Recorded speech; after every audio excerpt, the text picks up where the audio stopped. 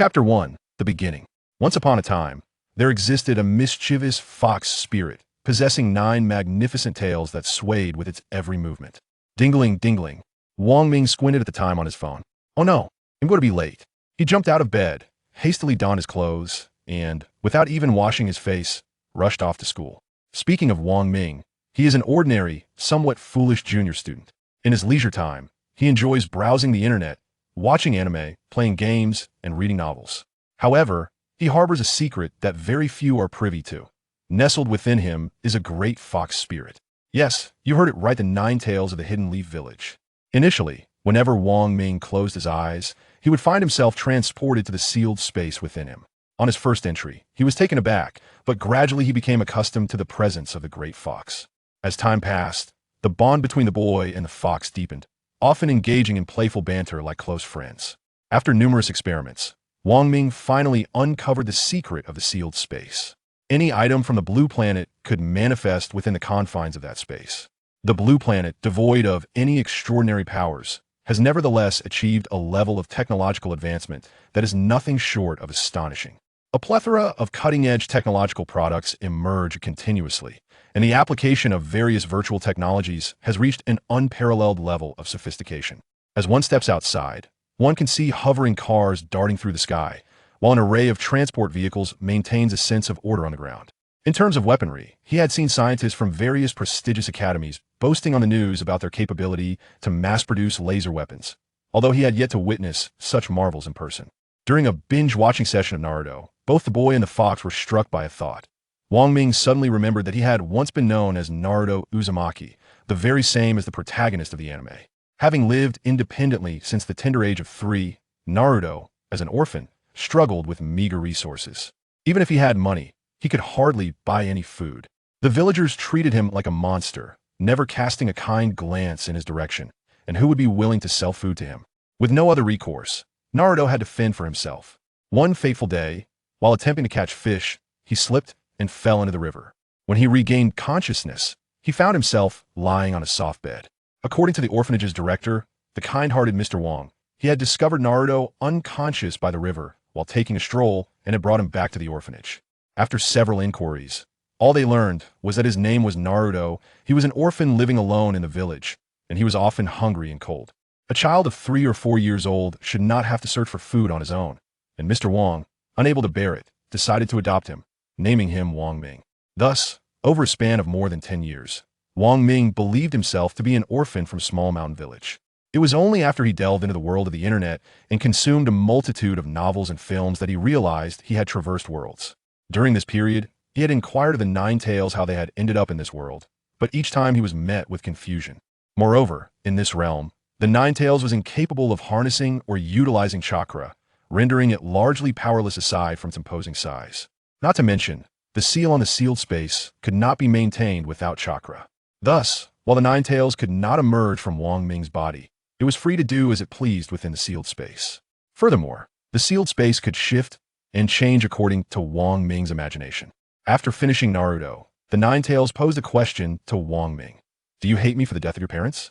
I am Wang Ming now. If I could return to the ninja world, I would become Naruto Uzumaki and find a way to bring them back.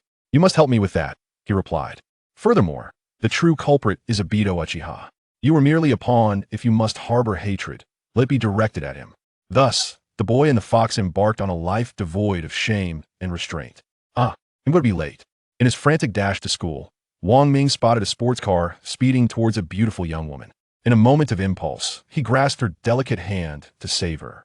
Her hand felt incredibly soft. However, due to inertia, while she remained unscathed, he stumbled and fell, exclaiming, "Oh no, my chance with a girl is ruined." In his final moments, he instinctively muttered, "As a single dog for over a decade, I finally held a beautiful girl's soft hand, yet I have betrayed my principles. It's over." With a jolt, a petite figure rose from a hospital bed. Thank goodness. Thank goodness. I thought I was done for," she exclaimed to herself. Realizing something was amiss, Wang Ming pondered. Had he once again crossed realms? He quickly pulled down his pants to check if his little buddy was still intact. Phew, thank goodness. It's still here. Wait, hold on. Why has my little buddy shrunk to a tiny size? No, I just became an adult and was about to find a girlfriend to live a carefree life. All right, kid, stop wailing. It seems we have returned, back to the ninja realm. The Ninetales interrupted Wang Ming's lamentations. At that moment, a kind-faced elderly man entered the room. Naruto, you've finally awakened. You've been unconscious for 3 days. I was so worried. The old man said. Baffled, Wang Ming stared at the old man, bewildered. Third Hokage, what do you mean? I've been unconscious for 3 days?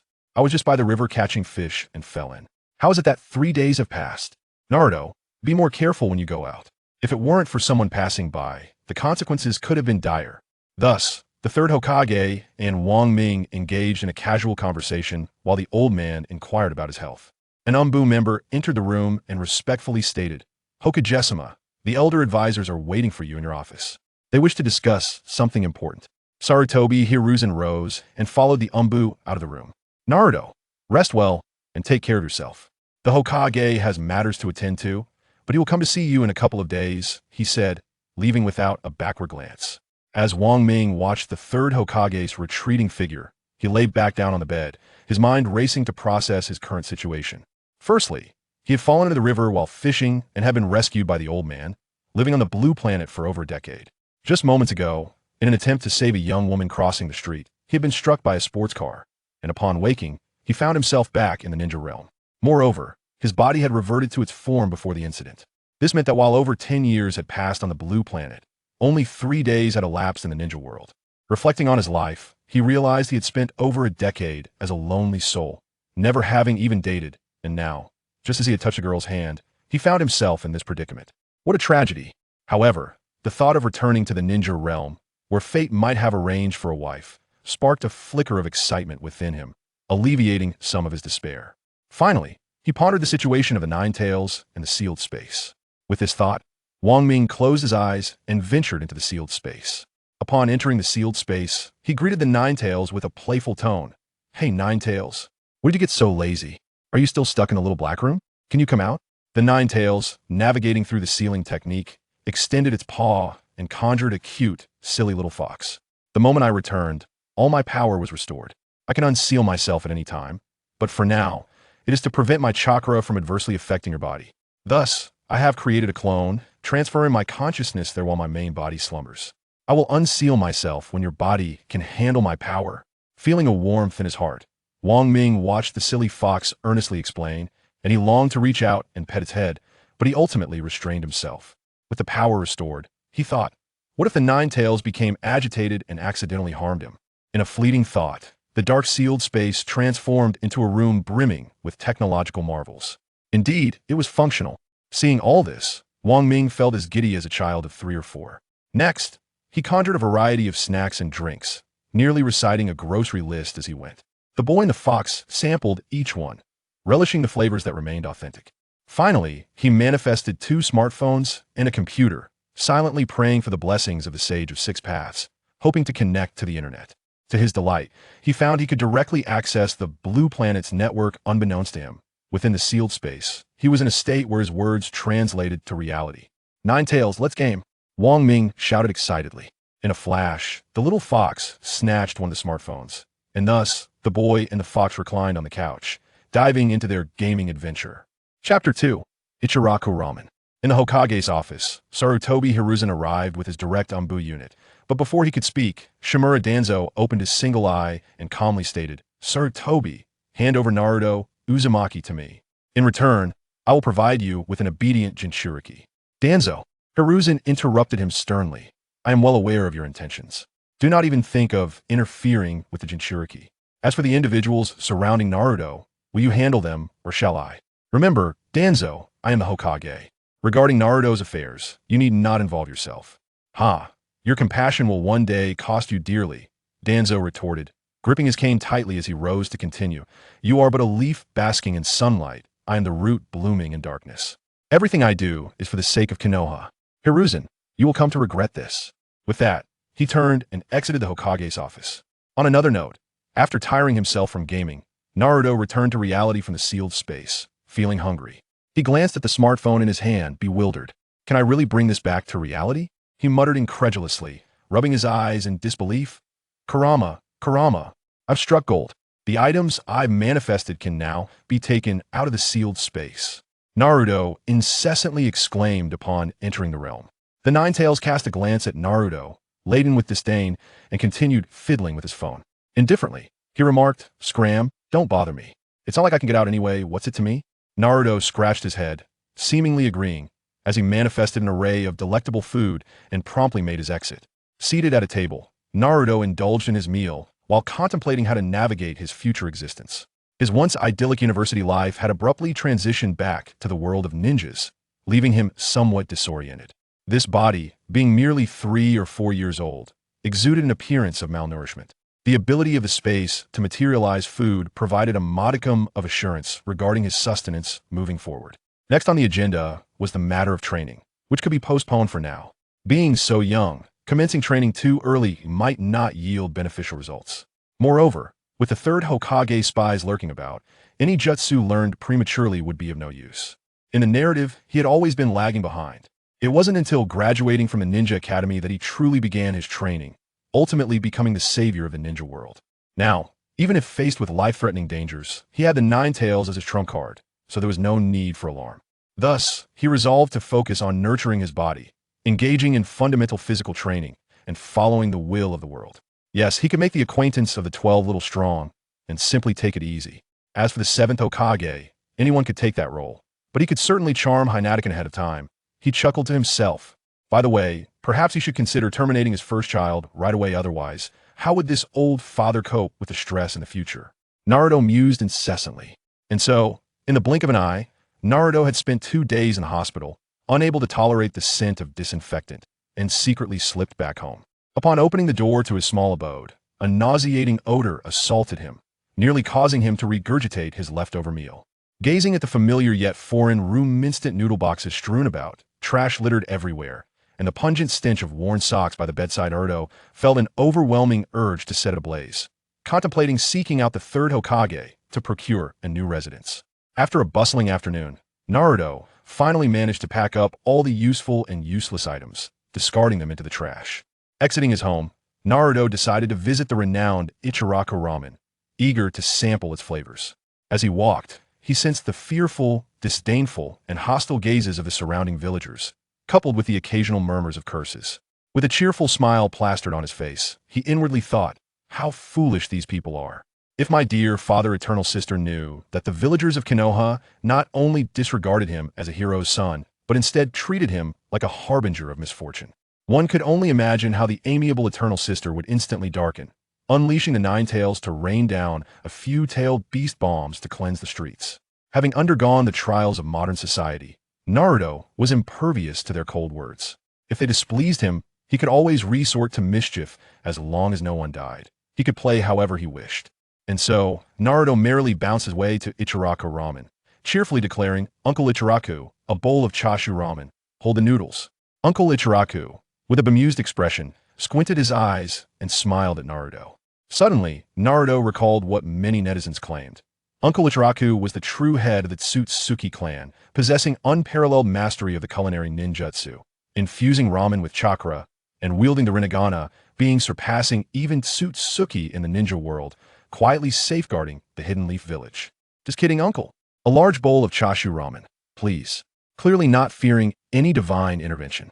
Sure thing, my guest, he replied, turning to prepare the order. Under Uncle Ichiraku's watchful gaze, Naruto devoured an enormous bowl of chashu ramen. Having been influenced by the myriad of culinary delights from the Blue Planet, the taste felt merely average. Deep down, Naruto understood why the character he portrayed in the narrative had such an affinity for Ichiraku ramen. Uncle Ichiraku was a kind-hearted villager who, unlike others, did not harbor animosity toward him. Each time he spotted Naruto alone, he would generously treat him to ramen, instilling a sense of warmth that made it hard for Naruto to grow weary of it. Satisfied and full, Naruto exited the ramen shop, heading homeward while digesting his meal. Not far off, he heard a group of children shouting, "Byakugan monster! Byakugan monster!" Wasn't this the scene where his future wife was bullied by a bunch of kids? Naruto jogged over, ready to play the hero, but suddenly remembered the possibility of receiving a beating. He swiftly grabbed a stick and swung it at the little rascals, causing them to wail and scatter in fright. He extended his hand to help the tearful Hinata, feigning ignorance as he said, "Are you all right? The bad guys have been chased away, so don't cry. My name is Uzumaki Naruto, what's yours?" Wiping her tears, little Hinata replied, "I'm Hyuga Hinata, I'm fine now." Before she could finish her sentence, a girl with Byakugan rushed over, taking Hinata's hand in a flurry, exclaiming, "Lady Hinata, where have you been? The head of the clan is searching for you everywhere." Watching the pair retreating into the distance, Naruto pondered whether this could be considered a successful flirtation with his future wife. Third Hokage. Suddenly, an Umbu ninja barged in, startling Sarutobi Hiruzen, who quickly stashed the crystal ball into a drawer. That was close, he almost had a mishap. Hiruzen's heart raced as he maintained a calm facade while addressing the intruding Umbu ninja. "What brings you here? Didn't I instruct you to protect Uzumaki Naruto?" The Umbu ninja cast a glance at the drawer, wearing a look of feigned ignorance, and replied, "Third Hokage, recently, Uzumaki Naruto has been engaging with some peculiar items, and he has also produced food from unknown origins without leaving the house." "Oh, peculiar items?" Sarutobi Hiruzen's face filled with curiosity. "You may leave for now, and continue keeping a close watch on Uzumaki Naruto. I hope the previous incident does not repeat." "Understood." After the Umbu ninja departed, Sarutobi Hiruzen opened the drawer, retrieving the crystal ball, now clouded with mist. With a reluctant sweep, the scene of Naruto's room materialized within the crystal ball. Naruto lay on his bed, scrolling through short videos featuring various styles of young women in revealing attire, dancing energetically. Sarutobi Hiruzen gazed at the crystal ball, utterly entranced, until the overwhelming visuals caused him to stumble backward, blood gushing from his nose, as he convulsed uncontrollably. Chapter 3. A Sudden Inspiration. Upon regaining consciousness, Sarutobi Hiruzen's curiosity about the items in Naruto's possession had only intensified. As Naruto prepared for lunch, a sudden knock echoed from the door. Rising to answer it, he anticipated the familiar presence of Sarutobi Hiruzen. Opening the door, he turned and said, "Grandpa Third, you arrived just in time. Allow me to treat you to lunch." Feigning a motion to retrieve a 100 Ryo note from beneath his bed, he placed it on the table, then pulled out his phone to aim at the note. In an instant, the currency vanished, replaced by a steaming bowl of beef rice and a bottle of cola on the table. Sarutobi Hiruzen gazed in astonishment at Naruto's actions, then sat down to join the meal. As the food entered his mouth, his eyes lit up. He was finally convinced that this was not an illusion. After satisfying his hunger, Sarutobi Hiruzen, still craving more, inquired, "Naruto, where did you get that incredible food you just served?" "Grandpa Third, I'm not entirely sure. One day, while I was taking a nap, this object fell from above and hit my face. It seems to be called a phone, filled with numerous delightful treats and games. As long as you have money, you can acquire anything, just like I did earlier. It has many functions that I can't fully comprehend," Naruto replied, with excitement. Sarutobi Hiruzen watched Naruto play with the phone and asked, "Is this phone available for purchase? How much does it cost?" "Yes, it's only 20,000 Ryo, Naruto answered. Trembling with anticipation, Sarutobi Hiruzen retrieved an envelope from his pocket, dividing the money into 2 portions and placing them on the table. "Naruto, this 10,000 Ryo is for your living expenses and pocket money. Please use the other 10,000 to buy a phone for me." After a series of operations by Naruto, a beautifully packaged phone appeared on the table. Unable to contain his eagerness, Sarutobi Hiruzen picked up the phone and said, "Naruto, the Hokage has matters to attend to, so I must take my leave. I will visit you again when I have the time." Without waiting for Naruto's response, he dashed away, leaving no trace behind. Watching Sarutobi Hiruzen vanish, Naruto thought to himself that he might have made a profit, but he would always come out ahead. He then lay down on his bed and entered the ceiling space. "Kurama, the first phone has been sold. Soon, our treasure store will be operational. I will categorize the items in the warehouse, and when the time comes, you can list them. We can ship them according to the coordinates provided. If anything is out of stock, just let me know, and I will manifest more later. Also, all terminal operations will be on both our phones and computers. Please ensure that any modified software is listed while filtering out any information related to the ninja world." Meanwhile, Sarutobi Hiruzen hurried back to his office, eagerly opening his phone. As of now, 3 applications, Feishin, Duobao, and Xiao Video, were available for download. He rummaged through his drawer and took out his savings, purchasing 2 additional phones to gift to his son and grandson. After completing the transactions, he began to explore the phone, and soon, the Hokage's office erupted with eerie laughter. Thus, the phone sold by Naruto, under the deliberate promotion of Sarutobi Hiruzen, led to a rapid spread in Konoha. Everyone with basic purchasing power soon possessed a phone. The applications launched were extensively utilized by the villagers, with Duobao shopping, initially run by Naruto, raking in hundreds of thousands of Ryo daily. As others realized they could also open stores, The business flourished even without Naruto's teleportation feature, thanks to the abundance of ninjas in the ninja world. This proliferation of shops led to an increase in C-rank missions in Konoha, with some prosperous stores even having ninja teams on standby for errands. Sarutobi Hiruzen found great joy in this newfound prosperity. The chatting feature of Feishin enhanced communication, making it easier for villagers to connect, which also contributed to the population growth in Konoha. Furthermore, ninjas found it more convenient to complete missions, as they could take photos, record videos, and request support at any time, thereby increasing efficiency and saving resources. Short videos, primarily for entertainment, saw Naruto saving numerous appealing videos of beautiful women. However, the connection to the Blue Star was limited. The real name feature for likes and comments caused many to face social embarrassment, drawing the disdain of numerous young women in the ninja world. The short video platform was not merely for entertainment, it also served as a marketing tool for Naruto, directing traffic to Duobao.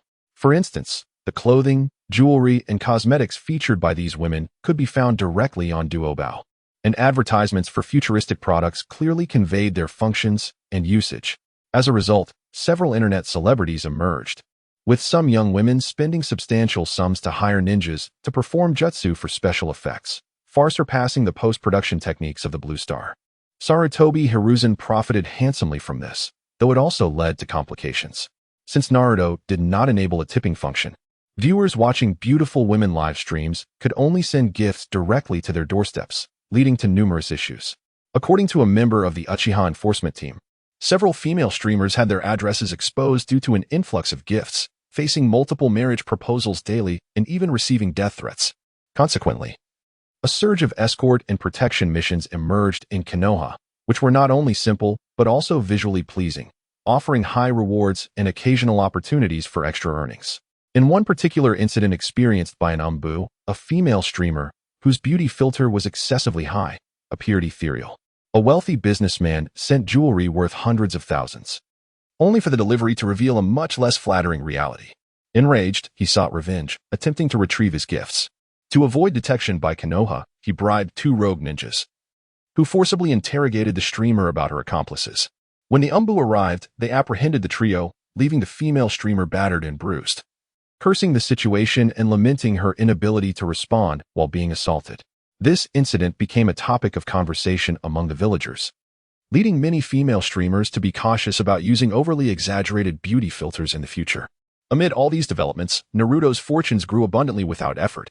In truth, enabling online banking was a straightforward process, given the foundation of a banking system. However, Naruto found it tedious and did not wish for Sarutobi Hiruzen and the Elder Council to be involved, so he decided to postpone it for later. Growing up under the influence of a collective mindset, Naruto harbored no aspirations of unifying the world, fully embracing a carefree attitude. Perhaps this whimsical action, a simple butterfly effect, would unleash a tempest of consequences that awaited to unfold. Chapter 4. Enrollment in Konoha. Waking up to the jarring vibrations of his phone alarm, Naruto glanced at the time and struggled to rise from his bed, exhausted from staying up late playing games. Damn Sarutobi Hiruzen, why must I attend ninja school? Isn't it more enjoyable to play games at home? Sarutobi Hiruzen's insistence on Naruto's education led to a series of unequal agreements that ultimately determined his enrollment. The situation unfolded as Naruto reached the appropriate age for school. Sarutobi Hiruzen would appear every few days, urging Naruto to attend, and initially Naruto would engage with him. But soon he began to ignore him altogether. Unable to tolerate this, Sarutobi Hiruzen resorted to using shadow clones. As Naruto was in the midst of his bathroom visit, he was unexpectedly confronted by Sarutobi Hiruzen, who urged him to attend school. As Naruto was enjoying his meal, he was suddenly approached by Sarutobi Hiruzen, who urged him to attend school. As Naruto bathed, he was suddenly confronted by Sarutobi Hiruzen, who called him to school. Even when he pulled back the covers, he was met with the visage of the old man, which stirred within him a desire to land a punch. After enduring this for an entire week, Naruto's emotional state reached a breaking point. Naruto conceded, stating, "I am willing to attend school, but you must first teach me about chakra cultivation, the body flicker technique, and the shadow clone technique that you have employed frequently in recent days. Why do you wish to learn the shadow clone technique? It is a forbidden jutsu, fraught with peril." Naruto disdainfully remarked, "Oh, come on, forbidden techniques? In this day and age, if you can't even perform the shadow clone technique, You shouldn't even think about mingling on short video platforms. I desire the multi-shadow clone technique, with tangible clones, that way. I can play games in a 5-man squad without encountering any incompetence. Will you teach me? If not, I won't bother attending the Ninja Academy. Besides, I have some rather interesting footage of the great third Hokage, who remains vigorous in his old age, using a crystal ball to spy on the women's bathing area. Choosing an appropriate day to upload that could surely garner considerable views. At that moment, Sarutobi Hiruzen, who was puffing on his pipe, stiffened at the mention of the footage. Ahem, I will teach you, he stammered. But only if you promise to attend the ninja school afterward and delete that footage immediately. Thus, after spending half a day, and without the influence of Kurama's chakra, Naruto had become proficient in the body flicker technique and the multi-shadow clone technique. Ultimately, Naruto had no choice but to engage in his newfound skills. After freshening up, he enjoyed a glass of milk and a serving of savory pancakes for breakfast. Looking in the mirror, he noticed the absence of Kurama's trademark whiskers and discarded his eternally unchanged, dull yellow attire. He felt quite dashing, reminiscent of a younger version of himself, possessing a striking appearance. As he walked toward the Ninja Academy, the previously hostile and disdainful gazes had nearly vanished. Due to his limited outings over the past 2 years, even his exercise routine relied on the training equipment he summoned himself. He usually ventured out at night, likely a result of Sarutobi's subtle influence. Consequently, the villagers' attitudes had transformed into a state of indifference towards his existence, rather than being overlooked. It was more accurate to say he was ignored. With a hint of anticipation, Naruto entered the Ninja Academy, where Irika Umino, the kind-hearted teacher, was already waiting for him at the entrance. You must be Uzumaki Naruto. I am Irika Umino, your homeroom teacher. I look forward to working with you. Without waiting for a response, Irika turned and led the way to the classroom. Ugh, he hasn't even experienced the cleansing influence of the third Hokage's will of fire yet.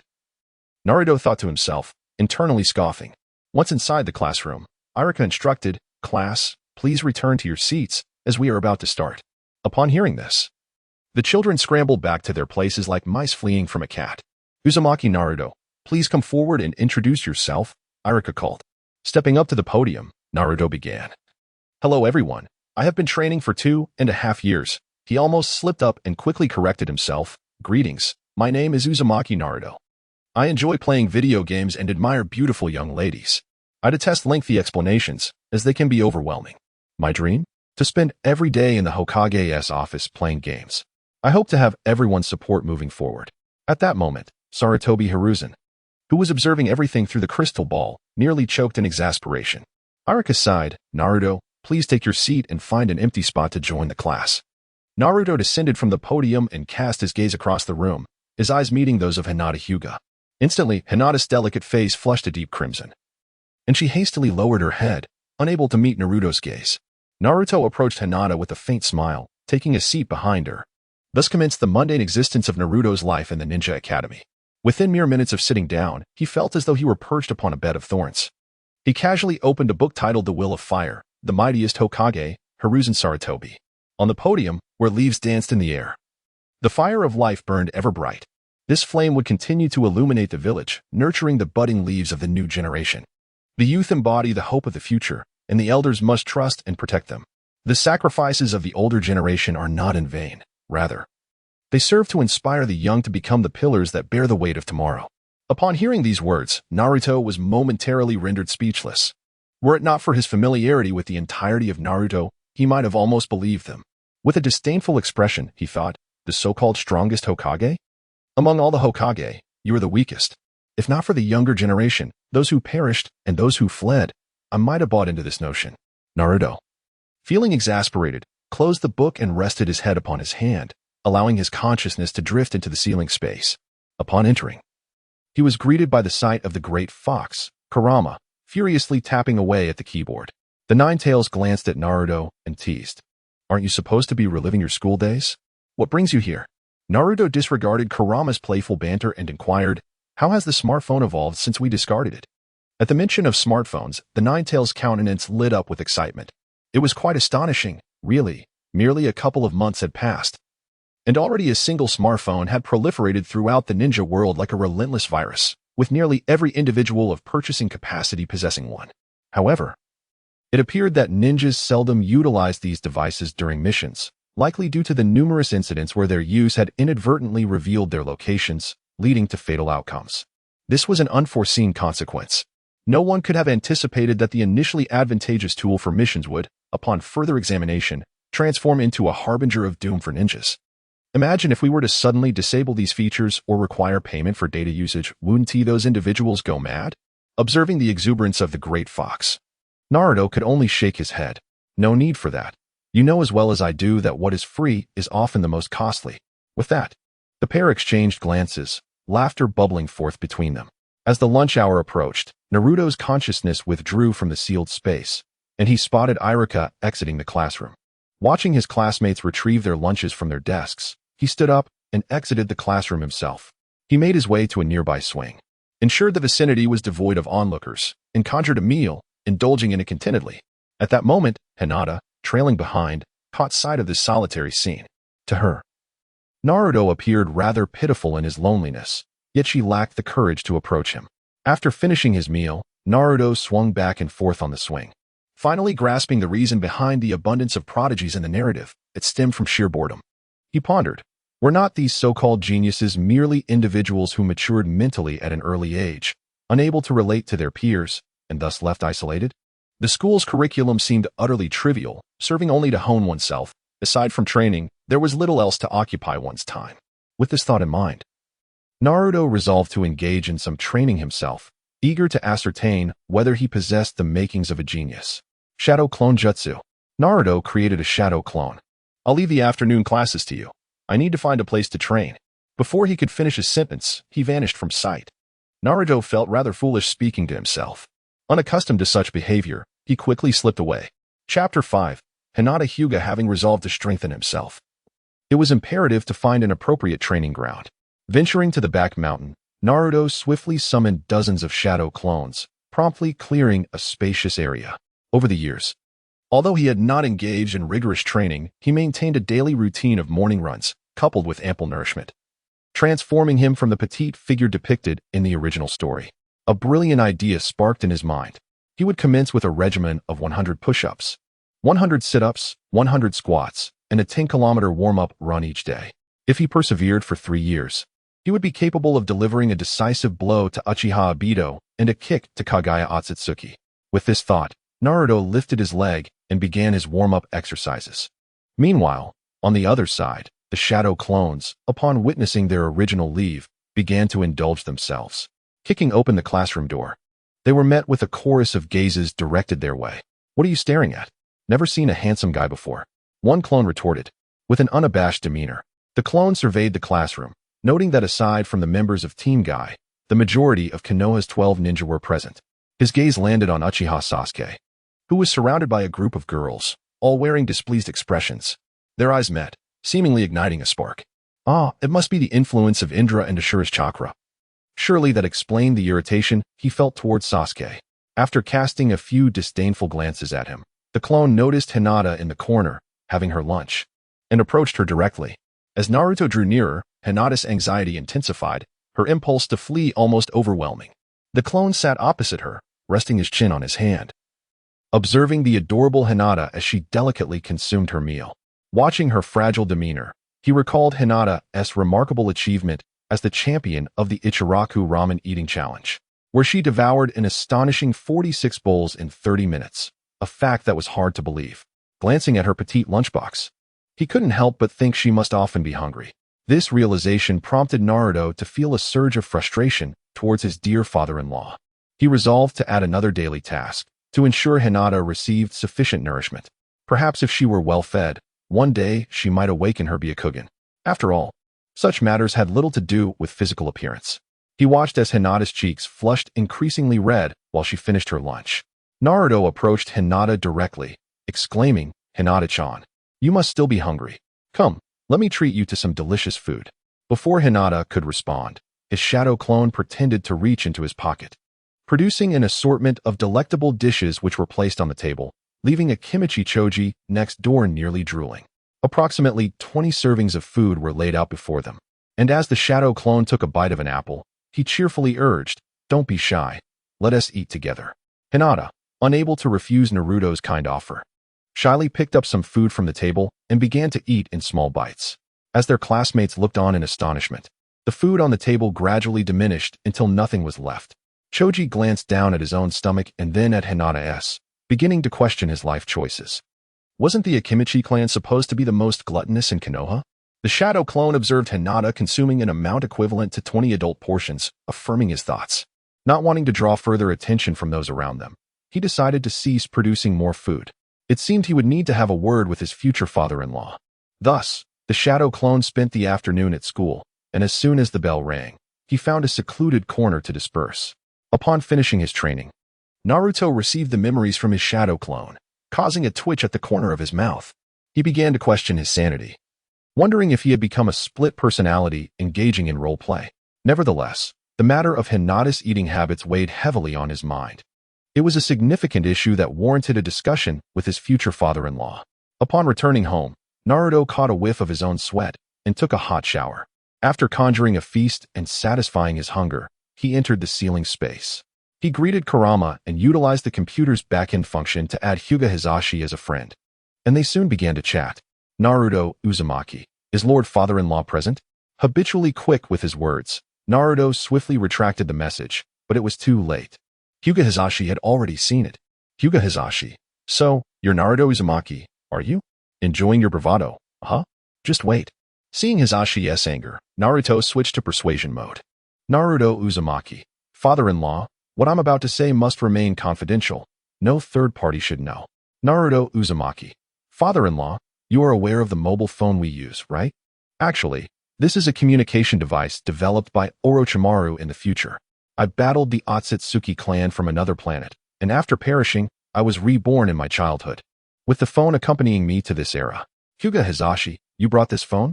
Naruto Uzumaki, this is future technology. Otherwise, where do you think it came from? Hisashi regarded Naruto's messages with a mix of skepticism and intrigue. Hyuga Hisashi, what evidence do you have? Seeing the photo, Hisashi froze in place. If anyone were to witness Hisashi at that moment, they would notice his complexion shifting through shades of red, black, and white, a spectacle indeed. Through gritted teeth, Hisashi responded. So you are Naruto Uzumaki, claiming to be reborn? Just wait and see. If you manage to marry Hinata, I will consider it my defeat. Naruto found himself bewildered, for the script did not align with his expectations. Shouldn't he had encouraged him to pursue a relationship with Hinata? He quickly sought to change the subject. Naruto Uzumaki, father. The reason I sought you today is to share information regarding the evolution of the Byakugan. Upon hearing this, Hayashi Hyuga immediately perked up, eager to respond. Hayashi Hyuga, what did you say? The Byakugan can evolve? Like the Uchiha clan? Naruto Uzumaki, indeed, father. As far as I know, there are two known paths of evolution. One involves the fusion of a significant number of clan Byakugan, resulting in the creation of the Rinnegan, accompanied by an image of Otsutsuki Shurin. The second path is through the nurturing of pure chakra from the Otsutsuki clan, combined with intense mental stimulation, leading to the evolution of the Jogan, which is akin to Boruto Uzumaki's. Upon receiving this information, Hayashi Hyuga fell silent, realizing the conditions for evolution were exceedingly stringent. He then replied, Hayashi Hyuga, the conditions for evolution are far too demanding. Is there a third method? Naruto Uzumaki, there is none, but I do have a thought. Hinata possesses the purest Byakugan within the Hyuga clan and is the most likely candidate for evolution. The prerequisite is that you must ensure Hinata has sufficient meals each day to intake adequate energy. Hayashi Hyuga scoffed. For as the esteemed head of the second most prominent clan in Konoha, how could he possibly allow his daughter to go hungry? Naruto casually shared a photo of Hinata participating in an eating contest, where she consumed 46 bowls of ramen in 30 minutes, alongside a video of her devouring 20 adult-sized meals at noon. Uzumaki Naruto mused, for now, I can only give it a try. Hinata's abilities seem quite feeble, perhaps due to her childhood of inadequate nourishment. Otherwise, how could she and I have awakened our Sharingan, while she remains relatively unchanged? Upon witnessing this, Hyuga Hayashi began to question his parenting, realizing that his concern for his daughter had been insufficient. It was a failure on his part not to notice such matters, including Hinata's eating habits. Consequently, he summoned Hinata's bodyguards to inquire about the events of that afternoon, confirming Naruto's information, which only deepened his sense of isolation. Chapter 6. Class Division Examination. After seeing Hyuga Hayashi go offline, Naruto closed the chat window. Kurama, what kind of physical technique should I practice now? Sigh. It's such a hassle. Without a golden finger, I have to do everything myself. If only I had a sign-in system like those protagonists in novels. Reflecting on their shared experiences, Kurama replied, Naruto, I've discovered that many ancient martial arts in Blue Star are quite effective. Moreover, I've noticed that these techniques are significantly stronger in the ninja world, with the addition of chakra and sage techniques. One could easily take down a small ninja with a single punch. Given your current physical strength, you are perfectly suited for such training. Great. I'll make time to practice. Naruto exclaimed, though he added, but training is no match for the joy of gaming. With that, he immersed himself in his games. Time flew by swiftly. After playing several rounds in the ceiling space, he prepared to leave. Oh, Kurama, please upload Honor of Kings to my phone. Although I can play it in the space, training is too dull. If you upload it, I can play openly in the outside world. With that, he vanished. A new day dawned. Yet Naruto found it as tedious as ever. Forcing himself not to abandon his studies, he diligently learned some basic ninja knowledge in the morning. At noon, he treated little Hinata to a meal, and in the afternoon, he practiced shadow clones in class, while his main body trained in physical techniques. Thus, day after day, year after year passed. In the blink of an eye, tomorrow marked the day of graduation from the Ninja Academy. Having lived 2 lives, Naruto realized he was nearly 30, yet he still had to attend school. However, after years of relentless physical training, he now stood tall at 1.7 meters, possessing a powerful physique. Unlike the small and frail character from the original story, after 6 years at the Ninja Academy, he had absorbed little knowledge, as the curriculum primarily focused on the basic transformation technique. While he had not mastered other jutsu, it was more accurate to say that the academy only taught the transformation technique, drawing from various combat techniques from Blue Star. Naruto had achieved a level of skill comparable to that of a typical J-nin. Consequently, he consistently ranked first in practical combat at the academy, easily overshadowing Sasuke. Naruto-kun, have you been waiting long? A soft voice interrupted his thoughts. Not at all. I've just arrived, he replied, naturally accepting the large bento box from Hinata's hands. Seeing her with long hair, a result of his offhand remark that she would look beautiful with longer locks, stirred something within him. The two walked side by side. While not far ahead, Uchiha Sasuke ambled along with his hands in his pockets, wearing an expression as cold as if someone owed him money. Closely followed by Sakura and Ino, who were playfully shoving each other. Ino, step aside. I was here first to hang out with Sasuke. You step aside, forehead. I arrived first. The two continued to bicker as they trailed further behind Sasuke. They really have spirit, Naruto remarked, eliciting a soft laugh from Hinata. The pair made their way to the back mountain of Hokage Rock, contemplating the impending class division examination. It's a pity we won't be in the same class, Hinata sighed. I also wish to be in the same class as you, Naruto-kun.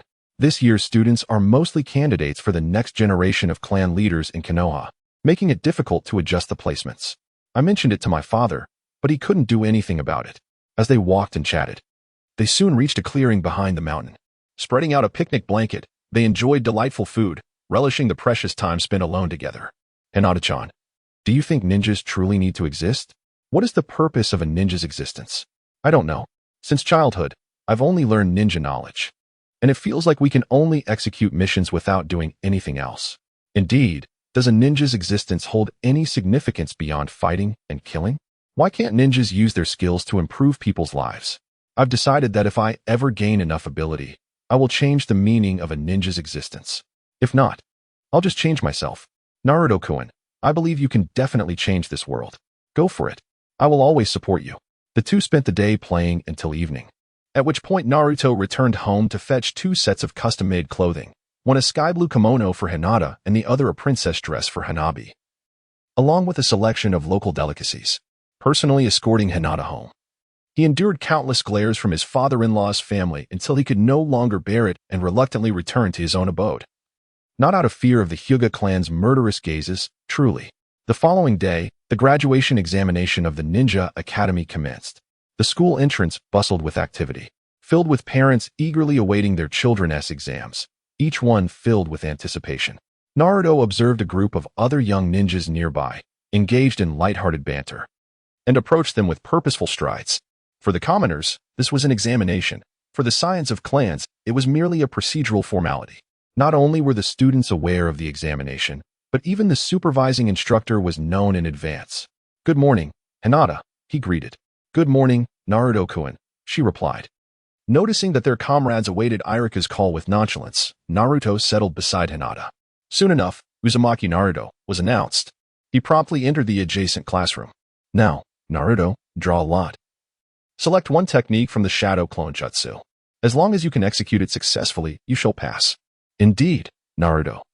Glancing at the paper in his hand that bore the instructions for the Shadow Clone Jutsu, internally grumbled, "No matter how this little butterfly flutters, it cannot escape the essence of the Shadow Clone Jutsu." With determination, he formed the necessary hand seals. Bang, bang, bang. Over 20 shadow clones materialized within the classroom.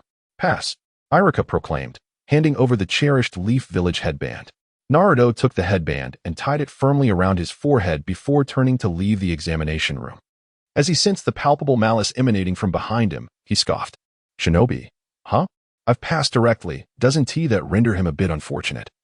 Depriving him of any chance to make an appearance?" He shrugged off the absurdity of his thoughts and made his way back to Hinata's side. Soon enough, the examination concluded. Irika clapped his hands and announced, "All right, students, congratulations on receiving your ninja headbands. I also commend you for successfully graduating under my tutelage and becoming genin. Tomorrow, you will be sorted into teams of 3, so remember not to be late. Now, school is dismissed. It's time to head home." As Naruto exited the classroom, he found himself unable to shake off this persistent annoyance. Observing Shimizu approaching, he inwardly lamented, "An opportunity has been presented to you, yet you remain ineffectual. Congratulations, Naruto-kun."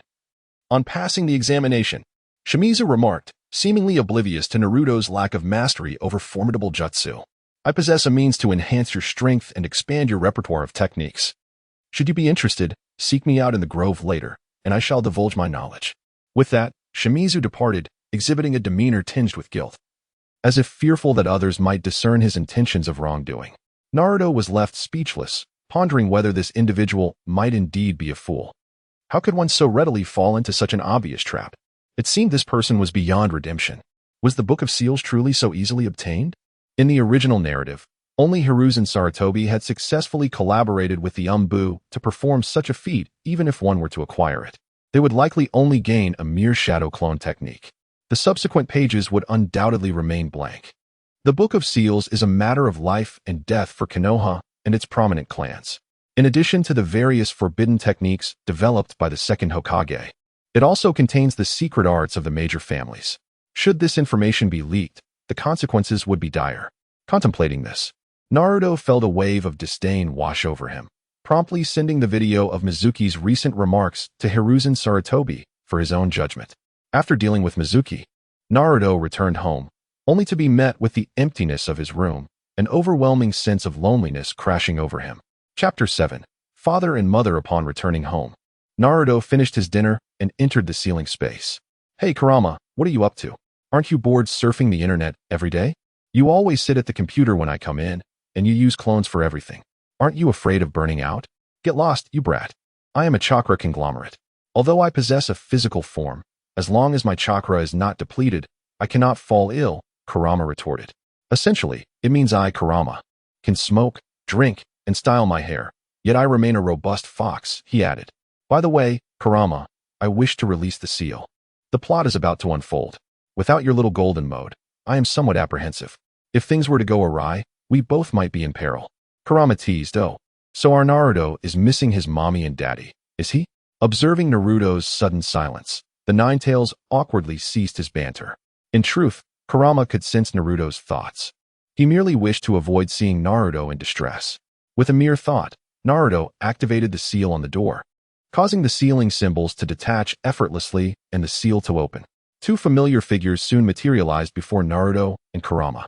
Faced with his parents, Naruto found himself at a loss, uncertain whether to approach them. Just then, a fiery red figure leapt into his embrace. "Mom, I've missed you so much," Naruto whispered softly, and Kushina, who was rushing towards him, heard him just in time. With a sob, she said, "Mom misses you so much, Naruto. You've grown so tall, even taller than me. I'm sorry, Naruto. I couldn't be there to watch you grow." "Mom, that's not true. Although I sometimes feel lonely, I've always known that you and Dad are with me. I've listened to your words. I eat well and take baths every day. While I occasionally stay up late out of playfulness, I still wake up on time to train. Even though most villagers harbor animosity towards me, I have made trustworthy friends. I even have a girlfriend as gentle as you. She is the heiress of the Hyuga clan. Though life can be tough at times, knowing that you, Dad, and Kurama are with me brings me joy. The mother and son embraced for a long time before finally parting. Kushina looked at Naruto, who was now taller than her, and affectionately ruffled his golden hair. Naruto, I am so happy to see you again. I wish I could always be with you as you grow up. However, as she spoke, she hesitated, glancing at Minato. Minato, come and see Naruto. He's grown so tall, even taller than me. Hearing this, Minato, who had been smiling at the scene, suddenly felt a bit awkward. He approached Naruto, reaching out to pat his head, but was unexpectedly met with a punch to his stomach from Naruto. Despite facing his gentle mother without shedding a tear, the little son struck Minato. Wiping his tears, he said, Dad, I understand why you sealed Kurama inside me. But because of that, I've endured so much suffering. Everyone has looked upon me with disdain, making it hard to find friends, which is why I've worked so hard to survive. The little son, who remained unflinching in the face of countless formidable foes, now appeared flustered before his weeping son. Ultimately, his hand landed on Naruto's head as he managed a rueful smile. Naruto, I'm sorry. It's all my fault for not considering your feelings and allowing you to suffer so much.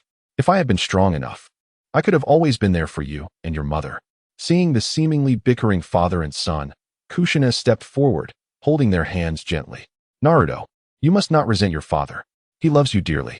Minato has always believed you could coexist peacefully with the Nine Tails and harness its power. It was a mistake to entrust you to Sarutobi that led to your suffering. Mom, that's not true.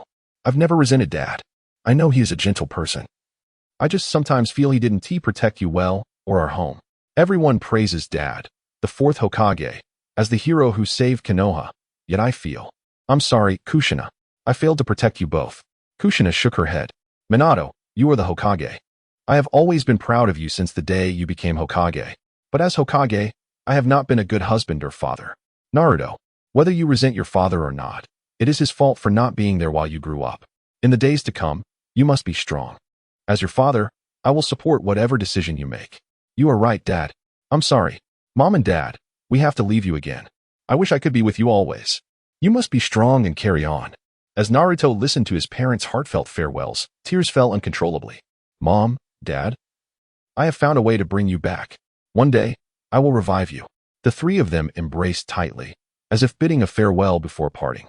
A cough from Kurama interrupted the poignant moment. Hey, long time no see, Kushina. Naruto awkwardly scratched his head. Thank you, Kurama, for taking care of my family all these years. I'm truly sorry for sealing you in two. It's nothing. I've gotten used to it. It's just a different person sealing me. The one who controlled me back then was that masked man, but it was your family that suffered because of me. I owe you an apology. Kushina looked at Kurama, astonished. You've changed, you rude fox. When did you become so polite? Ignoring her teasing, Kurama turned to Naruto. I have a way to keep your chakra alive so you can always be with Naruto. The family looked at Kurama with excitement. What is the method? Currently, your existence is like a shadow clone without the main body's chakra, so you could vanish at any moment. The seal is completely undone, and I can lend you my chakra so you 1T disappear. With a sudden realization, Naruto exclaimed, Kurama, does that mean I can enter the sage mode and punch my friends? Something like that, but how long you can maintain it depends on your physical condition. Kurama, why didn't you help preserve my parents' chakra in the original story? At this, Kurama exploded with rage. Naruto, have you no shame? In the original, every time I saw a glimmer of hope to break the seal, I was sealed again. You brazenly used my chakra while calling it rent. I may not be human, but you are truly a fool. I can't believe I opened up to you. I suspect the Sage of Six Paths cast some kind of genjutsu on me.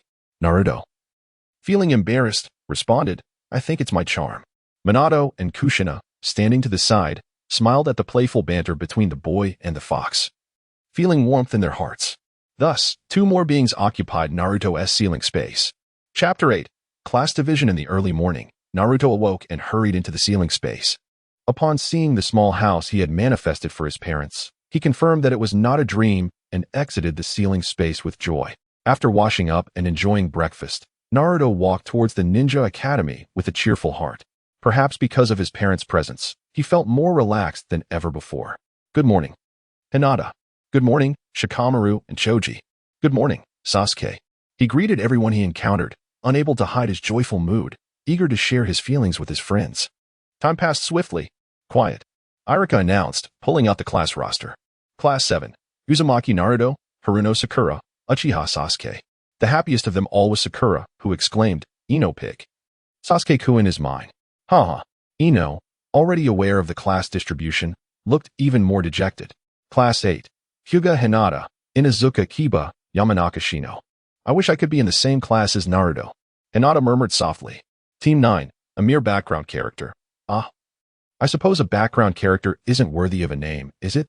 Team 10, consisting of Nara Shikamaru, Yamanaka Ino, and Akimichi CHG. How vexing. Although I had long anticipated it would be the two of you, I still desired to be paired with a handsome partner. Ah, women truly are complicated, Shikamaru remarked. Well then, this concludes your team assignments. Congratulations to all of you for graduating from the Ninja Academy and becoming qualified genin. Your supervising teachers will arrive shortly to meet you. Time flew by, and the classroom gradually emptied, leaving only Team 7. Naruto, dozing off on his desk. Since Kakashi lazily making his way toward the school, he reached into his desk and manifested a bottle of ink, then boldly placed it at the entrance. Witnessing Naruto's antics, Sakura hesitated to speak, while Sasuke shot him a glance, scoffing at the thought that a jonin could be deceived. With a creak, the door swung open, and ink cascaded down upon Kakashi, who wore a disgruntled expression. Teacher, I tried to stop Naruto, but he wouldn't listen, Sakura exclaimed. Her eyes wide with surprise as she quickly distanced herself from the situation. Sasuke looked at Kakashi with a mix of astonishment and disdain, thinking to himself, is this really the standard for jonin? Kakashi's deadpan gaze swept over the trio. How should I put this? My first impression of you all is rather unpleasant. Before Kakashi could finish his sentence, Naruto, still slumped over his desk, interjected with a glare. Upon hearing Naruto's disgruntled remark, Kakashi suddenly found himself at a loss. Unsure of how to interact with the son of his teacher.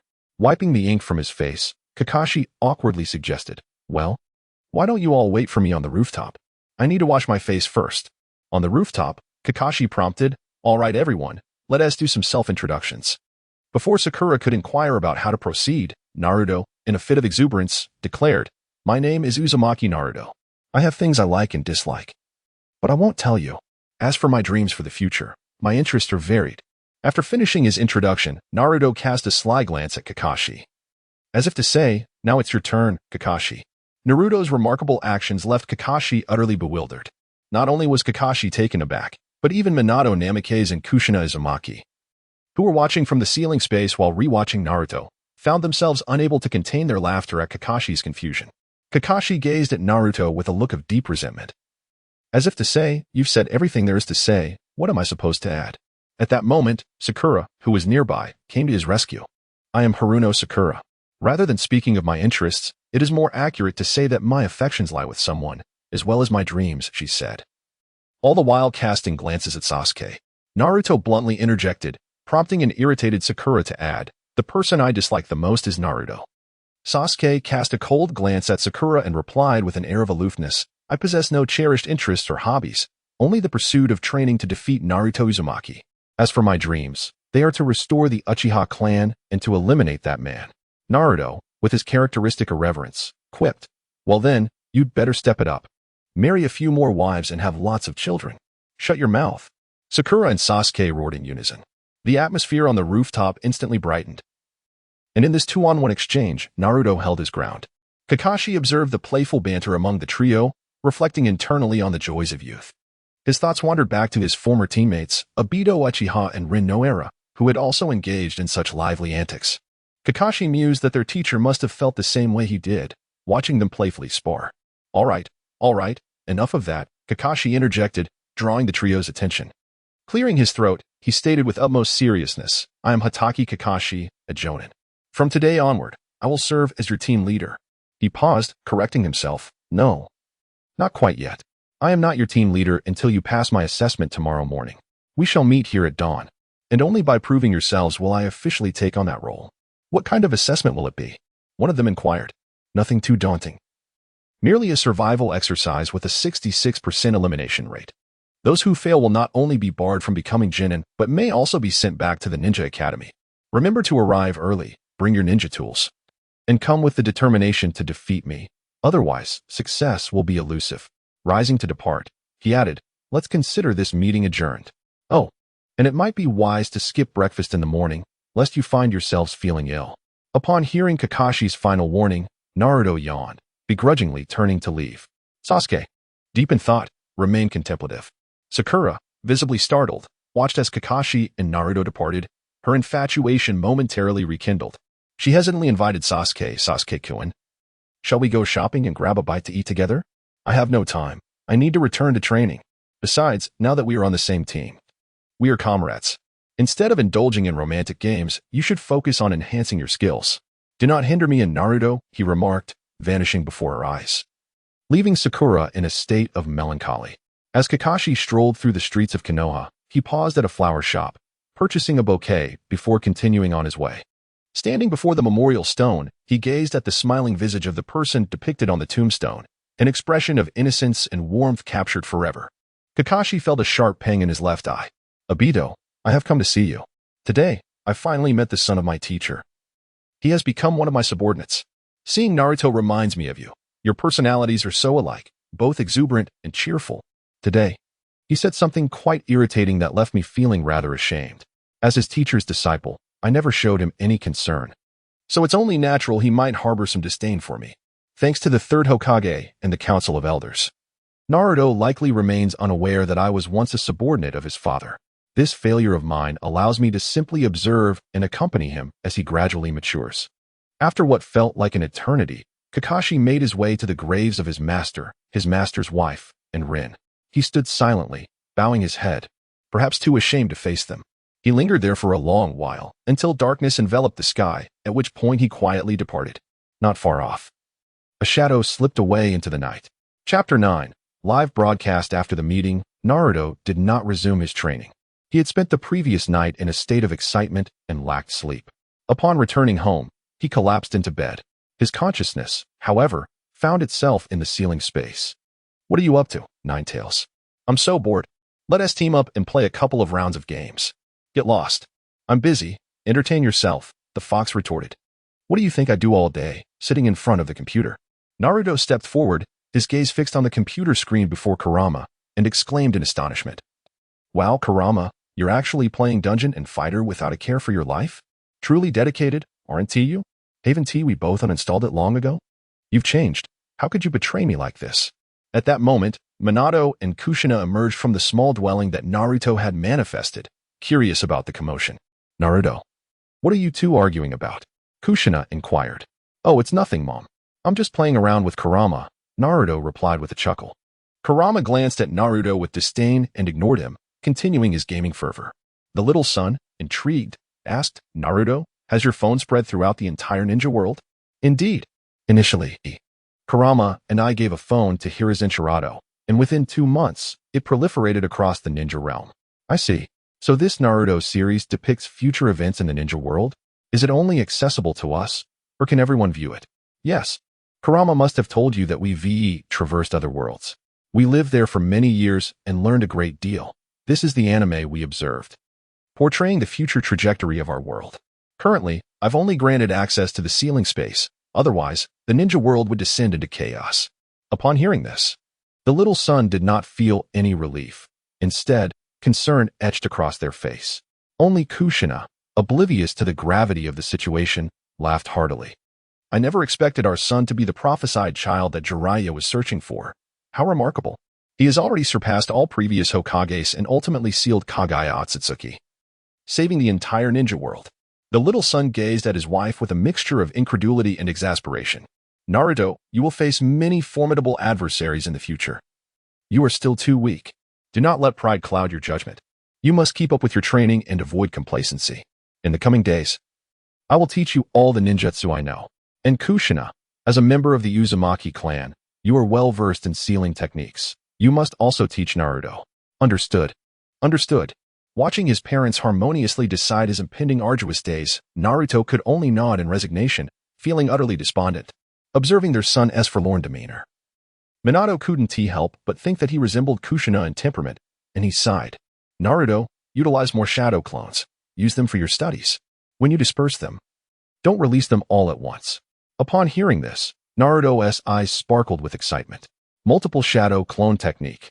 A multitude of shadow clones divided into two groups. One followed Minato to learn ninjutsu, while the other accompanied Kushina to study sealing techniques.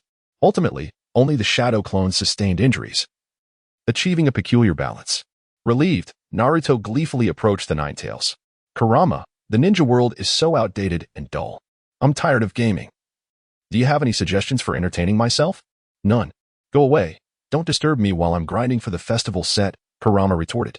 Damn, you lazy fox. I curse you, network connection interrupted. Suddenly struck by inspiration, Naruto's eyes gleamed. Hey Kurama, what do you think about us live streaming our daily lives in the ninja world? Kurama regarded Naruto with a look of incredulity, as if he were a fool, and replied, You go ahead. Let us see if any ninja chases after you with the intent to attack. Oh right, I forgot about that. But can we connect to the Pure Land and stream to those residing there? We could all mock the ninja world together, ensuring they cannot reach the present realm.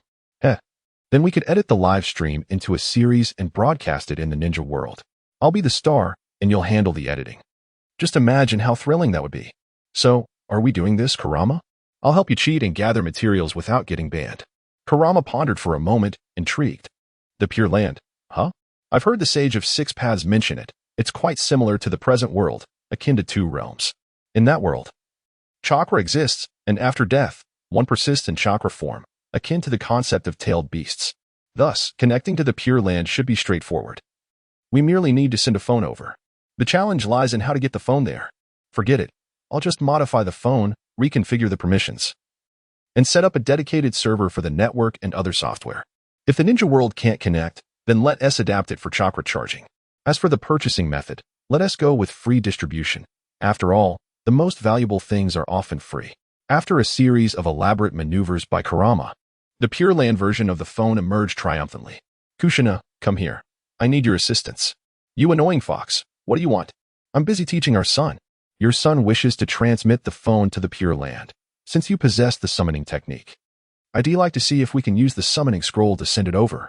Summoning techniques are also applications of space, similar to most sealing arts. Let us give it a shot. The only question is how to contact the Pure Land's entity. Kurama closed his eyes, entering the space where the Sage of Six Paths frequently communicated with the tailed beasts. The Sage isn't here, but fortunately, there is still a faint trace of his chakra. Let us give it a try. Hello, can you hear me, old man? Your son is bored and wants to stir up some trouble. Please assist in opening the door for a transmission. Exiting the space, Kurama's chakra directly connected to Kushina. She split a shadow clone to relay instructions and then dispersed it. The other side received the memories, suggesting they give the summoning scroll a try. After a series of fortunate mishaps, or perhaps due to the blessing of the Sage of Six Paths, the first phone finally landed in the hands of the Uzumaki Kushina in the Pure Land. Having pondered for ages, I couldn't think of any techniques. Dear readers, you're surely forgiving of my shortcomings. As the phone has made its way there, do not question where the summoning scroll came from. Naruto is hardly short on funds. Aside from the wealthy Konan in the ninja world, aspiring to be the richest ninja is a simple endeavor. Over the years, the many treasures amassed by Naruto's shop have spawned countless others. Whatever one desires can be obtained as long as one has the means. In the Pure Land, Uzumaki Kushina opened the phone to find it contained only the Naruto series. The mischievous Kurama had deliberately edited out most of the content, leaving only footage from the Fourth Great Ninja War, omitting the poignant moments involving Kagaya's heart-wrenching revelations. Kushina casually crafted two modified phones, splitting into two clones, each receiving a device, one for her close friend, Uchiha Makoto, and the other for the second Hokage, Senju Tobirama. Soon, everyone in the Pure Land had their own devices. Binge-watching the series late into the night, unafraid of sudden demise, having already faced death once before. With all tasks completed, the Pure Land was stabilized. The subsequent permissions would depend on the moods of Naruto and Kurama. All set, Naruto. For the live stream, you'll need a mini camera that can adjust automatically for a 360-degree view. Noticing Naruto's prolonged silence, Kurama barked, Your affairs are resolved. Come here and help me cheat. Naruto was taken aback, a dark line appearing on his forehead. What are you shouting for, you foolish fox? Did you not learn the shadow clone technique from me? Do you still not comprehend? Upon hearing this, the Ninetales stood there with its mouth agape for a moment, before suddenly slapping itself across the face. Without uttering a word, Kurama performed a series of hand seals. With a flurry of puffs, countless adorable little foxes began to multiply endlessly. Stop, stop. I understand you possess abundant chakra, but Kurama, you must be out of your mind. There is no need to create so many as if we were preparing for a brawl. Naruto walked a short distance, observing the expanding sealed space. He found a clear spot and, with a press of his hand, conjured a cyber safe capable of accommodating approximately 200 patrons, which materialized before him and the fox. Gazing at his creation, he nodded in approval. Engaging in the art of playful mischief required a sense of ritual.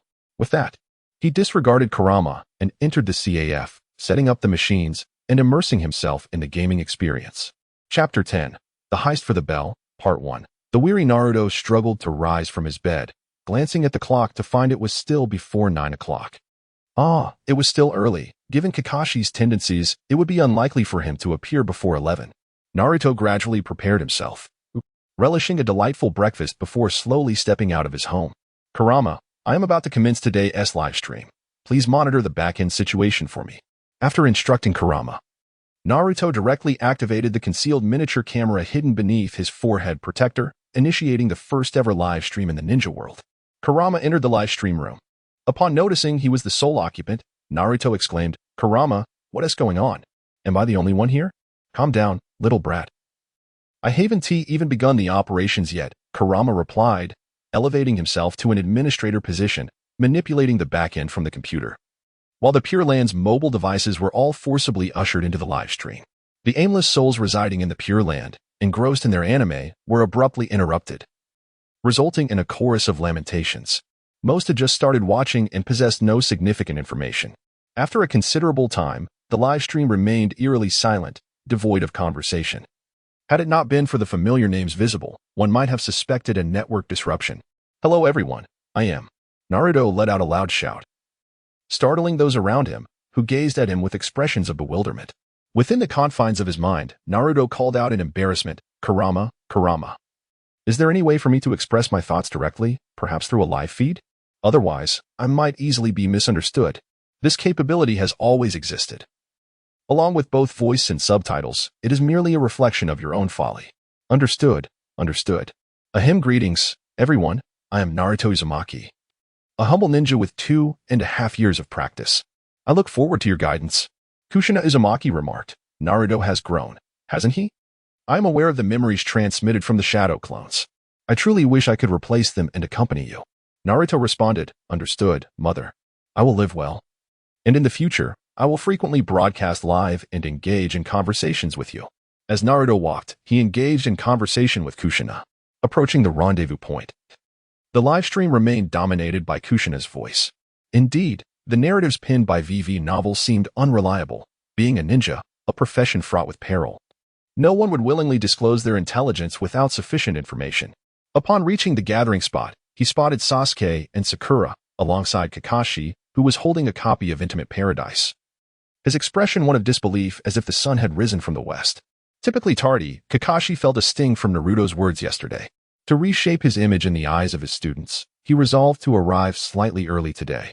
Good morning, everyone. I seem to have lost my way on the path of life.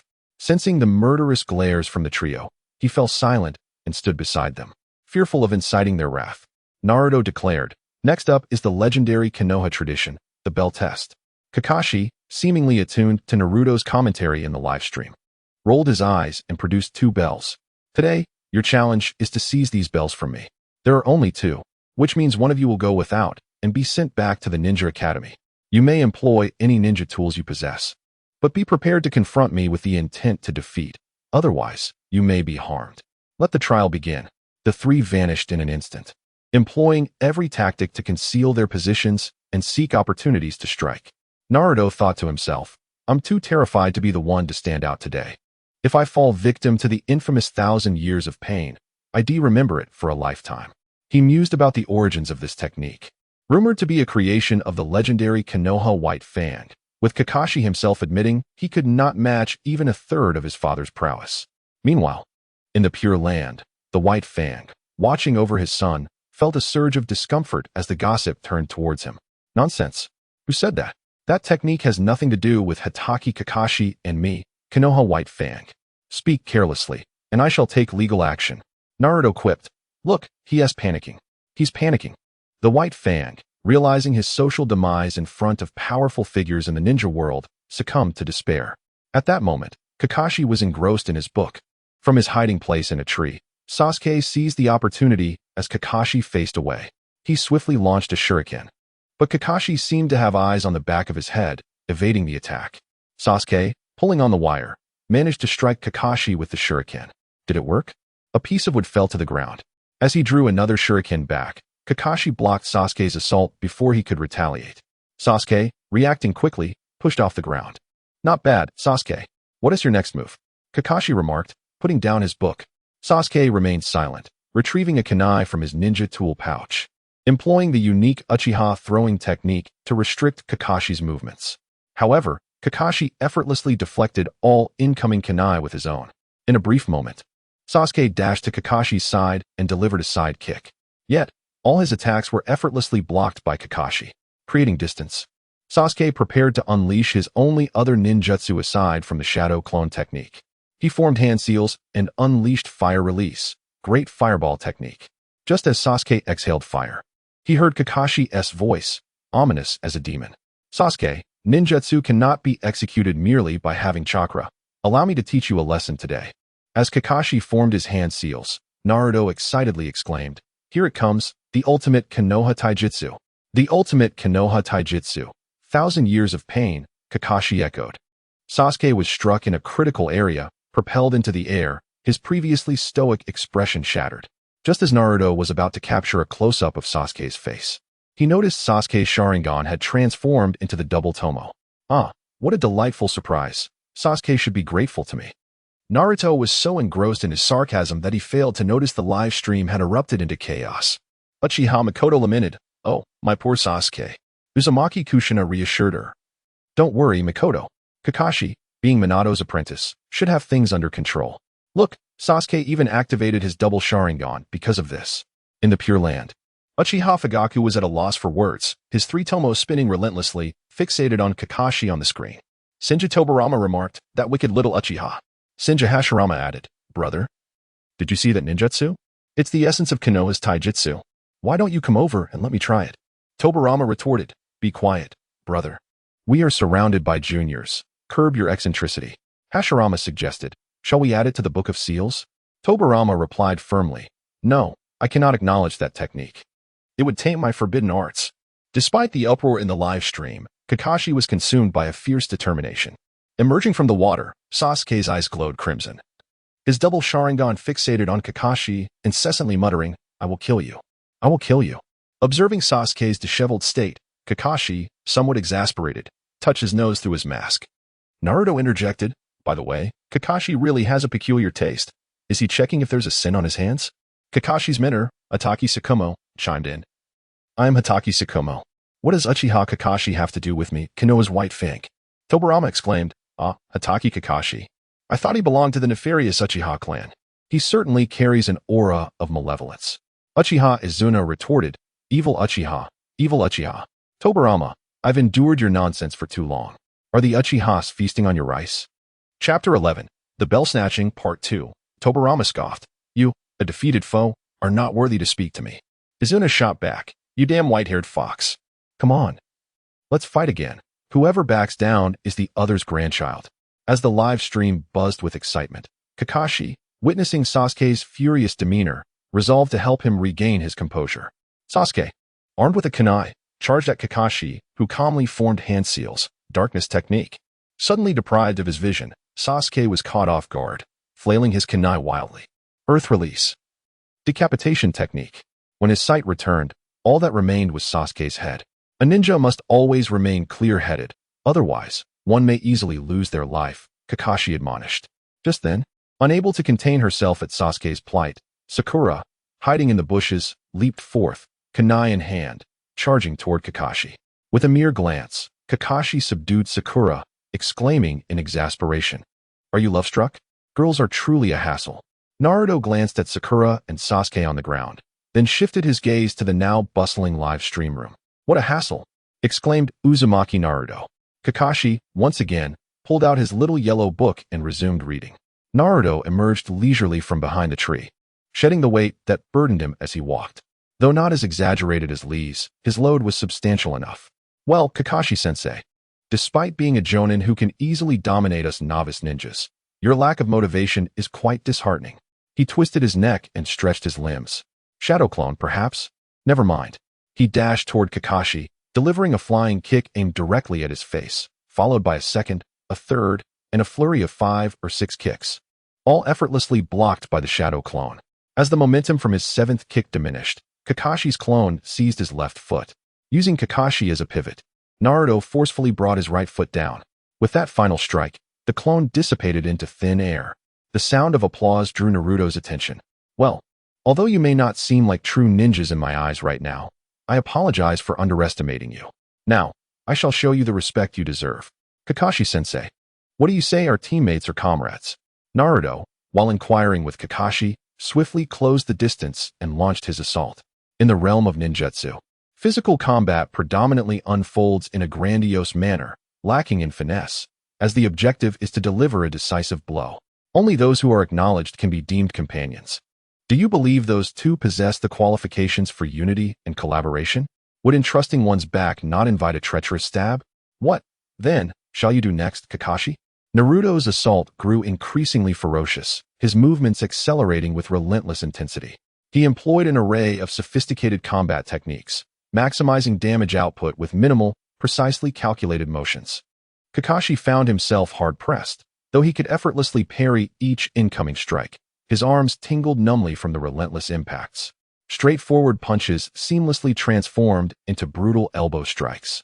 Wrist grabs transitioned into devastating elbow smashes, and even treacherous techniques like groin kicks, eye jabs, and throat locks emerged from Naruto's unpredictable onslaught. Every strike from Naruto was deflected, yet each blow inflicted damage. The application of inch power, though lacking the grandeur of striking a mountain from afar, was still quite substantial with multiple hits. Coupled with the Tai Chi technique of yielding force, it surprisingly matched Kakashi's taijutsu in a back-and-forth exchange. It appeared that Naruto's taijutsu had unlocked a new realm for Kakashi. In fact, Kakashi discreetly pulled down his mask to replicate each of Naruto's movements. In the final clash, as they distanced themselves, Kakashi felt a tingling in his hands as he watched Naruto prepare to use the shadow clone technique. The sensation spread to his scalp. Even if Naruto initiated the ninjutsu, Kakashi felt he lacked the face to proceed, so he called for a halt. Naruto, you have qualified. Since you understand the assessment criteria and have demonstrated your strength, congratulations on passing my evaluation. Sakura, Sasuke, you are passable, but further observation is required. Thus, all of you have qualified, and Team 7 is officially established. In the days to come, I look forward to your guidance. Starting tomorrow, we shall undertake missions together. Gather at the usual place at 9 sharp. I hope none of you will be late. Upon hearing this, Naruto left without a backward glance, waving his hand as he headed straight home. It was only then that he had the opportunity to check the live stream. Senju Tobirama remarked, "This kid's taijutsu is impressive. His power application and targeting are impeccable. When combined with ninjutsu, it rivals the potency of S-rank techniques." Senju Hashirama added, "Coach, I wish to learn this. Tobirama, do you think if I master this, I could shatter Madara's Susanoo?" Uchiha Izuna quipped, "Whether it can break Susanoo is uncertain, but it should be sufficient to smash Tobirama's head." The live stream erupted into a lively debate, almost leading to an offline showdown. Only Kushina noticed that Naruto seemed somewhat dispirited. "Naruto, what's wrong? Are you unhappy? Is it because you didn't defeat Kakashi?" asked Uzumaki Kushina. "No, Mom. I'm just a bit lost. Not sure what it means to be a ninja, or what the purpose of existence is," Naruto confessed. Upon hearing his words, the live stream fell silent. "What I showcase in Naruto is the future of the ninja world," Naruto continued. "From a god's perspective, having reviewed all ninja history, I find myself even more bewildered. Hence, I set up this live stream to see what insights you, my predecessors, might offer." Naruto concluded, "Well, let us wait until you all digest the information before we discuss it." After saying this, noticing the prolonged silence, Naruto felt disheartened and promptly closed the live stream. Today's spar with Kakashi allowed Naruto to gauge his own strength. Excluding clan ninjas, he could easily defeat ordinary Nin and could even hold his own against average Nin using multiple shadow clones. In a world where the attack is high and defense low, a genin could strike the heart with a kunai, and even a Kage could be defeated in an instant. Evaluating strength indeed proved to be a complex endeavor. On Kakashi's side, watching Naruto depart, he sighed, thinking, I've been disliked again. He glanced at the remaining two. Sasuke, congratulations on unlocking your double Tomo Sharingan. Your strength is commendable, second only to Naruto. However, your temperament requires improvement. Your quick temper and volatility are fatal flaws. A ninja must endure what others cannot endure to achieve what others cannot achieve. That is the essence of being a ninja. I want to elaborate further. Reflect on it yourself. Kakashi then turned his gaze to Sakura, who was staring at her toes. As for you, Sakura, do you consider Naruto a teammate? Your eyes only seem to see Sasuke. I usually wouldn't interfere, but this is combat, where blood may be shed. Perhaps one day, due to your negligence, a teammate might perish because of you. In a small team, one should be able to trust their back to their comrades. Well, since I've deemed you qualified, I want to dwell further. However, from my perspective, your current performance is inadequate, and perhaps the ninja profession does not suit you. After saying this, Kakashi pulled out a little yellow book, glancing at it as he walked away. Sasuke shot a glance at Sakura, uttered not a word, and vanished in an instant, leaving Sakura behind to wipe her tears. Chapter 12. Daily Tasks. As Naruto passed the training ground, he noticed Team 8 exiting. Spotting Hinata, he approached cheerfully. Hey, Hinata, Kiba, and you, what's up? I'm Shino Aburame, Naruto-kun. Remember that I've told you many times. Shino, don't mind the details. And who might this teacher be? Hello, I'm Yuhi Kurenai, the instructor for Team 8. Nice to meet you, Kurenai-sensei. I'm Uzumaki Naruto from Kakashi's team. Apologies for the interruption. Kurenai-sensei truly is a great beauty. Whoever marries her will surely find happiness. Naruto's compliment elicited a delicate giggle from Kurenai Yuhi. She glanced at Hinata, then back at Naruto, and teased. Are you two going on a date? Yes, Hinata and I are planning to go on a date. Would you like to join us? Teacher Kurenai? Hinata, standing nearby, felt her cheeks flush and hesitated to explain. I want to intrude upon your little romantic escapade. Kurenai replied with a smile. Team 8 is dismissed. We shall gather here tomorrow morning to accept our mission. With that, she cast a warm glance at Hinata and Naruto before vanishing from the training ground with a body flicker technique. As Kurenai departed, Naruto took Hinata's hand and, ignoring the commotion from behind them, strolled away. Hinata-chan, let's go have some Ichiraku ramen. I'm famished. I'll follow your lead, Naruto-kun. The two engaged in cheerful conversation as they walked. Hinata, how do you feel about Team 8? It's wonderful. Teacher Kurenai is beautiful, gracious, and gentle. Plus she is easy to talk to. Kiba and Shino also look after me. The atmosphere in the team is delightful and very accommodating. That's great to hear. Hearing that makes me a bit envious, Naruto replied. The atmosphere in Team 7 isn't quite as pleasant. Our leader, while formidable, seems rather uninspired, which is quite disheartening. As for Sasuke and Sakura, you know how it is. One is love-struck, seeing nothing but Sasuke, and Sasuke is rather difficult to deal with. Sigh. Hinata-chan, I need some comfort. Initially concerned, Hinata felt reassured by Naruto's playful demeanor as they continued their banter, ultimately arriving at the Ichiraku ramen shop. Uncle Ichiraku, we'd like 2 bowls of ramen, please. 2 hours later, Hinata shyly paused after finishing her 20th bowl of ramen. After escorting Hinata home, Naruto collapsed into bed, exhausted. In the ceiling space, he approached Kushina, observing a multitude of shadow clones scratching their heads in bewilderment as they studied the intricate ceiling scrolls. The sight sent a shiver down his spine, reminiscent of his high school days spent burning the midnight oil. Learning ninjutsu alongside academic knowledge is such a hassle. Thankfully, I have shadow clones. He thought, it seems I am digging my own grave. I mustn't dwell on it. Turning his attention to the little son, he instructed Naruto. Release these 2 clones and take a look. Your proficiency with the shadow clone technique is impressive, so I'll first teach you the shuriken shadow clone technique. This technique was developed by Hiruzen Sarutobi based on the shadow clone technique. While it may not be particularly effective for others, it is a divine skill for us father and son. With ample chakra, no amount of speed could evade your attack range, especially as you will soon learn the Flying Thunder God technique. The combination of the Flying Thunder God Kanai and the Shuriken Shadow Clone technique can instantaneously create large-scale markings. A surge of knowledge from the Shadow Clone training flooded his mind.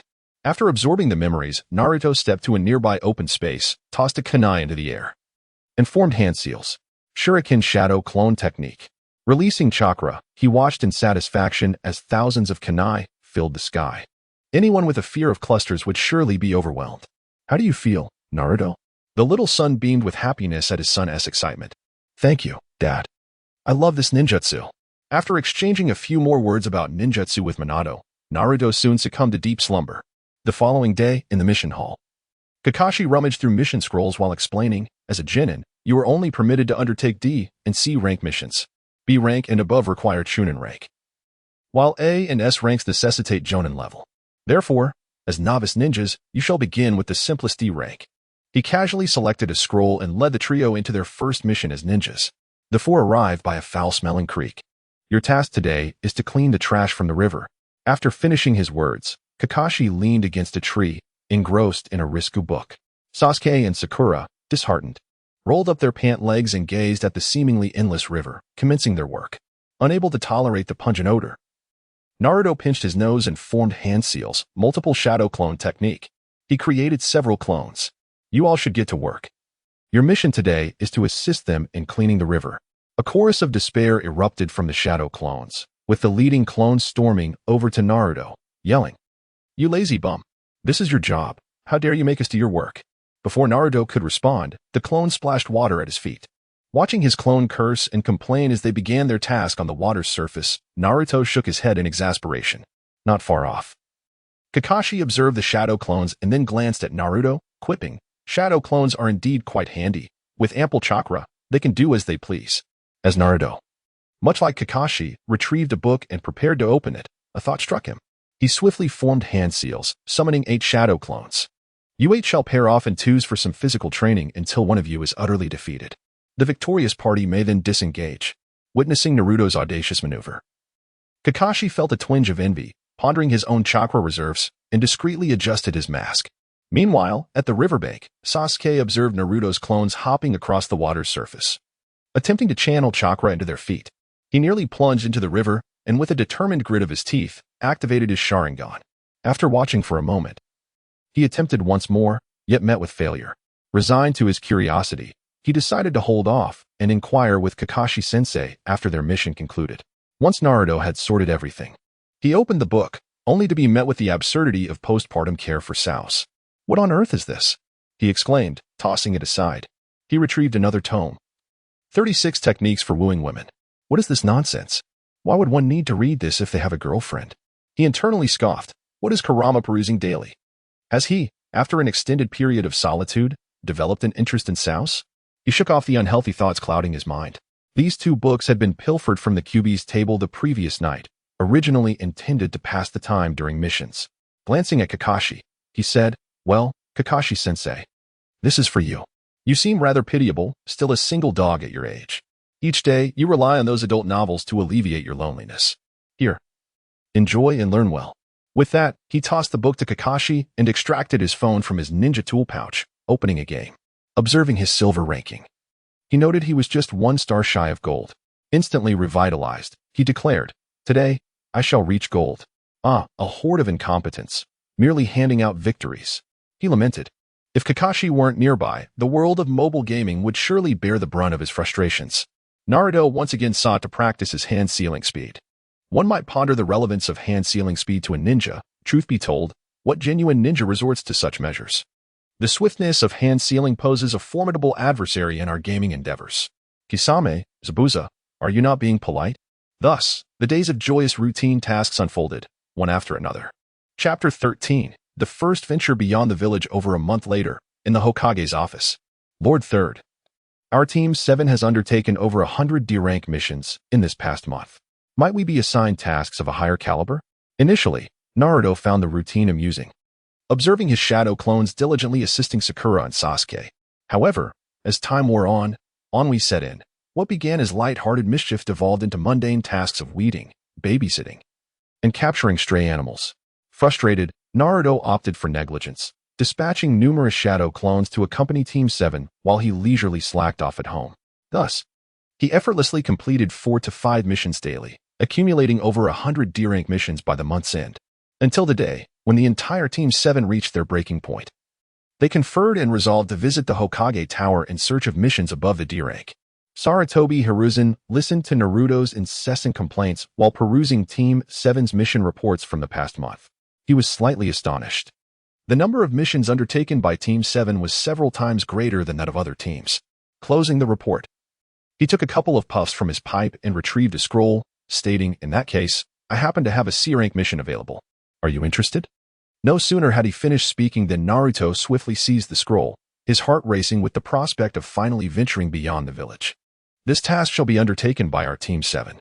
At that moment, a tipsy old man stumbled through the door, clutching a bottle of liquor. "I am Uzumaki, a bridge builder from the land of waves.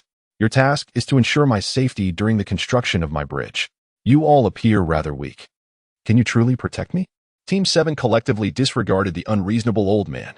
Knowing the story, Naruto felt a surge of irritation towards him and deliberately remarked, "Kakashi-sensei, do you think a C-rank protection mission could involve ninjas or samurai attempting assassination?" "Not at all. The presence of assassins would require at least a B-rank mission." Sighing, Naruto lamented, "I had hoped for an encounter with real ninjas.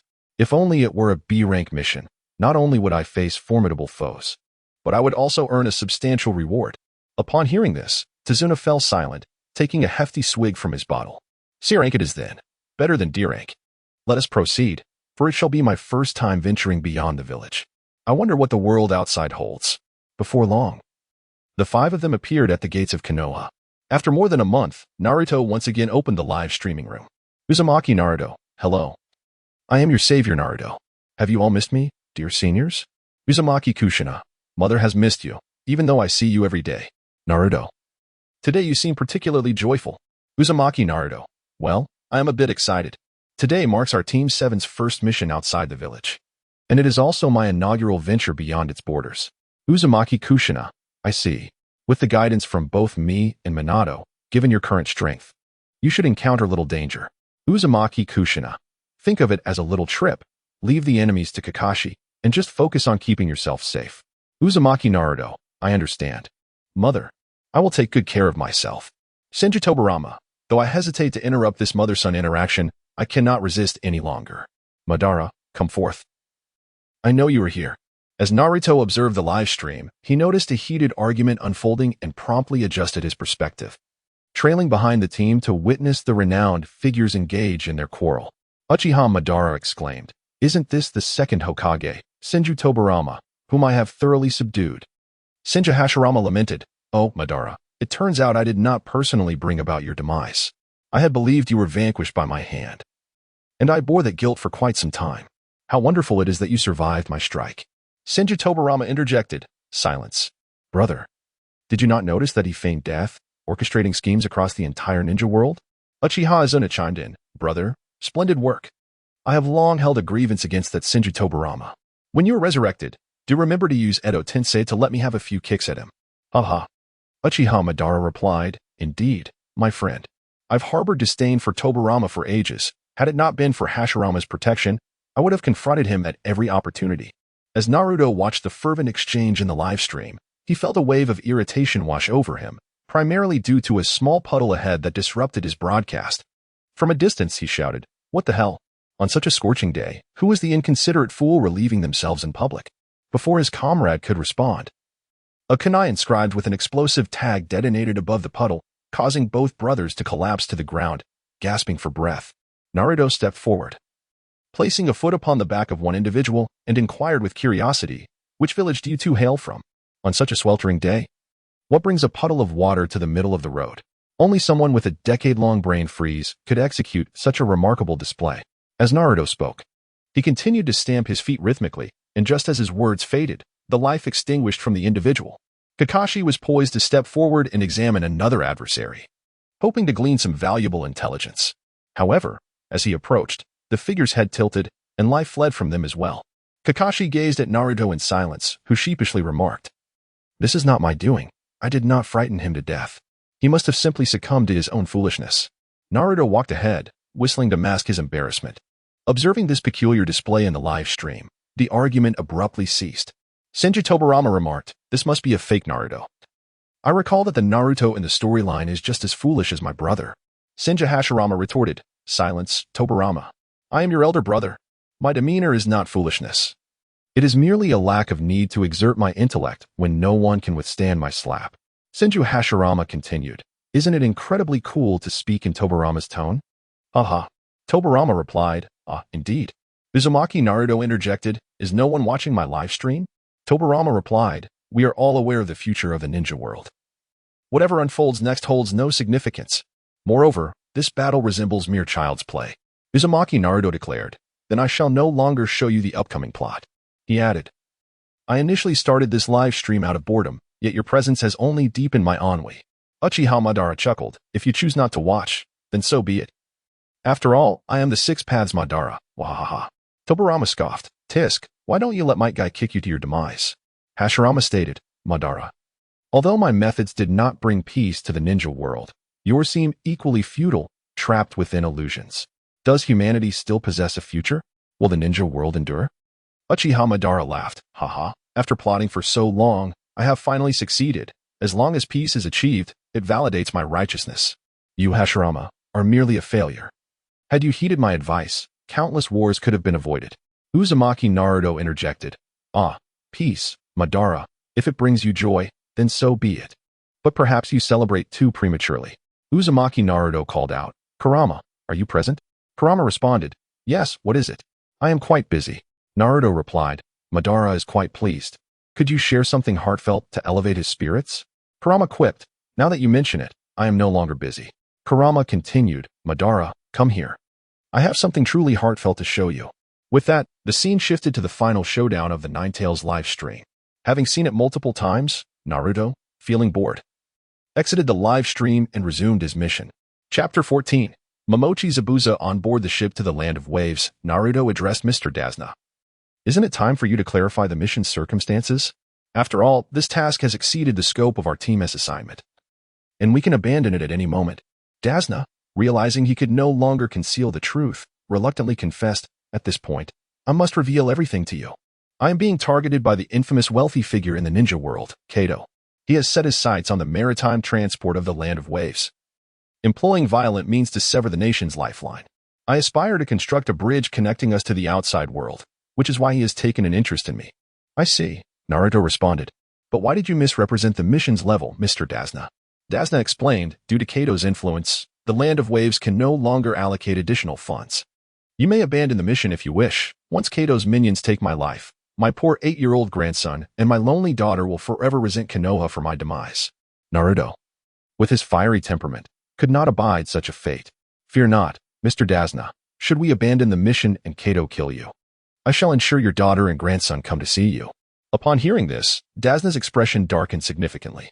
Naruto slowly rose to his feet, speaking in a cold tone. Concealing the mission's rank is unacceptable. If we lack the strength, we shall all meet our demise alongside you. I despise moral coercion, as long as I possess no morals. You will not be able to bind me with them. And you, old man, while claiming to be broke, I spot you indulging in alcohol. I suspect you have been skimming from our mission funds. Upon hearing this, Tazuna panicked and immediately knelt down. Please, everyone, you must assist me, otherwise I am doomed this time. Very well, we can aid you. After all, staying in the village is rather dull. With that, he retrieved a small scroll from his ninja tool pouch. Now, let us rewrite the mission, classifying it as an A-rank task. As for the remuneration, it can be delivered to Konoha within a year. Tazuna, hearing this, nodded fervently in agreement and hurriedly took the scroll to write. Fearing that Naruto might end his life prematurely, not far away, Kakashi regarded Naruto with admiration, nodding in affirmation. As Naruto disembarked from the boat, he glanced at the recently concluded live stream of the final battle, shifting the perspective to himself. Vortex Naruto. Next, please enjoy the ultimate shinobi of Konoha, Hatake Kakashi, engaging in a chicken fight. In the Pure Land, Hatake Tsukumo watched the live stream in disbelief at Naruto's commentary. Naruto, why do you refer to Kakashi as 50-50? Uncle Tsukumo, observe, Kakashi can hold his own against elite J-Nin. He has even exchanged blows with the legendary Obito and Kagaya Otsutsuki. You may say he is weak.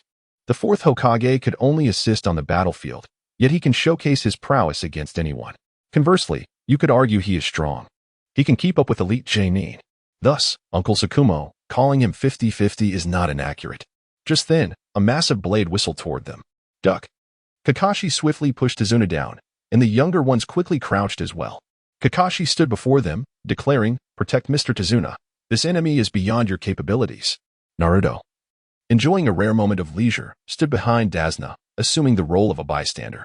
In contrast to Naruto's relaxed demeanor, Sakura and Sasuke gripped their kunai tightly, their eyes fixated on the enemy with palpable tension. Kakashi and Zabuza engaged in a lengthy exchange of banter, to the point where Naruto felt himself on the verge of slumber. At last, Zabuza initiated the assault, forming hand seals and proclaiming, "Water style, hidden mist technique," vanishing before their eyes. Witnessing this, Naruto's mischievous spirit ignited. He discarded his snack and charged forward. Utilizing the shadow clone technique, dozens of clones swiftly enveloped Zabuza's mist. Each clone tossed a smoke bomb into the fray, and soon, the surroundings were shrouded in a dense white haze. Naruto activated the Kagura Shingon he learned from Kushina, and with the assistance of the Nine-Tails chakra, he could distinctly perceive Zabuza's location. At that moment, Zabuza was utterly bewildered, gazing at the surrounding whiteness, pondering his identity and whereabouts. "Mr. Zabuza, with your heart, liver, spleen, lungs, and kidneys, where do you wish for me to strike? Or perhaps, would you care to offer a kidney for a bit of excitement?" With each utterance from Naruto, the shadow clones concealed within the fog struck with precision, delivering blows before swiftly retreating. Amidst the chorus of anguished cries, the mist gradually dissipated, revealing Zabuza, battered and bruised, lying there in a state of despair. Witnessing Zabuza's wretched condition, Kakashi approached, intending to seal Zabuza's chakra. Sensing Kakashi's advance, Zabuza rose, creating distance between them, thus initiating a new round of combat. Despite his dire appearance, Zabuza bore only superficial wounds, yet he continued to engage Kakashi in a fierce struggle, employing S-rank ninjutsu through his water clone. Observing from an outsider's perspective, the situation appeared utterly chaotic, ultimately leading to Kakashi being ensnared. Naruto was rendered speechless, exclaiming that they were merely engaging in a theatrical farce. "Oh, is that not Kakashi, the esteemed technician of Konoha? How is it that you have fallen so low in just a few days? What of the myriad jutsu you have mastered? Where is your blade? Surely, with your experience, you could at least execute the 1,000 years of pain technique." Graduating from the Ninja Academy at 5 and becoming a Jonin by 12. And yet, this is what you have to show for it. Do refrain from claiming to be the instructor of Team 7 when you step outside. I shudder at the thought of the embarrassment. The two members of Team 7, upon hearing this, were left in utter shock. Meanwhile, Kakashi, ensnared within the water prison technique, felt the heat of embarrassment wash over him as Naruto confronted him. "Well, Kakashi, should you find yourself injured, do not blame me." With that, he retrieved a shuriken from his ninja tool pouch and hurled it at Kakashi and Zabuza. Utilizing the shadow clone technique, a multitude of shurikens surged towards Kakashi and Zabuza. Ultimately, Zabuza was compelled to unsheath his massive sword to deflect the incoming projectiles. At the moment the water prison technique lost its chakra support and dissipated, Kakashi swiftly maneuvered to the side, employing a rudimentary earth wall to safeguard his life. Once liberated, Kakashi, invigorated as if under the influence of a stimulant, unleashed the potential of his Sharingan, engaging in a spirited duel with Zabuza once more. Amidst the climactic clash of the water dragon technique, executed with an impressive 44 hand seals, he emerged slightly victorious. It is worth noting that such a jutsu, with its unprecedented complexity, is truly a rarity in the ninja world, often mistaken for an extraordinary S-rank technique when, in reality, it is merely a B-rank jutsu, leaving one with little to critique. Zabuza, feigning death with the assistance of a boy who claimed to be part of the assassination unit of the Mist Village, managed to escape under Naruto's indulgent watch. Observing Kakashi, who appeared utterly drained after vanquishing Zabuza, being supported by Sakura and Sasuke, Naruto quipped, "Kakashi-sensei, if memory serves me right, both the water dragon technique and the earth wall are B-rank jutsu, correct? To have been rendered so feeble by two B-rank techniques, your Jonin status must have been purchased. Moreover, I recall that the Leaf's White Fang is your father, renowned for his swordsmanship that instilled terror in his foes. No matter how diminished your chakra, you should still be able to wield a blade. Alas, Kakashi, you truly are a source of constant concern." Listening to Naruto's jibes, Kakashi felt each word pierce his heart, and with a tilt of his head, he succumbed to unconsciousness. Naruto had no choice but to pull Kakashi towards Dazna's home. Chapter 15. The Beginning. After a strenuous effort, he finally managed to bring Kakashi to Dazna's abode, entrusting his care to Sakura and Sasuke. Stepping out of Dazna's residence, Naruto resolved to explore the surroundings, hoping to discover some delightful treats and amusements. As he meandered through the desolate streets, he observed children clad in rags begging for alms. while the adults appeared lifeless and devoid of vitality. Naruto frowned as he observed the scene before him, shaking his head in resignation and abandoning his quest for food. He returned to the home of Tazuna, seated himself by the gentle river, and opened a live stream to review the chat records. Senju Tobarama remarked, "What a talent." With just 4 hand seals, these two managed to display 44. Senju Hashirama questioned, "Is it necessary to form hand seals to release jutsu?" Surely. No sensible individual performs hand seals for ninjutsu. It's simply a clap of the hands followed by a shout, and there it is. Senju Tobarama retorted, "Thus, dear brother, you are not a sensible individual." Uzumaki Naruto chimed in, "Well, you two seniors seem rather leisurely." Uzumaki Naruto continued, "Have you seen Madara?" He added, "You all witnessed Madara's defeat. Why is it that none of you mention it?" Upon hearing this, the Senju brothers fell silent. Uchiha Madara responded, "Boy, are you mocking me?" Uzumaki Naruto replied, "Not at all. In fact, I hold you in high regard. You possess ambition and strength, willing to oppose everyone for your dreams." Uchiha Madara conceded, "Perhaps. But ultimately, I am merely a failure." Uzumaki Naruto countered, "Both you and Hashirama are failures, though perhaps stronger than the average failure." He continued, "Even if Hashirama had accepted your proposal back in the day, Susa and the great Buddha to obliterate the other great nations, the outcome would have remained unchanged." Uzumaki Naruto elaborated, "As long as you both live, you can suppress the ambitions of the malevolent, but should either of you weaken or perish, it would merely herald the dawn of a new era of conflict." Uchiha Madara acknowledged, "Indeed, such a simple conclusion is easy to reach, yet what can be done? Even if one achieves immortality, they risk becoming another monstrous Otsutsuki Kagaya." Uzumaki Naruto reflected, "In the previous era, you and Hashirama marked the end of the Warring States period and the birth of the ninja villages. The nature of warfare shifted from clan rivalries to village conflicts." He stated, "Even without Kagaya, nothing would fundamentally change. Thus, both you and Hashirama are failures." Senju Hashirama concurred, "Yes, strength can impose temporary dominance, but it cannot secure everlasting control. While I may not enjoy contemplation, I have pondered Madara's methods, and they only serve to breed further hatred." He continued, "Upon my and Madara's demise, the backlash would be even more severe. The factors at play are far too numerous." Uzumaki Naruto acknowledged, "That is how it is. What I have presented has already drawn conclusions, and soon, Sasuke and I shall face the same fate as you. Though we may possess the power to reshape the ninja world, we too will be deemed failures." He added, "The day Sasuke and I perish, even without Kagaya, a new era of ninja warfare will undoubtedly commence." Uzumaki Naruto mused, "Madara. Hashirama, in my previous life, I understood everything about the ninja world. From a divine perspective, it seemed as though all in the ninja realm were afflicted. But in the end, it is this world that suffers." He remarked, "As the saying goes, with great power comes great responsibility. While I yearn to lounge and be complacent, I also aspire to effect change in this world." Senju Hashirama teased, "You don't mean to follow in Madara's footsteps, do you? Aiming for an infinite Tsukuyomi?" Uchiha Madara interjected, "Silence, Hashirama. Naruto, what do you believe your ideas will bring to the ninja world?" Uzumaki Naruto declared, "I wish to initiate a reform, starting from the grassroots level, ensuring that life is protected and the elderly are cared for, to overthrow the entire ninja system and redefine it anew." He continued, "As Hashirama has said, there are too many critical factors to consider. However, I am still young. If 10 years are insufficient, I shall dedicate 20. Senju Hashirama cautioned. "Easier said than done, Naruto." Uzumaki Naruto responded, "That is precisely why I am seeking allies. Otherwise, what purpose would there be in explaining so much to you two?" Uchiha Madara lamented, "We are all dead. What assistance can we provide?" Uzumaki Naruto asserted, "In the entire ninja world, the perspective cannot be limited to individuals or village rivalries. Not even you, or Hashirama. Even Tobarama, whom I respect, is merely a narrow-minded individual." Senju Tobarama retorted, "You insolent brat, how am I narrow-minded?" Uchiha Izuna chuckled, "Huh? The wicked Uchiha." Uzumaki Naruto pointed out, "You can accommodate everyone in the village, yet cannot accept the Uchiha. This mindset is merely confined to the village." Senju Tobarama concluded, "Thus, the collaborators I seek are only Madara and Hashirama.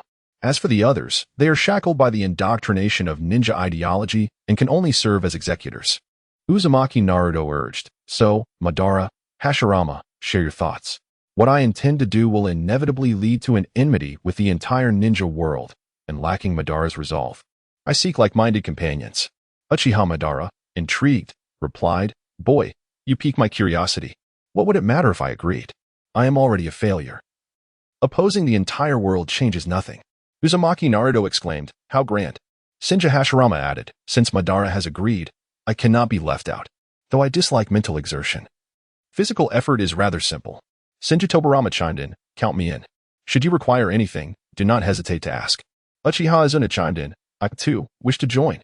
What my brother aims to achieve aligns perfectly with my desires. Simply ask if assistance is needed." Uzumaki Kushina encouraged, "Naruto, whatever you pursue, your father and I will always support you, standing steadfastly by your side. Go for it." Uchiha Fugaku insisted, "Include me. I would appreciate your guidance in managing my wayward son." Uchiha Shursui declared, "I will join as well.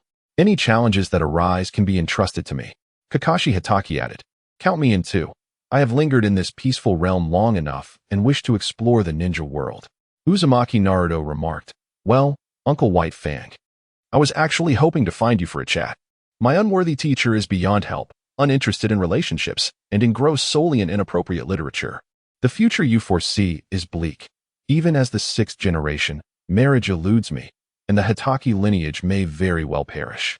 Kakashi responded earnestly, "Please, allow me to join you. I will give my utmost effort." Yuhi Kurenai interjected, "Naruto, I wish to join, but you must agree to one condition." Uzumaki Naruto replied, "Uncle Kurenai, state your terms." Yuhi Kurenai insisted, "Please look after my daughter. I do not wish for her to end up with that good-for-nothing Asuma.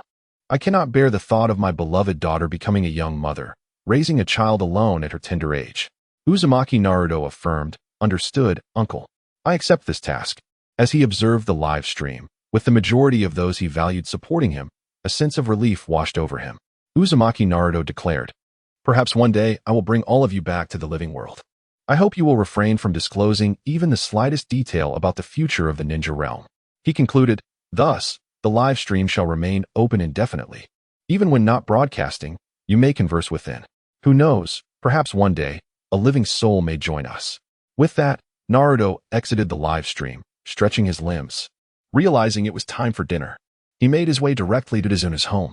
Chapter 16. The Journey to the Land of Waves. "Ah, Kakashi-sensei, you are alive. I thought the three of us could return to the village for a feast." Accustomed to Naruto's piercing remarks, Kakashi responded lethargically, "Oh, it's nothing. I merely exhausted my chakra. A few days of rest will suffice." "No need to worry," Naruto retorted. "Humph, who is worried about you? I'm merely curious as to why you seem so drained. It feels as though your chakra is less than Sasuke's." Kakashi rolled his eyes, gesturing to his left eye. Because of this eye, before he could finish, Sasuke interrupted, fist clenched, "Kakashi-sensei, you're not from the Uchiha clan, are you? Where did your eye come from?" Kakashi tried to calm him. "Sasuke, don't rush me.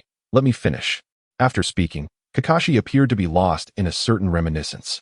"My left eye, a cherished gift from my teammates when I ascended to the rank of Jonin. It is due to this very eye that, not being a member of the Uchiha clan, I am unable to deactivate my Sharingan, resulting in a continual drain of chakra. What was the name of that friend of yours?" Sasuke inquired with curiosity. "Well, he has already made the ultimate sacrifice on the battlefield. It is best left unmentioned." Upon hearing this, Naruto, with a look of incredulity, remarked to Kakashi, "Sensei, I have always been intrigued. You were a prodigious Jonin at the age of 12, and now you are, what, 25 or 26? Over a decade has passed. Yet you remain a Jonin. I can comprehend the significance of the Sharingan to you.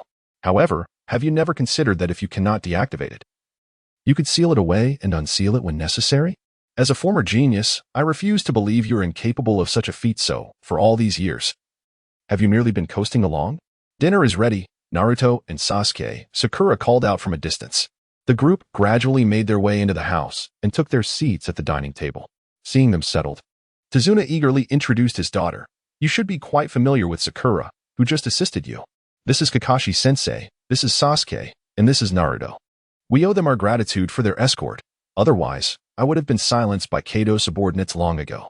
Tazuna's daughter bowed deeply and expressed, "Thank you ever so much for taking care of my father. He is the sole pillar of our family."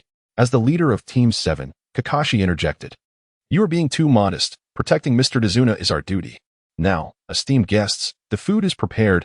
Let us commence our meal," he declared before turning to enter the kitchen. "Daughter, where has Inari gone? Dinner is about to be served." He has been hiding in his room and refuses to come out. A woman's voice emerged from the kitchen, tinged with melancholy. Upon hearing this, Tazuna sighed and beckoned Team 7 to dine. After the meal, the group retired to their assigned rooms, exhausted from their journey and quickly fell into slumber. As Naruto lay in bed, his consciousness entered the live stream. "Good evening, everyone," he greeted. "Kid, just get to the point. No need for circumlocution," Madara Uchiha responded. "I have been contemplating all afternoon. We should establish an organization akin to the Akatsuki," Naruto proposed. "Splendid. I too wish to don that black cloak. It appears quite dashing. As for the nail polish, I shall pass," Hashirama Senju chimed in. "Now that you are the leader, you may make the decisions," Madara stated. Seeing Hashirama's enthusiasm, Naruto felt a wave of exasperation wash over him. "Get lost." "No, I don't want to wear a cloak. If you can make one, then bring me a set." Hashirama began to draw circles in a corner. "I have already decided on a name for our organization, Destiny. My fate is determined by me, not by the heavens."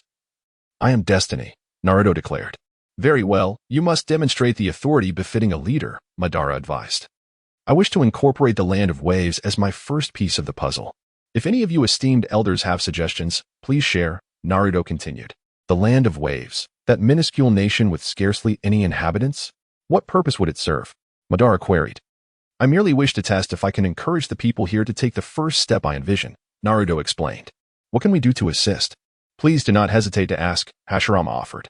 "I require manpower. At this moment, I am a solitary entity, needing to manage everything myself," Naruto admitted. "Alas, we are all deceased. It appears you must forge ahead alone," Hashirama remarked. "Wait, Tobirama, come forth and teach Naruto the reanimation jutsu. After all, you have that army of white Zetsu," Hashirama suggested. "Then we could venture into the living world, not to mention assist Naruto in achieving world peace," he added. Tobirama, upon hearing his brother's call, privately messaged Naruto, sharing a plethora of forbidden techniques he could recall. "Naruto, these are the only jutsu I can remember for now. I shall provide more as they come to mind." Naruto gazed at the ninjutsu transmitted by Hashirama Senju, initially filled with excitement. However, after a brief observation, he became overwhelmed, realizing that he was indeed ill-suited for the intricacies of ninjutsu.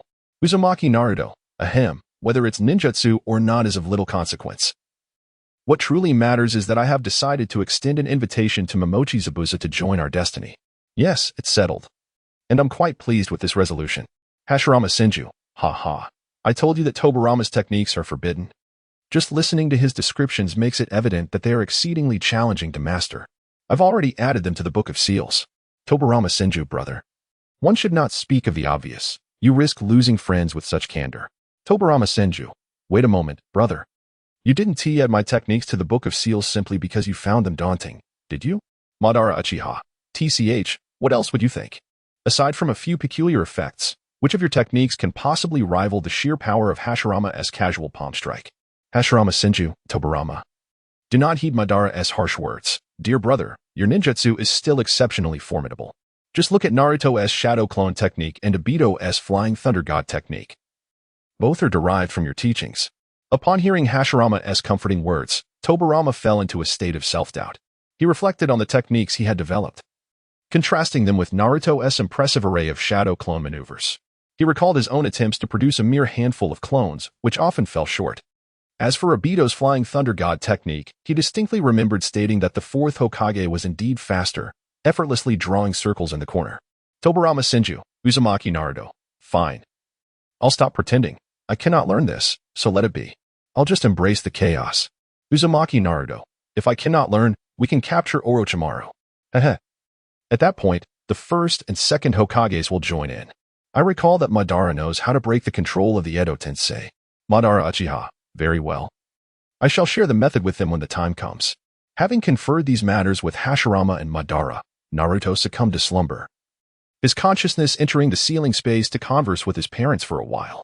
After their discussion, he approached the Nine Tails. Kurama, did you manage to upload the edited livestream video I requested last time?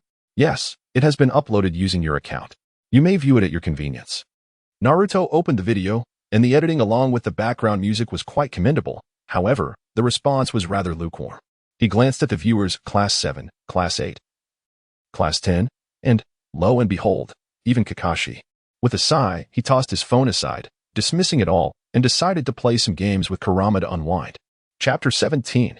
Mizunatsuki Shirai in the early morning, Naruto awoke naturally, having slept soundly. Upon checking the time, he realized it was past 9 and hurriedly got up to see if the other members of Class 7 were still around. Naruto surveyed the rooms, finding them devoid of any occupants, and hastily gathered his belongings. In his fervent haste, he nearly collided with Dazna's daughter. Sidestepping to avoid the encounter, Naruto exclaimed, "My apologies." A voice from behind responded, "Naruto-kun, are you on your way to find Kakashi-sensei and the others? They are over by the bridge, watching over my father." "Thank you, big sister. I understand," he replied, before swiftly changing direction and dashing away. Once he assessed his surroundings and confirmed the absence of others, he slowed his pace and conjured a modest breakfast, savoring it as he ambled towards Team 7's location. Arriving at the bridge, he spotted Sasuke and Sakura not far off, both standing on the water's surface, occasionally plunging into the depths, a clear indication that they were honing their chakra control. Naruto shook his head and stepped aside. He observed Kakashi, who was leaning against a rock, engrossed in a small yellow book. He inquired, "Kakashi-sensei, why didn't you call me this morning? I searched for you for quite some time." Kakashi lazily lifted his eyelids and replied nonchalantly, "Seeing you sleep so soundly, I couldn't bring myself to disturb you. Besides, it was merely a simple protection mission. With the three of us here, I thought it best to let you enjoy a little more rest." Naruto curled his lips in response. "Then I extend my gratitude to you, Kakashi-sensei, for your attentive care." Naruto seemed to take the notion of care to heart. Kakashi felt a tremor within, yet his expression remained impassive. His deadpan gaze lingered on the small yellow book, and he replied nonchalantly, "You're welcome. Kakashi-sensei, are you teaching Sasuke and Sakura how to train? Why not impart some knowledge to me?" Naruto inquired, a hint of resentment in his tone. "Well, they are practicing tree climbing and water walking, both essential for chakra control, which facilitates the effective release of ninjutsu. I observe that you have already mastered these techniques. Hence I did not require you to train alongside them." Having said that, he placed the small yellow book into his ninja tool pouch and retrieved 2 pieces of chakra testing paper, presenting them to Naruto. "Naruto, let us test your chakra nature. Simply channel your chakra into the paper." As Naruto infused his chakra, the testing paper tore apart with multiple fissures. "I see. Wind nature, is it? I happen to possess a C-rank ninjutsu, wind release, great breakthrough, and a B-rank ninjutsu, wind release, wind cutter technique. Would you care to learn them?" Kakashi had initially intended to teach Naruto the A-rank ninjutsu, Rasengan, developed by his teacher. Ultimately, he refrained, reflecting on his lack of qualification to do so. Upon hearing that Kakashi intended to impart 2 ninjutsu techniques to him, Naruto readily accepted the offer. In truth, Naruto, upon observing Sakura and Sasuke engaged in training, deliberately engaged in banter with Kakashi, hoping to glean something of value from him. Presently, Naruto lacks for ninjutsu. Whatever techniques he wishes to learn can be easily acquired through inquiries in the streaming room, where an abundance of techniques awaits him. There is no shortage of even the most advanced S-rank ninjutsu. What Naruto currently lacks is a ninjutsu that he can openly and justifiably employ, one whose origins he comprehends. While he can rationalize the use of the shadow clone technique with the shuriken, it becomes increasingly difficult to account for other elemental techniques and ninjutsu. Naruto followed Kakashi to a nearby grove, where they came to a spacious clearing. Naruto surveyed the area, stating, "I will demonstrate just once." "Wait a moment, Kakashi-sensei." With that, Naruto formed hand seals and executed the shadow clone technique, surrounding both of them with dozens of clones. Naruto shyly scratched his head and said, "I'm afraid I might forget." Hee. Kakashi glanced at the surrounding shadow clones and nodded in silent exasperation. He swiftly formed hand seals and exclaimed, "Wind release, great breakthrough." Time and again, witnessing Kakashi's lightning-fast hand seal technique left Naruto in awe, nearly drooling with envy. Naruto could no longer contain his curiosity and inquired, "Kakashi-sensei, your hand seals are executed with such swiftness. Does being single for an extended period lead to such speed?" Upon hearing Naruto's question, Kakashi seemed momentarily choked, a gust of wind escaping his lips, stirring up a cloud of dust. After a brief bout of coughing, Kakashi performed the hand seals once more. Wind release, wind blade technique. A razor-sharp gust sliced through a tree the width of a barrel. In the area struck by the wind, blade shattered with a resounding crack. Observing his handiwork, Kakashi nodded in satisfaction. Addressing Naruto's shadow clone, he remarked, "Naruto, the rank of a jutsu is merely a basic measure. Even a mere C-rank technique can rival the might of an S-rank, provided you possess sufficient strength and chakra. Keep striving, Naruto. From here on, it is solely up to you. As soon as the words left his mouth, he vanished from sight. Kakashi, fearing that Naruto might utter something inappropriate that he could not withstand, hastily retreated. A group of shadow clones exchanged glances, all wearing expressions of disbelief as they collectively raised their middle fingers in the direction Kakashi had disappeared. Subsequently, they divided into two teams, one dedicated to practicing the wind release, great breakthrough, while the other focused on the wind release, wind blade technique. The shadow clones clamored, "What about the original body?" To which Naruto replied, "I, of course, shall supervise your training. Do not slack off." A multitude of shadow clones promptly directed their middle fingers at him. Before Naruto could protest, the shadow clones scattered to commence their training, with various grumbling voices occasionally emanating from their ranks.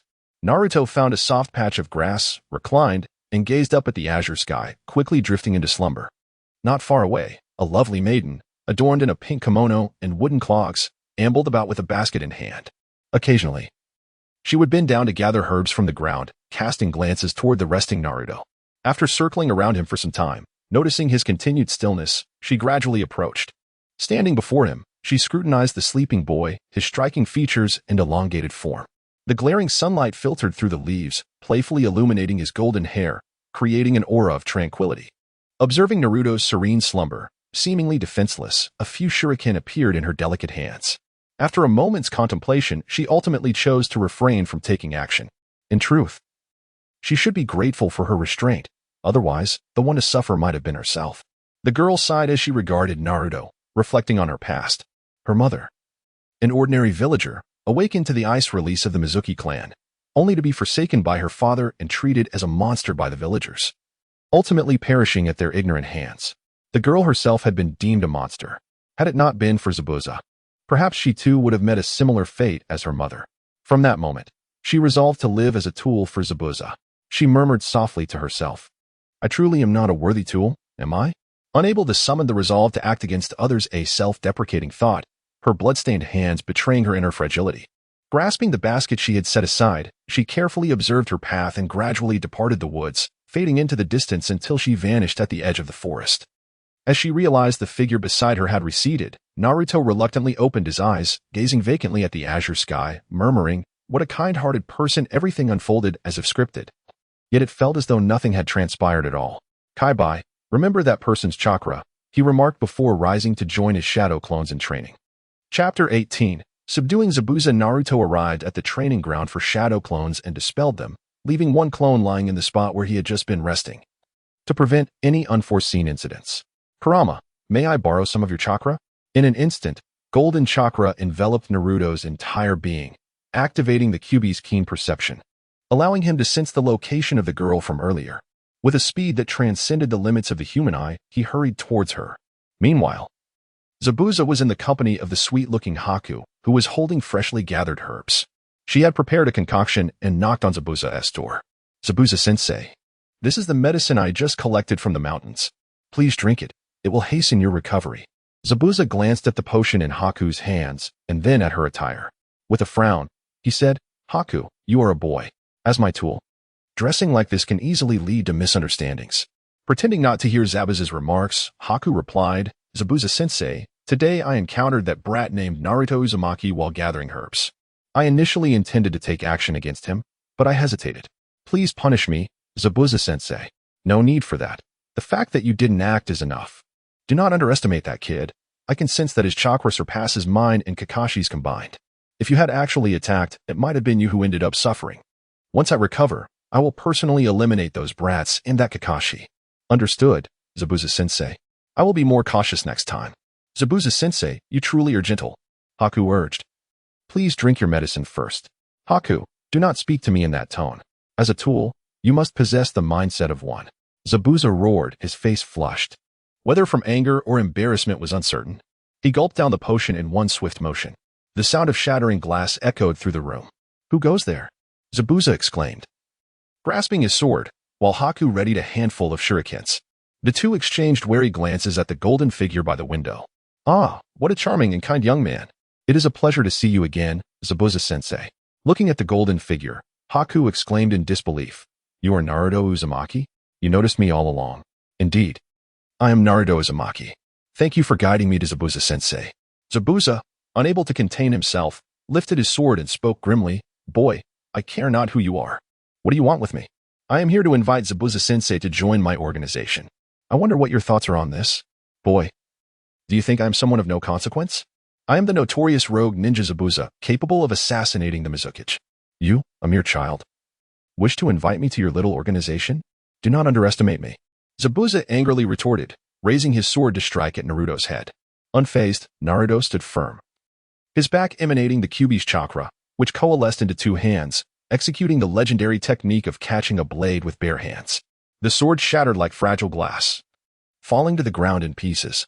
Zabuza's pupils contracted as he prepared to weave hand seals, but a colossal hand of chakra seized him, lifting him off the ground. Struggling desperately, Zabuza found the binding hand unyielding, and a wave of fear washed over him.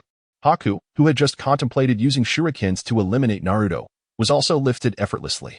Now, Zabuza-sensei, please remain calm. This power is still new to me, and I struggle to control it. Upon hearing this, Zabuza quickly regained his composure. Recognizing the chakra binding him as tailed beast chakra, he realized it belonged to a perfect Jinchuriki. He had witnessed the fourth Mizukage wielding such power in the Mist Village. Despite his racing heart, Zabuza maintained his tough demeanor, stating, Boy, you are the Jinchuriki of the Nine Tails from Konoha. How audacious of Konoha to allow a Jinchuriki to roam freely from the village. Indeed, I am the Nine Tails Jinchuriki, and I am also the son of the fourth Hokage, Minato Namikaze. So what? I am still treated like an object, Naruto replied bitterly. Zabuza's curiosity deepened. Why are you sharing this with me? Are you not afraid I will spread this information? Oh, do not concern yourself with such trivialities. This gives me a reason to eliminate the two of you. Zabuza internally scoffed. I would rather not know so much. Clearing his throat, he said, Let us discuss your organization. My organization is called Destiny. I am the master of my fate. I am my own destiny. I seek to establish a new order, breaking the old systems of the Shinobi world. The Land of Waves is my first piece of the puzzle. This is where I will begin. I advocate for experimentation to gain true knowledge. Only by starting can we learn and improve. So, what is your decision, Zabuza-sensei? Sounds quite appealing. I will join, but what do you require of me? If not for the increasing pressure from the giant hand of chakra, Zabuza would not have so readily agreed. Well, we are currently shorthanded. Your task will be to oversee the Land of Waves and help develop it. Zabuza internally grumbled. What do you mean shorthanded? You just started and are already short on manpower? Unlike Hashirama, Zabuza was perceptive and chose to remain silent about his thoughts. So, what should we do next, leader? Naruto gently placed Zabuza and Haku down from the grasp of the chakra hand. He continued, There is nothing further required from you both. Your only task is to recuperate properly. Once Kato makes his move, I will devise a strategy to deal with him. And you shall take charge of the Land of Water. At that time, we shall deliberate on our next course of action. By the way, it is high time you relinquished your obsession with the Mizukage village. There is no need for you to do anything before long. Terumi may will instigate a coup and ascend as the fifth Mizukage. Upon concluding his words, Naruto leapt through the window, swiftly vanishing from their sight. After a prolonged period of contemplation, Zabuza finally spoke, Haku, do you believe we should place our trust in his words? To which Haku replied, Mr. Zabuza, do we truly have any other options? You are correct. Zabuza conceded. Since we have no alternative, let us take this gamble. After all, we find ourselves without a place to go, do we not? With that, he slumped onto the sofa, the vitality seemingly drained from him, murmuring, the fifth Mizukage, Terumi? Very well, she is certainly preferable to my own failures. I only hope she is not the next madman. Please do not let me down. In the Nine Tails chakra mode, Naruto sped through the woods like a whirlwind, dispelling his shadow clone that lay upon the grass, and made his way toward the location of Team 7. Upon exiting the thicket, he observed that the two had mastered the art of walking steadily upon the water's surface, which astonished him regarding their chakra control talent. Reflecting on the extensive time he had devoted to his training, supplemented by numerous shadow clones, he mused, Oh, how much longer must we wait for Kakashi-sensei to return? It should not be long now. The materials prepared for today are nearly exhausted. Is that so? Naruto retrieved his mobile phone from his ninja tool pouch and sat down to play. As dusk approached, with the sun setting in the west, the workers gradually departed, and a few followed Dazna back to his home. Chapter 19. The Death of Cardo upon entering Dazna's residence. They were greeted by a lavish spread of seafood delicacies meticulously prepared by Dazna's daughter. The sight of the sumptuous feast made their stomachs grumble with hunger. Awkwardly, they exchanged glances, remaining silent as they took their seats at the dining table. Only Naruto could be heard exclaiming, "I'm famished. I'm starving after a day of training." Without hesitation, he picked up chopsticks and began to eat heartily. The other members of Team 7 felt increasingly uncomfortable. And sensing their embarrassment, Dasna picked up his chopsticks and urged, "Let us eat, everyone. We've all worked hard today and deserve a meal." Only then did the others, feeling somewhat shy, take up their chopsticks and begin to eat in silence. After they had eaten their fill and reclined to digest, they prepared to retire to their rooms for rest. At that moment, a door swung open, capturing their attention. A small child, around 7 or 8 years old, clenched his fists, tears streaming down his face as he cried out, "Why do you all try so hard? You can't defeat Cardo. He will kill you all. What use is training when you're so weak?" The atmosphere in the living room abruptly turned icy. Hearing this, Dasna looked embarrassed and said, "I apologize, everyone. This is my grandson, Inari. He is just a child and doesn't he understand? Please do not take his words to heart." Sasuke scoffed disdainfully and headed straight to his room. Kakashi rolled his eyes, retrieved a book, and silently entered his room, closing the door behind him. Sakura stood frozen, unsure of what to do, feeling torn between leaving and staying. As Naruto walked past Inari toward his room, he remarked, "So, you, the weeping weakling, just lie there and wait for Cardo to kill everyone, including your family. You can cry then. Or perhaps you'll wait for a strong person to pass by and pity you, a mere child who only knows how to cry, to take down Cardo for you." With that, Naruto entered his room without a backward glance. Inari was left in shock, biting his lip and struggling to hold back tears. Sighing at the sight of his grandson, Dasna also retreated to his room. As a child terrified by Cardo, none felt inclined to comfort him. In the following days, Naruto rose naturally each morning and joined Team 7 by the bridge, diligently training without fail. This routine continued for several days. One day, as Naruto lay soundly asleep, drooling slightly, the atmosphere relaxed due to the peaceful days and Naruto's presence, which had eased the vigilance over Dasna's family. Downstairs, 2 menacing rogue samurai kicked open the door and intruded into Dasna's home. "Who are you? What do you want?" one of the rogue samurai demanded, grabbing Dasna's daughter by the hair and leering. "So, this is Dasna's daughter? Quite a looker." He licked his lips. "All right, this is who Cardo wants. Once we complete our task and collect our payment, we can do whatever we please in the pleasure district. Now, where is that little brat?" He began to head toward Inari's room. Behind the door, Inari dared not make a sound, covering his mouth as tears welled in his eyes. Dasna's daughter, fueled by an unexpected surge of strength, managed to break free from the rogue ninja's grasp. She stood defiantly in the doorway, declaring, "I will go with you. Just let my child go." Infuriated by her defiance, the rogue samurai drew his sword, gripping her hair tightly while pressing the blade against her neck. Just then, Inari's door was kicked open, revealing him curled up in the corner, sobbing silently. At that moment, Naruto opened his door, stretching lazily, and asked, "Who is it disturbing my peaceful dreams this early in the morning?" Upon seeing Naruto's Konoha forehead protector, the 2 rogue samurai charged at him with their swords raised. Naruto paused for a moment, realizing that these were Kato's henchmen. After waiting for so many days, they had finally arrived. Observing the 2 approaching rogue warriors, he effortlessly formed hand seals and unleashed 2 gusts of wind blades. The advancing foes abruptly halted, their momentum carrying them forward for a couple of steps before collapsing. Clutching their throats, having easily dispatched the 2 rogue warriors, Naruto hastened to the side of Dasna's daughter, gently helping her up from the floor where she had fallen. "Are you all right, big sister? Did you hurt yourself?" Just moments ago, she had fiercely protected the child like a lioness, yet now she appeared delicate and vulnerable. Slumped to the side. "Thank you, Naruto-kun. If it weren't for you, I. She trailed off, suddenly overwhelmed by her emotions, sobbing softly.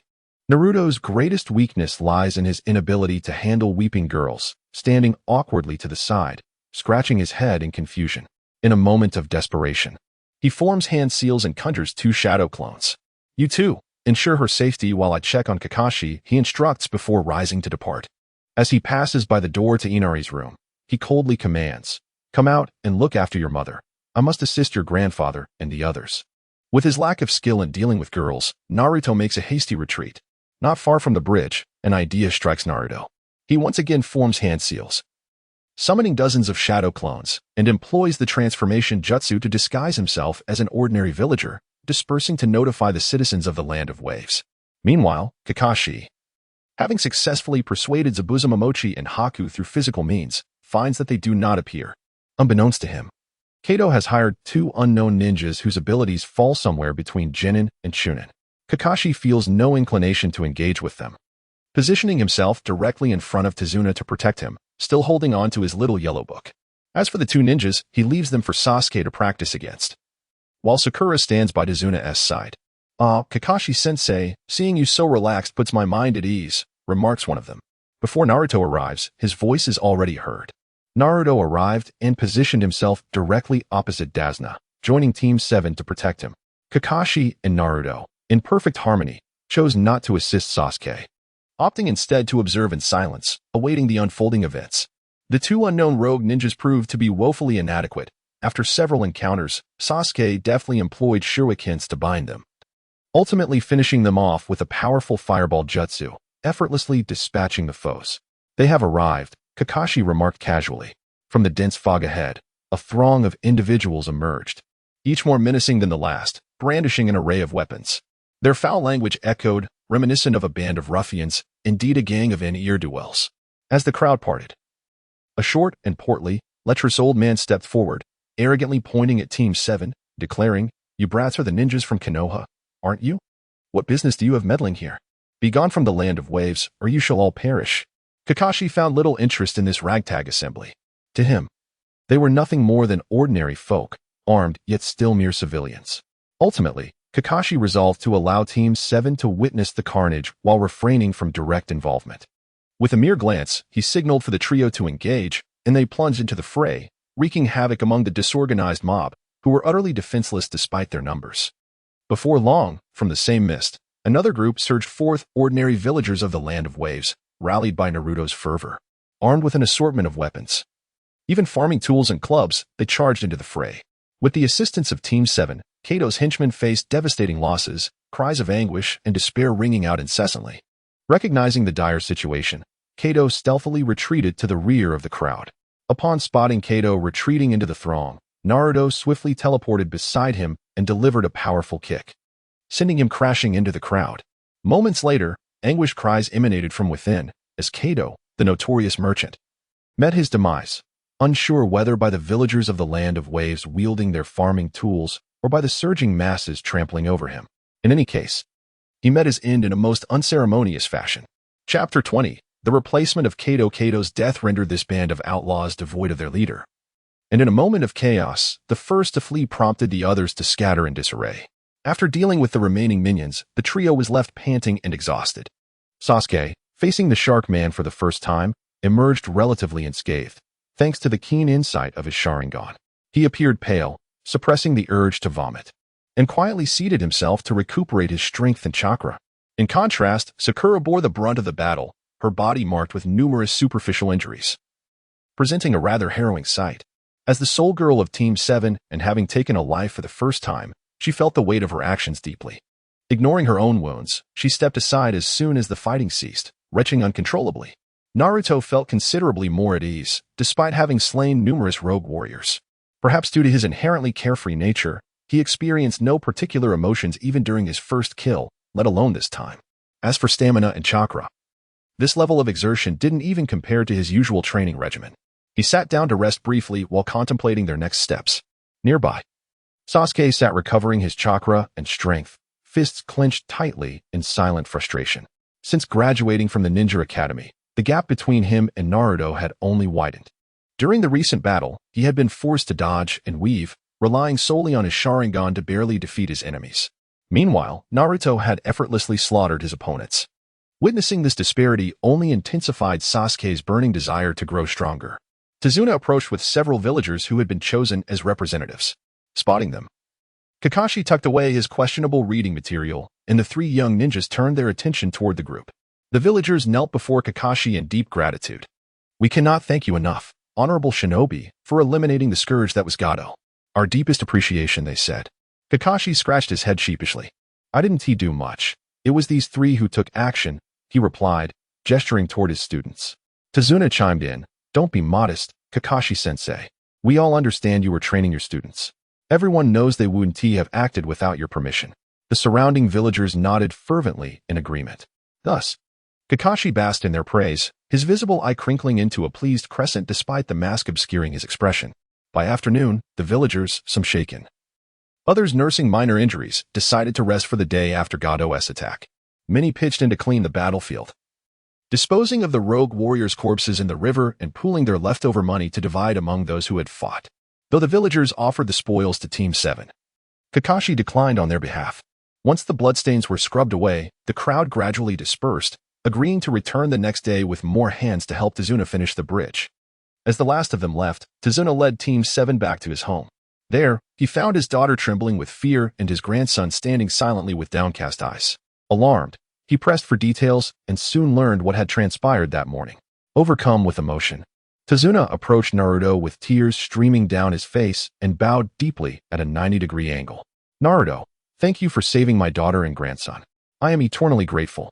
Had anything happened to them, I wouldn't have been able to go on living."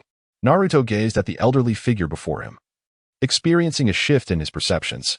While he faced a multitude of fearsome adversaries without a hint of trepidation, he revealed a vulnerable side when confronted by family. "Well, it was a mere trifle. After all, it was part of our duty." Unable to endure the oppressive atmosphere in the living room, Naruto declared his intentions and retreated to his chamber. Upon returning to his room, he seemed to awaken to a realization, rubbing his forehead and muttering about their agreement to edit and upload a video. Although the live stream had been continuously active, the camera had remained off. Upon entering the streaming room, Naruto discovered that today's battle was indeed being broadcasted. Upon inquiring, he learned that Kurama had sensed Naruto's situation and activated the hidden camera on his forehead protector. Scanning the chat in the streaming room, he found it filled with the usual bickering between the Uchiha brothers and the Senju brothers. Indeed, these battles were rather dull, utterly failing to pique the interest of the esteemed figures. Naruto lingered in the room for a while, feeling a sense of ennui. He resolved to check on the progress of the mission assigned to Zabuza and Haku. Upon exiting the door, he encountered Kakashi, who was seated at a table, sipping tea and engrossed in a book. "Kakashi-sensei, where are Sasuke and Sakura? I haven't seen them around," he inquired. "They have gone to the nearby grove to train." "Perhaps they were inspired by your prowess," Kakashi replied. "How diligent of them. I cannot afford to fall behind." With that, Naruto promptly departed from the home of Tazuna. Naruto stealthily entered the grove and summoned his shadow clones for training. Sensing the chakra of Zabuza and Haku, he dashed towards their location. Upon arriving at what was once Kato's office, he couldn't help but marvel at Kato's wealth. The modest office rivaled the grandeur of the prominent Shinobi village's leaders' chambers. He approached the door and pushed it open, stepping into Kato's office, or rather, Zabuza's office now. There sat Zabuza, comfortably ensconced in the boss's chair, with Haku beside him, playing the role of a diligent secretary. As he surveyed the opulence of the office's decor and arrangement, he remarked to Zabuza and Haku, "Kato truly knows how to indulge himself. The luxury of this office rivals that of any major Shinobi village leader's quarters. Just look at these renovations. Everything is brand new. And not just any new furnishings, but high-end pieces. This sofa is simply exquisite." With that, he casually reclined on the sofa, stretching lazily and exclaiming, "I don't even have my own office as the leader, while you, Zabuza, are living in luxury." Haku, playing the role of the secretary, stifled a laugh and suggested, "Naruto-kun, why not stay in the land of waves? Mr. Zabuza and I could assist you." "Forget it," Naruto replied. "My aspirations reach for the stars and the sea. The small land of waves cannot contain me." Observing Naruto's antics, Zabuza could no longer hold back and spoke in a serious tone. "Did you come here simply to admire my office, leader? Zabuza, you must realize that this approach makes it difficult to conduct business. If you were to interact with ordinary villagers, it would surely frighten them." "Enough jesting," Naruto continued. "I came to check how you are managing Kato's assets." At this, Haku produced several documents. Naruto flipped through the documents handed to him by, feeling as if he were ensnared in an illusion, his head spinning, and he cast them aside. Rubbing his temples, he spoke, "Secretary please summarize the report." "Certainly, Chief. Currently, Mr. Zabuza and I have thoroughly searched Kato's vaults and safes, discovering approximately 300 million ryo in cash." Upon hearing this, Naruto couldn't help but scoff. Wow, Kato is indeed wealthy. That amount could easily purchase several bounties for Asuma Sarutobi. Please continue. "As for other real estate, we have this office, a vast expanse of nearby land, the port stock, and numerous warehouses. There are nearly half a street's worth of shops in the commercial district, many of which were acquired through illicit means. Additionally, the warehouses at the dock contain a considerable amount of valuable contraband. Naruto pondered for a moment. The people of the Land of Waves are largely devoid of wealth, relying on seafood from the waters to stave off hunger. The commercial street remains vacant, since we have chosen this place as the origin of our organization. That batch of contraband must not appear in the Land of Waves.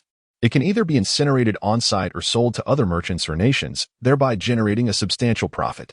Chapter 21. Control of the Land of Waves. Very well, leader. I will oversee the matter with Zabuza, ensuring it does not surface in the Land of Waves. Leader. What shall we do with the 300 million Ryo in liquid assets? Upon hearing this, a glimmer of gold flickered in Zabuza's eyes as if an idea had struck him. It appears that Zabuza still harbors intentions regarding the Village of Mist. Naruto observed all of this, yet he remained indifferent. Without ambition, how could one possess motivation? Naruto shook his head and said, "That amount of money is utterly insignificant to me, and I am not in need of it. You will have numerous occasions to utilize funds in the future, so it is best to conserve it for now." Sitting nearby, the contemplative Zabuza could no longer contain himself. "What exactly should I and Haku do?" he inquired. "Well, Zabuza, do not be so hasty. You must alter your disposition. The ninja world is not merely about fighting and killing. It is also about human relationships and social intricacies. With a serious expression, your foremost task is to ensure that the Land of Waves speaks with a singular voice. The daimyo's presence is unnecessary. When dealing with the daimyo, do not foolishly intervene personally. Our current strength is inadequate to challenge the established norms of the ninja world. Otherwise, we may attract the attention of those who consider themselves righteous.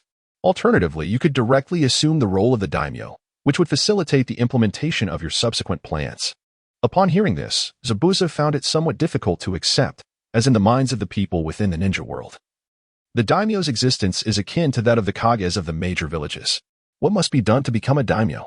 Naruto, with a tone of exasperation, remarked, "Zabuza, as a member of the Destiny organization, your strength is not what matters most. What is essential is your willingness to speak boldly, to act decisively, and to think freely, unbound by the conventional mindset of the ninja world. For instance, if you aspire to become a feudal lord, you could simply eliminate the current lord and assume their identity through transformation techniques, as there are no ninjas in the Land of Waves. Alternatively, you could claim to be the illegitimate child of the lord and inherit their title, or even employ genjutsu to control the situation. Henceforth, refrain from asking such foolish questions." Beside them, Haku watched Zabuza's face alternate between shades of red and white, stifling laughter with great difficulty. Perceiving Zabuza's displeased gaze, Haku hastily inquired, "Once we become feudal lords, what shall we do next?" "Lead the people of the Land of Waves in agriculture." Zabuza, taken aback, sputtered his tea in indignation and rose in fury. "I am Zabuza Momochi, the rogue ninja of the mist. You dare suggest I toil in the fields?" "Silence, Zabuza. If you are incapable of farming, then listen to what I say, and Haku shall carry out the tasks while you assist. I possess various seeds that yield superior crops compared to those in the ninja world. For instance, this rice can be harvested 3 times a year, yielding approximately 600 to 1,400 pounds per acre, along with numerous other seeds. These represent the future of the ninja world. Ensuring that everyone has enough to eat will not be a problem." As he spoke, Naruto pretended to extract bags of seeds from a sealing scroll. Once he finished, he retrieved a book from his backpack and handed it to Haku, saying, "Haku, take care of this comprehensive guide to agriculture. It contains invaluable techniques. Do not be foolish like Zabuza. Books are static, while people are dynamic. Seek out experienced villagers to learn from." Upon hearing this, both Zabuza and Haku gazed in astonishment at the items Naruto had produced. "Naruto-sama, I shall do my utmost," Haku replied, trembling as he accepted the book with reverence. Though Zabuza and Haku were ninjas unfamiliar with farming, their years of wandering through the ninja world had exposed them to countless instances of starvation and death from hunger. The sight of these seeds ignited a flicker of hope within them. Perhaps, just perhaps, the organization could indeed transform the ninja world. This is merely the first step. There is much more for you to accomplish. For instance, you must ensure that the villagers' crops are protected from rogue ninjas, wandering warriors, and bandits. Should you encounter any threats, deal with them promptly. There is no need to do everything yourself. Scout for individuals of good character and consider integrating them into the organization. Wealth is abundant if managed wisely. Do not be short-sighted like that fool Kato, who solely exploits the villagers. Ensuring that all villagers have enough to eat will naturally lead to surplus resources, enabling them to improve their lives. The bulk of our profits will hinge on the harbor.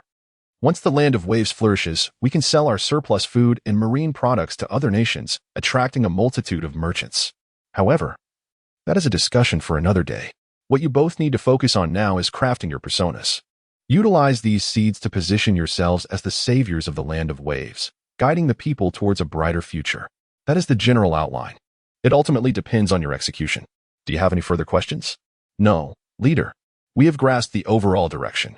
Naruto glanced at Zabuza beside him and said, this time.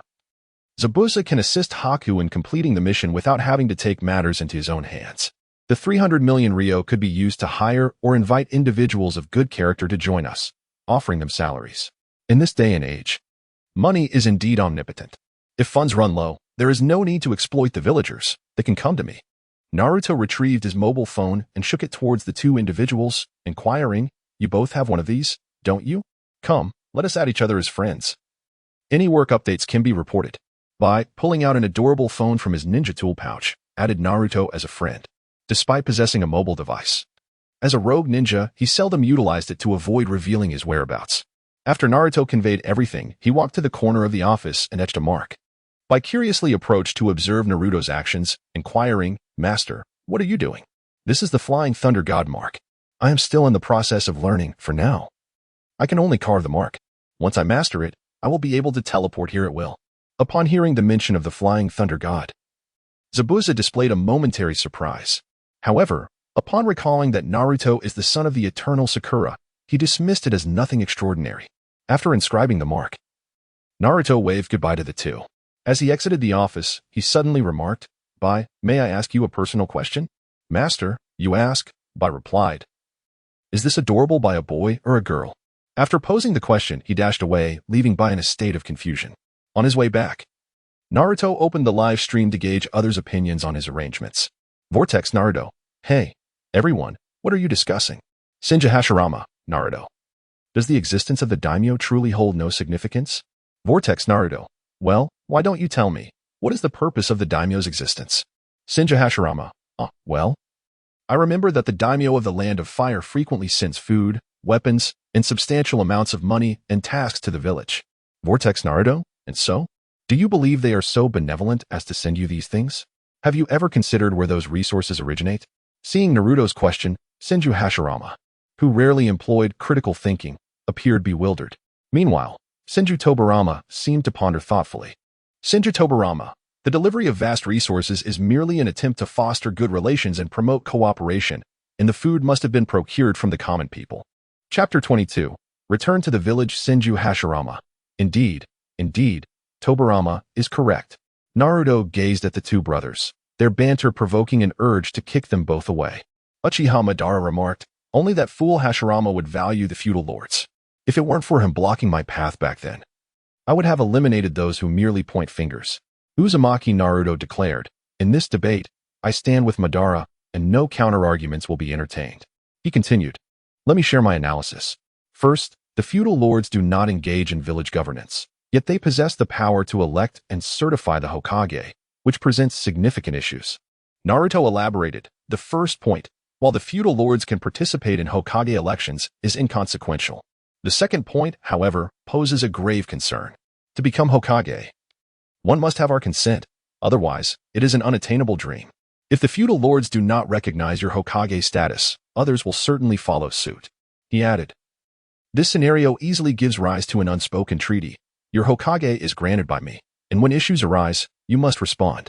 Naruto articulated. This exemplifies how the ninja village serves as the armed force of the feudal lords, with resources such as food and wealth merely nurturing their own power. He remarked, these resources primarily originate from the commoners. While it may be termed procurement, in reality, it is blatant theft, dictated by terms they impose. Consequently, it is the commoners who suffer the most. Hashirama Shinja questioned, is that so? I had assumed they were wealthy individuals purchasing their provisions. Naruto replied, do not elevate ninjas to an unrealistic pedestal. Farming is not disgraceful. Should ninjas engage in agriculture, a single earth release could save immense manpower and resources. A water release could irrigate countless crops. Furthermore, in the long term, villagers could post lucrative farming tasks, devoid of danger and offering substantial rewards. Would no one take on such tasks? Naruto clarified. In essence, the reason villagers cannot post farming tasks is due to the feudal lord's oppression. Ninjas are disinclined to farm. Having been indoctrinated from the moment they became ninjas that such tasks are meant for commoners, while ninjas are solely for combat. He concluded, without the feudal lords, the ninja village system could potentially become more refined. In the land of purity, Tobirama Senju remarked, Brother, Naruto makes a valid point. Why did we overlook these issues before? Hashirama responded in disbelief. What? Haven't you always managed the village? How could you have missed this? Tobirama retorted, Damn it. Uchiha Madara interjected, Enough of this. Hashirama is just a simpleton. All he knows is fighting and killing, devoid of worldly wisdom. Uchiha Izuna nodded. Indeed, brother speaks truthfully. Naruto added, Yes. Hashirama is indeed a simpleton. If he understood the ways of the world, he would have long since become the second richest man in the ninja realm. Hashirama exclaimed, Why the second richest? Why not the richest? Naruto explained, The richest is Konan from the Rain Village. She possesses 600 billion explosive tags. Just imagine. 600 billion tags. What a fortune that represents. Merely thinking of it brings tears of envy to my eyes. Hashirama calculated, 600 billion tags. Normally worth around 2,000 ryo each, doubling during wartime. So many zeros, I can't even keep track. He sighed, Never mind, I'll concede the first place to her. Tobirama queried, Then how did my brother become the second richest in the ninja world? Naruto replied, It's quite simple. He can utilize wood release. Planting seeds. With a clap of his hands, he could employ the wood release seed maturation technique, ensuring an endless supply of food. Naruto continued, Even if farming isn't viable. With his immense chakra reserves, a clap of his hands could render an entire street his domain. He could easily become a real estate developer and amass great wealth. Tobirama looked at Naruto's vivid description, exasperated, while Hashirama sat beside him, brimming with excitement.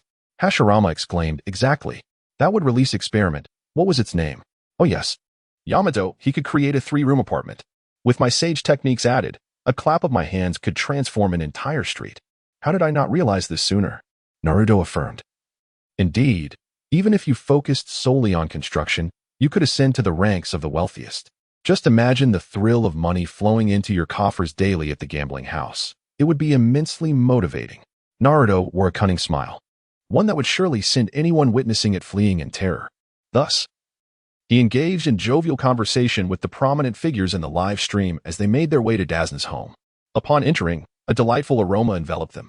In gratitude for Naruto's assistance, the Dazna family prepared a sumptuous dinner. Thanks to Naruto, Team 7 enjoyed a feast that lasted nearly 2 hours. Had Naruto not been a minor, Dazna would have undoubtedly insisted on toasting a few drinks in appreciation. In the days that followed, having swiftly dealt with Kato, the protection task was remarkably effortless. Some indulged in leisure reading while others focused on training. The villagers of the Land of Waves, in their gratitude for Team 7's support, presented a variety of local delicacies, ensuring their days were filled with contentment. Kakashi and the others remained in the Land of Waves, while Zabuza and Haku had yet to initiate their plans, spending their days idly in the office, awaiting the departure of Team 7 before proceeding with their own intentions. Thus, half a month passed, and the bridge was completed. At Dazna's suggestion, the villagers decided to name it the Naruto Bridge. Upon hearing this, Naruto felt an overwhelming embarrassment, as if he could dig his toes into the ground to hide. After several refusals, he finally proposed naming it the Dawn Bridge, symbolizing the hope of the people of the Land of Waves. This time, the villagers unanimously agreed, and it was officially designated as the Dawn Bridge. On the journey back to Konoha, Kakashi seemed to recall something and curiously inquired, Naruto, on the day Kato's men attacked, those villagers you called were actually your shadow clones, weren't they? Why did you do that?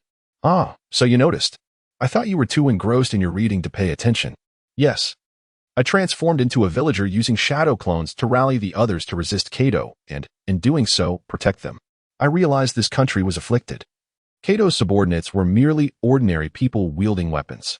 If the villagers of the Land of Waves had taken up arms from the outset, Kato could never have controlled them and would have been swiftly driven out.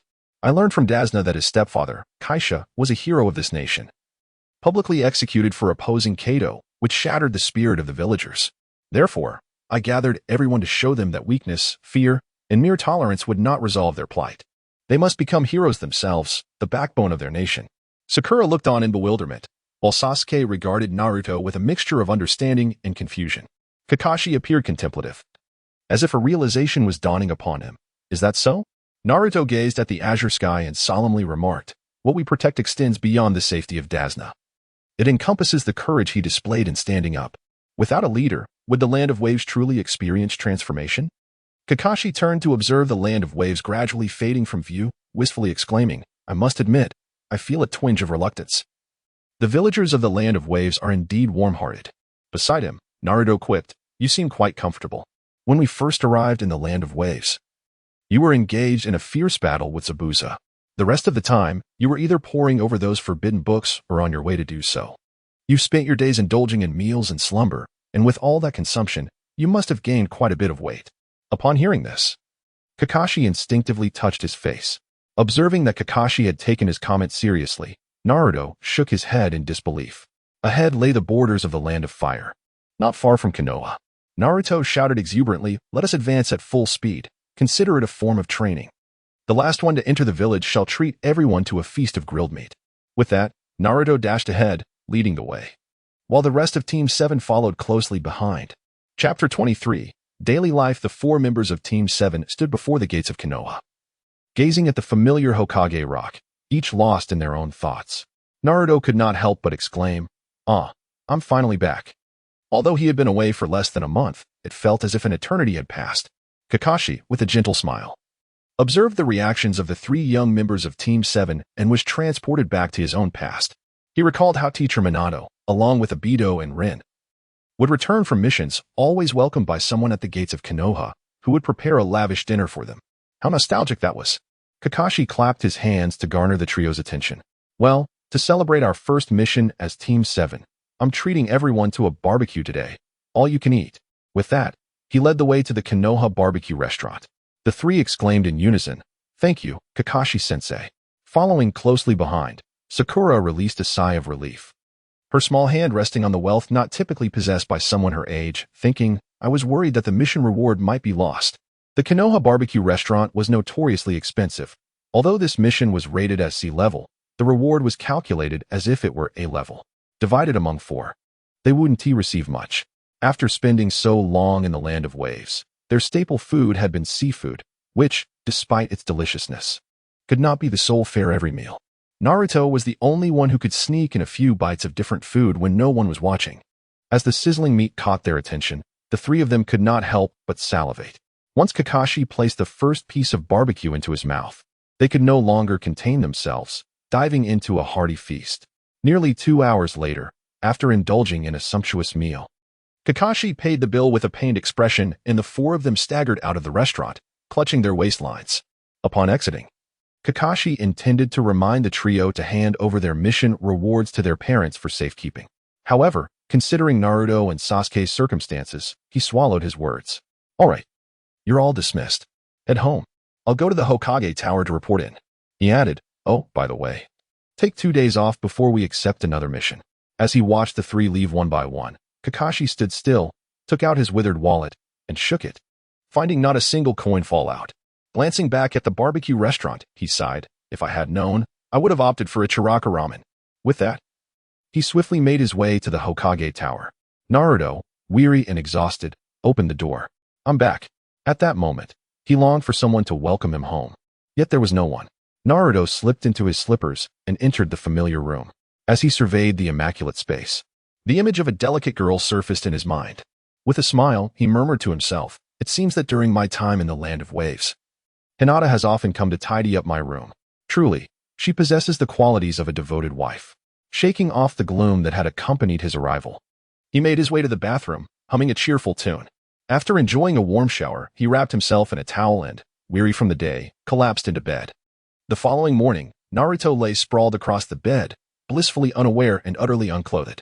Suddenly, the door creaked open, and Hinata stepped inside, carrying an assortment of vegetables and meats. Despite Naruto's absence, she had maintained her habit of regularly replacing the ingredients in the refrigerator with fresh ones. A soft, startled scream shattered the morning tranquility. Naruto jolted awake, hastily sitting up. Upon opening his eyes, he saw Hinata at the doorway and yawned. Oh, it's you, Hinata? What is the matter?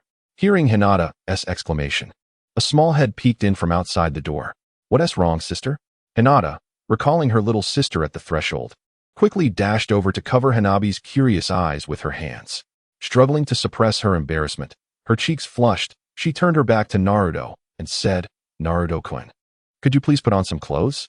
Still groggy from sleep, Naruto looked down at himself in confusion. No wonder he felt a chilling draft against his exposed lower half. Naruto's rare embarrassment caused his face to flush crimson as he hurriedly grabbed a nearby towel to shield himself. Having returned only the previous night and exhausted from the journey, he had washed up and collapsed into bed without preparing any clean clothes. In his haste to rise, he stumbled with a loud thud, landing on the floor in a pose reminiscent of a dog pouncing for its prey, his expression one of utter despair, and the towel flew to the side. Hearing the commotion, Hinata turned anxiously to glance over, unsure of what unsightly sight she might behold. Instantly transformed into a flustered steam maiden, she nearly collapsed on the spot. Had it not been for little Hanabi's presence.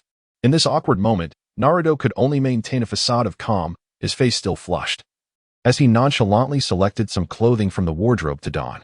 "Hinata, you may come in," he called out. Upon hearing Naruto's voice, Hinata turned and entered, pulling her younger sister along. Observing Hinata's flushed cheeks, Naruto awkwardly rubbed his nose, at a loss for words, and unexpectedly blurted out, "Hinata, I'm back." "Welcome back, Naruto-kun." The warm welcome nearly brought Naruto to tears, as the two exchanged tender gazes, almost succumbing to an embrace. Meanwhile, little Hanabi, feeling left out, piped up, "Brother-in-law, did you bring me a gift?" Her adorably innocent voice interrupted their intimate moment. "Hanabi, don't be a nuisance. What gift do you want?" "I'll take you to buy something later," Hinata quickly interjected to alleviate Naruto's embarrassment. Hearing her sister's reprimand, Hanabi sulked, pouting and sitting off to the side in a huff. "Yes, I did bring something for you, Hanabi. Just wait a moment, and I'll get it for you." Naruto discreetly sidestepped to retrieve his small backpack. Pretending to reach inside, he conjured a delightful set of Barbie dolls and hurriedly approached, presenting them before little Hanabi. Upon seeing the enchanting toys, Hanabi's wide eyes sparkled with delight as she eagerly extended her hands to accept them, cradling them in her embrace. "Sweetly," she exclaimed, "thank you, brother-in-law." Hearing her endearing voice filled with innocence, Naruto felt an overwhelming sense of healing wash over him. He then noticed a flicker of envy in Hinata's eyes as she observed the scene.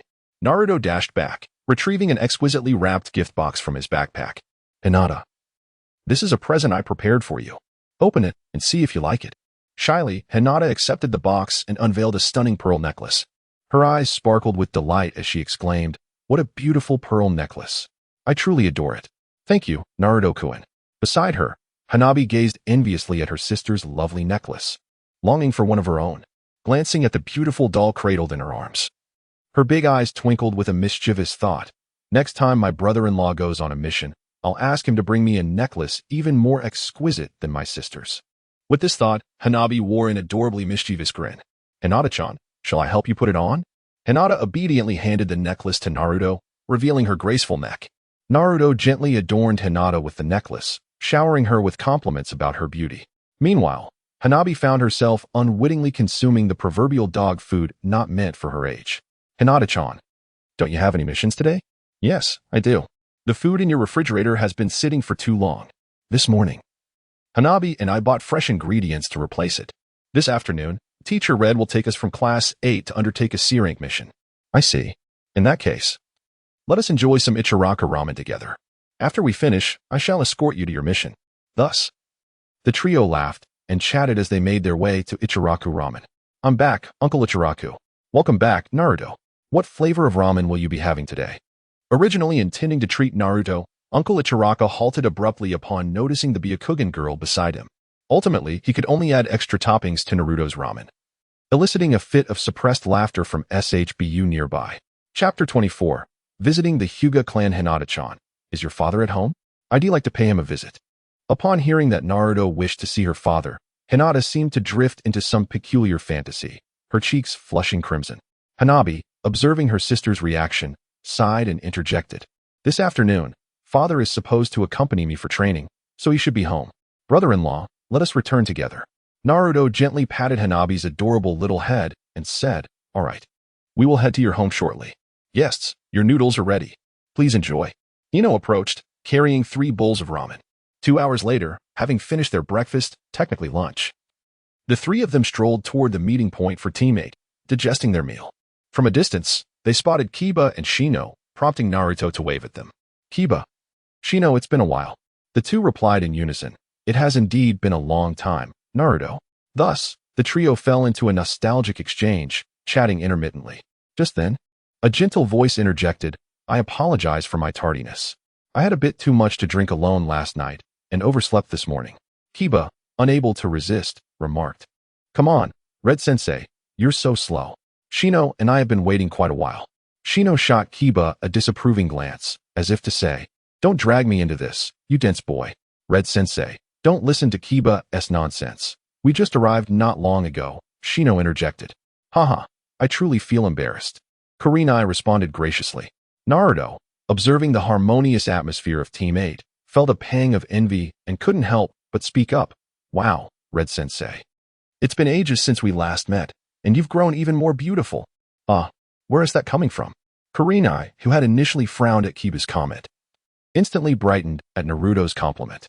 She teased, Naruto-kun, are you here to deliver compliments to your little girlfriend? Hinata is quite enviable, indeed. Hinata, blushing, quickly hid behind Naruto. Noticing that Hinata was nearly overwhelmed by the teasing glances, Naruto hastily changed the subject. I really admire the atmosphere of Team 8. Red Sensei is gentle, gracious, beautiful, and polite. Unlike our Team 7, where the leading teacher is always late, with the same excuses each time, either helping an elderly lady cross the street or getting lost in life. And sometimes even blaming it on a cat. Kurenai giggled at Naruto's praise once again. Team 7, I believe your leader is Kakashi, isn't he? He does have a penchant for tardiness. Perhaps that's where it all began. Successfully diverting the conversation, Naruto prepared to take Hanabi away, not wanting to intrude on teammates' mission. Before leaving, he said, Kiba, Shino, let us gather by the small river tomorrow afternoon as usual. Don't forget to be on time. Red Sensei, you should join us too. All right, originally we had a mission tomorrow afternoon, but we can't do our tasks in the morning and have dinner in the afternoon. Oh, I see. I apologize for not considering that. Kurenai replied. I'll check in with Team 10 about their schedule. No problem. After all, they're just D-rank missions, so they won't take much time. Then it's settled. See you tomorrow. The group gradually departed the training ground. Naruto, holding the adorable little Hanabi's hand, returned home to fetch 2 gifts, making his way towards the Hyuga clan's grand residence.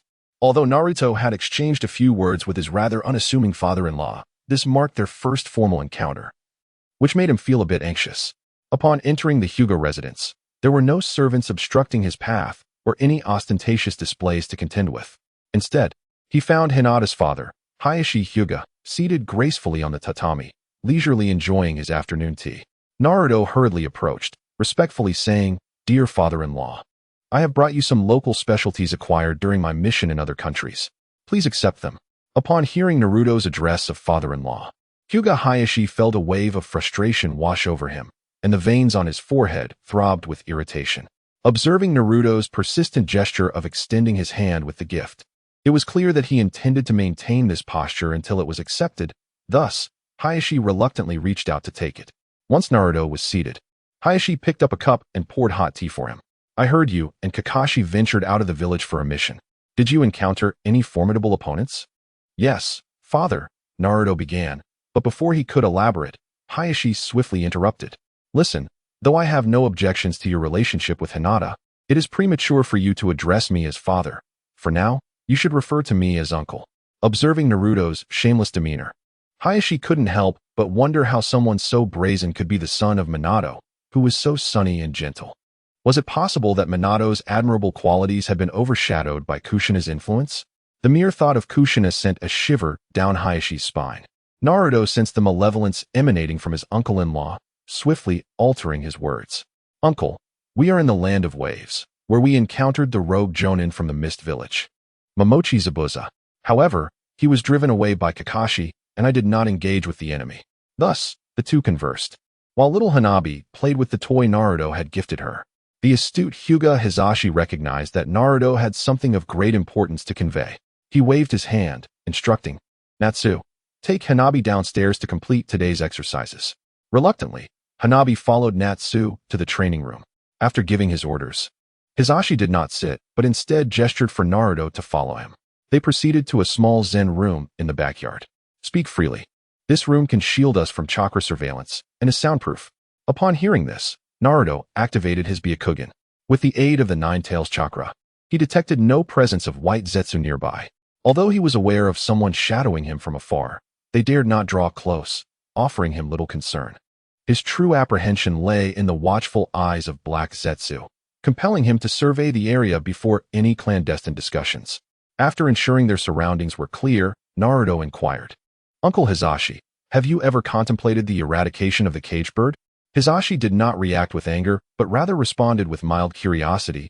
Please elaborate. While the caged bird served to protect their clan, it stifled the evolution of the Byakugan. The main branch often lacked either the talent or the motivation due to the absence of competition, while the branch family, constrained by the caged bird, resigned themselves to a life of mediocrity or, possessing talent and drive, found their potential suppressed. Take Hinata's cousin, Niji, for instance. His innate ability may even surpass Hinata's, yet he is perpetually bound by the caged bird, incessantly lamenting his fate. Hisashi, intrigued, asked, "Is Niji truly that formidable?" Indeed, Naruto affirmed. He has already mastered the 8 trigrams 128 palms, and even comprehended the heavenly spin on his own, without any instruction. Hearing this, Hisashi was left speechless. Fully aware of the arduousness of mastering the 8 trigrams and the heavenly spin, knowledge exclusive to the Hyuga clan. Well, even if we do not abolish the caged bird entirely, we could certainly modify its regulations. Hisashi pondered, how so? Share your thoughts. It is quite simple. I recall that Niji's father and you are twins, yet he was cast into the branch family merely for being born a few minutes later, correct? Hisashi confirmed, yes. That has been the long-standing tradition in our clan. Naruto sighed, what an archaic system. How many talents must it stifle? Uncle Hisashi, have you considered establishing a new system? For instance, if one does not awaken their Byakugan by a certain age or fails to reach Jonin level by a specific age, they should be marked with the caged bird. This would not only incentivize our clan members to train harder, but also filter out those who languish in idleness. To escape the caged bird's mark and alter one's destiny, one must rely on their own efforts. This approach would fortify the Hyuga clan and better shield the Byakugan from external scrutiny. The strong would grow stronger, while the weak would remain weak. To attain the Byakugan of the main branch, one must confront genuine strength. Hisashi was profoundly moved by Naruto's perspective and remarked, though the caged bird system has been inherited since the Warring States period, it is not beyond the realm of modification. However, any alterations now may face opposition from Konoha. He gestured upward, indicating the complexities that lay ahead. Naruto glanced at Hinata Hisashi and continued, this is precisely what I am about to discuss. Chapter 25, The Feast, Part 1. Konoha is set to unite with the Sand Village for the Chunin exams, is it not? Hinata Hisashi exclaimed in surprise. How do you know this? The Chunin exams are a matter currently being deliberated by Sarutobi Hiruzen and the heads of various clans. Even the Jonin in the village are unaware. Where did you acquire this information? Dear father-in-law, do not concern yourself with such trivialities. This is my second experience with the Chunin exams. Hinata Hisashi shot him a piercing glare. Naruto chuckled awkwardly, saying, Uncle Hisashi, do not take this to heart. This Nin exam is nothing but a conspiracy orchestrated by the Sand Village and Orochimaru. Under the guise of the Nin exam, Orochimaru has initiated the plan to bring Konoha to its knees. Should we not relay this information to Sarutobi Hiruzen? The consequences otherwise would be dire. Naruto lifted his teacup and took a delicate sip, remarking, there is no need for that. This examination is merely the farewell ceremony orchestrated by Orochimaru for Sarutobi Hiruzen. The 4th Kazekage of Sunagakure has likely already fallen to Orochimaru's hand, and he intends to masquerade as the 4th Kazekage upon entering Konohagakure. His motive, I presume, is to perceive Sarutobi Hiruzen as aged and weakened. He is willing to tarnish his own reputation to escort him on his journey, thus cementing his title as the strongest Hokage. Uncle Hisashi, do you not find it particularly ironic? It is indeed quite ironic, is it not? A feeble Sarutobi Hiruzen? Hisashi chuckled, a hint of self-mockery lacing his tone. Naruto, what should I do then? Uncle Hisashi, there is nothing to be done. Simply await the unfolding spectacle, Naruto replied. Puzzled, Hisashi inquired, why is that? Well, Sarutobi Hiruzen has committed numerous unsavory acts over the years. Ever since the Uchiha clan was annihilated, the various clans have been gripped by trepidation. Although Danzo Shimura bears the brunt of the blame, no one is oblivious to the truth. I suspect that when the time comes, the clans will merely observe the drama unfold, with no one willing to extend a helping hand. Indeed, ever since the Uchiha clan's demise, all the clans have been swallowing their grievances, fearing they might be next. What of Danzo Shimura? Will he, as a contemporary of Sarutobi Hiruzen, not intervene? Naruto cast a disdainful glance at Hinata Hayashi. If one were to speak of Konoha village, the individual most eager to see Sarutobi Hiruzen meet his demise was none other than Shimura Danzo. In collusion with Orochimaru, he believed that once Sarutobi was out of the picture, he could ascend to the coveted position of Hokage. At this thought, a sinister smile crept across Naruto's face, leaving Hayashi feeling distinctly uneasy. Uncle Hayashi, Naruto continued, if no untoward incidents arise, it would be prudent to instruct the other members of the Hyuga clan to assist in evacuating and safeguarding the villagers, ensuring they remain as far from the conflict as possible. Should there be any dissenters, those who choose to languish in complacency, they can be assigned to the front lines. Alternatively, if you wish to amend the rules governing the caged bird, it might be wise to convene a family meeting prior to the Chunin exams to discern who among us stands in opposition and who remains obstinately resistant. Upon hearing Naruto's words, Hayashi reevaluated the young Uzumaki with newfound respect, pondering to himself, indeed, he is destined to be the future Hokage. His heart is truly ruthless. If Naruto were aware of Hinata Hizashi's disparaging thoughts about him, he would undoubtedly exclaim his innocence. Sitting upright, Hinata Hizashi proclaimed with utmost seriousness, "Ahem, it is indeed acceptable to protect the villagers. However, as for participating in battle, our Hyuga clan has no disobedient members." Naruto did not refute Hinata Hizashi's words. His gaze fixed on his rather unremarkable father-in-law, as if to convey a sentiment of disbelief. Hinata Hizashi's face flushed with embarrassment, prompting him to hastily change the subject. "So, Naruto, did you come seeking me this time, due to the Chunin exams?" "Pretty much. I also thought to assist Uncle Hizashi in eliminating the pests plaguing the Hyuga clan. I have some tasks at hand but lack sufficient manpower, so I could only think of my family." "Curious," Hinata Hizashi inquired. "What matter has made you take an interest in our Hyuga clan?" "Well, it's nothing particularly grand. I simply wish to alter the landscape of the ninja world and, in the process, forge an entirely new ninja realm." At that moment, tea spluttered onto Naruto's face as Hinata Hizashi could no longer maintain his composure. "You young man possess quite the ambition." Hinata Hizashi opened his mouth to respond, but ultimately refrained, lost in contemplation. "Well, Uncle Hizashi need not be overly concerned. Currently, my associates are managing the Land of Waves. You may visit there first, and then make your decision." Naruto gazed at Hinata's uncle, Hinata Hizashi, who appeared to be lost in deep contemplation. He glanced outside, noting that the sun was nearing its descent. "Uncle Hizashi, it is getting late. I must take my leave now." Naruto's words struck a profound chord within Hayashi, rendering him momentarily speechless, as if he had not truly heard Naruto at all. Standing before the entrance of the Hyuga clan, a thought crossed his mind, prompting him to create several shadow clones to notify others of the gathering scheduled for the following day. As he glanced back at the Hyuga residence, noting that Hinata had yet to return, he shook his head and swiftly vanished in a burst of movement.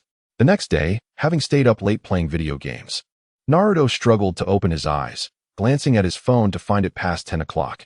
As he entered the bathroom, a thought struck him, and he emerged to retrieve a change of clothes. After attending to his personal hygiene, Naruto settled onto the sofa, contemplating what to eat at the afternoon gathering while conjuring up various dishes in his mind. Naruto glanced down in astonishment, realizing that the small room was nearly filled to capacity. It was rather absurd how quickly it had happened. Just as he was contemplating the predicament, a knock resonated at the door. With his feet obstructed by an abundance of food, he could hardly move and could only rub his forehead, asking, "Who is it?" "Outside." Shikamaru sighed in exasperation. "Naruto, it's me, Shikamaru. Open the door and let me in." "Oh, it's you, Shikamaru. I'm completely blocked in here and can't get out. Please just open the door and come help me." "What a hassle." Shadow mimicry technique. A distinct click echoed as the door swung open. Upon entering, Shikamaru was met with a chaotic scene of scattered ingredients, causing his mouth to twitch in disbelief. "Naruto, Did you rob a vegetable market? Where on earth did all this food come from? Ah, Shikamaru, don't dwell on the details. It's all the fault of my shadow clones. They each bought a little, and now look at this mess. Meanwhile, CHG Akimichi, munching on chips outside, overheard the exchange and peeked in, his eyes lighting up at the sight of the bounty. Don't worry, Naruto. I'll help you eat all of this. Thus, the three of them began sorting the ingredients while engaging in light-hearted conversation. Shikamaru, CHG, didn't you have a mission today? No, we're from Team 10. A few days ago, we were out of the village on a mission to eliminate a band of mountain bandits. We're on break now. I see. How did it feel to see blood for the first time? I was fine, just a bit nauseous. Otherwise, nothing much. Unlike CHG, who has a heart of steel. I remember after we took down the bandits, he immediately pulled out his chips to eat. CHG sheepishly scratched his head. Not really. I often accompany my dad to the slaughterhouse for meat. Killing feels just about the same. Naruto and Shikamaru simultaneously gave a thumbs up to Choji after hearing his explanation.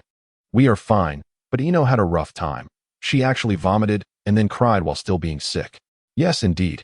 This morning, Shikamaru and I went to check on Ino, but Uncle Hachi informed us that she is yet to rise.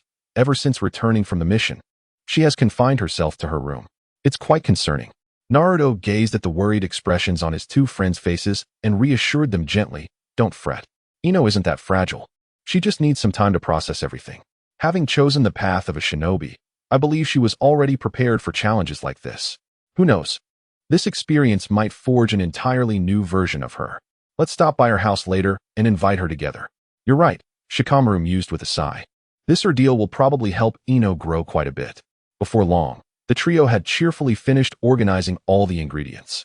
Staring at the mountainous pile of supplies, one of them groaned. How are we supposed to carry all this? It'll take multiple trips. Maybe we should gather everyone first and have them help transport everything? No need for such hassle. Naruto grinned. Multi-shadow clone jutsu. In an instant, a swarm of shadow clones materialized, each grabbing 2 bags of ingredients before marching toward the picnic site. Chapter 26. The Gathering, Part 2. As the three chatted about amusing moments from recent missions, they passed by the Yamanaka flower shop. Not far ahead, Sakura stood at the counter, sharing laughter with Ino. Seeing the genuine smile on Ino's face, the two members of Team 10 exchanged relieved glances. Naruto observed everything with envy directed towards Ino. Ino, Sakura has left, he remarked, shaking the ingredients in his hand. He watched as Ino walked toward the back of the flower shop, returning shortly after with Sakura in tow, both appearing as the best of friends.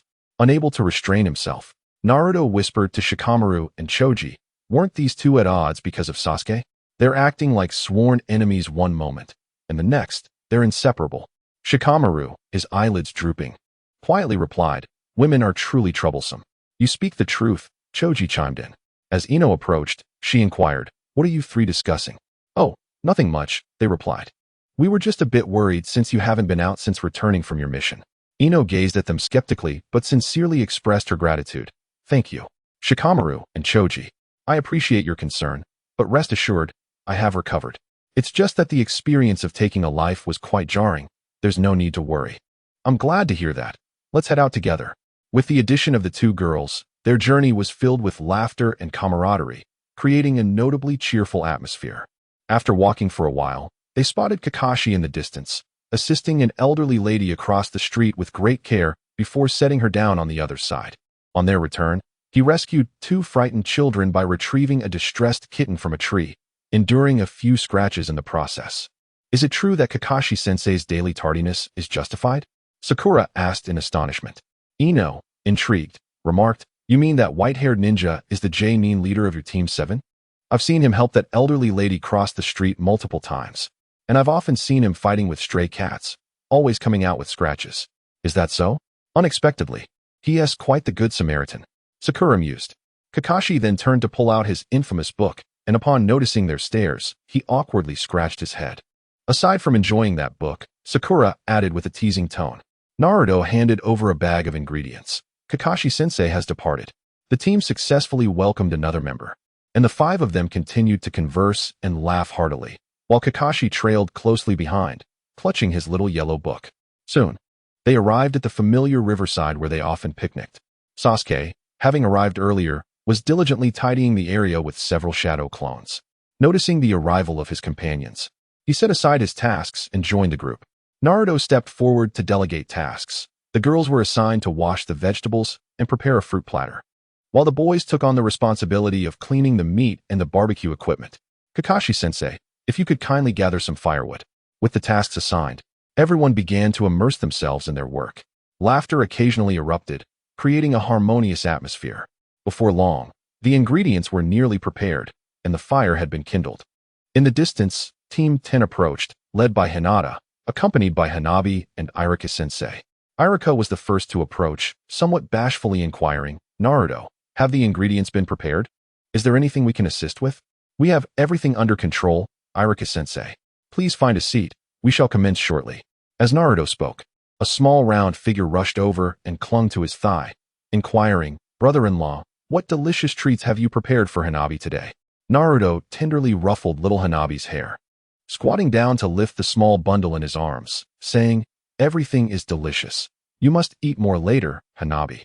Hinata, upon hearing her sister call her brother-in-law in front of so many people, nearly transformed into a steam-powered princess, although the others were quite accustomed to it. "Kurenai-sensei, please come and sit.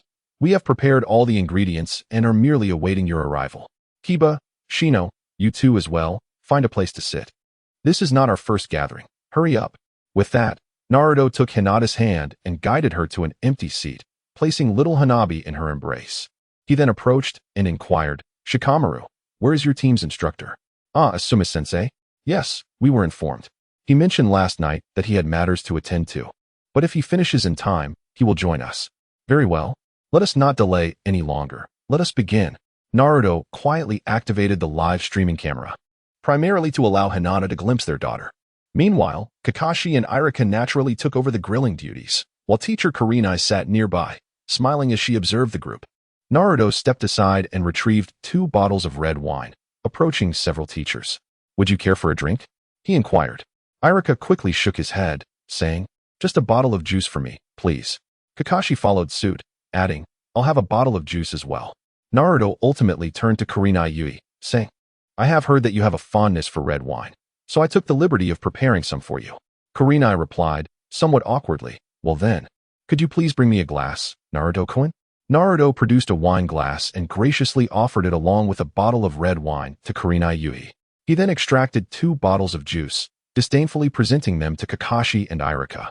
He couldn't help but exclaim, "What a pity that I am still underage." Following his remark, he cast a scornful glance at the two. Kurenai poured the red wine into her glass, took a delicate sip, and her eyes sparkled with delight as she exclaimed, "This is even more exquisite than what I usually drink. It is truly a fine treasure." Naruto shrugged his shoulders and said, "Well, I went to great lengths to prepare this, but unfortunately, they failed to recognize its value." Ignoring the disapproving expressions of the two, Naruto stepped aside to fetch a bottle of juice for Hinata and a bottle of milk for Hanabi. Ultimately, he brought over a whole box and placed it at their feet, inviting them to help themselves. Thus, the group enjoyed a delightful feast, engaging in cheerful conversation and laughter, creating an atmosphere of sheer contentment. After a while, Naruto picked up Hanabi and summoned his shadow clones, allowing Irika and Kakashi to join the lively discussion. As their conversation grew more animated, bursts of hearty laughter echoed around them.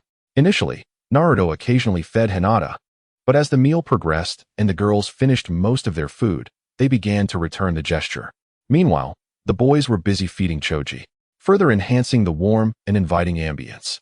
As Naruto observed the expressions on everyone's faces, a smile crept upon his lips as he murmured, "It seems that everyone is truly relishing this ambience."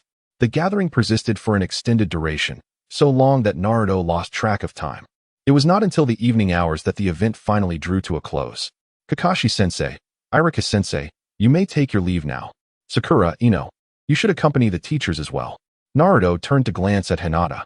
"You should accompany them as well. I will take Lady Sakura home first. She has had too much to drink.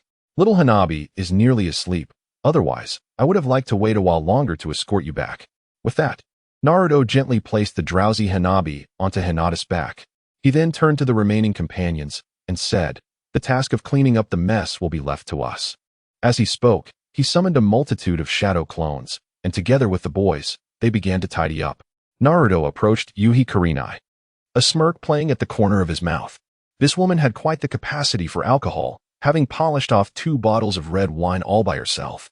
Thankfully, Asuma Sarutobi had not shown up, otherwise, things would have been rather complicated. With that thought in mind, he gently supported Kurenai's slender waist and followed the group that had departed ahead of them. At this moment, Naruto discreetly glanced at the content of the live stream. Yuhi Kurenai, sigh, my daughter has finally grown up. It's time to consider her lifelong commitments. It truly makes me anxious. Kakashi Hitaki, Kurenai, what do you think of my son? Should we let them give it a try? Yuhi Kurenai, that could work. But only if your son can refrain from indulging in adult literature for a month. At this point, a desperate father found himself engulfed in despair. If Kakashi were to realize that his penchant for adult material had cost him a chance at a significant life event, would he not feel remorse? Chapter 27. The upcoming Chunin exam. In the Hokage's office of Konohagakure, Sarutobi Hiruzen was smoking a cigarette, perusing a document. The quiet office was intermittently punctuated by the sound of his smoking. Suddenly, a deliberate set of footsteps shattered the tranquility. The visitor approached Hiruzen's desk, and before uttering a word, Hiruzen, without lifting his gaze, remarked, Danzo, what brings you here at this hour? Over the years, the only person who could enter the Hokage's office at such a late hour without a report from the Umbu was his old friend, Shimura Danzo. Under the dim light, Danzo appeared particularly ominous. Hiruzen, I have heard that the Jinchuriki visited the Hyuga clan yesterday and conversed with Hyuga Hizashi for quite some time. Hiruzen cast a stoic glance at Danzo. I am aware that the Umbu are following closely behind. It is merely a young person paying a visit to their elders. Both the Jinchuriki and Hizashi's daughter understand the situation. In truth, since Naruto had gained the ability to utilize the Nine Tails Chakra mode, the Umbu assigned to guard and monitor him had faced numerous challenges. Lacking the ability to protect himself, Naruto had lived in constant unease, enduring the scrutiny of the Umbu around him. However, once he gained self-defense capabilities, any Umbu that drew too close would find themselves on the receiving end of his playful pranks. Gradually, both sides maintained a respectful distance, causing no disturbance to one another. Thus, while the Umbu had observed Naruto and Hizashi's daughter, they had not overheard their conversation. Danzo had also dispatched members of Root to follow Naruto, with circumstances largely mirroring those of the Umbu, which is why he had intentionally inquired with Hiruzen. It is best that way. I still feel the Jinchuriki is getting too close to the Hyuga clan. I have said before that if the Jinchuriki had been entrusted to me, there would be far fewer issues.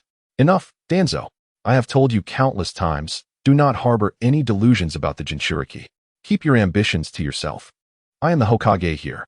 Now, what exactly do you wish to discuss? Upon hearing Hiruzen's refusal and sarcasm, Danzo's expression grew more somber, and a shade of darkness deepened within him. For this Chunin exam, the Umbu will not participate. Should you require assistance, inform me in advance so arrangements can be made. I intend to deploy Root to the borders of the participating nations, just in case. With that, his dark demeanor intact, he exited the office without a backward glance. Hiruzen, now disinterested in his documents, moved to the window and watched as Danzo vanished into the darkness. He gazed up at the pitch-black sky, took a couple of puffs from his cigarette, and murmured, Danzo, it would be wise for you to refrain from any reckless actions. Otherwise, I may not be able to protect you.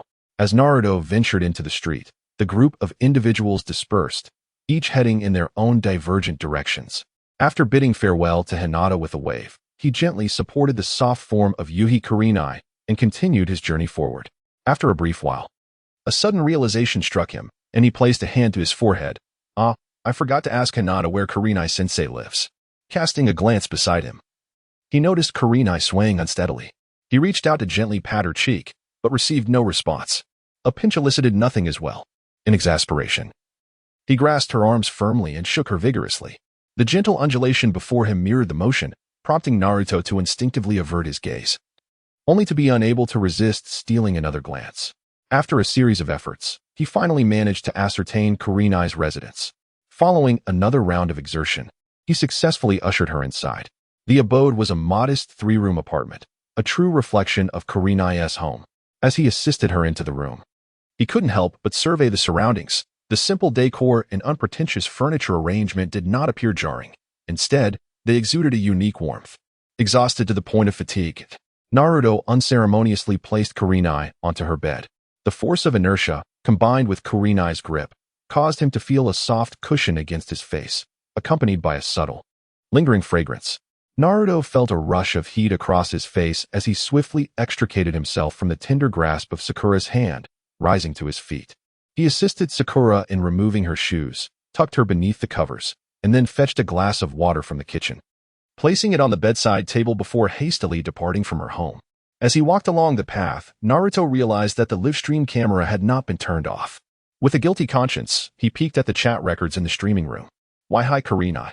Naruto, remove your lecherous hands. Do not take advantage of my daughter. Canola White Fang, Kurenai, your daughter has quite an appealing figure. She seems well suited for childbirth. Perhaps you might consider my son Kakashi. Why hi Kurenai, get lost. You shameless old man. Kushina Uzumaki, Kurenai, why not consider my son Naruto? Although there is a considerable age gap, if they are both willing, it is not unacceptable. Why hi Kurenai, you two depart. Naruto, you rascal, constantly flirting with Hinata, yet you wish to marry my daughter? Not a chance. Why hi Kurenai, Naruto, you scoundrel. Get off my daughter immediately. If you dare take advantage of her, I swear I shall have my revenge. This was the desperate, impotent fury of a father. Kushina Uzumaki, Hiki. Naruto, dear, your mother wouldn't mind having another daughter-in-law, as long as you can handle Hinata. Silently observing this exchange, Naruto, who had lived nearly 30 years yet remained a virgin, felt a mix of longing and cowardice. Although there was a flicker of desire, he lacked the courage to act. He discreetly switched off the live-stream camera and quickened his pace homeward. The night passed in silence, and due to his thoughts of tenderness from the previous evening, he struggled to rise in the morning. He couldn't help but lament, it seems I have entered my adolescent phase once again. Yawning, he arrived at the meeting point for Team 7, just as Kakashi followed closely behind. Before Sakura could unleash her fury, both Naruto and Kakashi chorused, "We have lost our way in life." They exchanged awkward glances. Unable to bear the situation any longer, Sakura, devoid of her anger, huffed and walked toward the mission location. Thus began another monotonous day of D-rank missions.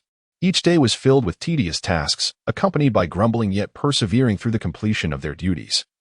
And so life continued day by day.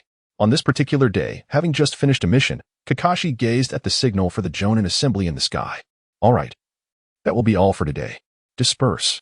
Naruto gazed up at the azure sky, and a hawk, emblematic of a ninja, caught his eye. He mused internally. What is destined to arrive will indeed come. The Chunin exams have arrived. With a sudden realization, he strode forward, only to hear Sakura's hesitant voice behind him. Sasuke-kun. Shall we go enjoy a bowl of Ichiraku ramen together?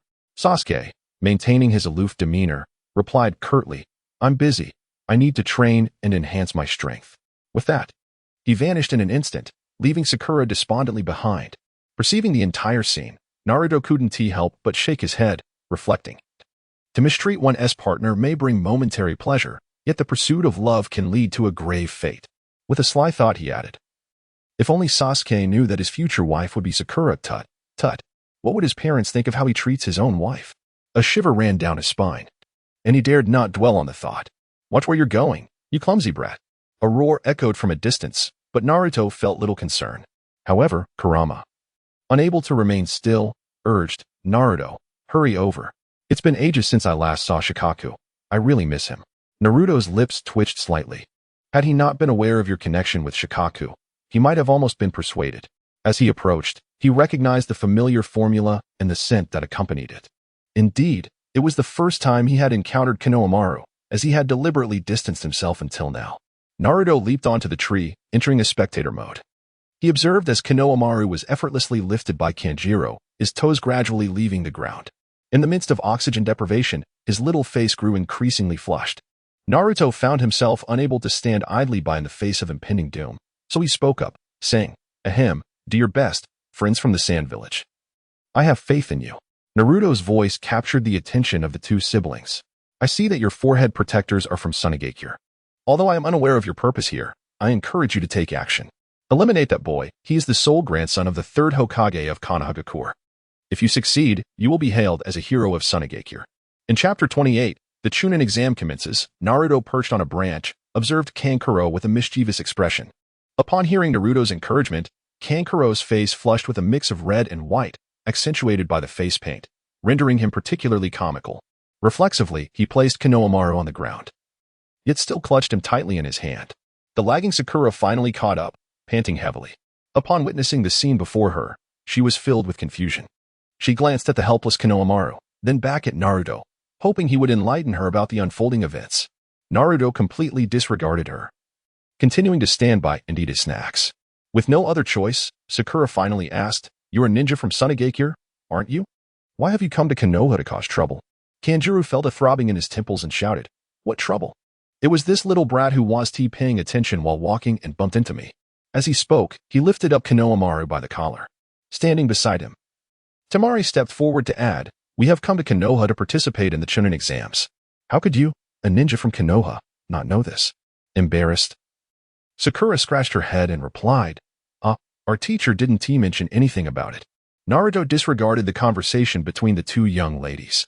Discarding the sunflower seed shells from his hands, he taunted the sullen Kankuro, saying, "Don't be timid, young shinobi of Sunagakure. Seize this opportunity, it may not come again. I have heard that this little brat has a special J-nin providing him guidance, and he happens to be absent at this moment."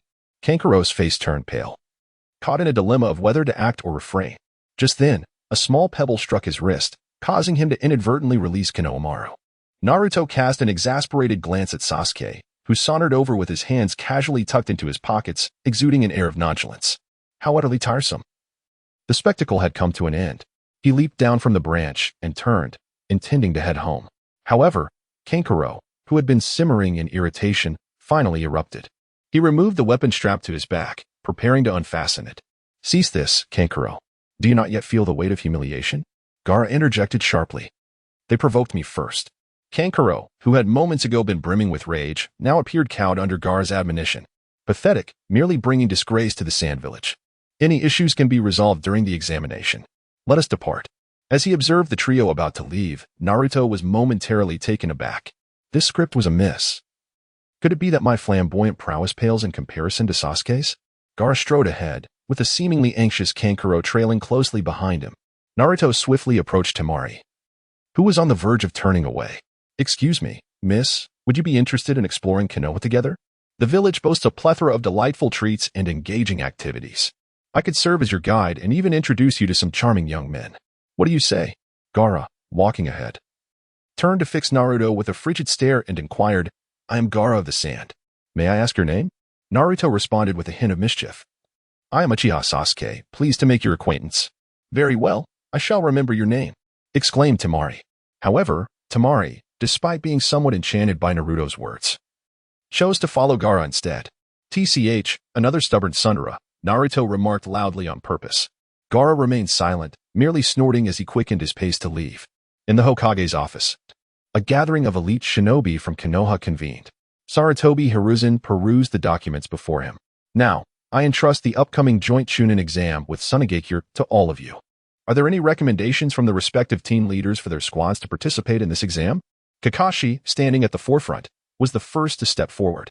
"I, Hatake Kakashi, recommend Team 7, Uzumaki Naruto, Haruno Sakura, and Uchiha Sasuke to take part in this Chunin exam."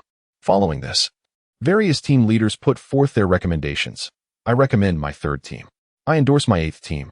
I, Asuma Sarutobi, recommend my 10th team, Yamanaka Ino, Narashiko, and Akimichi Choji to participate in this Chunin exam." Soon, all team leaders had made their recommendations without encountering any opposition. Recently, during a gathering, Irika had observed the growth of his students and chose not to voice any objections. After the team leaders reported their situations and submitted the applications, they exited the Hokage's office, leaving behind those shinobi tasked with maintaining safety during the Chunin exam. Thus, the Chunin exam, jointly held by Konoha and Sunagakure, was officially underway. Kakashi approached the recently disbanded Team 7, retrieving 3 Chunin exam application forms from his ninja tool pouch and handing one to each of the trio. "This is your application for promotion from Jinin to Chunin. I hope you will consider your decision carefully, for this is no jest. Lives may be at stake. Furthermore, if any member of a team withdraws, the entire team will be disqualified from this exam, so make your decision with the understanding that you may face fatal consequences." After Kakashi's grim explanation, Naruto and Sasuke appeared unfazed, while Sakura trembled in fear. She finally recognized the disparity between herself and the other two. In comparison, she felt like a hindrance. Confusion filled her eyes, but she could not refuse to participate, for how could Naruto and Sasuke advance if she did? Sakura was enveloped in self-doubt. Observing this, Sasuke, fearing that Sakura might withdraw, reluctantly offered some words of comfort. Sakura, don't worry. Naruto and I will protect you. There is nothing to fear. Delighted by the unexpected reassurance, Sakura's earlier despondency vanished as she looked at Sasuke with eyes full of hope, nodding vigorously. Naruto, taken aback, thought, has the sun risen in the west? When did Sasuke become so chummy with Sakura? Sasuke, who had always been subjected to Naruto's teasing, chose silence in response. Sakura, having her fantasies shattered by Naruto, clenched her fists, wishing she could confront him if only she were stronger. Kakashi, observing the playful banter among the trio with his eyes narrowed into slits, allowed a slight smile to form beneath his mask. All right, enough fooling around. Sign the application forms so I can submit them to the Hokage. He added reassuringly, fear not, Sakura. The Chunin exam isn't as terrifying as it seems. Both Team 8 and Team 10 are also participating. Thus, the three signed their Chunin applications. Watching Kakashi take their forms towards the Hokage's office, Naruto stretched and said, well then, I suppose I can head home now. I want to intrude on your little date. With that, he slipped away, leaving Sasuke and Sakura behind. As evening descended, Naruto lounged in bed, entering the sealed space. Hey, Kurama, what are you up to? By the way, didn't you make contact with Shikaku this afternoon? I noticed he didn't react at all. Kurama took a sip from a can of soda on the table, burping contentedly. That coward, Shikaku, initially released some chakra. But once he sensed mine, he played dead. Such a bore. When he finally emerges, I'll give him a good thrashing. Yes, I'll scold him thoroughly before dealing out some punishment. That guy has quite the foul mouth and deserves a proper reprimand. By the way, Kurama, I'll need a bit of Shikaku's chakra when the time comes. No problem. That guy is all talk. His strength is pathetic. As Naruto watched Kurama boast, he wished he could interrupt. If it weren't for the Sage of Six Paths favoritism, well, what would he have to brag about? Knowing he would need Kurama's assistance soon, he could only silently endure his antics. The two continued their conversation before Naruto made his way to the small house where his parents' chakra resided. Chapter 29. Rock Lee. Upon arriving at the small house, just as Naruto was about to enter, the voice of his mother, Kushina, echoed from within. Naruto, come here quickly. Mom, what is the matter? Naruto rushed inside. He saw a Naruto-like figure, nearly his height, reaching out to touch his own golden locks. Minato smiled warmly.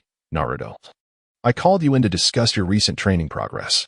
Yes, Dad, you're right, Kushina added. First, you should dispel your shadow clone. It might make you feel a bit dizzy. Kurama, sitting beside the computer and working on his tasks, scoffed. Naruto gazed in bewilderment at the golden chakra enveloping him, warmth blossoming within his heart. Thank you, Kurama. As the words left his lips, he effortlessly dispelled all his shadow clones. Contrary to his expectations, he felt no pain or fatigue. Instead, a torrent of memories surged into his consciousness. His body hesitated momentarily as an overwhelming influx of recollections assimilated within him. Before he could speak, Kushina, visibly anxious by his side, would have rushed over had it not been for Minato's steady embrace. Sensing the concern of his parents, Naruto slowly opened his eyes and reassured them. Dad, Mom, I'm fine. I have a lot of memories to digest. Naruto, do you feel unwell in any way? Kushina inquired, her worry intensifying. I'm truly fine, Mom. With Kurama's chakra protecting me, the after effects of the shadow clones have dissipated. As he spoke, Naruto dissipated the golden chakra and settled onto the nearby sofa. Seeing that Naruto was indeed unharmed, Minato and Kushina both exhaled in relief. Naruto, I have taught you the sealing techniques through shadow clones. You have memorized most of the theoretical knowledge through rote learning, and you were able to utilize them, albeit somewhat slowly. I have little left to teach. From here on, it is up to you to practice diligently. Should you encounter anything unclear, feel free to ask me. I understand, Mom. I will make good use of the abilities you have imparted to me. The little son beamed as he observed the tender exchange between mother and son, refraining from interrupting. Once Kushina finished her instructions, her gaze shifted to Minato, as if indicating it was his turn. Naruto, I have also covered most of the necessary ninjutsu with you. I haven't provided you with an abundance of techniques. After all, one cannot chew more than they can swallow. Besides the Shuiken shadow clone technique I taught you recently, I have only shared two frequently utilized jutsu, the Flying Thunder God and the Rasengan. In truth, these two techniques are not wholly complete. Further development is possible on your part. The shadow clones I instructed you in can already achieve short-distance teleportation, and with their assistance, it won't be long before you master them. As for the Rasengan, without the interference of the Nine Tails and given your extensive training in chakra control, you no longer require shadow clones to execute it as depicted in the original story. Minato, recalling something, added with a hint of embarrassment regarding sage techniques. I am not particularly proficient and am uncertain how to teach you. I will instruct you once I have organized my thoughts. Naruto, with a furrowed brow, inquired, Father, are you referring to the time during the Fourth Great Ninja War when you claimed to be lacking in skill yet swiftly demonstrated otherwise? Minato chuckled. Oh, it's not quite that exaggerated. While I may be slightly more proficient than Jiraiya-sensei, there's no rush. Once I organize my thoughts, I will teach you. Understood, Dad. I will first familiarize myself with the ninjutsu that you and Mom have imparted to me. You take your time, Naruto replied, displaying a maturity that brought a smile to Minato's face. Naruto, with your current strength, although you may not yet rival the seasoned Kage, you possess the ability to protect yourself, which reassures both your mother and me. Yes, I will do my best and avoid unnecessary danger. If I cannot win, I will retreat, Naruto assured. Beside them, Kushina gazed at her son with pride, stating, That's good to hear, Naruto. The upcoming ninja world is fraught with peril. There is no need for your father and me to say more. You have grown. Whatever decisions you make, we will support you unconditionally. Thus, the family of three conversed late into the night. And only when they recalled that Naruto had to participate in the Chunin exams the following day did they conclude their discussion hastily. The next morning, Naruto gathered with his two teammates from Team 7. The trio made their way leisurely to the examination site. Along the way, Naruto activated his live stream camera. Hey, everyone. It's the authentic Chunin exams of Konohagakure, he exclaimed before quickly exiting the stream. As they approached a commotion ahead, they noticed a boy with a watermelon rind being blocked at the entrance by two gatekeepers, who refused him entry. When he attempted to reason with them, he was met with a few kicks. Observing the scene, Sasuke wore a sly smile, as if to say, Step aside, it's time for me to shine. As Naruto beheld Sasuke's smile reminiscent of a Dragon King, he couldn't help but reflect upon the Uchiha's notorious laughter quartet. Silently, he pondered whether Sasuke might be led astray. Moments ago, adorned with a Dragon King's smile, Sasuke now approached with an air of indifference, coolly stating, This is the second floor, is it not? Your feeble illusions are utterly exposed before my Uchiha Sharingan. Do not hesitate to dispel this illusion and step aside. It is well known that every time the second pillar attempts to flaunt his prowess, he ends up on the receiving end of a beating. The two gatekeepers, evidently provoked by the Dragon King's audacity, resolved to teach him a lesson. Oh, an Uchiha prodigy, is it? We too wish to test our mettle against you. Do you possess the requisite strength? With that, they drew their short blades from behind. Naruto gazed at the unfolding scene with impatience, utterly at a loss for words. Without further ado, he formed a series of hand seals and unleashed a gust of wind, slicing through the bodies of the two gatekeepers and striking the door behind them. With a resounding crash, the door shattered, leaving the gatekeepers feeling a tingling sensation on their scalps, instinctively swallowing hard. The surrounding spectators were left dumbfounded, collectively gulping in astonishment. Alas, such a hassle. Why all the unnecessary chatter? Their refusal to allow entry clearly signified their lack of fear. A simple display of ninjutsu would suffice to resolve the matter. Upon hearing Naruto's words, the nearby Genin teams participating in the Chunin exams lit up with excitement, eager to take action. In the distance, the two students embodying the gatekeepers of Konoha trembled at the palpable tensions, genuinely fearful that these Genin might unleash their jutsu upon them, leaving them without recourse or explanation. Exchanging a glance, they executed the body flicker technique to perfection, vanishing before most of the Genin could comprehend what had transpired. With no one to impede their progress, the crowd surged forward, hastening towards the third floor. Just as the trio was about to depart, the watermelon-headed boy, Lee, intercepted them. You are Naruto Uzumaki, Sasuke Uchiha, and suddenly, the atmosphere shifted as Lee knelt on one knee.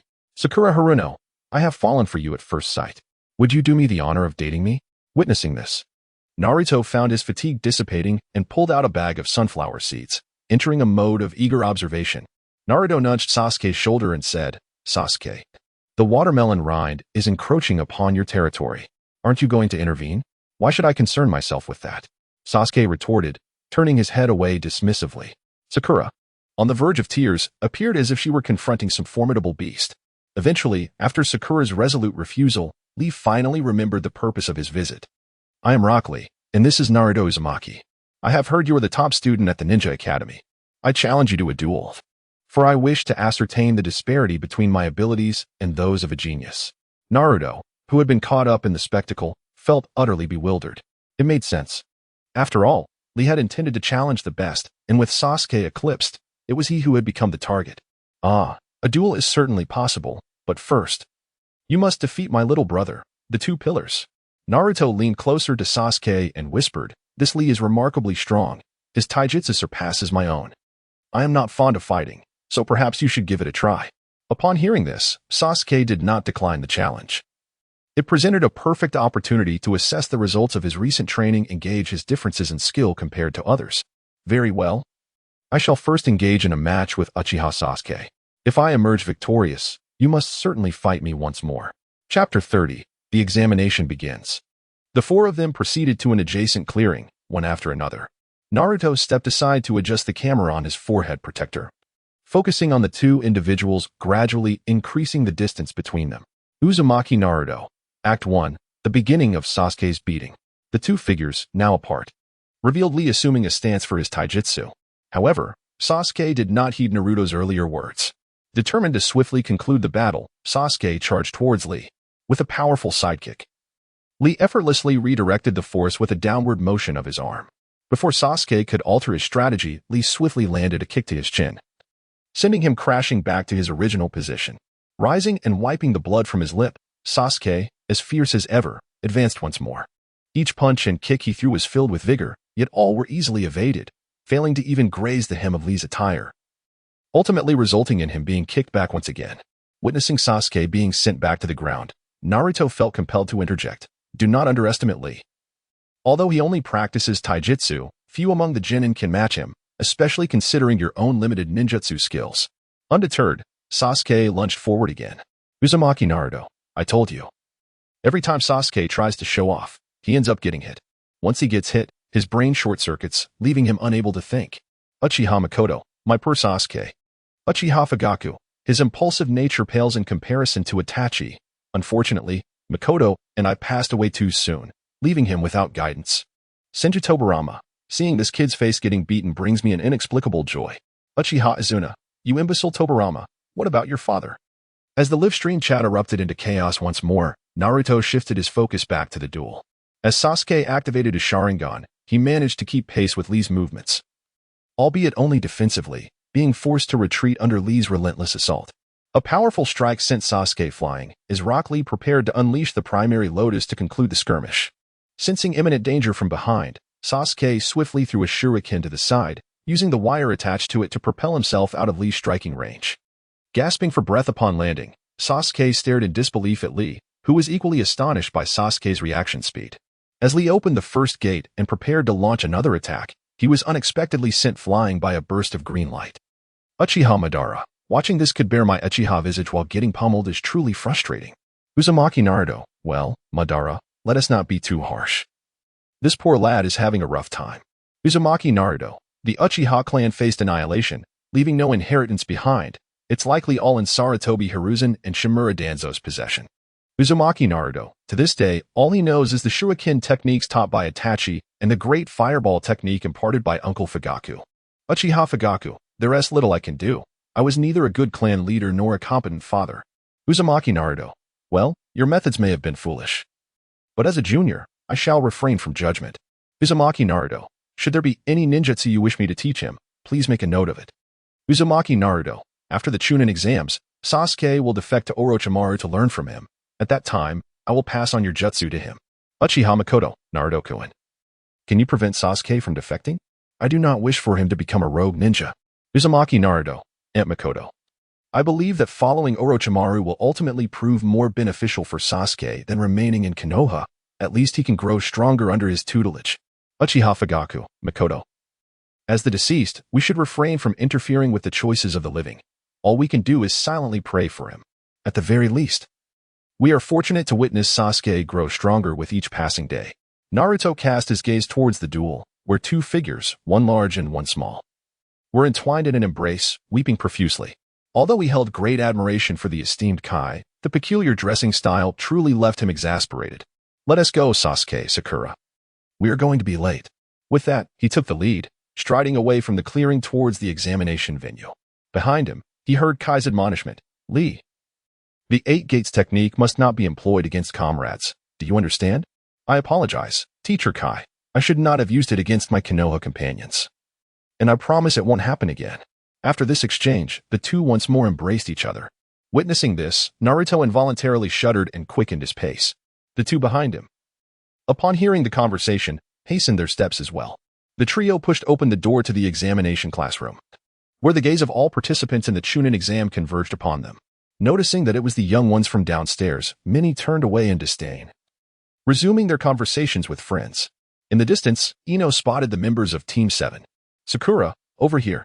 Since her return from the mission outside the village, Ino had not been as clingy to Sasuke as before. This, perhaps, was the price of growth.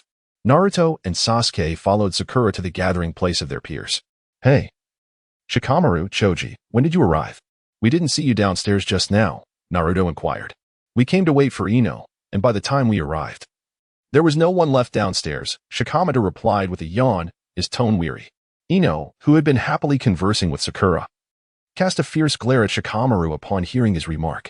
Recognizing the danger, Shikamaru promptly ceased his teasing of Ino. Women are truly troublesome. As Hinata arrived, Naruto abandoned Shikamaru and made his way toward teammates' area. "Hinata, it's been a while. Did you miss me?" Since their last gathering, Naruto had seen little of teammate, feeling as though they were deliberately avoiding him. Hinata's cheeks flushed at Naruto's playful words as she softly replied, "Naruto-kun, it has been a long time. Teammate has been busy with missions lately." Thus, the 9 young ninjas of Konoha gathered together, engaging in casual conversation. As they chatted, Naruto occasionally scanned the classroom, anticipating the appearance of Kabuto. True to his expectations, Kabuto emerged, abruptly interrupting their lively discussion. He cautioned them to be mindful of their surroundings, as their boisterous chatter had drawn the ire of others. As an intelligence operative, Kabuto adeptly utilized his knowledge to capture everyone's attention. Naruto stood quietly to the side, refraining from interrupting Kabuto's performance. Perhaps only the expendable lower-ranking ninjas from the surrounding villages believed in Kabuto's sources of information. Among those present, most were the future heirs of prominent clans, and it was doubtful that many would be swayed by the overtures of an unrelated individual, especially one employing such clumsy reasoning. "Hey, you lot, the exam is about to commence. Why aren't you returning to your positions?" A gruff voice interrupted the conversations of several individuals. The assembled ninjas dispersed in a flurry, each seeking an empty seat to occupy. In the fleeting moment when Naruto crossed paths with Kabuto, he spoke in a voice audible only to the two of them. Such a rudimentary method of intelligence gathering. Was it Orochimaru or Shimura Danzo who taught you? After speaking, Naruto took a seat not far from Hinata. Upon hearing the names mentioned by Naruto, Kabuto's pupils constricted, leaving him momentarily stunned. As Naruto observed Kabuto's reaction, he thought to himself that this should indeed attract Orochimaru's attention, making future interactions considerably easier. "Hey, kid, why are you dawdling? Do you no longer wish to participate in the CHNIN exams?" Kabuto, regaining his composure, quickly masked his expression. My apologies, I'm just a bit nervous," he said, finding a nearby spot to sit. As all the genin participating in the exam settled down, the proctor, Marino Abiki, began to speak. "I am Marino Abiki, the proctor for the first round of the CHNIN exams." After a lengthy introduction, he finally announced the commencement of the examination. In essence, the assessment would focus on intelligence gathering. Cheating was permitted, but the methods employed must not be too primitive, as excessive detection would result in immediate disqualification. The exam papers were swiftly distributed to Naruto, and upon seeing the absurdly difficult questions, he felt as though he might as well just demand the other genin from different villages to write down the will of fire. Although Naruto could easily cheat using his sensory jutsu, he was too disinterested to even move for the 10th question. He simply laid his head on the desk, pretending to sleep, while his consciousness entered a live chat room. "Hey everyone, come join me for a chat. This is so boring. Let us talk about the CHNIN exams in Konoha." Uchiha Madara chimed in. "It's merely a child's play." Senja Hashirama replied, "Madara, don't be so dismissive. This is a ninja academy that Tobirama painstakingly established. I think it's wonderful. It spares the children from facing the battlefield at the tender age of 6 or 7. Naruto responded, "Indeed, Hashirama is correct. Let us refrain from such remarks. Have you considered how many of our genin would survive if they were to enter the battlefield?" Uchiha Azuna added, "Was the Ninja Academy truly founded by Tobirama? How reliable is that? The white-haired fox has never been trustworthy." Senja Tobirama retorted, You're a washed-up loser. Izuna, you're not worthy of speaking to me. And Naruto, speak plainly. Drop the sarcasm. Naruto cleared his throat. I am not guilty of anything. Be careful, or I might accuse you of slander. Second Hokage, can you guess what the current graduation requirements for the Ninja Academy are? Tobirama replied. I've been dead for so many years, how could I possibly know? Naruto exclaimed, it's quite simple. I'm not sure about other ninja villages, but in Konoha, it's merely the transformation technique. As long as you master it during your 6 years at the academy, you're deemed a genin. Hilarious, isn't it? Izuna laughed. You've cracked me up. Tobirama, are you here to be a comedian? You've never been reliable. Tobirama shot back. I'm dead. It has nothing to do with me. I refuse to take the blame. Naruto insisted. Admit it, you must bear this blame. This was not your original intention when establishing the Ninja Academy. It's merely that your students have outshone you and fully inherited your ideals. Naruto continued, in simpler terms, the family ninjas in the Ninja Academy are merely biding their time.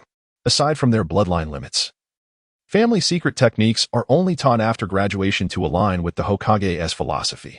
In the academy, merely being able to perform the transformation technique is considered genius. How ironic. Tobirama retorted, I am not guilty. It has nothing to do with me. Who is the Hokage now?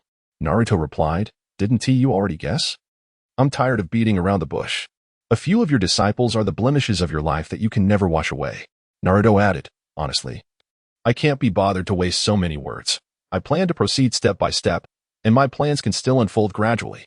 However, some pests are as bothersome as rats and must be eliminated. After much contemplation, I deemed you, Tobirama, the best candidate for the job. Tobirama questioned, are you referring to my disciples? Provide me with a reason.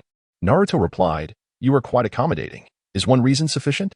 Originally, during the Nin exam, Sarutobi Hiruzen was meant to perish at your and Hashirama's hands, leaving your granddaughter to inherit the title of 5th Hokage while your other inept disciples continue their mischief.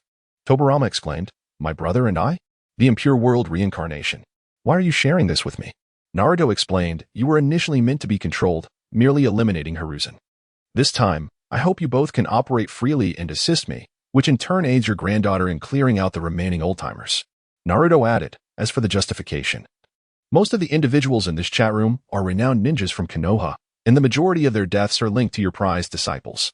Naruto prompted, Shursui, why don't you recount how you met your end? Uchiha Shursui responded, Second Hokage, I am the grandson of Uchiha Kagami. My grandfather often spoke of you, and I grew up hearing tales of your exploits. Tobirama interjected, a descendant of Kagami. Enough with the flattery, tell me how you perished, young man. Naruto stated. He was brainwashed by the will of fire, much like Uchiha Kagami. Uchiha Shursui recounted, I was robbed of my right eye by Shimura Danzo. To ensure my family's stability, I chose to end my own life by jumping into a river. Naruto interjected, TSK, what nonsense. Allow me to clarify. Uchiha Shursui, the most talented ninja of the Uchiha clan, was the one most likely to rival Uchiha Madara. Uchiha Madara scoffed, I admit this young man possesses talent. But your claims are rather exaggerated, aren't they? Naruto urged, do not underestimate him. Shursui could activate Susanoo with one eye. Could you do the same? If you could, what relevance would the fourth great ninja war have? Naruto continued, he was a double agent for Konoha and the Uchiha, tirelessly striving to thwart the Uchiha's rebellion while soothing the prejudices of Konoha's higher-ups against his clan. Naruto elaborated. It was precisely because he awakened the Manjiki Sharingan that he naively revealed his abilities to your precious disciple, provoking the fears of the higher-ups and triggering Danzo's greed, resulting in his eyes being taken. Tobirama questioned, what abilities did he awaken that instilled such fear? Naruto replied, well, there is an unresolved technique I can't handle. Heh. Which is why I want you to eliminate him. Tobirama urged, do tell. I'm quite curious.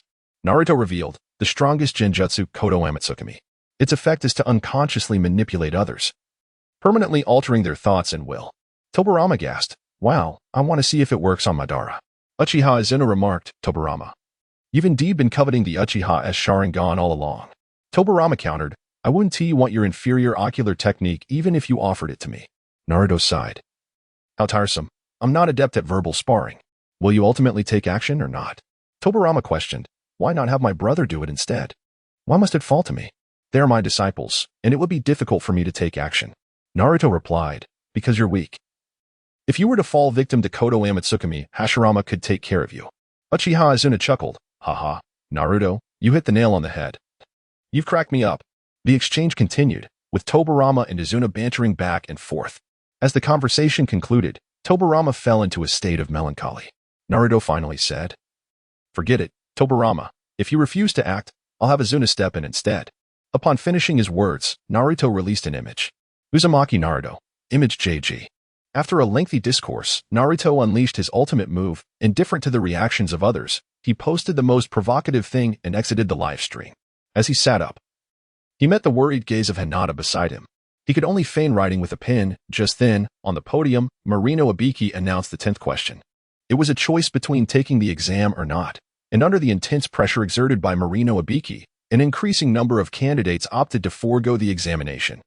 Without Naruto's verbal assistance, the number of those eliminated surpassed expectations.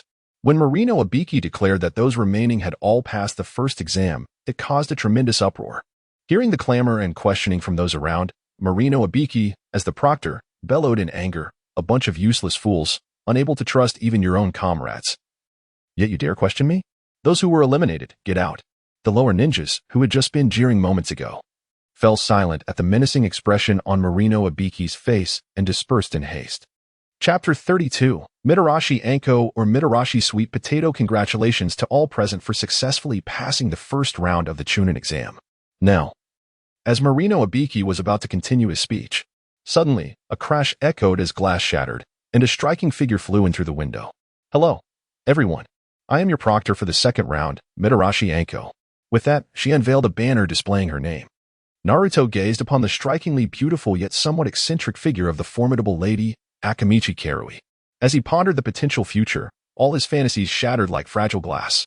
Suddenly, he found himself intrigued by how such a captivating beauty could transform from Akamichi Karui into an entirely different persona.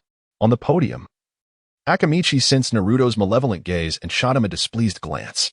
As a disciple of the legendary Sannin Orochimaru, Akamichi Karui had not fared much better than Naruto since Orochimaru's defection, making her acutely aware of the malice surrounding her. Just moments ago radiating an air of youthful bravado, she now seemed to bear the weight of some unseen burden, her expression turning cold. She spoke in a chilling tone, "Now, I shall oversee the second examination. Those who pass the first round, gather at the entrance of the Forest of Death." With that, she executed a body flicker technique and swiftly departed the classroom. Watching her retreating figure, Naruto couldn't help but mutter, "TSK, this woman is rather petty, and her perception is rather acute." Just contemplating the transformation into a different persona could elicit such a response. Is this what they call a woman's sixth sense? The students in the classroom followed suit, leaving one after another. Sakura and Sasuke walked side by side, noticing that Naruto had not kept pace. "Naruto, hurry up, or you'll be late," Sakura called out. Roused from his reverie, Naruto quickly fell and stepped behind them, dismissing thoughts of Akamichi as if nothing had transpired. The trio of Team 7 strolled leisurely towards the gathering point for the second examination, when suddenly, a shuriken whizzed through the air, hurtling directly towards Naruto. Naruto effortlessly reached out to catch the object, his gaze filled with curiosity as he observed Akatsuki Mitarashi, pondering what trickery she was attempting to execute. "You three are late. Your eligibility for the examination is hereby revoked." Naruto, unperturbed, calmly retrieved his mobile phone from his ninja tool pouch and replied with a cool demeanor. "There are still 3 minutes remaining until the end of the assembly time." "Oh, is that so? It appears I miscalculated. You three may return to your posts." Naruto could not help but silently scoff. "TSK, this woman is truly stingy. It seems I must remain vigilant." As he entered the throng of people, Akato gritted her teeth and declared, "Now, allow me to explain the rules for the second examination. The content of the second test revolves around survival in the wilderness. Before entering the Forest of Death, each team will receive a scroll. Every team is allotted one, and the scrolls are categorized into heaven and earth. Over the next 5 days, you must gather both the heaven and earth scrolls and proceed to the central tower to submit your mission to be deemed successful. A friendly reminder, in addition to contending with other lower-ranked shinobi teams, you will also face the beasts, serpents, and insects of the forest. Now, please sign this death agreement, and we can commence the second Chunin exam." With that, Akato produced a stack of waivers and swiftly distributed them.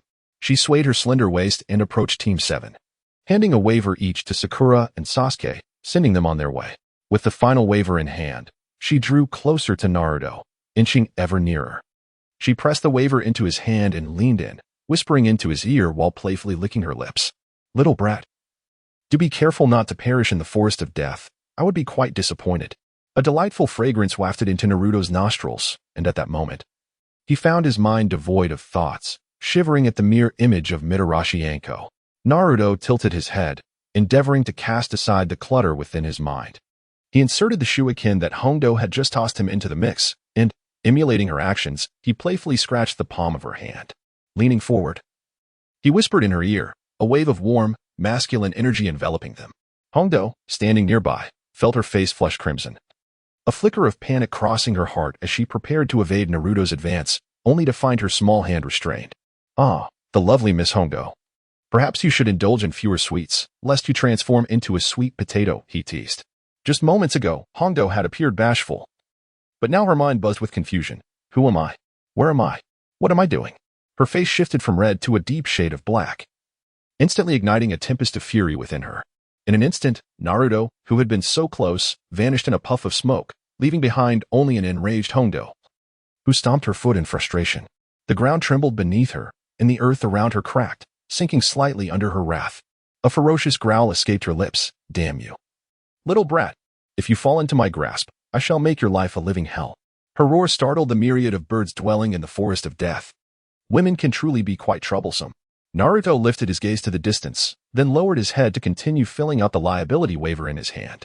Concealed among the crowd, Orochimaru observed everything that had just transpired, extending his long tongue to lick his lips, murmuring, Naruto-kun, I find myself increasingly intrigued by you.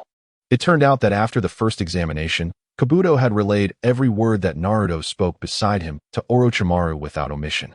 Originally only interested in Sasuke's physique, Orochimaru's attention was successfully captivated by Naruto, prompting him to hasten to gather intelligence. Thus, in the subsequent events where Naruto intentionally evaded, he encountered Mitarashi Anko no more. The genin participating in the second round of the Chunin exams gradually entered the forest of death from various directions. Anko. We discovered 3 corpses of grass ninjas in that forest, one of the examiners reported, handing over the documentation. Anko glanced at the materials, her expression turning grave as she instructed, you must report to Lord Hokage that Orochimaru has entered the forest of death. I will proceed to investigate the situation. No sooner had she spoken than she vanished at the entrance of the forest. Team 7 entered the forest of death, with Sasuke continuously surveying their surroundings and Sakura nervously gripping a kunai. Only Naruto appeared remarkably at ease, occasionally yawning and observing the scenery. All right, Sasuke, Sakura. Let us take a moment to rest here, he announced, disregarding their tension as he retrieved a small scroll from his ninja tool pouch. Pretending to pull out a picnic cloth from the scroll, he spread it on the ground. His stomach had long been grumbling, having had no opportunity to eat after the first exam before plunging into the second. Subsequently, an array of delectable dishes emerged from the ceiling scroll, each plate more enticing than the last. Naruto sat cross-legged, lifting his food and diving straight into the meal, while glancing at the two who were anxiously surveying their surroundings. You two needn't be so tense. Come on, let us eat together. Otherwise, when the enemy arrives, we won't even have the strength to fight. Drawn by Naruto's words, the pair's attention was captured by the array of delectable dishes laid out on the picnic blanket. They swallowed hard, feeling the pangs of hunger that had long since set in. Initially, they had intended to maintain a facade of bravado, yet their stomachs betrayed them with a chorus of growls. Surrendering to their appetites, they settled down cross-legged and joined in the feast. After all, in the grand scheme of things, nothing surpasses the joy of a hearty meal. Ah, how delightful. Chapter 33. Orochimaru Naruto gazed in astonishment at the two individuals voraciously devouring their food. He longed to voice his thoughts, questioning their perseverance. Just moments ago, they had appeared reluctant, yet now he still preferred their defiant demeanor. Naruto picked up a glass of juice, took a sip, and savored the delicacies in his hand with deliberate enjoyment. He frowned slightly, internally lamenting, even without engaging in combat, they truly embody the essence of a ninja. In truth, upon entering the forest of death, the trio had already come under the watchful eyes of other teams. Given Naruto's current abilities, how could their adversaries possibly evade the scrutiny of his sensory techniques? Naruto picked up an apple, rose to his feet, and took a bite. Addressing Sasuke and Sakura, you two go ahead and eat. I shall step away for a moment to relieve myself and survey the surrounding terrain. Naruto, how inconsiderate of you. Hurry up. Sakura retorted, her words laced with frustration, yet her heart brimmed with joy at the prospect of spending some solitary time with Sasuke. Sasuke, seemingly lost in thought, glanced up at Naruto before returning his focus to his meal. Naruto feigned an urgent need and ventured into the thicket, distancing himself from the two figures until they vanished from his sight. Before him stood a colossal tree, and he unfastened his trousers to relieve himself. Naruto contentedly closed his eyes, savoring the moment, when unexpectedly, two shurikens were poised at his throat. Before he could fully comprehend the situation, the shuriken swiftly glided through the air, prompting him to exclaim, "Shadow clone, now!" The two expendable ninjas retreated hastily, their eyes scanning the surroundings for any sign of him. "Are you looking for me?" A devilish whisper echoed from behind, sending shivers down their spines. Just as they turned, two wind blades struck with precision. With a soft thud, the two expendable ninjas collapsed, their eyes wide open in death.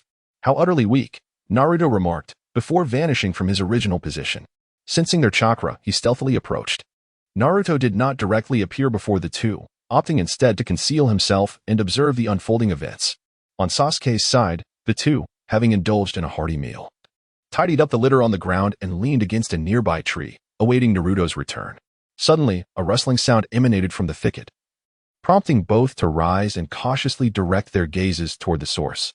It was then that Naruto emerged, parting the foliage. "Apologies for the delay. I've taken care of things," he announced. However, before he could finish, a powerful side kick sent him flying. "Sasuke, why did you suddenly attack Naruto?" Sakura inquired, her expression one of confusion. "Be quiet. Let me deal with this imposter first," Sasuke retorted, brandishing a kunai as he charged at the false Naruto, engaging him in combat. Meanwhile, Sakura, who had been merely a bystander, remembered that she too was a ninja. Although uncertain of Naruto's authenticity, she placed her trust in Sasuke. With Sakura's interference using her kunai, Sasuke swiftly dispatched the weary imposter. Upon witnessing the defeated adversary morph into a lower-ranked ninja from another village, Sakura curiously asked, "How did you realize this person was not Naruto?" Sasuke, with a hint of impatience, replied, "When Naruto left, he deliberately informed us of his intentions. Ordinarily, he would not be so verbose. Upon his return, given Naruto's nature, he would not explain anything but would simply forge ahead. Even if my assumption had been incorrect, it was impossible for someone of Naruto's strength to be kicked away like that." He added nonchalantly, "Throughout the years, I have never bested Naruto in our sparring sessions." Concealed nearby, Naruto sensed an immense chakra approaching Sasuke and Sakura. He promptly checked his live-streaming equipment. "Hello everyone. What follows is Sasuke's battle against Orochimaru. So gather round if you're interested. Hashirama," he continued, "I promise to assist you, but you must help me keep my brother in check. I fear he may." "Hashirama, I understand your urgency, but let us not rush. Once I have dealt with Orochimaru, we can discuss matters at a more leisurely pace." Naruto exited the live broadcast room, smugly thinking to himself, "You little rascal, let's see how far you can go. I exhausted all my efforts to ask for your assistance, and you chose to feign ignorance. Now, you expect me to hold back Hashirama for you? Dream on. I was counting on him treating you to your beloved giant ear-shaped snacks, the kind that 1,000 hands would take turns delivering." Naruto gazed towards the two individuals who had yet to notice Orochimaru's approach. "Sasuke-kun is truly remarkable. I didn't even realize that Naruto just now was an imposter." Sakura, the enthusiastic supporter, seized the opportunity to lavish praise upon Sasuke. Just as she was about to continue her compliments, the sound of applause drew their attention. "What keen insight. No wonder I hold you in such high regard, Sasuke-kun," she remarked, occasionally licking her lips with a long, serpentine tongue. Orochimaru's peculiar habit was indeed unsettling. It would be prudent to encourage him to amend it, Naruto muttered under his breath. At that moment, Orochimaru's demeanor shifted abruptly. "Now, allow me to witness your true strength." As the words left his lips, a palpable aura of malice surged forth. Sasuke and Sakura, caught in the direct path of this malevolence, found themselves rendered motionless, collapsing to the ground, their bodies refusing to respond. Orochimaru regarded them with cold eyes. "Ah, your abilities are still rather juvenile. You are far from matching Itachi." Sasuke, seated on the ground, felt as if his heart had been gripped tightly. Slowly, he managed to rise. "What are you saying?" His crimson eyes gleamed as he hurled a shuriken, slicing through the mask on Orochimaru's face. In the blink of an eye, Sasuke employed a body flicker technique to close the distance, thrusting the shuriken towards Orochimaru's throat. Yet at the critical moment, Orochimaru effortlessly seized his arm, rendering Sasuke powerless. With a swift kick, Orochimaru struck Sasuke in the abdomen, leaving him doubled over, struggling to rise. "You truly failed to pique my interest. This is quite disappointing. You are still leagues away from Itachi." Do not mention that man to me, Sasuke gasped, laboriously getting to his feet to strike Orochimaru. Observing the feeble attempt, Orochimaru did not flinch, allowing Sasuke's punch to land on his face without a hint of pain. In response, he executed a powerful kick, sending Sasuke crashing into a distant tree, where he fell to the ground. At this moment, you resemble a stray dog. What can you do against your adversary besides whimper? Leaning against the tree, Sasuke could no longer move, glaring fiercely at Orochimaru. Unbeknownst to him, his eyes had transformed into the three-tomo Sharingan, yet it changed nothing. Overwhelmed by despair, Sasuke pondered his futile efforts. Had he merely been playing house in Konoha all this time? Seeing Sasuke's Sharingan evolve to three-tomo, his eyes dulled in luster. Though he had successfully awakened to three-tomo, it seemed to have overwhelmed him. Orochimaru's neck elongated as he prepared to bestow the Heaven's Curse seal upon Sasuke. In a desperate attempt, Sakura summoned all her strength, standing with arms outstretched to shield Sasuke. With a mere glance, Orochimaru cast a genjutsu, and Sakura succumbed once more to the ground. At last, Orochimaru succeeded in marking Sasuke with the Heaven's Curse seal. Aware that Naruto was observing nearby, he had not held back against Sasuke from the outset. As he gazed down at the unconscious Sasuke and Sakura, he spoke with indifference. Naruto, come forth. The stage you desire has been prepared for you. Oh, I must thank you, Mr. Orochimaru. A youth with flowing golden locks emerged from behind a distant tree. Naruto, you bear a striking resemblance to your father, equally radiant. Thank you for the compliment regarding my father, Mr. Orochimaru. Indeed, you seem to know everything. It appears that Sarutobi Hiruzen and Shimura Danzo are still oblivious. Chapter 34, V.S. Orochimaru, are you surprised, Mr. Orochimaru? If I were to say that I know far more than you can imagine, what would you do? Orochimaru regarded Naruto with keen interest. And what exactly do you know, Naruto-kun? Naruto wore an innocent smile upon his face. However, one must ponder what exactly piques the interest of Lord Orochimaru. For instance, why does Lord Orochimaru seek to usurp the body of Sasuke Uchiha? Furthermore, what are the true intentions behind Lord Orochimaru's arrival in Konoha? Indeed, I am even aware that Lord Orochimaru yearns for immortality. With an innocent expression, Naruto gazed at Orochimaru. Mr. Orochimaru, is this sufficient? As soon as the words left his lips, Orochimaru's pupils constricted, and a wave of terrifying malice surged forth, directed towards Naruto. Contrary to Orochimaru's expectations, Naruto remained unfazed, observing him with an air of nonchalance. Extending his long tongue to taste the air, he solemnly remarked, Naruto, it seems everyone has underestimated you. Orochimaru, embodying the serpentine form, expelled a short sword from his mouth, launching a bizarre assault on Naruto. Naruto remained unfazed, wearing a serene expression as he leisurely stifled a yawn. Orochimaru, consumed by an unnamed fury, harnessed the momentum of his charge to leap into the sky, aiming directly for Naruto. With a resounding crash, a wave of golden chakra enveloped Naruto's form, the immense power generating a shockwave that sent surrounding objects tumbling in disarray. In midair, Orochimaru felt his pupils constrict, as if his heart had been struck by a heavy blow. The golden chakra enveloping Naruto materialized into two colossal hands, effortlessly grasping the approaching Orochimaru. With a resounding clap, the captured Orochimaru transformed into a handful of earth, tumbling to the ground.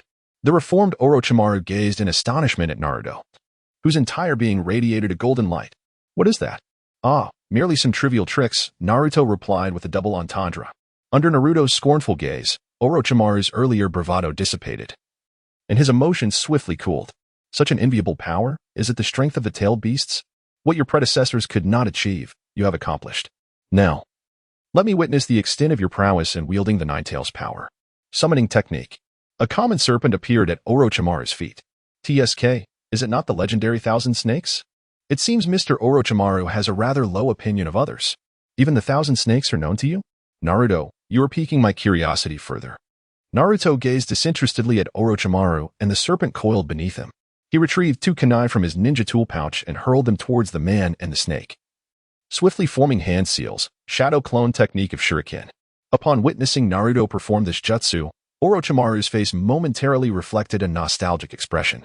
As the kunai rained down like droplets of rain, he surveyed his surroundings and realized he had no means of evasion, prompting an inward sigh of resignation. Indeed, an abundance of chakra permits one to act with impunity.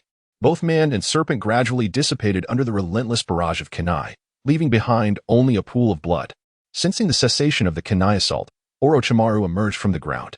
Casting his gaze around, he noted the remaining kunai in the area in the altered terrain. now marred by countless strikes, which added a gravity to his demeanor.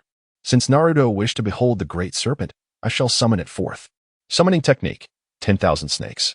Arise. The colossal form obscured both figures. Damned Orochimaru, once again disturbing my slumber. This time, I demand 100, no, 200, sacrifices, lest I feast upon you. The 10,000 snakes, summoned by Orochimaru, did not immediately assess the surroundings but instead demanded offerings from him. Under Naruto's teasing gaze from afar, Orochimaru felt a wave of embarrassment wash over him. 10,000 snakes, defeat him for me. I shall satisfy your hunger, he declared, gesturing towards the observing Naruto. Only then did the serpent take notice of Naruto nearby, catching sight of the resplendent golden figure. It instinctively swallowed hard, surveying its environment. Its pupils constricted. Where is this? Konoha, the Jinchuriki of the Nine Tails, and a perfect one at that. With its vast experience, the 10,000 snakes instantly discerned Naruto's formidable state, amplifying its trepidation. Other tail beasts might struggle, but the Nine Tails, ha! Orochimaru, I'll forego the offerings this time for summoning me. Can you please let me return? Before Orochimaru could respond, Naruto interjected with genuine curiosity, oh no, Mr. 10,000 Snakes, it is a rare occasion for you to visit Konoha. How could I possibly deny your desires? Shadow Clone Technique. In an instant, 200 shimmering golden figures surrounded the 10,000 snakes. Here are the 200 sacrifices you sought, Mr. 10,000 Snakes. Observing Naruto's maneuver, the serpent felt an overwhelming dread, almost on the verge of tears, exclaiming, wait. I was just joking with Orochimaru. Please don't take this seriously. Meanwhile, Orochimaru watched the unfolding events with keen interest, choosing to ignore the serpent's outcry. If it were not for the lack of alternatives, he would have long since silenced this uncontrollable summoning beast. Naruto glanced at Orochimaru, whose expression was one of keen interest, and understood his thoughts. Now, everyone, let us utilize all the ninjutsu we have mastered, attacking in turns. Be mindful not to strike any vital points. It would be quite unfortunate if anyone were to perish. Bah, what a pathetic original body. Even during battle it does not spare its clones. Subsequently, the familiar scene unfolded once more, as each shadow clone launched a barrage of personal assaults against Naruto before charging towards the myriad of serpents. Naruto, feeling a sense of embarrassment, cast a glance towards Orochimaru, who was nonchalantly enjoying the spectacle and contemplated silencing him permanently. Fortunately, Naruto possessed a thick skin. He understood that as long as he remained unfazed, the discomfort would fall upon others. With a flurry of shadow clones, he unleashed a barrage of wind-based jutsu, including wind release, great breakthrough, and various flamboyant techniques, resulting in the anguished cries of myriad snakes echoing in the air. Hey, number 25. Who on earth instructed you to employ the Shuiken shadow clone technique? With such an extensive range, how many clones have you dispersed? One shadow clone approached, delivering a swift reprimand, dispersing number 25. You fool, what a disgrace. After reprimanding the clone, the first shadow clone furrowed his brow, leaped into the air, and sprinted from the tail of the multitude of snakes toward their head. What are you barking about? Quiet down, will you? Suddenly, the first shadow clone summoned countless chains of chakra from his back, binding the mouths of the countless serpents. Upon witnessing the remarkable maneuvers of the shadow clone technique, Naruto was utterly astounded, relieved that only Orochimaru bore witness. Otherwise, it could have resulted in a social demise. Beside him, Orochimaru was equally mesmerized, murmuring, the fourth's Rasengan. Kushina's adamant ceiling, and that body flicker technique. No, wait, that is the second Hokage's flying thunder god. Such formidable prowess this young lad possesses. His strength has already reached the level of a Kage. Coupled with the chakra of the Nine Tails, his power must surely surpass even that of a Kage. Ah, Naruto-kun. You have indeed brought me immense surprise. I wonder how those ancient ones would react upon discovering your capabilities. Ah, Orochimaru-sensei, let us not dwell on such matters. Let us continue the battle that was interrupted earlier. After we conclude this fight, I am keen to engage in a more in-depth conversation with you. I find your pursuits regarding the art of immortality quite intriguing. Upon hearing Naruto's words, Orochimaru's eyes gleamed with interest as he hastily waved his hand, declaring, I concede. Naruto-kun's strength has surpassed that of a seasoned Kage. Prolonging this fight would be a mere waste of time. Let us sit down and converse. I am equally curious about your perspective on immortality. In the meantime, the injured Manda, suffering from the just punishment of justice, struggled desperately, though no sound escaped his mouth, rendering him a pitiable sight. Nevertheless, Naruto and Orochimaru paid him no heed, viewing it as an opportunity to hone their ninjutsu skills. Naruto has achieved his desired objective. Firstly, he drew Orochimaru's attention by employing Kabuto. Subsequently, he showcased his own prowess through the use of the tool snake, elevating the status of their ensuing conversation to a level of parity between the two individuals. Naruto truly harbors no desire to engage in combat with Orochimaru. He finds himself utterly overwhelmed by the latter's ninjutsu. The mere thought of Orochimaru's techniques induces a sense of dizziness, the transformation of man into serpent, serpent into man into sword, serpent into sword, and the bewildering interplay of these forms. It leaves him feeling utterly disoriented. Ultimately, he resorts to utilizing a tool snake to demonstrate a semblance of his own prowess. Naruto invited Orochimaru to a nearby open space, casually waving his hand, causing two chairs and a table to materialize before them. Despite the passage of time, he still found it difficult to acclimatize to the traditional tatami seating. Orochimaru, seated beside him, remained silent, his curiosity piqued as he observed Naruto's hands. As Naruto pulled out a chair and sat down, he revealed no intention of concealing his actions, opening his palms to conjure two teacups. While mimicking the motion of pouring tea, a teapot appeared in his grasp, and soon the steaming liquid filled the cups to the brim. Orochimaru, unable to contain his eagerness, lifted the teacup without hesitation, disregarding the scalding heat that could potentially harm him, and drank it down in one swift motion. He felt the sharp sting in his mouth along with the rich aroma of the tea. Unable to suppress his curiosity, Orochimaru inquired, "There is sensation of pain and taste, yet I do not perceive any fluctuation of chakra. What, might I ask, is this technique or ability of yours, Naruto?" Noticing the inquisitive look in Orochimaru's eyes, Naruto chose to be forthright. "This ability, I have not yet fully comprehended. What I currently understand is that it allows me to manifest objects that exist within this world, excluding living beings and sentient entities." Orochimaru appeared somewhat perplexed by Naruto's explanation. "Could you elaborate further, Naruto?" "Very well, let me clarify. For instance, the Sharingan that you desire is a part of the human anatomy that I cannot manifest. However, the experimental apparatus you require can be easily produced." As he spoke, he conjured a few simple pieces of laboratory equipment and handed them to Orochimaru. "And this," he exclaimed as a familiar scroll materialized in his hand. Orochimaru's pupils dilated in surprise. It was the Book of Seals. Naruto casually handed the Book of Seals to Orochimaru and remarked, "Yes, this is indeed the Book of Seals. You may open it and take a look. It is not the same as the one in the Hokage's office, yet the contents are identical." Orochimaru picked up the Book of Seals and began to browse through it. Having perused the one in the Hokage's office numerous times, he could easily discern the truth of Naruto's words. Noticing that Orochimaru did not respond, Naruto continued speaking to himself, "I still have many deficiencies in this ability." He gestured towards the Book of Seals in Orochimaru's hand, stating, "Even though I possess such a wealth of jutsu, I still need to invest considerable time in learning them." Upon hearing Naruto's humble brag, Orochimaru set the Book of Seals aside, inwardly scoffing. How many individuals have risked their lives to learn jutsu? This brat truly has a knack for making others feel inadequate. "Naruto, did you create this?" he inquired as he retrieved a mobile phone from his ninja tool pouch. "Indeed. I obtained this through a ruse by using Sarutobi Hiruzen's influence to distribute it throughout the ninja world." "Oh, it seems that Naruto-kun has grand aspirations. How did you come by this device?" "As far as I know, while the ninja world possesses similar tools, yours surpasses the current capabilities by a significant margin. Engaging in conversation with an intelligent individual is remarkably straightforward, unlike dealing with that narrow-minded Tobirama." Since Naruto intended to win Orochimaru's favor, he had no intention of concealing anything. "You guessed correctly. I have traveled to other worlds. The mobile phone is merely a communication device in that realm, essentially owned by everyone. As for the ninja world, I was simply curious to see how others would react and accept it." Orochimaru absorbed the first part of Naruto's explanation, murmuring, "The existence of other worlds beyond the ninja realm is truly exhilarating. I long to explore them." He instinctively licked his lips. Without contradiction or further comments, he pressed on. "What is that world like, Naruto-kun? Please, enlighten me." Naruto, having considered his words, glanced at the live broadcast to ensure others could hear before continuing. "That world is not without its imperfections, yet it is filled with hope. It lacks chakra and any extraordinary powers. Everyone there is an ordinary person.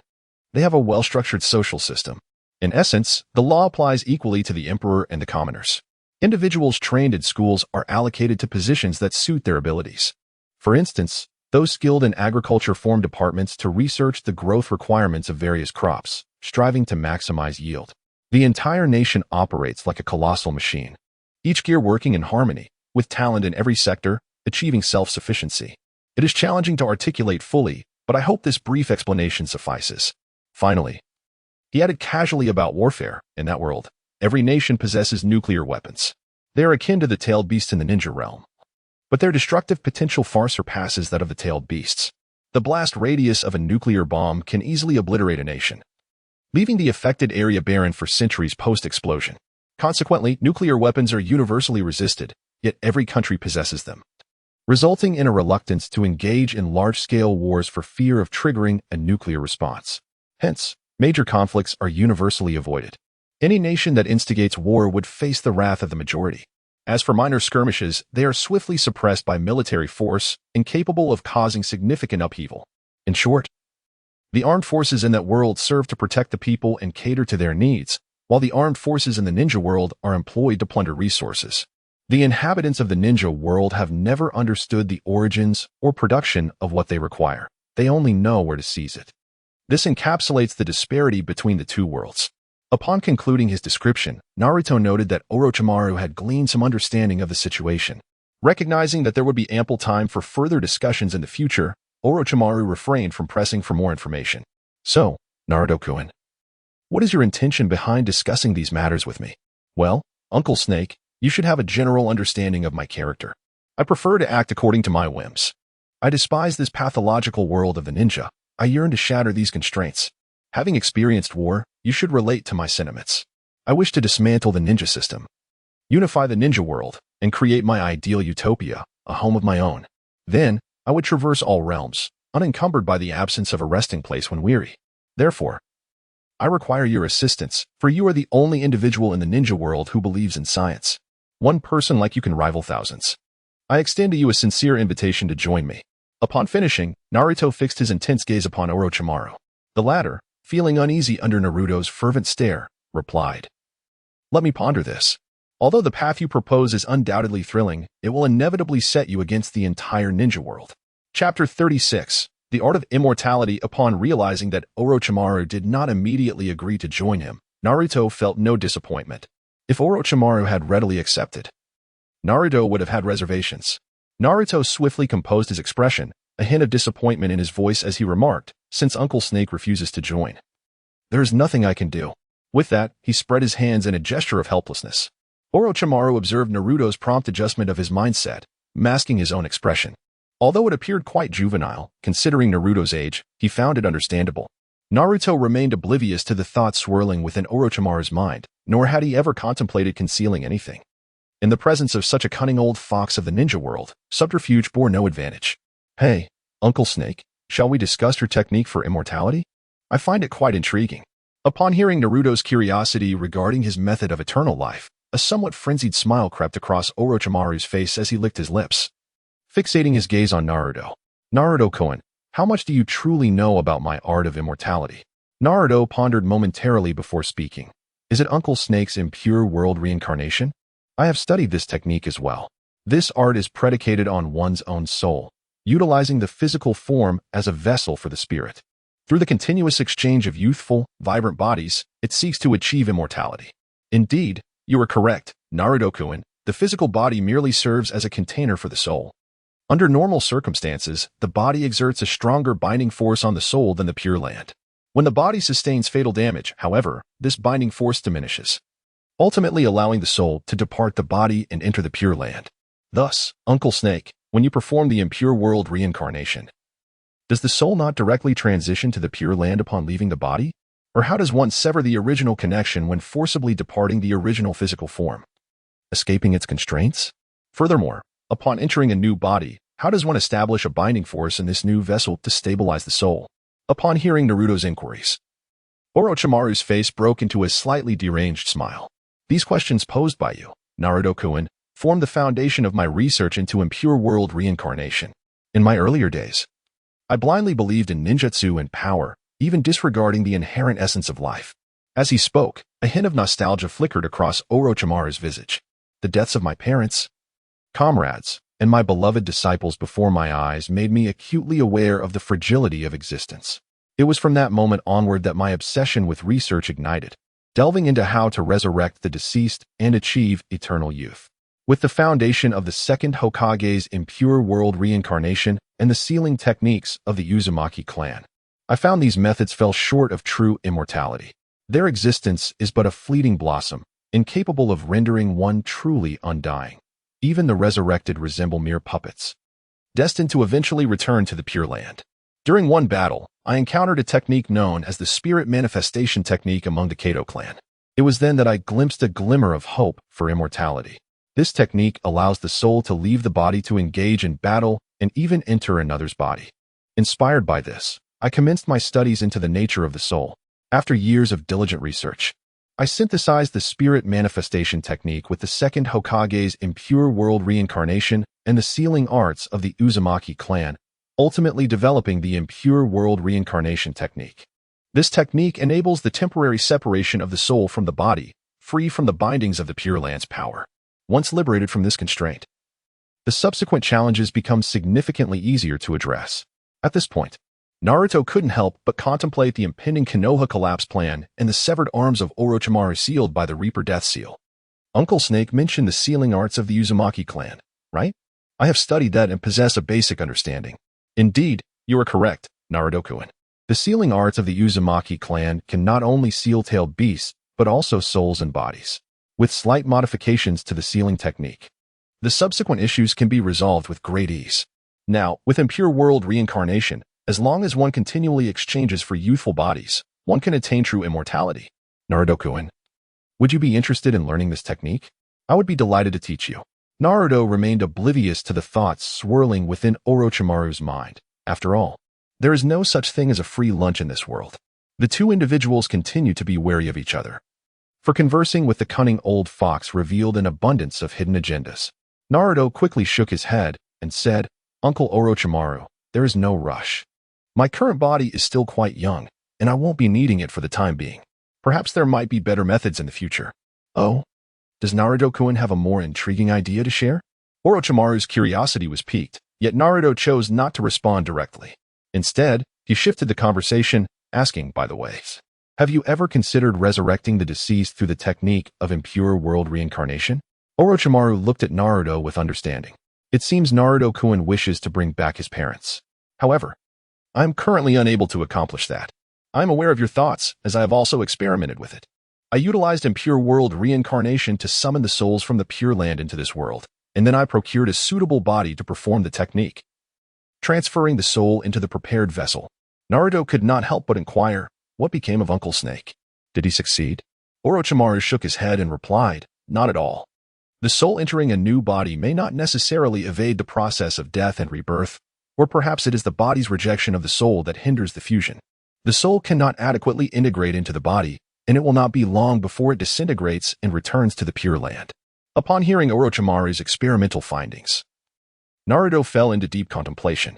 Uncle Snake, if one were to completely sever a common person's soul from their body, could it be returned without disintegration? This is not a difficult task. I have conducted experiments on this. As long as one possesses chakra upon the soul's departure from the body, utilizing the technique of impure world reincarnation, it can be reintegrated. By employing the sealing techniques of the Uzumaki clan, the soul can be sealed and anchored within the body. After a period of nurturing, the soul will gradually remerge with the body. In other words, if the body belongs to the soul itself, there will be no rejection, and the two will slowly unite. Indeed, Orochimaru continued, are you truly uninterested in the technique of impure world reincarnation, Naruto-kun? Do you not wish for me to teach you this art? Confirming his inner thoughts, Naruto felt a surge of joy. No, Uncle Snake. I am very much interested in this technique. However, I must confess that I do not enjoy studying, especially when it involves such complicated arts. Orochimaru regarded Naruto with a look of exasperation. This boy was indeed quite the character, nearly as knowledgeable as the information he had gathered. At that moment, Naruto found himself in a dilemma, his mastery of the art of verbal manipulation still lacking. Initially, Orochimaru had not joined his cause immediately, thinking little of it, believing he had sufficient leverage to attract Orochimaru's allegiance. Yet now, with the hope of resurrecting his parents, coupled with his lack of subordinates, and considering Orochimaru's significance. His urgency for Orochimaru's collaboration intensified. Naruto found himself in deep contemplation, pondering how he might sway Orochimaru. The latter, observing Naruto's vacant expression, chose not to interrupt, instead savoring the tea on the table. Orochimaru, why not consider joining us? I possess a wealth of intelligence and numerous intriguing items awaiting your exploration. If you refuse to join, I hesitate to reveal these treasures for fear you might abscond with them. You know me, I am rather indolent, and these matters are best entrusted to you. Join us, and the notion of immortality becomes trivial. Even the resurrection of the departed is well within our grasp. Do not be hasty in your rejection. First, behold my offerings before making a decision. Chapter 37. Orochimaru's inclusion. Orochimaru. It is said that your defection from Konoha stemmed from a yearning for immortality, leading you to delve into some unspeakable forbidden arts. Furthermore, you utilized the villagers and children as subjects for your experiments. Upon discovery by the Umbu, Sarutobi Hiruzen resolved to cleanse the ranks, ultimately allowing your escape from Konoha out of compassion. Is there any truth to these claims? Orochimaru, upon hearing Naruto's words, displayed a flicker of displeasure.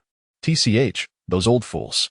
Ever since the demise of the second Hokage, Sarutobi Hiruzen and Shimura Danzo took over his laboratory.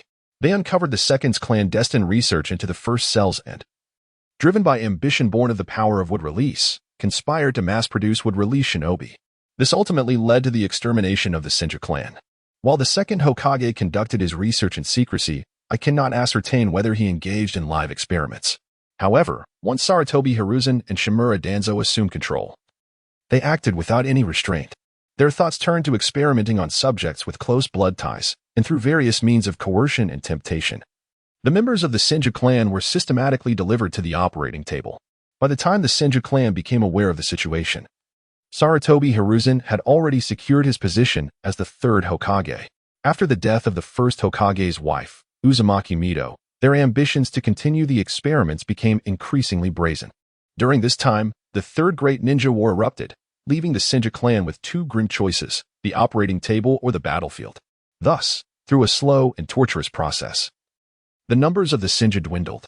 Perhaps a few survivors remained, but the Senju name has vanished from the shinobi world. Meanwhile, Naruto, with a furrowed brow, remarked, I was referring to your defection, yet you spoke of the Senju clan's downfall. What happened next, Orochimaru? Orochimaru shot Naruto a sidelong glance, as if to say, I was about to explain before you interrupted. Subsequently, the higher-ups of Konoha recognized my talent in research and promised me numerous incentives. At that time, I was young, unable to resist the allure of curiosity, and thus I joined. By the time I took charge, the Senju clan had already vanished. All I knew was to delve headfirst into research, with subjects provided by Sarutobi Hiruzen and Shimura Danzo.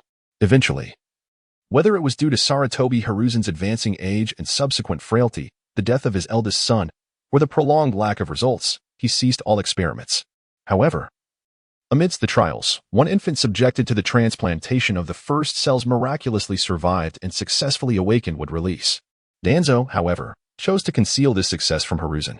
Although live experiments appeared to have ceased, Danzo clandestinely urged me to continue, taking full responsibility for funding, equipment, and subjects. Ultimately, due to Danzo's madness and extending his reach towards the villagers and their children, I remained oblivious to his actions. When the truth surfaced, Sarutobi Hiruzen, choosing to protect his friend Danzo, cast all blame upon me. Later, I discovered that the would release subject had joined the Umbu, and it dawned upon me that Danzo possessed more leverage than I. Naruto-kun, that is the reason for my defection. Is it not rather ironic?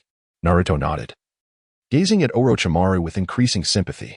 Observing the look of compassion in Naruto's eyes, Orochimaru's defenses crumbled, and in a fit of rage, he bellowed, You little brat. I've divulged the information you sought. Now, where is your bargaining chip? Show me how you intend to convince me to join your ranks. Recognizing that he had struck a nerve, Naruto decided to drop the pretense. Uncle Snake, please do not be angry. This is all the fault of Hiruzen Sarutobi and Danzo Shimura. I merely wish to confirm one matter. Do you hold a requisite respect for life? Naruto said with a serious expression. Orochimaru, taken aback by Naruto's sudden gravity, understood the implication behind the question. He replied earnestly, since my defection from the village, my experimental subjects have predominantly been rogue ninjas from various villages and notorious bandits. As for the children I brought from other villages, I have endeavored to nurture them and did not force them into my laboratory. At this juncture, a hint of discomfort crossed Orochimaru's face as he continued, as a ninja. My hands are already stained with blood, yet I shall not transgress the most fundamental moral boundaries. Were it not for those ancient relics, I would not have to explain myself. Listening to Orochimaru's justification, Naruto felt no inclination to verify the veracity of his words. He could only remain cautious moving forward. Indeed, Uncle Snake is a good person, only persecuting the wicked, Naruto remarked dismissively, a statement that served only to deceive himself. Uncle Snake, my bargaining chip is. What drawbacks do you face without the reanimation jutsu? Prepared to hear what Naruto's offering entailed, Orochimaru nearly exploded with fury. Gritting his teeth, he responded. The reanimation jutsu has numerous shortcomings, and I am still in the process of refinement. Currently, the bodies I have resurrected lack strength. Before long, I will need to seek new vessels. Naruto cast a disdainful glance at Orochimaru, truly finding it beneath him to conceal the shortcomings of the reanimation jutsu. Naruto let out a scoff, directly interrupting Orochimaru. Surprisingly, the serpent sage hesitated to speak, prompting Naruto to take the initiative. The reanimation jutsu is still not quite perfected. Is it? The body and soul invariably experience some degree of rejection, and it cannot endure for long before requiring another reincarnation. With each revival, the strength of the soul diminishes, and participating in battles inflicts significant damage on the body. This leads to the necessity of frequently changing vessels. Do you not fear the day your soul will be extinguished? Furthermore, you are obsessively researching cursed seals. While cursed seals serve their purpose, there is no need to infuse soul fragments each time you employ one. Although it is true that after each death, resurrection can be achieved through the fragments within the cursed seal, this also accelerates the depletion of your soul. As your soul's strength wanes, so too does your mental fortitude. You must be aware of any effects on your chakra. Yet, when you were instantaneously defeated by Uchiha Itachi's mere gaze, it speaks volumes, does it not? Are you truly oblivious to this? As Naruto continued his relentless critique, Orochimaru's expression darkened increasingly. Thankfully, he recognized the need to redirect the conversation swiftly. Have you ever considered, rather than constantly switching into others' bodies, to find solutions within your own? Upon hearing this, Orochimaru hesitated, struggling to articulate his thoughts before finally confessing. I have sought out other women to experiment with, but to no avail. I have not attempted to switch into a woman's body since then. Naruto cast a disapproving glance at Orochimaru, his expression conveying a silent message. I never imagined you, Orochimaru, to be such a person. Naruto, in a state of exasperation, remarked, I am not referring to the act of seeking someone to bear children. Rather, I am speaking of cloning technology. This involves extracting a single cell from one's own body, and through artificial means, cultivating it into an embryo, subsequently nurturing it into a replica of oneself. Yet, even this explanation seems insufficient. Naruto casually gestured, invoking the technique of cloning. The discourse surrounding the advantages and disadvantages of this technology was interrupted as 3 books materialized upon the table. The bodies cultivated through cloning should ostensibly face no rejection, as they are merely extensions of one's own being. Before Naruto could finish his thoughts, Orochimaru sprang to his feet, utilizing his instantaneous movement to seize the 3 books, as if they were treasures of immeasurable value. With the advent of cloning technology, there is no longer any necessity for the Sharingan or wood release. One can simply integrate specific genes into their cultivation to acquire whatever bloodline limit they desire. Naruto shrugged his shoulders and said, these are merely my individual speculations. It requires the expertise of someone like Uncle Snake to contribute to the research. Naruto wished to say more, but Orochimaru interrupted him, stating, I have agreed, provided I am allowed to partake in the research of cloning technology. Naruto, Chapter 38, The Past. Come on, Orochimaru. Can't you show a bit of restraint and allow me to finish? Orochimaru rolled his eyes, responding with exasperation. If you had mentioned this technique sooner, there would have been no need for all this chatter. I would have joined you right away. Naruto, with a hint of exasperation, waved his hand dismissively. Do you truly believe you trusted me from the very beginning? Trust is founded upon mutual understanding, is it not? Orochimaru, engrossed in the book he held, did not engage with Naruto's remark, responding without lifting his gaze. I am a person who places great importance on profit. As long as you can present something sufficiently enticing, I shall deem whatever you say to be correct. Naruto was momentarily taken aback by Orochimaru's words, sheepishly rubbing his nose, uncertain of how to continue the conversation. He decided to shift the topic. Orochimaru, regarding cloning technology, if one were to cultivate one's own vessels, it would be prudent to ensure that these vessels do not develop consciousness. If the intent is to have children, consider my words unspoken. He continued. There is much for you to accomplish, and as you are aware, I wish to resurrect my parents. Henceforth, this should be your primary focus. Orochimaru responded with a nod. Acknowledging, with cloning technology at our disposal, the resurrection of others should not pose a significant challenge. Naruto's gaze drifted to the unconscious forms of Sasuke and Sakura lying nearby. Naruto gestured towards Sasuke and remarked, Surely, you no longer require this young man's body? Orochimaru lifted his eyelids slightly, speaking with a hint of disdain. I have no need for it. It pales in comparison to Uchiha Itachi. Should I require the Sharingan in the future, I am more than capable of procuring it myself. Now, he shall defect and seek power by your side. I trust you will guide him well. Naruto's words piqued Orochimaru's curiosity. Why? I am quite busy. Where would I find the spare time to waste on this brat? Naruto suddenly felt a pang of guilt towards Sasuke. Initially, he held a certain admiration for Orochimaru's physical form, yet after a series of events, he found himself repulsed. You are aware of Jiraiya's relentless quest for the Child of Destiny, are you not? This lad could certainly be one of them. Orochimaru paused in his reading, abruptly closed the book, and inquired, I have a general understanding of this matter, yet I am indifferent to it. What piques my curiosity is how Naruto-kun has acquired such extensive information. Upon hearing this, Naruto fell into deep contemplation, pondering how to fabricate a response that would adequately satisfy Orochimaru's curiosity. Ultimately, he decided to abandon the pretense with Orochimaru's intellect. He would only be able to deceive him momentarily. Naruto retrieved a mobile phone from his ninja tool pouch and inquired, Orochimaru, you must have a phone on you, right? To his surprise, Orochimaru produced a mobile phone from his mouth, replying, Indeed, I do. This device proves to be quite convenient. Naruto cast a disdainful glance at the mobile phone produced by Orochimaru. Uncle Snake, could you possibly amend this habit of yours? While I have no particular grievances against you, this tendency of yours is truly quite unsettling. In response to Naruto's candid critique, Orochimaru merely shrugged it off, replying in a nonchalant manner. Oh. Naruto did not take the phone from Orochimaru's hand.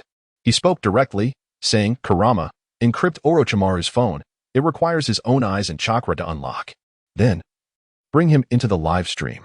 Curiously, Orochimaru inquired, Who are you talking to? Ah, my friend.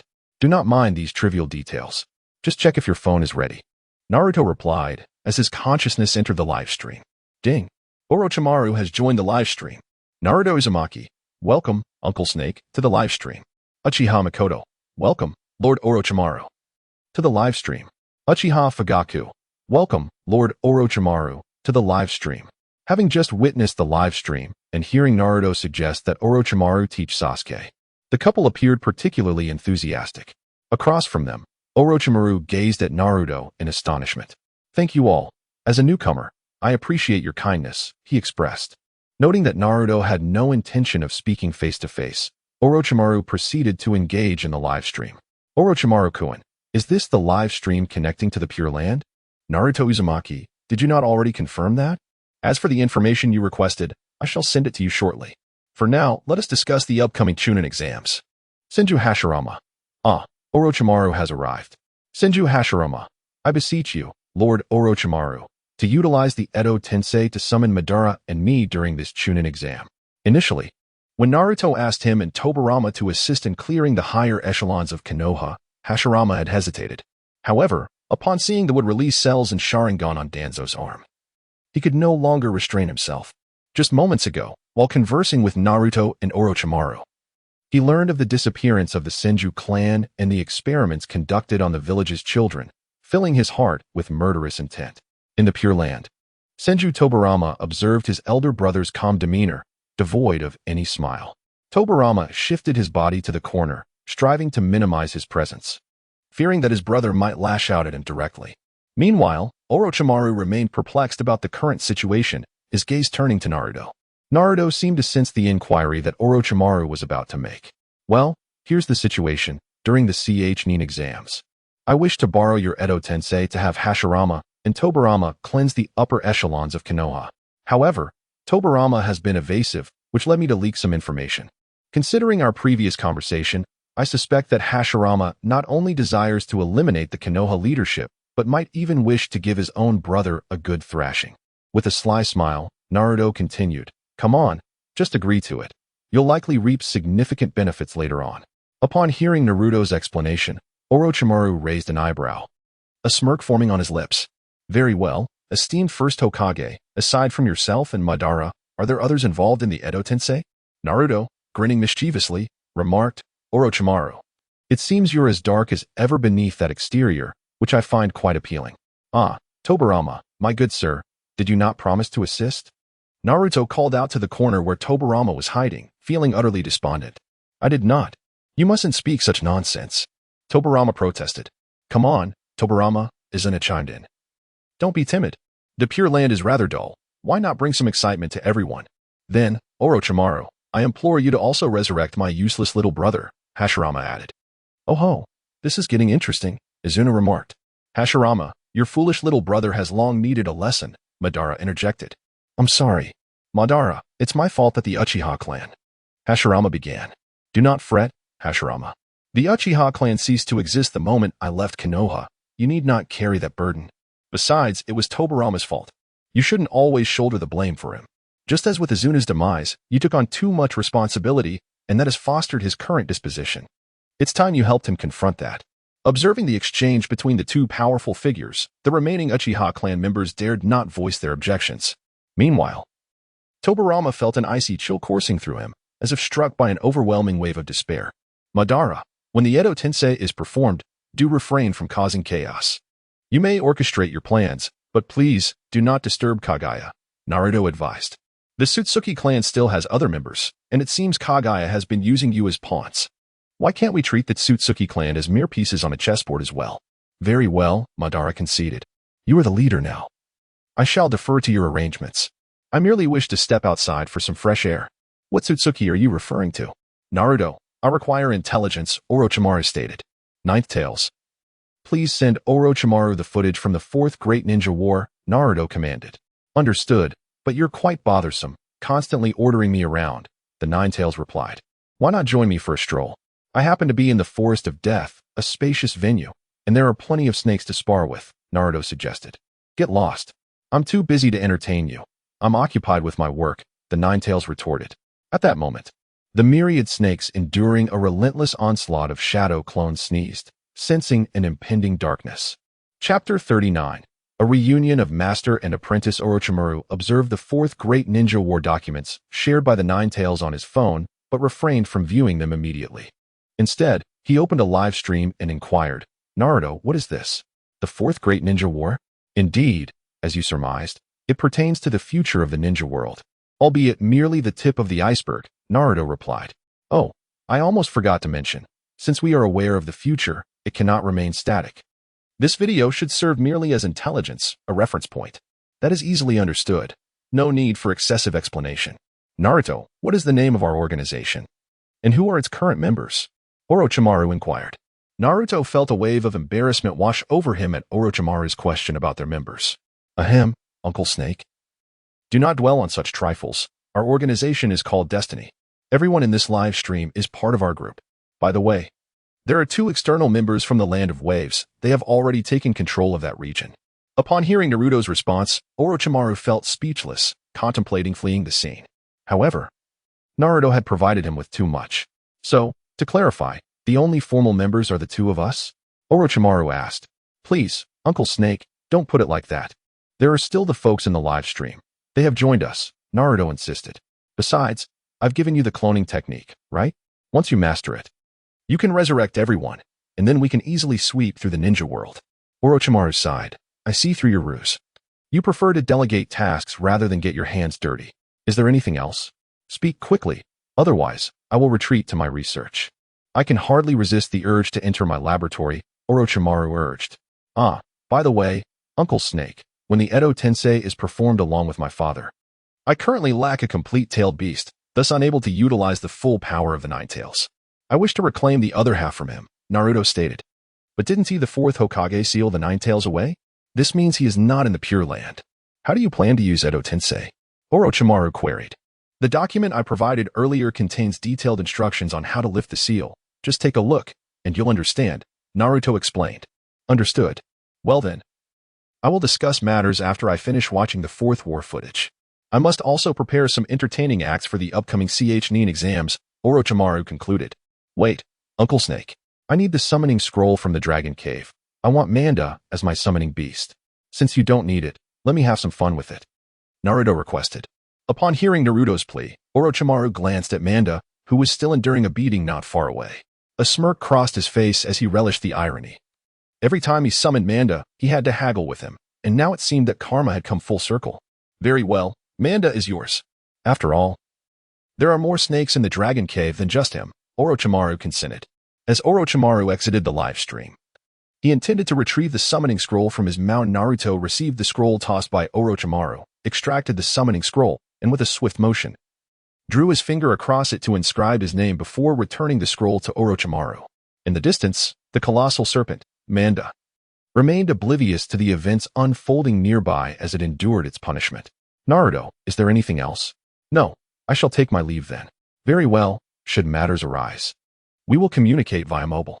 Agreed, then I shall see you in the final round of the Chunin exam, Naruto-kun. No sooner had the words left his lips than Orochimaru transformed into a mound of earth. Naruto, shaking his head in exasperation, gazed at the earthen clone that lay before him. Is it truly so urgent? I hardly noticed when he departed. Observing the distant Manda, who had seemingly ballooned from the beating it had received, Naruto found no desire to engage further and promptly dispelled the shadow clone. As if aware that Naruto had finished his diversion, the moment the shadow clone vanished, Manda was also returned to the Dragon's Cave. As Naruto beheld the once vibrant forest, now eerily silent following the dissolution of his shadow clones, he sensed an unsettling stillness enveloping the surroundings. It appeared that the nearby fauna had been frightened away by the recent skirmish. His gaze swept across the desolate landscape, which lay barren and stripped of life. Such a commotion was bound to have caused a disturbance. The Umbu would undoubtedly arrive shortly to investigate. Should he linger? No.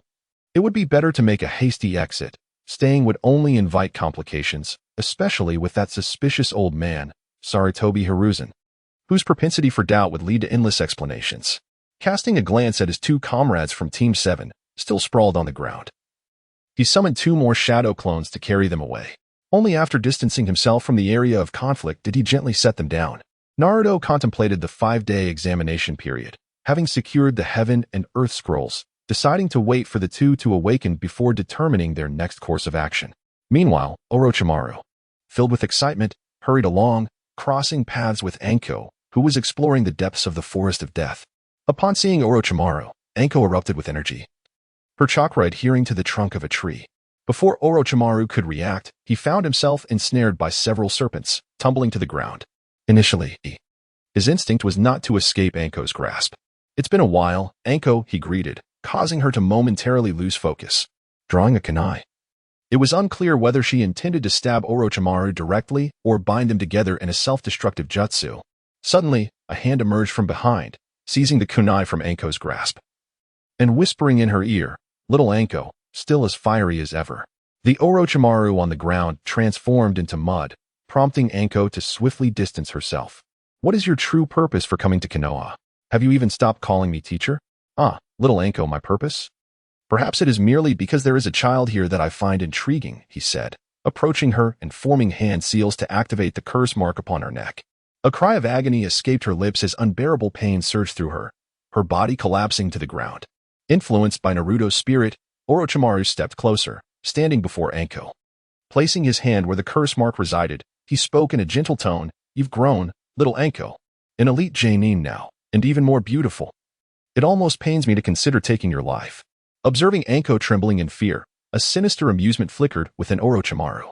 He extended another hand, caressing her face. Such a lovely visage should not meet an untimely demise.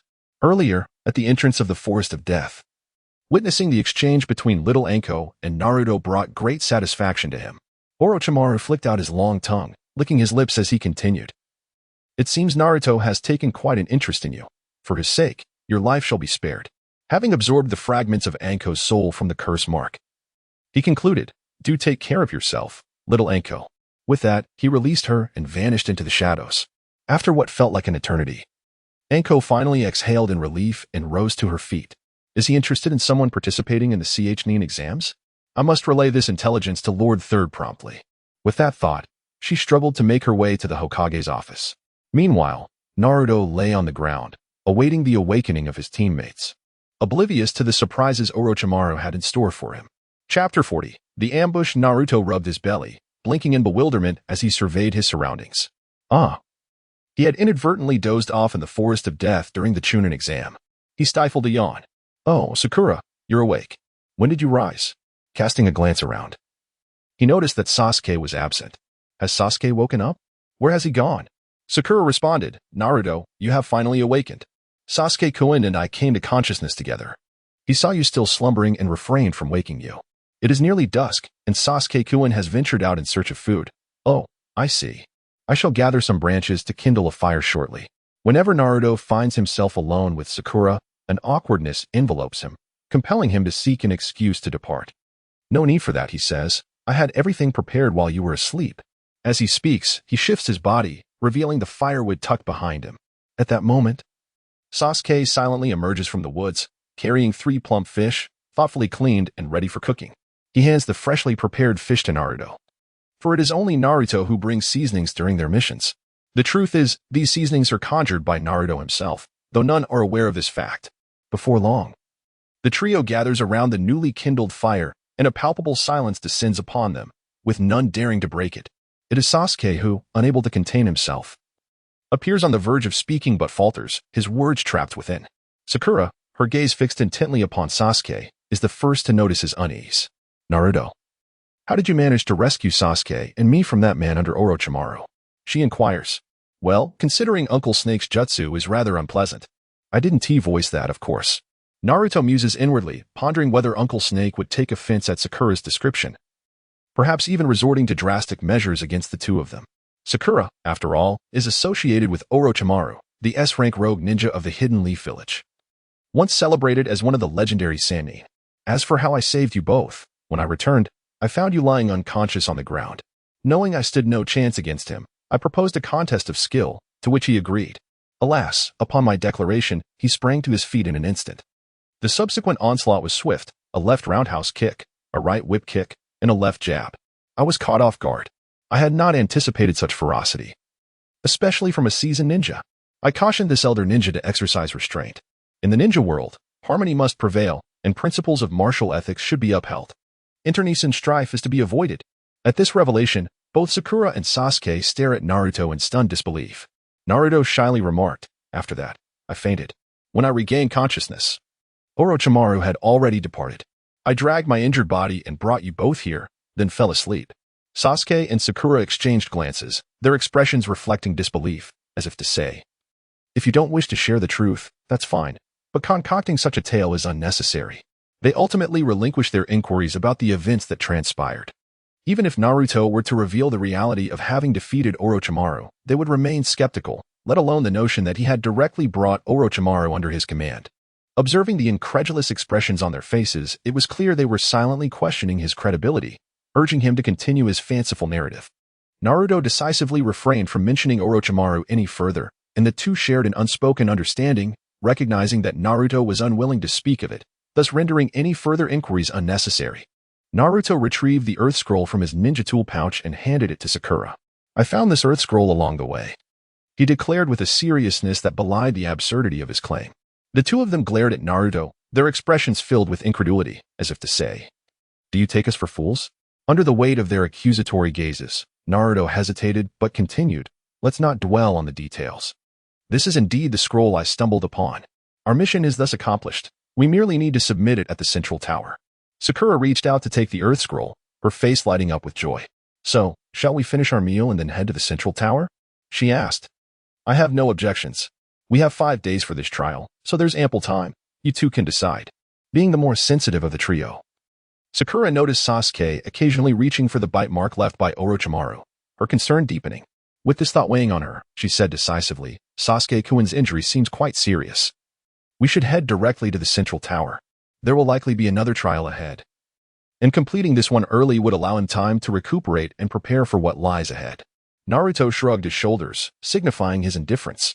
Beside him, Sasuke, feeling the pain from the cursed seal on his neck, remained silent as well. Since their task was complete and lingering offered no advantages, there was no reason to endure hardship in the jungle. As dusk descended, Naruto stated plainly, well then, After we finish our meal, we shall rest here for the night. And tomorrow we will head straight to the central tower. Sakura furrowed her brow. She had intended to suggest that they proceed to the central tower immediately after their meal. Sakura, is something the matter? No, nothing at all. I merely thought we could make our way to the central tower after finishing the grilled fish. Naruto rolled his eyes and, in exasperation, remarked, Do you truly believe we are the only ones in this forest? Nightfall is the prime time for large beasts to hunt. There are numerous participants in the Chunin exams, many of whom have likely set traps. Are you certain you wish to travel at night? Upon hearing Naruto's words, Sakura could only offer an awkward smile. No rush, no rush. We'll rest here tonight and set out for the central tower tomorrow. The trio swiftly devoured their grilled fish and prepared to rest on the ground. Sakura suggested, Shouldn't we set some traps to prevent large animals or ninjas from ambushing us while we sleep? I'm too tired. There's no need for such trouble, Sakura. A simple warning trap will suffice. With that, Naruto produced 3 blankets, distributing one to each of them, and promptly fell asleep in a spacious spot. Seeing Naruto succumb to slumber, Sasuke initially intended to set traps but found himself struggling and grimacing in pain. Sakura hurriedly intervened. Sasuke-kun, you should rest too. I can handle this small matter.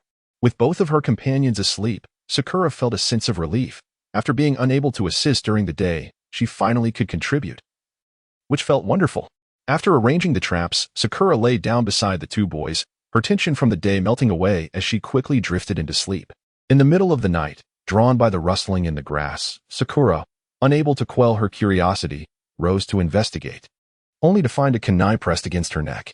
A mocking voice echoed, Don't make a sound, or you'll die. Naruto sensed the presence approaching and, upon recognizing who it was, merely resumed his slumber with indifference. However, he did not forget to kick Sasuke awake. Groggy, Sasuke rubbed his eyes and noticed someone was missing. Rushing to a nearby tree to check on Sakura's location, spotting her being held hostage not far away, anger surged within Sasuke, influenced by the cursed seal. 2 kunai flew towards the only female of the Sound Ninja trio, Kintsuchi. Realizing the danger, Kin was forced to deflect the kunai poised at Sakura's neck. In a moment reminiscent of the original story, Sakura chose to relinquish her long hair, allowing the kunai to slice through it, leaving strands scattered on the ground. Now free from her bindings, Sakura quickly distanced herself from the enemy, and Sasuke seized the opportunity to join her. Tosu and Saku, lying in ambush, also joined the fray. Upon recognizing them, Sasuke arrogantly declared, I thought someone was attempting a nighttime ambush. It turns out to be the 3 mice from the Sound Village. Witnessing Sasuke's audacity and the disdainful glint in his eyes deeply wounded Saku's youthful spirit, prompting him to raise his hands in preparation for an attack. However, Sasuke had surpassed his original self by leaps and bounds, bolstered by the cursed seal. The moment Saku raised his hands, Sasuke had already teleported behind him and delivered a powerful kick, sending him sprawling to the ground. Casting a contemptuous glance at the fallen Saku, Sasuke turned his fierce gaze towards Kin, who had just held Sakura hostage. Sensing the murderous intent emanating from Sasuke, Kin instinctively recoiled, feeling the resistance behind her. She shuddered as a large hand grasped her hair. With a few swift motions, her dark locks fell away, leaving her with a bare scalp. At that moment, Saku, spurred by Sasuke's scornful gaze upon witnessing Sasuke ensconced in a state of unconsciousness, Naruto disdainfully curled his lip, closed his eyes, and resumed his slumber, noting that those around them had already departed. Thus, the night passed in silence. As dawn broke the following day, Naruto was the first to awaken. Casting a glance at the 2 still enveloped in sleep, rising to his feet, he followed the flow of chakra, making his way to a nearby stream, where he deftly caught a rabbit, intending to prepare it as breakfast shortly thereafter. As Naruto returned after freshening up and carrying breakfast, he found that the other 2 had already awakened. Noticing their disheveled appearances, he remarked with disdain, You 2 should clean yourselves up. Once the trio had attended to their personal matters and shared a meal, they hastily made their way to the central tower. Throughout the journey, Sakura remained tense, fearing that 3 burly men might leap out from the nearby bushes. Meanwhile, Sasuke, brimming with eagerness since receiving the curse mark from Orochimaru and gaining newfound power, constantly scanned the surroundings in search of worthy adversaries. In stark contrast, Naruto exhibited a lack of interest, stifling a yawn and trailing behind the other 2 in a lethargic manner. The imagined foes never materialized, likely. The previous night's campfire and fish roasting had drawn the attention of most of the lower-ranked shinobi teams. Under the scrutiny of the Sound Ninja trio, witnessing Sasuke's ferocity, the other teams wisely chose to steer clear of Team 7, Fearing the ill fate that could befall them, broken limbs were one thing. But losing one's life was simply not worth the risk. Thus, the three managed to enter the central tower without incident. Since it was only the second day of the second exam, they were confined to the central tower for the next 3 days. 3 days later, Naruto found himself irritable as he listened to the lengthy and tedious discourse of Sarutobi Hiruzen, suppressing the urge to shout, "Please, just stop talking," amidst the drowsy lower-ranked shinobi. Hiruzen's prolonged speech about the will of fire finally drew to a close. "I am Tsukiyakari Kaze, the instructor overseeing the preliminary round of the third Chunin exams. I ask everyone to step aside as I call your names for the matches." In the first match, Uchiha Sasuke faced off against Akatsuki. As expected, after a few days of rest, Sasuke's injuries had healed sufficiently, and with a few swift moves, he incapacitated Akatsuki. During the battle, Sasuke occasionally touched the curse mark on his neck, catching Kakashi's attention. After Sasuke's match concluded, Kakashi approached him, confirming that the curse mark on Sasuke's neck resembled a skin condition from a familiar source. With a sense of resignation, he led Sasuke to a secluded area to seal the mark. As they walked, Kakashi performed the sealing technique, which culminated in a pain scream from Sasuke. "Who goes there?" Kakashi demanded, brandishing a kunai and fixing a serious gaze on a shadowy figure nearby. "Ah, is that not Kano's massage therapist, Hataki guy?" Naruto teased as he stepped out from the shadows, remembering how he had coaxed Orochimaru into conducting experiments. He had intended to make a brief appearance but was promptly spotted by Kakashi. Upon realizing it was Naruto, Kakashi's stern expression reverted to his usual deadpan, and the kunai vanished from his hand. Before he could interrogate Naruto about his presence, Naruto quipped, "Kakashi, has your Sharingan been sealed? I thought you would have learned sealing techniques after our last mission and sealed your eyes. Yet here you are, still with so little chakra. You might soon become a unit of measurement for chakra." Kakashi rolled his eyes. "Go away, you little brat. This is adult business. Hurry and participate in the exam." At that moment, Kakashi's reluctance to seal his eyes was a form of self-preservation, but Naruto was oblivious to that nuance, unable to contain himself at Kakashi's dismissive attitude. Naruto retorted, "Foolish Kakashi. It seems you and your friend share a deep bond. But remember, ignoring the wisdom of the elders brings misfortune upon oneself. You will surely regret this, Hiruzen." "Bah. Kakashi, you will come to regret this." Naruto continued, "Hataki Sakumo, Uncle White Fang. You see your son has gone astray and is no longer receptive to advice. Aren't you going to intervene?" In the Pure Land, White Fang wore a pained expression. "I'm already dead. How am I supposed to intervene? Regardless, I refuse to be responsible for his behavior. If you could just teach him a lesson to correct some of his habits, I might consider introducing him to a girlfriend," Naruto proposed. "Deal." Upon receiving White Fang's agreement, Naruto exited the live stream, his previous irritation dissipating instantly. "Kakashi, you've crossed me. Prepare for your doom. No one will save you. Your father said so." Chapter 42, Battle. Upon Naruto's return, he noticed the medical team carrying Sakura and Ino away from the duel arena. "TSK, women are truly terrifying. What a pity I missed the fight." Observing the battlefield littered with golden hair, he recalled how beautiful Ino had become with longer hair. What if I were to deal with Sai while washing it? No, I may not be a good person, but I cannot engage in wanton slaughter, can I? Perhaps I could consider removing his kidneys? That's worth contemplating. Am I becoming too wicked? The next match was Temari versus Shikamaru. The voice of Tsukiyakari Kaze interrupted Naruto's thoughts as he was about to express his frustration. He muttered to himself, "Fine, since you've worked so hard. I'll take care of your girlfriend." If the Ninetales were present, it would undoubtedly chide him. "You coward, with lustful thoughts yet no courage, given the chance. You still prove useless, merely mumbling in your heart."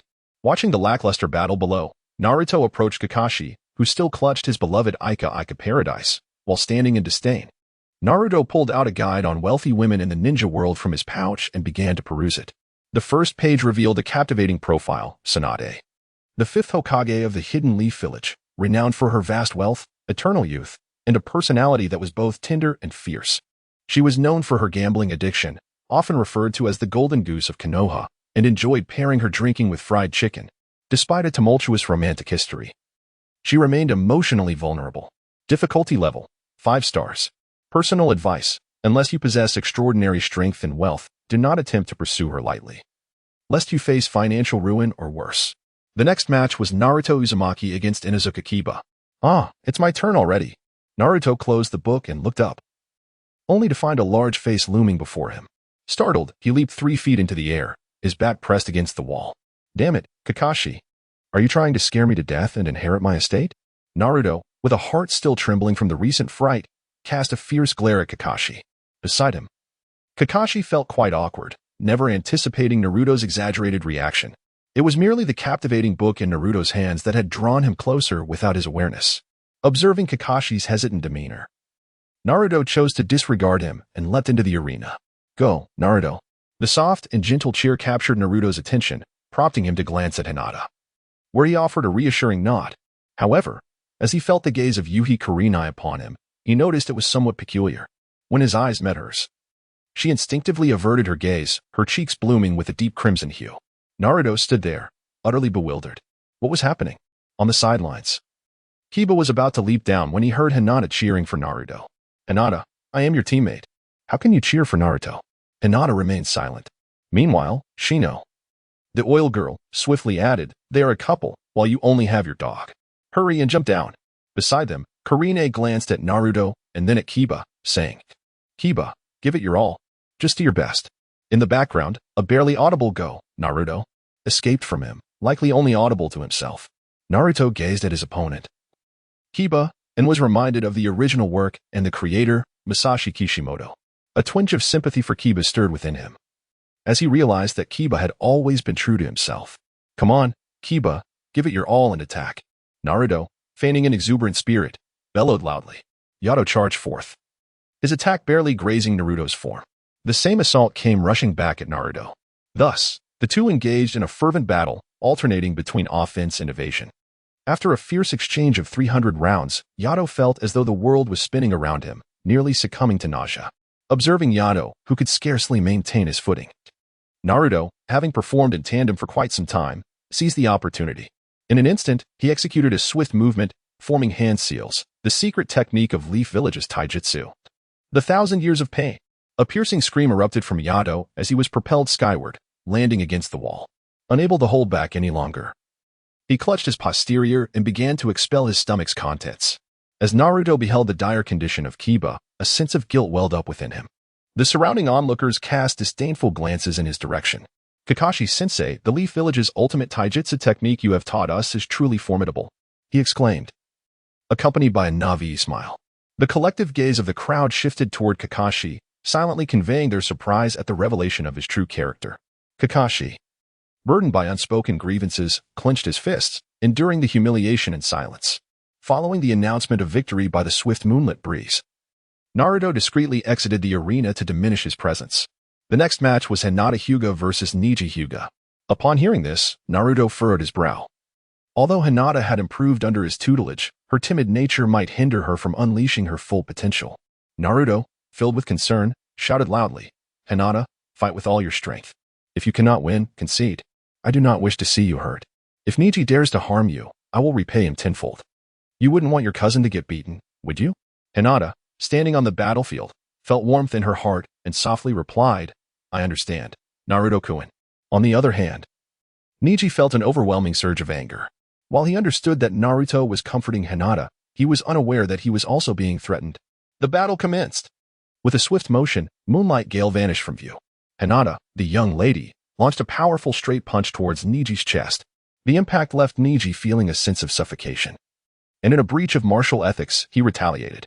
I apologize, Brother Neji, Hinata said, but Naruto-kun mentioned that you speak too much and only wallow in self-pity. If I can strike, there is no need for idle chatter. She even wore an expression of faux apology on her face. At that moment, Neji felt as if something was choking him, causing considerable discomfort. Before he could regain his footing, Hinata's attack came once more. Prepared this time, Neji evaded effortlessly. The two then unleashed their gentle fist techniques, engaging in a rapid exchange of strikes and dodges, each becoming faster with every moment. Hinata transformed her palm strike into a fist, delivering a heavy blow that created distance between them. However, she soon sensed that her chakra flow was being obstructed. It appeared she had been struck in a vital point. Adopting the Tai Chi starting stance, she stepped forward to launch another assault on Neji. Under Naruto's guidance, Hinata had mastered the ability to execute a complete Tai Chi sequence at 10 times the speed, seamlessly integrating it with her gentle fist technique. The ensuing battle was bizarre. Each of Neji's strikes felt as though they were hitting a cloud, all his power effortlessly neutralized by Hinata.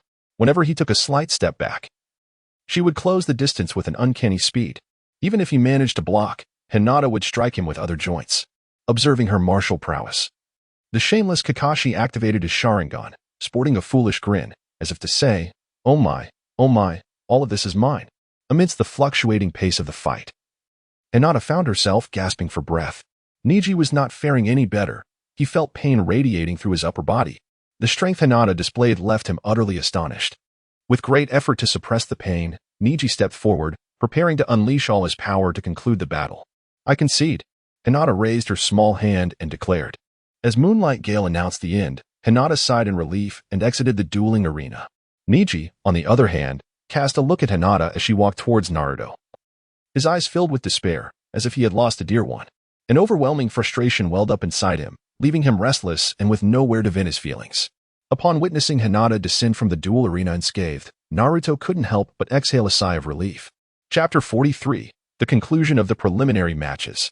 Hinata, having conceded, made her way directly towards the stands, disregarding the seething resentment of her cousin behind her.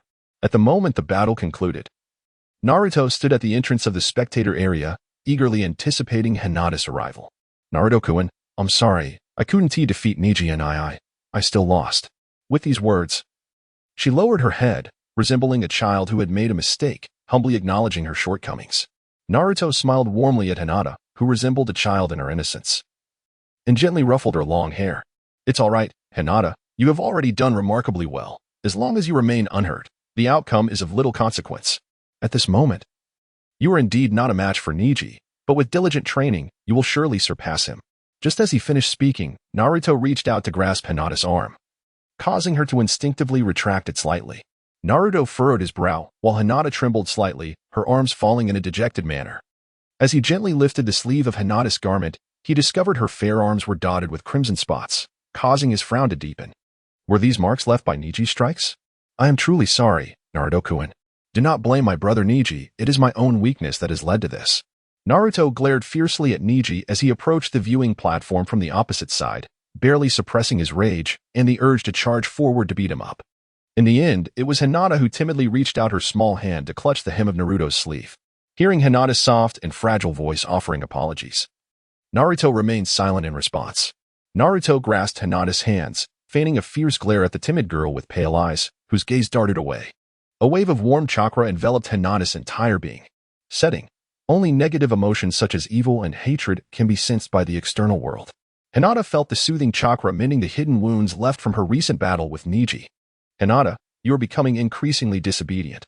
Perhaps you should accept a punishment? He teased, leaning closer to her. To onlookers, it appeared as though Naruto had pinned Hinata against the wall, preparing to kiss her. A multitude of spectators on the platform bore witness to the scene, including Ino and Sakura, rivals who embraced each other in excitement, nearly shouting for them to kiss. Others looked on with envy at the couple's intimacy, while only Kurenai, with clenched fists and glistening eyes, seemed lost in her own thoughts. Naruto's face drew closer, leaning towards her ear, poised to whisper a request for confidentiality regarding his treatment of her. However, the girl, consumed by an unexpected thought, suddenly lost her composure, her eyes rolling back as she fainted. Sensing that Hinata's injuries had been completely healed, he resignedly lifted the fainted girl in a princess carry and made his way towards the spectator stands. From the perspective of those watching, Naruto's gesture of leaning towards Hinata appeared as though he had kissed her. Naruto cradled Hinata in his arms as he arrived at the location of teammate. Fortunately, Kiba was not present. Otherwise, it would have been quite awkward. Ah, Kakashi-sensei, it has been a while. You look even more radiant than before. A soft huff escaped, audible only to the two of them. The expression on Yuhi Kurenai's face quickly returned to normal, and she smiled warmly at Naruto. Naruto, it has been quite some time. Have you been teasing Hinata again? You've left her utterly dazed. Naruto wore a bewildered expression, utterly perplexed by the unfolding events. In his arms, the pale-eyed maiden trembled slightly, at a loss for how to respond to Kurenai's inquiry. Sensing that Hinata had regained consciousness, she continued to feign unconsciousness. Naruto lowered his head and softly said, Hinata, please do not disclose my treatment of you to anyone. The girl with white eyes, aware that her pretense of fainting had been uncovered, felt her cheeks flush with warmth as she buried her face in Naruto's chest, feigning unconsciousness. What are you saying, Ms. Yuhi? I cannot comprehend your words, she replied. Beside them, Yuhi Kurenai rolled her eyes, choosing to ignore Naruto. As Naruto remained preoccupied with Hinata, he missed the climax of the battle between Lee and Gaara, which was nearing its conclusion. At that moment, Choji unleashed his human boulder technique, rolling across the arena, only to succumb to a sonic attack from TS. Sensing that his friend Choji had merely fainted without sustaining any injuries, Naruto decided against checking on him. Naruto gazed at Toph, who was emerging from the dueling arena, and couldn't help but comment, "Truly, Toph of the Six Paths, you have paved a broader path." Below, Choji, rejuvenated by Asuma Saratobi's promise of a feast of grilled meat, appeared lively once more. Ahem, thus concludes the third preliminary round of the Chunin exams, announced the swift moonlight gale, cutting through the clamor of the crowd.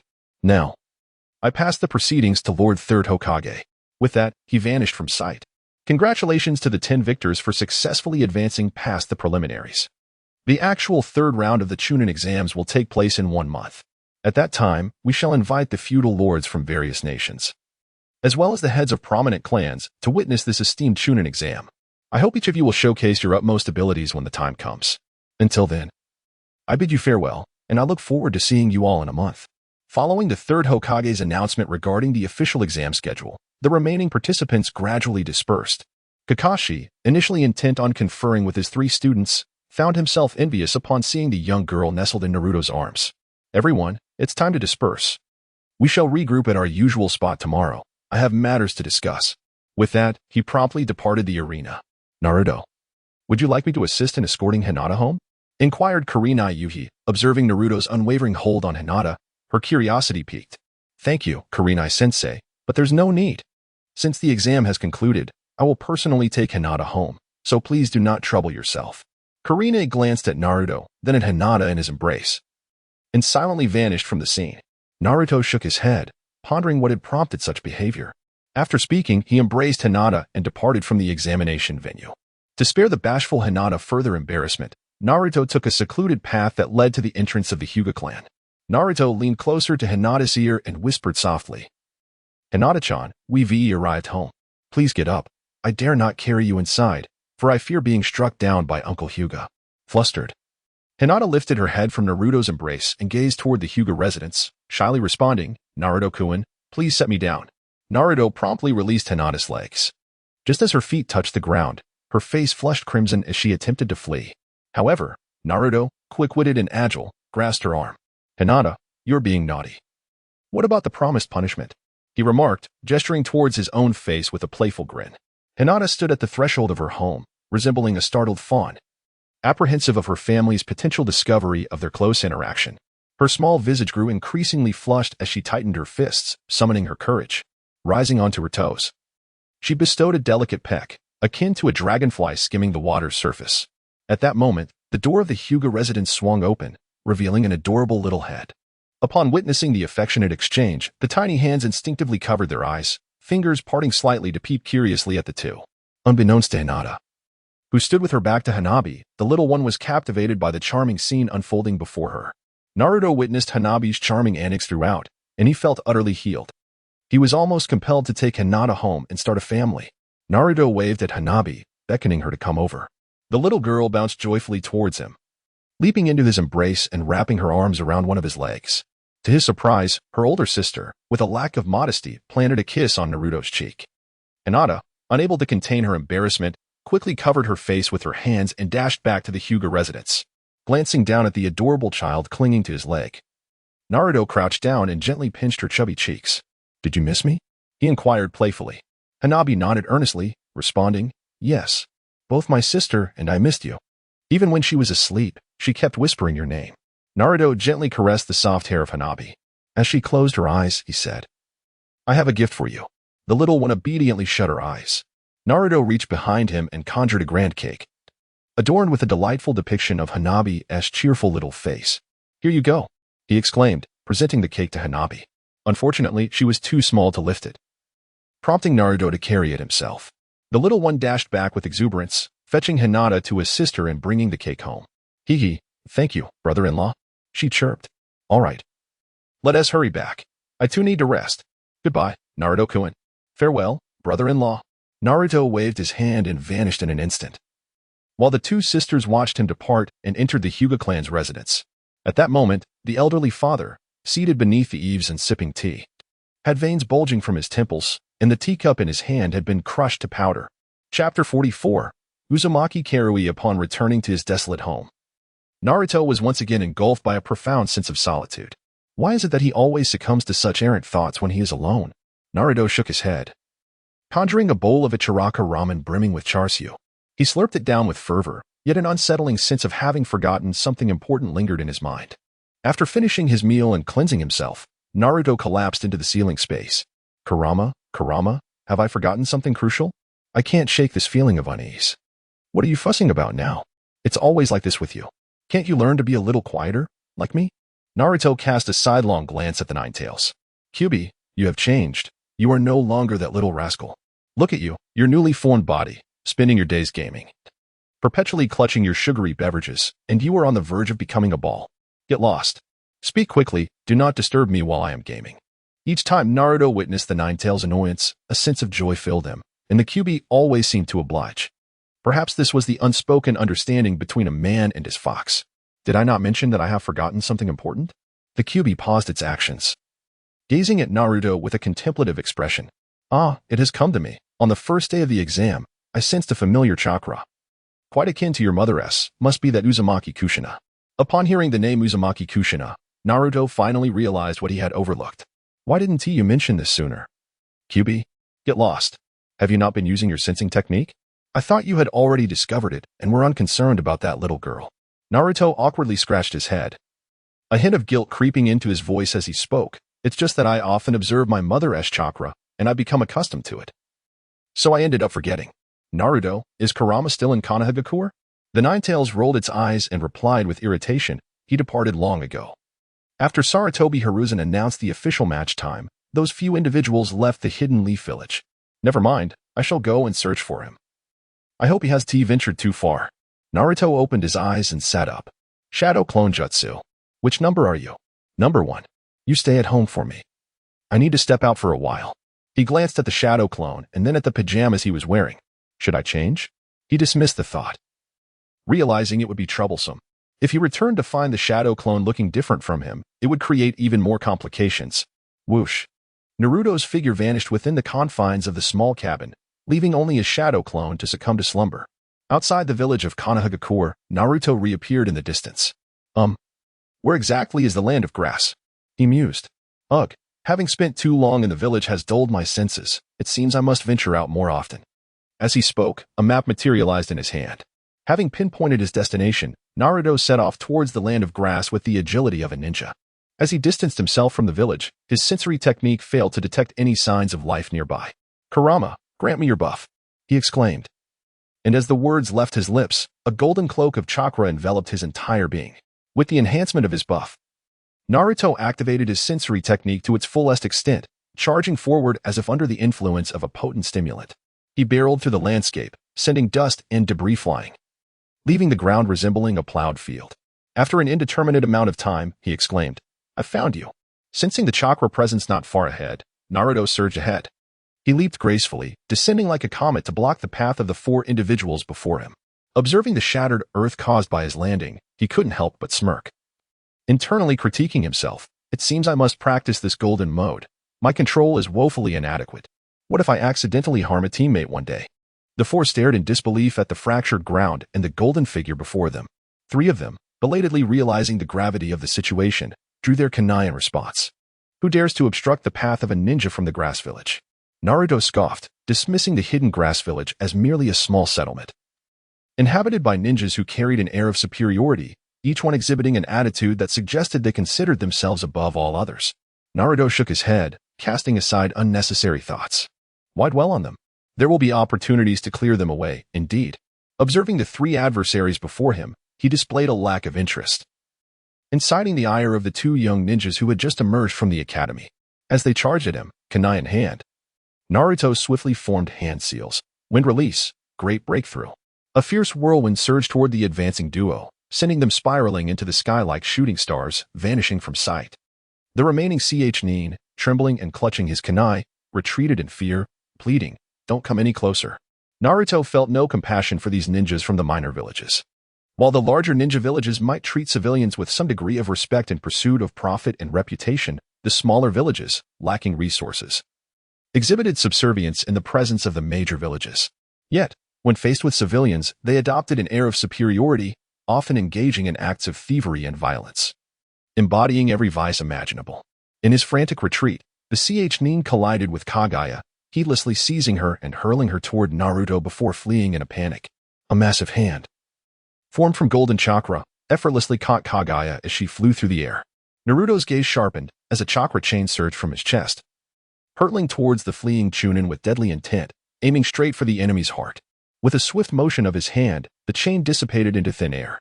The chain, tainted with the enemy's blood, was retracted into his body. Who knows what consequences that might entail? He placed the phosphor in his hand onto the ground, gazing into the girl's eyes, which shimmered with a golden light. Naruto extended his hand, playfully pinching her cheek, and inquired with curiosity, "Are you not afraid that I might kill you?" The adorably naive Cheyenne nodded and then shook her head, responding, "Your chakra is so radiant and dazzling, and it gives me a profoundly warm feeling. Therefore, you must not be a bad person. You would not harm me." Observing the girl before him, Naruto couldn't help but ponder what experiences could have transformed such a sweet and innocent girl into a tempestuous old hag. "I am Uzumaki Naruto. What is your name?" he said, extending his hand further. "Ah, you share the Uzumaki surname as well. I am Uzumaki Cheyenne. I look forward to your guidance," she replied, taking his hand and rising from the ground. "Sigh. Cheyenne, you shall accompany me from now on." Naruto felt an overwhelming sense of conflict within, uncertain about how to arrange for Shikamaru. "Can I truly do this?" As he spoke, he tugged at his sleeves and withdrew his hand slightly, fearful of revealing anything to Naruto. Naruto reached out and grasped Xianglin's small hand, gently channeling chakra into her body to heal her various injuries, without unearthing the scars hidden deep within her heart. As a member of the Uzumaki clan, he could naturally sense the changes within her, feeling her wounds mend. Tears welled in Xianglin's eyes. "Thank you, Naruto-kun," she exclaimed, bursting into tears as thoughts of her mother flooded back. If only she had encountered Naruto-kun sooner, perhaps her mother would still be alive. The thought intensified her sobs. Observing Xianglin's tearful state, Naruto felt overwhelmed and at a loss for how to comfort her. With a weary voice, he said, "All right, Xianglin, please stop crying. I will take you back to Konoha." In an instant, Xianglin ceased her tears, her face lighting up with excitement. "Really, Naruto-kun? Then let us hurry. It will be dark soon." Since her mother's passing, Xianglin had lived alone and often faced bullying. Upon arriving in Konoha for the Chunin exams and witnessing the vibrant life of the village, she had felt a deep yearning. Thus, when she heard that Naruto would take her back to Konoha, she immediately agreed without hesitation. Chapter 45, A Night Visit to Hinata. In a flash of golden light, the two vanished from their location. The scenery shifted before their eyes, and they found themselves in Naruto's small abode. Upon seeing the shadow clone sprawled across the bed in deep slumber, Xianglin's face flushed, and she quickly turned her head away. Naruto wore an expression of embarrassment, refraining from dispersing his shadow clone. He tugged at the blanket, draping it over the clone's form. He then guided Shikamaru to a chair at the modest dining table, sinking into a contemplative silence. Shikamaru surveyed the surroundings. The small abode was well equipped, containing all essential furnishings, a kitchen, and a bathroom, though the bed was somewhat diminutive. Observing Shikamaru, Naruto felt a profound sense of conflict, uncertain about how to arrange her future. Currently, the most suitable destination seemed to be the Land of Waves. However, the pressing issue lay in Shikamaru's lack of strength, rendering her incapable of self-defense. Should she venture to the Land of Waves, not only would she be unable to contribute, but additional resources would be required to ensure her safety. Naruto scratched his head in frustration. Women can be quite troublesome. Should I go to Uncle Snake instead? Shaking off the frenzied thoughts in his mind, he contemplated following Orochimaru. While he could learn a great deal, he would undoubtedly be led astray. There was no doubt about that. In truth, the most suitable place for Karui would be with Tsunade. Serving as a secretary for either Tsunade or Shizen would not only ensure her safety but also allow her to acquire the medical ninjutsu most befitting her, thus enabling her to better integrate into life in Konoha. However, at present, Lady Tsunade was still traversing the ninja world and had not yet returned to Konoha to assume the mantle of the fifth Hokage. Alas, it seems the only option is to temporarily arrange for Karui to stay with a friend until after the Chunin exams, when Tsunade returns to make suitable arrangements. With a headache, he glanced at Karui, who had a flushed face, her small hands covering her cheeks as she shook her head incessantly, seemingly lost in joyful thoughts, occasionally emitting fits of giggles. Naruto pondered over his friends, all of whom were boys, each under the watchful eyes of their parents. Sasuke seemed to be a fitting choice. However, he hesitated, uncertain whether there were Umbu operatives discreetly assigned by the higher-ups of Konoha in Sasuke's vicinity. As for the girls, Ino was not a viable option. The survival strategy of the Inuzuka, Nara, and Akimichi clans strictly adhered to loyalty towards the Hokage. And entrusting Ino with such a responsibility would likely result in a hasty trip to the Hokage's office the very next day to retrieve her. Sakura, too, was unsuitable for the task, and when it came to Hinata's family, he dismissed the thought outright. He could only imagine the wrath of his future father-in-law should he bring her home. Ultimately, the only name that surfaced in his mind was that of Kurenai Yuhi, yet Naruto felt a twinge of apprehension at the prospect of confronting her. During the day, Kurenai had occasionally cast him melancholic glances, accompanied by soft, disdainful huffs. With the wisdom garnered from a tumultuous era, Naruto was all too aware of what such behaviors signified. This predicament weighed heavily on him. Despite his yearning for Kurenai's company, he was still but a child. He had already committed himself to Hinata and could not betray her trust. With no other options presenting themselves, Naruto resolved to venture to Kurenai's home. Karen, please wait here for a moment. I have something to attend to, but I shall return swiftly, he declared, rising to depart. Karen gazed at him wistfully. Make sure you come back soon. Naruto nodded, stating, I shall return shortly. If you find yourself lonely, feel free to awaken my shadow clone to keep you company. After speaking, he surveyed his surroundings. During the Ch-Nin exams, most ninjas were occupied with missions, leaving him temporarily free from surveillance. Departing from his home, Naruto swiftly executed the body flicker technique, arriving at the doorstep of Yuhi Kurenai's residence. He approached and knocked on the door, which was soon met with the sound of footsteps from within. The door swung open, revealing Kurenai's head peering through the gap. Just as she was about to express her joy upon seeing Naruto, her demeanor shifted to one of coldness as she said, Come in, we can talk inside. With that, she opened the door wider, allowing Naruto to enter, before promptly closing it behind him. Once inside, Naruto's gaze fell upon Kurenai, who was clad in a bathrobe. The light lavender garment enveloped her flawless form, revealing only her delicately sculpted collarbone and a glimpse of her fair arm. It appeared she had just stepped out of the bath, as a subtle fragrance mixed with the lingering steam filled the air. The dim lighting in the room rendered her particularly alluring. Noticing the half-empty bottle of red wine on the table, Naruto felt a sudden thirst and instinctively swallowed.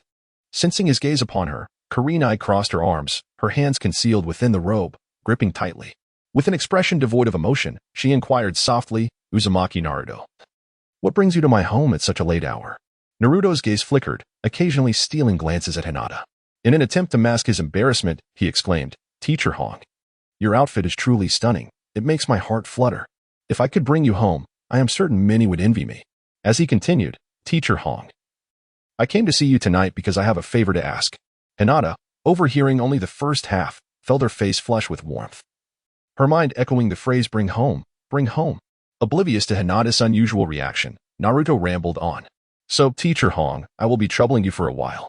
Hinata, with her hands covering her face, could only respond with muffled sounds of agreement, mm. Upon hearing Hinata's agreement, Naruto felt a surge of joy and swiftly rose, leaving behind a flying thunder god kunai on the table. With a whoosh, he returned to his humble abode. Hinata, bewildered, gazed at the empty room. How could he have left so suddenly? She repeatedly patted her cheeks, reassuring herself, Hinata, you must be out of your mind. He is merely a child and already has a girlfriend. Why could you not maintain your composure in his presence and succumb to such infatuation? Indeed, the whims of women are perpetually peculiar. She did not even ponder why Naruto had vanished so abruptly. Back in his cozy nest, Naruto found Kurenai diligently tidying up.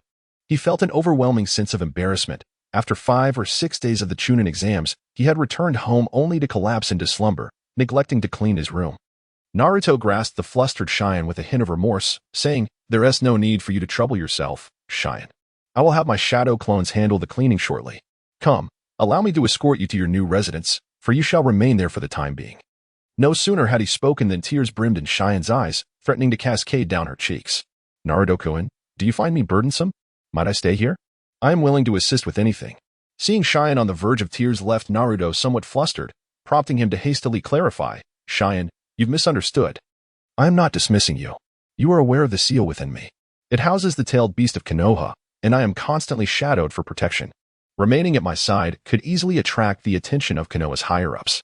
Therefore, for the time being, you must reside elsewhere until the CH9 exams conclude. After which I will arrange a new place for you.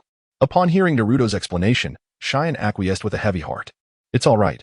I will still be in Konoha. Not far from my home. Just refrain from approaching too closely during this period. Cheyenne nodded obediently, quickly regaining her spirits. Naruto gently held Shikamaru's hand. And in the blink of an eye, they arrived at the home of Yuhi Kurenai. The three of them exchanged glances, ensnared in an eerie silence. Just moments ago, Kurenai had been lost in infatuation, but now a surge of fury coursed through her, reaching the very pinnacle of her being. Her complexion shifted from crimson to pallid, then to a deep shade of black, resembling a wife confronting her husband with a mistress in tow. With a fierce glare, she demanded, Naruto, who is she? Why have you brought her here? Naruto stood frozen in place, engulfed in a haze of confusion, questioning his identity, his whereabouts, and his purpose. This inexplicable atmosphere of turmoil was utterly bewildering. Chapter 46. The First Intimate Encounter. Kurenai's imposing presence frightened Ino, causing her to seek refuge behind Naruto. Naruto stared blankly at the fierce red-haired woman, akin to a mother tiger, and inquired with a frown, Ms. Akatsuki, did I not just convey my thoughts to you? Furthermore, you agreed. At that moment, Kurenai Yuhi realized the mistake she had just made. Still feeling guilty, she responded, do not speak carelessly. What exactly did I agree to? Naruto forcefully pulled out Kagaya, who was hiding behind him like an ostrich. He said, did I not mention that during the CH9 exam, I saved the last surviving member of the Uzumaki clan? My home is not suitable for living, and she will be staying with you during this period. I would appreciate your assistance in looking after her. You were nodding in agreement and responding affirmatively at that time. What has transpired now? Hyuga Kurenai, upon hearing Naruto's explanation, realized her misunderstanding and was at a loss for how to defend herself. She rubbed her temples and, noticing the wine on the table, her eyes sparkled. Ahem, Naruto-kun. You were mistaken. I was a bit tipsy just now and didn't quite register what was happening, she said, turning her gaze towards the girl before her. What is your name? Kagaya appeared particularly anxious. Encouraged by Naruto's reassuring glance, she stepped forward and whispered, my name is Uzumaki Kagaya. I look forward to your guidance in the days to come. Seeing the nervous little girl, Kurenai's heart softened, and she gently replied, I am Kurenai Yuhi. I hope to have a good relationship with you. With that, she took Kagaya's small hand and seated her beside herself. A hint of embarrassment crossing her face as she glanced at the untouched wine on the table. Once the two were settled, Naruto suddenly remembered something and facepalmed, exclaiming, in the midst of all this, I forgot that Kagaya hasn't had dinner yet. He then moved towards Kurenai's refrigerator, but she was just about to rise to stop him. By the time she could react, Naruto had already opened the fridge, revealing its barren interior. There wasn't even a morsel of food in sight. I've been a bit busy with the CH9 exam these past few days and haven't gotten around to restocking the ingredients, Kurenai said, her demeanor steady and unflustered. Naruto remained silent, approaching her and gazing intently. Hong was still contemplating how to feign an excuse. Teacher Hong, you surely haven't had dinner yet, have you? You returned and immediately started drinking, he remarked. This statement struck her deeply, causing her to crumble and, in a fit of resignation, she sank into the chair, burying her head in her chest, no longer uttering a word. Naruto plopped down on the seat opposite the two, directing his gaze towards Hanabi. Is there anything you wish to eat? Hanabi, feeling a bit shy, replied, I would like to try the Ichiraka ramen. During the Chunin exams, I passed by there and noticed that the establishment was bustling with patrons. It must be delicious. After speaking, she couldn't help but slurp at her own saliva. Once Naruto confirmed Hanabi's desire, he turned to the seemingly preoccupied Yuhi Kurenai. Kurenai-sensei, would you like to indulge in? It was as if a peculiar switch had been flipped. Kurenai lifted her head, a look of eager anticipation on her face, and said, I crave the red wine we had during our last gathering, preferably accompanied by some appetizers. Fried chicken would be the ultimate delight.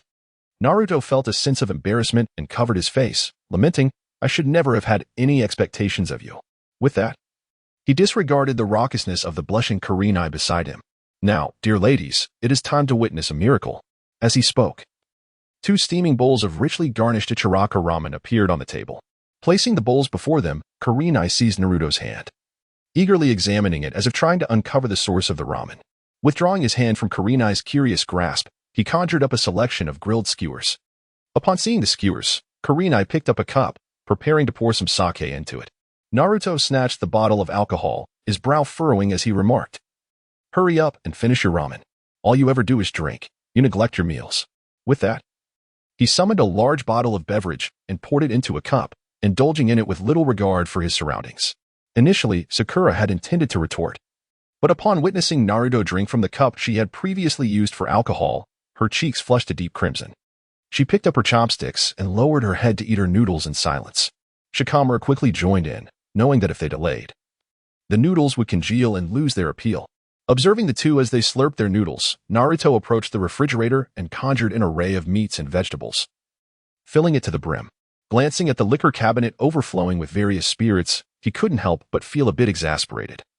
Casually summoning a few bottles of alcohol to place on top, he stood by, watching as the two enjoyed their meal and drank to their heart's content.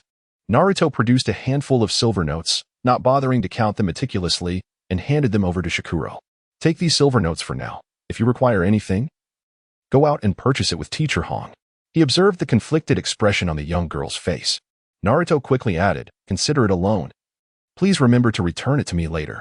After Yugao arranged a place for Shine to stay, Naruto prepared to leave. Suddenly, he grasped Yugao's delicate hand. Teacher Yugao, shall we take a stroll to aid digestion? Yugao offered no resistance, allowing Naruto to lead her by the hand. As they exited the Yui household, they released their intertwined hands, eliciting a playful pout from Yugao, to which Naruto feigned ignorance. Teacher Yugao, I must trouble you regarding Shine. That girl is an orphan of the Uzumaki clan, having wandered with her mother since childhood. The two of them awakened their Uzumaki heritage. Capable of restoring chakra through skin contact, they drifted to the village hidden in the grass, where the villagers discovered this ability. Tragically, Shine's mother was brutally bitten to death. When I rescued Shine, her body bore numerous bite marks. Thus, I implore you to keep her existence a secret, ensuring that the higher-ups in Konoha remain unaware of her presence. As an elite jonin of Konoha, you are well aware of the village's darker sides, and I wish to prevent her from becoming a subject of experimentation. Yugao, visibly shocked, covered her mouth with her hand, unable to articulate her thoughts, but nodded vigorously in agreement. Naruto's expression darkened as he was thoroughly intimidated by her. He seized her hands and shook them, insisting, you must promise me that you understand, or I fear you might forget again. Once Hinata regained her composure, she lowered her delicate hands that had covered her mouth and erupted into a fit of giggles, her laughter causing her to sway like a flower in the breeze. As the commotion settled, Naruto's gaze wandered, captivated by her charm. Noticing his unusual reaction, Hinata chose not to address it, disregarding her own demeanor as she playfully adjusted herself. I understand, she assured him. I will keep Tsukuyami's secret, and I will also safeguard yours. Naruto's gaze flickered as he turned his head to the side. Thank you, Teacher Hong. If you ever require assistance in the future, feel free to summon me whenever it is within my capabilities. Oh, truly? If I were to request your help right now, would you oblige? As Naruto inhaled a captivating fragrance, a gentle voice resonated near his ear.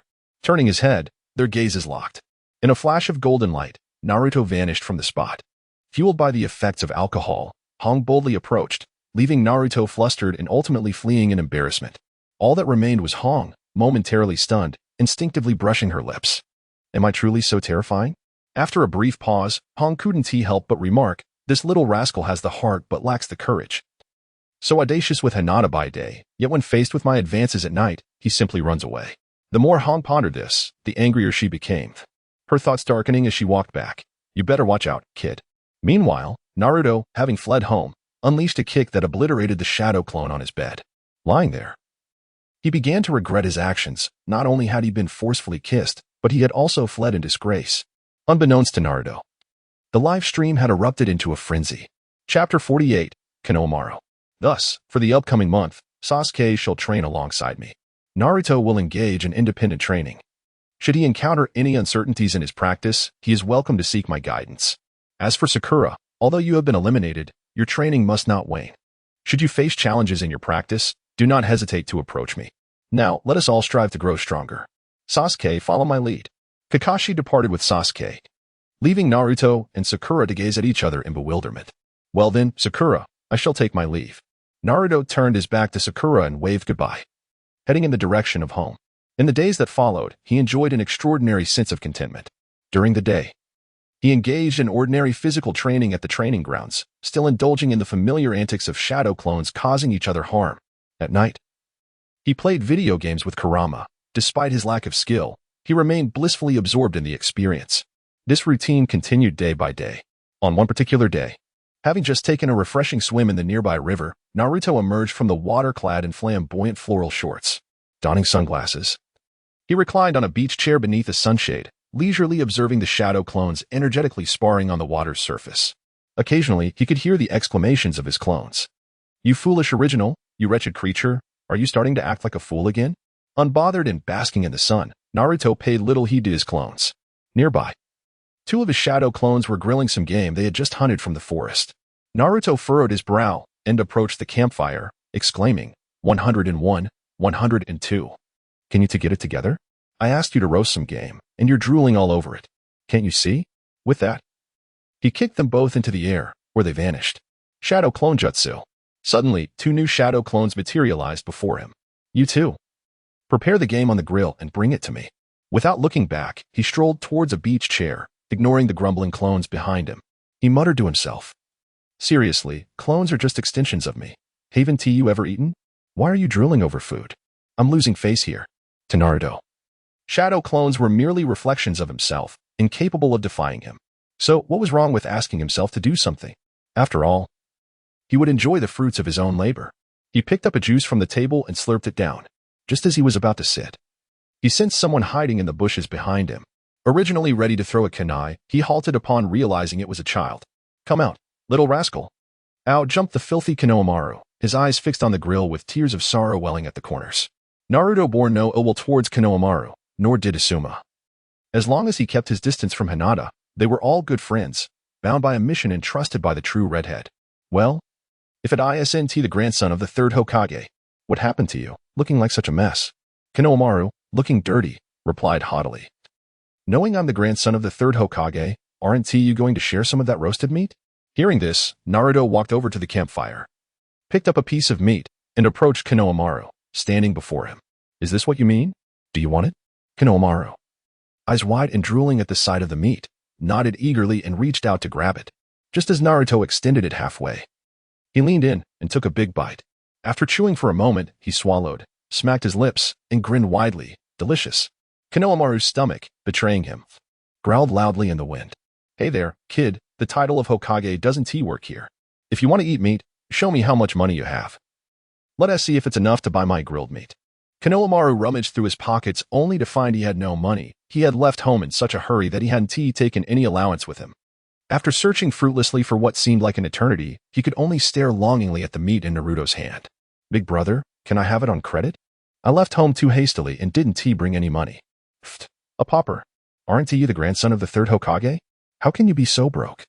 I can give it to you on credit for 10,000 ryo. What do you say?" Konohamaru's face twisted in anguish as he contemplated his meager allowance, feeling the hunger pangs in his stomach. "Big brother, I don't have that much. Can you lower the price?" Naruto looked at him with disdain. "How did you end up in such dire straits, unable to scrape together even 10,000 ryo? Naruto's eyes gleamed with mischief as he recalled a certain technique from the original story. "Young one," he said, "I possess a method that will enable you to afford roasted meat and amass a generous amount of pocket money. The question is, do you have the courage to undertake it?" Upon hearing that Naruto had a way for him to acquire abundant pocket money, Konohamaru eagerly nodded in agreement without a moment's hesitation. Seeing his affirmation, Naruto handed over the skewer of roasted meat. "Have a bite first. Once you are satisfied, I shall teach you how to acquire that pocket money." Konohamaru accepted the offered meat and devoured it voraciously, finishing a large chunk in no time. Wiping the grease from his mouth, he eagerly turned to Naruto. "Brother, please tell me how I can obtain that abundant pocket money." With a mischievous grin, Naruto leaned closer to Konohamaru's ear. "You are aware of where the third Hokage keeps his secret stash, aren't you?" Konohamaru nodded in affirmation. I know. His allowance is hidden within the books in the drawer of the Hokage's office." Naruto expressed his admiration by giving a thumbs up. "I possess a jutsu capable of defeating the third Hokage. You merely need to seize the moment when he is vanquished to retrieve the money." In Konohamaru's eyes, they transformed into symbols of currency, and tears of frustration streamed down his cheeks. "Brother, teach me. I yearn to master this jutsu." Naruto cast a glance around. Sensing no presence through his perceptive techniques, it appeared that he was alone. Suppressing his embarrassment, he declared, "Behold, my extraordinary S-rank ninjutsu, the seduction technique."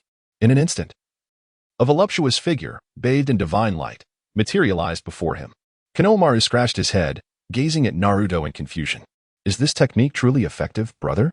I had anticipated something of immense power. Naruto shook his index finger. This technique is only effective on older men. The older they are, the greater the damage inflicted. This is merely a preliminary step. You can also mimic the voice of a charming young girl. If you master the shadow clone technique, you could use it in conjunction. He patted Konohamaru on the shoulder. Young man, keep it up. I have faith in you. You will undoubtedly master this jutsu. As he spoke, he reached into his ninja tool pouch and pulled out a magazine filled with images of elegantly dressed young ladies, directly handing it to Konohamaru. This is a treasure I have cherished for many years. You must treat it with care. Konohamaru received the magazine with great reverence, assuring Naruto, don't worry, big brother. I will not let you down. I will master this jutsu and protect the precious gift you have entrusted to me. Naruto gazed at Konohamaru with a sense of satisfaction. Go forth, young one, and strive diligently in your training. Defeat the Hokage and reclaim my share of the treasure. Konohamaru, deeply moved, waved at Naruto, brushing away tears from the corners of his eyes. Big brother, I shall take my leave now. Rest assured, I will return. As Naruto watched Konohamaru grow smaller in the distance, his figure eventually vanished beyond the edge of the forest. Naruto could no longer restrain himself, collapsing onto the beach chair, clutching his belly in hearty laughter.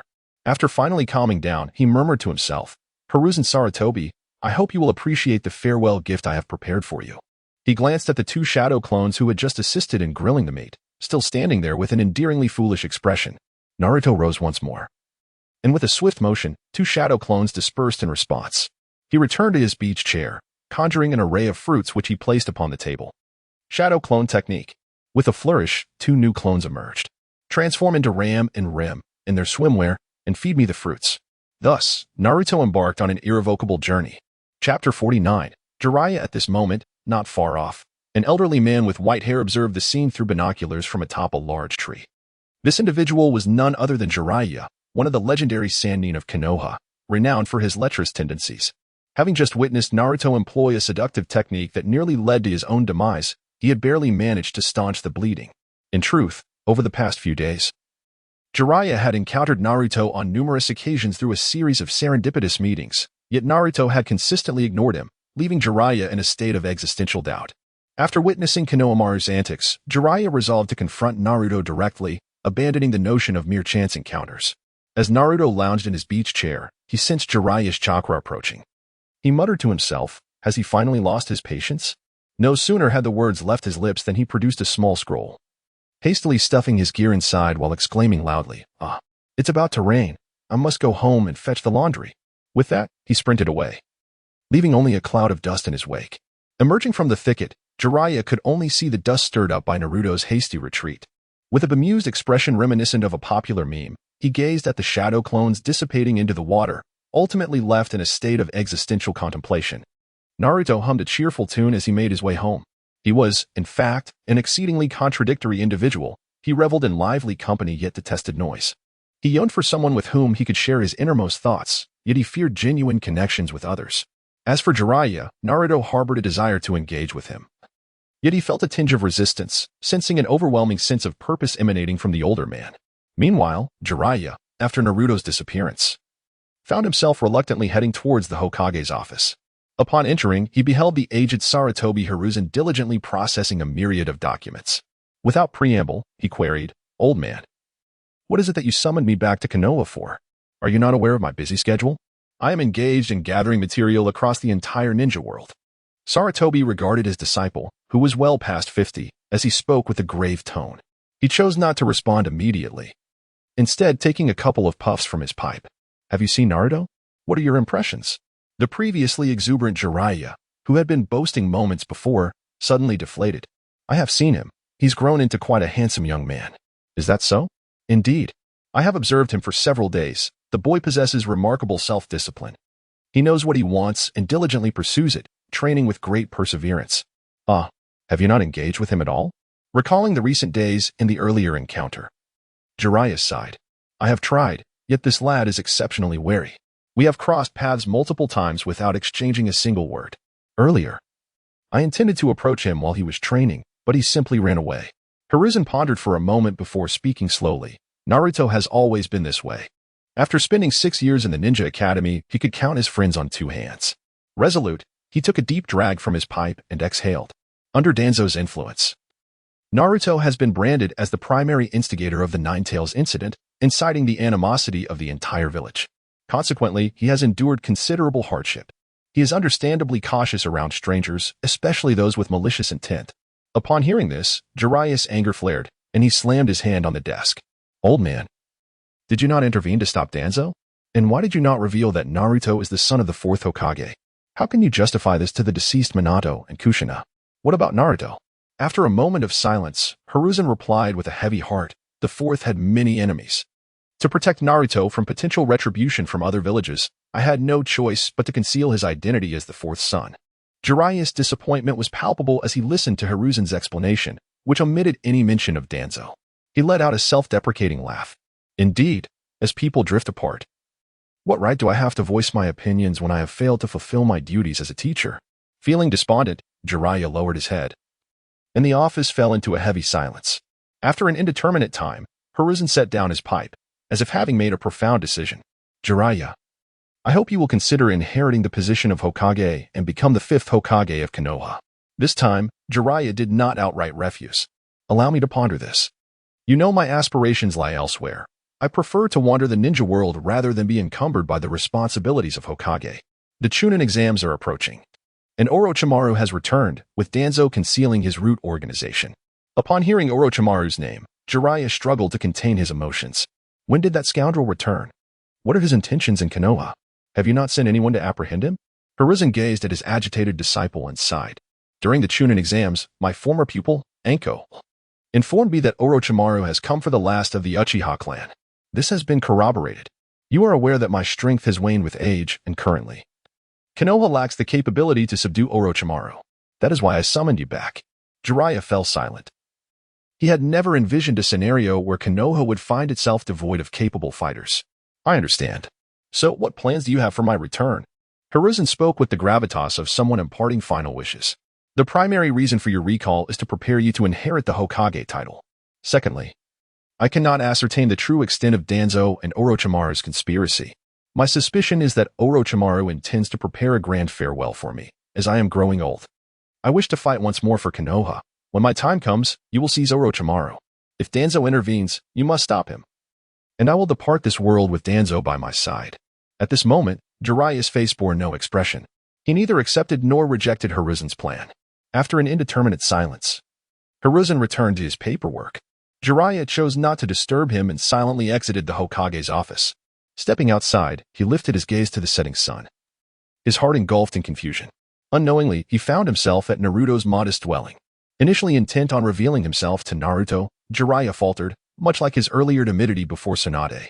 Meanwhile, after finishing dinner and lying in bed watching a show, Naruto was prepared to greet Jiraiya. However, he sensed Jiraiya's chakra fading away, retreating further into the distance. Naruto reclined once more, retrieving the phone he had carelessly tossed aside, and resumed his binge watching. He gazed at the recently downloaded blockbuster, Spider-Man vs. Dr. Octopus. Naruto's excitement grew with each passing moment, his curiosity becoming increasingly unbearable.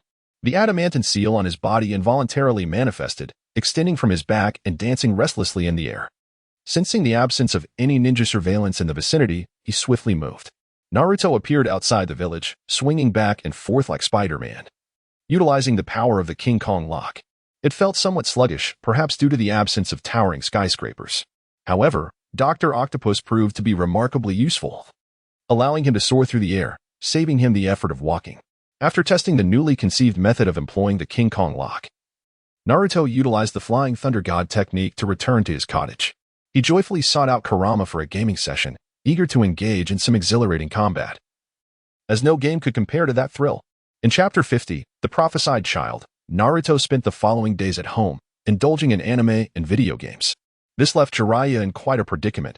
In an effort to leave a good impression on Naruto, he refrained from entering the cottage directly, instead waiting anxiously by the riverside where Naruto trained. After several days of seclusion, Naruto could no longer endure the monotony. Early one morning, after a hearty breakfast, he picked up his fishing gear from the corner and leisurely strolled toward the riverbank. As part of his routine, he summoned a multitude of shadow clones for special training. One particularly clever clone had a brilliant idea. With a transformation technique, a giant measuring 666.0 centimeters materialized before him and dramatically declared, "Garara, come be my son." As he spoke, this over-the-top figure conjured a massive sword, effortlessly sweeping through the gathered shadow clones. It seemed that this display triggered something peculiar among the clones, prompting them all to employ transformation techniques. "Whitebeard, old thief, take my 3 swords." "Zoro's lion song," yelled one clone as it charged forward wielding 3 large swords. The other clones joined in unison, with shouts of "Zoro, wait for me," and "Whitebeard, taste my pirate cannon." As they utilized the King Kong lock as a substitute for fists, a flurry of combat ensued, and amidst the chaos, one clone transformed into an adorable girl, exclaiming, "Eat this, EX curry stick." With a resounding boom, this clone obliterated several shadow clones, revealing a colossal sword spanning 40 meters. The consequences were predictable, as the clones surrounded and began to pummel him. "Crescent moon dance, fire dragon roar, ultimate destruction cannon." They shouted, "Give me some face, don't hit my face." Various powerful techniques were unleashed in a frenzy. Meanwhile, Naruto observed with great interest, occasionally offering commentary. After a while, losing interest in the shadow clone training, he left one of the clones, resembling a dragon maid, to cater to him while he fished, neglecting the maid who held a fruit platter with a forlorn expression.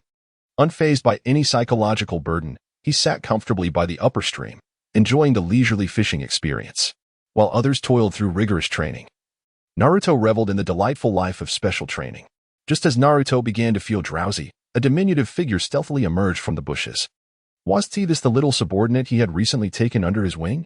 Naruto watched with curiosity as Konohamaru appeared, glancing around to ensure no one was watching. Konohamaru exclaimed excitedly, "Big brother, I've defeated Grandpa. The ninjutsu you taught me was incredibly effective." He then pulled out a sizable handful of cash from his pocket, thrusting it into Naruto's hands. "Big brother, this is all the spoils from my victory. I'll give you more once I find other hidden savings." Holding the stack of bills, which appeared to amount to several tens of thousands, Naruto couldn't help but think to himself, this little subordinate is reliable. He truly comes through when it matters. Naruto tucked the banknote into his pocket and approached Konohamaru, gently ruffling his hair. "Well done, young one. I shall accept you as my little brother. From now on, we shall stick together." Konohamaru nodded vigorously. "Absolutely, big brother. I understand, big brother." Naruto gazed at his younger brother with the eyes of a father and inquired, "Konohamaru, have you mastered the multi-shadow clone technique?" Upon hearing this, Konohamaru's face bore a hint of grievance. "Big brother, I pleaded with Grandpa for many days, but he refused to teach me, claiming that the technique is too perilous and that I am too young. He promised to teach me when I am older. Later, I attempted to steal the sealing book to learn it myself, but I was caught and received a thorough scolding from Grandpa." "I see," Naruto replied. "Then today, I shall teach you the multi-shadow clone technique." Upon hearing that Naruto would instruct him, Konohamaru exclaimed with excitement, "Thank you, big brother. I will study diligently." "Now, Konohamaru, do not be overly enthusiastic. While the multi-shadow clone technique is not as dangerous as it may seem, you must remember that the number of clones you can create is dependent on your chakra reserves. Do not foolishly exhaust all your chakra by summoning a multitude of clones, for in a battle, it could easily cost you your life. Do you understand, Konohamaru?" The young boy nodded fervently, gazing enviously at the hundreds of shadow clones training downstream. "Big brother, I understand. I will not make such a naive mistake. Moreover, shadow clones can be utilized for training, as the experience gained can be transferred back to your original self. However, the fatigue experienced by the clones will also be felt by the original. So it is crucial to know your limits. This point is of utmost importance, and you must remember it. Watch closely as I demonstrate the multi-shadow clone technique. I will perform it once, and after that, it will be up to you." With that, Naruto swiftly formed a simple hand seal. Multi-shadow clone technique. Konohamaru stood in awe, his eyes wide with astonishment. "Big brother, is it really just one hand seal?" Naruto felt somewhat speechless, reflecting on the fact that other shadow clone technique required 3 hand seals, while his own multi-shadow clone technique only necessitated 1. Was that truly courteous? Indeed. This technique is rather simplistic yet remarkably effective, primarily hinging upon the manipulation of bodily chakra. Observing Konohamaru's eager expression, Naruto declared, "All right, I have imparted the knowledge to you. Now practice diligently over there." "Understood, big brother. I shall give it a try at once." As soon as the words left his mouth, Konohamaru prepared to form the hand seals and execute the multi-shadow clone technique. "Konohamaru, where are you?" The Hokage had just emerged from the medical room and was searching for him everywhere. "Konohamaru?" Upon hearing the call from a distance, Konohamaru recognized it was his tutor, Ebisu. He took off running as if pursued by a ferocious beast, glancing back to shout, "Big brother, I must take my leave now. I will train hard and shall not disappoint you." Naruto remained silent, waving his hand at the retreating figure. "Come out. Have you not grown weary from crouching for so long?" No sooner had he spoken than a long-haired, white-haired ninja leaped down from a nearby tree. Rubbing the back of his head sheepishly, he said, "I am." Before Jiraiya could finish his sentence, Naruto interjected, "I know, one of the legendary 3 ninjas of Konoha. The lecherous toad sage, Jiraiya." Hearing himself referred to as a lecherous toad, Jiraiya struggled to maintain his composure, his expression darkening as he retorted, "Allow me to reintroduce myself. Pay attention, I am the invincible white-haired sage among the legendary 3 ninjas." As he spoke, he summoned a small toad to accompany his flamboyant display. "Ah, understood. The lecherous toad sage." Naruto chimed in with a sharp retort. It was a sight to behold as Jiraiya, still posing dramatically, suddenly tumbled headfirst onto the small toad. "So, lecherous toad sage Jiraiya, what brings you to me? Are we acquainted?" Jiraiya was momentarily taken aback, surprised by Naruto's directness. The straightforward approach caught him off guard, leaving him momentarily speechless. Rising from the ground, Jiraiya crossed his legs and regarded Naruto with a serious expression. "Naruto, you are aware of everything, are you not?" Naruto wore a perplexed expression, pondering what he knew that he himself was unaware of. "Did you possess knowledge of when I would meet my demise?" Naruto thought with a hint of malice. "Oh, what is it that I know?" Jiraiya straightened his posture, uttering a few words with utmost seriousness. "Flying Thunder God technique." It turned out that on that fateful night, Jiraiya was plagued by guilt, his conscience weighing heavily upon him. Upon returning, he discovered that Naruto was not in the room and sensed the familiar spatial fluctuations left by the Flying Thunder God technique. After several days of gathering intelligence and inquiring from various sources, he had formed some conjectures. Naruto displayed no semblance of surprise, had he wished to conceal his abilities. He would not have so brazenly revealed his prowess. Yet, what of it? Jiraiya pondered. "Naruto, have you encountered Minato? Did he impart to you the technique of Flying Thunder God?" Naruto donned his sunglasses, concealing the expressions on his face. "Are you interrogating me? I not only witnessed Minato Namikaze, but also Kushina Uzumaki. So what? What does that have to do with you?" Upon hearing this, Jiraiya felt a pang of sorrow in his heart, akin to a deflated balloon. "I apologize for not taking care of you all these years, allowing you to endure so much suffering." Naruto's expression appeared somewhat unnatural, though no one could discern it. Jiraiya, dear master, was overthinking. He had never wronged anyone. And I was entirely oblivious to his existence, was I not? Moreover, your disciple is Minato Namikaze, not me, so it bears no relation to my being. Jiraiya lowered his head in silence, feeling an overwhelming sense of failure. I had not anticipated that the 3rd Hokage would act in such a manner. I initially intended to leave Konoha with you. However, Hiruzen Sarutobi insisted that Minato entrusted you to him, hence you have been wandering through the shinobi world, clandestinely observing the bathing houses of various nations, penning salacious tales, seeking the whereabouts of Orochimaru, and, incidentally, searching for the so-called child of prophecy. Chapter 51. The Life of Jiraiya. Upon hearing Naruto's preceding remarks, Jiraiya's face flushed with embarrassment, wishing fervently to find a crevice to hide within. When he heard the term child of prophecy, his eyes widened in disbelief as he gazed at Naruto with astonishment. The knowledge of seeking the child of prophecy was known to only a select few. One hand could count them, and Naruto was among them. "Naruto, how did you come to know of the child of prophecy? Did Minato reveal this to you?" Naruto gazed at Jiraiya with a look of disdain. "Master Jiraiya, do you truly believe that I would know someone unrelated to me? My dear old father never had any reason to mention you." Jiraiya, feeling a profound sense of melancholy, lowered his head. He sensed Naruto's rejection but was at a loss on how to remedy the situation. Observing Jiraiya's expression, Naruto felt a surge of satisfaction. Yet it did not bring him joy. Even a rebuttal would provide him with a reason to criticize Jiraiya. Witnessing Jiraiya's crestfallen demeanor ignited a nameless anger within him. Suppressing his irritation, Naruto spoke coolly, "Master Jiraiya, I possess a wealth of intriguing intelligence. Would you care to hear it?" Seeing Jiraiya remain silent with his head bowed, Naruto continued unabated. "Your life truly is a tragedy. Let me ponder where to begin my critique. Let's start with your incessant pursuit of peace. The moment you fell into Mount Myaboku, your tragic existence commenced. That ancient sage from the era of the Sage of Six Paths, whom you refer to as the Toad Sage, oh, yes, I believe his name is Fukasaku, prophesied that you would gain power at Mount Myaboku. Subsequently, his descendants imparted the mystical techniques of that place to you, and indeed, you acquired formidable strength. Ha! Wasn't that remarkably accurate? Then, the prophecy foretold you would become a renowned ninja, which you did after countless battles, ultimately becoming one of the legendary Sannin. Truly, how precise.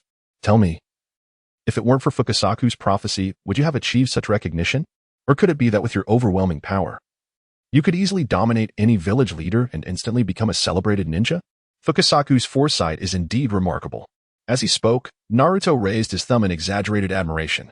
What followed was another prophecy from Fukasaku, predicting that you would travel the ninja world and write books. And you actually believed it.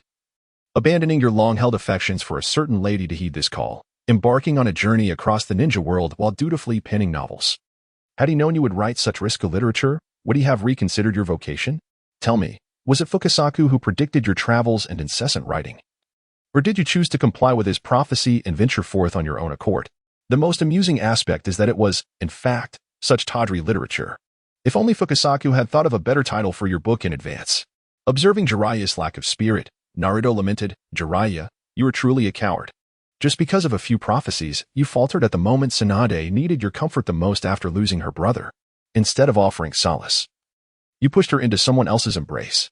If only you had taken a step forward, she would have embraced you. What a noble man you are." Oh.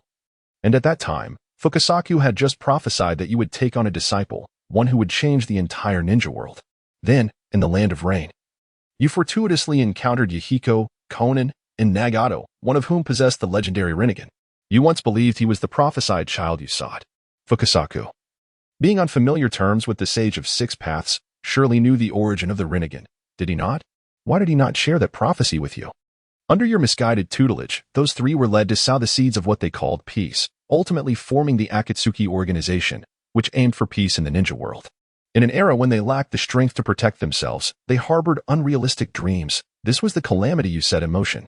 Ah, I almost forgot. Now you are investigating the evil Akatsuki. Is it not ironic?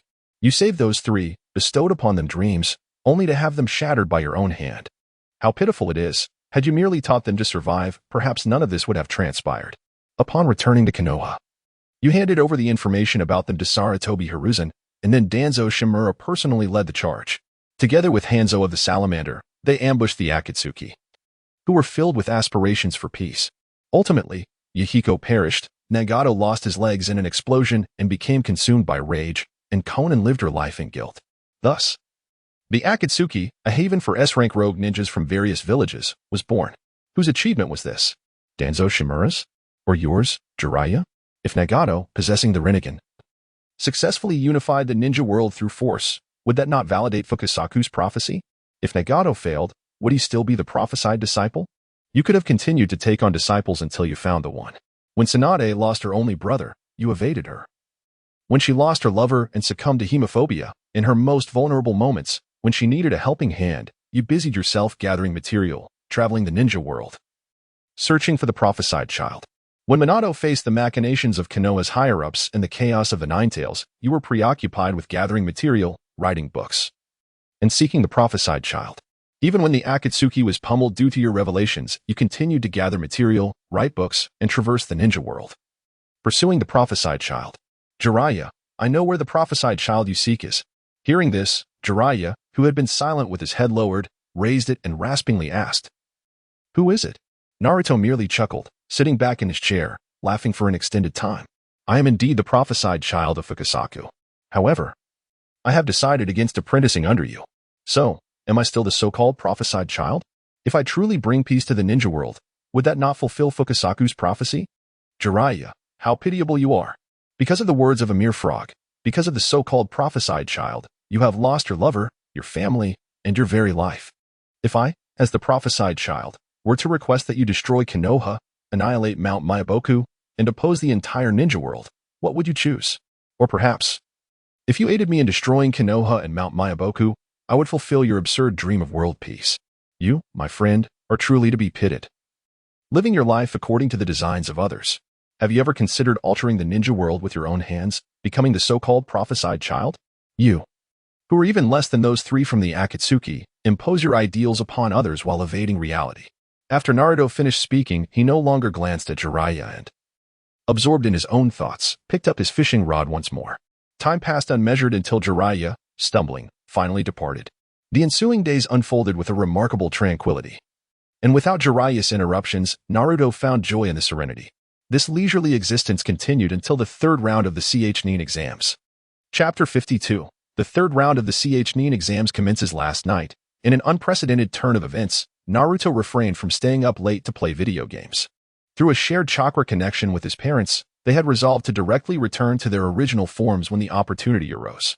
The three of them felt no discontent. Instead, they eagerly anticipated their revival and the prospect of living together once more. The family engaged in cheerful conversation well into the night, and Naruto, fatigued, collapsed into slumber. For today marked the long-awaited final round of the Ch-nin exams. Upon rising and refreshing himself, Naruto hesitated as he gazed at the fourth Hokage's ceremonial robe draped over his bed. Should he replace it with the seventh Hokage's attire? Contemplating the future, he envisioned his shadow clones laboring tirelessly, shaking his head vigorously. Why would he wish to bear the burdens of Hokage when he could simply indulge in life? Relishing being the most formidable second-generation Hokage?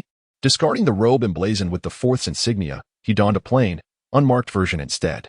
He swept his hair, usually restrained by the ninja forehead protector, aside, admiring in the mirror the resemblance he bore to Minato Namikaze, the fourth Hokage, with the remaining 2% surely attributable to his father's superior charm. Having arranged everything to his satisfaction, Naruto set off towards the venue of the third round of the Ch-nin exams. Ignoring the murmurs of the villagers around him, he opened a long-neglected chat group. Naruto Uzumaki. Hello everyone. It has been quite a while. The final round of the Ch-nin exams is upon us in Konoha. Naruto Uzumaki. Orochimaru, Uncle Snake. Have you prepared the surprise you promised? Orochimaru. Everything is in order on my end, and you shall see shortly. Naruto Uzumaki. Oh, as long as it's ready. I trust there will be no unforeseen complications. Noticing the lack of further responses, Naruto lost interest and exited the live stream. A faint smile crept across his face as he sensed the villagers' astonishment and disbelief. Establishing a mental link with Kurama, he said, Kurama, let us activate that now. Naruto. Isn't it a bit premature to do so? Kurama replied. Now is the perfect moment. With such a splendid opportunity at hand, we cannot afford to delay. I'm not even worried about the assassination attempts from other ninja villages. Even if the Kage from each village were to intervene, I possess the means to protect myself. So what is there to fear? As soon as he finished speaking, dozens of stealth drones soared into the sky, encircling the arena. Within the ceiling space, Kurama arranged the drones into formation and adjusted the cameras before pressing a button akin to a detonator. On billboards across the streets of various ninja villages, the broadcast of the Ch-nin exams commenced. People's smartphones forcibly activated, displaying the Konoha Ch-nin exam in a stunning 3D format, causing quite a commotion. In the land of Earth, at the office of the Tsuchikage, the young and spirited Kuratsuchi kicked open the door. Grandfather, she exclaimed, but was interrupted by the old man beside her. Kuratsuchi, I have told you many times that young ladies should maintain decorum, be polite, and act with composure. Kuratsuchi brandished her phone, which displayed the scene from Konoha. Grandfather, the Ch-nin exams in Konoha are taking place. Why haven't you sent anyone to participate? If you don't wish to go, let me lead a team for some fun. Seeing the lively display on her phone, Inoki sprang to his feet. Ouch. My old back. Kuratsuchi rolled her eyes at her grandfather. I've told you countless times to retire already. What is the point of sitting in the office all day? Ignoring his granddaughter's complaints, Inoki seized the phone from her grasp, scrutinizing the broadcast. Hiruzen Sarutobi, that old man, truly knows how to entertain. He.s. even live-streaming the Ch-nin exams. Kuratsuchi snatched the phone back. Why aren't you participating? I hear Sunagakure is sending a team. Inoki regarded his incompetent granddaughter with a sigh.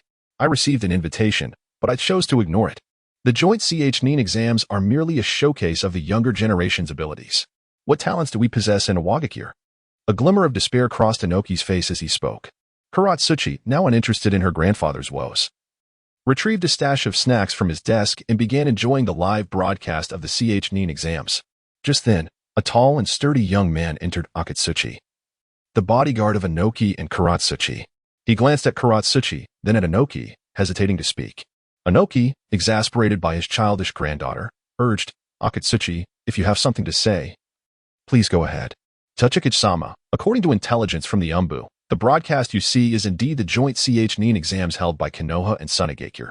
Moreover, all the phones are displaying the same content, which cannot be turned off.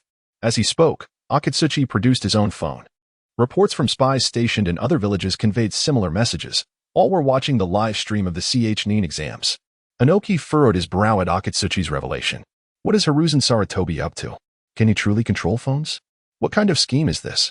Akatsuchi, send more spies to Konoha to ascertain their intentions. We shall observe the situation for now. In the Land of Lightning, at the Raikage's office, the secretary Mabui approached the fourth Raikage, with a furrowed brow. Holding a phone. Raikage-sama, you need to see this, she said, handing the phone to him. What is this, Mabui? Asked. Raikage-sama. This is the joint CH9 exams being held by Konoha and Sunagakure, and the entire ninja world can see it. The content is also unclosable. His grip tightened around the phone, which shattered upon impact. There, it's closed now. The secretary could only stare in disbelief at her Raikage, unsure how to respond. The door was kicked open with a loud bang, and a voice echoed before the figure arrived. Killer Bee. Brother, is this Konoha? They've forcibly shut down my stream and activated another. How am I supposed to explain this to my fans? I was ready to debut my new song today. Be quiet, B. I am in the midst of discussing serious matters with Mabui. I don't care. You need to find a way for me to stream. Veins throbbed on A.S.'s forehead as he struggled to suppress his anger. B continued, oblivious to the tension. If not, I'll hold a concert in the village. As B rambled on, I chose to ignore him. Just then, a delicate hand reached out. I looked at Mabui in confusion. Raikage-sama. The phone you just shattered cost 20,000 Ryo. Please compensate me. The irate Raikage snapped back. You will pay for this, B. Prepare yourself. Only a large hole remained in the wall, a testament to the chaos ensuing in the Land of Fire, in Konoha. Naruto strode confidently into the arena. Surrounded by a sea of spectators, the sunlight graced his clean visage while his golden locks danced in the breeze, enhancing the charm of his self-assured smile. A momentary hush fell over the audience, occasionally punctuated by hushed whispers. Is that child the Nine-Tails Jinchuriki? He resembles the fourth Hokage. Isn't that Uzumaki Naruto? He looks just like Lady Hinata. A fox spirit? How could he possibly be the fourth Hokage? Do they share some connection? As the murmurs of speculation swirled around him, Sarutobi Hiruzen, standing on the platform, feigned a cough. At that moment, the proctor, Nara Shikaku, sprang forth. I am Nara Shikaku, the proctor for the third match of the Chunin exams, and I shall oversee the forthcoming battles.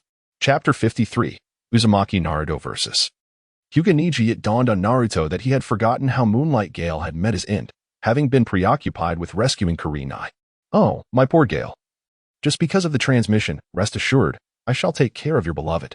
As the audience listened to Nara Shikaku's arrangements, an Umbu member approached Sarutobi Hiruzen, holding a phone. Hokage-sama, the Chunin exams are currently being live-streamed, and we are unable to shut it down. Would you like to take a look? Sarutobi Hiruzen took a puff from his pipe and replied, no matter, this is an excellent opportunity to showcase the Chunin exams of Konoha to the entire Shinobi world. Let this be, and focus on calming the agitated villagers. Observing the Umbu retreat, Orochimaru, masquerading as the Kazekage, enviously remarked, Hokage-sama, you are remarkably bold. Are you not concerned that the talents of Konoha may attract unwanted attention from other villages? Kazekage-sama, do not jest. If we cannot protect a few children, what is the purpose of our village? You are correct, Hokage-sama. I too look forward to witnessing the talents of Konoha. Indeed. I have heard that the 3 participants from Sunagakure who passed the preliminary exams are all offspring of the Kazekage. I eagerly await their performance. The 2 aged foxes exchanged pleasantries while the contestants below prepared to exert their utmost efforts to captivate the audience.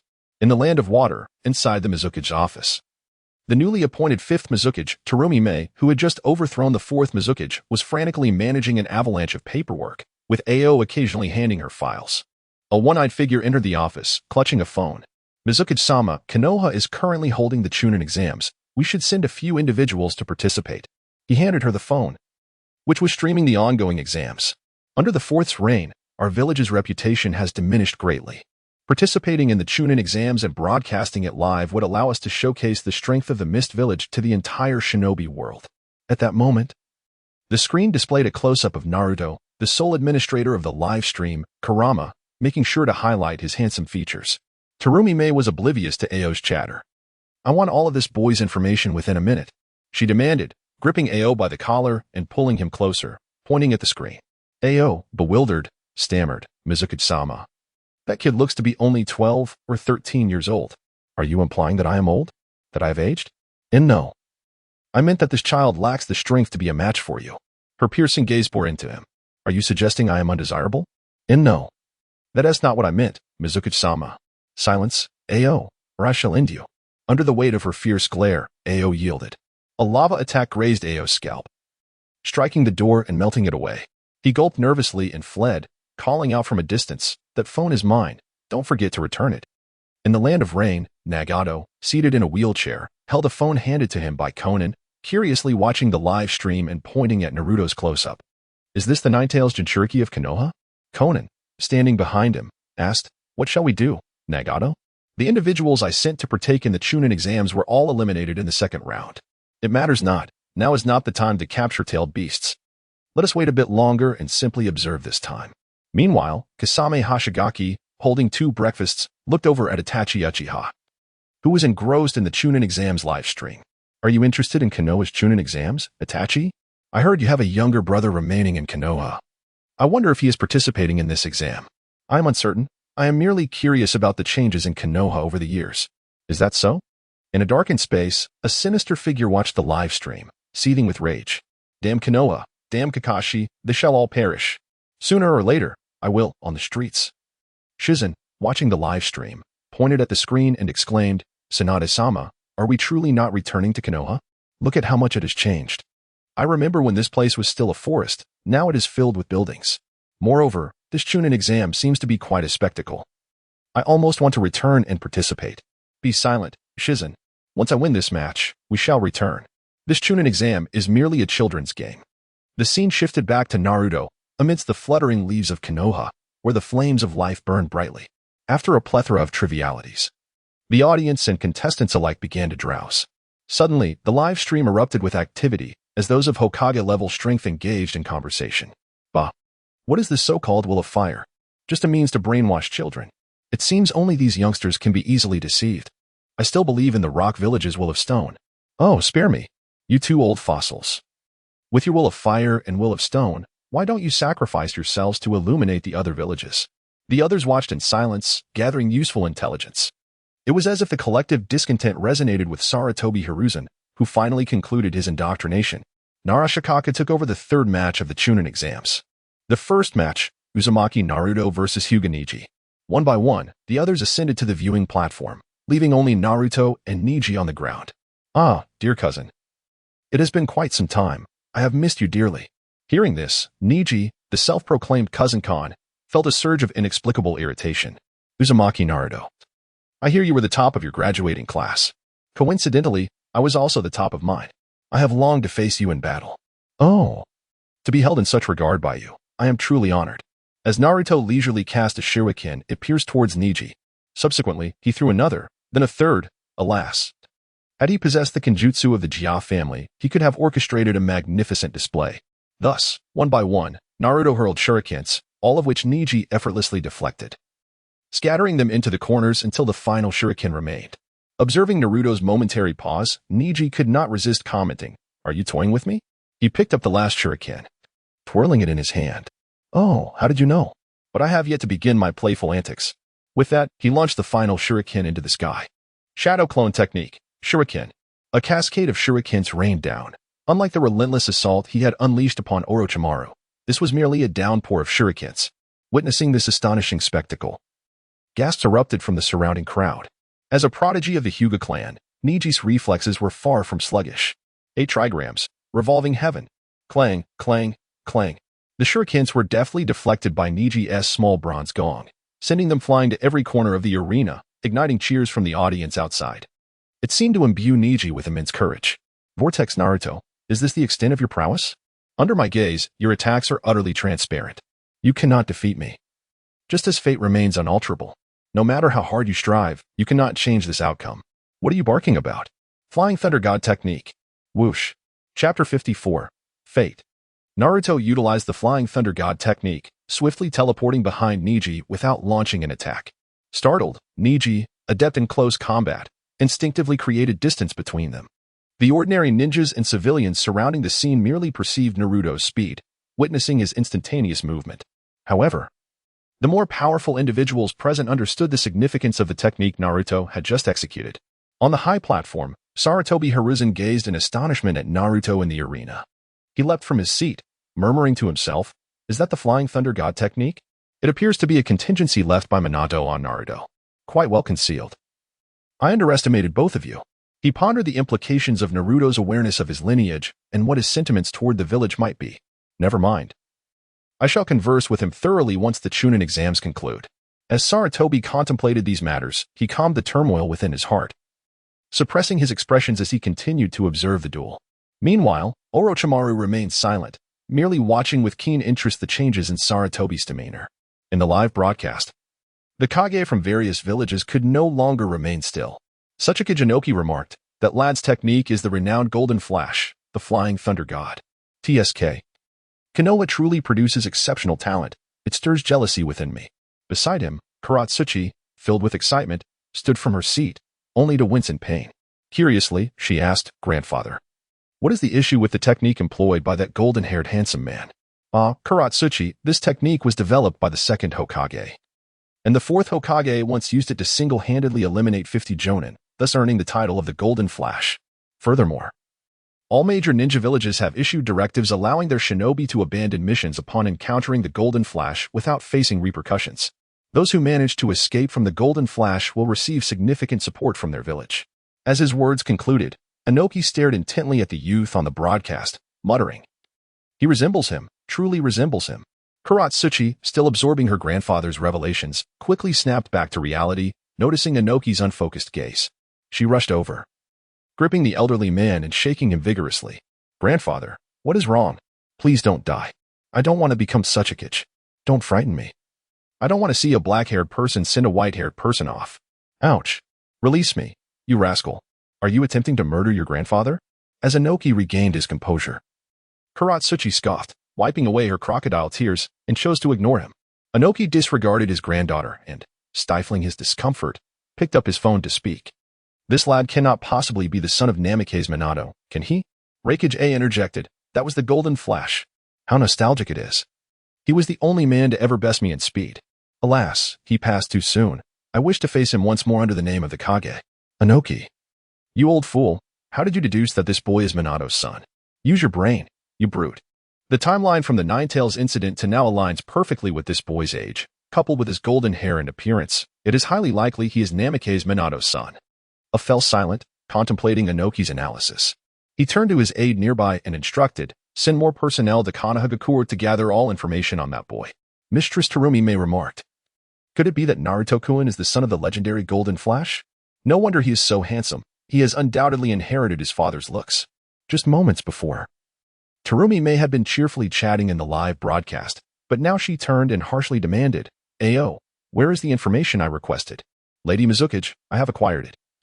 Ao timidly replied, handing over a report that read, "Uzumaki Naruto, 13 years old, a genin of Konohagakure, known as the Konoha Fox." Terumi glared at Ao, displeased.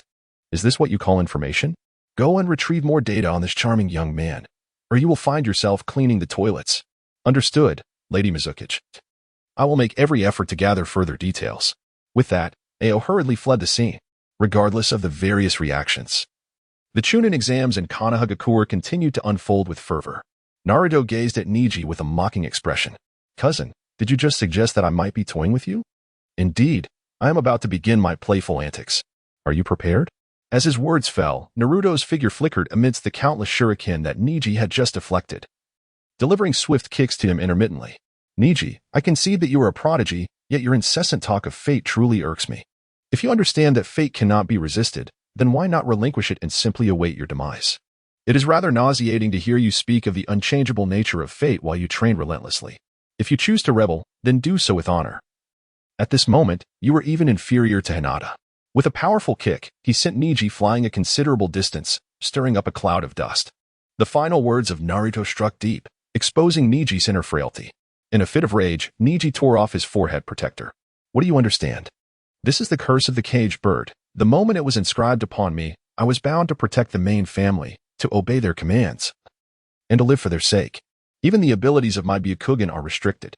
In Naruto's eyes, there was an unwavering calmness, almost a hint of amusement. "Neji, you harbor such deep resentment towards the main family and the oppressive system of caged birds. If that is the case, rise in rebellion. Even if it means sacrificing your life, I would regard you with greater esteem." If you cannot muster such courage, then retreat and conceal your own inadequacies. Countless ordinary ninjas live without the Byakugan, yet they continue to exist. Should you find it insurmountable? Seek out the Hyuga clan leader and petition for the removal of your Byakugan in exchange for ordinary eyes. Surely, trading a pair of Byakugan for a measure of freedom is not an insurmountable task. Naruto once again employed the Flying Thunder God technique, relentlessly delivering kicks to Neji. If you cannot accomplish these feats, then you might as well cower in a corner, merely surviving in a state of despondency. Perhaps awaiting the benevolence of a passerby, who might just as easily be an acquaintance like Wang Xiaoming to inadvertently resolve your plight. Therefore, do not expose your frailty. For the consequences may not only be pity but also an endless stream of ridicule. Neji, treated like a mere ball by Naruto's kicks, found himself utterly immobilized. Through the gaze of his Byakugan, he could perceive Naruto's figure, yet his body was incapable of responding in kind. With a swift motion, Naruto pinned Neji to the ground. Let me warn you once more, do not mistake Hinata's kindness for weakness. While I too believe that such a girl may not be suited to the life of a ninja, she possesses her own convictions and aspirations. No one has the right to deny her relentless efforts, not even I. With those words, Naruto delivered a kick that sent Neji hurtling towards the audience section, where the Hyuga clan was seated. Hinata's father, Hayashi, effortlessly caught the incoming Neji, nodding towards Naruto before leading Neji away from the stands. Leaving behind a worried Hinata and Hanabi, Naruto formed hand seals to dispel the shuriken shadow clones, leaving only a few shurikens on the ground. In an instant, he vanished, and the shurikens reappeared in his grasp. At that moment, Nara Shikamaru emerged from the sidelines, observing that Hyuga Neji's silhouette had vanished from the audience, while Naruto remained on the field. The first match, Uzumaki Naruto vs Hyuga Neji. Victory goes to Uzumaki Naruto. The second match, Oil Girl Shino vs Kanjiro. Chapter 55, Nara Shikamaru vs Temari. Before Naruto could step onto the observation platform, Kanjiro raised his hand and declared to the proctor, Nara Shikamaru, "Proctor, I forfeit." Meanwhile, the Sand Village, still under the manipulation of Orochimaru, continued with their planned actions. Thus, victory is awarded to Oil Girl Shino. Next match, Nara Shikamaru vs Temari. Sasuke followed Kakashi for special training, as agreed upon by Sarutobi Hiruzen, thus scheduling Sasuke's battle for last. Upon hearing that it was his turn to fight, Shikamaru appeared lethargic, barely roused from his stupor. At that moment, Naruto flashed a mischievous grin and tossed a shuriken towards the unmotivated Shikamaru. As he caught it, Shikamaru lazily glanced at Naruto below the stage and sensed something unusual attached to the shuriken. What? This is. The shuriken bore a photograph. Upon seeing the picture of a family of three, Shikamaru's pupils constricted, fixating intently on Naruto below. Naruto remained silent, merely responding with a teasing nod. Shikamaru felt as though the sky had collapsed, plunging his life into darkness. As Naruto's close friends, Shikamaru and Choji had always been aware of Naruto's extraordinary qualities. Just like the ingredients for their meals during gatherings, Naruto had never concealed anything from them. However, the two friends never inquired further nor mentioned it to anyone else. Whoosh! Naruto swiftly appeared beside Shikamaru, retrieving the Flying Thunder God Kunai that had been tossed to him earlier. Meanwhile, in the arena, Temari, the princess of the Sand Village, had been waiting patiently for quite some time, while Shikamaru remained in a daze. Naruto approached from behind and delivered a swift kick that sent Shikamaru tumbling down. "You bastard." "Naruto, just you wait," he exclaimed, all the while ensuring to tuck the photo into his ninja tool pouch.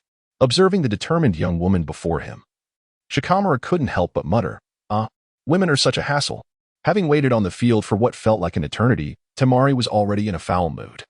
Upon hearing Shikamaru's grumbling, her eyes ignited with a fiery rage. Grasping her three-star fan, she summoned a fierce whirlwind that surged towards Shikamaru's position. He deftly evaded the onslaught, and thus commenced a battle of attrition between the two. Meanwhile, Naruto continued to stoke the flames of chaos. "Go for it, Shikamaru. Women are the most troublesome, heh. They only slow you down when drawing your kunai. After all, this is the little princess of Sunagakure, the belle of the village." Shikamaru, already lacking motivation, found himself on the defensive as Naruto's jibes echoed in his ears. A barrage of winds, relentless and free-flowing, assailed him. "You bastard, Naruto, just you wait. I will make sure to give you a good thrashing." Beside Naruto, Ino and Sakura were seated not far away. "Sakura, do you not feel that Naruto is particularly handsome today? I find myself somewhat enamored, yet alas, Naruto already has a girlfriend." Ino sighed. "Indeed. He is somewhat more charming than usual, though he still falls short of Sasuke-kun's allure, let alone that of our esteemed readers. As Ino whispered her thoughts, Naruto's cheers echoed in the air. Clenching her fists, she stood up and shouted, "Shikamaru, give it your all. Defeat that woman decisively." Sensing the escalating pressure from nearby, Shikamaru felt disheartened. What manner of individuals were these? Influenced by the photo Naruto had given him, Shikamaru's mind was in disarray, his usually sharp intellect muddled. As the support from the audience grew stronger, Temari's attacks intensified on the battlefield. Although Shikamaru did not sustain any severe injuries, he appeared particularly beleaguered under the unrelenting winds of assault. The ongoing battle left Naruto speechless, feeling a sense of responsibility for the predicament. "Shikamaru, you won't find a girlfriend this way. Stay strong. Defeat her." Regaining his composure, Shikamaru sat cross-legged, adopting an unusual posture as his brilliant mind raced. Ultimately, he invoked the Nara clan's secret technique, the shadow imitation jutsu, successfully ensnaring Temari. Witnessing the turn of events, Ino exclaimed with exhilaration, "Shikamaru, hurry and finish her off." While the crowd anticipated Shikamaru to unleash a spectacular move to vanquish Temari, only Naruto smiled quietly without a word. Shikamaru raised his hand, declaring, "I give up. I concede."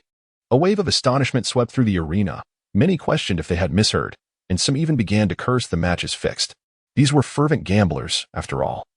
For the Chunin exams in Konoha were rife with clandestine wagers orchestrated by various clans. Before long, the uproar was subdued by the Umbu who maintained order. Temari stood bewildered, unsure how she had emerged victorious. The examiner's voice confirmed, in the third match, Temari emerges victorious. It was only then that Temari grasped the situation. Her initial confusion quickly replaced by a fiery anger directed at Shikamaru. "Are you insulting me? You had clearly restrained my movements." Shikamaru, who typically lacked enthusiasm for anything, unexpectedly adopted a serious tone and explained, No, I had devised countless strategies for victory. However, my chakra is nearly depleted, and I can no longer maintain the shadow imitation jutsu, thus I must concede." With that, he walked toward the spectators' platform. Initially, Ino had been ecstatic upon seeing Shikamaru control Temari, ready to celebrate his achievement, only to find him conceding the match. "Damn you, Shikamaru. You are utterly unreliable. I thought you would teach that woman a lesson." Sakura promptly grabbed her irate friend. "It's all right. It's all right." Shikamaru simply ran out of chakra before he could continue. "Next up is Sasuke-kun's match, and I have been looking forward to it for so long." Naruto glanced at the two individuals, shook his head, and quietly remarked, "You both are thinking too narrowly. Shikamaru lost the match, but that doesn't necessarily mean he won to acquire a girlfriend." Upon hearing Naruto's words, Ino and Sakura exchanged excited glances and embraced each other. Ino, brimming with curiosity, eagerly inquired, "Naruto, do you have any insider information? Please share it with us, quickly." Naruto rose without uttering a word, casting a fleeting glance at Shikamaru. In a moment of discovery akin to finding a new world, Ino approached directly and playfully nudged Shikamaru with her shoulder. Naruto seized the opportunity to depart from this tumultuous place, making his way towards Hinata. Shikamaru, did you not just subdue that woman? Why not give her a good lesson?" Ino's probing remarks sent a shiver down Shikamaru's spine as he cast a fierce glare at Naruto's retreating figure. "Damn you, Naruto. Ino, what are you talking about? I'm simply out of chakra and need a moment to recuperate." With that, he closed his eyes, feigning a recovery of chakra, ignoring Ino's incessant inquiries. Frustrated by her inability to extract the information she sought, Ino returned to her seat, continuing her whispered exchanges with Sakura. Meanwhile, Sasuke had yet to make an appearance, and the audience was in an uproar, shouting and clamoring for his presence. As the last scion of the Uchiha clan, he piqued the curiosity not only of the common folk but also of the surrounding ninjas and the various feudal lords from different nations in attendance. Viewers from various ninja villages and their respective leaders eagerly anticipated the forthcoming battle. With Sasuke's absence, the examiners struggled to contain the audience's mounting excitement, leading to Noara Kakashi being compelled to step forward and announce the fourth match, Uchiha Sasuke vs. Gaara. If Uchiha Sasuke does not appear within 10 minutes, he will forfeit by default. The other participants who were familiar with Sasuke exchanged uneasy glances. Sakura clenched her fists, silently praying, "Sasuke-kun, you must make it." Only Naruto sat relaxed beside Hinata, counting down, 10, 9, 8, 3, 2, 1. Just as the final second ticked away, Kakashi and Sasuke dramatically materialized in the arena. Chapter 56, Sasuke vs. Gaara. The arrival of Kakashi and Sasuke ignited a wave of cheers from the audience. As the last heir of the Uchiha clan, He was regarded with the same fascination one might reserve for a rare creature. The cheers from the crowd at that moment surpassed those of the earlier matches. Unable to endure the atmosphere any longer, Kakashi swiftly left the arena, heading towards the audience. His gaze swept over familiar faces, landing on Sakura, whose concern was evident. Sakura, I'm sorry for being late. I didn't mean to worry you. Sakura bit her lip, remaining silent, but under Ino's comforting words, she began to relax. Kakashi, you're still as late as ever. You nearly missed the exam. Guy. Long time no see, Kakashi replied with a lackluster demeanor. His expression grew serious as he noticed the umbu hidden among the crowd. At that moment, Kakashi's face betrayed shock, confusion, and fear. As he struggled to believe his own eyes, he instinctively rubbed his eyes, recognizing the familiar attire and hairstyle. Alas, he had arrived too late to witness Naruto's usage of the Flying Thunder God technique. Kakashi murmured to himself, Sensei, is that you? Shaking his head in denial. He succumbed to a sense of loss. Naruto, it turns out you have known everything all along. A bittersweet smile graced Kakashi's lips. If you don't change that dreadful habit of being late, you'll never find a girlfriend. Naruto's sarcastic remarks interrupted Kakashi's melancholy, leaving Kakashi squinting with a silly grin on his face. Meanwhile, the live stream was buzzing with excitement. Reikage A commented, oh, that white-haired fellow must be Konoha's technician. Kakashi Hitaki. The little brat beside him seems to be a descendant of the Uchiha clan. He appears rather arrogant. I wonder how strong he truly is. Sachika Jinoki replied. A descendant of the Uchiha clan? It seems he is Kakashi's pupil. The Sharingan is indeed an enviable bloodline limit. Anoki continued, young fourth Reikage. The Hidden Sand and Konoha have formed an alliance. Shouldn't our two ninja villages consider a collaboration as well? Perhaps we might defeat Konoha. Reikage retorted, get lost. You old fool. You haven't settled the score for exhausting my father with tens of thousands of ninjas, and now you want to trick me again? As the newly appointed Mizukage, Terumi Mei was somewhat known in the Land of Water, but very few in the ninja world recognized her as the fifth Mizukage. Thus, she refrained from interjecting while observing the other Kage engage in conversation in the live stream. Have you obtained the information I requested? She inquired, noticing her subordinate standing there in silence. Fine, I might as well gather information on this Uchiha pretty boy too. Understood, Mizukage-sama. I will send someone to investigate immediately. In the Land of Rain, Uchiha Itachi gazed at his younger brother on the screen and murmured, Sasuke, it's been a long time. You've grown up. It seems my plan can commence. He then coughed incessantly. Kisame handed him a cup of water, feigning ignorance of his previous words. Your condition is worsening, Itachi. Are you truly all right? Itachi did not respond. Kisame, would you accompany me to Konoha? Kisame picked up the samahata from the table. Let's go, Itachi. I'm quite curious about Konoha. I've heard tales of it being the most prosperous village in the ninja world.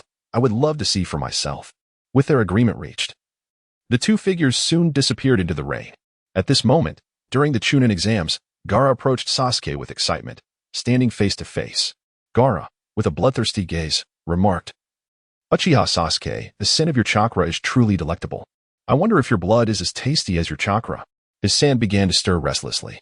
Gaara's expression grew increasingly menacing. Sasuke felt a flicker of unease, and without hesitation, drew a kunai and hurled it at Gaara. At this stage, bolstered by his dark transformation, Gaara was the strongest among the lower-ranked ninjas, second only to Naruto. With a gentle wave of his hand, he deflected the kunai. The sand around him coalesced into sharp, conical spikes, launching towards the advancing Sasuke. Mother, soon you shall taste the sweet blood. Just a little longer, Gaara murmured. The sand in the arena grew more agitated, forming a small sandstorm that relentlessly gathered to attack. Sasuke, overwhelmed by Gaara's onslaught, activated his Sharingan, evading the strikes. Seizing an opportunity to close the distance, he unleashed a taijutsu technique he had copied from Rock Lee, executing a leaf hurricane kick towards Gaara. The rising sand blocked Sasuke's assault, but with a sudden movement, Sasuke appeared behind Gaara, delivering a powerful kick to his kidney. Gaara roared in fury, I will kill you, Uchiha Sasuke. The frequency of attacks intensified, and Sasuke took the chance to create distance, shedding his weight. He circled around Gaara, looking for an opening to strike. Although his hits were not particularly damaging, they were highly insulting. Repeated strikes failed to shatter Gaara's sand armor, yet Gaara reacted as if deeply humiliated. The sand around Gaara began to close in, forming a protective sphere that encapsulated him entirely, leaving no gaps, akin to an impenetrable fortress. Above the sand sphere, an eye formed from sand observed the surrounding situation. Sasuke, Astonished, charged at the sand sphere, delivering a barrage of punches and kicks. Suddenly, the seemingly ordinary sand sphere sprouted spikes like a porcupine, inflicting significant damage upon Sasuke. Quickly distancing himself, Sasuke frowned at the sand sphere, then glanced at the blood trickling down his body. He soon regained his composure, contemplating his next move. Regrettably, his chakra nature was not water. Water jutsu might have proven effective in this scenario. Fire release, great fireball technique. The flames raged for a moment before being interrupted by Gaara's counterattacks. However, Sasuke could not hold out for long. With sufficient chakra, he could potentially sustain the flames for an hour or so. He retrieved 2 kunai from his ninja pouch, aiming them at the sand sphere. Clang, clang. Is it that sturdy? He quickly retrieved 2 more kunai, affixed explosive tags to them, and threw them again. Boom, boom, boom. The resounding explosion stirred a cloud of dust. Due to the smoke and the principle of non-harm, the dust soon dissipated, revealing that the sand sphere remained utterly unchanged. What a tough shell, Sasuke thought. It seems I have no choice but to employ that technique Kakashi taught me. With that, he dashed and adhered himself to the arena wall, channeling chaotic lightning chakra towards Gaara below. Observers unaware would think Sasuke was merely generating static electricity. Chidori, lightning cutter. The lightning surged forth, successfully breaching Gaara's absolute defense and inflicting considerable damage. Ah, blood, my blood. Uchiha Sasuke, I will make you pay. For the first time experiencing injury, Gaara descended into madness. His chakra erupted violently, and Sasuke found his arm trapped in the sand. After activating Chidori again, he managed to free himself. A monstrous arm emerged from the hole left by Sasuke's earlier attack. Meanwhile, Naruto, relaxed, surveyed the situation around him, sensing that the time was nearly ripe. Get back. A wave of immense chakra surged outward. The Shikaka within Gaara sensed the presence of the Nine Tails in Naruto's chakra and retracted its claws. Chapter 57. The plan commences. Raikage scoffed. Is this the legacy of the Uchiha clan? Just this?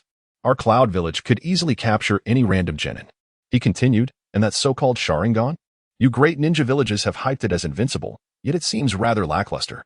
Apart from its aesthetic appeal, what use is it?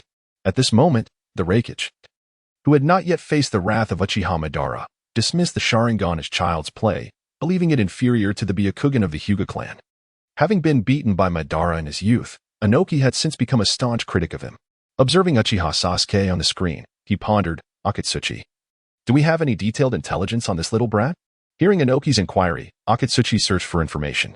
Tsuchikage-sama, our intelligence department has not gathered detailed information on that child. But we do have some mentions of him. Having spoken, he handed over a piece of intelligence. Inoki took the document and began to scrutinize its contents. Uchiha Itachi graduated from the Ninja Academy at the age of 7, promoted to CH Nin at 10, entered the Umbu at 11, and became the captain of the Umbu by 13. The same year he annihilated the entire Uchiha clan, leaving only his younger brother, Uchiha Sasuke. Upon reading this, Inoki couldn't help but exclaim, Uchiha Itachi, what extraordinary talent. What a pity, had he been in a Wagakure, that position of Tsuchikage would have been his without question. Uchiha Sasuke, the last scion of the Uchiha clan, I presume? As his brother, his potential must not be lacking either. TSK, Sarutobi Hiruzen is truly ruthless, such sordid political maneuvers. As a shrewd strategist, Inoki quickly discerned the implications of the information contained within the dossier and, with a lack of interest, tossed it aside. Seeing Naka's disinterest, Akatsuchi approached to offer additional information. Lord Tsuchikage, after Uchiha Itachi exterminated his clan, he defected from Konohagakure and was classified as an S-rank rogue ninja, subsequently joining the Akatsuki organization. Upon hearing the mention of the Akatsuki, Naka's interest peaked, as he had maintained a collaborative relationship with the organization, delegating many unsavory tasks to them. Is it that Akatsuki? Have you witnessed that young prodigy in action? What is his strength like? Indeed, Lord Tsuchikage. But we have not seen Uchiha Itachi engage in combat. Most of the heavy lifting has been done by his companions, with rare instances of him taking action.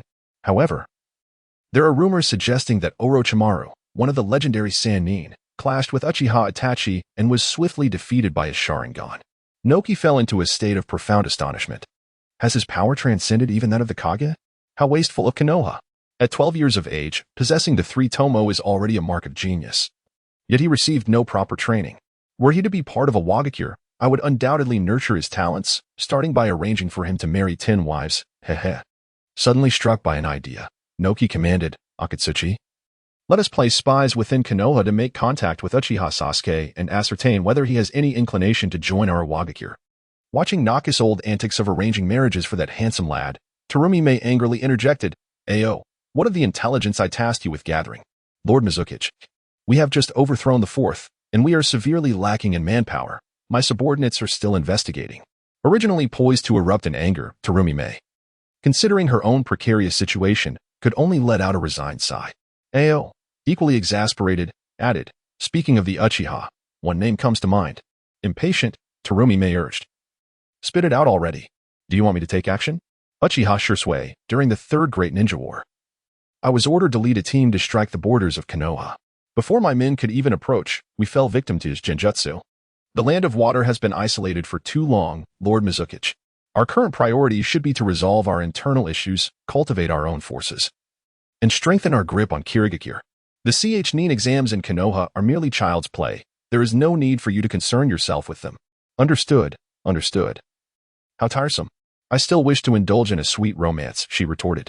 Meanwhile, at the site of the Nin exams in the Land of Fire, within Gaara, the one-tailed Shikaku, rebuffed by Naruto, felt a profound humiliation and, seizing upon Gaara's unstable emotions, prepared to forcibly break free from its seal. In the audience, Naruto furrowed his brow, sensing Shikaku's restlessness. He swiftly utilized the Flying Thunder God technique to appear before Gaara, saying, "Shikaku, now is not the time for you to emerge. Wait a bit longer. I will ensure we have ample fun together." Heh. With that, he placed his hand on Gaara's abdomen. For symbol seal. Before long, Gaara collapsed to the ground, succumbing to slumber. On the stage, Sarutobi Hiruzen could no longer remain seated, rising in astonishment to declare, "Sealing techniques? How can Naruto wield sealing techniques?" Boom, boom, boom. The sounds of explosions outside the village drew the attention of the majority of the audience. The fourth Kazekage's bodyguards dropped smoke bombs. In the midst of chaos, Naruto adeptly employed the Flying Thunder God technique, transporting Sasuke and Gaara to the audience stands. The fourth Kazekage swiftly materialized behind Sarutobi Hiruzen, a kunai pressed against his throat, successfully taking the third Hokage hostage.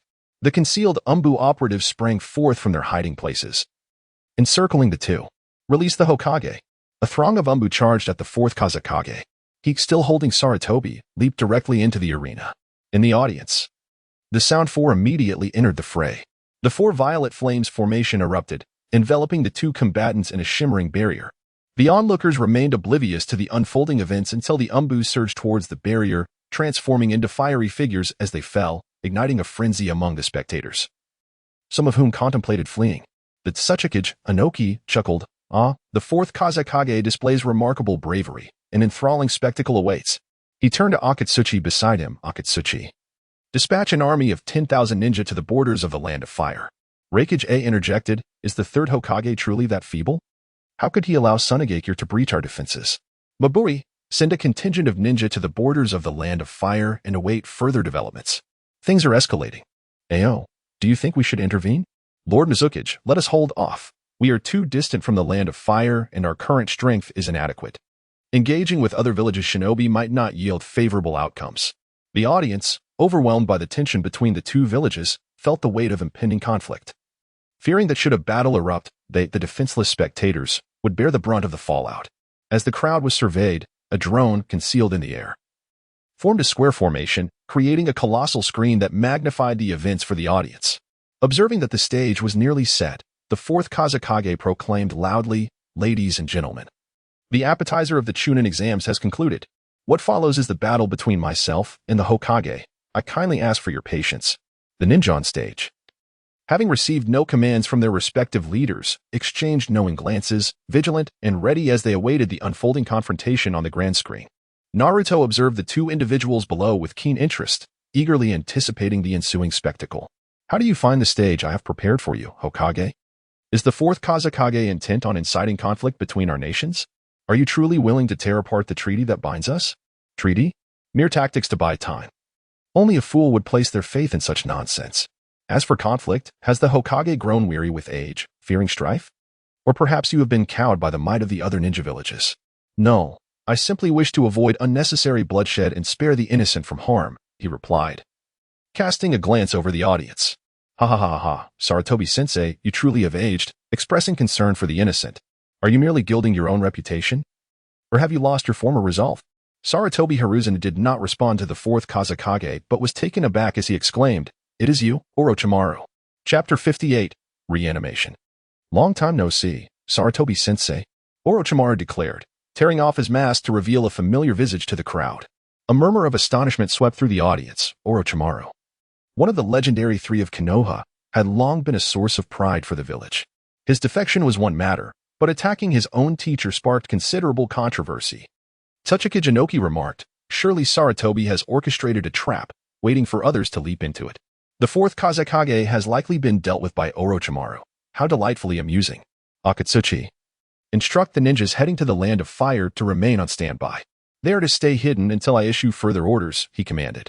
Raikage A interjected. You old fossil, why not send someone to Konoha to gather intelligence? If Sarutobi has no backup plan, let us join forces and seize the Land of Fire. Its wealth is too abundant for either of us to consume alone. Tsuchika Jinoki replied, You reckless fool, you make a valid point. I find myself somewhat tempted. Yet my instincts tell me to observe the developments before deciding. Raikage scoffed. TCH, you old man, growing increasingly timid with age, lacking any semblance of courage. Masashi, ensure that our forces heading for the Land of Fire are well concealed. They are not to act without my command, he ordered. Meanwhile, the Sand Village ninjas were thrown into disarray. Realizing that the Kazekage was merely Orochimaru in disguise, they frantically searched for their true leader. Maki, leading the elite Jainin of Gaara's siblings, quickly discerned the ruse and decisively signaled for retreat. Upon receiving the signal, the Sand Ninjas scattered in a frenzy. The Umbu, quick to react, apprehended several Sand Ninjas who had not yet managed to escape. Amidst the chaos, Maki rushed towards Naruto, seizing the unconscious Gaara from the ground. Intent on fleeing. Before Sasuke could intervene, Naruto delivered a powerful kick to Maki's chest, sending him crashing between Kakashi and Guy. Kakashi, bind this Jainin. He should fetch a handsome price in the Sand Village. Kakashi's eyes lit up as he exchanged a glance with Guy, then lunged forward, delivering a flurry of blows that soon left Maki battered and unconscious on the ground, restrained by the arriving Umbu reinforcements. Temari and Kankuro, initially poised to seize Gaara, reconsidered upon witnessing the sorry state of their Jainin leader and opted to withdraw to avoid injury. They helped the unconscious Gaara to sit obediently near Naruto. Naruto ceased to pay attention to the two individuals, his gaze shifting to the center where they stood. Orochimaru, what is the true purpose behind your masquerade as the Kazekage in Konoha? Orochimaru lazily stifled a yawn, releasing the kunai that held Sarutobi Hiruzen captive, creating distance between them. For what purpose?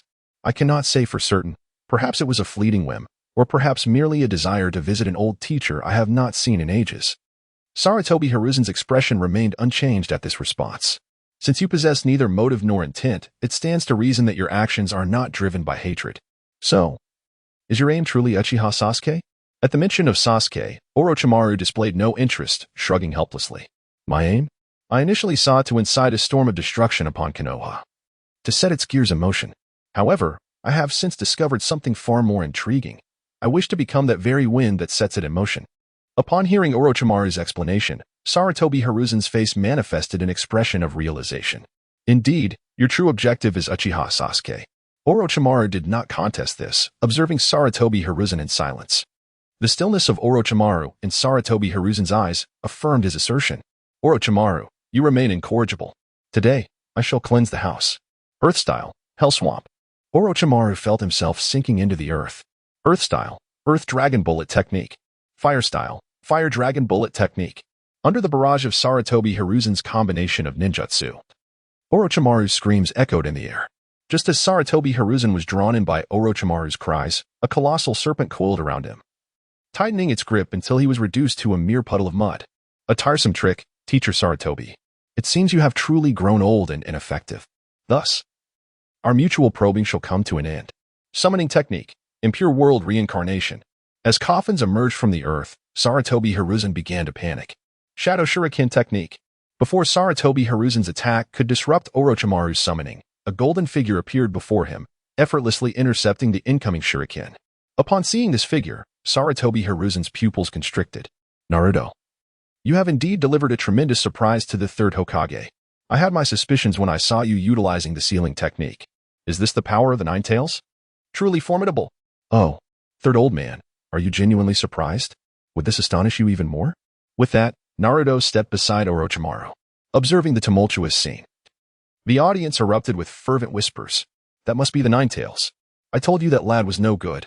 Now he conspires with Orochimaru. The third Hokage has been far too lenient. The demon fox should never have been allowed to live in Konoha. And now, it seems he collaborates with the rogue ninja Orochimaru to assault the village. Despite the curses echoing around him, Naruto remained unfazed, regarding Sarutobi Hiruzen with an amused expression.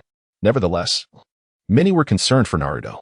In a corner, Hinata remarked softly upon witnessing the dashing Naruto, "No matter what Naruto-kun does, I will support you."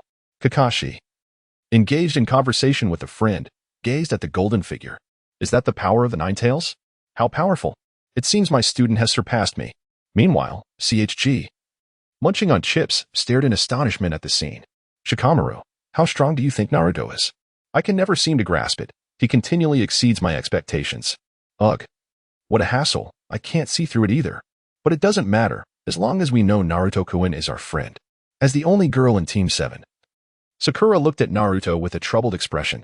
How could Naruto possibly align himself with Orochimaru? Beside her, Ino seemed oblivious to Sakura's concern, wrapping her arms around Sakura and shaking her enthusiastically. Hey, Sakura, look. The golden Naruto seems even more handsome now. I like him even more. Not far away. Sasuke clenched his fists, his resolve growing stronger. Just as the radiant Naruto captivated everyone's attention, 5 coffins materialized. Upon seeing the 5 coffins, Sarutobi Hiruzen exploded with rage. Damn you, Orochimaru. How dare you toy with the dead? This is unforgivable. Summoning technique. Monkey King. Sarutobi, what is the meaning of this? Monkey King, I require your aid. Orochimaru is attacking the village, and I must stop him. You should have shown no mercy back then. Is it too late now? Transformation technique. It is not too late. With that, Sarutobi Hiruzen seized the golden staff transformed by the Monkey King and swung it towards Orochimaru's head. However, before he could strike, a familiar figure appeared before him, delivering a solid punch to Sarutobi Hiruzen's face. Long time no see, monkey. Chapter 59. Return to the ninja world. What an unexpected reunion. First Hokage. As Sarutobi Hiruzen was sent flying, he rose to greet the figure, his gaze sweeping over the others emerging from the coffins. First Hokage, second Hokage, fourth Hokage, and Kushina. He turned to the last coffin, from which emerged a man clad in red armor, Uchiha Madara. At this moment, the audience fell into a profound silence, with most rubbing their eyes in disbelief at the scene before them. Sarutobi Hiruzen's face drained of color, his focus locked on Orochimaru as he self-deprecatingly remarked, Orochimaru, you truly hold me in high regard as the strongest Hokage. Naruto, upon witnessing his parents being reanimated, felt an indescribable joy. Initially, it was merely a nuisance to deal with Orochimaru's reanimation of the fourth Hokage, but now, even his mother had been summoned. I'm back, Naruto, he exclaimed joyfully. Welcome back, Mom and Dad. The family of 3 embraced tightly. Uchiha Madara, emerging from his coffin, clenched his fist in satisfaction. You have done well, Orochimaru. It seems your reanimation technique has nearly reached perfection. This body can wield 80 to 90% of my power. You flatter me, Madara. It is merely a minor enhancement. Orochimaru replied modestly. Having confirmed his strength, Madara glanced disdainfully at the aged Hiruzen Sarutobi, his expression one of contempt. This feeble warrior inspires no combat spirit, he thought, as he crossed his legs and sat down. Shinja Hashirama, initially intent on defeating Hiruzen, lost interest upon seeing the old man's wrinkled face. What could he do? The Uchiha clan was no more, and his own Shinja clan had perished as well. Killing Hiruzen would resolve nothing. He chose instead to sit beside Madara, casting a sympathetic glance at his lost friend who stared blankly at the sky, a pang of melancholy stirring within him. Madara, do you truly believe the establishment of the Shinobi villages holds significance? Should I have cooperated with you in unifying the 5 great nations to prevent such suffering? Shinja Tobirama, who had intended to remain inconspicuous, shivered at the sight of his brother's sorrowful expression and approached Hiruzen, who was confronting Orochimaru. Brother, you may seem simple-minded, but when angered, you are formidable like 1,000 hands. Hiruzen, you have grown quite old. Upon hearing the familiar voice, Hiruzen felt a tightening in his chest.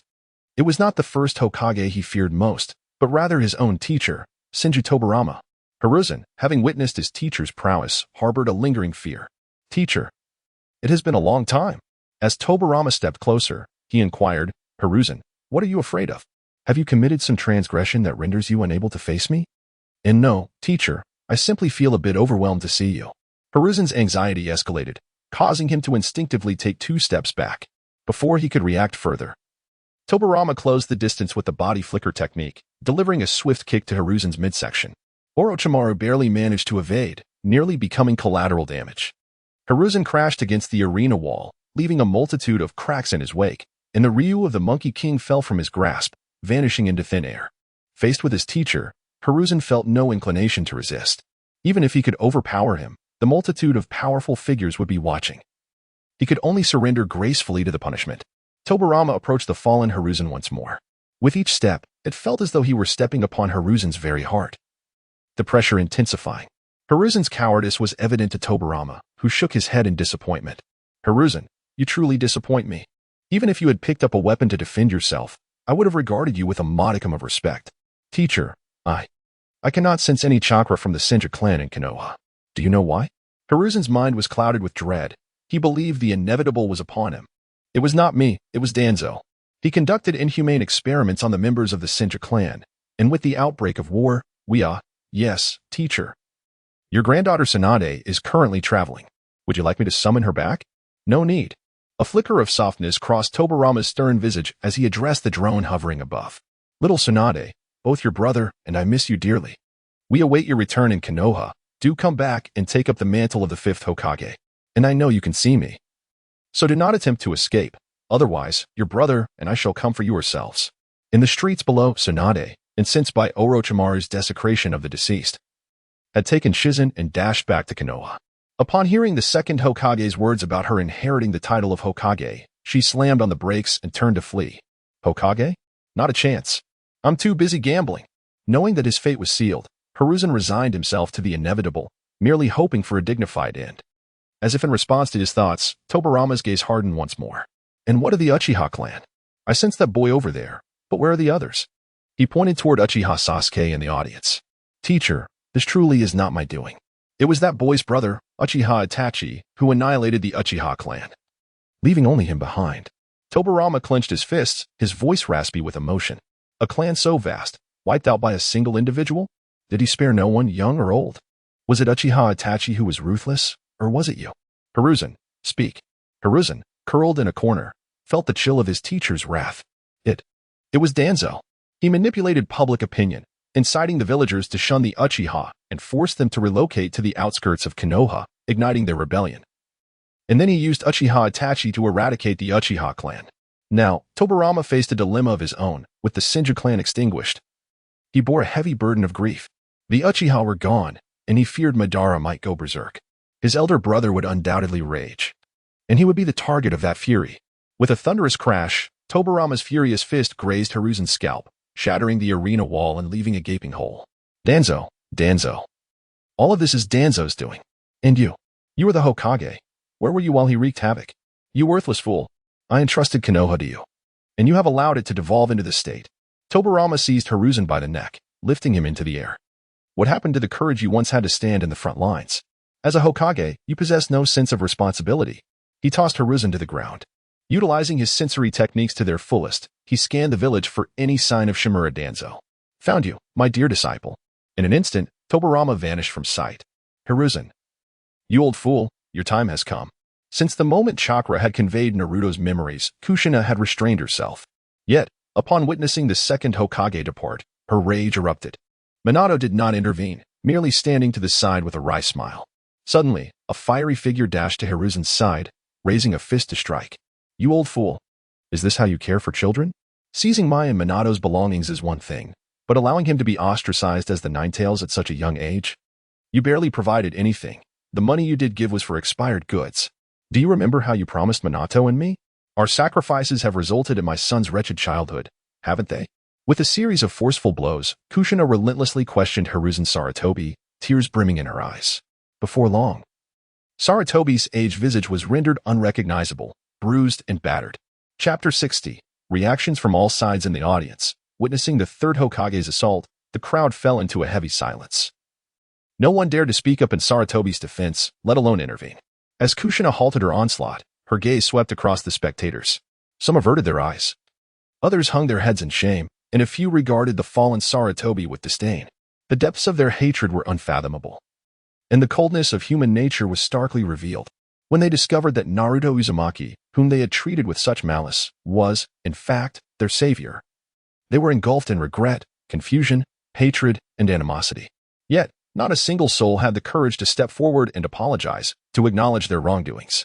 One voice rose above the rest. Third Hokage, why did you conceal the fact that Naruto Uzumaki is the son of the fourth Hokage? And why did you not stop the malicious rumors that he is the Nine-Tails Fox? Surely those spreading such lies were not sent by you? Another added. As if the crowd had found a release for their pent-up frustrations, Third Hokage, is the treatment of the fourth child a result of your deliberate actions? Were you complicit in the death of the legendary Kakashi Hitaki? Is it true that the recent extermination of the Uchiha clan and the disappearance of the Senju clan are linked to you? You are not the true perpetrator, are you? Each accusation struck at Sarutobi's heart like an arrow. Those who are often instinctively look away from their own faults, directing their blame towards the person who provoked their misdeeds. Soon, under the weight of public condemnation, Sarutobi was transformed into an eternal villain. Meanwhile, the live broadcast was ablaze with activity. Inoki, the Tsuchikage, exclaimed, "Damn it, Sarutobi. Damn it, Orochimaru. Fight all you want, but don't bring your underhanded tricks into it. This involves the first Hokage, the second, and the fourth Hokage, as well as Uchiha Madara. Are we to send a shadow from each village, including Madara himself?" Sarutobi's treachery is finally catching up with him. In Inoki's mind, Uchiha Madara represented a childhood nightmare. Akatsuchi, hurry and withdraw the ninja forces from the border of the Land of Fire back to Iwagakure. Quickly, or we will be too late. News spread swiftly to the borders of the Land of Fire. The Raikage has returned from the dead? Exclaimed A. Since that battle, I have awaited the chance to face you again. Prepare yourself, for I shall soon meet you. Untouched by the harsh realities of society, dismiss the likes of the first and second Hokages and Uchiha Madara as mere trifles. Only the fastest man in the ninja world was worthy of his admiration. Beside him, his aide, Mabui, sensed impending trouble and prepared to dissuade her from taking unnecessary risks. In the blink of an eye, it had vanished, leaving behind a gaping hole in the door of the Raikage's office. Someone, alert Lord Killerbee. The Raikage has gone mad and is preparing to attack Konoha. As news spread, the atmosphere in Kumogakure became electric. In Kirigakure, Ao's expression grew increasingly grave as he observed the unfolding events on the screen. Konoha is truly formidable. Thankfully, we in the Mist Village have not involved ourselves. Is this the very essence of Konoha's status as the leading ninja village? Terumi-me, visibly displeased, interrupted. Ao. What are you muttering about? Ah, Mizukage, it's nothing. I'm merely relieved that we did not send anyone to the border of the Land of Fire. This piqued the Mizukage's interest. What do you mean by that? Seeing Terumi-me's skepticism, Ao pressed on. Inoki and Raikage A are not to be trifled with. Although nothing has been revealed in the broadcast, these two have likely dispatched numerous ninjas to Konoha's border. If discovered, their fate would be dire. Terumi-me, still doubtful, replied. Are those individuals truly that formidable? Ao, sensing the Mizukage's uncertainty regarding the strength of the Kages, intensified his tone. Mizukage. Both Hashirama Senju and Madara Uchiha possess the power to annihilate entire nations. It would be wise not to provoke them lightly. Noticing the Mizukage's skeptical expression, Ao sighed inwardly, resolving to prevent any further reckless actions on her part. In the Rain Village, Konan and Nagato watched the live stream, anxiety creeping into their hearts. Nagato. Konoha is so powerful. Can we truly capture the Nine-Tails? She asked. And who is this Uchiha Madara, supposedly resurrected? Who is the one claiming to be Madara in our organization? Do not worry, Konan. The Edo Tensei should not last long. Our priority is to gather the rest of our members and seek an opportunity to capture Orochimaru. As for this so-called Uchiha Madara, he will soon come to us. Seeking to explain himself.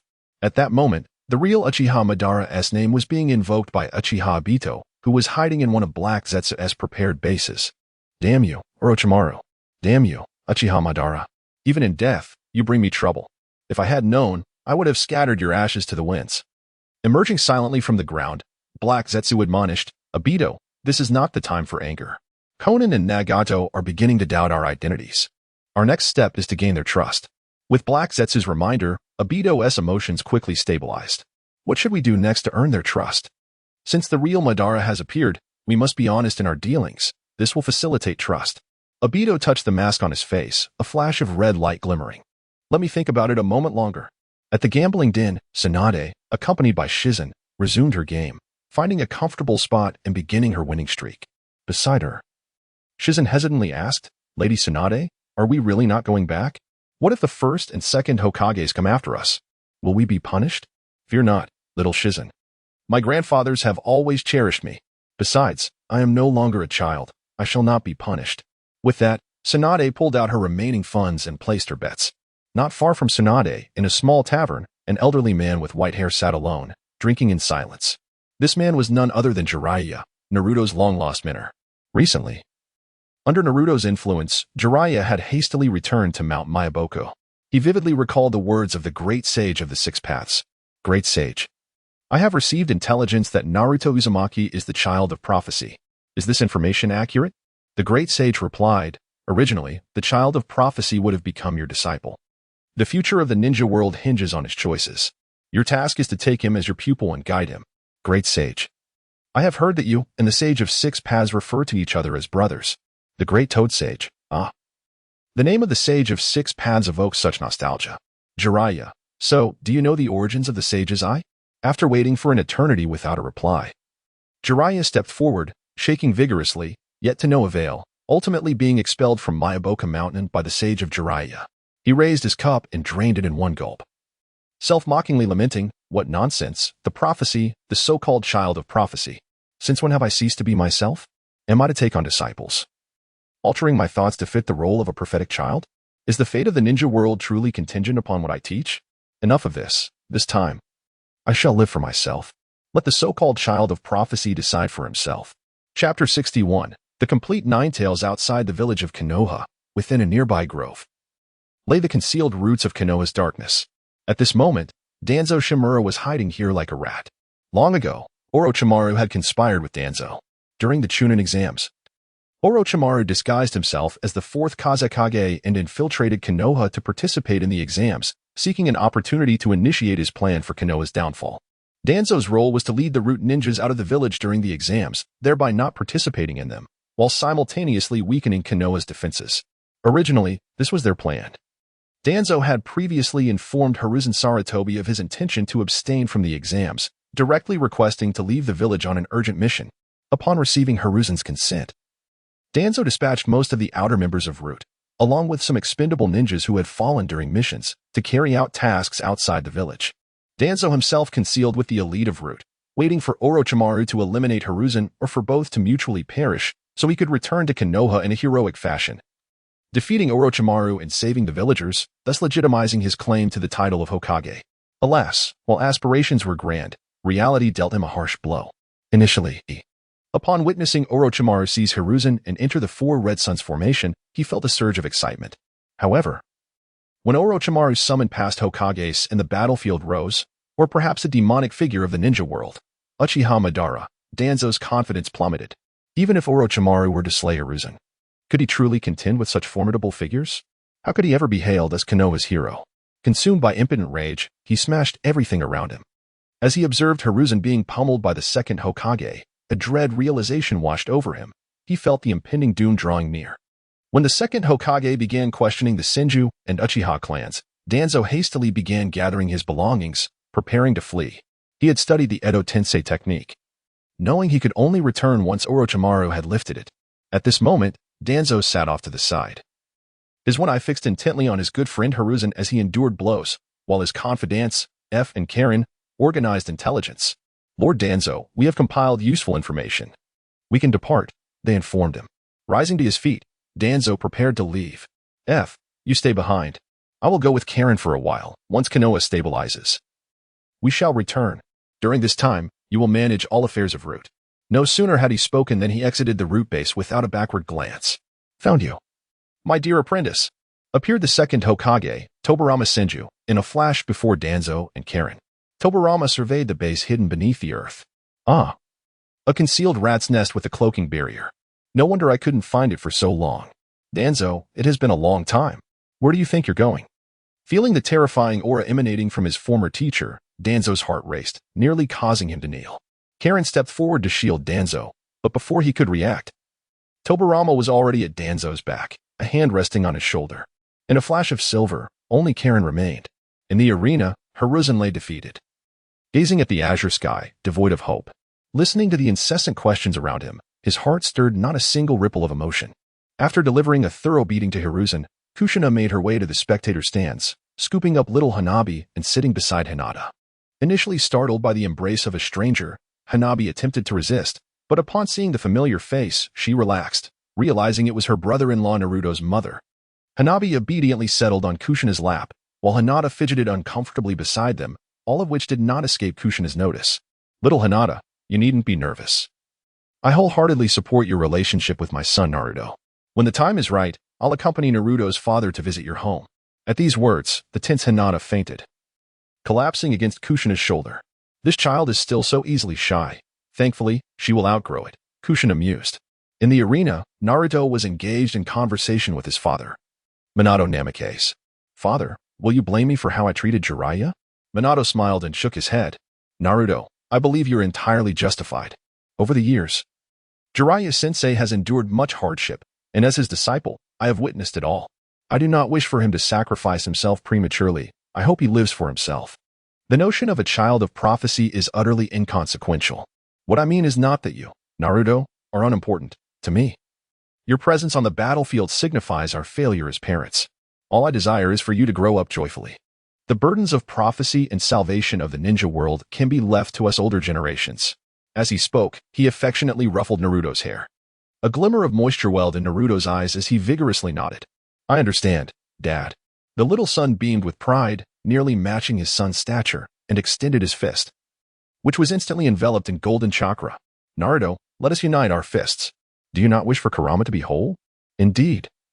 Although having half of the nine tails does not significantly enhance my strength, Kurama is my friend. Even though he has never mentioned his other half, I still wish to assist him in becoming one. Within the ceiling space, the nine tails continued to engage in his game, his ears twitching but showing no reaction. By the way, Dad, does extracting the nine tails affect you? Beside him, Minato shook his head. Not at all. Currently, I am in a reanimated form. Once extracted, I simply will be unable to utilize the nine tails chakra mode. Speaking of which, I have yet to properly express my gratitude to Kurama for the care and companionship he has provided you all these years. That is good to hear.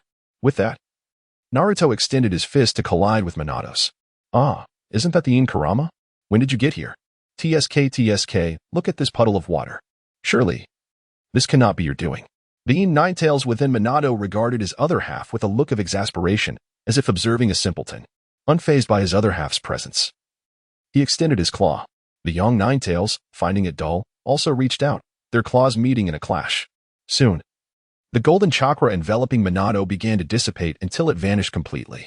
All set, Naruto. Now the Ninetales can reside fully within you. Thank you, Dad. Naruto's consciousness entered the seal space. Haha, at last, I have attained completeness. Naruto, with a furrowed brow, remarked, Kurama, your words are quite misleading. A mischievous grin suddenly appeared on his face. By the way, Kurama, do you possess that thing? Finally realizing the implication, the Ninetales roared back, get lost. I am a chakra energy entity, devoid of any gender. The human and the fox engaged in playful banter for a while. Then Kurama abruptly adopted a serious tone, saying, Naruto, just now, after merging with Ine Kurama, it seems the ceiling space has undergone changes. It feels more secure and has even generated a considerable amount of natural energy. Observing Kurama's grave demeanor and the weight of his words, Naruto sensed the significance of the moment. After a moment of contemplation, Naruto spoke, Kaibai. Do you think this resembles the cultivation realms described in novels, coupled with the revival of spiritual energy? Are you aware of any other transformations? Observing Naruto's increasingly nonsensical remarks, Kaibai retorted with annoyance, No, that's all I've discerned. The rest is for you to explore on your own. With that, he ignored Naruto and resumed his gaming. Chapter 62, The Celestial Deity. As Naruto emerged from the seal space, he beheld Senju Tobirama, who was holding Shimura Danzo before the astonished crowd. The audience erupted in confusion. The existence of the dark underbelly of Konoha was known to very few. Even among the common villagers, most ninja were only aware of the Elder Council, and few recognized Danzo as a figure at all. Tobirama dropped Danzo onto the ground.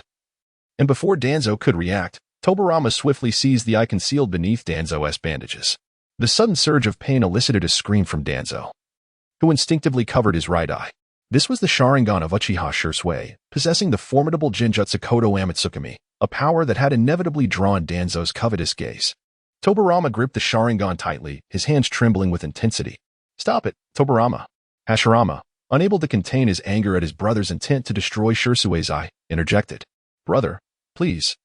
As Tobarama persisted in his course, an overwhelming chakra pressed down upon him, causing the ground around to shatter and a sense of suffocation to envelop Hashirama.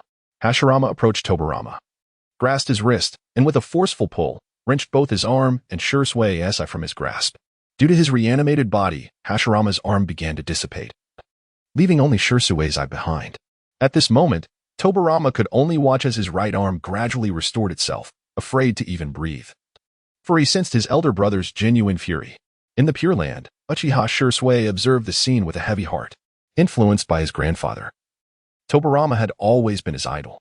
However, Shirsue felt disheartened by Tobarama's actions, pondering whether the higher-ups of Konoha harbored the same fear towards Kodo Amatsukami as the second Hokage did. He regretted revealing his ocular technique, realizing it had brought about peril. Meanwhile, in the Pure Land livestream, Uchiha Izuna erupted with indignation. What a petty Tobarama! Afraid of the Uchiha with just one eye? This is utterly laughable, he exclaimed. As Naruto said, Tobarama, your vision is too narrow. TSK, TSK. But Hashirama's intervention was indeed ruthless. Pity it's all for naught in this reanimated form, as I cannot witness the bloodshed. After a lengthy tirade, Izuna noted the remaining viewers were all younger generations, leaving him feeling quite disheartened. If only I had known, I would have had Orochimaru bring me back too. I've missed an epic drama. Hashirama, having obtained the eye, did not spare a glance at his brother. He approached Uchiha Madara and handed over Shirsue's eye. Ah. My apologies, Madara. My foolish brother has embarrassed you. Madara cast a disdainful glance at Tobarama, scoffing and choosing to ignore him. His gaze seemed to convey a message, Tobarama. To me, you will always remain merely a younger sibling. Feeling the sting of Madara's words, Tobarama suppressed his anger. Knowing he could not afford to provoke his elder brother further, Madara took Shirsue's Manjikyu Sharingan from Hashirama without even a glance, casually passing it to Naruto. Naruto, take this. It holds little value for me, but perhaps it may serve you well. Do as you see fit. Naruto did not refuse. He accepted the eye and placed it into a vessel containing an unknown liquid for safekeeping. Well, I shall take this for now, considering it a temporary preservation for Brother Shirsue. When the opportunity arises, I shall return it to him. The unfolding situation left the spectators and the audience utterly baffled, completely unaware of what was transpiring. The viewers in the live broadcast were equally perplexed, questioning why such a fuss was made over merely an eye, to the point of nearly losing their minds. Hearing the murmurings around him, Naruto could only recite silently in his heart, Kurama, play that video. Understood. Soon, a video appeared on the large screen. After the Kyuubi incident, the higher-ups of Konoha directed their blame towards the Uchiha clan. After deliberation, they decided to expel the Uchiha clan to the outskirts of the village. Shimura Danzo manipulated public opinion, rendering the Uchiha, who served as the village's guards, increasingly beleaguered. Consequently, the Uchiha clan grew increasingly discontented with their circumstances.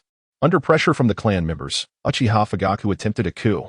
At that time, Uchiha Itachi had already lost the trust of his kin, leading to Uchiha Shirsue being tasked with surveilling him.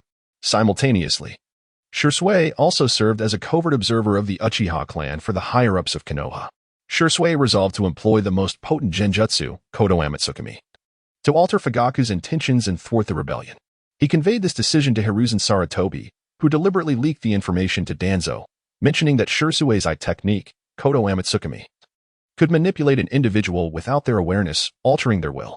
However, Danzo did not trust Uchiha Shirsue and sought to see Shirsue's Sharingan for himself. Ultimately, Danzo ambushed Shirsue successfully and took his right eye. Later, Shirsue managed to escape using body flicker technique, but his plan failed. Fearing that his last remaining eye would fall into Danzo's hands, Shirsue entrusted his left eye to Uchiha Itachi, instructing him to protect the village with it and to keep this secret. Subsequently, to avoid the onset of war due to his eyes, Shirsue fabricated the illusion of self-destructing his own eyes and then took his own life by throwing himself into the river. These scenes unfolded before the audience and the entire Shinobi world, finally illuminating the true horror of that eye.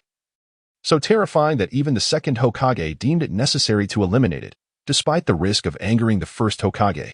To ordinary people, it was merely a source of entertainment. To ninjas, it held invaluable intelligence worth collecting.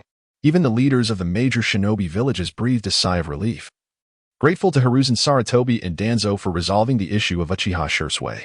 No one wished for their village's leader to be unknowingly manipulated, swaying their thoughts. At this moment, the hidden mist village lay in profound silence. Ching, do you think it is possible that Uchiha Shursui or Uchiha Itachi is controlling the fourth Mizukage? After all, he later acquired Shursui's left eye. Ching fell into contemplation, shaking his head as he responded, Lord Mizukage, it cannot be either of them. Moreover, the eye known for its unparalleled genjutsu, Kodo Amatsukami, I believe this eye is still undetected. He then pointed to his own proud Byakugan. Could it be that old fellow Danzo? Ching shook his head again, asserting, impossible. As Konoha's shadow, he has a modest reputation in the shinobi world, and he has no association with genjutsu. Furthermore, the timeline does not align. Shursui was already deceased long after the Third Great Ninja War had concluded. Thus, it cannot be any of these three. I will continue to dispatch Umbu for further investigation. At this moment, within the Ninja World live broadcast, the leaders of various shinobi villages, having gathered crucial intelligence, were eager with anticipation. Such a terrifying eye technique, if it could be wielded within their own grasp. However, upon witnessing the four formidable figures of Konoha, their inner turmoil was quickly subdued. No one wished to invite calamity upon their village over a mere eye. Tachika Jinoki, Danzo, and Hiruzen. Those two old fellows have done well. Over these years, had it not been for these two companions, the existence of the 5 great ninja villages would indeed be questionable. The Uchiha clan's eyes truly deserve their reputation as the foremost bloodline in the shinobi world. Only these two old geezers would dare to carry out a complete massacre. If I were given an Uchiha clan, I wouldn't just unify the 5 great nations, I would conquer the entire ninja world. No matter how Inoki lamented. The annihilation of the Uchiha clan remained an undeniable fact. Meanwhile, Shimura Danzo stood in the limelight, akin to a needle on a pin. Chapter 63. The 4 symbols seal Senju Tobarama flexed his recently healed arm and approached the trembling Danzo, who was covering his eyes. It was as if the person who had just lost an arm to his brother was not himself. Danzo, do you have anything to say? Sensing the murderous intent radiating from his teacher, Danzo stammered, LL Lord Tobarama, please allow me to defend myself. Please permit me to explain. Senju Tobarama crossed his arms, coldly regarding his former disciple in silence. Everything was orchestrated by Hiruzen Sarutobi, Danzo continued. The mission concerning Uchiha Shursui was something Hiruzen could have undertaken without informing me, executing it directly. Instead, he deliberately disclosed Shursui's eye technique to me, inciting my wariness and covetousness, and subtly nudging me to act against Shursui. Teacher, for many years, Hiruzen has been too lenient, forcing me to establish root. A few years ago, in a pretense of signing a peace treaty with Konoha, the Hidden Cloud village took the opportunity to abduct the daughter of the Hyuga clan leader. When the Hyuga clan leader, Hayashi, discovered and killed them, the Hidden Cloud village not only denied the incident, but also used the death of their shinobi as an excuse to make unreasonable demands. They demanded the corpse of the Hyuga clan member who acted against them, or else they would launch an attack on Konoha and the Hyuga clan. Hayashi's twin brother, Hizashi, chose to sacrifice himself in place of his brother to save the Hyuga family and the people of Konoha, preventing the outbreak of war. If only Hiruzen had been a bit more resolute, this situation would not have arisen. At that time, the Third Reikage had just perished on the battlefield, making conflict impossible. Yet Hiruzen still opted for compromise. Having spoken at length, Danzo cast a sorrowful glance at the lifeless form of Hiruzen lying on the ground, as if to convey, "Forgive me, Hiruzen, for prioritizing my survival over that of a fallen comrade." Upon hearing this, Senju Tobarama, with an impassive expression, inquired, "Is there more?" "Teacher, there is more. The Kyubi incident, the 4th Hokage perished sealing the beast, and Hiruzen was present at the time." Hiruzen constantly spoke of the will of fire, claiming that the youth are the hope of the future, and that the elder generation must trust and protect them. The sacrifices of the older generation are not in vain. They inspire the youth to become the pillars of the future. Yet, Hiruzen merely watched as the young 4th Hokage executed the dead demon-consuming seal at the cost of his life to seal the Kyubi. Hiruzen had long mastered this sealing technique. As Danzo prepared to continue his defense, Senju Tobarama could no longer contain himself and interjected, "Danzo, I am quite curious. What were you doing at that time?" Danzo's heart tightened, and without a moment's hesitation, he defensively replied, Lord Tobarama, I was protecting the villagers during the evacuation." "Oh, is that so? Then what were you doing during this Chunin exam?" As TZ prepared to continue his defense, the words caught in his throat. Tobarama gazed at his 2 inept disciples, half buried in shame, causing him no small amount of distress. He forcefully tore the bindings from TZ's arm, revealing a pale limb adorned with numerous Sharingan, each eye seemingly wide open in eternal vigilance. The live stream deliberately zoomed in, capturing close-ups of the ghastly sight, evoking a visceral reaction among viewers, some of whom could hardly suppress their nausea. Nearby, Sarutobi Hizashi was equally stunned. Unable to fathom the reality before him, was this truly his former friend? He had previously turned a blind eye to the matter of Uchiha Shirsue's eyes. But never had he imagined that Shimura TZ would not only meddle with the Uchiha clan's eyes, but also dare to transplant the first Hokage's would release cells. In the audience, Sasuke, upon seeing the video of Uchiha Itachi with blood-red eyes fixed intently on a familiar visage, felt tears of blood welling in his eyes as he clenched his fists. Overwhelmed by a sense of inadequacy, he realized he had no chance of stepping onto that stage. And his fury was rendered futile. Dizziness overwhelmed him, leading to his collapse in the stands. How repulsive. After witnessing the grotesque display, I could hardly eat for a month. Is this truly the leadership of Konoha? The Uchiha's demise, could it be due to those accursed Sharingan? A voice whispered from the audience. This man seems to be contemporaneous with the third Hokage. Could it be that they conspired to annihilate the Uchiha clan? As the cacophony of harsh whispers filled the air, Tobirama, as their teacher, could no longer endure it and cast a kunai. TZ, Hizashi, I have always believed that this world knows neither pure white nor pure black. Yet, you two are remarkable in your own right. One dares to neglect all affairs of humanity while indulging in every other vice. And the other always appears a step too late, leaving others to bear the blame for your misdeeds. What, indeed, did I teach you? What did you learn from me? Sarutobi Hizashi was engulfed in self-reproach, uncertain of what words to utter. A Susanoo arm seized Shimura TZ, who turned to Tobirama and remarked, "Why waste time conversing with these two imbeciles?"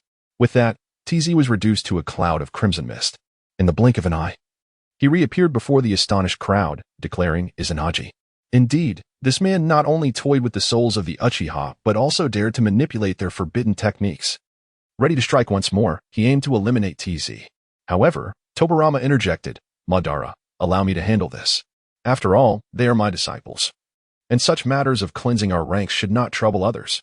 With little interest in the request, Uchiha Madara stepped aside. TZ, who had originally drawn a kunai to resist Madara, found himself facing his own teacher instead, and resentment surged within him.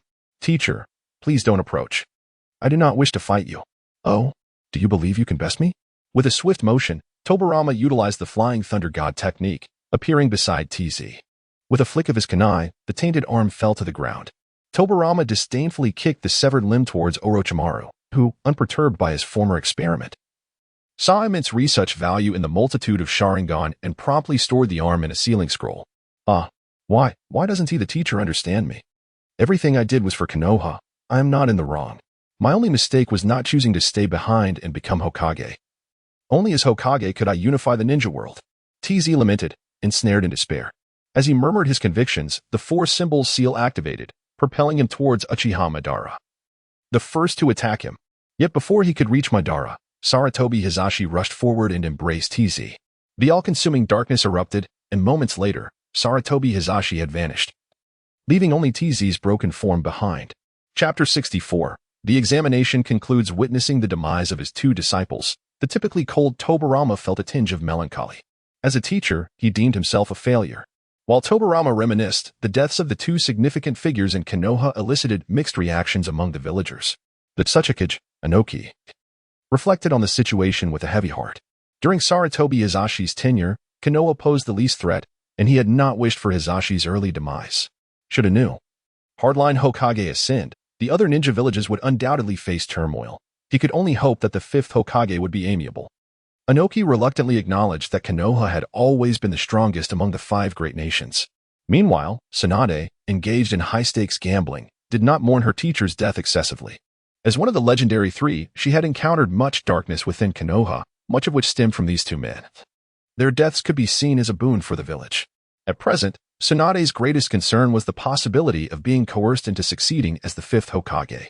If others sought her out, it would be simple enough to manage.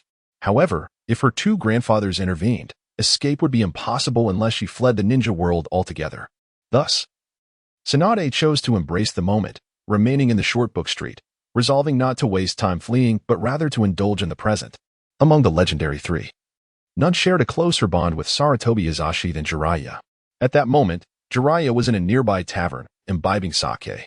Upon witnessing the moment of his teacher's passing, he felt a pang within, yet tranquility quickly returned. Having learned of Orochimaru's schemes during the Ch-nin exams from Sarutobi Azashi, he understood that choosing to go to Mount Myaboku rather than remaining in Konoha to thwart Orochimaru spoke volumes. In his heart, he believed that the roots of Konoha had decayed, and he could not be the one to eradicate the source. If Orochimaru desired to make his move, then let him come. Downing the last of his sake, he murmured, "Teacher, this time you miscalculated. Perhaps you will lose even your final reputation."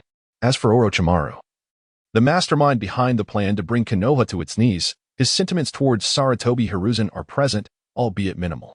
Rather than affection for Hiruzen, it is more accurate to say that Orochimaru harbors greater feelings towards Konoha itself. Witnessing the village decline under the governance of his aging mentor, he resolutely chooses to end Hiruzen's life by his own hand. This decision highlights the profound discontent he feels. The demise of both Sarutobi Hiruzen and Shimura Danzo brings the greatest satisfaction to the various clans of Konoha. The two individuals, wielding the highest authority, are also the most feared. Externally, the members of these clans dread becoming the next Hinata Hizashi, aware that under the feeble leadership of the third Hokage, their lives could easily become mere bargaining chips at the negotiation table. Internally, Danzo's ruthlessness is notorious. Many talented ninjas from the clans are coerced into joining Root, trained to become mere pawns. They live in constant fear of their clan meeting the same fate as the Uchiha. The one most devastated by Hiruzen's death is not Asuma Sarutobi, but rather Konohamaru, still a student at the Ninja Academy. Asuma has long been at odds with his father, perhaps due to the death of his mother or the loss of his brother and sister-in-law on the battlefield. As he matures and becomes more aware of Konoha's darker side, he grows increasingly disillusioned with his father's actions, ultimately joining the 12 Guardian Ninja of the Land of Fire. Deep within, he feels that the father who once wielded all power has perished. The now elderly Sarutobi Hiruzen is merely a frail Hokage. The most heartbroken, however, is the youngest, Konohamaru. For in his eyes, his grandfather is his entire world.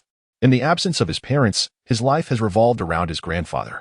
Resenting the label of being the third Hokage's grandson, he finally yearns for recognition by his own name.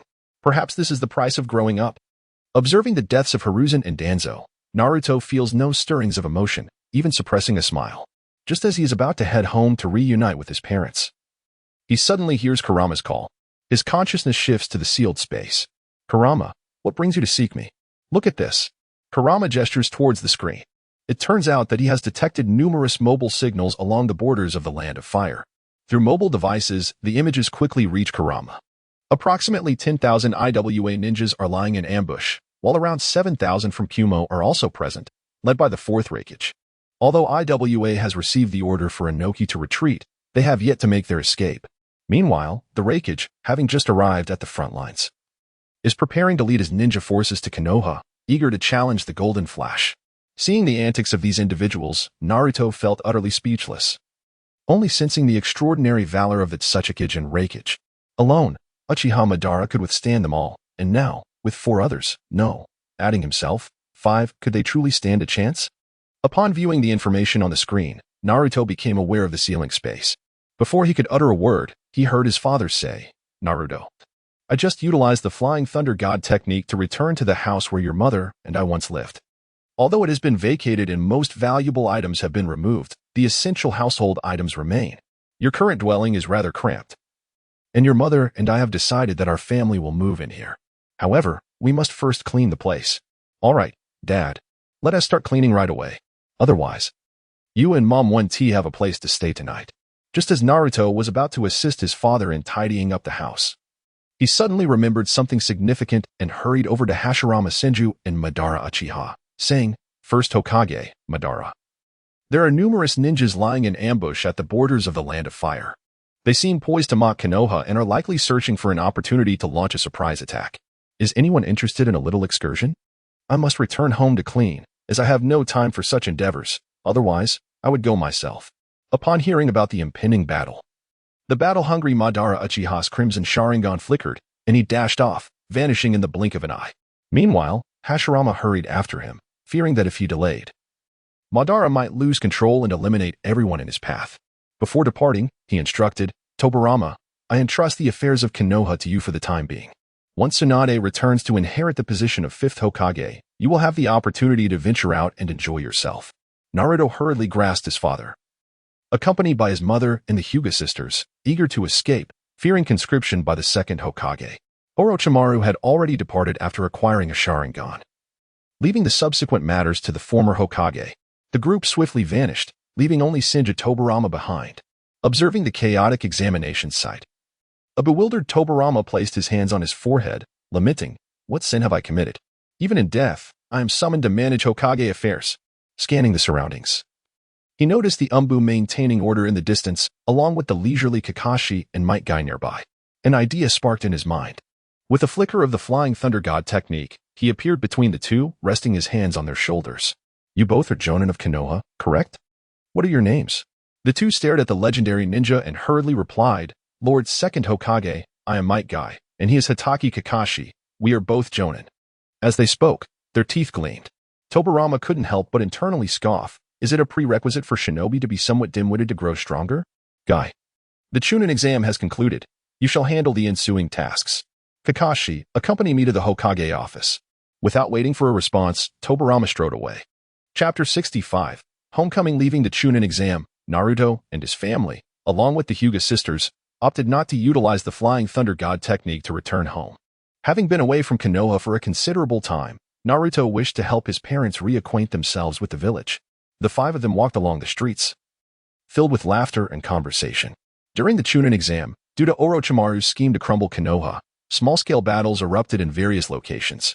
Consequently, villagers were escorted by ninjas to shelters to evade the conflict. The streets appeared particularly desolate at this moment, yet it hardly affected the group's spirits. Upon reaching a fork in the road, Naruto spoke, "Hinata, I will be cleaning the house where my parents used to live. For now, I will escort you and Hanabi home." Meanwhile, Kushina and Minato smiled at the two without interjecting, feeling their gaze upon her. Hinata's face flushed crimson as she clenched her small fists, seemingly resolved to make an important decision. "In Naruto-kun, it's not necessary. It is still early. And father is occupied with the Chunin exam matters. I can assist with the cleaning." She said this while nervously lowering her head, fearing Naruto's refusal. And little Hanabi nodded in agreement. Naruto shook his head helplessly. The once transformed Hinata, when confronted by her parents, reverted to her shy self. "All right. Let us proceed to my home," he suggested. With that, the group continued forward under Minato's guidance.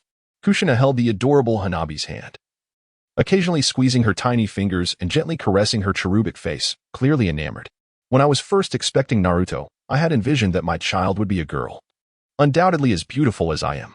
I recall Minato, upon discovering Jiraiya's book, drew inspiration from the protagonist's name to bestow upon our unborn child the name Naruto. In that moment, I too conceived a name for a girl, Naruko." Naruto, feeling a touch of embarrassment, scratched his head.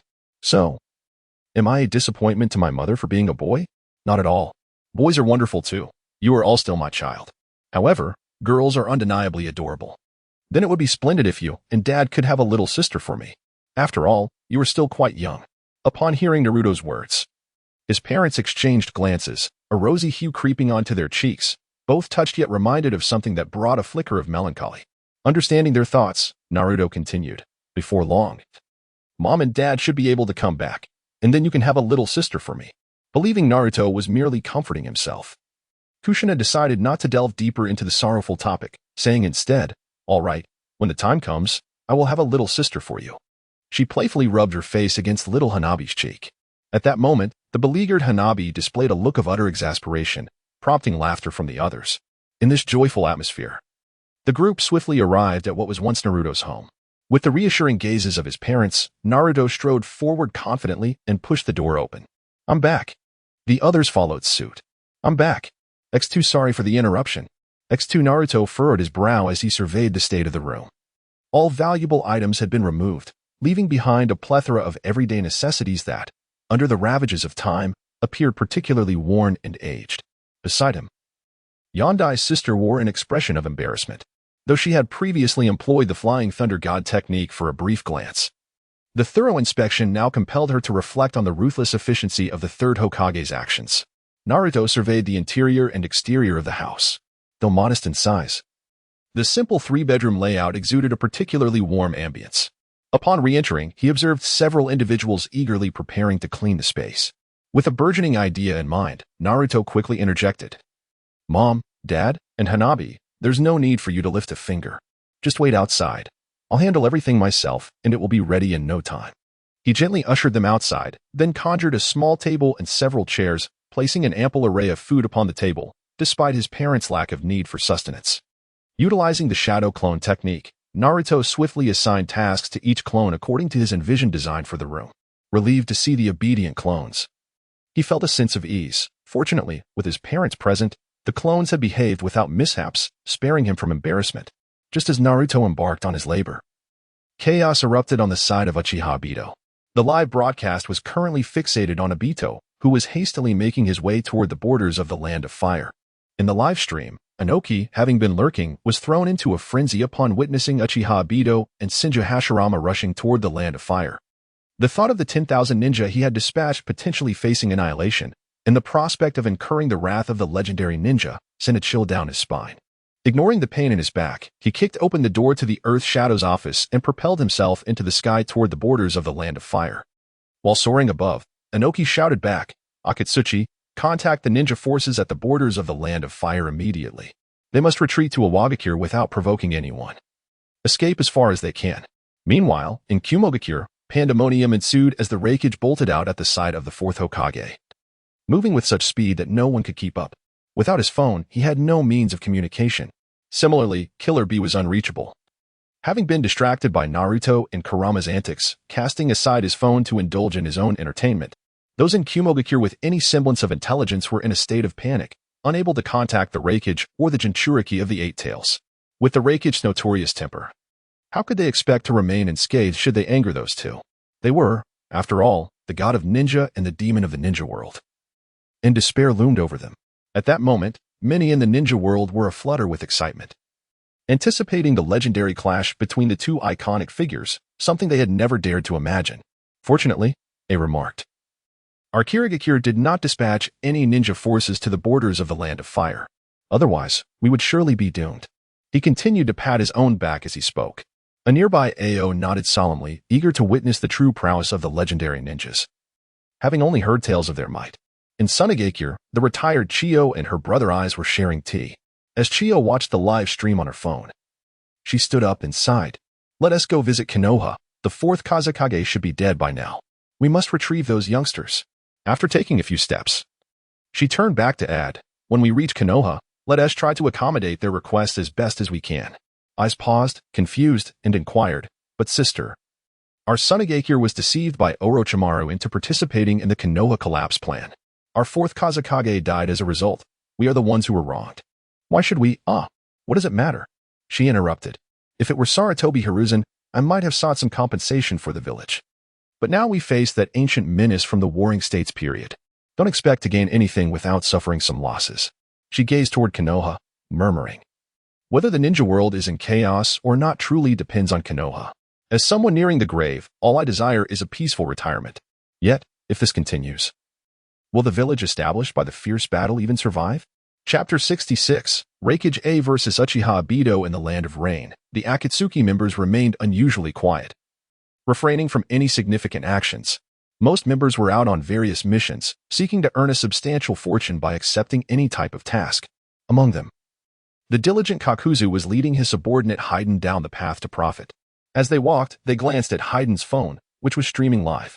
Kakuzu, I recall you mentioning that you once battled the first Hokage for 300 rounds, only for him to flee in disgrace, Haiden remarked. Kakuzu felt a rush of anxiety, regretting his earlier boasts and wishing he could slap himself for his foolishness. He feared that if Haiden discovered that his supposed assassination of the first Hokage had only resulted in a lost kunai from hundreds of miles away, he would be mercilessly mocked. Trying to avoid conversation, Kakuzu quickened his pace. Haiden, hurry up. We're almost at the mission site. Kakuzu, why don't we check out the borders of the Land of Fire? I'd love to see you battle the first Hokage, Haiden exclaimed, prompting Kakuzu to pick up his speed even more. Wait for me, Kakuzu. Why are you running so fast? Meanwhile, Nagato, resembling a skeletal figure, was watching the live stream alongside Conan. Ever since he acquired the Rinnegan and defeated the semi-divine Hanzo, he felt his power had surpassed that of a demigod, often referring to himself as the new god of the ninja world. Now, witnessing the legendary god of ninjas, Shinja Hashirama, he was even more eager to discern whether there was any gap in strength between them. Concealed in the shadows, Obito and Kagaya were deliberating. Should we proactively contact that old coot, Uchiha Obito? Kagaya asked. No, let us not approach him just yet. Hashirama is with him, and we risk exposure, Obito replied dismissively. Don't underestimate Hashirama. I can't even be sure if Rinnegan Obito would be able to defeat him, Kagaya cautioned. With a thunderous impact, Uchiha Obito landed before the fleeing Iwagakure ninja forces, stirring up a cloud of dust. His gaze swept over the crowd, causing the Iwagakure shinobi to swallow hard. Is this the extent of your numbers? Well, it's better than nothing. Perfect for stretching my legs, he said, loosening his limbs and cracking his neck before charging into the fray. Midway, sensing a considerable chakra presence approaching from behind, he halted and crossed his arms. Noticing that the god of ninja had not yet engaged, the Iwagakure ninjas exhaled in relief, retreating cautiously. Obito's gaze drifted past the Iwagakure ninjas, resting on the nearby woods. This is fortuitous. It will add a bit of amusement to this battle. The leading fourth Raikage soared over the crowd, landing before the Iwagakure forces, eyeing the gathering of shinobi. Inoki, I thought you would remain holed up in Iwagakure, too afraid to show your face. Surrounded by the desolate landscape, there was no sign of the earth shadow, and the fourth Raikage remained silent, for a leader must contemplate many matters. With a disdainful smirk, he turned to regard the aloof Uchiha Madara standing nearby. So, you are the fearsome Uchiha Madara of the shinobi world? Where is Minato Namikaze? Never mind. I shall seek him after I deal with you. Madara, amused by the bravado of the youth, chuckled. You believe you can defeat me, little one? Before he could finish his retort, the Raikage's figure materialized before Madara. A hand, imbued with lightning chakra, slashed down an attack that had successfully severed the Eight Tails tentacles. Despite the speed and ferocity of the assault, a flash of crimson shimmered in Madara's eyes as he effortlessly leaned aside, leaving a swath of destruction in the wake of the Raikage's failed strike. Fearing a counterattack from Madara, the Raikage swiftly retreated, increasing the distance between them. Contrary to his expectations, Madara did not retaliate. Instead, he regarded the fourth Raikage with an air of contempt. Stung by Madara's indifference, the Raikage launched another assault. Do not underestimate me. A brilliant flash of lightning erupted from the Raikage, arcs of blue electricity dancing around him. Spurred by the lightning chakra, he charged toward Madara with a speed rivaling the Flying Thunder God technique. His fist, enveloped in a torrent of lightning chakra, aimed for Madara's chest. Boom. Madara, arms crossed, was instantly encased in a layer of blue chakra armor, the Susanoo, a manifestation unique to the Uchiha clan. While the Raikage's attack struck Madara's Susanoo, it left no mark. A grave expression crossed the Raikage's face as he sidestepped and lunged toward Madara's flank, his elbow charged with violent chakra aimed at Madara's side, launching him into the air amidst a cloud of dust. As Madara emerged from the haze, dusting off non-existent debris, he looked at the fourth Raikage with disdain. Is this the measure of the current shadows? The Raikage who claims he will defeat me possesses such feeble strength? You are vastly inferior compared to those from the Warring States period. Realizing his full power assault had inflicted no damage, the Raikage finally grasped the disparity in their prowess. You, as an ancient relic of the Warring States, cannot simply lie quietly beneath the earth like the others? Prepare to meet your end, Madara. Lightning release. Thunderclap axe. Soaring into the air, the Raikage concentrated a vast amount of lightning chakra in his leg and brought it crashing down toward Madara's head. Yet, before the attack could land, a colossal hand of chakra grasped the airborne Raikage. Do you wish to dance? Madara's eyes glinted with malice as he seized the diminutive Raikage. You audacious little fool. Since your strength is so lacking, this battle, and your life, will end here. My patience has run thin, and I have no interest in indulging your antics any longer. The grip of Susanoo tightened, intent on crushing the fourth Raikage. However, Senja Hashirama, who had been observing from the sidelines, prepared to intervene as he saw Madara's intent to eliminate the Raikage. Just as he was about to act, a laser severed the chakra-formed arm, successfully saving the fourth Raikage. Ah, who else dares to interfere? Madara, unperturbed, looked up at the descending Inoki. Oh, I presumed it was someone formidable. Instead, it is you, Inoki. Do you wish to join the fray? Upon landing, Inoki, relieved to see his ninja forces unharmed, felt a pang of anxiety upon witnessing Madara, having rescued the Raikage. Inoki had thought this through. Should the Raikage perish, the blame would swiftly fall upon his village. Ignoring the panting Raikage, Inoki waved his hands frantically. No, Madara. You misunderstand. I have no intention of engaging you. I have come to apologize to Konoha for our reckless actions. Madara dismissed this with indifference, preparing to strike again. Meanwhile, Hashirama could no longer remain passive. Madara, enough. Spare their lives. Silence, Hashirama. Are you instructing me on how to conduct my affairs? The chastened Hashirama shrank into himself, drawing circles on the ground in silence. Inoki, I shall not bully you. Simply withstand this next blow, and you and your people may leave. As he spoke, the crimson hue of his Sharingan transformed into the legendary Rinnegan. Before Inoki and his companions could recover from the shock of Madara possessing the Rinnegan, he clapped his hands, summoning the Susanoo. The tangible Susanoo followed Madara's hand signs. Heavenly obstruction, planetary devastation. What is that? Is it going to kill us? Oh no. I want to go home, mommy. Madara is a monster. A monster. As meteors descended from the sky, the nearly 20,000-strong ninja force descended into chaos. Surveying their surroundings, they realized there was no escape from the attack's radius, plunging them into despair. Some collapsed in shock, others wet themselves in fright, while some hastily prepared their last wills. Even those who understood they could not escape still attempted to flee. Inoki, as the Tsuchikage, gazed at the falling meteors with a bitter expression, and without a second thought, he soared toward the celestial bodies, bracing himself against their descent. Earth release, ultra-lightweight rock technique. The fourth Raikage, who had been seated on the ground, rose, his expression grave as he watched the meteors plummeting and the diminutive figure of Inoki bracing against them. A flicker of respect igniting within him. Those who wish to survive remain calm.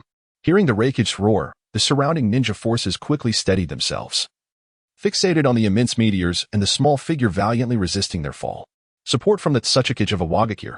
A voice echoed from the hidden village of Awagakure, prompting the ninjas to unleash their signature earth release techniques. Earth release, earthquake, earth release, earth flow wall, earth release, earth flow castle, earth release, earth corridor, and various other techniques manifested as spikes, massive boulders, walls, and earthen mounds continuously rising from the ground. In the neighboring village of Kumogakure, those skilled in earth release joined in, while others prepared to deliver a final strike against the descending meteorites. Just as the meteorites were about to crash down upon them, a cacophony of screams, curses, and roars erupted, and through their collective efforts, the falling meteorites were ultimately halted. On the front lines, Inoki finally revealed a relieved smile. As the ninja forces erupted in cheers, their faces reflecting the joy of having survived a calamity, they embraced one another in celebration, disregarding whether they belonged to the same village. Many, exhausted from expending their chakra, collapsed onto the ground, grinning foolishly. Before they could catch their breath, Uchiha Madara, who had been observing with crossed arms, taunted, Inoki, not bad. After all these years, you've shown some growth, though your strength could use some improvement. You've become a competent leader. Before Inoki could respond, Madara's devilish voice rang out again. You've successfully stopped the first meteorite. But what will you do about the second? This statement struck the crowd like a thunderclap, transforming their earlier relief into a pallor of despair. Madara wore a cat-and-mouse grin, prompting Senja Hashirama to intervene. Enough, Madara. Hashirama clasped his hands together, shadows darkening his face. Would release, birth of the world tree. With a clap of his hands, the ground erupted as sturdy trees surged forth, intertwining as if alive, reaching skyward to pierce the first meteorite and ensnare the second, effectively halting its descent. Before the crowd could rejoice at the successful interception of the second meteorite, the first Hokage's commanding voice rang out, "Move quickly." The ninja forces from both hidden villages, feeling as if they had been granted a reprieve, fled under the leadership of their respective leaders, almost wishing for extra legs to hasten their escape. At this moment, Madara wielded his signature Uchiha fan, which had mysteriously appeared in his hand. Obito, hidden in the rain village, glared at the screen showing the fan, realizing the one gathering dust in the corner was now missing. Damn old man, even dead, he dares to touch my belongings. Fortunately, the reanimated Madara did not hear this, or else a fierce debate would ensue about the ownership of the weapon.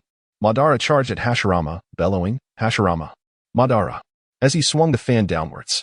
Hashirama, drawing forth a long blade, met the attack.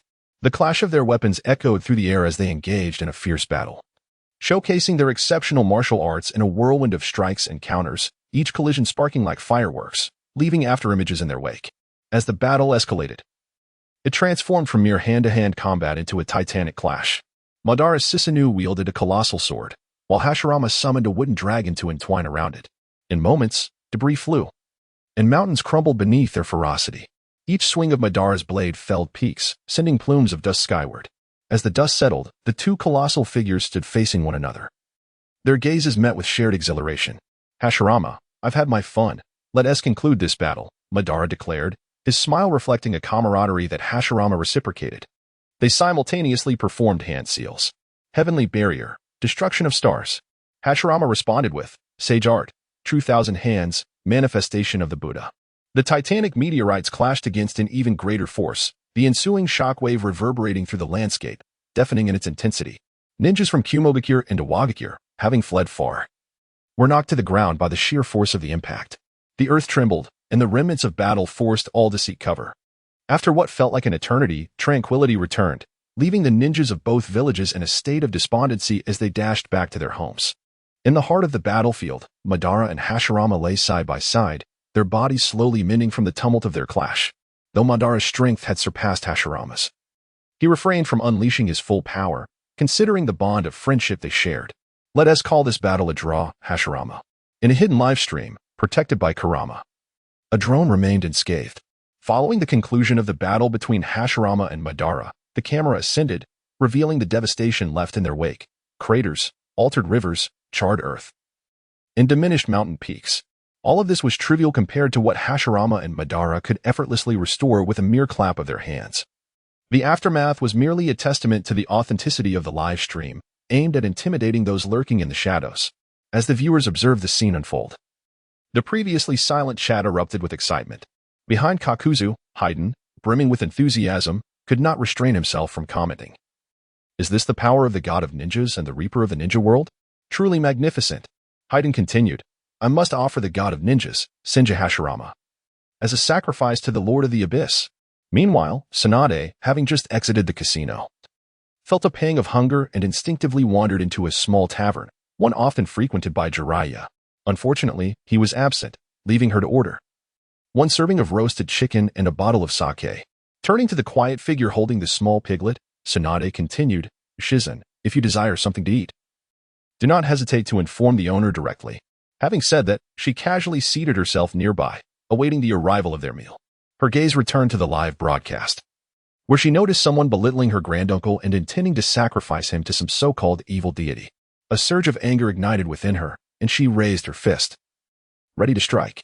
However, Shizen quickly grasped Tsunade's arm, exclaiming, Lady Tsunade, please. We've nearly exhausted all our funds. If you strike now, we shall be unable to pay for our meal later. As she spoke, she produced a withered wallet from her pocket and offered it to the raised fist of Tsunade. Calming somewhat, Tsunade refrained from accepting the wallet, instead offering Shizen an awkward smile, realizing she had lost her wager. Her fist fell helplessly to her side as she returned to her seat, despondent. Glancing at her phone, she saw the messages in the live chat, and her irritation flared once more. Thoughts of gambling and dining were momentarily forgotten. Toby, is it? From your tone, you seem quite formidable. Care for a spar with me? If it's inconvenient, I can come to you for a bout, Tsunade challenged. Move aside. I have no intention of battling you, old hag. Came the dismissive response from Haydn. The 3 words old hag provoked a visible vein to bulge on Tsunade's forehead, her eyes ablaze with fury. If Haydn were present, she would surely let him experience her immense strength, but alas, her wrath had no outlet. Do not let me discover your whereabouts, or I shall end you. Tsunade warned fiercely. Ah, how terrifying. You frighten me. TCH, who do you think you're scaring? I am immortal, and you think you can kill me? Haydn retorted defiantly. Suppressing her anger, Tsunade's curiosity was piqued by the mention of immortality. As a medical ninja, she possessed a profound understanding of the human body, rivaling even Orochimaru, and was intrigued by the concept of eternal life, recognizing its research potential. Then let us engage in combat, as you cannot die. Where shall I find you? Tsunade pressed. Get lost, old hag. I may not die, but I still feel pain. I refuse to fight you. I'm seeking Kakuzu to assist me in capturing Hashirama Senju for the lord of the evil deity, Haydn replied. Kakuzu? I've never heard of him. Is he truly powerful enough to capture my granduncle? Tsunade questioned skeptically. Indeed, Kakuzu has assassinated the god of ninja and even faced Hashirama in battle, forcing him to retreat after 300 rounds. The god of ninja and the Shura of the ninja world are both dead, yet Kakuzu remains alive. Does that not speak to his strength? At this moment, various ninja villages were still reeling from the shock of the god of ninja and the Shura of the ninja world's might. Many were contemplating the astonishing news, immortality and eternal life. As Haydn had suggested, even if one could not defeat the god of ninja, one could outlast them. This thought stirred many hearts to action. Absorbing Hayden's words and the information intertwined within them, Tsunade's anger dissipated. One who was immortal, and another who had lived since the Warring States period. Capturing these two individuals became paramount. While she could maintain her youth through the strength of 100 sealing techniques, she too would eventually succumb to the ravages of time, much like Mito. Lost in thought, Tsunade contemplated the potential of learning the technique for eternal life. Combined with her own abilities, it could yield the secret to everlasting youth and vitality. A tear of frustration slipped down her cheek. Meanwhile, Hashirama and Madara approached the gates of Konoha, their camaraderie evident. However, as they reached the entrance, the smile faded from Madara's face, replaced by an expression that suggested he was not to be trifled with. As a proud scion of the Uchiha clan, only Hashirama was worthy of his smile. Entering the Hokage's office, they were greeted by the sight of two similar figures with white hair. Kakashi, who was busy handling the paperwork left behind by the late Hiruzen Sarutobi, quickly rose to greet them. Hashirama waved dismissively, signaling him to continue his work. Meanwhile, Tobirama was perusing the significant events that had transpired in the ninja world since his death. Without looking up, he remarked, "Have you two had enough fun? Are you willing to return now?" Madara, following closely behind Hashirama, let out an exasperated sound, plopping down onto a nearby sofa, quickly falling into a state of contemplation. "Brother, you remember Kakuzu, don't you?" Tobirama inquired, handing over a dossier. "Oh, vaguely. In the information provided by Naruto, it seems that Kakuzu has been reincarnated and appears remarkably weak. What is the matter?" Hashirama responded, taking the document from Tobirama. Name, Kakuzu. Age, undetermined. Affiliated forces, formerly of the Land of Waterfalls, the assassination unit of Takigakure. Reportedly, he became an S-rank rogue ninja after failing to assassinate the first Hokage, stealing the village as treasure, and murdering high-ranking officials. Currently serves the Akatsuki organization and is active in the bounty black market. Upon reading this, Hashirama lost interest and closed the folder. Looking at his brother with a puzzled expression, scratching his head in embarrassment. Tobirama, his defection has nothing to do with me. At the time, I was preoccupied with gambling, and I thought he was merely a bandit. He was quite far away, flinging shurikens at me, and I sent a wooden clone to pursue him. I was too engrossed in betting to follow up. By the time the clone returned with information, he had fled several hundred miles, and I simply did not care." Seeing his brother's childlike demeanor of regret, Tobirama felt utterly speechless. With a hand to his forehead, he replied, "Brother, that is not what I meant. What I wanted to convey is that although he was reincarnated during the Fourth Great Ninja War, he is still alive." Hashirama, in his navet, asked, "What does that signify?" Having grown accustomed to his brother's antics, Tobirama refrained from being indirect. "It means he has lived since the Warring States period and is still here today." Hashirama, processing this information, thought to himself that it was merely a long-lived old man, nothing to be overly concerned about. Tobirama felt he was losing his mind, having to explain this to his brother. Turning to Kakashi, who was diligently working, he instructed, "Kakashi, send the Umbu to investigate Hayden and Kakuzu, as mentioned in the recent livestream. I require more detailed intelligence." Upon hearing the second Hokage's request, Kakashi began to rise, but Hashirama interjected, "Aren't there already reports on these rogue ninjas and the Akatsuki? Why bother with further investigation?" Tobirama's expression stiffened in seriousness. Was he truly being criticized by his own brother? However, he quickly realized that if his brother had thought of it, he should have too. Just as he contemplated using the Flying Thunder God technique to seek out Naruto for information, he reconsidered. Noting that the boy was likely enjoying precious family time, and that it would be inappropriate to interrupt. In the meantime, Kakashi found himself at a loss, unsure of how to proceed. Realizing this, Tobirama gestured for Kakashi to sit and continue his work. Kakashi sat down, feeling a torrent of thoughts swirling within him. It appeared that the first Hokage was quite familiar with Naruto, and it raised questions about what other intelligence Naruto might possess. In Kakashi's small mind, there were large question marks. He couldn't help but reflect on how inadequate he was as a teacher, realizing he knew too little about Naruto. Tobirama, no longer paying attention to his elder brother, immersed himself in intelligence reports. The bored Hashirama noticed a mobile phone on Kakashi's desk. "Hey, you're Uchiha Kakashi, right? Get me a phone." First Hokage. "I am Hatake Kakashi, not Uchiha Kakashi," he replied, handing a new phone to Hashirama. My apologies. Upon seeing your Sharingan, I assumed you were Uchiha Kakashi." Sensing the cold gaze beside him, the previously dozing Madara had sat up, his awareness peaked. Kakashi, resigned, purchased 2 more phones and handed them to Madara and Tobirama. He pondered about his finances, thinking, who should I ask for reimbursement? Hashirama, upon receiving the phone, immediately opened a live stream. Oh, this is different from what we have. Kakashi was overwhelmed, unable to process the intelligence he had just acquired. He thought, what do you mean by what we have? Is there a mobile phone in the Pure Land that can live stream too? Kakashi found himself in a dilemma. Surrounded by formidable figures he dared not confront, and sighed, realizing he might have to inquire further with Naruto. Meanwhile, the live stream was bustling with activity. Deidara remarked, come on, Haiden. That old man Kakuza can't possibly compete with the god of Shinobi. You should send him to face Inoki. At that moment, Inoki, struggling, returned to Awagakure. As he entered his office, his granddaughter began to yell, Grandpa, hurry. I saw Deidara talking in the live stream. You must call him home. Looking at his granddaughter, who seemed unconcerned about his well-being and only focused on Deidara, he comforted himself, thinking, she is my own flesh and blood. Can't you call him back yourself? His granddaughter, Kuratsuchi, puffed her cheeks in annoyance and replied, I can't. The live stream says my strength is too weak to speak. TCH, if you know you're weak, why not train to improve? You just laze around all day. After saying this, he ignored his little heartless cotton-padded jacket. Hey, Deidara, are you flattering your grandpa? Inoki retorted. Get lost, you old man. Have you not been taken down by Madara yet? I was just talking with Sasori. If the Akatsuki can't hold on any longer, I'll go back tomorrow to inherit the position of Tsuchikage. I didn't expect you to still be alive, old man.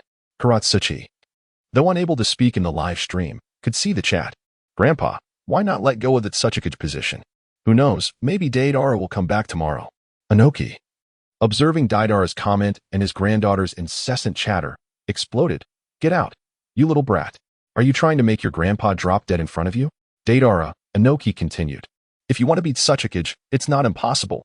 Come back, and I will hand over the position to you. Suppressing his anger, Inoki decided to lure Deidara back before dealing with him later. Ah, I was just joking, old man. Being Tsuchikage is no fun. The rest endless work. The Akatsuki is much better. Everyone here is talented and speaks well. I absolutely love it here. Sasori interjected, quiet down, Deidara. You're making it easy to leak information about the organization. If the leader finds out, you know the consequences. Chio exclaimed, ah, my dear grandson, you're still alive. How did you join the Akatsuki? Hurry home. Grandma misses you so much. If you can't make it, you can still return to inherit the Wind Shadow. You won't even have to work, and I can help you manage everything. If you come back now, you can inherit the position of 5th Wind Shadow directly.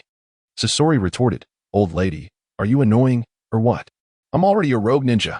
What is there to inherit as 5th Wind Shadow? I even killed the 3rd Wind Shadow. His body is now my perfect puppet. Chio paused. Realizing that the third's death was suspected by Mini and Sunagakure to be connected to Sasori, but they dared not believe it. At that time, Sasori was far too young to be taken seriously. Ah, it's all right. Grandma will handle it as long as you come back. Besides, the 3rd Wind Shadow was assassinated by Konoha. It has nothing to do with you. Tsunade interjected, old hag, everyone can see this. Your grandson admitted it himself. You still have the audacity to say it was us from Konoha? I remember that the 3rd's disappearance was the cause of the 3rd Great Ninja War. Chio responded. Get lost. You're slandering my grandson. Speak again, and I'll send you a lawyer's letter. Deidara, my dear grandson, ignore them. How are you doing in the Akatsuki? Do you have any intel to share about Haiden and Kakuzu? Tsunade scoffed. Please. You just want to be with your grandson? You're clearly after his immortality jutsu. Pain interjected. Silence. Deidara, Haiden, Sasori, if you 3 keep talking, be careful on your way back. Seeing the Akatsuki members continuously exposing their information, Pain hurriedly intervened, only to forget that the live stream's name was generated based on the operator's real name. Who are you? Do we know each other? Threatening the Akatsuki?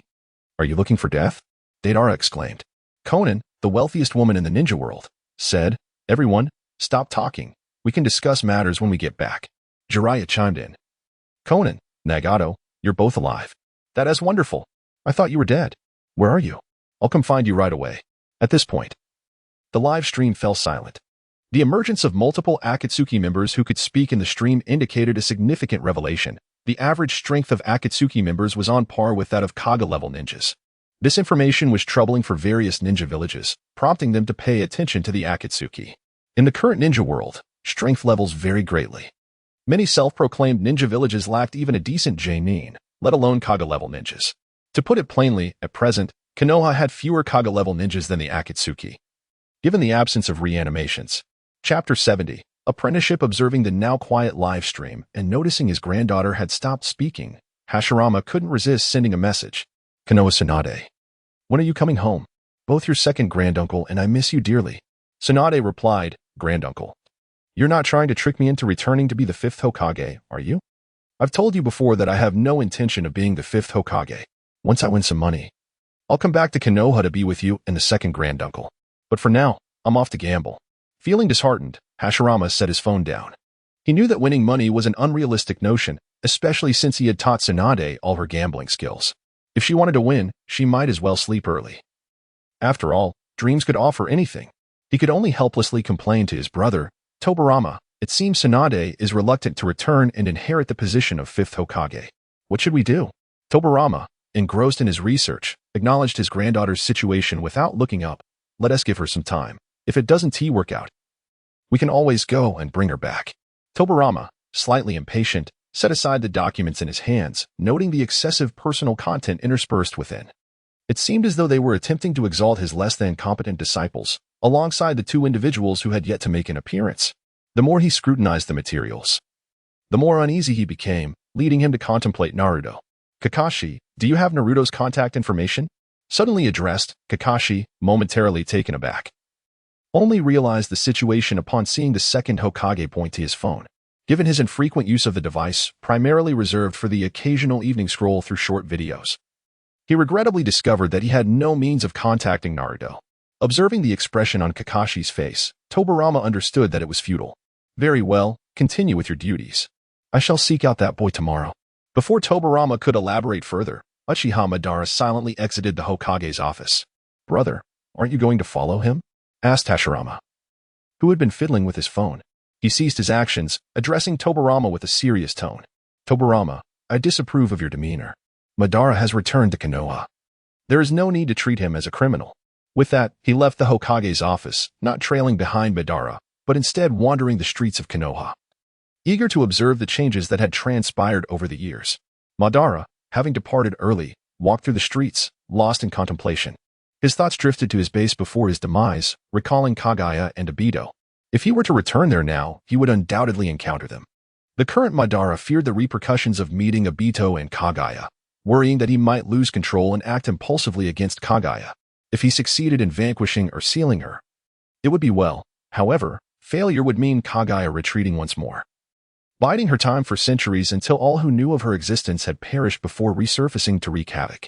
Moreover, having survived since the era of the Sage of Six Paths, Kagaya must surely have contingency plans in place, even if her combat prowess waned. Her escape tactics were among the finest in the ninja world. Reflecting on his pawn, Uchiha Obito, Madara sighed in resignation. Obito, that wretch, was dragged into darkness by my own hand, his heart consumed by shadows. Now, he found himself at a loss on how to confront Obito. He certainly lacked Naruto's eloquence. Even if he were to recount the entire sequence of events, Obito would likely dismiss it as mere manipulation by the Edo Tensei. In a moment of disillusionment, Madara scoffed, questioning what could possibly captivate Obito to the extent of opposing the world. It seemed he would have to enlist Orochimaru's aid to resurrect that young girl and then seek out Obito for a discussion. The Uchiha clan, once residing in the heart of Konoha, had been forced to relocate to the outskirts due to pressure from the higher-ups. As he gazed at the familiar yet foreign Uchiha compound, Madara, a veritable demon of the ninja world, was inevitably reminded of his past. Emerging from his reverie, he strode purposefully towards the now dilapidated Uchiha estate. Hey, kid, what business do you have blocking my path? Asked Madara, confronted by none other than the overlooked Uchiha Sasuke. During the Nin exams, he had only glimpsed the iceberg of the truth behind the Uchiha massacre and had been further traumatized by Danzo's Sharingan. After the others had departed, Sakura, with the assistance of her friend Ino, had taken Sasuke to the hospital. Upon awakening in the Konoha hospital, Sasuke did not scream or express his anger. Instead, he clenched his fists, contemplating how to align himself with Orochimaru to acquire power. Just as he delved into his thoughts, he caught sight of a live broadcast in his hospital room, Madara ruthlessly decimating two major shinobi forces, followed by the ensuing battle with Hashirama. The apocalyptic clash shattered Sasuke's understanding of what it meant to be a ninja. Is this the true power of the Uchiha clan? So formidable. I have merely been playing house all this time. Overwhelmed by the revelation, Sasuke cast aside his previous ambitions and resolved to seek out Madara, determined to become his disciple and attain such cataclysmic strength.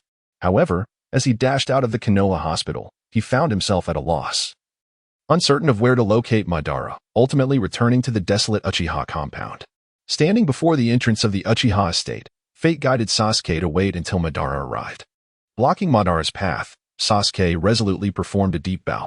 Ancestral Lord Madara, please accept me as your disciple. I wish to grow strong, to become as powerful as you. Madara regarded Sasuke, noting the striking resemblance to his own brother, and was filled with conflicting emotions. He thought back to a future where this boy and Naruto might have stood as his rivals, with him having opened his heart to them. Yet, here's to this boy, willing to forsake his dignity for power. Reflecting on Naruto's prowess, the disparity was indeed significant.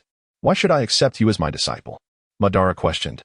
I wish to grow stronger, to eliminate Itachi, the one who annihilated the Uchiha clan, and to revitalize our lineage, Sasuke declared, arms crossed defiantly as he gazed at Madara. Upon hearing Sasuke's desire to restore the Uchiha, Madara involuntarily recalled Naruto's quip, then you should marry a few more wives. A trace of discomfort crossed his face as he swiftly turned to leave. Huh? You wish to kill Itachi and revive the Uchiha clan? What relevance does that have to me? Madara remarked, taking a few steps before adding, wait for me here tomorrow morning. With that, he vanished before Sasuke's eyes.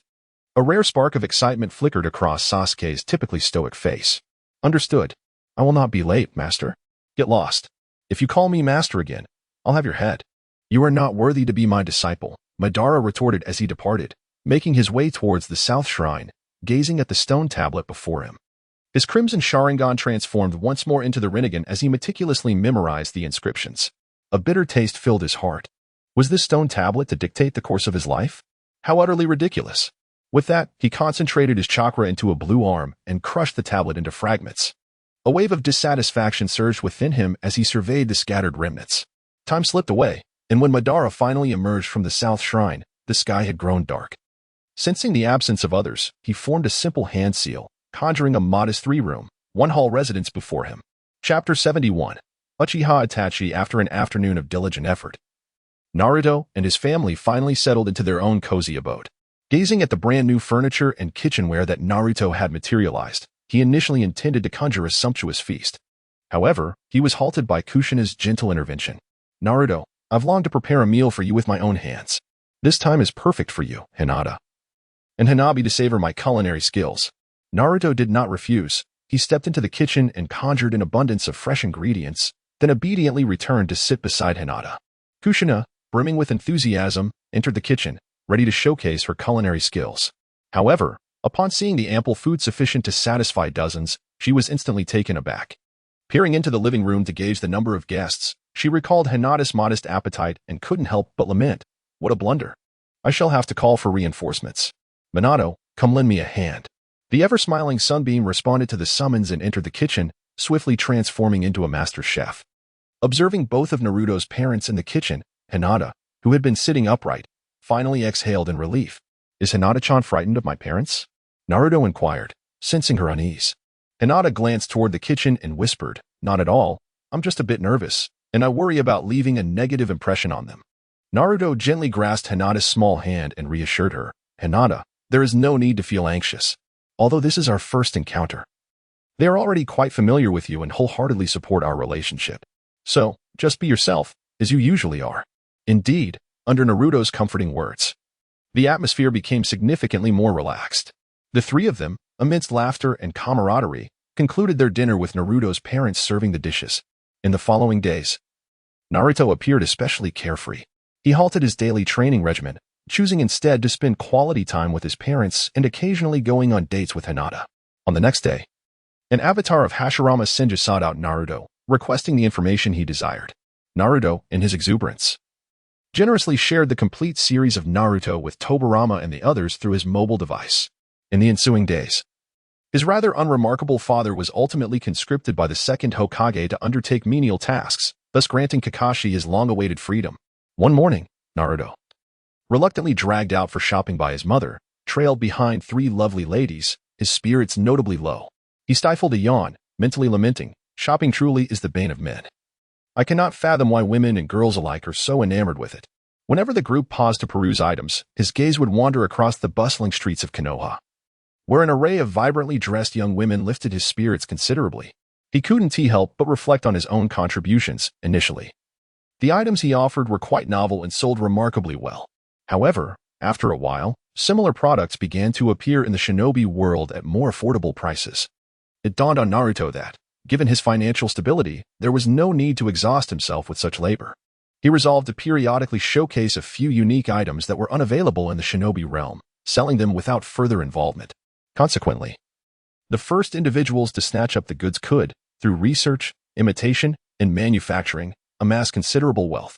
Take clothing, for instance, initially. Naruto presented a selection of garments that diverged from those typically seen in the Shinobi world. The ensuing evolution was akin to the unearthing of Pandora's box. As the citizens of the Shinobi realm, through various imitations, saw the trend accelerate, with styles proliferating at an astonishing rate. Naruto drooped his eyelids as he gazed at the myriad of clothing bags in his hands, which stood as the most compelling evidence of their shopping spree. Observing the three companions ahead who seemed fatigued from their excursion, they were on the verge of entering a dango shop to rest for a while. At that moment, a white-haired Kakashi approached them. "Ah, Kakashi. Long time no see. Where have you been wandering lately?" Kakashi, with a vacant expression in his eyes, pondered whether he could share that he had recently experienced the sensation of being the sixth Hokage. Indifferent to Naruto, he lowered his head and approached Kushina. Hesitating momentarily before saying, "Kushina-sensei, it has been a while." Kushina regarded Kakashi, now towering over her, and reached out to stroke his white hair. "Little Kakashi has grown up. Where has that cheeky little rascal gone? It must have been quite tough over the years. I have never blamed you for Naruto's affairs, so you need not dwell on it. Live well from now on and swiftly forget the unhappy moments. Find a girlfriend and settle down. Though you may not be in a hurry, your father in the Pure Land certainly is. He says that if Orochimaru were to bring him back via the impure world reincarnation, you'd be in quite a predicament." Kakashi awkwardly scratched his head, wiping the corners of his eyes. "Sensei has met my father in the Pure Land? I didn't expect to be pressured into marriage even in death. I will consider it. All right, I have just been revived as well. Let me see if I can find a suitable girl for you, and I shall introduce you when the time comes." At that moment, Naruto spotted Kurenai and Asuma approaching the dango shop in the distance. "Ah, Kurenai-sensei, Asuma-sensei, greetings. Are you two on a date?" Kurenai, who was about to greet Naruto, was taken aback when he suddenly unleashed a death-defying strike. Hastily distancing himself from Asuma, he revealed the presence of Shino behind him. He quickly clarified, No, I am out shopping with Shino. I just ran into Asuma-sensei over there." Before Naruto could utter another word, Kushina interjected, "Ah, you must be Kurenai. And Shino, hello. Thank you both for taking care of my Naruto. He often speaks of you in my presence. Come, let us go inside and chat, while we also sample the flavors of this dango shop." With that, she ushered a gaggle of girls into the dango shop, leaving Kakashi, Naruto, and Asuma to exchange glances in silence. Asuma broke the stillness, saying, "Naruto, that." Before Asuma could finish his sentence, Naruto interjected, "Asuma-sensei, there's no need to dwell on the past. The third Hokage was the third Hokage, and you are you. Besides, Konohamaru is still my little brother." With that, he offered Asuma a reassuring smile. Asuma, not wanting to linger on the matter, replied, "Let us be off then. We shall indulge in the delicacies of this dango shop. Today, the treat is on me. Eat your fill." The trio followed a group of girls into the dango shop. Upon entering, Naruto's gaze fell upon two figures wearing conical hats in the distance, causing him a moment of surprise. He had assumed that the resurrection of the former Hokage would deter that individual from returning to Konoha to gather information. Unexpectedly, not only had he returned, but he had also brought along his companions. As Naruto's attention was drawn to them, Uchiha Itachi, who was savoring his dango, lifted his hat and glanced over with curiosity. Their eyes met in the air. Naruto smiled and nodded, even waving gently in Itachi's direction. Kakashi, noticing Naruto's gesture, shifted his gaze and his pupils dilated. "Is that Uchiha Itachi? What brings him here?" Meanwhile, Asuma, who had been fixated on the girls, had yet to grasp the situation. Upon noticing Kakashi's silent signal, he promptly exited the dango shop, heading towards the Hokage building. "Itachi-san, are we not leaving? The former Hokage may arrive shortly, and we might not be able to evade then," one of his companions remarked. Itachi calmly set down his dango and replied, "There is no rush. I still need to confirm a few matters." As he spoke, he discreetly formed several hand seals. Nearby, Kisame seemed oblivious, as if nothing had transpired. Naruto approached the counter, requesting the proprietor to hand him several skewers of dango, and made his way towards Itachi Uchiha. Kakashi, initially inclined to intervene, reconsidered upon reflecting on Naruto's current prowess, ultimately deciding to trail behind him as they approached the two individuals. Chapter 72. Tsukuyami holding the dango. Naruto arrived at the table occupied by Itachi Uchiha and Kisame Hashigaki. Uninvited, and without seeking their consent, he unceremoniously took a seat.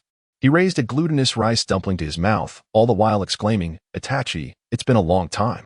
Are you here to visit Konoha, or perhaps to check on your foolish little brother?" Itachi was taken aback by Naruto's immediate recognition of him. Although he had frequently accompanied his younger brother to and from school, their interactions had been limited, leaving him astonished that Naruto could identify him so readily. After swallowing the dumpling, he found himself oblivious to Itachi's response. Naruto, unfazed and unwilling to further engage with Itachi Uchiha, turned to the figure beside him, the one known as Kisame Hashigaki, and inquired, "Mr. Hashigaki, how are you faring within the Akatsuki? Would you entertain the notion of joining me instead?" Kisame, who had been passively observing the unfolding drama, found himself momentarily bewildered by the unexpected attention. I am Kisame Hashigaki, not Uchiha Kisame," he clarified. Disregarding Itachi's expression of exasperation, Naruto continued to engage in conversation with Kisame Hashigaki. "Mr. Shark Pepper, how are the conditions in your Akatsuki organization? Allow me to share. If you choose to join me, our organization offers comprehensive benefits, including housing, meals, and even arranged marriages, though you will need to find your own girlfriend. When the time comes for celebrations, we can handle all the arrangements for you. What do you think? Surely, this offer is not inferior to that of the Akatsuki, is it?" Kisame Hashigaki, not Shark Pepper. "Remember that, or I shall have to eliminate you," Kisame retorted. "Oh, Mr. Hashigaki, please do not dwell on such trivialities. If you find this unsatisfactory, I happen to have a proposal here." With that, Naruto pretended to retrieve a document from his pocket and placed it on the table. "Mr. Hashigaki, you are familiar with the renowned FKK Yuki, I presume? If you join our ranks, I assure you that within a year, your fame will surpass hers. And in 3 years, you will be a household name in the ninja world. At that point, your female admirers will be abundant, and finding a girlfriend will be a mere triviality. The benefits we discussed earlier will also be quite useful." Kisame, surrendering to the inevitability of his name being misused, picked up the proposal with growing interest. Observing Kisame's curiosity towards the document, a business card silently materialized in Naruto's hand. Naruto rose and handed over a business card inscribed with his contact information, murmuring, "If Mr. Kisame is dissatisfied with these benefits, our organization is also committed to creating a world devoid of deceit and war. We eagerly anticipate your joining us." As he prepared to return to his seat, Naruto added, "It is not a realm where everyone exists ensnared in illusions." Despite the bewilderment of Kisame, Naruto pressed the card into his hand, stating, "Mr. Kisame, if you're interested, please do not hesitate to contact me. That is my contact information." Coming to his senses, Kisame stood up in astonishment, disregarding the card in his hand, and exclaimed loudly, "You little brat, how do you know?" However, his words were abruptly cut off as he noticed the attention drawn to him by his loud proclamation. Naruto had not anticipated that Kisame Hashigaki would exhibit such a profound emotional reaction. He could only grin awkwardly and inquire, Mr. Kisame, what do you suppose I know?" Under the scrutiny of those around them, Kisame quickly regained his composure, falling silent as he sat down awkwardly, returning his attention to the document in his hands. Disregarding Naruto entirely, observing Kisame's newfound silence, Itachi also chose to ignore him. Glancing towards the females, Naruto's mother, upon spotting Itachi Uchiha, had already foreseen the impending developments. She promptly gathered a group of girls and departed from the dango shop, resuming their shopping excursion. Naruto seldom experiences tranquility. Leisurely outings, such as shopping, seem rather unappealing. Reflecting on the initial trio's shopping escapades and now considering the current quintet, a shiver ran down his spine. Dismissing the notion of whether the two individuals beside him were S-rank rogue ninjas or spies, he resumed savoring the glutinous rice dumplings at hand. However, as he indulged, a frown began to form.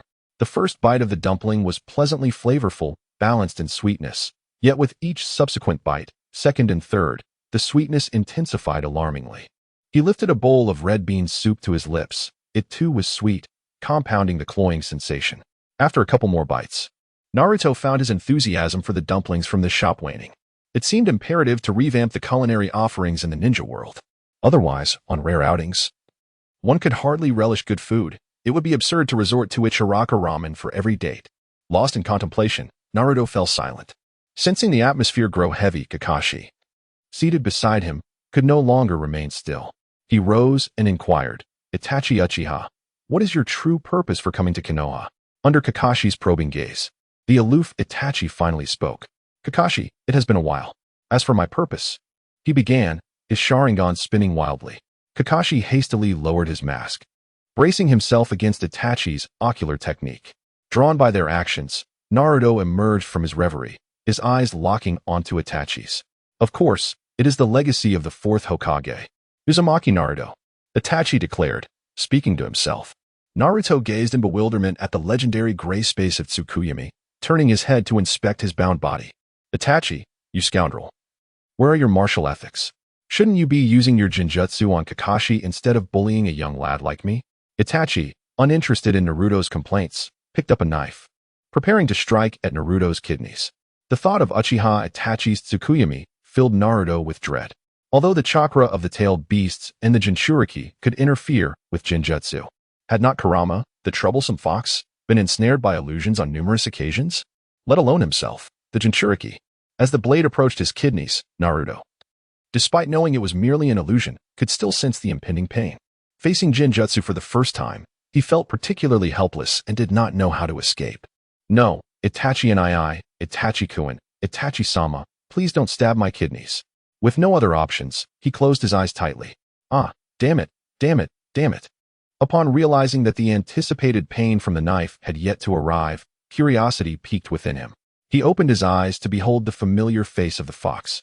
In Kurama's eyes, Naruto appeared as if he were a bashful maiden, arms tightly wrapped around himself, eyes squeezed shut, repeatedly calling out, damn it, damn it. Kurama looked at him with a teasing glint. Kid, are you engaging in some sort of playful game? Realizing his predicament, Naruto's face flushed crimson as he quickly lowered his arms, straightening his demeanor to reply. Thank you, Kurama. I thought I would be stuck in Tsukuyami for 72 hours. Kurama gazed at Naruto in confusion. Thank you for what? And what is this 72 hours? I was just busy working when you suddenly appeared in the ceiling space, playing your little games. Wait, so I just escaped from Tsukuyami without your help? Before Kurama could respond, Naruto's consciousness withdrew from the ceiling space. He had anticipated that upon exiting the ceiling space, his awareness would return to Itachi's Tsukuyami. However, when his consciousness returned to his body, he found himself staring at Uchiha Itachi, whose eyes were streaming with blood. To confirm his suspicions, he asked, Itachi, could you use your Jinjutsu on me once more? You know, the one that binds and stabs? Itachi remained aloof, ignoring Naruto as he wiped the blood from the corner of his eyes. Kisame, let's go. With that, he performed a body flicker technique, vanishing from the Dango shop. Chapter 73, The Art of Transformation. Hearing Itachi summon Kisame, the latter left without forgetting to tuck the plan into his robe, swiftly following Itachi's figure. Seeing the two depart, Kakashi did not intervene, understanding that a battle was ill-suited for the Dango shop. Watching Uchiha Itachi leave, Naruto clicked his tongue in dissatisfaction. He had intended to test his newly discovered spatial abilities. But alas, the opportunity had slipped away. His gaze shifted to the unmotivated Uchiha Kakashi beside him, recalling the Jinjutsu he had previously employed. Naruto, with a disdainful glint in his eyes, brushed past Kakashi and exited the Dango shop, leaving Kakashi behind, his face a canvas of confusion. The first to leave the Dango shop, Itachi Uchiha, locked eyes with his brother, Sasuke Uchiha, who was approaching from the opposite direction. Both confirmed that they had found the person they sought. As Sasuke's gaze brimmed with hatred, Itachi's heart was a tumultuous sea of conflicting emotions. Since he had chosen to annihilate the Uchiha clan to protect his younger brother's life, Itachi had been tormented by his decision, often waking in the dead of night, haunted by his own twisted actions. Whenever doubts crept into his mind about the righteousness of his choice, the mere thought of Sasuke's face fortified his resolve. Despite the storm brewing within, Itachi maintained a stoic demeanor, his eyes laced with mockery and disdain, taunting his younger brother. Ah, my foolish little brother. It has been a while. The icy, contemptuous tone of voice brought Sasuke back to that fateful night. It was this very man who, 5 years prior, had transformed into a remorseless executioner, wielding a blade against his own kin. He had shown no mercy to the defenseless elderly and children, slaughtering them as if they were mere insects, sparing not even his own parents. As Sasuke beheld the man before him, his eyes gradually filled with bloodshot fury. The three tomo of his Sharingan fixated on Itachi, his murderous intent now uncontainable. Through gritted teeth, he uttered the name that haunted his every thought, Uchiha Itachi. I shall slay you. Observing the crimson three tomo blazing in his brother's eyes, Itachi felt a bittersweet sense of satisfaction. Yet, had he known how Sasuke attained those three tomo, he might have reconsidered the necessity of imparting that moonlit illusion to Kakashi. At that moment, Asuma Sarutobi arrived at the Hokage's office, notifying the second Hokage of his presence by utilizing the Flying Thunder God technique, appearing before everyone. Tobirama Senju's gaze swept across the surroundings, and he mused, so, this is the Itachi Uchiha and Kisame Hashigaki mentioned in Naruto's intel. He instinctively remarked, TCH. The malevolent Uchiha brat. Kisame, following closely behind Itachi, regarded the second Hokage with gravity. Itachi-san, what shall we do next? Itachi glanced at the azure sky, confirming the time. Well, Kisame, we may not have long to live. If you have anything to accomplish, now is the time to act. Understanding the urgency in Itachi's words, Kisame resolved himself. Understood, Itachi-san. Allow me to hold off the second Hokage, giving you ample time to cherish your dear brother. With that, he turned to confront the second Hokage. To be honest, I hold the second Hokage in high esteem. It is said you once forged a contract with the sea, making your water-style jutsu among the most formidable in the ninja world. I have longed for the opportunity to spar with you, and today seems perfect to test your water techniques. Tobirama furrowed his brow, uncertain. You are Kisame Hashigaki, are you not? I have heard you referred to as the Jinchuriki of the tailless beast. Yet, I sense your chakra is alarmingly scant. Well, never mind. I shall capture you and interrogate you slowly. As for water techniques, Tobirama paused, surveying the environment filled with buildings, and abandoned the thought of engaging Kisame in a water-style battle. When the opportunity arises, I shall let you witness my prowess in water techniques. No sooner had he spoken than he vanished from sight, reappearing behind Kisame. Sealing technique, evil sealing method. This is a sealing technique that restrains an opponent's chakra through cursed seals, manifesting a sealing mark upon the sealed individual. Soon, the sealing mark spread across Kisame's body, severing his chakra. What is this? The original Kisame Hashigaki transformed into a cold corpse, distinctly different from the Kisame they knew, once his chakra was sealed. Naruto, having chased after them, stood bewildered, observing the body that bore little resemblance to Kisame. Curiously, he inquired, Second Hokage, what is happening? You didn't just kill him, did you? He poked the lifeless form on the ground. Little brat, refrain from such wild accusations. This appears to be a technique possessed by the Rinnegan, known as the soul transfer technique. Once activated, it allows others to acquire all abilities of a specific individual, including bloodline limits. However, the strength is only a mere 30% of the original, and actions will be controlled by the original, forever losing self-awareness until the chakra is exhausted, at which point the controlled body perishes, reverting to its original form thereafter. After hearing the second Hokage's lengthy explanation, Naruto distilled it into a single conclusion. TCH. Isn't that almost like a shadow clone? Just treating others as a clone. With that, Naruto lost interest in the technique entirely, pointing toward Itachi, who was still locked in confrontation with Sasuke. That Uchiha Itachi over there is also a copy produced by the soul transfer technique, right? Indeed. The Uchiha brat's strength has reached the level of a Kage, yet his chakra is alarmingly low, indicating he too is a replica. TCH, I knew it. These two are fully aware of how powerful Konoha is at present, yet they dare to swagger in here to gather intelligence. It turns out they are utilizing the Rinnegan soul transfer technique. Meanwhile, on Itachi's side, Sasuke, resembling a stone statue, charged at Uchiha Itachi, lightning crackling in his grasp. Naruto could no longer bear to watch and turned his head aside, feigning ignorance. Second Hokage, I had heard that Lord Madara was instructing Sasuke. Why is he still so inept? Isn't this simply inviting a beating? As he spoke, he pointed at Sasuke, who was enduring a merciless beating. Tobirama recalled the image of his elder brother and Madara, idling away in the Hokage office, devoid of any semblance of a teaching demeanor. Indeed, Madara was ill-suited for the role of a mentor. It seemed he merely handed a pile of ninjutsu scrolls to Uchiha Sasuke and left him to his own devices, neglecting any further guidance. Naruto stroked his chin, contemplating the absence of a beard, lost in thought. He couldn't help but consider that it might be necessary to have Orochimaru instruct Sasuke in due time. However, he resolved that it would be prudent for Sasuke to first procure some valuable items from Madara.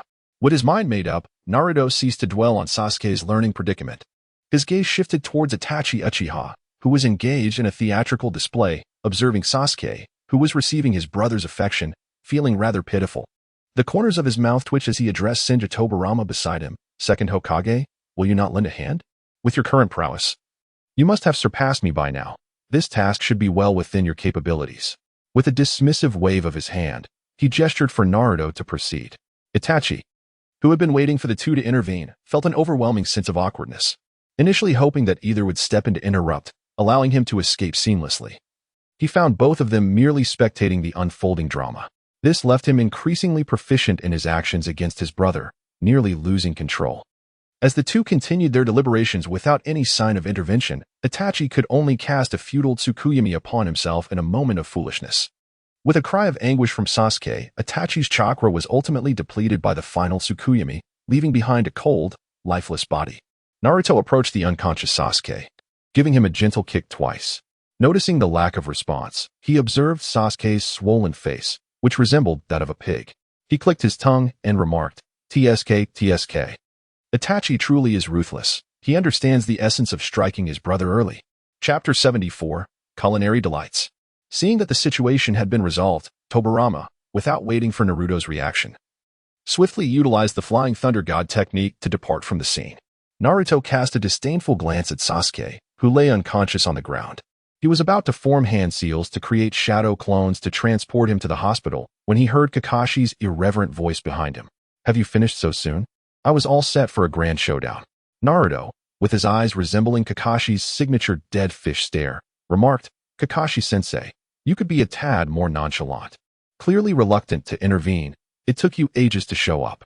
Kakashi, embodying the quintessential dead fish gaze, extended his hand towards Naruto and said, "Naruto, please take care of the bill at the dango shop, and also settle the expenses for the girls." Naruto wore a bewildered expression. "Kakashi-sensei, my mother has called me home for dinner. I must take my leave." With that, he slipped away, leaving Kakashi in a state of disarray amidst the swirling winds. Kakashi glanced at the departing Naruto and then at the unconscious Sasuke on the ground, a bitter sensation stirring within him. He hoisted Sasuke onto his shoulder and made his way toward the Konoha hospital, muttering to himself, "Why must I foot the bill for Itachi Uchiha? Shouldn't this expense fall upon Sasuke? How troublesome. Who have I offended lately to incur such financial woes?" As Asuma Sarutobi, accompanied by the Umbu, arrived on the scene, he surveyed the surroundings. Apart from the two lifeless bodies clad in Akatsuki attire on the ground, there was no one else in sight. "It seems the matter has been resolved," he remarked, gesturing for the Umbu to remove the corpses and transport them to the interrogation department of Konoha. Having successfully evaded his obligations, Naruto strolled happily through the streets. Although he lacked financial concerns, the thought of outsmarting Kakashi brought him immense joy. To avoid confronting the aftermath of the chaos once more, Naruto abandoned his plans to search for his mother and Hinata. As he meandered through the bustling streets, he noticed that since his identity as the fourth Hokage's orphan had been revealed, the hostile gazes he once endured had vanished, replaced instead by eyes filled with remorse. Though Naruto had never truly cared, who would willingly endure disdain on a daily basis? "Naruto, what are you up to?" Hearing someone call out to him, Naruto turned to see his two friends, Shikamaru and Choji, approaching. "Hey, Shikamaru, Choji, what are you two up to?" he inquired. "Shikamaru, I heard from the second Hokage that you have been promoted to Chunin. Aren't you out on a mission?" "Well, not exactly. It seems it was merely a verbal acknowledgement. They are waiting for the fifth Hokage to assume office and officially issue the Chunin certificates for it to be considered a successful promotion. Moreover, I'm not the only one promoted. Many others are on the list, including you. Surely, you are aware of this?" Naruto had indeed not paid attention to his promotion to Chunin, as he had been preoccupied with spending time with his parents lately, leaving little room for such matters. "Oh. Shikamaru, don't fuss over the details. By the way, what are you two doing here aimlessly wandering about?" Shikamaru glanced at Choji, who was engrossed in a bag of chips, and couldn't help but express his exasperation. "It's all Choji's doing. He heard that a new dango shop opened nearby and insisted we come to sample it. I was perfectly content sleeping at home, but this guy dragged me out." Choji, upon hearing his name mentioned, paused his snacking and chimed in, "Well, Shikamu, what is the point of staying cooped up at home? It's far better to come out and enjoy some delicious food. Besides, good food can elevate one's mood. It's splendid." Naruto nodded in agreement, never having compromised when it came to food. Upon hearing Shikamaru mention the newly opened dango shop, he recalled the dango he had just tasted, which hardly qualified as gourmet fare. "Speaking of culinary delights, isn't your family in the restaurant business, Choji? I have a plethora of exquisite dishes in mind, and am seeking someone to collaborate with. Perhaps we could discuss this with Uncle Akimichi at your home?" At the mention of food, Choji's eyes sparkled with enthusiasm, and he instinctively swallowed. The Akimichi clan possesses a unique ability to convert fat into an abundance of chakra, necessitating a considerable intake of food. Consequently, Konoha boasts numerous dining establishments, all owned by our clan. He chuckled, "Let us go to your house. I'll treat you to a feast, and we can also discuss the restaurant venture with Uncle Choji." Faced with the prospect of a grand meal, Choji felt conflicted. While dango paled in comparison to a banquet, he still yearned to take home a portion of dango to savor later. Sensing Choji's dilemma, Naruto confidently led the way to Choji's house. "The dango there is overly sweet and unpalatable. I just had some. Excessive sweets are detrimental to one's health. Let's south head to your place first, and I'll whip up dango that is far more delectable." Shikamaru, who held little interest in sweets, found himself intrigued by Naruto's mention of a feast and promptly followed behind him towards Choji's home. Observing his two friends ahead, Choji, inspired by Naruto's promise of superior dango, decided to set aside his indecision and trail behind them without hesitation. Before long, the trio arrived at the Akimichi residence, with Choji being the first to push open the door. "I'm back. Sorry for the intrusion." At that moment, the leaders of the Inazuka, Nara, and Akimichi clans were gathered inside discussing matters concerning the fifth Hokage of Konoha. Upon hearing the commotion, they promptly fell silent. As the pillar of the Akimichi family, Choji's father was unsurprised to see his son bringing friends home. "Welcome, Shikamaru and Naruto, to our abode. Choji, didn't you mention early this morning that you were planning to visit the new dango shop with Shikamaru?" Upon hearing his father's inquiry, Choji eagerly turned to Naruto and explained, "We intended to sample the dango, but then I ran into Naruto on the street. He mentioned he had numerous culinary delights he wanted to collaborate on with our family, so I brought him straight here to discuss it with you." Choji's words piqued the interest of the three clan leaders. Under the influence of Choji's father, what culinary treasures in the shinobi world had they not yet experienced? The most astonished of all was Choji's father, aware of the close bond between his son, Shikamaru, and Naruto. It was remarkable that Choji would willingly share some of his delicacies with his friends, but he had never heard of Naruto's culinary prowess. "Naruto, you can cook?" I've never heard Choji mention that before. Under the gaze of the group, Naruto appeared quite embarrassed. When it came to food, he could indulge himself, but as for cooking, it was likely he would create something inedible. Naruto, displaying his characteristic generosity, reached across the table and conjured a steaming roast duck before the astonished gaze of the three clan leaders. The trio rubbed their eyes, questioning whether they were merely imagining the delectable sight. It was Shikamaru, the first to regain his composure, who swiftly reached for a leg of the duck, savoring its rich flavor. The other two clan leaders, initially slow to react, soon joined in the feast. Although Shikamaru and Choji were no strangers to Naruto's remarkable abilities, they had never divulged such experiences to anyone, not even their own families. As the three savored the exquisite dish, their eyes met, confirming that this was not an illusion, and expressions of astonishment spread across their faces. Naruto was not one to dawdle. Soon, an array of exquisite dishes began to grace the table. Before long, the legendary manhin shuanshi, comprising 108 delicacies, unveiled itself before the eager eyes of the guests. This marked Naruto's inaugural experience with such a feast. He had never anticipated that during his solitary meals, he would primarily consume a modest assortment of 3 dishes and a soup. Although it was a manifestation of his abilities, he believed in not indulging extravagantly. "Akimichi uncle, this is merely a portion of what we have prepared. Once you have savored these delights, we shall deliberate on our future collaborations." As Naruto's words faded, the Akimichi father and son, with drool flowing from their mouths, remained silent, picking up their chopsticks to dive into their meal. The others, witnessing their voracious appetites, swallowed hard and abandoned their reservations, joining the feast with enthusiasm.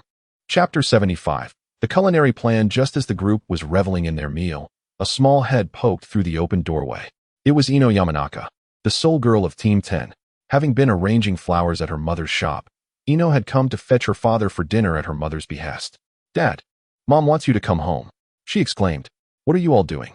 Rushing in, Ino was met with a scene that shattered her previous perceptions of food. Before her lay an array of dishes, each more exquisite than the last, adorned with delicate presentations and lifelike carvings, all exuding tantalizing aromas. Ino murmured to herself, "Is this really food?" Her gaze swept across the group of men, each devouring their meals like famished souls, entirely oblivious to her presence. Curiosity piqued. She picked up a beautifully crafted pastry, marveling at its appearance, reluctant to take a bite. However, upon witnessing their reckless consumption and the destruction of the elegant arrangements, she shut her eyes, steeling herself, and tossed the pastry into her mouth, her eyes widening in delight. "Ah, it's so delicious. You guys didn't even invite me to enjoy this." With that, she seized some chopsticks and joined the fray. After a hearty meal, everyone lay back in their chairs, their bellies full and content. Among them, the Akimichi father and son, having consumed the most, could easily transform into a meat tank without the need for ninjutsu. After a while, the three little ones dutifully began to tidy up the remnants of the feast. Naruto and the leaders of the Inuzuka, Nara, and Akimichi clans gathered in a corner for a conversation, while Ino thoughtfully served them tea. Among the elder generation of the Inuzuka, Nara Shikaku, the most sagacious, was the first to speak. "Naruto-kun, regarding the exquisite delicacies you presented earlier, what manner of collaboration do you envision?" With this astute inquiry, Shikaku elevated Naruto's standing in the discourse to that of equals among them, acknowledging him as a representative of wisdom within the shinobi world. Naruto, unabashed, spoke candidly, "Esteemed gentlemen, we are all kin. Among family, there is no need for pretense. As for the culinary delights, I possess a myriad of recipes. The dishes we just savored are among the most emblematic of their respective cuisines. Some of these recipes are not overly complex and can be readily mastered. Should we decide to establish a restaurant, the cooking methods would undoubtedly be discernible to the ninjas and spies from various nations." The heads of the Inuzuka, Nara, and Akimichi clans exchanged glances and nodded in agreement. It was Shikamaru's father who spoke up once more. "So, Naruto, do you have any more mature thoughts on the matter?"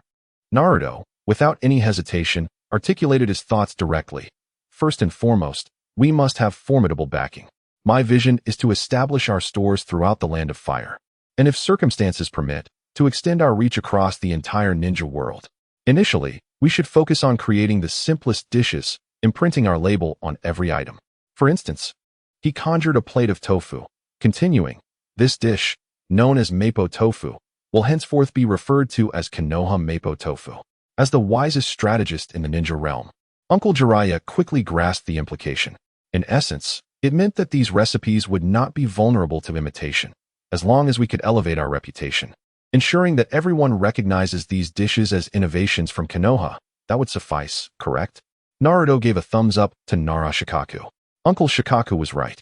What we must do is seize the substantial slice of the culinary pie before others catch on and establish our reputation.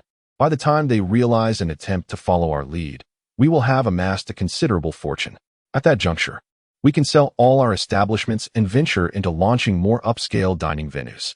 By then, our culinary skills will have matured sufficiently, allowing us to pivot towards a high-end direction, exclusively crafting the exquisite dishes we just savored. As long as we safeguard our recipes, the average person will find it nearly impossible to replicate those dishes, alleviating our fears of imitation.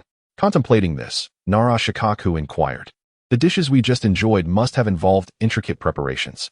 If we price them too high, will anyone truly indulge?"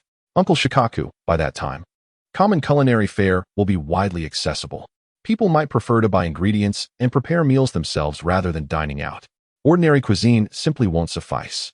Moreover, our clientele will inherently consist of the affluent. At that point, price becomes secondary, with prestige and flavor taking precedence. Additionally, Uncle Shikaku, that is a matter for the future. Our immediate focus should be on establishing our reputation. Before Shikaku could respond, Uncle Dingzu interjected. "Yes, indeed. We should first open our restaurant and build the reputation of Konoha's culinary scene, and only then deliberate on our subsequent steps." He swallowed hard. For although he was already satiated, to him, culinary delights could never be overlooked. He was genuinely apprehensive that their conversation might falter, resulting in a future devoid of such exquisite cuisine, so he hastened to mediate. Upon gathering his thoughts, Shikaku did not counter but rather posed another question. So, Naruto, how shall we collaborate? Given the current capabilities of our three establishments, it is simply unfeasible for us to open locations across the entire ninja world. Naruto stroked his smooth chin thoughtfully.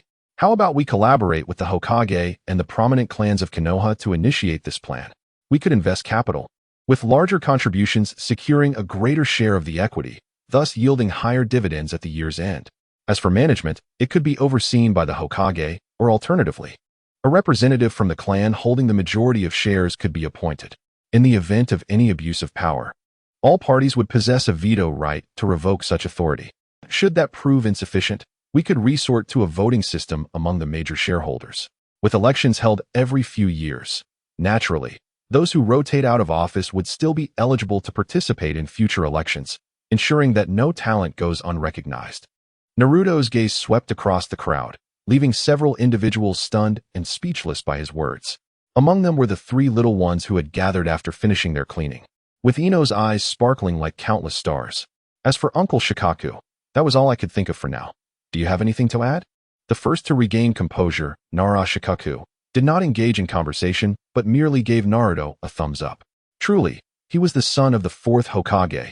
Indeed, a tiger does not father a dog, for Naruto possesses the qualities of a Hokage. Upon hearing Shikaku's praise, Naruto rolled his eyes, feeling the urge to retort. Wasn't he merely drawing inspiration from others' theories? Moreover, his descriptions were rather vague. And as for Naruto having the potential of a Hokage, why didn't he say, "My son Shikamaru possesses the potential of an emperor"? Very well, Naruto-kun, I, on behalf of the Inuzuka, Nara, and Akimichi clans, accept your proposal. What shall we do next? Under the scrutiny of everyone's gaze, Naruto spoke somewhat awkwardly. What we need to do next is to train a group of chefs. Once the fifth Hokage takes office, we can see if we can set up a few grand feasts, allowing everyone to savor the flavors of our food, thereby laying a solid foundation for future negotiations. As a member of the culinary clan, Choji was the first to respond. Let's leave the chefs to us, the Akimichi clan. We have plenty of chefs in our family, and some of our clansmen have a passion for cuisine. It would be perfect for those who do not wish to become ninjas to learn the art of cooking. As he spoke, Naruto produced a stack of thick cookbooks from his hands and handed them to the individuals beside him. For this matter, I will rely on the three uncles. As for me, I am merely a consumer of delicious food. Anything I attempt to cook might be lethal. Naruto refrained from mentioning his own abilities. And as the esteemed leader of the Inuzuka, Nara, and Akimichi clans, he would not intentionally bring them up either. If there is anything you require assistance with, do not hesitate to speak. I shall do my utmost to help in any way I can. Chapter 76. The Akimichi clan having conveyed everything. Naruto casually fabricated an excuse to depart from Shikamaru's residence. He initially intended to return home directly, but as he gazed at the setting sun, his thoughts drifted to Kurenai Yuhi. No. He was reminded of Hanabi, since the Chunin exams. He had been so preoccupied with thoughts of his parents that he had completely forgotten about her. If he had not encountered her during his shopping trip that morning, her existence might have slipped from his mind entirely. With this realization, Naruto felt no urgency to return home and instead decided to head towards Kurenai's house. It would be quite awkward if he allowed thoughts of Hanabi to fade away once more after today. Knock, knock, knock. Arriving at Kurenai's doorstep, Naruto hesitated before rapping on the door. Given the incident that had transpired last time, he felt a twinge of apprehension regarding Kurenai. Is she still not back from shopping? That seems unlikely. He glanced at the darkening sky. It was nearly nightfall, yet she had not returned. After waiting for a while with no sign of anyone opening the door, he contemplated returning tomorrow. Just as he turned to leave, the door clicked open. Who is it? The familiar figure appeared before him. Upon opening the door, Kurenai's smile abruptly vanished, replaced by an expression devoid of emotion, her gaze lingering on Naruto. Come in, she said, turning away without waiting for him to enter, and walked into the house. Sorry for the intrusion, he exclaimed, following her and shutting the door behind him. As he caught a whiff of the alcohol emanating from Kurenai, Naruto's brow furrowed slightly. Before he could utter a word, a familiar voice rang out from the living room. Kurenai, who is it? Coming to visit you late at night? It couldn't possibly be your suitor, could it? Naruto paid little heed to the content of the conversation, his brow furrowing even deeper. That voice seemed vaguely familiar, yet it did not belong to Hanabi. As the two entered the living room, he exclaimed in surprise, "What is this fellow doing here?" With that, Naruto turned to make his escape. However, Akamichi, who was pouring wine, looked up and spotted Naruto trailing behind Hinata. "It's you.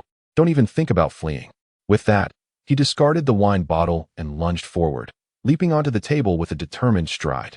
Naruto never expected Anko to be so ferocious. Caught off guard, he was swiftly pinned down on the tatami. Perhaps influenced by Orochimaru, Anko immediately sank her teeth into Naruto's neck without hesitation. Initially dazed by the sudden ambush, the sharp pain jolted him back to reality, eliciting agonized screams. "Ah, it hurts. Are you some kind of rabid dog? Let go of me this instant." Naruto dared not to activate the golden mode directly, otherwise, he would undoubtedly shatter one of Hondo's teeth. As he spoke, he continued to pat her head repeatedly. Naruto's anguished cries roused Hinata, who was taken aback by the interaction between the two. In the kitchen, Shikamaru, handling ingredients, rushed out wielding a spatula. "What is going on? What happened?" Realizing the situation, Hinata quickly reached out to pull Anko away from Naruto. "Anko, what are you doing? Let Naruto go. Let us talk this out." Witnessing this, Shikamaru discarded her spatula and hurried over to help separate the entangled pair. After much effort from Hinata and Shikamaru, they finally managed to pry the two apart. Even after being separated, both glared fiercely at one another. "Hinata, how do you know this brat?" Anko grumbled, pointing accusingly at Naruto, who sat across from them. Hinata followed Anko's gaze, her face betraying a hint of discomfort. Thankfully, Anko, consumed by her own anger, remained oblivious to her unease, sparing Hinata from potential teasing. "Oh, you mean Naruto? In my squad, Team 10, the only girl is his little girlfriend. He often picks her up and drops her off, so we became acquainted over time." Anko's expression turned incredulous as she gaped. "Are you telling me this foul-mouthed brat has a girlfriend? Impossible. Which poor girl has lost her senses to choose him?" Hinata's countenance grew even more awkward as she retorted, "The heiress of the Hyuga clan." Reflecting on her earlier words and remembering what Orochimaru had said during the Chunin exams, Anko felt increasingly displeased and scoffed. "TCH. I truly don't understand what this brat has going for him. He's only 13 or 14, and he already has a girlfriend? Clearly. He's just a little lecher." Naruto sat across the table, incessantly touching the spot where he had been bitten. Upon hearing the words of Hondo, he could no longer contain himself. Hey, Yeshitai Hongshu, I must warn you. This is slander. Be careful, or I shall take legal action." He continued. "And what's wrong with being 13 or 14? What of it? Have I taken any of your family's rice?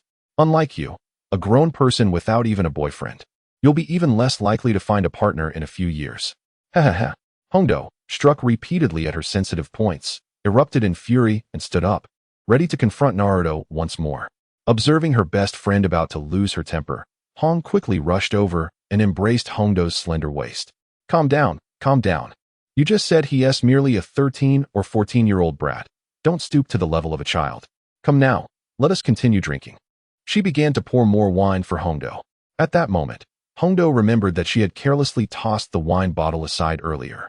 Turning her head, she noticed the spilled wine all over the floor and sheepishly scratched her head. "I'm so sorry. I apologize for wasting your red wine. I promise to bring you a few better bottles next time." Though Hong felt a pang of regret. After all, that wine was a gift from Naruto, which she usually cherished and had only brought out today for her dear friend. She feigned indifference and replied, "It's fine. I'll just fetch you another bottle." Just then, Naruto, whose senses were more acute than usual, spoke up. "What's that smell? It seems something has burned." He sniffed deeply. Xianglin, who had been watching the scene unfold, suddenly realized what was happening. She dashed toward the kitchen, shouting, "Ah, my food." After a cacophony of sounds, Xianglin emerged from the kitchen, her head hung low, holding a dish of charred, unidentifiable food. As Hong approached with the wine, she couldn't help but comfort Xianglin. "It's all right, Xianglin, if you can't eat it. Just throw it away. After all, we have a great chef here." She cast a glance at Naruto. Realizing the implication, Xianglin turned her gaze toward Naruto with an even more pitiful expression. Unable to withstand such a look, Naruto raised his hands in surrender. All right. What do you all wish to eat? Speak up. The culinary offerings in the ninja world were indeed limited. After pondering for a while, Xianglin finally exclaimed, I still want Ichiraku ramen. What about you, Hong? Hong lightly bit her lip, contemplating for an eternity, but unable to think of anything particularly delectable. She finally said, As for me, I do prefer some appetizers. She didn't forget to hint fervently that a few bottles of fine red wine would be splendid. Upon hearing what Xianglin and Hong desired, Naruto felt utterly speechless, especially at Hong's subtle suggestion, which was almost a direct request for more wine. Ultimately, he turned his gaze toward the boisterous Hongdo, hoping to find a semblance of normalcy. However, he was met with the sight of Hongdo picking up the remaining 2 skewers of glutinous rice dumplings from the table, raising her freshly filled wine glass, and indulging in a rhythm of dumpling followed by a sip of wine. Naruto was utterly astonished, his expression one of incredulity. Beside him, Hong, observing the look on his face, raised a hand to her forehead and spoke directly. Naruto, forget about Hongdo for now. Just prepare some more dango for her, and perhaps a few other sweet delicacies as well. Naruto stiffly turned his head, pointing at the red bean who was simultaneously indulging in dumplings and sake, and inquired, Red Sensei, won't this fellow, Mitsuhashi, end up with a stomachache from eating like this? Chapter 77. A journey awaits as the red bean devoured her meal. She once again heard the mention of Mitsuhashi, and her eyes ignited with fierce indignation. The sight of the red bean in such a state left Naruto feeling somewhat apprehensive, prompting him to hurriedly offer her several skewers of dumplings, successfully placating the irate red bean. Nearby, Red curiously posed a question, Naruto, how did you manage to offend the red bean? I have known her for quite some time, yet this is the first instance I've witnessed her so extraordinarily enraged. Naruto pondered for a moment before candidly stating, do you recall the second round of the Chunin exams? Beside him, Sakura eagerly nodded, exclaiming, yes, indeed. I remember. Hinata told me that she was the proctor for that round. Exactly, he continued. It was during that time when Hinata made a grand entrance through the window, pulling up a curtain that proclaimed, Proctor High GA Hinata has arrived for the second round of the Chunin exams. You cannot imagine the awkwardness of that moment. I merely made a light-hearted remark about her being a bit too dramatic, and it seemed to have left a lasting impression on her. As Naruto gestured toward Hinata, Sakura couldn't help but stifle her laughter, recalling Hinata's typically exuberant personality. Naruto disregarded the tumultuous waves before him and continued, then that fellow took a keen interest in me, even going so far as to deliberately make things difficult for me in the forest of death. When I was about to leave, I whispered to her to eat less sweets, or else she would end up as plump as an orange sweet potato. After finishing his tale, Naruto waved his hand dismissively. Upon hearing Naruto's account, Hong shot him a bemused glance and remarked, You fool, do you not realize that being overweight is a girl's greatest adversary? Moreover, sweets are essential to Azuki. She practically lives on them. With one careless comment, you've narrowed your path. It's a wonder how you managed to win over your girlfriend. At Hong's words, Naruto fell into deep contemplation. Reflecting on his own circumstances, he mused that had he not fortuitously saved the young Hinata, coupled with his inherently carefree nature, he would have likely remained infatuated with Sakura, that flat-chested girl of the ninja world. Had he not possessed foresight into the future, he might have, perhaps, faced a life of solitude. As this thought crossed his mind, a chill ran down his spine, prompting him to shake his head vigorously to dispel such terrifying notions. Observing the shifting expressions on Naruto's face, which oscillated between crimson and pallor, Hong found it immensely amusing and settled down beside him, filling her cup in preparation for a light sip. Naruto seized the wine cup, initially intending to sample its flavor, but upon reflecting on his age, he disdainfully set it aside. He conjured a lavish spread of 3 dishes and a soup, complemented by a generous serving of rice, paying no mind to whether the two could consume it all. All right, Red Sensei, Shikamaru, let us hasten to our meal, he urged. Red, not one to be overly sentimental, lifted her bowl, scooped up some white rice, and deftly picked a piece of braised pork, taking a bite that made her eyes sparkle. Delicious, she exclaimed, and with that, her chopsticks danced swiftly, her cheeks puffed with food, leaving her speechless. Shikamaru swallowed hard and inquired, Naruto-kun, want you join us? At her question, Naruto felt a wave of satisfaction wash over him. I've already eaten. You should hurry before the food grows cold and loses its flavor. He cast a pointed glare at the ever-absorbed Red. Understanding that Naruto had already dined, Shikamaru didn't dwell on it and joined in the feast. Meanwhile, Red Bean, having finished her dumplings, observed her usually composed friend now indulging with abandon, struggling to reconcile this image. She instinctively swallowed, curious. Is it truly that good? She mused. And with a hint of intrigue, she picked up her chopsticks to take a bite, transforming the meal from 2 diners to 3. Fortunately, Naruto had prepared an ample amount of food. Otherwise, the trio might have quarreled over a single morsel. Witnessing their unrefined dining manners, Naruto shook his head and approached the refrigerator, retrieving ingredients and contemplating their voracious appetites. He pulled out several dishes that merely required heating before consumption.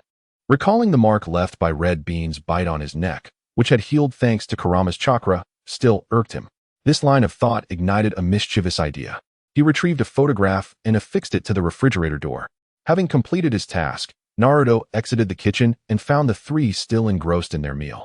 He spoke up, "Shikamaru, I'm giving you the key to my little house. You may reside there from now on." Shikamaru, taken aback by the key on the table, set down her chopsticks and asked, "But where will you stay, Naruto-kun? You know my father is the 4th Hokage. The place I currently occupy was his original home. My little house has just become vacant, so you shall dwell there," he explained. Upon hearing that Shikamaru might move into Naruto's little house, Red hastily set down her bowl, feigning a pitiful demeanor. "Shikamaru, I shall miss you. Please don't go. If you leave, I will be left alone and lonely. Can you bear to part with me?" Naruto felt utterly embarrassed and unable to bear the sight. The performance was exceedingly exaggerated. The troubling part was that Kurenai actually believed it, her face a portrait of conflict as she glanced from Naruto to Kurenai, unable to reach a conclusion. Naruto pressed his hands against his forehead, wondering if this was truly the same irritable old aunt he once knew. She appeared to be a naive soul, untouched by the harsh realities of life. "All right, here are the keys. You may choose where you wish to reside, or even split your time between both places. I have removed all of my personal belongings from the small house, and everything else is available for your use. You can simply move in with your bags. As for your employment, we shall discuss it once the 5th Hokage takes office." Hearing Naruto's words, Shikamaru felt a twinge of uncertainty. At that moment, Sakura swiftly seized the keys to Naruto's small house. "Rest assured, Naruto, from now on, Shikamaru will reside with me, and we can visit your little house whenever we have the chance." With that, the 2 resumed their meal. As time passed, Naruto remarked, "Please, take your time eating. I shall head home now." Before either could urge him to stay, he vanished without a trace. "Where am I?" Naruto switched on the light, only to discover he had returned to his original abode. Once again employing the Flying Thunder God technique, he finally arrived at his new home. "I'm back. Welcome back, Naruto," he exclaimed joyfully. Upon entering the house, he noticed his father engrossed in reviewing documents and his mother, sitting nearby, immersed in a television drama. A warmth enveloped his heart. Upon seeing their son return, both parents instinctively refrained from questioning why he was home so late. Kushina, who was watching her show, stood up and asked, "Naruto, have you had dinner? Would you like me to prepare something for you?" "No, thank you, Mom. I've already eaten. No need to worry. You know my abilities. If I'm hungry, I can manage on my own." Noticing the slight disappointment in Kushina's expression due to his words, Naruto felt an urge to slap himself. He quickly remedied the situation. "When I do get hungry, I'll let Mom cook for me." Instantly revitalized, Kushina beamed at her son's affirmation, nodding enthusiastically as she returned to her show.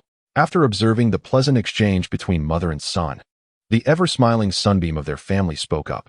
"Naruto, the 2nd Hokage mentioned that he will be searching for Lady Tsunade in the coming days to have her return and assume the mantle of the 5th Hokage. And he intends to bring you along." Naruto was not surprised. He knew that the 2nd Hokage, that seemingly white but actually black-hearted fellow, would undoubtedly involve him in the search for Tsunade. While engrossed in the drama, Kushina curiously inquired, "Minato, aren't you going with Naruto? Could it be dangerous?" Beside her, Minato awkwardly scratched his nose, uncertain of how to respond. Naruto, upon hearing his mother's words, rolled his eyes.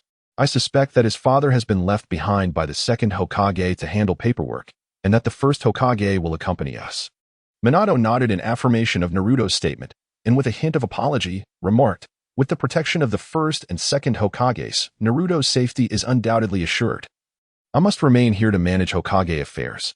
Upon hearing of the protection provided by the 1st and 2nd Hokages, Kushina felt relieved and directly stated, "As long as there is no danger, Then Naruto can consider this an excursion. With that, she promptly entered Naruto's room to assist him in packing his belongings. The father and son exchanged glances but did not intervene. Chapter 78. Departure the following day. Naruto lay in bed, soundly asleep. Minato stood at the threshold of Naruto's room, knocking on the door, yet after a considerable wait, he received no response from his son. Minato was quite pleased with his child. Aside from inheriting his father's charm with the ladies, Naruto's strength and intellect were commendable as well. However, his slothful disposition was puzzling. Ever since Minato and Kushina returned, Naruto had begun to indulge himself, staying up late into the night and rising close to noon. With a resigned sigh, Minato pushed open the door and beheld his son, buried under the covers, fast asleep. He chuckled softly as he approached and lifted Naruto from his slumber. Awakened, Naruto groggily gazed at his father. "Dad, why are you up so early? Is something the matter?" Seeing his son in such a dazed state, Minato felt somewhat exasperated. Glancing at the sunlight streaming through the window, he thought, "It's already this time. And he still considers it early. I had assumed the second Hokage would not depart the village in search of Lady Tsunade for a few more days." Unexpectedly, when I visited the Hokage's office earlier, they had already begun preparations for departure. "Naruto, you should get up quickly. Don't keep the first and second Hokages waiting too long." Naruto stifled a yawn and replied with a hint of irritation, I know. After uttering those words, he promptly rose from his bed to attend to his personal grooming. Thus, after a leisurely and drawn-out morning, the group finally convened before the gates of Konoha. The second Hokage, having waited for an extended period, cast an annoyed glance at the tardy Naruto. "Kid, can't you be a bit more efficient? We've been waiting here for ages." Naruto disregarded Tobirama entirely and walked directly to his parents, taking the backpack from Kushina's hands. He felt a sudden weight in his grasp, causing his body to lean forward unexpectedly, nearly losing his balance and toppling to the ground.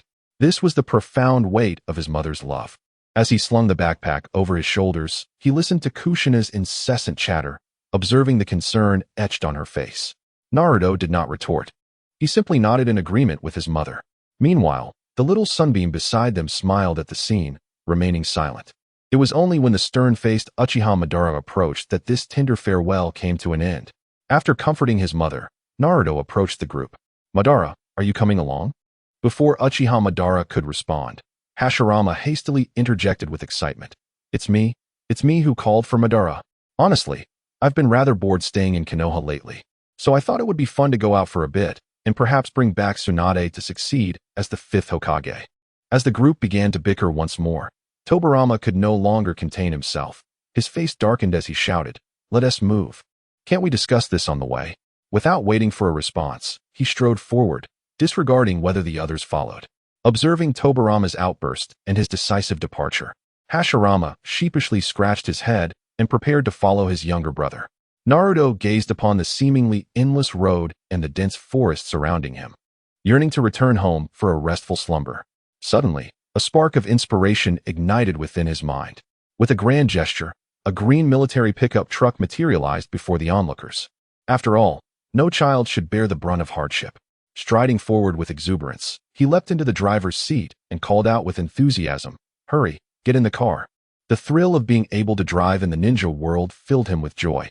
He reminisced about his university days when he had obtained his driver's license but had never touched a vehicle since. He pondered whether he could be considered an unlicensed driver now. Initially, he had contemplated acquiring a sports car to test out, but upon seeing the dilapidated road, he abandoned that notion. Before the others could board, Kushina rushed over, leaning excitedly against the window, exclaiming, "Naruto, is this the car from the movie you showed me? Get one for Mom too. I want it in red." Naruto cast a disapproving glance at his perpetually immature mother. The thought of the reckless driving skills of Kushina, the female driver, flashed through his mind.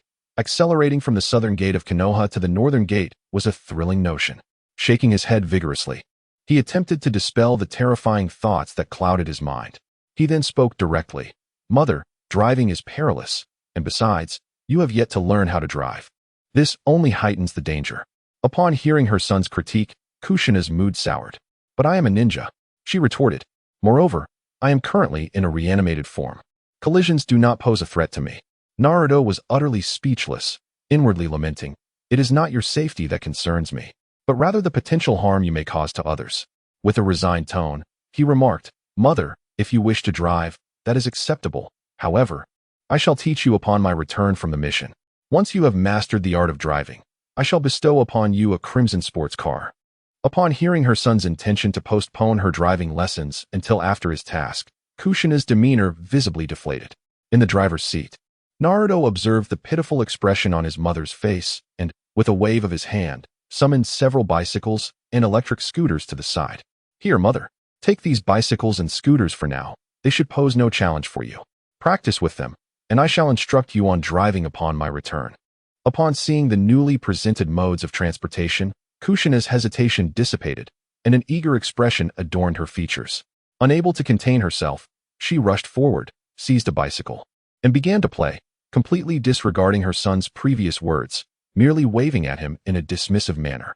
At that moment, the curious big pillar approached.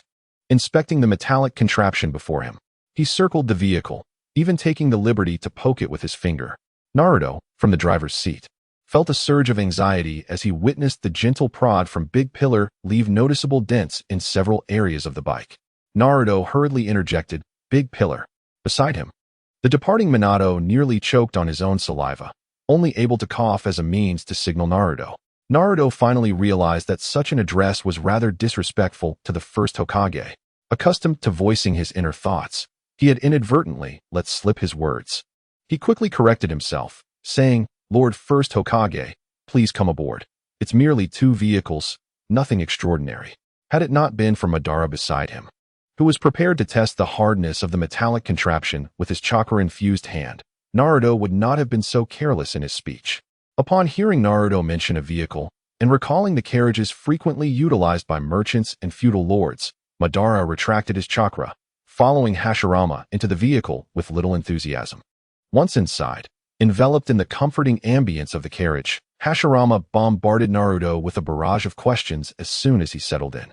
"Naruto, does this vehicle operate without oxen or horses pulling it?" Well, Lord First Hokage, this is a scientific invention. Even if I explained it to you, it might not resonate. Just know that this vehicle runs on fuel and does not require livestock for propulsion." "And what kind of fuel is that?" Hashirama inquired. "Petroleum," Naruto replied. "What exactly is petroleum?" Hashirama pressed on. "It's oil derived from rocks." Naruto explained.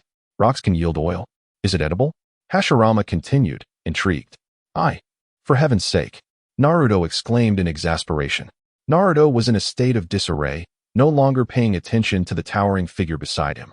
He waved goodbye to his parents and promptly engaged the clutch, allowing the vehicle to inch forward at a leisurely pace. Observing the interior of the car, Obito felt the vehicle's sluggish start, moving at a pace akin to a casual stroll. Unable to contain his disbelief, he inquired, "Naruto, is this the best speed your car can manage? It would be swifter to simply walk." Naruto awkwardly rubbed his nose and replied, No. It's just that I haven't driven in a long time. Let me get accustomed to it before speeding up." As Tobirama walked ahead, upon noticing Naruto pulling out something novel, he contemplated turning back to take a closer look before continuing their journey. Unfortunately, feeling too proud to show any vulnerability, he deliberately slowed his pace, waiting for the others to catch up before proceeding. Naruto leisurely drove the car, carrying 2 passengers, and after much effort, they finally caught up. Tobirama stood in the middle of the road with a grim expression, waiting for the lagging trio to join him. Observing the sluggish pace of the vehicle, he quickly lost interest in the new gadget that Naruto had presented. As Naruto beheld Tobirama standing in the middle of the road, he instinctively prepared to press the brake from a considerable distance. However, in a moment of misjudgment, he inadvertently pressed the accelerator instead, flooring it entirely. Before Tobirama could react, a swift green blur shot past. Chapter 79.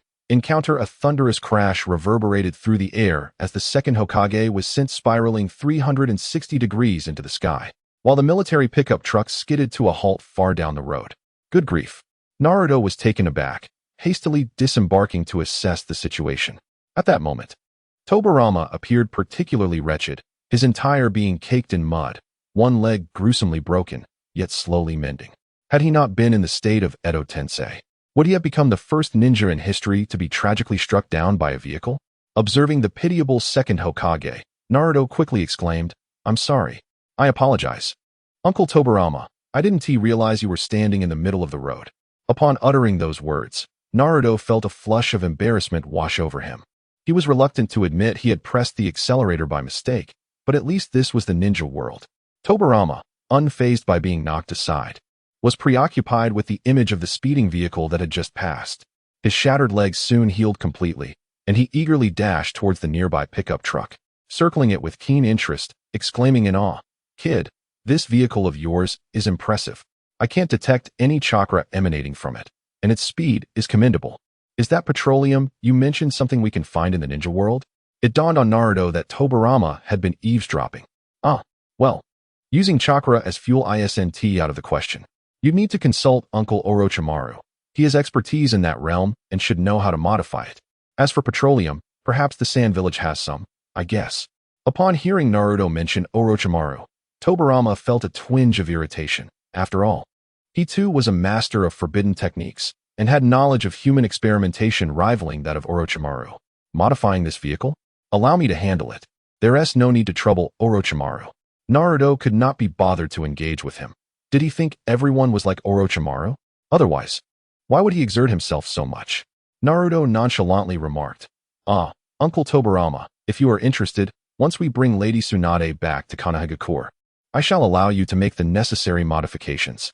With that, he resumed his position in the driver's seat, preparing to continue their journey. Tobarama, not wishing to linger on the matter, took his place in the passenger's seat, his gaze fixed intently on Naruto's actions. Soon, the group was once again racing along the expansive roads of the ninja world. As time passed, Naruto's driving skills became increasingly proficient, and his speed climbed to approximately 120. Perhaps influenced by his previous experiences, he maintained this velocity. Observing that they were unable to accelerate further, Tobarama furrowed his brow and declared, "Youngster, let me take the wheel. Having observed your driving for a while, I believe I have grasped the fundamental operations." Naruto did not outright refuse. After considering the combat capabilities of the group, he deemed the situation manageable. Even if things went awry, no one would perish. Observing the deserted road, he decisively pulled over and switched to the passenger seat. For Naruto, driving was rather tiresome. It was merely a fleeting thrill, and with free labor at his disposal, he naturally preferred to relish the scenic journey. Upon noticing that Tobarama had taken the wheel, Uchiha Madara in the back seat could not resist activating his Sharingan to mimic Tobarama's actions. Naruto witnessed this, but chose not to expose him. The remainder of the journey felt exceedingly dull, prompting Naruto to activate the car's video system and play a film. The movie God of Gamblers lulled the others into a stupor, with only the enthusiastic Hashirama animatedly exclaiming, almost rushing into a casino to wreak havoc. Meanwhile, on the bustling streets of Short Book Town, a broad-minded blonde beauty was striding along, grumbling incessantly, followed closely by a young lady cradling a pet pig. These two were none other than Tsunade and Shizune from Konoha.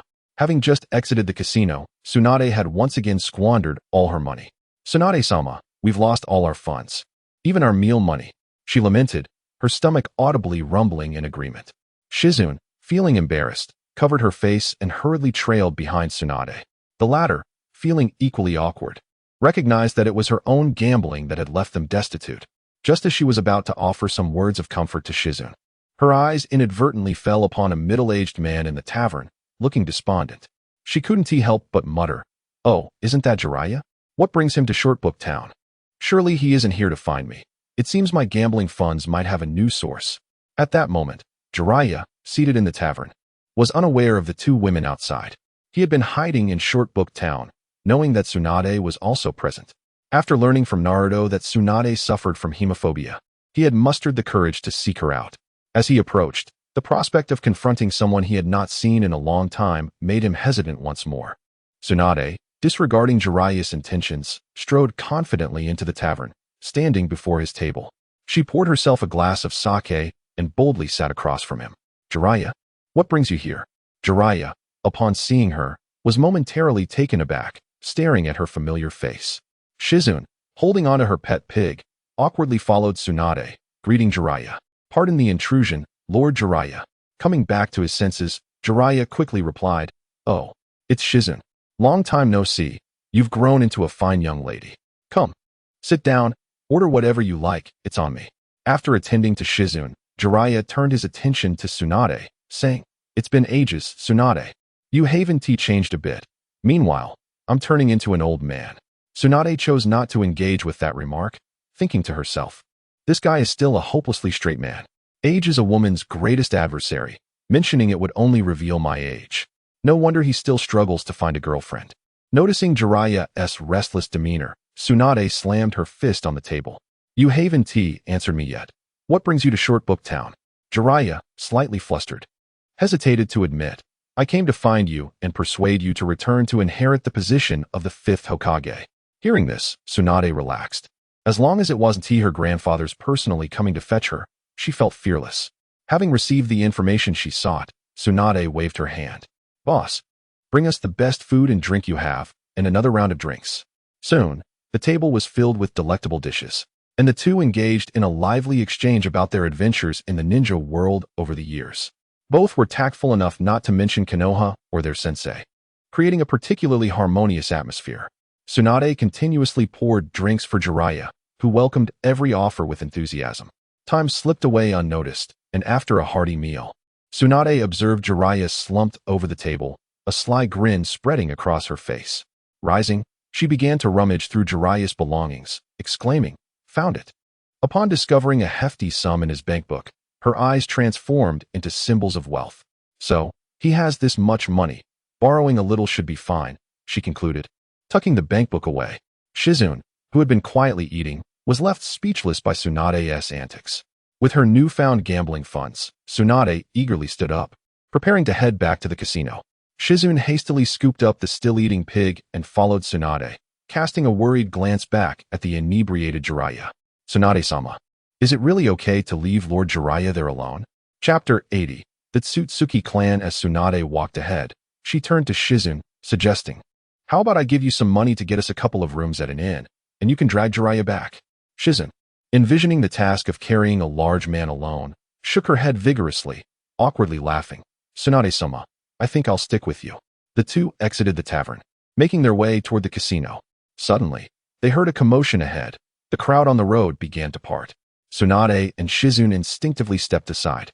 As they beheld an imposing vehicle before them, Tsunade curiously examined it. Tobirama expertly parked the car in front of them, and Naruto leaned out, calling, "Hey there, beautiful. Want to join us for a ride?" Upon hearing that infuriating voice, Tsunade felt a sense of déjà vu, and upon seeing Naruto's face, she exclaimed in shock, "It's you, brat." Without a moment's hesitation, she turned to flee. However, Naruto swiftly unleashed chakra chains that ensnared her before she could escape. The car door opened, and a group of formidable individuals emerged, their presence silencing the onlookers. Hashirama, dressed in sunglasses and a suit, appeared particularly dashing, but as he spoke, he shattered the tension. "Little Tsunade, I've missed you," he declared, attempting to embrace the bound Tsunade. Tobirama, the last to exit the vehicle, rushed over and pushed his elder brother aside. "Brother, be mindful of your conduct. Tsunade is no longer a child." My apologies. I haven't seen Tsunade in ages. I got a bit too excited and lost my composure," he sheepishly admitted, scratching the back of his head. Naruto released Tsunade from her bindings and surveyed his surroundings. He noticed that many gazes were filled with curiosity, reverence, and a hint of trepidation, suggesting that a considerable number had already discerned the identities of the few present. Naruto couldn't help but speak up. "I say, could you all possibly find another place to converse? Have you not noticed your surroundings?" The group surveyed their environment, realizing that lingering before someone's door was rather inappropriate. Reluctantly, Tsunade led the others back to the tavern. Naruto gazed speechlessly at the renowned bear maiden before him, and spoke directly, "Lady Tsunade, you are quite familiar with this street. Please lead us to our accommodation." The transformed, obedient granddaughter, Lady Tsunade, curiously inquired, "Shall we perhaps grab a bite to eat first?" Naruto remained silent, his gaze fixated on Tsunade, rendering her increasingly uncomfortable. At that moment, the simple-minded giant, CHG, spoke up. "I want to eat something too, but the last time I secretly indulged, it seemed to lack any flavor, and I didn't feel hungry at all. So I haven't eaten since." Tsunade, belatedly realizing the implication, replied with a hint of remorse. My apologies. I had no idea that those resurrected by Edo Tensei could not partake in food. How about we first seek out a place to stay?" Thus, under Tsunade's guidance, The group departed from the small tavern, leaving Jiraiya, who was still slumbering with his head resting on the table, behind. Upon reaching the inn, Tsunade arranged rooms for the group, and the three generations entered their room to engage in familial whispers. Meanwhile, the others were unceremoniously left behind, and Ino vanished into her own room without a trace. Upon witnessing all of this, Naruto shook his head and inquired of the proprietor whether there were hot springs available, subsequently inviting Madara to join him.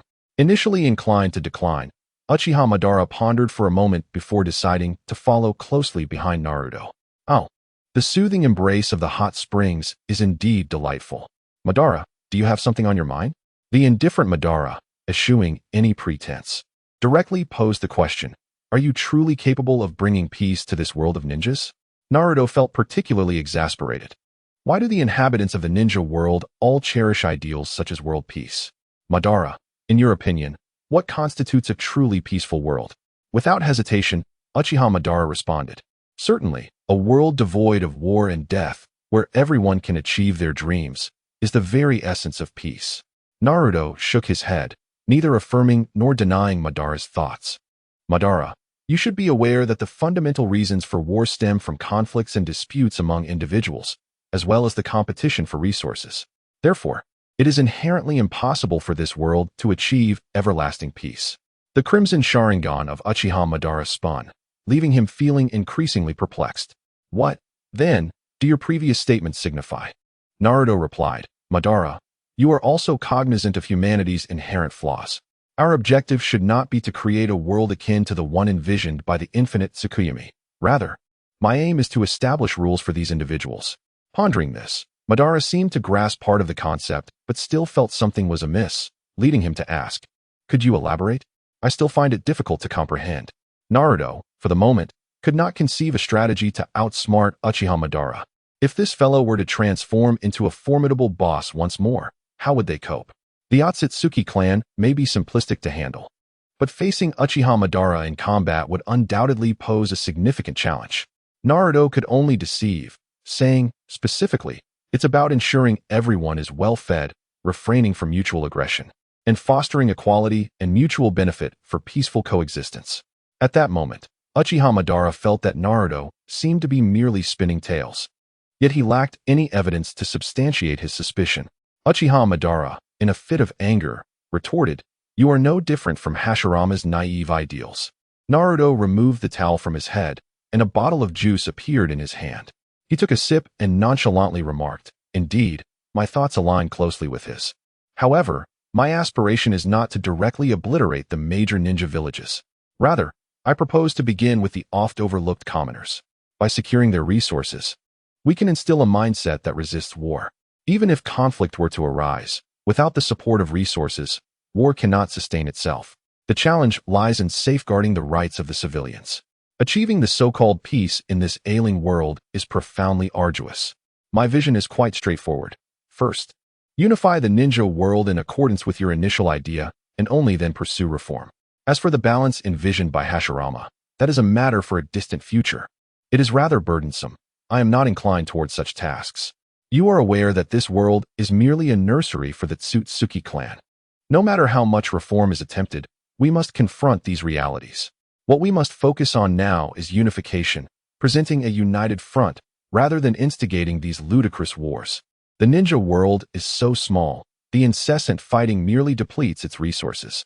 It would be far more beneficial to cultivate the land collectively, as such endeavors would foster peace more effectively than endless conflict. Naruto felt as though he had spoken extensively, yet it also seemed as if he had conveyed nothing at all. As a lethargic individual content to simply exist, he possessed only a superficial understanding of matters, leaving him with a sense of inadequacy in his expressions. Beside him, Uchiha Madara was equally perplexed, yet he gleaned some insight from the conversation. Are you implying that the Otsutsuki clan, aside from Kagaya and Black Zetsu, comprises other members? Naruto did not continue to conceal the truth and spoke directly. The Otsutsuki clan is somewhat akin to the prominent families within the ninja world, with Kagaya being a figure akin to a matriarch.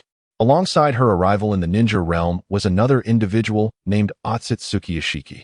Together, they descended upon the world of ninjas to cultivate the god tree, with the intent of devouring all the power and life within this realm. It seems that Kaguya did not wish to annihilate this world, or perhaps she grew weary of the Otsutsuki clan's way of existence. Consequently, a conflict arose between the two. Ishiki sustained grave injuries and fled, subsequently remaining in hiding. Kaguya's actions could be deemed a betrayal of the Otsutsuki clan. To confront the imminent threat posed by her fellow clan members and the lurking Ishiki, Kaguya chose to transform humanity into white Zetsu. That is the crux of the matter. What follows is the complete history of the ninja world, although many aspects still warrant further examination, such as the significance of the three sacred lands of the original ninja inhabitants and the forces they represent. Chapter 81. The conclusion of the journey. Upon hearing Naruto's account, Uchiha Madara fell into deep contemplation. After a moment, he inquired, "How formidable is this Otsutsuki Ishiki? Is he truly powerful?" Naruto promptly replied, "I am not certain. My knowledge about Ishiki is rather limited. I am aware that Otsutsuki Ishiki has been concealed within the ninja world for over a millennium, even predating the existence of Kaguya. Thus, Ishiki possesses an understanding of the ninja realm that far surpasses ours, not to mention the various jutsu derived from chakra. He could very well be lurking in some hidden corner, observing all that transpires in the ninja world. Furthermore, with the complete 10 tails at his disposal and the Otsutsuki clan's inherent possession of either the Rinnegan or Byakugan, the true extent of his ocular powers remains a mystery. Compared to Kaguya Otsutsuki, Ishiki's strength is likely to be far superior. His combat experience alone eclipses that of Kaguya. This is the extent of my knowledge." Having acquired the information he sought, albeit incomplete, Naruto gained a preliminary understanding of Ishiki's might. Uchiha Madara fell into deep contemplation, refraining from further conversation. Observing Madara's silence, Naruto exhaled in relief, reflecting to himself, "I have managed to evade detection. It seems my skills in verbal subterfuge require further refinement." On the other side, the Senju clan, consisting of the grandfather and his 2 grandchildren, engaged in conversation for a while before retreating to their respective chambers. Tobirama, upon exiting his room, did not return to his quarters but eagerly approached the pickup truck, embarking on his modification project with fervor. Seeing his brother depart, Hashirama knocked on his granddaughter's door, and the two convened for a hushed discussion. Soon, they emerged at the largest casino in Short Book Street, Hashirama clad in a suit and sunglasses, accompanied by Tsunade, who was temporarily acting as the money carrier. The aura of affluence emanating from them intimidated those around, causing onlookers to instinctively make way. Among the gamblers familiar with the lavish Hashirama, hushed whispers circulated, and some couldn't help but salivate at the sight of the box in Tsunade's hands. In the following days, Hashirama and Tsunade stealthily ventured out at dawn and returned at dusk, their moods markedly different. They left with exuberance and returned dejected. As for Tobirama, he was too engrossed in his work as a mechanic, often emerging with a face smudged with grease, leaving him little time to concern himself with the pair. Madara, too, seldom ventured outside, remaining in his room, occupied with undisclosed activities, and when he did emerge, it was mostly at night, unnoticed by others. In the realm of Naruto, as previously mentioned, he embraced the spirit of travel, wandering aimlessly each day. During this period, the summer festival was in full swing, bustling with throngs of people, creating an atmosphere of vibrant excitement. Naruto explored various locales daily, indulging in food and revelry, yet he couldn't help but feel a twinge of loneliness. Reminiscing about his beloved Hinata, he resolved that on his next outing, he would undoubtedly bring her along. In contrast, Jiraiya found himself in a rather dismal predicament. Were it not for his shadow clones, he would still be at that small tavern washing dishes to repay his debts. Upon escaping and finding Tsunade, he discovered that his substantial fortune of over 100 million ryo had been entirely squandered by Hashirama and Tsunade. Unable to bear such devastating news, Jiraiya promptly fainted. When he regained consciousness, Hashirama awkwardly attempted to console him, assuring him that he would repay the debt, and if he failed, he would offer his granddaughter as collateral.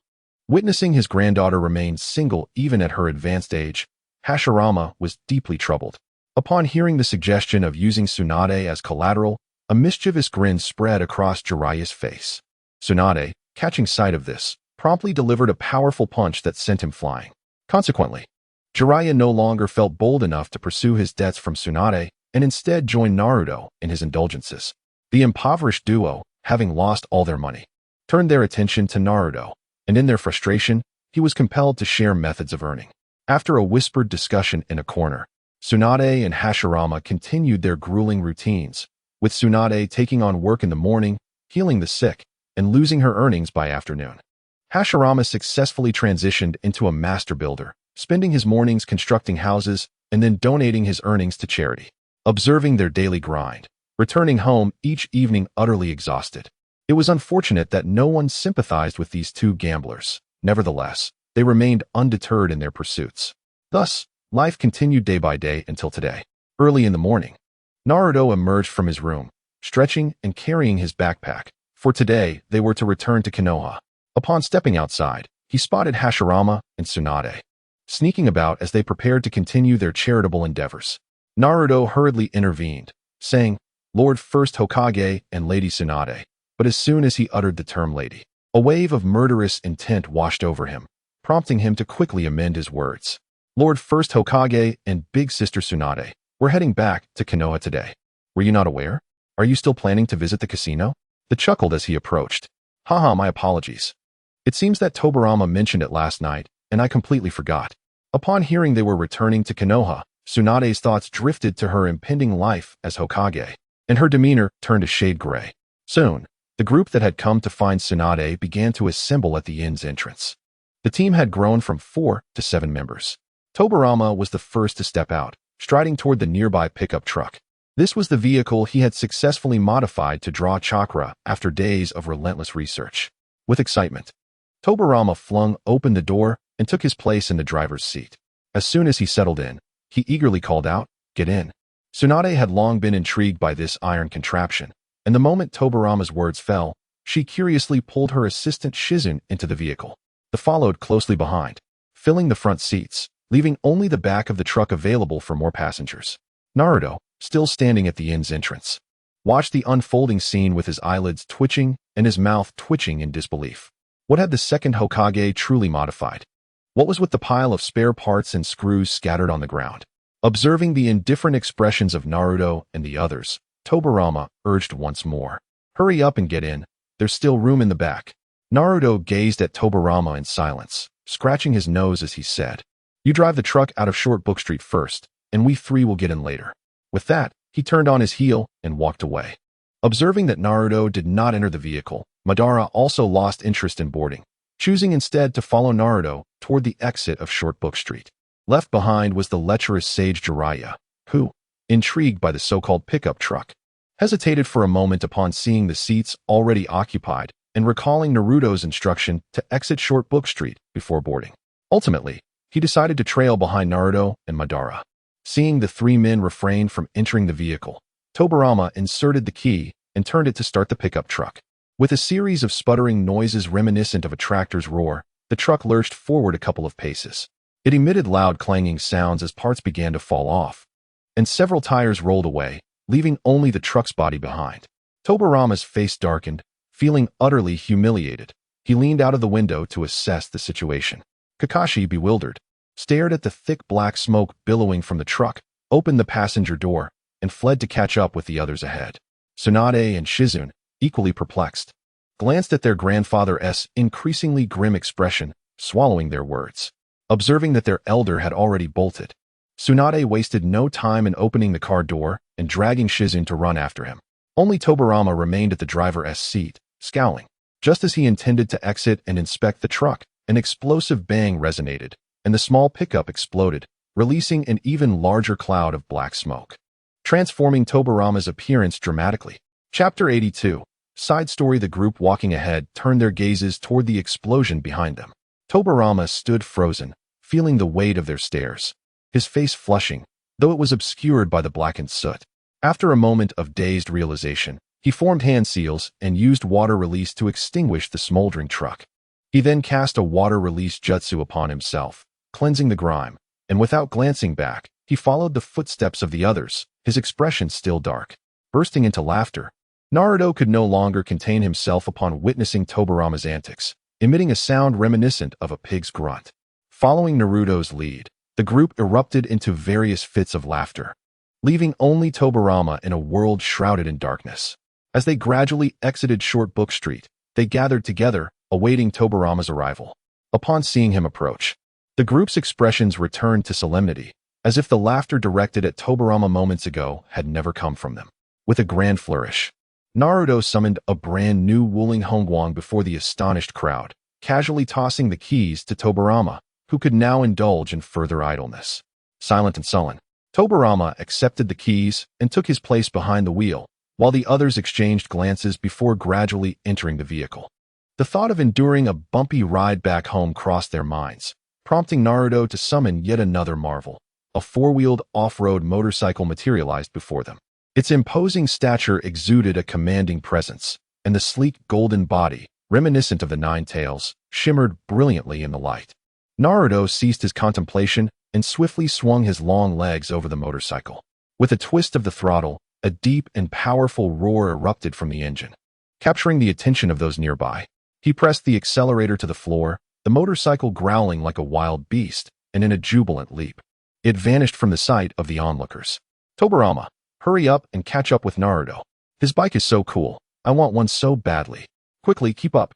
Tobarama, equally intrigued, wasted no time. Without waiting for Hashirama's reminder, he too slammed the throttle down and sped after him. As Naruto raced ahead, the trees whizzed by in a blur, creating a sensation of exhilaration that was far more pleasurable than being seated in a mundane vehicle. Just as he was about to let out a triumphant yell, he heard the urgent honking of a horn behind him, prompting him to gradually decelerate and come to a stop. Before Naruto could express his annoyance, Hashirama leaped from the vehicle. Naruto, what kind of bike is this? Let me take it for a spin. It looks amazing, he exclaimed, curiously reaching out to touch various parts of the motorcycle, his gaze fixated on the seat beneath Naruto, as if he were about to implore, hurry up and let me try it. Though Naruto was aware of the implications behind Hashirama's gaze, the scrutiny made him feel decidedly uncomfortable. Naruto paid no heed to the tall column, and with a mere wave of his hand, a rugged four-wheeled all-terrain motorcycle bearing the emblem of the column materialized beside him. Without a moment's hesitation, the column seized his beloved motorcycle and mounted it, leisurely making his way out. Naruto was poised to continue his frenzied dash when a sudden bout of coughing caught his attention. Rolling his eyes, he materialized a vehicle and departed without a backward glance. Otherwise, he would be unable to refrain from sarcastically commenting, "Aren't you the embodiment of a shinobi in the realm of the ninja? Where has your persona gone? What about your aloofness? You were supposed to be decisive in battle. Yet, you appear to be nothing more than two competitive children, each insisting on having what the other possesses." Naruto strolled leisurely ahead, relishing the scenic beauty along the way. The two individuals trailing behind soon became accustomed to the pace, quickening their steps in tandem. The boisterous and carefree pillar boldly suggested, "Naruto, how about a race to see who can reach Konoha first?" Feeling a twinge of boredom on the journey, Naruto's interest was piqued. "All right, let us three engage in a contest to determine who can arrive in the Hidden Leaf Village first." Meanwhile, Uchiha Obito, who had just caught up, remained silent, his Sharingan spinning wildly, transforming into the kaleidoscopic form. The relentless desire for victory is truly vexing. You two must be harboring some peculiar affliction. Naruto, unable to contain his laughter, covered his face and exclaimed, "Ready, go."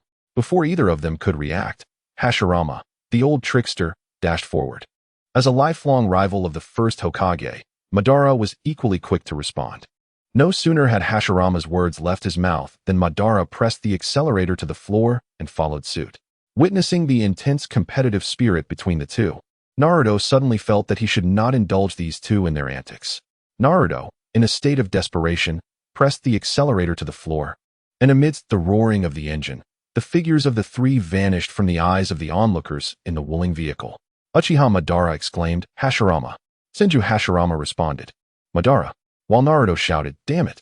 The distance between the three remained constant, with Hashirama leading the charge, occasionally kicking up clouds of dust, much to the chagrin of the two trailing behind him. Hashirama would glance back at his companions, a smirk on his face that seemed to mock them in Madara's eyes. Infuriated, Madara contemplated using his universal pull technique to reel him back for a beating, but alas, he lacked the ability. His crimson Sharingan spun wildly, and just as Hashirama reveled in his boastfulness, he inadvertently struck a stone ahead, sending him hurtling towards a nearby tree. "You scoundrel, playing tricks!" Hashirama exclaimed. As he soared through the air, he clapped his hands, summoning a wooden clone beneath him. The clone sprinted forward, occasionally sprouting trees from the ground to ensnare Madara. Meanwhile, Naruto hastily distanced himself from the two. As predicted, a momentary lapse in Madara's focus caused him to spiral upwards in a 360-degree ascent. Hashirama. Blue chakra coalesced around Madara, manifesting a colossal blue figure that took a giant step forward.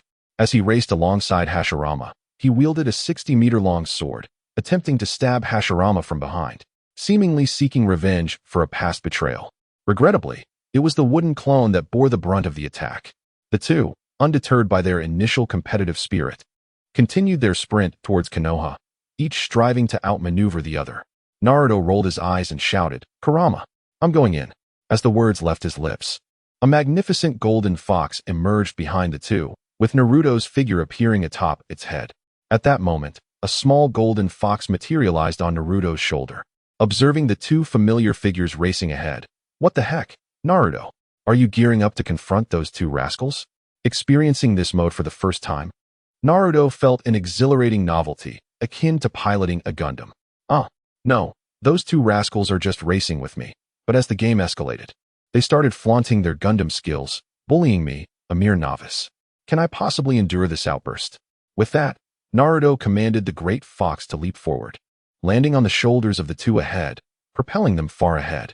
He couldn't resist turning back to flaunt a mocking expression akin to Kurama's, a reflection of the fox's playful antics on his shoulder. Uchiha Madara roared, "Nine tails." He leaped high, brandishing dual blades, and struck downwards with tremendous force, precisely hitting the spot where Naruto had just been. However, Naruto had already evaded by the time Madara sprang into action. The three continued their high-octane chase, relentlessly tripping each other. Kurama, reveling in the chaos, seized the opportunity to unleash a barrage of attacks. Naruto skillfully maneuvered his body to dodge, while Kurama hurled tailed beast balls towards their opponents, infused with a hint of personal vendetta. Although these attacks posed minimal threat to Madara and the other, the humiliation was palpable. Frustrated, the Pillar of Strength, unable to land a hit due to his lack of ranged attacks, finally abandoned his pursuit of the duo. Instead, he seized one of Kurama's tailed beast balls and hurled it at Madara's face, while the wooden dragon continuously coiled around Madara's body. The melee escalated, and Madara, exasperated by the relentless assault from the pillar, summoned a pair of wings from his Susanoo and soared into the air. Witnessing Madara's prowess, Naruto, lacking the Six Paths mode, was unable to ascend and could not reach the airborne adversary. Naruto's eyes sparkled with excitement as he swiftly dispelled the Nine Tails Jinchuriki mode. With a grand gesture, the mechanical Kurama made its official debut. This was the embodiment of Naruto's ingenuity, having been crafted by Orochimaru, a refined version of the true Nine Tails Gundam. Kurama, enveloped in chakra, in a heartbeat, the bond between man and fox harmoniously merged. Naruto sat within the cockpit, connecting with the entire mechanical Nine Tails through the chakra link with Kurama, enabling both their powers to be utilized in unison. Kurama, fire. The fox, having witnessed various high-tech weaponry during its time on Blue Star, responded to the command.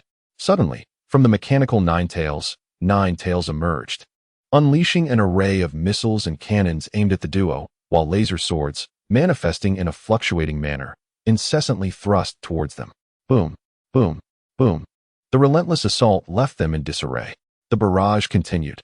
A plethora of small missiles, akin to soaring fireworks, were launched at the two, who dodged desperately but could not evade the missiles' targeting. After a series of bombings, their mechs lay in tatters.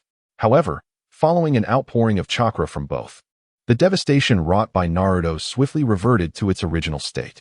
With a glimmer of inspiration in his eyes, Hashirama clapped his hands together. Senjutsu would release true Thousand Hands, Buddha transformation. Thousands of hands wielding an assortment of weapons descended upon them. Regrettably, these were merely cold weapons. Had they been paired with advanced technology, their might would have been unparalleled. Meanwhile, Uchiha Madara grew anxious, simultaneously forming seals for his Susanoo. Heavenly Obstruction, Starquake. Naruto gazed at the two individuals, rendered speechless. He was not a mere vessel of Edo Tensei. With a swift motion of his hand, the mechanical Nine Tails vanished, and in a flash using the Flying Thunder God technique, he returned home. Once again, Madara and Hashirama met their end together. The group, led by Tobarama, who trailed behind in their vehicle, observed the calamity unfolding before them, holding their breath in trepidation as they chose to circumvent the battlefield of the three. Returning to Konoha from an alternate route. Chapter 83. The three Sannin gathered. Upon returning home, Naruto pushed open the door, surveying the empty abode without concern for the absence of others. He retreated to his room, consumed a light meal, took a refreshing bath, and then collapsed onto his bed to recuperate the chakra he had just expended, deciding to defer any matters until the morrow. Meanwhile, Tsunade and her companions, hearts racing, carefully navigated around the fierce clash of the three, soon laying eyes upon the grand gates of Konoha. A collective sigh of relief escaped their lips as they marveled. We have truly survived. The cheerful duo of the gate guardians, having heard the commotion, prepared to investigate.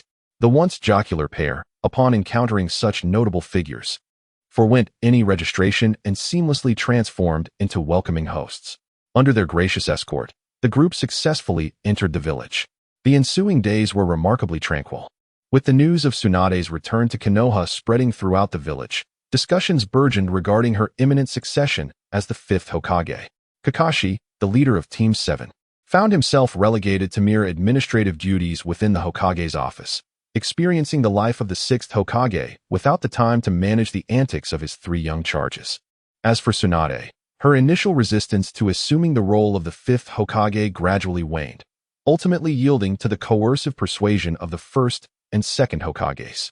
However, during this period, with the assistance of the fourth Hokage and Kakashi, she chose to neglect her responsibilities, claiming she had yet to officially inherit the title and expressing her reluctance to engage in Hokage duties.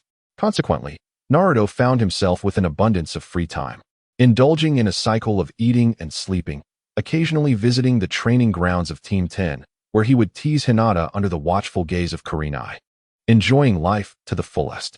As the sun dipped below the horizon, only 2 days remained until Tsunade's inauguration as the fifth Hokage.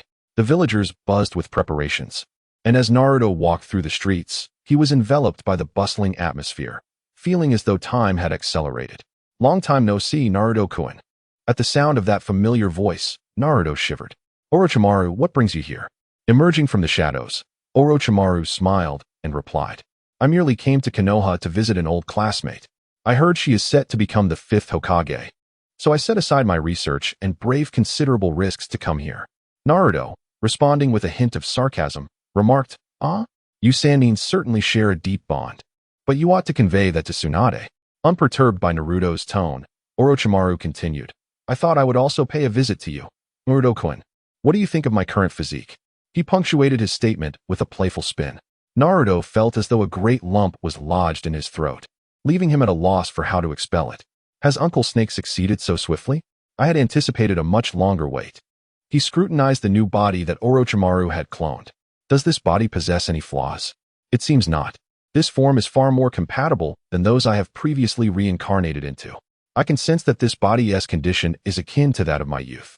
However, its vitality is not destined to endure for long, likely only lasting a mere 20 years or so. Naruto could only sense that Orochimaru was indulging in a display of grandeur. In the ninja world, it seems quite challenging for the average lifespan to exceed 40 years, perhaps only slightly longer during times of peace. Well, as long as it brings you joy. Have you incorporated anything else, such as a bloodline limit? No. This is merely my first attempt. The bloodline limit will be my next experimental goal. The reason I have come to Konoha this time is due to the matters concerning your parents. Should I commence the cultivation of your parents' bodies directly to resurrect them? Or shall I wait until the fusion of the bloodline limit is successful before I begin the cultivation? Naruto pondered thoughtfully, stroking his chin. Orochimaru, is it possible to merge the bloodline limits again with a well-cultivated body? Orochimaru was not surprised by Naruto's inquiry. In fact, he had contemplated this issue long before. Yes, it is indeed feasible, yet the probability of success is exceedingly low, and the risks of failure are substantial. Personally, I advocate for the first method, cultivating from the cellular level and, upon success, directly forming a new body. Moreover, cultivating the body first and then conducting fusion experiments has a high failure rate and squanders resources, Orochimaru stated candidly. It appears that my plans have come to naught. I initially intended to resurrect directly once the body was successfully cultivated and subsequently inject new cells. That makes sense, akin to the cell transplantation of the first Hokage. The success rate is dismal and prone to violent backlash. It seems prudent to commence the fusion from the cellular level. Having said that, Naruto fell into deep contemplation again, reflecting on the Uchiha clan's Sharingan and Hashirama Senju's would release. These bloodlines are not the epitome of superiority, as countless esteemed readers have remarked. It is not the wood release or Sharingan that is powerful, but rather Hashirama Senju and Madara Uchiha. Otherwise, what one would create is merely wood release for landscaping and a technician's eye akin to a 50-50 chance. With this thought, Naruto clenched his right fist and struck it against his left hand, involuntarily emitting a chuckle. Orochimaru, after some time, I shall procure better experimental materials for you. Then we shall commence the cultivation of a new body. Intrigued by Naruto's mention of new materials, Orochimaru was eager to inquire further. Naruto interjected directly. Does Snake Uncle have an appointment with Tsunade and Jiraiya? I happen to have not had dinner yet. Could I join you for a meal?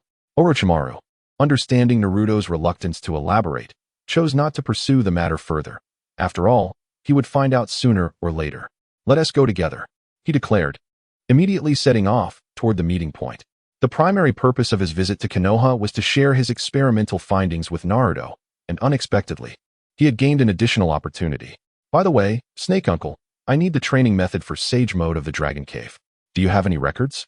Orochimaru paused in his stride and remarked, Oh, Naruto-kun has an interest in sage arts? Feeling the intensity of Orochimaru's gaze, Naruto felt increasingly uncomfortable and quickly clarified, Not exactly. I'm not interested in your research on the Heavenly Curse Seal. I'm merely curious about the sage arts training methods of the Dragon Cave. I wish to see how they differ from those of the three great sage regions. I thought Naruto-kun was interested in researching sage arts, Orochimaru said, producing a scroll from his sleeve and handing it over. Naruto accepted the scroll without hesitation, tucking it into his clothing.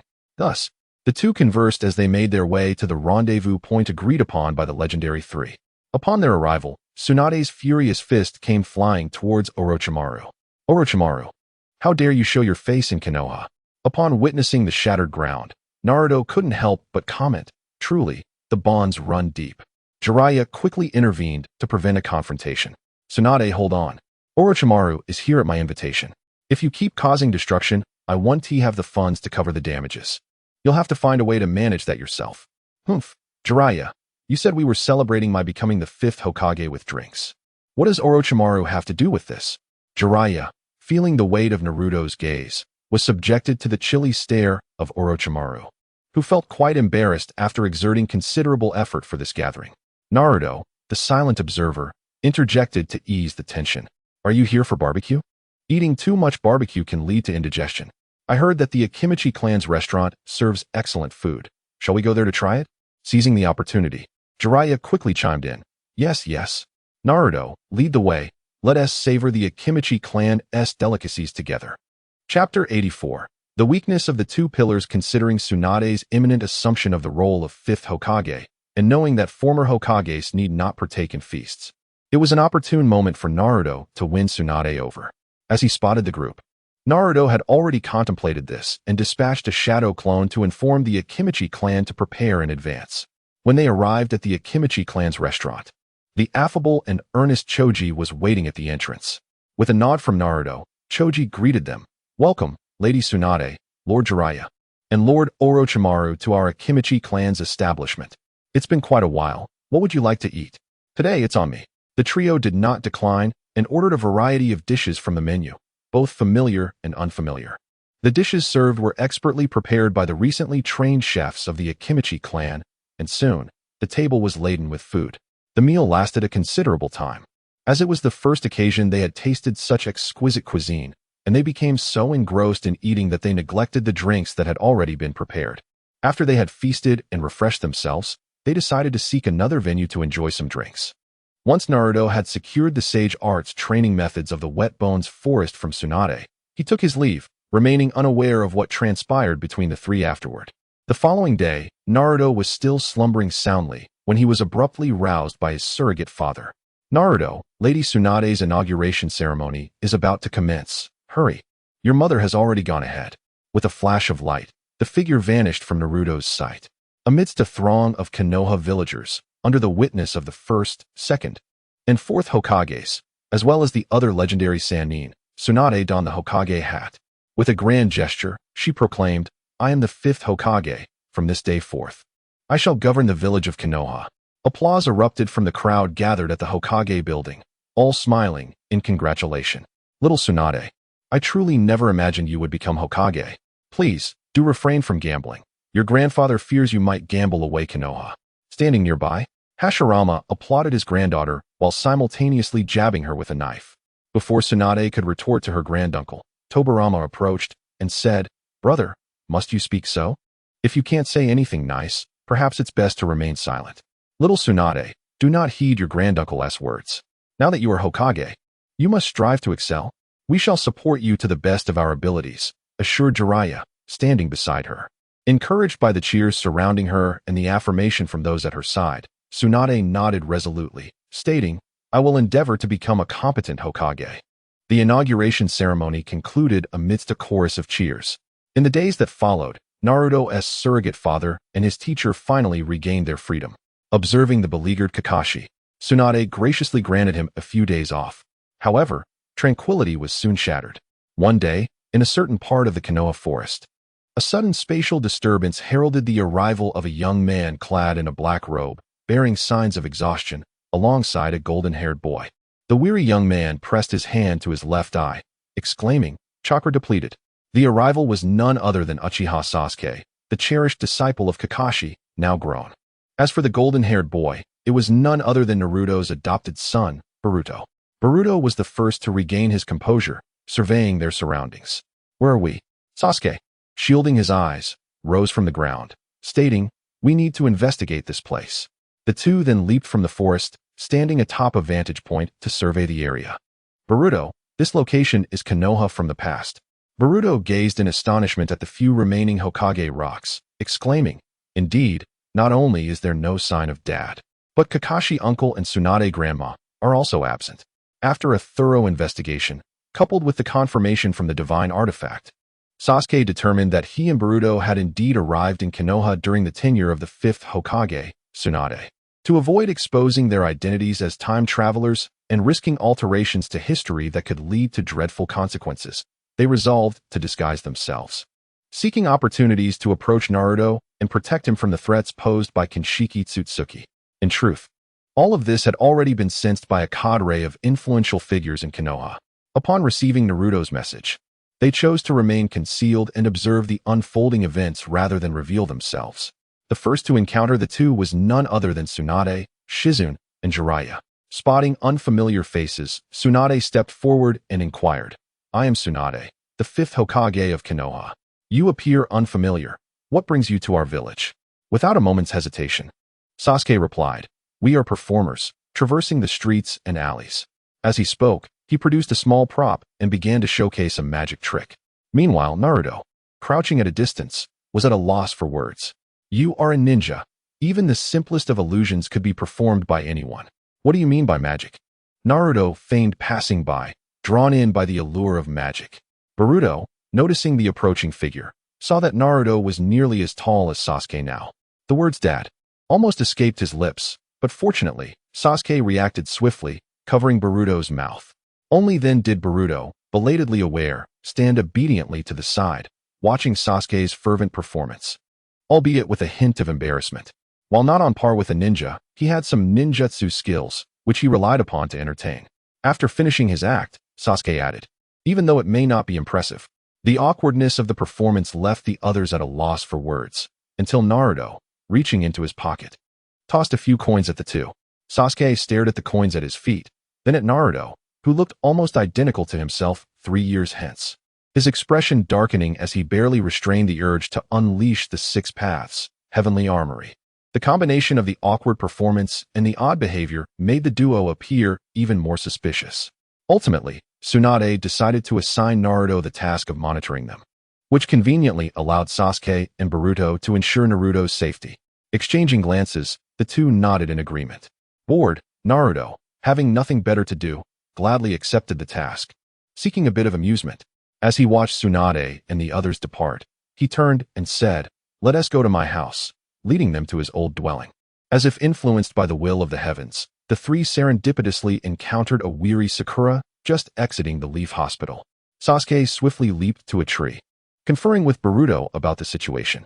Hey Sakura, long time no see. I heard that Sasuke got a pretty harsh lesson from his brother. Has he been discharged yet? I haven't seen that guy in ages. Sakura, displeased, shot a glance at Naruto but replied, Sasuke-kun has been out for quite some time. You, on the other hand, have been out of the village searching for Lady Tsunade, so of course, you wouldn't have seen Sasuke-kun. After exchanging pleasantries, they bid farewell. Sasuke, perched in the tree, was taken aback by their conversation. At this time, he should have already defected. How could he still be in the village? Realizing something, he leapt away, vanishing from their sight, while Naruto did not intervene and instead redirected his path towards his new home. Naruto contemplated for a moment before abruptly halting his steps and declaring, Boruto Uzumaki, is it? I refuse to acknowledge you as my future son, so do not provoke me. Furthermore, it would be wise not to disclose my information to your master. Upon hearing Naruto's warning, Boruto remained unconvinced, persistently boasting along the way. Exasperated by his antics, Naruto could no longer endure the annoyance. Channeling the chakra of the Nine Tails, he conjured a colossal hand that swiftly grasped Boruto's mouth, lifting him up and heading homeward. Chapter 85. Reunion. I've returned. Welcome back. Have you had dinner, Naruto? Would you like me to prepare something for you? As Naruto stood at the entrance, the concerned voice of Kushina resonated from within the house. Mom, I just came back from outside and haven't had the chance to eat dinner yet. Please, just prepare something simple for me. Each time faced with the caring attention of his parents, Naruto found it impossible to refuse, his heart growing increasingly anxious about the matter of resurrecting his parents. It was always his parents watching him eat, and this pressure weighed heavily on Naruto's heart. As Naruto pondered over the matters ahead, he made his way into the room. Observing Naruto holding someone by their chakra, Kushina, seated in the living room, curiously inquired, Naruto, who is it that you are holding? Quickly put them down. What if you suffocate this child? Naruto was preoccupied with the situation at hand. Upon entering, Boruto was left speechless, his mouth obstructed, causing Naruto to momentarily forget that he was still grasping his son with a chakra-enhanced hand. Awkwardly, Naruto dissipated the chakra, resulting in Boruto plummeting to the ground with a thud. The boy, now sprawled on the floor, gasped for breath, his eyes brimming with tears, on the verge of breaking into sobs, convinced he was on the brink of death. Look at the fright you've given this child, Kushina exclaimed, rushing forward to assist Boruto. Ah, wait. You must be Boruto, right? Kushina stammered, her characteristic speech faltering in her panic as she pointed at Boruto on the floor. Minato, something's wrong. Naruto has brought our son back, she shouted, dashing towards Minato's study in a whirlwind. Observing his mother's tempestuous nature, Naruto shook his head. Bemused by the chaos she stirred up, hearing his wife's voice, Minato, who had finally managed to rest, opened the door with a puzzled expression and inquired, Kushina, what is the matter? What did you say about our son? Kushina, pointing towards the living room, spoke in a flurry, Minato, our son has brought our son back. He brought Boruto back. Minato, now understanding, finally grasped what his wife meant. The Minato couple was among the few who were aware that Boruto and Sasuke Uchiha had traversed time to the present day in Konoha. They stepped out of the study, gazing at Boruto, who had been hoisted onto a chair by Naruto. Naruto retrieved milk from the refrigerator and, feeling somewhat disgruntled, poured a glass for his son. At that moment, Boruto, seated in a chair, felt restless. He only knew that his grandparents had sacrificed themselves long ago, even before his father was born.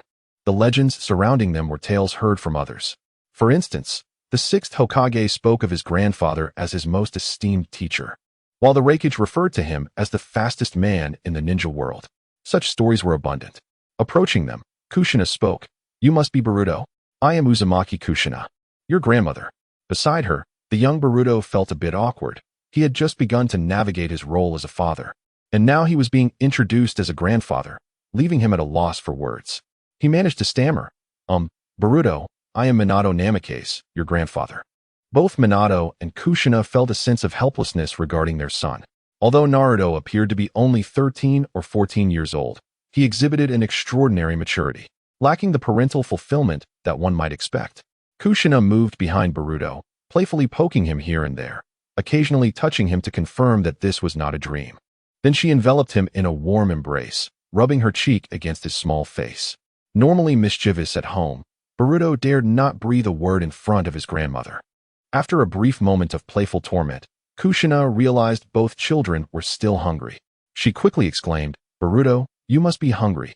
Wait here while Grandma prepares something delicious for you." As she turned to enter the kitchen, she asked, "By the way, Boruto, is there anything you'd like to eat?" Under Naruto's intense gaze, the usually picky Boruto stuttered, "Grandma, I'm not picky at all. Whatever you make will be fine." The three, well aware of the situation, chose not to expose the truth, and Kushina promptly headed to the kitchen. At this moment, Boruto seized the opportunity to survey his surroundings. He was astonished to find that his grandfather's home was more beautiful than his future residence, with many items that appeared quite valuable, some of which he had never even seen before. All of this was Naruto's doing. He had decorated the room according to his own tastes, incorporating many elements that were absent from the ninja world, leaving Boruto perplexed about their purpose. Noticing Kushina's departure, Minato finally had a chance to scrutinize his somewhat troublesome grandson. He approached Boruto, gently placing his hand atop the boy's head, and inquired, "Boruto, is it truly as arduous as they say for Naruto to have become the 7th Hokage?" Upon hearing his grandfather's question, Boruto, akin to a child reporting to a parent, clenched his fist and replied indignantly, "Yes, Grandpa. After becoming Hokage, Dad has been perpetually busy with work, hardly ever coming home. He spends every day in the Hokage office, his only focus being the village, neglecting family. Mom doesn't say much, but I've seen her sighing alone quite often. And that jerk Dad even ruined Himawari's birthday, using shadow clones to celebrate for her." No sooner had he finished speaking than Naruto gave him a gentle thump on the head, causing a large bump to form and tears to well in Boruto's eyes. Clutching his head with both hands, he glared at Naruto with a mix of anger and frustration. Witnessing his son's actions, the ever-smiling Naruto was left with a furrowed brow, concerned about the consequences of his son's outburst. He thought to comfort Boruto, but upon recalling the spot where he had just been hit, he gestured to Naruto to step aside.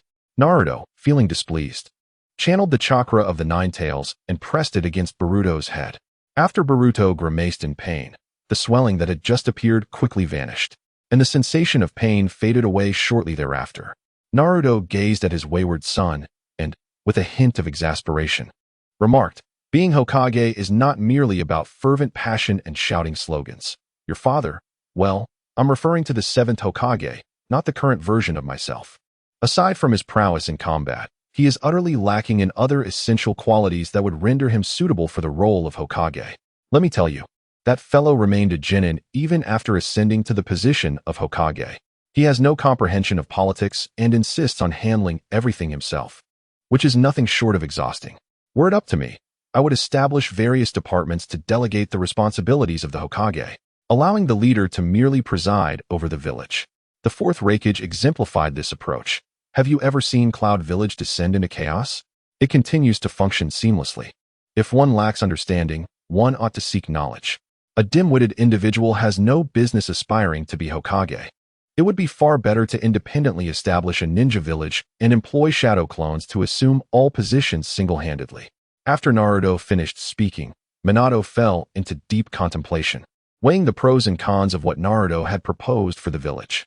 Although Boruto did not fully comprehend the meaning behind Naruto's words, it did not diminish his admiration for his not-so-biological father.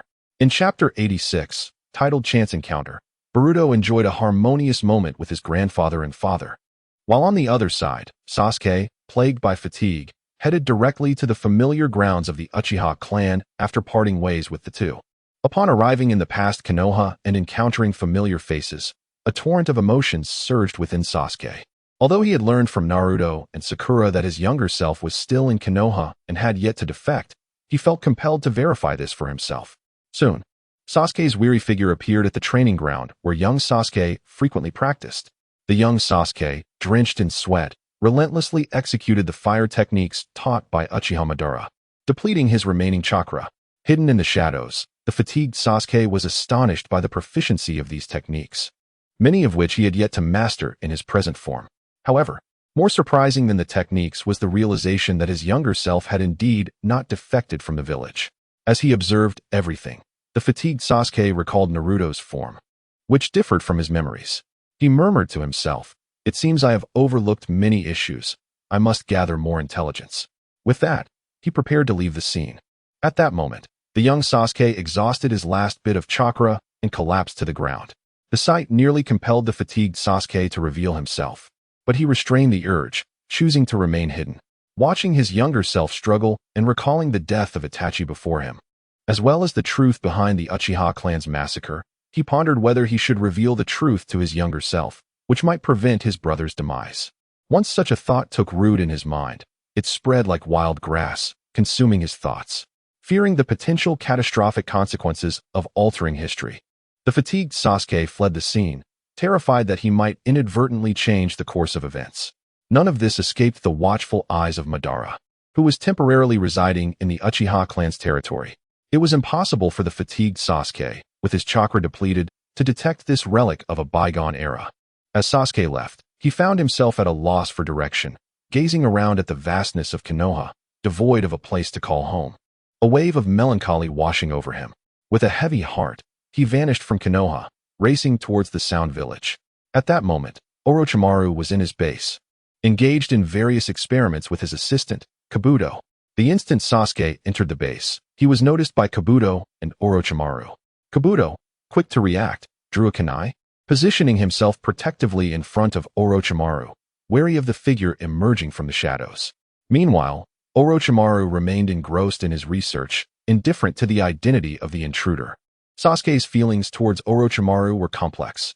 Aware of Orochimaru's lingering desire for him, he nonetheless recognized that his growth in strength was inextricably linked to his former mentor, who had proven to be a competent teacher. To ascertain whether his younger self would defect, Orochimaru had an undeniable interest in the young Sasuke, which compelled him to appear. Stepping out from the shadows, the fatigued Sasuke was confident that neither Orochimaru nor Kabuto could discern his true identity. Even if his identity were to be revealed, he was certain of his ability to erase their memories. "Who are you? How did you get in?" Kabuto demanded, gripping his kunai tightly. Orochimaru, setting down his experimental apparatus, turned to face the newcomer. His pupils constricted as he recognized the familiar figure, an adult version of Uchiha Sasuke. How could he possibly be here? The fatigued Sasuke did not focus on Orochimaru, thus missing the subtle shift in Orochimaru's expression. Having glimpsed the future, Orochimaru was equally astonished by Sasuke's arrival. Recalling Naruto's mention of experimental material, could it be this boy? Dismissing the perplexing thought, Orochimaru decided to simply await Sasuke's performance, resolving to cooperate with him. In truth, Orochimaru was overthinking. The current Sasuke had no intention of entangling himself with the people of this era. Sasuke's eyes widened as a wealth of information flooded his mind, the nature of which depended on what Orochimaru chose to reveal.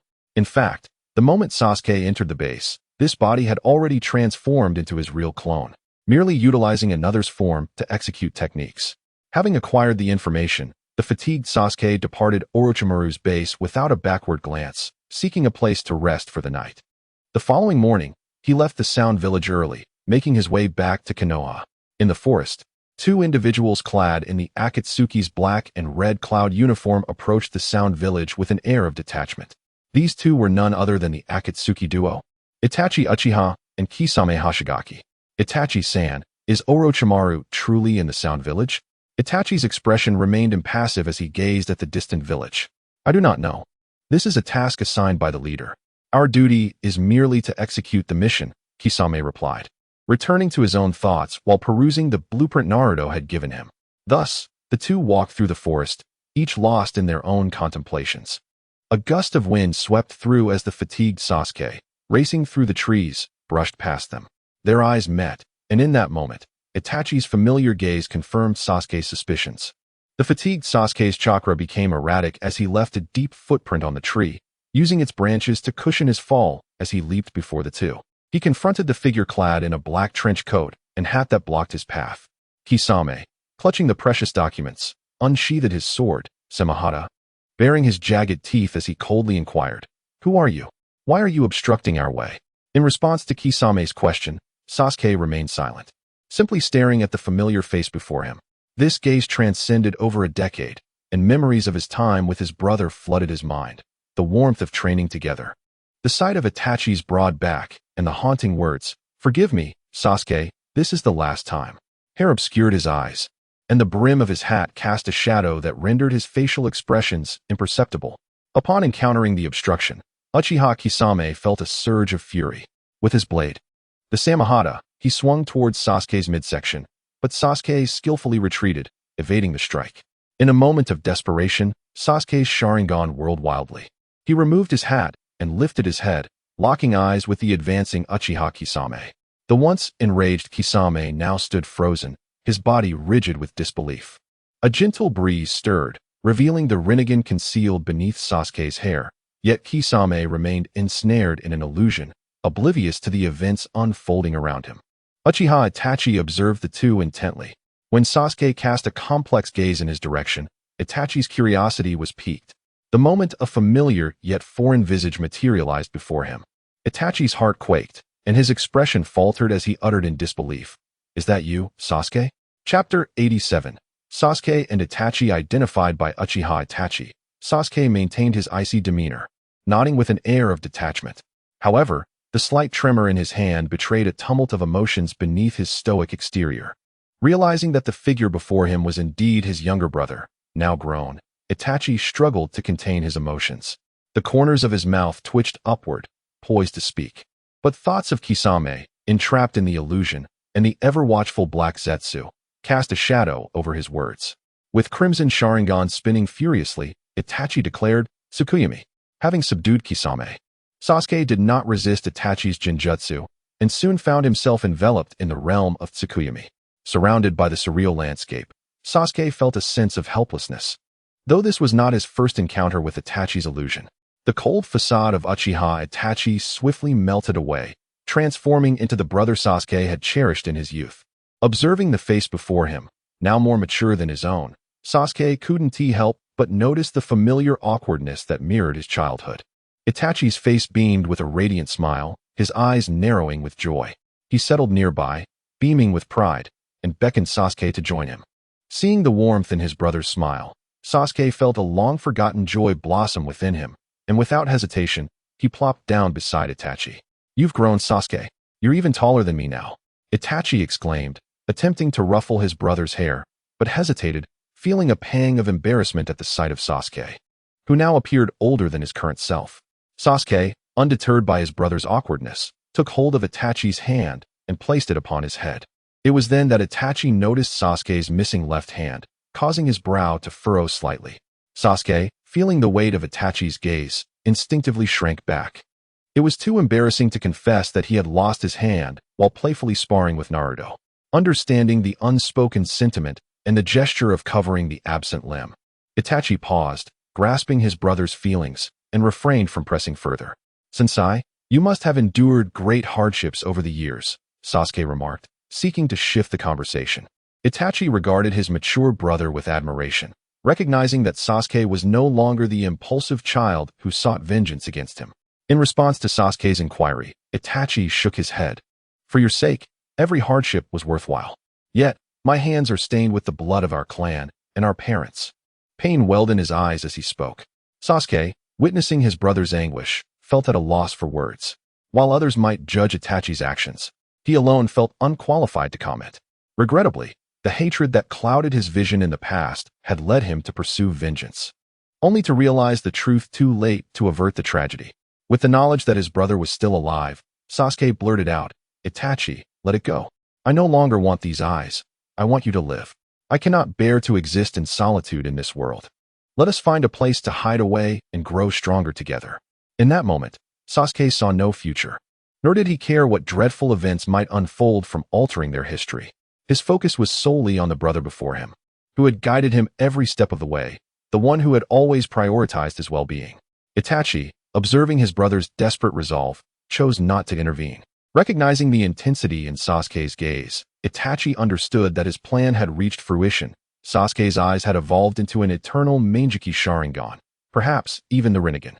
Itachi's thoughts drifted to greater matters, such as the leader of Akatsuki, Pain, and the shadowy figure claiming to be Uchiha Madara. Yet, in that moment, Itachi's world narrowed to the brother before him. Everything else faded into insignificance. "Itachi," he said softly, shaking his head with a bittersweet smile, "there's no escaping this fate. My time in this body is limited. For the sins I have committed against our clan and family, I am destined for a tragic end. These years have been exhausting, and once I pass my eyes to you, I shall seek atonement with our clan and our parents." Sasuke was at a loss for how to convince his brother otherwise. And in that moment, he envied Naruto's persuasive ability. The bitterness in his heart sparked a desire to use his own powers to alter Itachi's resolve. Ultimately, he suppressed this urge, recognizing it would lead to an undesired outcome. Remembering something, Sasuke retrieved a photograph from his pocket, revealing a family portrait of himself, his wife, and their daughter. Itachi accepted the photo, listening intently as Sasuke shared, "This is my wife, Sakura Haruno, the sole female of Team 7 and a student of the 5th Hokage, Tsunade. The girl beside her, with glasses, is our daughter, Sarada. She has already entered the ninja academy and is more talented than I ever was, working diligently. She holds you in great admiration and often asks me about you." A smile of happiness graced Sasuke's face as he spoke. "Itachi, I wish for you to witness Sarada's birth and help nurture her into a remarkable ninja, just as you once guided me." As he gazed at the photograph and listened to his brother's heartfelt words, tears of gratitude welled in Itachi's eyes. "How wonderful, Sasuke. I am already a sinner. Let the future unfold as it may. Speaking too much can alter what is to come." He pressed a finger to Sasuke's forehead. "Forgive me. Sasuke, this is the last time." Upon hearing those familiar words, tears involuntarily streamed down his cheeks. In that moment, Sasuke refrained from advising his brother, merely lowering his head and casting his gaze downward. A thought crossed his mind. If only Naruto were here, he would certainly be able to persuade his brother. Observing his dejected sibling, Itachi shook his head with reluctance and said, "Sasuke, tell me about Sarada." Mentioning his daughter revitalized Sasuke, and thus the two began to converse about Sarada. Time flew by, although only a few seconds had passed in the outside world. The two had actually spent 3 days within the realm of Tsukuyami. As Sasuke exited the illusion, he noticed the blood flowing down Itachi's face, and his heart ached with compassion. Just as he was about to step forward, Itachi shook his head to halt Sasuke's movement. Sasuke cast a deep glance at Itachi, then turned to look at the motionless Kisame standing nearby. Activating his Sharingan, he erased Kisame's memories in a flash and vanished into the forest. Itachi watched as his brother's figure grew increasingly distant until it disappeared entirely. His gaze returned to the photograph in his hand. He touched it gently, treasuring it before placing it close to his heart. Having accomplished all this, Itachi, burdened yet content, made his way back towards the hidden sound village. As Kisame regained consciousness, he stood momentarily in shock, glancing at the sword, Samahata, in his hand. Then, he looked at Itachi, who was walking away, and decisively slung the sword over his back. Hastening to follow Itachi's silhouette, the two figures soon vanished into the woods. Chapter 88. A visit to the Hyuga clan. Meanwhile, while Sasuke was visiting his mentor and unexpectedly encountering his brother, Boruto was having a splendid time. After enjoying a dinner prepared by Kushina with Naruto, he found himself surrounded by his grandparents, who showered him with care and inquiries about his studies, Hinata, and his adorable little sister, Himawari. Boruto, with audacity, boasted about his diligence and prowess at the Ninja Academy, inflating his accomplishments to an exaggerated degree, while the two beside him listened with amusement. Choosing not to burst his bubble, when the conversation shifted to his sister, he began to brag about how well he took care of her. His enthusiasm evident as he animatedly recounted his benevolence towards Himawari. He even took the opportunity to share various embarrassing anecdotes about his father. Had Naruto returned to his room earlier, he would have undoubtedly been met with a few stern words.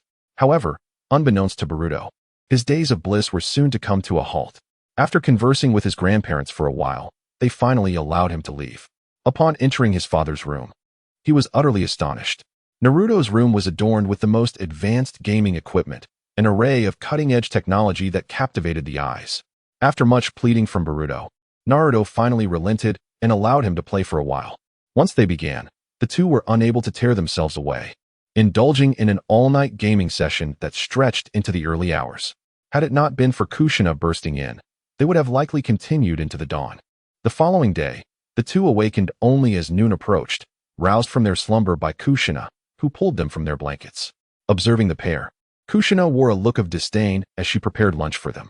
Once they had finished their meal, she unceremoniously kicked them out of the house. As they strolled along the path, Naruto cast a disapproving glance at his son. "It's all your fault, you know. You got me kicked out by your grandmother." He punctuated his complaint with a playful smack on Boruto's head. Boruto, nursing his head, felt dazed. With a roll of his eyes, he muttered under his breath, "You jerk. It was you who angered Grandma, and now I'm the one being tossed out. You're just using me as a scapegoat." The last thought lingered in his mind. Unspoken, "Just wait until you're old. I'll see if I don't pull your oxygen tube." Naruto sensed the malevolence emanating from Boruto, who was once again embroiled in a fierce competition. "What are you scheming this time, you rascal?" In response, Boruto cradled his head in his hands, crouching on the ground in silence, casting a resentful glance at his father. "Naruto-kun, what are you up to?" At that moment, a soft and melodious voice floated from behind Naruto. Upon hearing the voice, Naruto turned around joyfully to face Hinata, seizing her delicate hand with enthusiasm. "Hinata-chan, it has been ages. Where are you headed?" Noticing the presence of an outsider, Hinata attempted to withdraw her hand shyly, but Naruto's grip was too strong. Compelling her to relent, her cheeks flushed as she murmured, "I just had the chance to train with Team 8 this morning under Kakashi-sensei, and I was on my way home for lunch." On the ground, Boruto was left astounded, his worldview shattered. Was this gentle and sweet girl truly related to his fiery-tempered mother, who perpetually rolled her eyes at him? And what of his seemingly simple-minded father, who possessed such charm? It was remarkable to observe how easily he could hold Hinata's hand. This was indeed an exceptional display of romantic prowess, stirring within Boruto a newfound admiration. Naruto gently played with Hinata's small hand and remarked, "I see. Since I have no pressing matters this afternoon, it is the perfect opportunity to visit my esteemed father-in-law. Furthermore, it has been quite some time since I last saw little Hanabi, and I miss her dearly. Let us go to your home together." Hinata, having heard Naruto refer to her father as his father-in-law on numerous occasions, couldn't help but feel a warm blush creep across her cheeks. Observing the petite Hinata nod obediently, Naruto took her hand and made his way toward the Hyuga clan's residence, momentarily forgetting about his own son. Boruto, incredulous at his father's antics, felt his worldview shift yet again and had no choice but to trail behind the duo. The three of them arrived at the grand estate of the Hyuga clan, and before they could enter, a small head peeked out from within. "Brother-in-law, you've arrived," she exclaimed joyfully, rushing out to embrace Naruto's leg. Naruto gently patted Hanabi's small head, taking one hand of each girl as they made their way toward the Hyuga clan's residence. Upon entering the gate, he was met by the sight of his frugal father-in-law seated under the eaves, sipping tea. As soon as he stepped inside, he was subjected to the piercing gaze of the Byakugan, which bore down upon him with an unsettling intensity. Feeling increasingly uncomfortable under such scrutiny, Naruto hastily released the hands of the two young ladies. "Naruto-kun, I shall freshen up for a moment. Please keep father company in the meantime," she said before departing. Left alone, Naruto couldn't shake the feeling that his visit to the Hyuga compound was a misstep, as the oppressive weight of their lineage bore down upon him. Igniting an almost irresistible urge to flee, Naruto gazed at the lovely Hanabi standing beside him, feeling a profound sense of contentment wash over him. With a sweeping gesture, he conjured a generous serving of fruit sundae into his hands and promptly offered it to the adorable Hanabi. Upon seeing the delectable treat, her eyes sparkled with delight as she eagerly accepted it, exclaiming sweetly, "Thank you, brother-in-law." At that moment, a shiver ran down Naruto's spine, as if he had inadvertently erred once more. Hanabi, clutching her delicious prize, dashed back into the house, leaving Naruto feeling isolated and bewildered. He ruefully touched his nose, suddenly struck by a thought that brightened his expression. He swiftly pulled Boruto, who was nearby, into the conversation. "Uncle Hyuga, this is Boruto, who unexpectedly arrived in Konoha yesterday." Initially irate, Hayashi Hyuga stood in disbelief as he watched the newcomer, his teacup tumbling to the floor. He rose in astonishment, wanting to speak but unable to articulate his thoughts, his gaze fixed intently upon Naruto. With a grand gesture, Naruto handed another fruit sundae to Boruto. "Go on, kid. Accompany Hanabi to enjoy some treats." After saying this, he sent Boruto inside the house. Noticing only the two of them, Hayashi Hyuga waved his hand and said, "Have a seat. What was that child all about? Please elaborate." With that, he thoughtfully poured a cup of hot tea for his future son-in-law. Recalling how he had deceived his father-in-law, Naruto awkwardly stated, "It's just Boruto and the future Sasuke Uchiha, who traveled through time via a special artifact to our era. However, they shouldn't stay long and will return to the future soon." Upon hearing that someone could traverse time, Hayashi's composure faltered, and a flurry of thoughts raced through his mind, causing the atmosphere between them to grow tense. Meanwhile, Boruto entered the familiar yet foreign Hyuga manner, gazing at Hanabi, who sat at the table, blissfully indulging in sweets. Rubbing his eyes in disbelief, he found it hard to accept that his aunt, who often playfully bumped into him and insisted he call her sister, was as adorable as his own sister, Himawari, during her childhood. After being scrutinized for a while, Hanabi, feeling annoyed, spoke up, "Who are you? Don't you know that staring at girls is quite rude?" Perhaps due to some instinctive bloodline pressure, Boruto quickly capitulated, lowering his head apologetically. "I'm so sorry. Seeing you reminds me of my sister. Here, take this too, as a token of my apology." He then pushed the sundae he held towards her. Hanabi glanced at the sundae in her hand, and then at the one Boruto offered, realizing she had two delicious treats and decided not to refuse. Adopting a mature demeanor, she teasingly replied, "Humph, this time I'll forgive you. But if you stare at me like that again, just wait and see what I'll do." With that, she returned to savoring her dessert. Chapter 89. A father's affection. Hayashi Hyuga emerged from his reverie, finishing his tea in one gulp, and with a trembling voice inquired, "Naruto, is that artifact truly capable of time travel? Might I borrow it for my own purposes?" Before Naruto could respond, Hayashi was already lost in memories. Reflecting on the past as he began to speak slowly, "My twin brother, Hisashi, Niji's father, was marked with the caged bird seal merely for being born a few minutes after me. Our bond was always strong, and I believed that becoming the clan leader would alter his fate. Yet, the elders of the main family vehemently opposed this, and ultimately, Hisashi was forced to bear the caged bird seal. This seal did not affect our brotherly relationship, especially after Hinata was abducted by the Cloud Village and a false narrative ensued. In the end, under the pressure from the Cloud Village and the third Hokage, I resolved to sacrifice myself. At that moment, Hisashi intervened, knocking me unconscious to take my place. Because of me, he made the ultimate sacrifice. Every time I see Niji, I am reminded of Hisashi, and I struggle with how to face him. This ordeal has always been a burden in my heart. I yearn to use that artifact to return to that time and change everything that transpired, even if it means I must be the one to die." With these words, he seemed to have made a resolute decision, exuding an air of fearless acceptance of death. Naruto did not respond but furrowed his brow and inquired, "Uncle Hyuga, regarding the matter of the caged bird that I mentioned last time, have you resolved it?" Upon hearing the term caged bird, the usually amiable Hinata Hayashi's face darkened with a hint of ferocity. "Indeed, I have addressed it. I have sent numerous idle individuals to partake in this battle, alongside several members of the main family who opposed the reform of the caged bird system. Moreover, when Lady Tsunade assumed her position, I presented her with a proposal to reform the main and branch family system, to which she acquiesced. The reality was that the newly inaugurated fifth Hokage, Tsunade, was overwhelmed daily by the relentless tide of paperwork. At that time, Hayashi had sought her consent for the reforms face-to-face, only to be met with a scathing rebuke from Tsunade. "Why must I, as Hokage, manage every trivial matter? Can't you handle your own family affairs? What purpose does your role as clan head serve?" With a dismissive wave, she expelled him from her office. Observing the expression on Hayashi's face, Naruto rolled his eyes, thinking to himself that there must be more to the story. Those who had previously conspired against Hayashi were undoubtedly eliminated by his advantageous father-in-law. For resolving the issues of the main and branch families could not have been accomplished so effortlessly otherwise. Naruto tapped his fingers on the table, deep in thought for a moment before speaking. "Uncle Hisashi, the idea of traveling back in time to alter Niji's father's fate still requires further consideration." Before he could finish his sentence, a look of disappointment crossed Hisashi Hyuga's face. "However, I have a superior plan, which is to resurrect Niji's father directly." Hisashi Hyuga showed no surprise and replied, "Are you suggesting a technique akin to the Edo Tensei used by the former Hokage? But my brother's body has already." Naruto contemplated the prospect of Orochimaru utilizing the reanimation jutsu to resurrect Hinata's uncle, Hisashi. He surmised that Orochimaru must possess some of Hisashi's bodily tissue.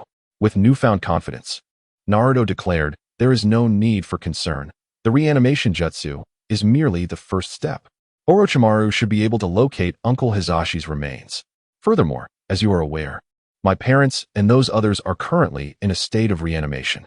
We are diligently collaborating with Orochimaru on the methods of resurrection, and we are nearing completion. Once we finalize the process, We simply need to add Niji's father to the resurrection list. As soon as he finished speaking, Hisashi stood up, intending to perform a deep bow to Naruto. Fortunately, Naruto, quick on his feet, intervened. Uncle Hisashi, what are you doing? We are all family. There is no need for such gestures. Calming his excited heart, Hisashi resolutely stated, Naruto, from now on, I will not interfere in matters concerning you and Hinata. Moreover, I understand you are in need of assistance. Once Hisashi is revived, feel free to call upon the Hyuga clan whenever you require our aid. Naruto gazed in disbelief at his unscrupulous father-in-law, contemplating whether he had exchanged his own daughter along with the entire Hyuga clan for a mere Hyuga Nichijou. A wave of disdain washed over him at the thought. Naruto thought to himself, yet spoke earnestly, Uncle Hisashi, rest assured, I will undoubtedly bring Uncle Niji back to life. With this, both of them tacitly chose not to pursue the topic of resurrection any further. The silence lingered awkwardly, until Naruto took the initiative to shatter the renewed stillness. That Uncle Hisashi. Naruto hesitated, feeling somewhat embarrassed to speak directly. Hinata Hayashi gazed at his son-in-law, finding him much more agreeable than before. There was no need for him to be so coy. He could express his thoughts openly. Therefore, Naruto decided to be forthright, stating that he would like to ask for assistance in training Boruto. Although Boruto's eyes differed from the Byakugan, he could only rely on Hayashi, as their family was not well versed in ocular techniques. Upon hearing Naruto's request, Hayashi readily agreed, secretly cherishing his grandson despite his outward demeanor. Very well, I accept. After all, Hanabi and Hinata train with me daily, so having Boruto join us will not be an inconvenience. With the desired outcome secured, Naruto refrained from lingering, as he could hardly endure the scrutiny of his father-in-law's piercing gaze. Naruto did not seek out Boruto. Instead, he bid farewell to his convenient uncle and left the Hyuga clan without a backward glance. Unbeknownst to Boruto, he had been sold out by his own father. Shocked, he watched as his aunt devoured an enormous serving of fruit sundae, beginning to question the meaning of life. However, thinking of his mother's even more formidable exploits, he soon found solace. At that moment, Hyuga Hayashi strode in with a stern expression. Hanabi, it's time to resume our training for the afternoon. And that little rascal, you call him Boruto, right? He should join us as well. Boruto, recalling the grandfather who constantly dragged him and his sister around, looked at this serious and unsmiling figure and could not help but wonder if they were the same person.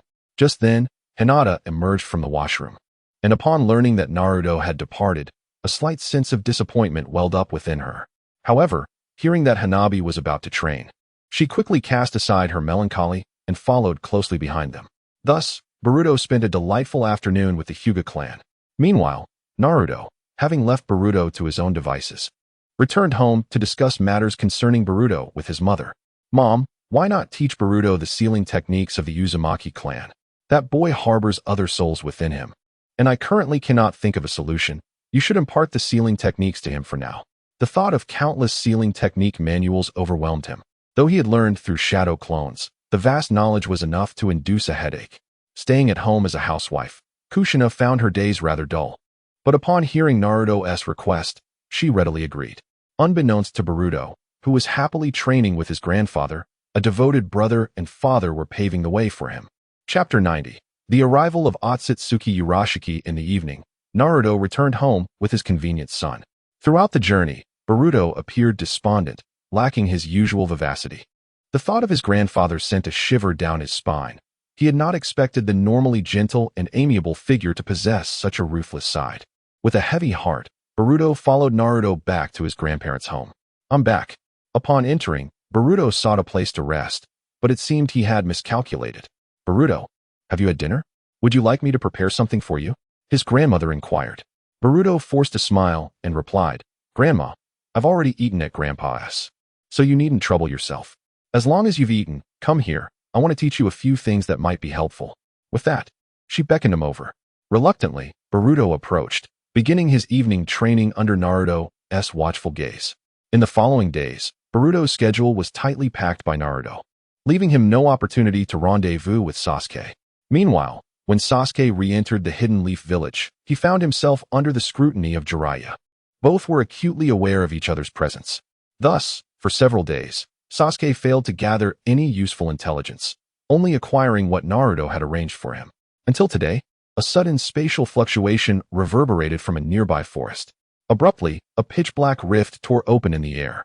A bewildered figure emerged from the crack, none other than Otsutsuki Urashiki, who had lagged behind Sasuke and Naruto. Clad in white attire, wielding a glowing red fishing rod, and carrying a fish basket at his waist, he floated in midair. Urashiki's appearance drew the attention of several prominent figures, prompting Naruto to decisively reopen his long-absent livestream to surprise the ninja world. While Kurama was busy adjusting the equipment, the camera focused on Naruto's face. "Hello, everyone. I am the underwhelming Hui. Come take me down if you're brave enough." "Ah, no. Greetings, I am your host, Uzumaki Naruto. The upcoming broadcast will feature a battle between our future hero and the extraterrestrial Otsutsuki. Allow me to introduce our two participants." As soon as he finished speaking, the camera shifted. Due to the technology lacking life and chakra, the concealed live-streaming device was nearly pressed against Urashiki's face without detection. Soon, Urashiki's figure appeared before the ninja world. Naruto seized the opportunity to introduce, first and foremost, this gentleman with a strikingly pale complexion. Ahem, my apologies, let me start again. This fine young man hails from realms beyond the ninja world, known as Tsutsuki Urashiki. As for his detailed origins, I must confess my ignorance, for I have always been a humble native of the ninja realm. However, it is worth noting that the mother of the Sage of Six Paths is named Kaguya Tsutsuki. So, ponder upon that for a moment. I shall refrain from elaborating further. Allow me to share a little secret. The Tsutsuki clan is renowned for possessing the Rinnegan. Furthermore, I am privy to an even greater secret. The end of the ninja world is, in fact, its beginning. The Tsutsuki clan wanders to other planets solely to cultivate the divine tree, which consumes all life to yield chakra fruit. Ahem, I shall not divulge more. Instead, let me present to you something remarkable. As he spoke, he zoomed in on Urashiki's eyes, showcasing a pair of Rinnegan that dazzled those before the screen. The scene shifted again, revealing a figure sprinting towards Tsutsuki Urashiki. With a grand gesture, Naruto proclaimed, "This individual is none other than our other male protagonist for today, Uchiha Sasuke. As for his identity, I shall indulge you with a brief revelation since my mood is rather buoyant today. He can be regarded as the savior of the ninja world, the fabled child of prophecy sought by the legendary Sannin, Jiraiya, destined to usher in reform across the entire realm of Shinobi. To discuss Sasuke's other identity, we must first mention the Sage of Six Paths, who had two sons, Indra and Azura. Sasuke is the reincarnation of Indra's chakra. Most in the ninja world are likely unfamiliar with Indra, but to reference his past life, one might recall the recent figure who bested both the Tsuchikage and Reikage, the dancing king of the shinobi world, Uchiha Madara. As for Azura, we shall save that for another occasion. This Sasuke is not the one from the recent Chunin exams. Rather, he is the Uchiha Sasuke from over a decade into the future. As the scene zoomed in, the Sharingan and the six Tomo Rinnegan appeared before the assembled shinobi. Fear not, for the Rinnegan reminiscent of Uchiha Madara has returned, albeit with only one eye. Does this not stir your heart? Inaction speaks louder than intentions. Thus I am here to announce a search for a partner for Uchiha Sasuke, with no restrictions on nationality. Those interested may directly contact our esteemed 5th Hokage, who is fortuitously working towards the revival of the Uchiha clan. At this moment, the ninja world was in a frenzy. Tucked away in the Iwagakure village, Tsuchikage Inoki was left utterly dumbfounded, having recently endured the wrath of Madara's Rinnegan. He could hardly fathom the emergence of another pair of semi-Rinnegan eyes in such a short span. Trembling, his lips quivered in fear. Observing her grandfather's state, the young girl beside him remarked, "Grandfather, perhaps you should relinquish the position of Tsuchikage to Brother Deidara. It appears you are utterly petrified by Uchiha Madara. You haven't had a good night's sleep in ages. Now with the appearance of this new pair of Rinnegan, I fear for your health. I do not wish to witness a black-haired individual turned into a white-haired one."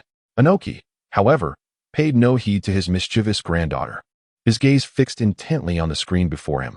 Meanwhile, in Kimogakure, the Reikage, having recently faced a severe setback, cowered in a corner, nursing his wounds. His eyes bulged with disbelief as he stared at the live feed presented by his secretary, his throat seemingly constricted, rendering him speechless and devoid of the arrogance he had previously displayed. The one in the most distress was Black Zetsu, who had not anticipated that Naruto would so thoroughly rattle his composure. His mother had yet to be rescued, and now he was confronted with such formidable adversaries, members of the Otsutsuki clan. He was overwhelmed with dread, pondering how to navigate the situation. Should he hide and wait for these individuals to perish before re-emerging to instigate chaos? But now, fear and confusion enveloped him. How could he proceed?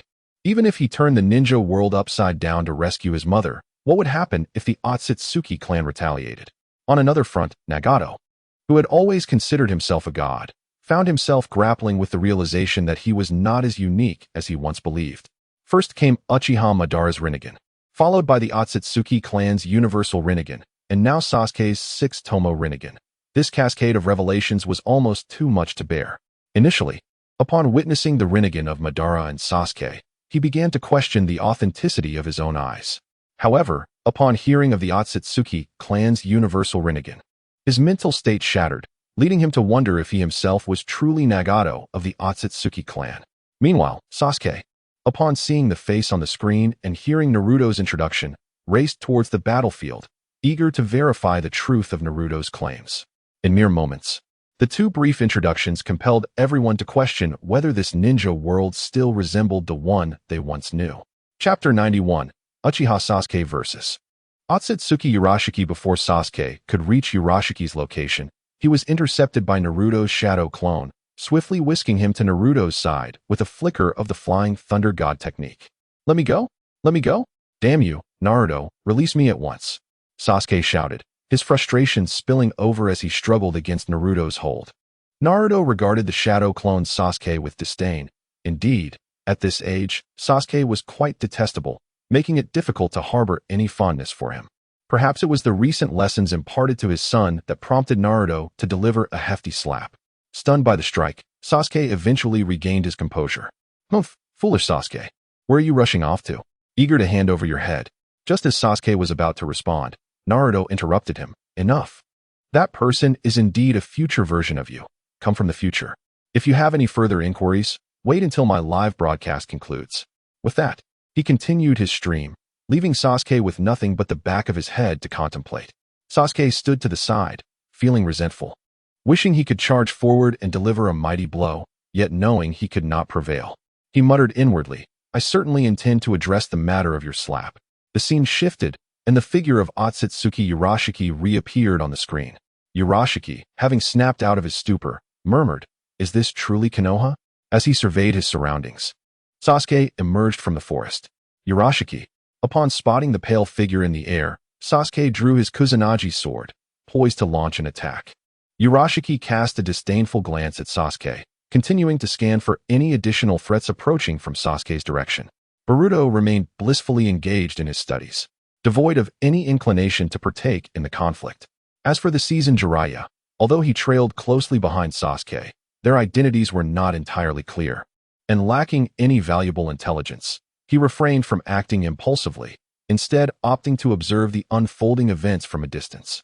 Realizing there were no other presences, Urashiki's gaze returned to Sasuke. "So, you arrived first, along with that little brat? Is Naruto and that great fox there as well? Do you know?" Sasuke, without responding, charged forward with his sword raised. Urashiki effortlessly positioned his fishing rod in front of him, blocking Sasuke's attack, while scolding, "You really are bothersome. You seem to be everywhere, always interrupting me." As he berated Sasuke, he incessantly swung his fishing rod, striking against Sasuke's Kusanagi sword.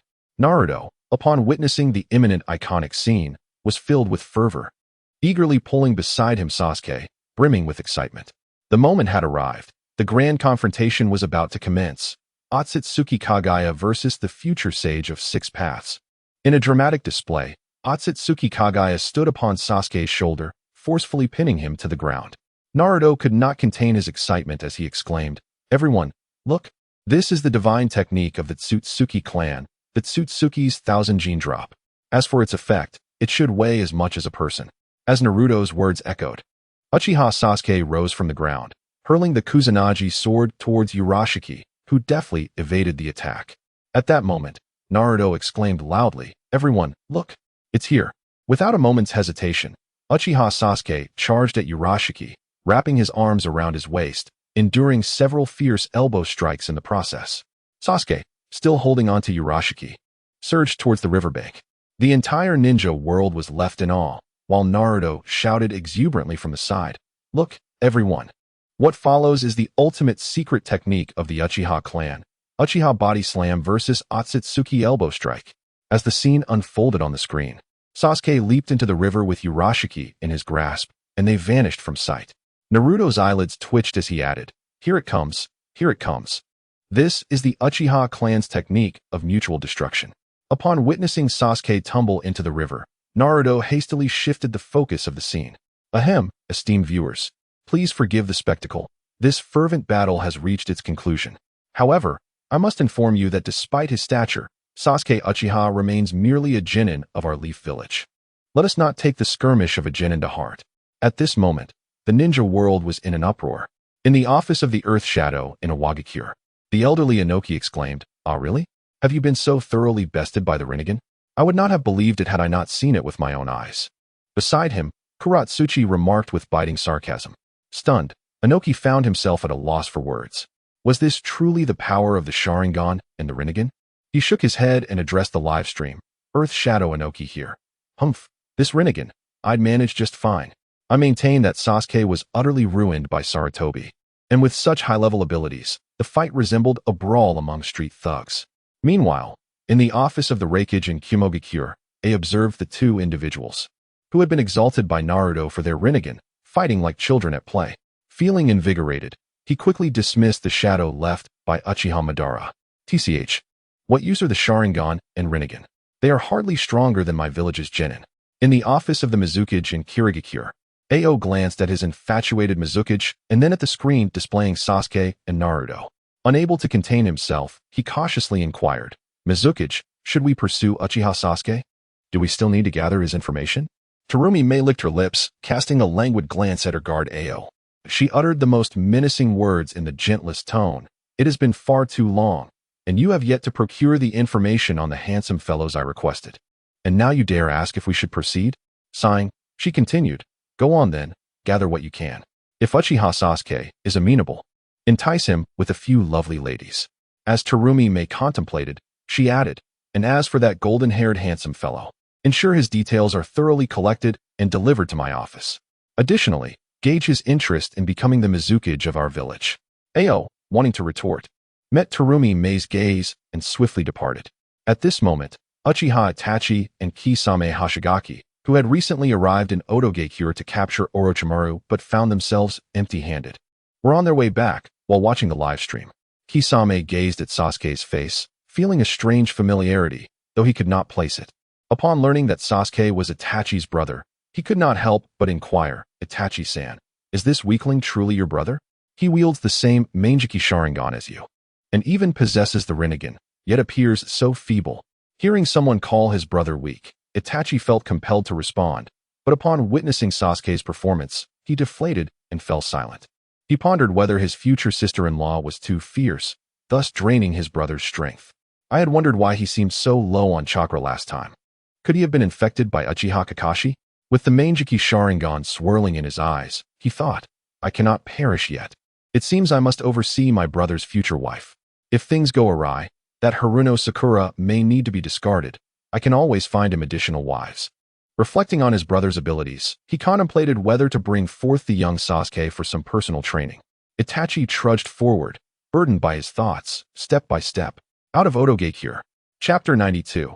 The Clash of the Pillars. As for Itachi and Kisame's pursuit of Orochimaru, he had long since fled with his assistant Kabuto to Konoha, where they now hid in a corner, watching the live broadcast. In the Hokage's office, Tsunade was also engrossed in the live stream, initially considering stepping away from her duties as Hokage for a breath of fresh air. However, before she could make her move, several former Hokages, who had been assisting her with paperwork, dashed out to the vicinity to observe the unfolding events. As they departed, they insisted she remain behind to oversee the Hokage's office, ensuring preparedness for any unforeseen incidents. Contemplating this, Tsunade seethed, her chest heaving with frustration as she crumpled her pen into two pieces. As Naruto observed through the small screen, he noticed that both Uchiha and Sasuke had plunged into the river, prompting him to rush over in anticipation of any unforeseen circumstances. Just as he was about to depart, a frown creased his brow. He sensed an eerie and chilling chakra suddenly erupting, spreading ominously in all directions. Turning to glance at Sasuke beside him, he was taken aback. There stood the Uchiha, his expression distorted, with his eyes aglow in a furious crimson, the three-tomo Sharingan spinning wildly. Blood streamed from his eyes. And in the blink of an eye, his three-tomo Sharingan had evolved into the kaleidoscopic Mangekyou Sharingan. At that moment, the Uchiha remained oblivious to his own transformation, muttering incessantly. Impossible, absolutely impossible. Naruto, you must tell me. This guy is not me. He is merely an imposter. As he spoke, he pointed towards the screen displaying Sasuke, who had fallen into the river and, unbeknownst to him, managed to crawl ashore, collapsing onto the ground. Naruto gazed at Sasuke with eyes filled with pity, extending his hands in a gesture of resignation, and spoke in a tone laced with schadenfreude. The truth is, that feeble fellow is destined to become your future self. You must be nearing 30, am I right? As Naruto relayed his thoughts to Sasuke, he couldn't help but internally critique, what on earth is this? Others awakened their Mangekyou Sharingan after witnessing the sacrifice of dear friends and loved ones. Yet you, Sasuke, are a peculiar case. Your awakening seems to stem from your own frustration. He pondered the nature of the Uchiha clan's Sharingan, known to reflect the soul's essence, and wondered whether Sasuke's ocular technique still remained Amaterasu and Kagutsuchi. While Naruto continued his silent musings about Sasuke, the latter, having received Naruto's affirmation, erupted in a frenzy, exclaiming, "Impossible! I refuse to believe that trash is my future self." He dashed towards the riverbank in a fit of rage. Unbeknownst to them, this entire scene had been broadcasted live. However, Naruto was no longer focused on the live stream. He hurried towards Sasuke, anxious about the potential mishaps that might occur. Meanwhile, Sasuke lay unconscious on the riverbank. The clumsy Otsutsuki Urashiki, after being thrown by the Uchiha, seemed to have suffered a blow to the head, forgetting his ability to soar through the air and consequently fell into the river. One might mistakenly believe that Sasuke had grasped his wings, preventing him from taking flight. Intruding upon the chaos, Urashiki noticed the Kusanagi sword submerged in the water, seized it, and hurled it towards the unconscious Sasuke. At that moment, Jiraiya, who had been concealed in the trees, could no longer contain himself. Fire release, fireball jutsu. His ninjutsu struck first, and he appeared before Sasuke, intercepting the Kusanagi sword intended for him. Seeing that his attack had missed Sasuke, Urashiki grumbled in annoyance, time and again. There are always meddlesome rats. It's truly tiresome. With that, he discarded his glowing fishing rod and launched an assault on Jiraiya.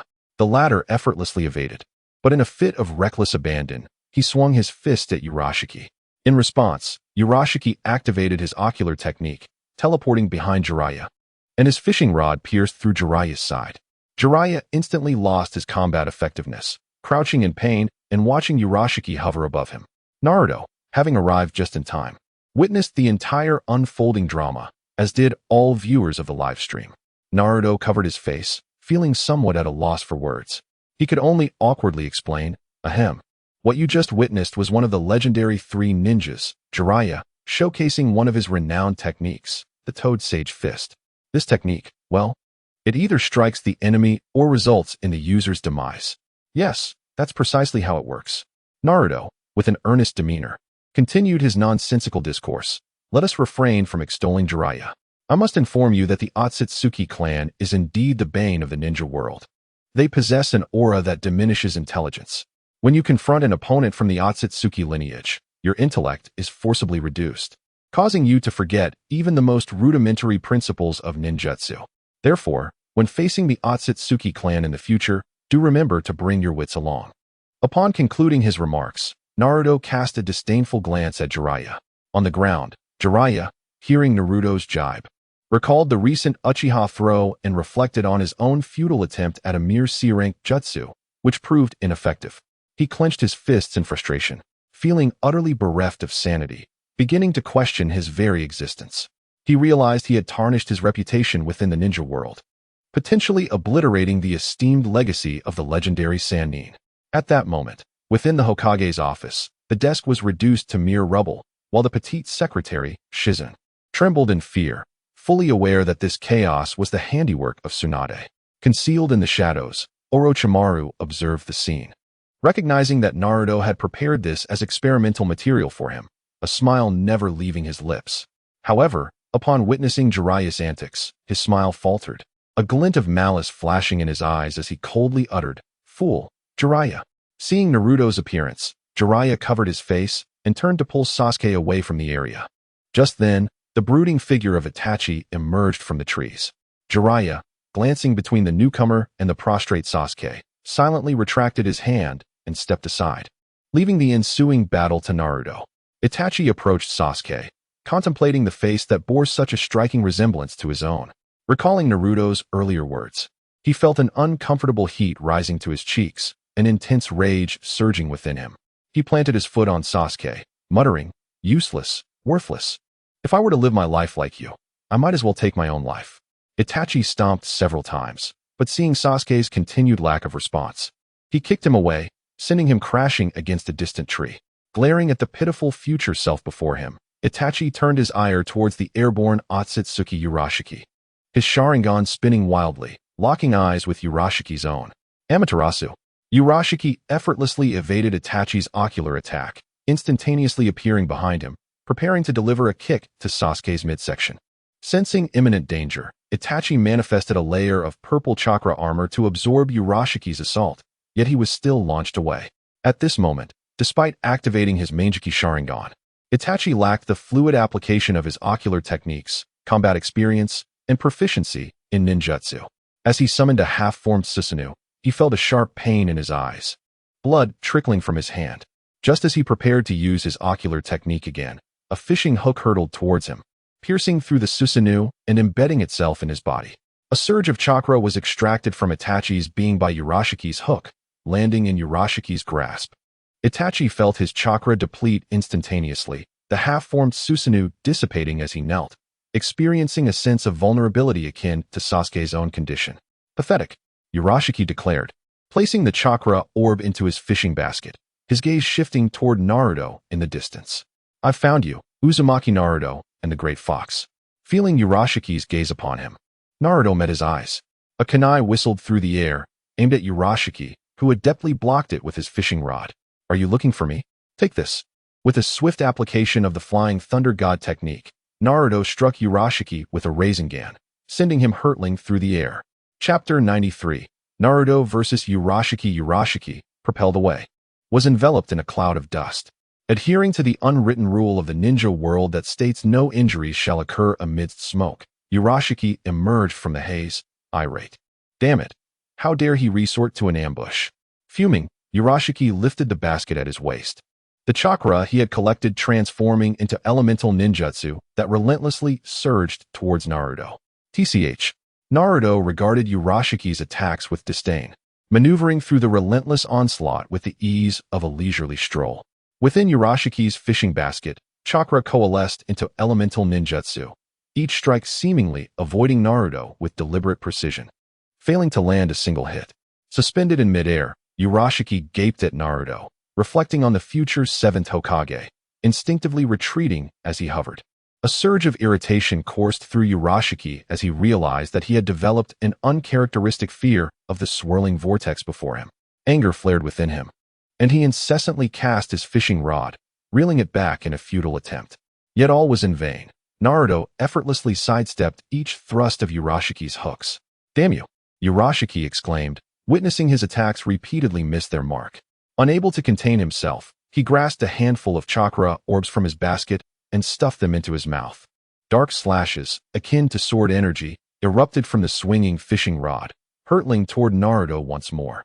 "So, you are the mighty Otsutsuki Urashiki, is it? Is this truly all your strength?"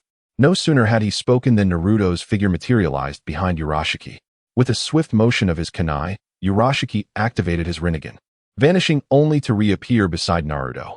In Naruto's hand, another Rasengan manifested, and Urashiki's face twisted into a sinister grin as he swung his fishing rod to strike. In a blink, Naruto employed the Flying Thunder God technique, reappearing behind Urashiki once again. It turned out that during their initial encounter, Naruto had caught Urashiki off guard, leaving a Flying Thunder God mark upon his waist. In a heartbeat, Urashiki's Rinnegan activated, and as time momentarily rewound, he transformed his fishing rod from offense to defense, barely managing to block Naruto's attack before the Rasengan struck. With a sense of lingering dread, Urashiki distanced himself from Naruto, boasting, "Futile. I can foresee the future. Your techniques cannot touch me." Oh, is that so? Before Urashiki could continue his taunts, Naruto reappeared behind him once more. Then, knowing the future, can you alter your fate? Urashiki activated his ocular technique again, transforming into a flurry of red paper cranes, re-emerging at a distance. Naruto cast a displeased glance at the figure of Purushi in the sky and remarked, "Time reversal, is it? How many times can you rewind? How far back can you go? Or can you even reverse your own existence?" Before Purushi could respond, Naruto unleashed the technique of multiple shadow clones.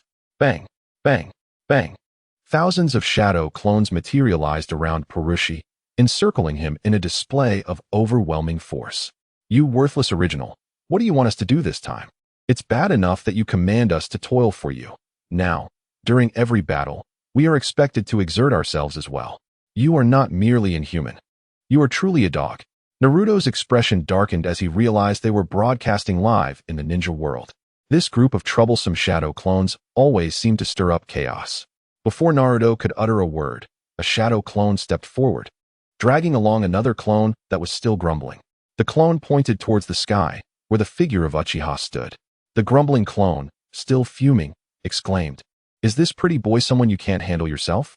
How can you even call yourself a leader with so many brothers?" Naruto could no longer tolerate the incessant chattering of the shadow clone. With a swift application of the body flicker technique, he launched a familiar strike at the clone. With a resounding bang, the shadow clone dissipated into a cloud of smoke. Naruto's face darkened as he roared furiously, "Go! Get him! Just don't kill him. Leave him barely breathing." Upon hearing their original's command, Shadow Clone number 1 sprang into action, leaving behind a flying thunder god kunai before vanishing with a whoosh, reappearing instantly behind Urashiki. "Yo, Korra ever been kicked at the speed of light?" Before the clone could even launch its kick, Urashiki had already slipped away, leaving the awkwardly posed clone frozen mid-motion. Teleporting to the side, Urashiki barely steadied himself when an overwhelming sense of dread surged from behind. A massive blade, growing with the wind, swept toward his waist. The assault came without pause, wave after wave of shadow clones attacking relentlessly. Urashiki strained to evade using his ocular abilities, but with each dodge, another strike followed from a different angle. Over time, he began to falter, occasionally taking brutal hits.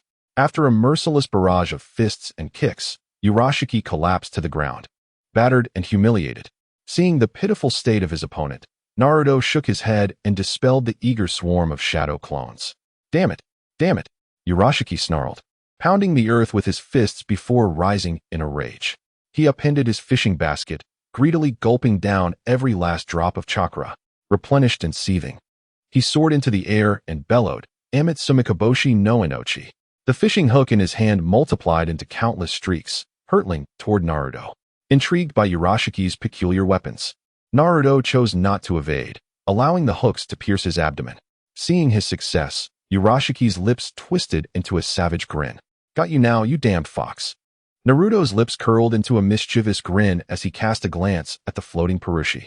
Sensing the situation within, it became evident that Purushi's fishing hook was firmly grasped in the hands of Kurama, likely due to the sealing space's ability. With Kurama's seal having dissipated, the hook transformed into an ordinary fishing hook upon entering the sealing space. Naruto had deliberately reinforced the strength of both the hook and the fishing line, wary of the possibility that the line might snap under pressure. Proudly, Purushi tugged at the fishing rod with the fervor of a novice angler, attempting to draw out Naruto's chakra. However, despite exerting every ounce of strength, Purushi found himself unable to extract Naruto's chakra. On the other end, Kurama sensed the diminishing force exerted on the fishing rod. Now it was my turn. Within Naruto's body, the Nine Tails, grinning and baring its fangs, began to exert its strength, pulling Urashiki into Naruto's essence. As Urashiki watched his fishing line gradually shorten and vanish, panic enveloped him.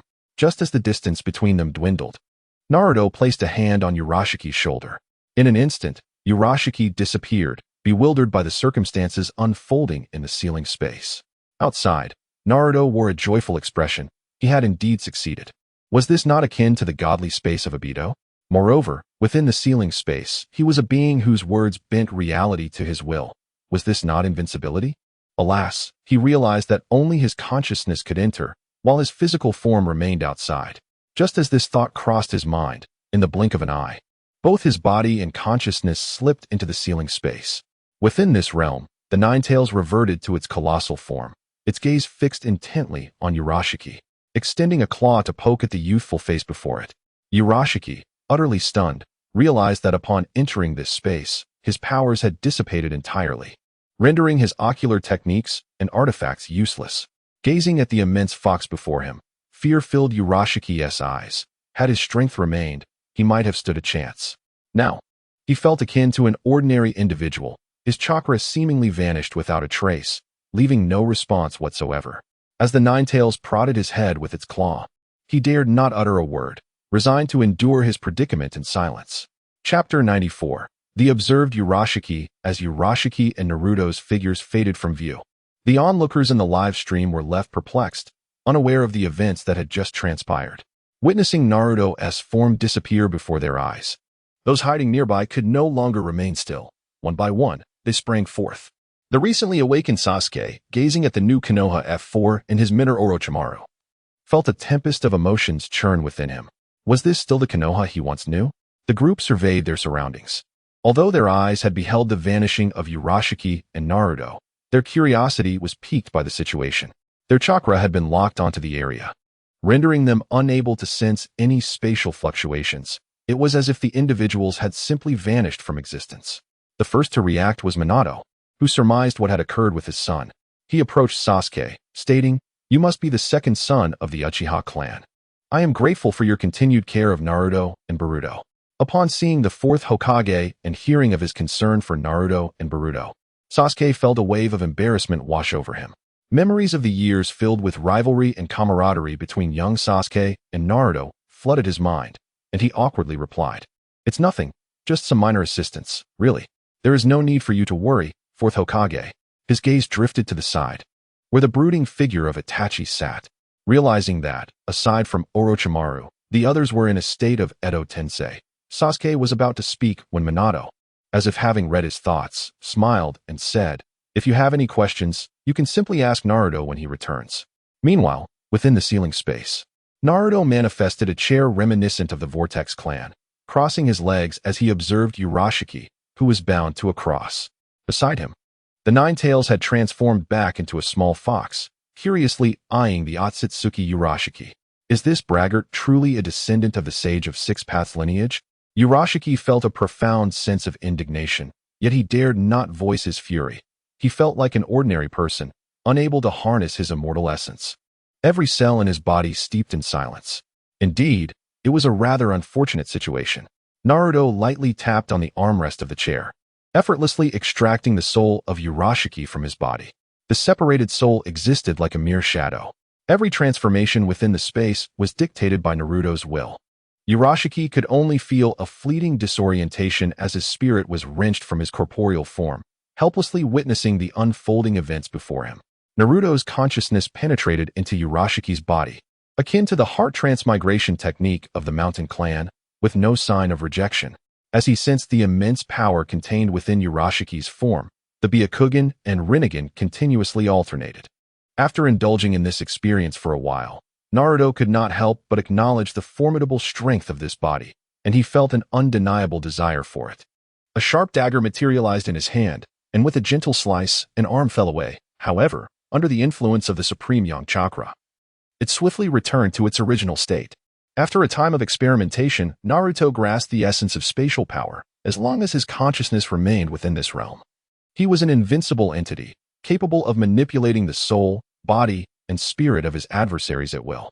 Even when faced with the Otsutsuki clan, he could effortlessly dominate them. Yet, in terms of offensive capabilities, he found himself lacking compared to the Kamui, as he needed to make physical contact to draw someone into the ceiling space. As Naruto's consciousness returned to his body, his gaze fell upon the severed arm lying on the ground. With the activation of time's power, the mangled limb gradually transformed into a bone fragment. Forcing the spirit of Urashiki back into its vessel, a mere thought summoned the two figures to the vanished location. Upon seeing the bone fragment, Naruto discerned that within the ceiling space, he possessed the ability to alter the variables of time, unaffected by external influences. Having comprehended this intricate reality, Naruto lifted his gaze to the surrounding crowd and was taken aback. "You old folks, Weren't you all just spectators? Why have you suddenly emerged? At the moment Sasuke and Boruto arrived, Naruto merely instructed a few to conceal themselves and not reveal their presence, stating that he would elaborate on the details later. It was Hashirama who could no longer contain himself. And he spoke first. I am exceedingly curious about the Rinnegan of Otsutsuki Kinshiki. I wonder if it can be utilized as seamlessly as Madara's. Perhaps I could borrow one to experiment. Upon hearing Hashirama's mischievous intentions, Uchiha Madara let out a disdainful snort. You truly have not forgotten about my eyes. I recall you asking to borrow them for a test previously. Hashirama scratched his head, a hint of embarrassment in his demeanor. It's just that your Susanoo appears so magnificent. I yearn to experience it, even if it means crafting a wooden figure inspired by your Susanoo. Observing the interaction between his elder brother and Madara, Tobirama could no longer hold his tongue. You foolish brother, have you forgotten that Madara has already acquired your would-release abilities? What does it matter if you covet his Sharingan? Isn't it merely for a little play? Upon hearing his brother's cutting remark, Hashirama's eyes lit up, and he fell silent, fixated on Madara's eyes. Feeling uncomfortable under Hashirama's intense gaze, Madara roared, Currently, I am in a state of Edo Tensei. How can I let you play with them? Seeing Hashirama reduced to a grayish hue by his outburst, Madara took a moment to compose himself and added, Once you are resurrected, I shall grant you a pair of Rinnegan. As he spoke, his eyes turned toward Urashiki, his crimson Sharingan fixed on Urashiki's gaze. Meanwhile, Tobirama and Orochimaru also regarded Urashiki with keen interest, both eager to delve into the secrets of the Otsutsuki clan. Sensing the malice emanating from the group and feeling the chakra levels around him, Urashiki instinctively reached for his waist, only to find that his prized possession had been confiscated by Naruto. Casting a resentful glance at Naruto, Urashiki activated High Rinmaru, and, having been toyed with by Naruto, he refrained from any further banter before stepping into a rift of black space, vanishing from sight. The gazes of the group shifted from Urashiki's disappearance back to Naruto.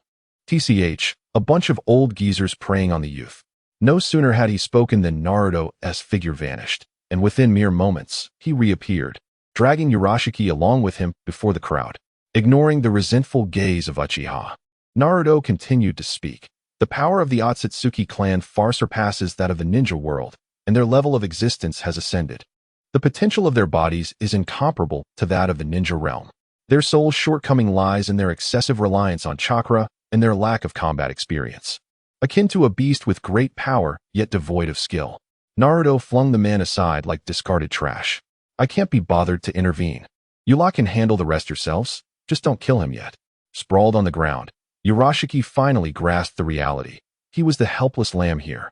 There was no escape through the Amatsu Hirasaka unless he fled the Shinobi world entirely or used the artifact Kanai to travel back in time. With this realization dawning, his scattered wits returned, and he scrambled to locate the sacred tool. Alas, it was too late. The Konoha Shinobi had already encircled him.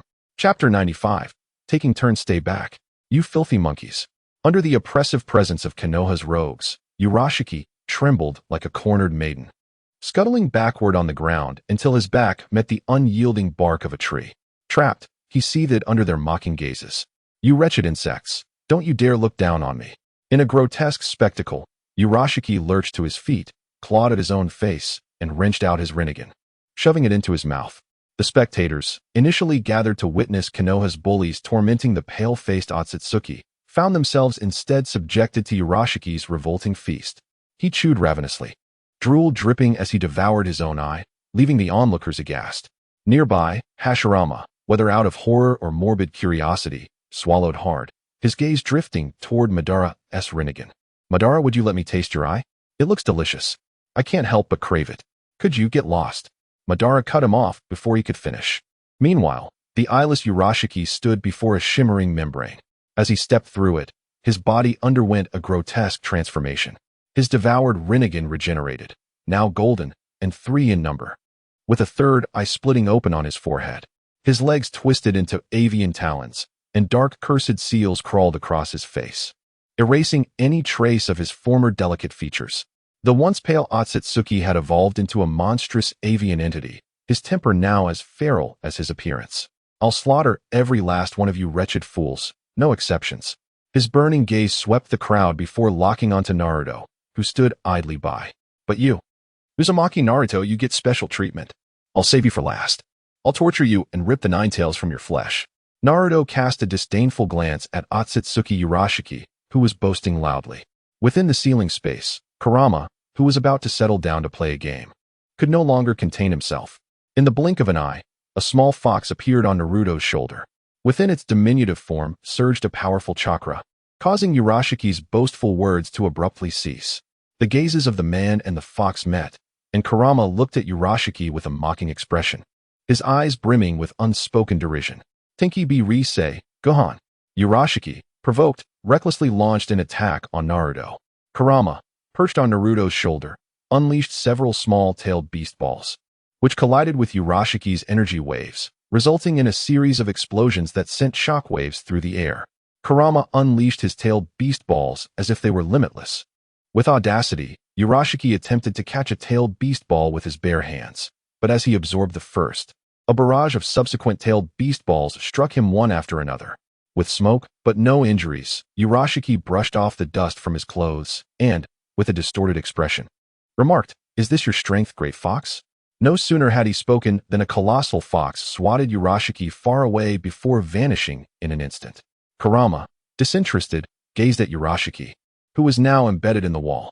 The ensuing battle had little to do with Naruto, as Urashiki found himself on the receiving end of a righteous beating from the powerhouses of Konoha. Predictably, it was Orochimaru who made the first move.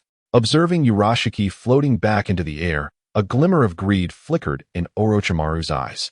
With the Otsutsuki clan specimen, he could cultivate similar bodies and delve deeper into the mysteries of the Byakugan and Rinnegan, with the mindset of testing his experimental subject.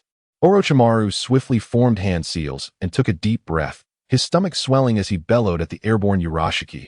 Wind release. Great breakthrough. At present, Orochimaru had regained the vigor of his youth. Though it was merely a simple C-rank jutsu, the wind he expelled resembled a tempest. A fierce gale rushed towards Urashiki, who disdainfully extended his right hand, activating his ability to absorb the oncoming storm. Seeing this, Orochimaru conjured several earthen spears that relentlessly stabbed at Urashiki in the air. This time, rather than utilizing the Rinnegan to absorb the attacks, Urashiki opted to evade, ultimately standing his ground and enduring the barrage of earthen spears with his physical prowess. Initially, he had considered utilizing the Kusanagi sword to test Urashiki's physical resilience, but upon realizing his aerial combat capabilities were nearly non-existent, he abandoned the notion, reasoning that as a researcher, he was not a fighter. All he needed was to wait a little longer, and the experimental material would be delivered to him. With this thought, Orochimaru instinctively licked his tongue and retreated to the side. Tobirama, too, had contemplated testing the so-called strength of the Otsutsuki clan, but shuddered at the thought of his techniques being absorbed. He feared what would happen if the water he expelled were to be devoured by that figure in the sky.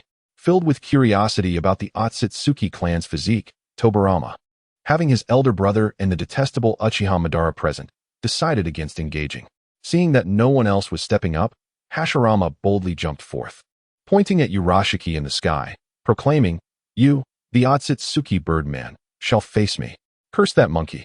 Who are you calling a birdman?"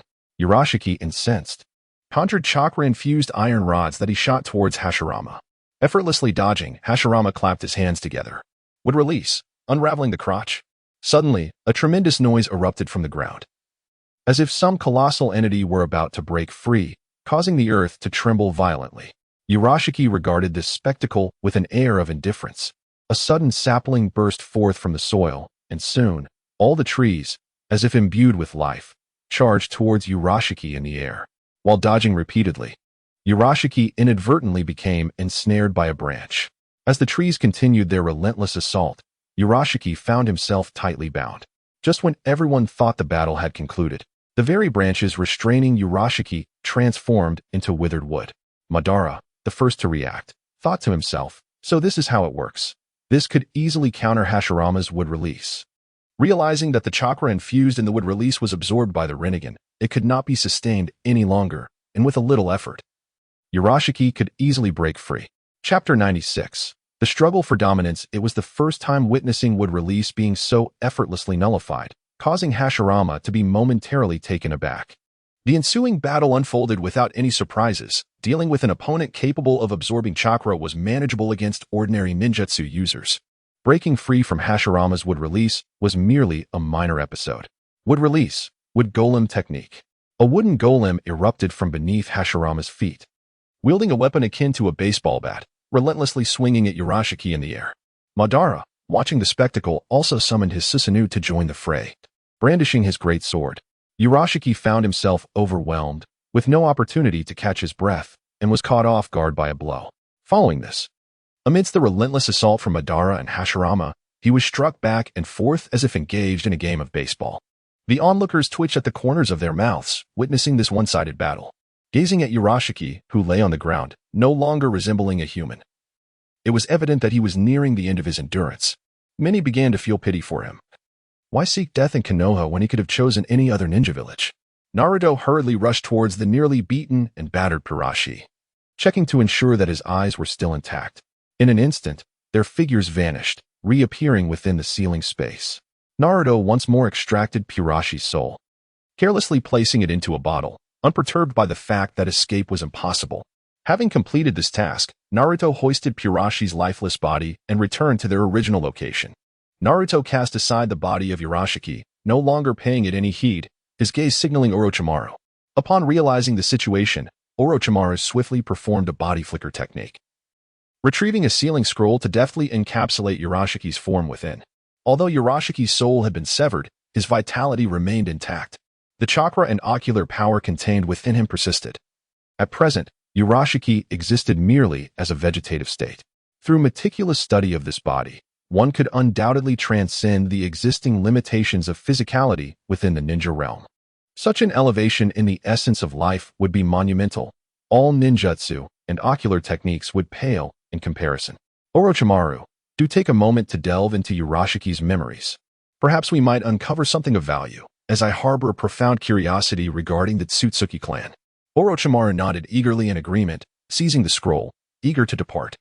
For a researcher, the pursuit of knowledge surpasses all else. Upon acquiring experimental material, the foremost thought is to commence investigation. Naruto-kun, should there be nothing else? I shall take my leave.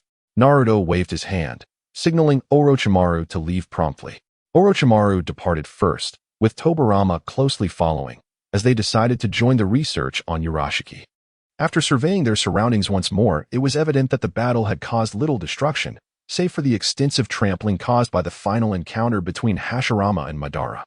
Noticing Naruto's gaze, Madara swiftly whisked away the second Hashirama, unwilling to linger and clean up the battlefield. Before Naruto could utter a word, the first Hashirama proactively began to use wood release to restore the damaged environment. Once they had all departed, Naruto turned to his surrogate father. Father, please take this Sasuke home. I will return once I have finished here. With that, Naruto prepared to close the live stream. At that moment, the chat room was ablaze with activity. Suchiki Jinoki commented, "Is the Otsutsuki clan truly that terrifying? They seem rather weak to me, merely possessing peculiar ocular techniques."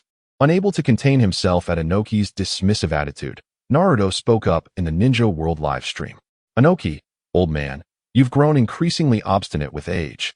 Although Urashiki is a disgrace to the Otsutsuki, very few in the ninja realm can contend with him. One could only say that fellow lacks intelligence." Inoki, unfazed by the retort, felt astonished that such a young boy could speak in the live stream, a mere 12 or 13-year-old at the level of a Kage, perhaps even surpassing one. "Ahem, young lad, let us set aside the Otsutsuki for now. Would you be interested in coming to a Wagakure to inherit the position of Tsuchikage? I have a beautiful granddaughter I could introduce you to." The elderly Inoki successfully veered the conversation off course, prompting the first to break the silence, Mizukage Terumi Mei. "Naruto-kun, our Kirigakure is in need of someone like you as its Mizukage.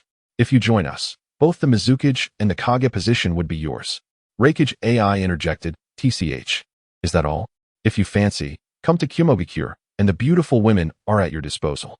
Should you take a liking to a lovely lady from another village, I could assist you in winning her over. Passing my trials to inherit the Reikage position is certainly not out of the question. Those capable of becoming a Kage are no fools. Who wouldn't covet a teenager wielding such power? Being a Kage requires more than just seriousness. As long as one can persuade others, other aspects are mere trivialities." Tsunade, begrudgingly confined to the Hokage's office, was already displeased. And upon witnessing the advances of several prominent villages toward her subordinate, she could no longer hold her tongue. You old geezers have had enough. Are you all trying to entice our Jinchuriki? And you, little hussy, how shameless. Do you wish for an old cow to eat tender grass? Believe me, I could send several old-timers to your villages for a visit. Tsunade, Naruto, if I recall correctly, you already have a girlfriend, but if you desire more, I can introduce you to several lovely ladies among my subordinates. The Hokage position is also up for grabs. I certainly don't covet it. As long as those old geezers agree, you could become the 6th Hokage by tomorrow. Mizukage Terumi retorted, who are you calling a hussy, old woman? Why don't you just read my ID card while you're at it? I'll do as I please. If you have the ability, challenge me to a duel. If you lose, you'll have to call your parents. Little brat, you can't afford to play with me. Witnessing the two women clash, the others retreated and fell silent. At that moment, not knowing what possessed her, the wealthiest woman in the ninja world, Konan, proclaimed, the Akatsuki is recruiting. We offer meals and accommodation, 5 insurances and 1 fund, weekends off, guaranteed roommate assignments, and matchmaking services, though we do not provide partners. This was a recent gem Konan had uncovered from Kisame, and after much contemplation, she managed to articulate this announcement. Seeing Konan's recruitment advertisement, Naruto helplessly facepalmed. Feeling that the ninja world was increasingly being led astray by his influence, uncertain of how to proceed next, Naruto, in a moment of carefree abandon, blurted out, Konan, dear sister, how about I join your Akatsuki organization? But you must agree to be my girlfriend. Deidara retorted, get lost.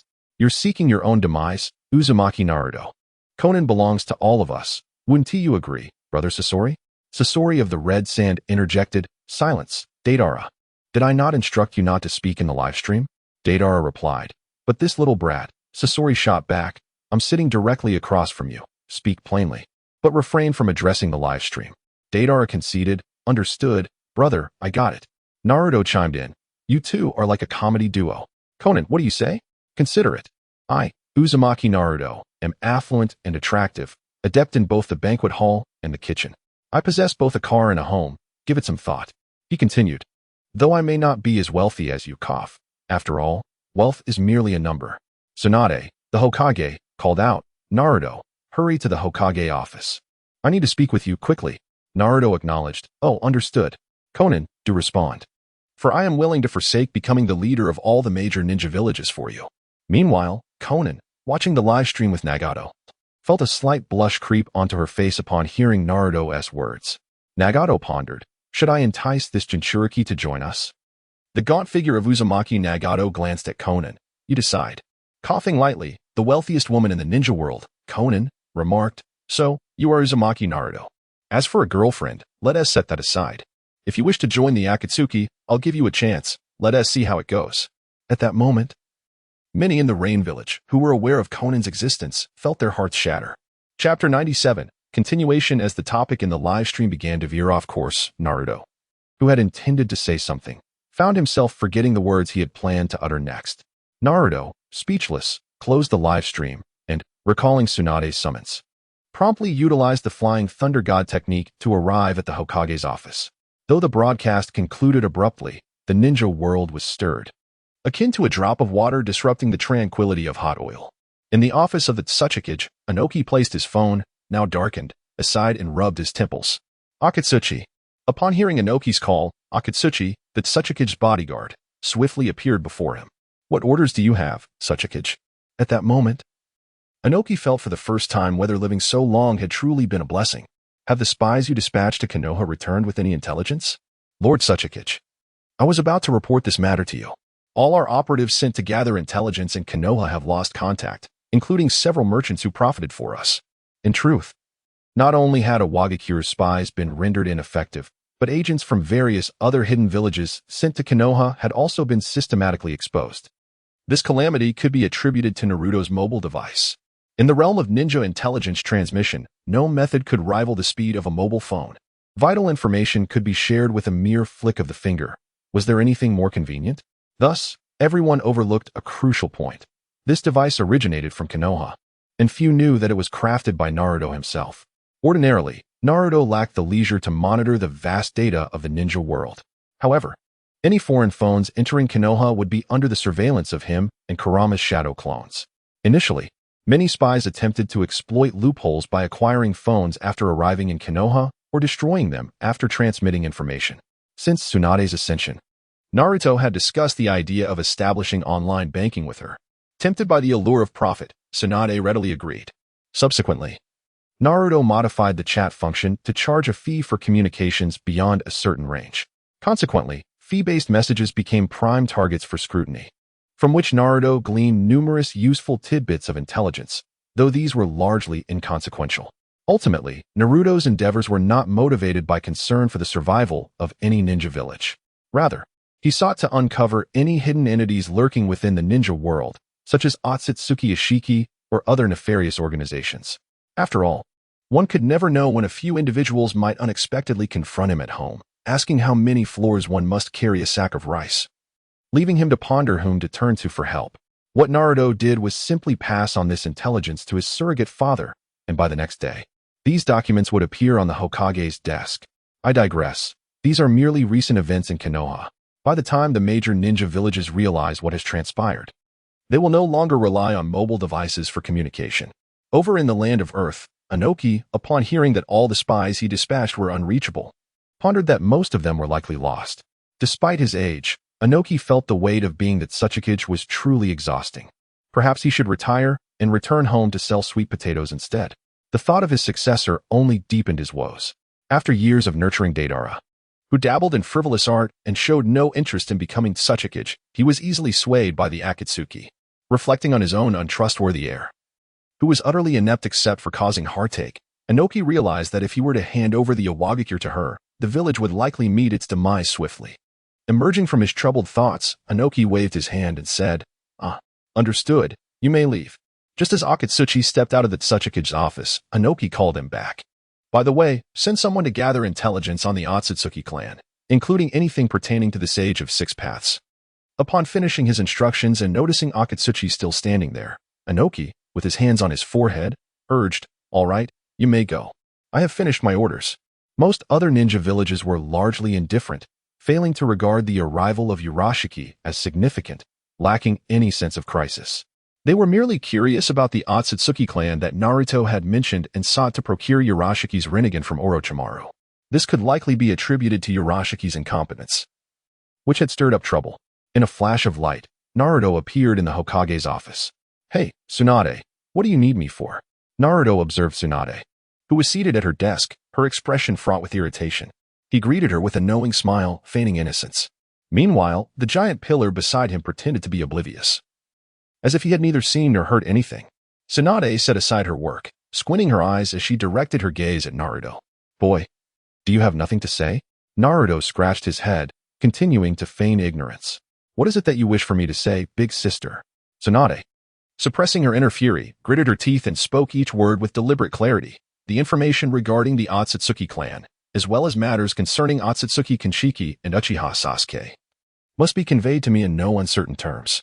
Naruto rolled his eyes, fully aware that evasion was futile. When he chose to broadcast his life, he had no intention of concealing the truth from these individuals.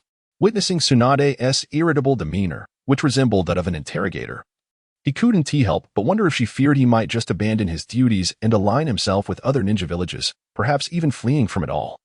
With this thought in mind, Naruto expressed his irritation. Oh, you wish to know, do you?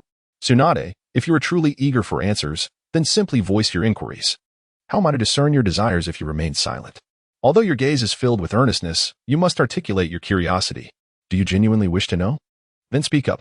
Surely you do not intend to keep me guessing. Is your curiosity sincere? If it is, then do not dawdle. Just say it already. As Tsunade sprang to her feet in a whirlwind of energy, chaos ensued. A thunderous crash echoed through the room as the desk that Shizen had recently instructed the Umbu to replace shattered into a myriad of fragments. Startled, Naruto's throat went dry, and he instinctively swallowed hard. A gust of fragrant wind swept through the air as Tsunade's formidable chakra-laden fist barreled toward him. Fortunately, Naruto reacted swiftly, extending a chakra claw from his 9 tails to lift Tsunade effortlessly. Realizing what was happening, Shizen hastily intervened, grasping Tsunade to steady her. Lady Tsunade, you are now the Hokage. Please be mindful of your image. This is the Hokage's office, and this marks the second desk you have destroyed today. Naruto, in a moment of compliance, released Tsunade and obediently settled beside the towering column. He refrained from further mischief, fearing the consequences of his antics.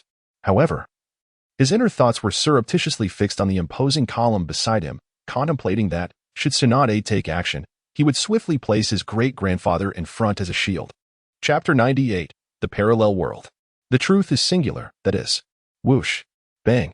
Naruto was rendered speechless. After much contemplation, he was just about to enlighten the individuals before him, when he was abruptly interrupted by the sudden arrival of his ungracious father and the forceful entrance of Uchiha Madara. Under the unwavering gazes of those present, the little son was the first to step forward, apologetically stating, "I'm terribly sorry. I promise to knock next time." With that, he bashfully made his way to the sofa not far away. As the epitome of Uchiha's ancestral pride, Madara let out a cold snort, maintaining his composure as he took a seat beside the grand pillar. As Naruto observed a few individuals seated nearby, he could not resist the urge to swing open the door to the Hokage's office and glance outside, pondering whether anyone else remained. With thoughts of Tobirama eloping with Orochimaru occupying his mind, he decided to disregard it. Ahem, where were we? Ah, yes. I was asking how much you know about this world or this universe. Tsunade, upon hearing Naruto's inconsistent remarks, struggled to suppress the impulse to deliver a punch to that handsome face of his, casting a fierce glare in his direction. Fearing the wrath of Naruto, who was on the brink of panic, he decided to dispense with the suspense. To put it simply, the mother of the Sage of Six Paths belonged to the Tsutsuki clan, and her original mission was to traverse this planet to plant the God Tree. The God Tree produces fruit, and consuming this fruit would exponentially enhance one's power. Once the God Tree fully matured, it would consume all the energy of the ninja world. During the period of waiting for the God Tree to grow, she bore 2 sons, and for their sake, she chose to betray the Tsutsuki clan. Fearing retaliation from the clan, Kagaya opted to transform humanity into emotionless weapons to defend against the impending threat of her own kin. However, her 2 sons discovered her mercilessness and, after failing to dissuade her, ultimately sealed her away on the moon. Her sons were named Tsutsuki Hagoromo and Tsutsuki Himura, the latter being the Sage of Six Paths. The legend of the Sage of Six Paths is well known, so I shall refrain from elaborating further. As for Tsutsuki Himura, he has remained in seclusion on the moon, mourning for his mother daily, truly a devoted son. Oh. And accompanying Kagaya to the ninja world was another fellow named Tsutsuki Ishiki, who fled after suffering a crushing defeat at her hands. And I have been searching for him ever since. However, I doubt I could contend with him now. Even the combined efforts of all present might struggle against him. Furthermore, regarding the Sasuke who appeared earlier, I refer to the future version of him, though one could argue he is not entirely from the future. To simplify, they are akin to reflections in a mirror, with their distinctions resembling the inside and outside of that mirror. Explaining it further would be cumbersome. So let us consider him as an adult Sasuke. Therefore, I have divulged all that you wish to know. Is there anything else that requires clarification?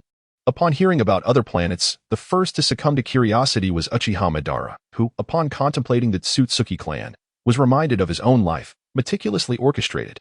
What do you mean by other planets?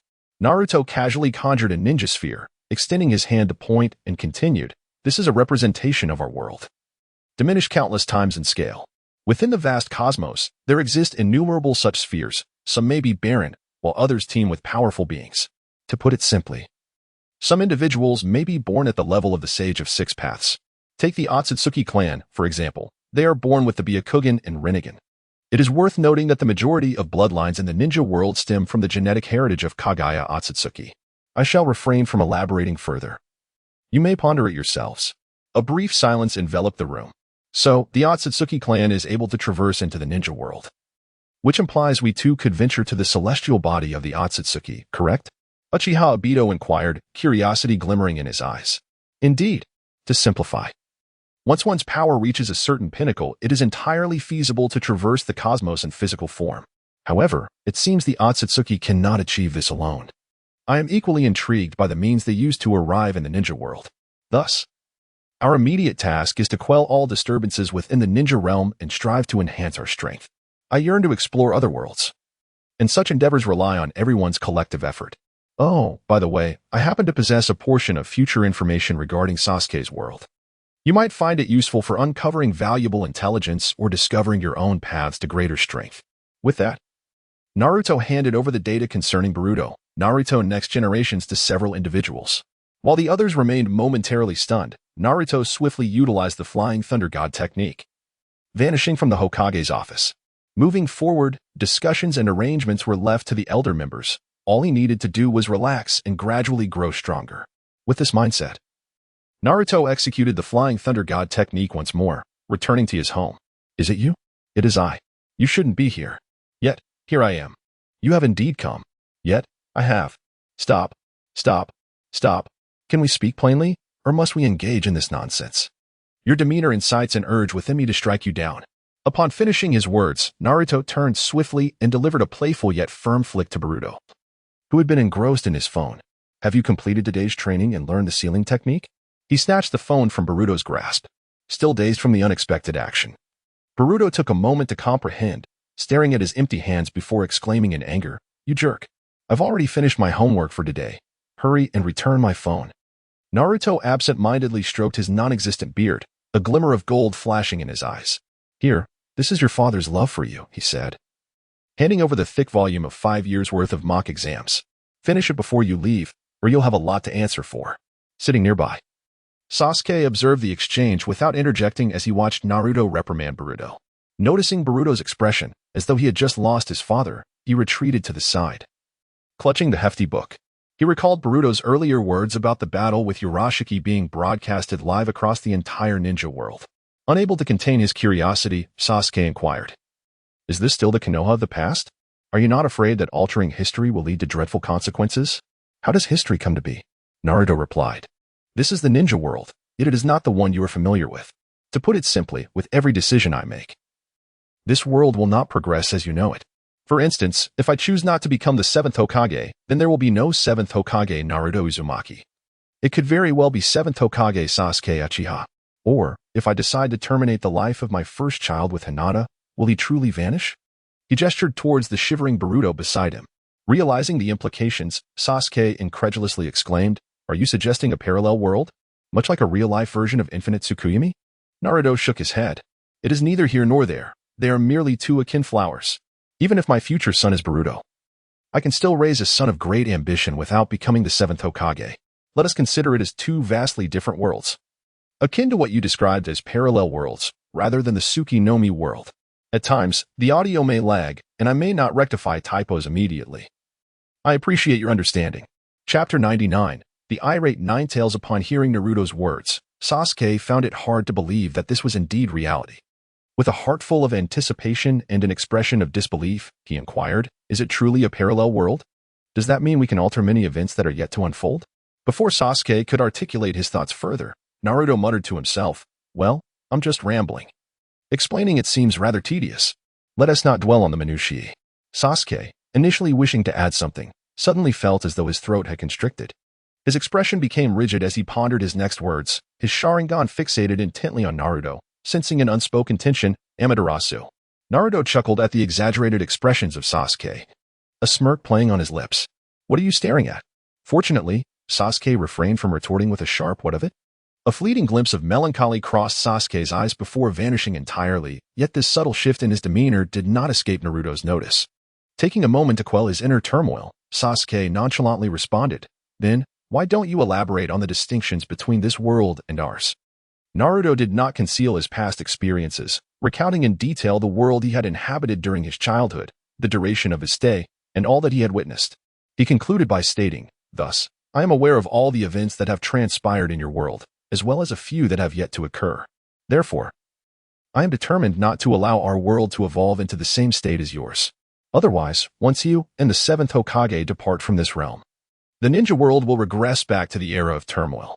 I have already altered many aspects. Surely the history of your world remains unchanged? This clearly illustrates the issue." Upon hearing Naruto's words, the restlessness that had recently subsided within Sasuke rekindled. "Could you assist me in saving Itachi from this world? You are aware of the trials he has endured over the years. I wish for him to escape the Akatsuki and return to Konoha as an ordinary person, even if it means I bear the burden alone." In response to Sasuke's plea, Naruto shook his head and replied, "One should not advise others to do good without having experienced their suffering. What you have endured is yours alone. Currently, the second pillar understands nothing. Even if you reveal the truth to him, his hatred will remain unaltered, for Itachi's act of killing his parents is an undeniable fact. Do you truly believe Itachi would wish to return to Konoha at this moment? Whether the second pillar seeks vengeance or chooses to relinquish it, the decision must be his own. As a friend, I can only extend my support should he come to regret his choices. Understanding Naruto's implication, Sasuke ceased his inner turmoil. Feeling a pang of envy for the second pillar in this world, who has a friend like Naruto, genuinely concerned for his well-being. Reflecting on his own bond with Naruto, who remained steadfast even as he descended into darkness, brought him a sense of peace. Then, I shall express my gratitude on his behalf. If Naruto were to realize that Sasuke was drawing parallels between their relationship and that of himself and the seventh Hokage, he would undoubtedly unleash a magnificent Rasengan upon this frail youth. Were he capable of such an act? Naruto remained silent, his gaze sweeping over the two individuals, as he resolved to make a certain decision in his heart. So, what are your plans moving forward? When will you return to your own world? Beside him, Boruto, upon hearing the prospect of returning, excitedly tossed aside the book Naruto had given him and hurriedly retrieved his treasured tool from his ninja pouch to examine it. Naruto, filled with curiosity, took the treasure from Boruto's hands and examined it for a considerable time. Upon noticing the little turtle still deep in slumber, he realized that the two would not be returning anytime soon. In an instant, as Naruto's nine-tails chakra enveloped them, the three figures materialized within Naruto's ceiling space. Naruto released the two individuals and remarked, "Welcome to my world." Although it was not their first time entering the seal space of the Nine-Tails, Sasuke was still utterly astonished. In stark contrast to the dank, sewer-like confinement within Naruto's body, this place felt like a vibrant little world, far from a mere prison for tailed beasts. Ah, kidney-deficient brat. And you too, Boruto, greetings. The increasingly flamboyant Kurama, sensing the presence of the two newcomers, hastily abandoned his game and materialized before them. Sasuke, repeatedly referred to as the kidney-deficient brat, felt a surge of indignation but dared not express it. Fearful of whether he could hold his own against both a human and a fox, he pondered whether his handsome visage could withstand a confrontation. Boruto, who was entering the seal space for the first time, curiously surveyed his surroundings. Upon spotting the miniature Kurama, his eyes brimmed with wonder. In his memories, the fox within his father's body had always exuded an oppressive aura and occasionally displayed a haughty demeanor, far from the adorableness of the creature before him. Unable to resist the charm of the little fox, Boruto stepped closer. "Wow, such a tiny nine-tails, it looks so cute," he exclaimed, reaching out to pet the fox's head. However, just as his hand extended halfway, the irritable Kurama swatted it away with a forceful paw. Kurama had long harbored a dislike for Boruto, and now that he had the opportunity, he seized it without hesitation. Although the slap left Boruto's face swollen, Kurama delightedly took the chance to further chastise the boy with a flurry of punches and kicks. While delivering the blows, he scolded, "I let you act thoughtlessly. I let you misbehave. I let you cheat in the Chunin exams. I let you deceive your master and your father. You show such rudeness. Not even calling me uncle and immediately resorting to violence." Before long, Boruto resembled a battered mess. "Ah, that feels satisfying. I've long found this brat intolerable. And today, I finally caught him in a moment of reckoning." Sasuke, however, made no move to intervene. Since Naruto remained passive, he deemed the situation minor. After all, Boruto was overdue for some discipline, and Kurama's grievances echoed the boy's past foolish antics. "Kurama, are you perhaps letting a bit of personal animosity cloud your judgment? Aren't you afraid of causing serious harm?" Kurama glanced at Naruto and rolled his eyes. "Don't think I'm oblivious to your thoughts. You've wanted to deal with this brat for a long time, haven't you? Every time, you merely inflicted superficial wounds. Since you wish to reprimand him but cannot bear to be too harsh, I'll reluctantly lend you my assistance." With that, a smirk spread across the fox's face, as if to convey, "No thanks necessary, it's merely a trifling matter." Naruto's lips twitched as he glanced at his nominal son beside him, his expression filled with disdain. With a casual wave of his hand, Boruto's bruised and swollen face instantly healed, leaving no trace of pain. The boy, now restored, gingerly touched his previously battered face and exclaimed with excitement, "Amazing. It's all healed just like that?" Witnessing the reckless child's short-lived memory of pain only deepened Naruto's irritation. "Kurama," he muttered, "take this brat and make him watch Naruto properly. All his incessant noise is grating on my nerves."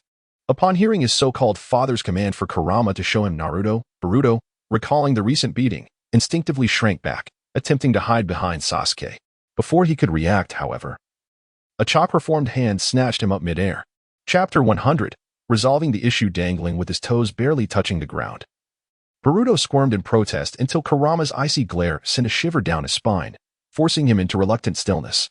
The fox then dismissed one of his shadow clones, allowing the boy to perch atop it. Kurama pulled up Naruto on screen and pointed a claw at it. "Pay close attention," he growled. "Learn how you nearly brought the Shinobi world to ruin." With that, the fox settled into his usual spot, resuming his reclusive lifestyle. Shifting his gaze, Naruto studied the older Sasuke before him and smirked. "So, Mr. Exhausted," he drawled, "care to explain why you're so pathetically weak now? Struggling against a minor nuisance like Urashiki? Don't tell me Sakura S juicer really drained you dry?" "Oh, surely not." The moment Naruto called him Mr. Exhausted and alluded to Sakura as a juicer, Sasuke's fist clenched, itching to strike that infuriating grin off his face. Suddenly, he found himself missing his original timeline as Naruto. At least that version wasn't this insufferably smug. Suppressing the urge to retaliate, Sasuke gritted out, "It's because I saved your so-called son. Urashiki's fishing hook pierced me, draining every last drop of my chakra." Naruto curled his lip in disdain and remarked, "You speak as if possessing chakra would effortlessly resolve the situation with Uchiha. If you had chakra, why didn't you simply eliminate Uchiha in an instant? Where would all this trouble have arisen from? Surely, you can't be serious." Sasuke, unable to contain his frustration, felt an urge to retaliate, yet refrained from acting out, knowing that engaging in a confrontation would yield no beneficial outcome. He could only feel his face flush with indignation and chose to remain silent. Disregarding Sasuke's displeasure, Naruto scrutinized his pallid visage and with a mischievous grin remarked, "Your current state reminds me of Kakashi-sensei's lethargy. Could it be that he has imparted some of his unfortunate habits onto you?" Meanwhile, the beleaguered Kakashi lay in bed, engrossed in watching a drama, and couldn't help but sneeze. Unable to tolerate Naruto's taunts any longer, Sasuke brandished the Kusanagi sword and hurled it at him. As Naruto deftly caught the flying weapon and began to toy with it, a thought struck him. "I recall that Kakashi's father was the illustrious Tsukumo Hatake. After all these years, haven't you sought his tutelage in swordsmanship? Even in the absence of chakra for ninjutsu, you could still wield a blade or engage in taijutsu. Have you forgotten your own prowess? Do you not remember your battles with the likes of Uchiha Obito? The Chunin exams were not long ago. Surely you emulated Lee's taijutsu techniques, did you not? If you find yourself lacking, perhaps you should seek guidance from Gai-sensei. Moreover, I believe your dojutsu can be complemented with weaponry. Have you not pursued further mastery?" As Naruto's barrage of piercing inquiries struck home, Sasuke felt a flush of embarrassment wash over him, prompting a realization that he had grown complacent over the years. It was time to recommence his training. Curious, Naruto examined Sasuke's Rinnegan. Kakashi's Sharingan, being borrowed, could not be deactivated, and Pain's Rinnegan, likewise not his own, remained perpetually active. If I recall correctly, Uchiha Madara's Rinnegan could be turned off, right? It seems your eyes are indeed scavenged. Have you not considered learning some sealing techniques to confine your eyes, allowing you to activate them only when necessary? If all else fails, why not seek out a replacement eye, switching it during combat? That Kakashi, too, I've advised him repeatedly. Yet he remains obstinate. Noticing Sasuke lost in contemplation, Naruto approached slowly, the Kusanagi gliding towards Sasuke's severed arm. Before Sasuke could react, he was struck with shock, realizing he was rendered immobile. "What have you done to me?" Naruto did not respond to Sasuke's inquiry. The Kusanagi sword sliced through his severed arm, revealing a fragment of bone in Naruto's grasp, augmented by the wood-release cells acquired from Orochimaru.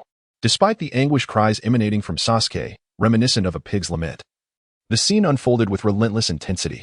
Naruto once again retrieved the fragment of the cursed bone as time rewound itself. The flesh and blood upon the bone appeared to grow back in reverse, gradually restoring it to its original form. He then produced the wood-release cells he had procured from Orochimaru. Naruto's face was lit up with a sinister grin as he forcefully attached the arm of Uchiha to Sasuke's severed limb, much like a puppet being assembled. Harnessing the abilities of the sealing space, he infused the arm with wood-release cells and enveloped in a verdant glow. The arm swiftly fused with the colossal body of the Uchiha. Amidst Sasuke's anguished cries, bones, flesh, and nerves successfully knit together. Observing Sasuke's pale arm, distinct from the other, Naruto contemplated whether it was time for a replacement. However, seeing Sasuke succumb to unconsciousness from the pain, Naruto dismissed the thought, muttering to himself, "Well, I was merely curious to experiment with the capabilities of this space. If there are other issues, he can seek out Orochimaru himself. After all, he won't perish." Naruto's murmurs were inadvertently overheard by the newly awakened Sasuke. Enraged, he was on the verge of recklessly attacking Naruto. However, sensing the formidable power emanating from his left arm, he couldn't help but furrow his brows. In a fit of frustration, he exclaimed, "What on earth have you done to me?" Naruto nonchalantly shrugged his shoulders. "No need to express gratitude. It is merely a matter of replacing your arm with a fresh one. By the way, this arm is derived from the body of a member of the Uchiha clan, and I have infused it with a significant amount of wood-release cells. I wonder if you will be able to awaken your Sharingan independently, much like Madara did. However, this should enable you to effortlessly master the yin-yang release technique. With diligent practice, it is not beyond the realm of possibility for you to reclaim the powers of the six paths." Sasuke felt the strength within him steadily rejuvenating. Clenched his fist and gazed at his two arms, each a different hue, his eyes reflecting a myriad of complex emotions. Naruto gazed at the dazed Sasuke and spoke. "There is no need for gratitude. You will face numerous adversaries in the future. Only by growing stronger can you effectively confront the encroaching foes. I also require more intelligence from your side as a precaution." At that moment, Sasuke was seething with anger. If it weren't for the peculiar nature of this space, he would have felt inclined to express his gratitude in a rather lethal manner.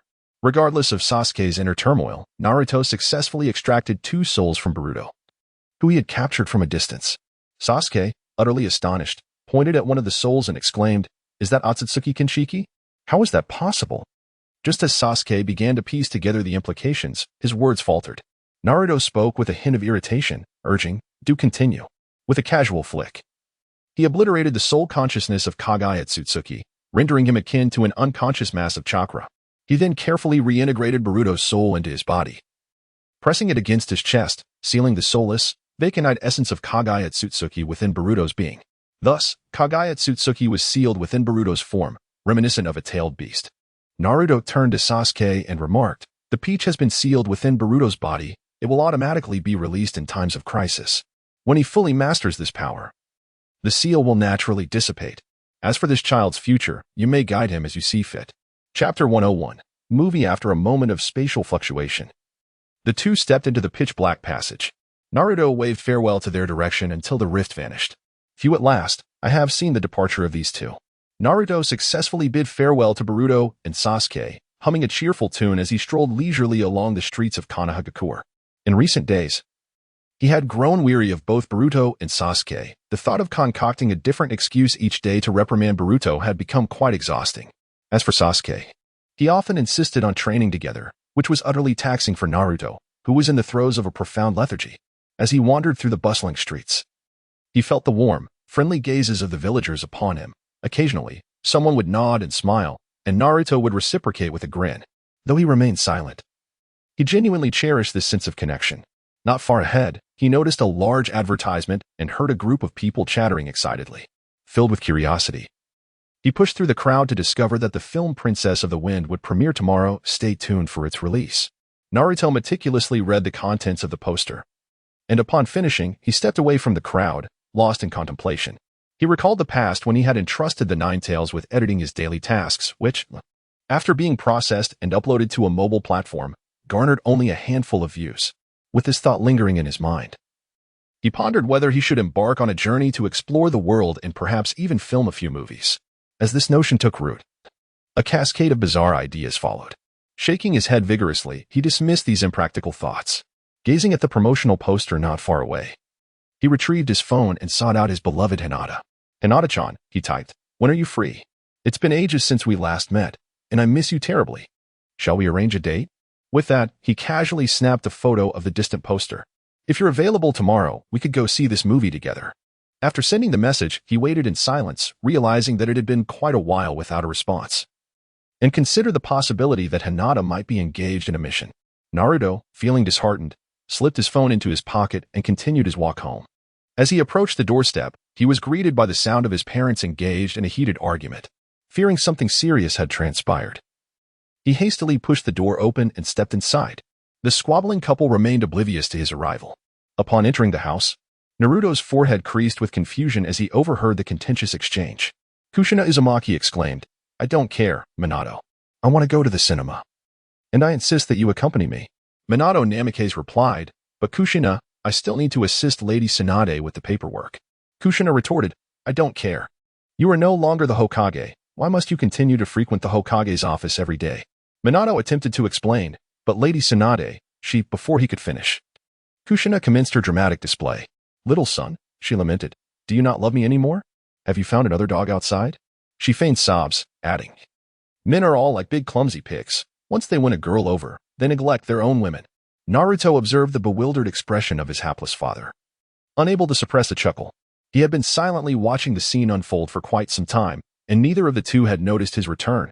Striving to maintain a natural demeanor, he cleared his throat and announced, Ahem, I'm back. Upon hearing his voice, both individuals turned their gazes towards him. His father's expression shifted from confusion to one of relief, as if he had been saved from dire straits. Meanwhile, Kushina's momentary embarrassment vanished, replaced by a surge of irritation at the sight of Minato's altered demeanor. With purposeful strides, she pulled Naruto onto the sofa and lamented to her son, Naruto. Your father has forsaken us. He has found another woman outside and intends to abandon us, his widow and orphan, to pursue a life of his own. Boo-hoo. With that, she dramatically squeezed out a couple of faux tears. The young son, visibly exasperated, thought it absurd that just moments ago, it was about love lost, only to transform into a tale of abandonment. He felt as if he might be unceremoniously cast aside, just as he opened his mouth to speak. Kushina interrupted him once more. Naruto, fear not. Even without your father, your mother shall take excellent care of you. The young son attempted to respond but found no words came forth. Kushina cast a defiant glance at him, asserting, if necessary, I shall remarry and find you another father. At this proclamation, the young son was nearly choked by his own saliva, caught off guard by her words. Naruto stared speechlessly at his parents. Mother, what is the situation? He implored. Kushina cast a disdainful glance at her husband and proceeded to recount the earlier events in a flurry of words. After listening intently for a while, Naruto gradually pieced together the story. His mother, feeling lonely and bored at home, wished to venture out to watch a movie, but his father had repeatedly declined her request. Citing his busy schedule, Naruto twitched his lips, gazing at his father's pleading expression with a twinge of sympathy. Indeed, mother, you are right. Father is being rather unreasonable. What harm is there in simply watching a film? If the daytime proves inconvenient, surely a midnight screening would suffice. Besides, as you mentioned, father, you are no longer the Hokage. There is no pressing need to attend to paperwork in the Hokage office. Instead, you could undertake a few S-rank missions. With your current strength, you could accomplish them effortlessly, leaving you ample time to take mother on excursions and, in the process, gather valuable intelligence for the village. Upon hearing her son's thoughts, Kushina was overjoyed, planting an affectionate kiss on Naruto's forehead before casting a disdainful glance at her husband. Our Naruto is so sensible. Unlike some individuals, the little son, inspired by her son's suggestion, felt a spark of excitement. After all these years, being the wife of the Nine-Tails Jinchuriki, the opportunities for outings had been exceedingly rare, and a myriad of ideas began to flourish in her mind. However, before planning any excursions, it was paramount to first comfort his wife. With that thought, the little son approached. Meanwhile, Naruto, feeling sidelined, regarded his opportunistic father with disdain. Naruto let out a sigh as he entered his room, no longer wishing to linger and consume more dog food. Just as he collapsed onto his bed, his phone chimed with a message notification. Meanwhile, Hinata had spent the entire afternoon training alongside her sister and father. After their training, the two siblings hastily finished their dinner and eagerly rushed into the bathroom. Once they had completed their grooming, they sat at the vanity, where Hinata was gently drying her sister's hair. Koharu, curious, poked her phone and noticed two messages on the screen before handing it to her sister. Upon seeing the message from Naruto, Hinata's cheeks flushed a delicate pink. Koharu, recognizing her sister's expression, realized it was a message from her brother-in-law and began to worry for her somewhat foolish sister. Hinata Hyuga, Naruto-kun, I apologize for the delay. I was busy training with father and Koharu, and I've only just seen your message. As she thought about her upcoming date with Naruto, she felt a pang of sympathy for herself, glancing pitifully at her sister, knowing she had training scheduled for the following afternoon. Chapter 102. Watching a movie, seeing her sister's woeful expression, Koharu felt an unjust burden for her young age. With a tone of a miniature adult, she declared, I understand. I will ask father for a day off on your behalf tomorrow. Just remember to bring me some delicious treats. Otherwise, I shall not assist you next time. As she spoke, her mind wandered to thoughts of delectable snacks, and she couldn't help but swallow hard. Yes, I promise to buy you plenty of delicious food tomorrow. With her sister's support, Hinata quickly grabbed her phone to respond. Hinata Hyuga, I miss you too, Naruto-kun. I happen to be free tomorrow afternoon. So let us go watch a movie together. Naruto exclaimed, Very well, I shall come to your residence to fetch you tomorrow afternoon. Upon receiving this message, Hinata felt a rush of crimson warmth flood her cheeks. She clasped her phone tightly against her burgeoning bosom, her mind adrift in a sea of thoughts, occasionally breaking into a silly smile. Hanabi shook her head in resignation, exhaling deeply and gesturing with her hands to convey that her sister was beyond saving. The following day, Naruto awoke naturally, glancing at his phone to discover that it was already past 11 o'clock. After dragging his weary body through his morning routine, he emerged from his room, only to find the house devoid of anyone but himself. He hastily consumed what could only be described as breakfast, albeit the first meal of the day, which bore the name of lunch. Checking the time, he noted that the hour agreed upon with Hinata had yet to arrive. Deciding to procure the movie tickets beforehand, Naruto strolled leisurely along the street. Before long, he arrived at the cinema's entrance, just as he was about to step inside when he heard a familiar voice. "Ah, Naruto. Are you also going to watch a movie?" Naruto turned his head to see that the newcomers were none other than the inseparable duo, Ino and Sakura. "Good afternoon." "Ino and Sakura," he exclaimed, punctuating his greeting with a roll of his eyes. "I didn't come to the cinema merely to watch a film. Did I come here to dine?" With that, the three of them entered the theater in single file. Naruto raised 4 fingers at the counter attendant. Turning to his companions, he teasingly inquired, "Aren't you two bringing Sasuke along for the movie?" No sooner had he spoken than Sakura's expression froze, and she cast a guilty glance to the side. Naruto, observing the flustered Sakura, could easily surmise with a mere twitch of his toe that she had undoubtedly approached Sasuke, only to be met with rejection. Otherwise, it would imply that Sakura had accompanied Sasuke to the cinema. One wonders if, after the sting of rejection, she sought solace in the company of her rather superficial friend to attend the movie together. Meanwhile, Ino, upon hearing Sasuke's name, displayed no discernible change on her face. Her mindset had long since evolved, and she merely regarded Naruto with curiosity as he collected 4 movie tickets from the proprietor. "Naruto, how is it that you have purchased so many tickets by yourself?" Naruto distributed movie tickets, 1 for each, to Sakura and Ino. Naturally, he had invited his girlfriend to watch the film together. Just as the two were about to retrieve their money to reimburse him, Naruto quickly waved his hand and said, "Today, it's on me. No need to be polite. You two go ahead. I still need to pick up Hinata." As he spoke, Naruto surveyed the surroundings, and seeing no one paying attention, he conjured 2 cups of milk tea and 2 buckets of popcorn, handing them to the slightly bewildered duo. Once he had walked quite a distance away, they finally snapped out of their daze. Ino, gazing at the treats in her hands, was the first to speak up. "I truly envy Hinata-chan. I wish I had a boyfriend like Naruto. What do you think, Sakura?" She then lunged at Sakura, playfully rubbing her cheek against her friend's. Sakura, caught off guard by the sudden affection, blushed deeply and hurriedly pushed her friend away. Watching Naruto's retreating figure, she couldn't help but exclaim, "I envy Hinata-chan too. If only Sasuke could be like Naruto." Noticing the dejection on Sakura's face, Ino seized her friend's hand and began walking towards the screening room. She offered comforting words. "All men are just big oafs. There's nothing so special about them. Come on, let's go inside and secure ourselves good seats." Unbeknownst to them, this entire exchange was being observed from the shadows by a glinting lens hidden in the corner. As Naruto arrived at the Hyuga residence, he spotted a young girl standing at the entrance, adorned in a delicate pink yukata and holding a matching small bag. "Hinata-chan, have you been waiting long?" he inquired, extending his hand towards her. The girl, feeling bashful, gently placed her small hand in his. "Not at all. I just stepped out of my house." With their hands entwined, the two made their way to the cinema, sharing laughter and conversation along the journey. At that moment, a small head peeked out from inside the door, glancing in the direction of the 2 departing figures. With short legs, it hurried back inside, where it curiously addressed its composed father.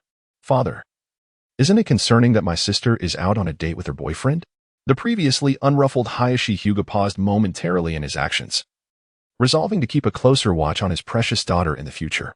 Before long, the pair arrived at the cinema, only to discover that the front seats were fully occupied. Naruto couldn't help but exclaim, "There aren't any good seats left. It seems we've arrived too late. Had I known, I would have come earlier to secure a better spot." He was well aware that cinema seating was on a first-come, first-served basis, and had intentionally purchased tickets beforehand to ensure they could enjoy a more favorable position. As soon as they settled into their seats, Naruto produced a box of popcorn for Hinata and revealed a large cup of milk tea, equipped with a straw that had 2 ends. Upon seeing the milk tea, Hinata's face turned a deep crimson, nearly causing her to swoon, but fortunately, the dim lighting of the cinema concealed her embarrassment from view. Having seen the trailers for the soon-to-be-released film the previous day, Naruto had meticulously planned for today. even researching various strategies online to ensure a delightful experience. With the 2 rows behind them largely empty, he had recently encountered Sakura and Ino, who had entered the screening room, prompting him to use shadow clones to purchase additional movie tickets just in case, allowing for an uninterrupted world for the 2 of them, just as he held Hinata's hand. Savoring the sweet moments of her feeding him, a familiar voice interrupted his contemplation of the next step in his plan. "Oh, what a coincidence. Hinata-chan, are you on a date with your boyfriend?" It was none other than their instructor, Kurenai Yuhi, accompanied by her student, the blushing Kyuka. "May I sit here?" she asked. And before waiting for an answer, she took a seat beside Hinata, while Kyuka, seemingly following some unspoken cue, shyly settled next to Naruto. As Naruto was about to protest, he was utterly stunned by the antics of the 2 individuals before him. Naruto contemplated his plans for the day, casting a fierce glance at the 2 individuals nearby. Sensing the tension emanating from Shikamaru beside him, he instinctively knew that the troublemaker was none other than Hong. In truth, this incident was merely a coincidence. After a few days of relentless activity, Hong was finally enjoying a rare moment of respite, sprawled on the couch like a languid fish. When Shikamaru ventured out to procure lunch for the 2 of them, she fortuitously encountered Naruto as he entered the cinema. Upon returning, she relayed everything she had witnessed to Hong, setting the stage for the ensuing events.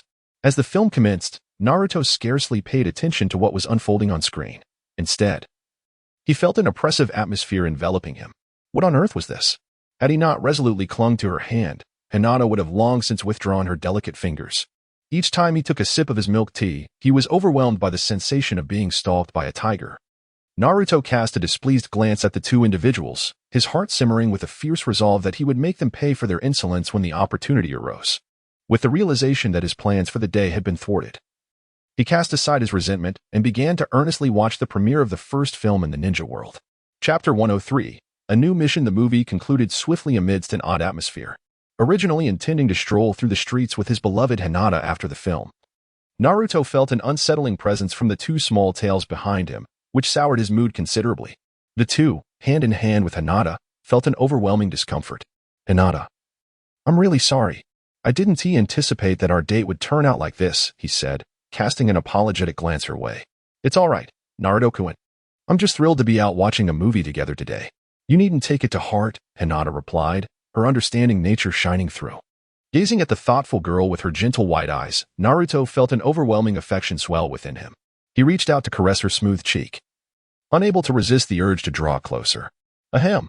Interrupted by the unwelcome interlopers, Naruto glared fiercely at the 2 behind him.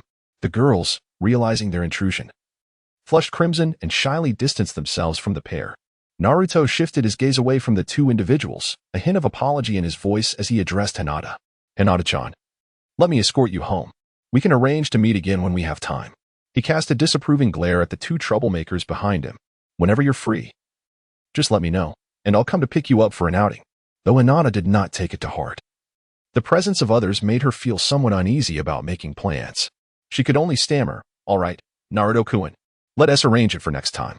Remembering she needed to bring treats for her little sister, she hesitantly added, Naruto-kun, perhaps you should get back to your business first?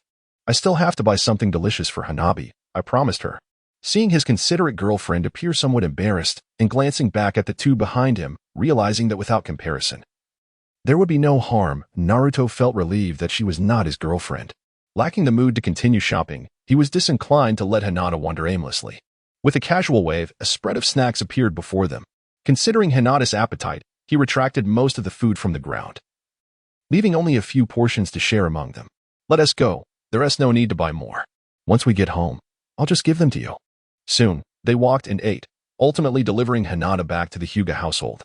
Amid Hanabi's sweet calls of brother-in-law, Naruto nearly lost himself, surrounded by an array of snacks.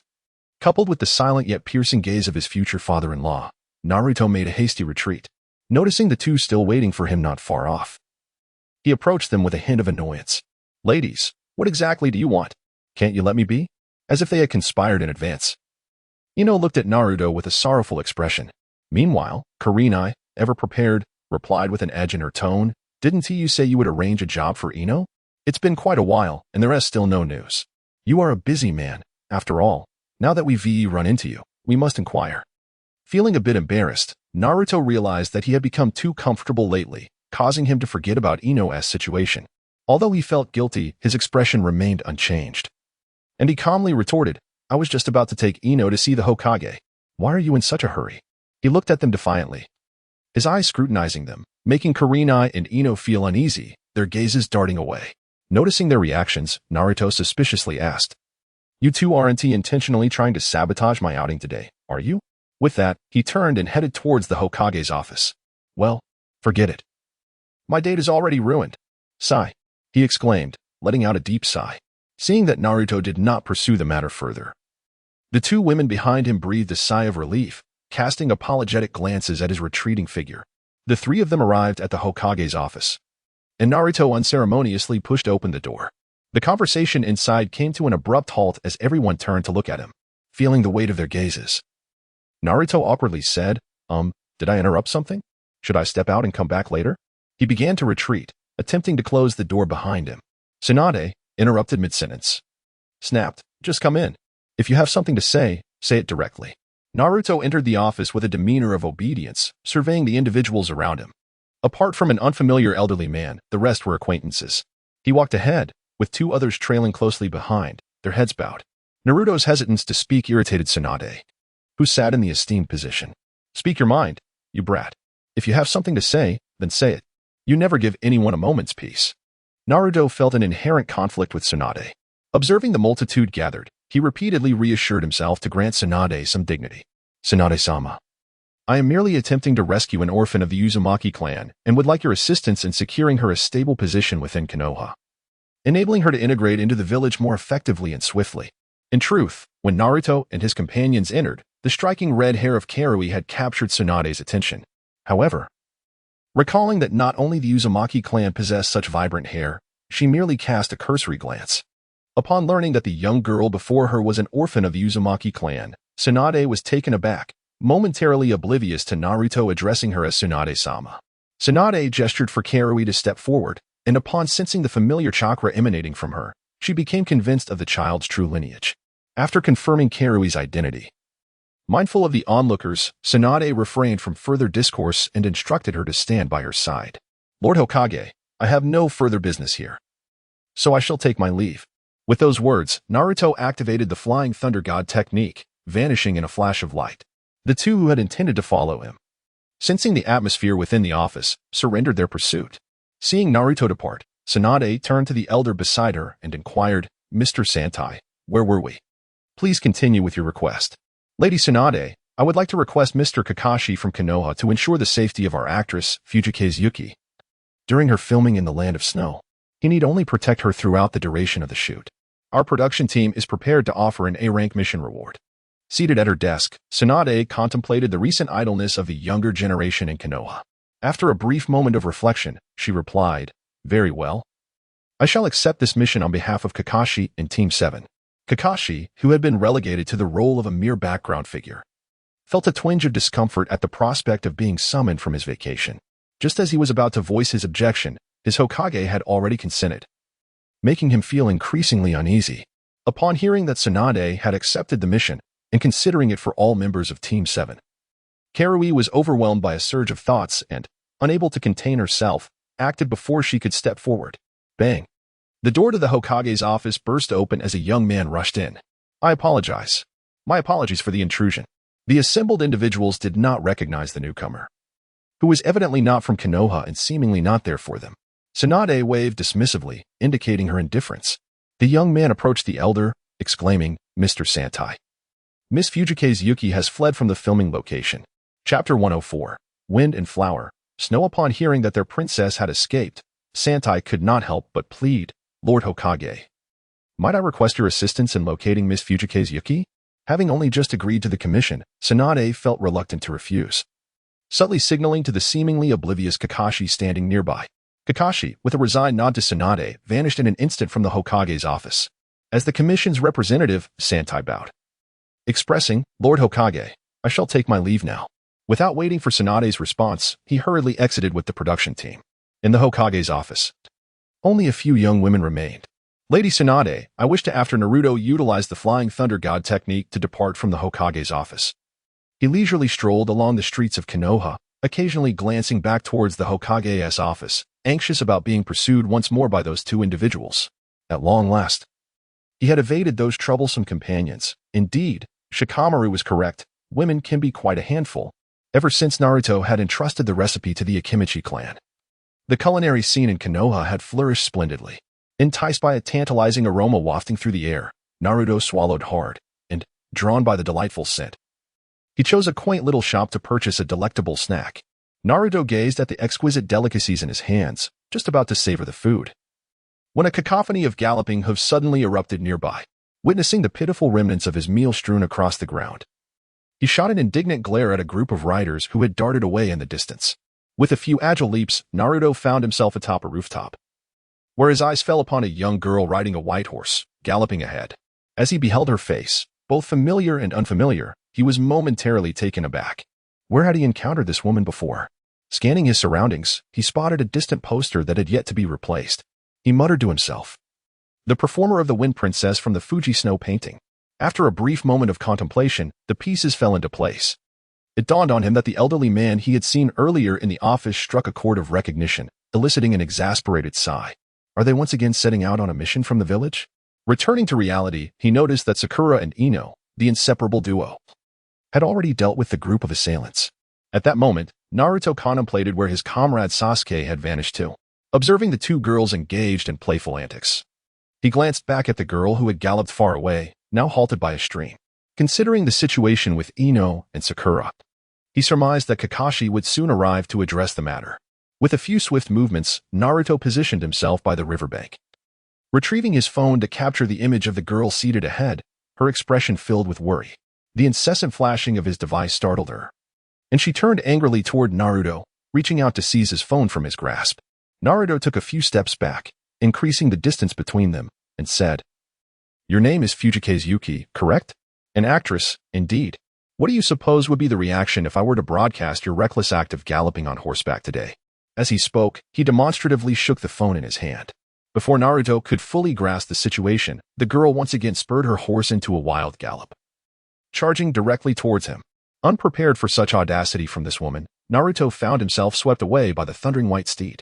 Naruto's body was draped over the neck of the horse, a mischievous grin playing on his lips. His hands fumbled for a secure grip, and in an instant, he was launched into the air, landing with a splat that resembled a puddle of watermelon juice. The young girl on the horse's back gazed in horror at the crimson pool before her, nearly bursting into tears from fright. At that moment, she felt a pair of strong arms encircle her waist, and turning her head, she beheld that infuriatingly handsome face. Realizing she had been deceived, she shot Naruto a venomous glare. With a fierce swing of her whip, the white horse surged forward at an even swifter pace. Sensing a group of children approaching ahead, Naruto urgently called out in the girl's ear, "Stop, stop. There are children passing by." Yet, seeing that she remained undeterred, she continued to ride her steed recklessly onward. Naruto furrowed his brow as a surge of chakra erupted from him, and he was ensnared in a colossal hand formed by the Nine-Tails chakra, along with his steed. He set the white horse aside and, grasping the exquisite painting of Fujikaze Yukihira, proceeded toward Kakashi's direction. The young girl, suspended in midair in an undignified manner, could no longer contain herself and cried out, "Release me! Release me!" Naruto, feeling irritable, utilized his chakra-infused arm to deliver two swift slaps to the girl's posterior. He did not forget to threaten her with a fierce glare, stating, "If you keep shouting, I will not hesitate to take action." With that, he waved his palm in front of her face.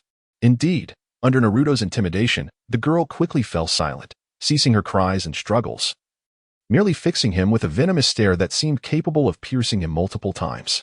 Before long, the two figures arrived at the filming location. "Ah, you are all here. I suppose you were searching for her," Naruto remarked, shaking the girl he held towards the group. Noticing the peculiar gazes directed at him, he promptly set the girl down. The moment her feet touched the ground, she bolted. But alas, it was too late. The vigilant Asakawa Santayo had already anticipated her escape, gripping her shoulder and apprehending her. "Let go of me," the girl exclaimed angrily, turning to glare at Asakawa Santayo. "I will not go to the land of snow, not under any circumstances. You should abandon this futile hope." Observing the fear and sorrow in her eyes, Asakawa Santayo spoke with a hint of regret. "Lady Fujikaze Yuki, no, Princess Kazuhana Yuki, I implore you to return to the land of snow. I have already contacted the people there, and the majority will support your claim to the title of daimyo. Please, let us in ousting Kazuhana Fubuki." With that, he knelt down, tears streaming down his face as he gazed up at Kazuhana Yuki. Confronted by the sight of the elderly man who had her best interests at heart, she was reminded of her past.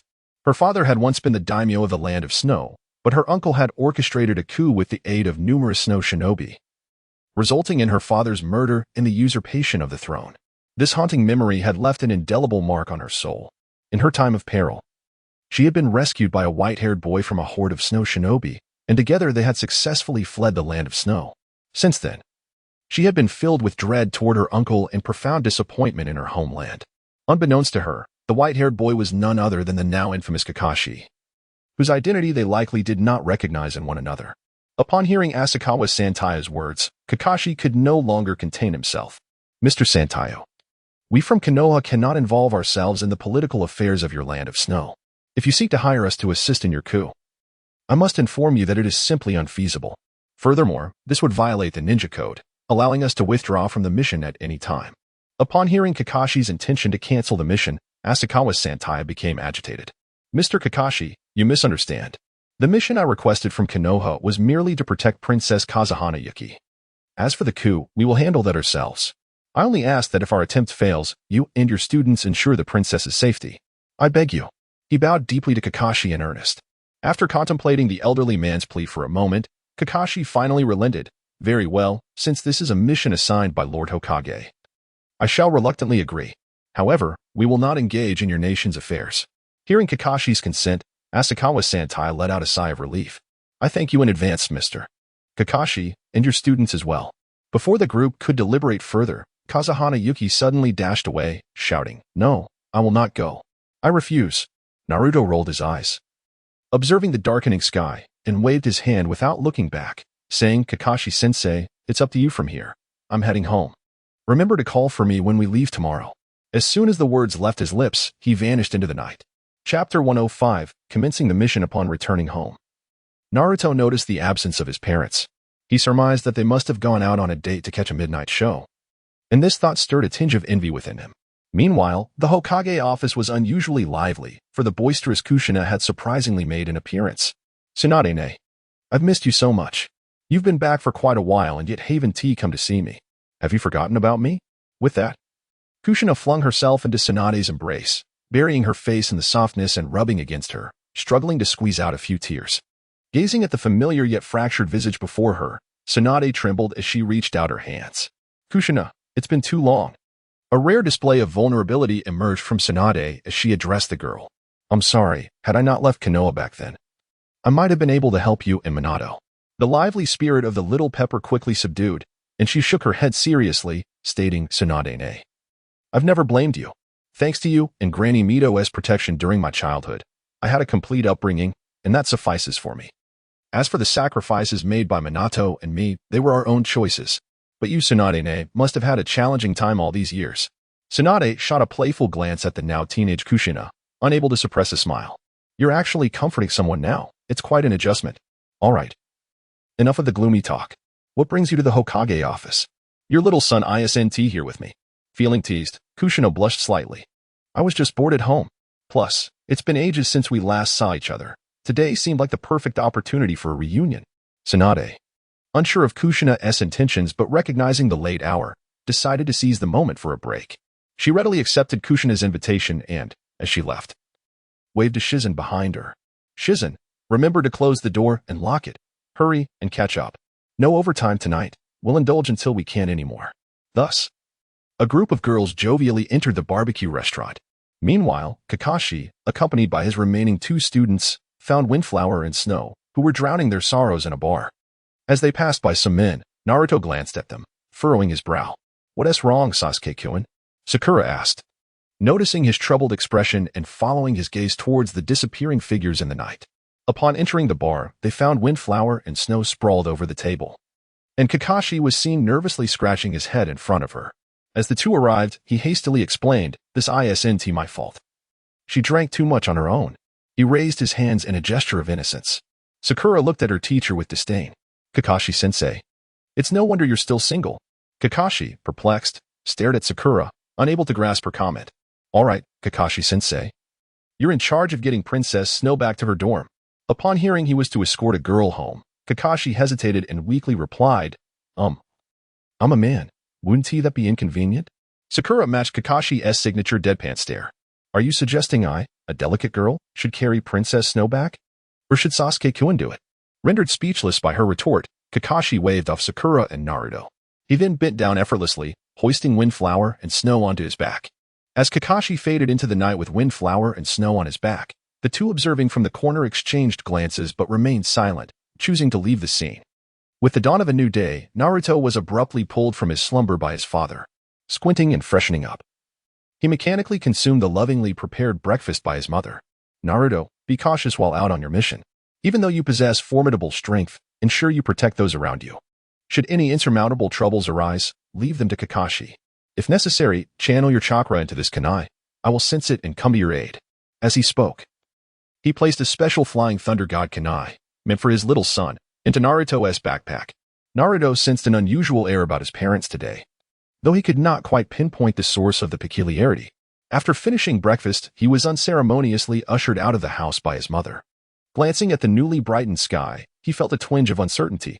Without knowledge of the designated meeting point, he decided to make his way to the filming location.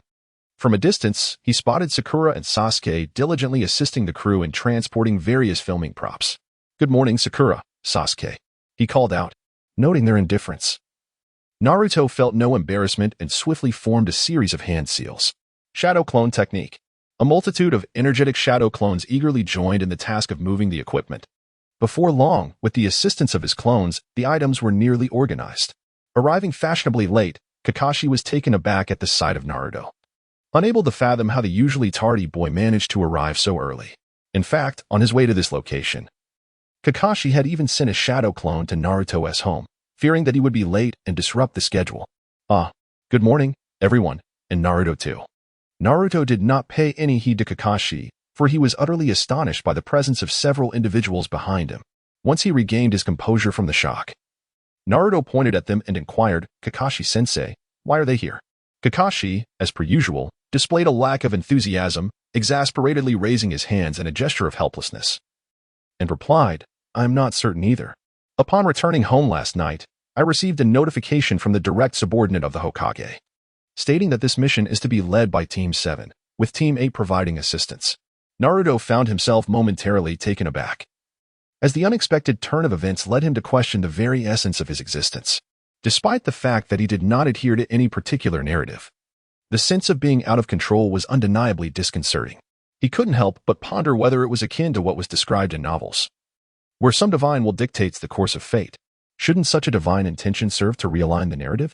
Confounded, Naruto dismissed his musings and defiantly raised his middle finger towards the overcast sky.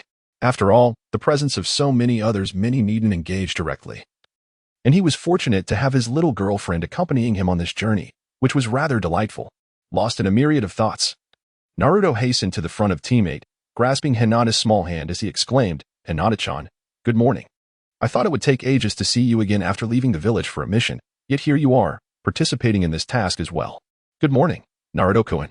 Although her shyness was less pronounced than before, the attention of the onlookers still made her feel a tad bashful. Before the two could indulge in their affectionate exchange, Kiba could no longer contain himself and shouted, Naruto, you scoundrel. You're becoming increasingly infatuated, neglecting your friends. Have you not noticed the rest of Team 8? Shino, the ever-observant member of the team, couldn't help but admire his socially inept companion and gently nudged Kiba with his elbow. Why are you poking me, Shino? Do you also think Naruto is becoming too enamored and disregarding his friends? Naruto released his little girlfriend, a smirk dancing upon his lips as he greeted, good morning, Teacher Hong, Shino, and Akamaru. Good morning, Naruto, came the cheerful replies, accompanied by a playful bark. Ignored, Kiba erupted in frustration, shouting at Naruto, you rascal. He made to rush over and confront Naruto, but was swiftly restrained by Shino, who held him back with a firm grip. Chapter 106, Scandal Unbeknownst to Naruto. The involvement of Team 8 was orchestrated by his mother's cunning maneuvers. Upon learning that Team 7 was to embark on a mission beyond the village, and noting the recent inactivity of Team 8, Kurenai approached Tsunade with a request to lead Team 8 in this endeavor. To her surprise, Tsunade outright denied her appeal. Left with no alternatives, Kurenai resorted to her mobile device to call for assistance, leading to the subsequent events. Within the barbecue establishment, amidst the clinking of glasses and the convivial atmosphere, Kushina's incessant toasts eventually persuaded Tsunade to acquiesce to Team 8's participation in the mission. To avert any potential change of heart from Tsunade, Kurenai summoned Shizen to inform Kakashi of the mission, mindful that the departure was scheduled for early morning. By the time the inebriated Tsunade regained her senses, Team 8 had already absconded with Kakashi. Had Naruto been aware that these scheming tactics were gleaned from the very television dramas he had introduced to his mother as a means to occupy her time, he might have found himself in tears in the restroom. As laughter and playful banter ensued, a group gradually boarded the merchant vessel bound for the land of snow. After a night of drunken revelry, Hinata finally stirred from her slumber amidst the gentle rocking of the boat, observing the crew busily preparing the filming set once more. Naruto, lacking enthusiasm, sauntered to the side. Noticing the absence of attention upon him, he casually waved his hand, summoning a beach chair and an umbrella to appear at his feet. After a flurry of activity, he wiped his forehead, which bore no trace of sweat. Returning to the cabin, he changed into a standard pair of shorts and, clutching 2 fruit platters, eagerly made his way back to the beach chair he had just set up. Slurp, slurp. Indeed, nothing compared to the comfort of traveling. Far more pleasant than undertaking missions in the village. Naruto's exclamation successfully captured the attention of those around him. The members of Team 7 and Team 8 looked at Naruto with envious eyes, yearning to join him, yet they restrained their impulses, knowing they were on a mission. Kakashi, having a fair understanding of Naruto's current abilities, chose not to intervene. After all, he was no match for Naruto, and thus could only turn a blind eye to these matters, diligently fulfilling his role as a facilitator. Kakashi himself harbored a desire to lie down beside Naruto and experience that sensation, but he was reluctant to divert his gaze. Clearing his throat, he deliberately coughed to redirect the envious stares away from Naruto. Our mission this time is exceedingly perilous. Everyone must remain vigilant. He glanced towards Naruto, effectively dispelling a few of their thoughts. Feeling Kakashi's gaze, Naruto retorted, "Isn't it just protecting an actress? How troublesome can it be?" Kakashi disregarded his complaint. With Naruto's prowess, this mission posed little danger. In fact, securing the return of Princess Fuhua would be a trivial task, as long as they pressed forward without hesitation. Our primary objective is to ensure the safety of Princess Fuhua, regardless of the circumstances. The members of Team 8, unfamiliar with who Fuhua was, looked at Kakashi in confusion. Even Yui Kurenai, the team leader, was filled with curiosity and could not help but ask, "Who is Fuhua? Isn't our task to protect the actress Fujifuyuki while she films?" Kurenai, didn't Lord Hokage provide you with specific details? Kakashi explained. Fujifuyuki is the sole legal heir to the Land of Snow, Princess Fuhua. Our main responsibility is to safeguard her personal safety. This mission was classified as an A-rank task, and as long as Princess Fuhua was not in danger, they should avoid taking action unless absolutely necessary. The others cheered at the mention of an A-rank mission, as it was their first time undertaking such a high-level task. Only Kurenai understood the significance of an A-rank mission and pressed Kakashi for clarity. "Kakashi, could you not be more explicit?" Team 8 is still in the dark about the situation. Kakashi glanced at the members of Team 8 and continued with resignation. "The primary task is to protect Fuhua, and the Land of Snow is inevitably on the brink of insurrection. Kurenai, as you know, we as ninjas must not directly interfere in the politics of other nations. Therefore, our sole duty is to ensure the safety of Fuhua, regardless of whether their coup succeeds or fails." As Kakashi finished speaking, the others nodded in understanding, signaling that they were following along. Only Kurenai furrowed her brow, her expression grave as she regarded the group. Her gaze eventually fell back upon Naruto, who was basking in the sun. Contemplating his strength, her unease swiftly dissipated. The sunlight made his golden hair gleam even brighter, complemented by a set of powerful abs that were quite uncommon for someone of his age, especially with his upper body exposed. With a deep breath, Kurenai assessed the others, realizing that no one had noticed her distraction, and quickly averted her gaze. Naruto, perceptive as ever, sensed the shift and thought to himself that boys must always protect themselves when venturing out. To redirect everyone's attention, Naruto deliberately exclaimed, "Kakashi-sensei, I heard you had a romantic rumor with Miss Fujifuyuki." After Naruto finished speaking, he couldn't help but mutter under his breath, "Many netizens have said the same. Even giving you 2 stir-fried CNs, this surely counts as spreading rumors." A chorus of curious gazes instantly turned towards Kakashi. In fact, when Asakawa Santaya mentioned the princess of the snow country yesterday, he had already thought of the matters concerning Kazuhana Yukijetsu.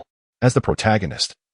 Kazahana Yukagetsu did not bring it up, and Kakashi chose to refrain from continuing the conversation, observing Naruto lounging beneath the sunshade. Kakashi found himself intrigued by how Naruto had come to know of this matter. Unable to suppress his curiosity, he inquired, "Naruto, how did you learn that I know Kazahana Yukagetsu?" Before Naruto could respond, the onlookers, eager for gossip, seized upon Kakashi's admission of acquaintance with Kazahana Yukagetsu as confirmation of their rumored relationship, conveniently ignoring the fact that they were merely acquaintances. Sakura, ever the gossip enthusiast, was the first to speak up. "Kakashi-sensei, when did you meet Princess Kazahana Yukagetsu? When did you two get together?" Kakashi, feeling the pressure from the only girl in his class, couldn't help but internally lament, do girls really love gossip this much? His eyes shifted to the crowd, all gazing at him with curiosity. Well, it seems gossip knows no gender. As Kakashi pondered how to explain, he feared that soon the rumors would escalate to questions about the name of the child he and Kazahana Yukagetsu supposedly had. With this thought, he shot a speechless glare at Sakura, who looked back at him with a perplexed expression. Whatever rumors you've heard are just Naruto's wild claims. So please don't believe them. As for how I know Kazahana Yukagetsu, it was approximately 10 years ago during a rebellion in the Snow Country. I was on a mission there and happened to rescue her when she was still a little girl. He then shrugged, adding, that's about it. There is absolutely no scandal as Naruto has claimed. Just then, Kazahana Yukagetsu emerged from her room, having heard Kakashi's words in their entirety. Stunned, she pointed at Kakashi and exclaimed, "You are the white-haired ninja from back then?" Realizing her impoliteness, she quickly retracted her hand and bowed deeply, apologizing. "My apologies. I didn't recognize your identity yesterday. Thank you for saving me back then." Before Kakashi could respond, Naruto interjected, "It's not surprising you didn't recognize him. Aside from his striking white hair, his face is mostly concealed." He then turned to Kazahana Yukagetsu, adding playfully, "Your Highness, have you heard the saying? The life-saving grace of a gentleman cannot be repaid, so I can only offer my body in return." Chapter 107. Determination. "Naruto, you cannot just with a girl like that." Kakashi quickly interjected, fearing Naruto would utter something even more outrageous. "Princess, please do not take it to heart. What happened years ago was merely a trivial matter. Your Highness, filming is about to commence. Please proceed to prepare." Asakawa Santayo approached, interrupting the conversation. Kazahana Yukagetsu, wishing to say more, was cut off by Asakawa Santayo. And with an apologetic expression, she said, "Mr. Kakashi, I must take my leave." With that, she followed Asakawa Santayo to begin the day's filming task. As a ninja, Kakashi held a keen interest in the acting profession, and a crowd gathered to watch the filming, expressing their astonishment. Is this really the same person? Since watching Princess of the Winds with Hinata, Naruto, having seen countless films, quickly lost interest, finding the plot exceedingly cliché. As for acting, he thought it was trivial. Any seasoned ninja could easily outshine ordinary actors. Can you even distinguish who is who with a simple transformation technique? You've come over. Are you not interested in the filming? The voice belonged to none other than his girlfriend, Hinata. She spoke with a hint of disappointment. "No, I find it quite entertaining. Everyone says Princess Kazahana Yukagetsu is amazing. I think she is incredible." Noticing the melancholy in Hinata's tone, Naruto removed his sunglasses and scrutinized her. Grasping her hand, he curiously asked, "Hinata, why do you seem so down?" Feeling exposed, Hinata quietly replied, "I just feel that aside from ninjutsu, I lack other skills. I envy Princess Yukagetsu, who can portray different characters and experience various joys." She then shyly gazed at her toes. Naruto appeared deep in thought, realizing that his own sentiments had influenced Hinata, prompting her to entertain such notions. "Hinata, what is it that you cherish?" he inquired. Without a moment's hesitation, Hinata replied, "I adore you, Naruto-kun." Instantly aware of her faux pas, Hinata's cheeks flushed crimson, leaving her in a state of bewilderment. Naruto, delighted by her confession, gazed affectionately at his little girlfriend and drew her into his embrace, causing Hinata to settle onto his lap. As reality dawned on her, Hinata began to squirm, yet Naruto, unwilling to squander such a splendid opportunity, held her firmly. After her futile attempts to escape, Hinata resigned herself to her position, her eyes occasionally darting toward others. Curious if anyone was observing their intimate moment, Naruto gazed at the girl before him with a humorous expression, her demeanor cautious as if fearful of being discovered, which rendered her exceedingly adorable. Their relationship had made considerable strides due to this embrace, and Naruto refrained from any further inappropriate actions. "Hinata, I was just asking if you have any hobbies?" Hinata lowered her head, her voice barely above a whisper as she shyly replied, I enjoy pressing flowers in my spare time. Do you have any other interests? Perhaps things you enjoy doing or eating? Feel free to share them with me. Hinata appeared somewhat perplexed. In her understanding, ninjas were solely focused on training or carrying out missions. Naruto gently tousled his long hair, a result of his own efforts, and felt a pang of sympathy for his beloved girlfriend.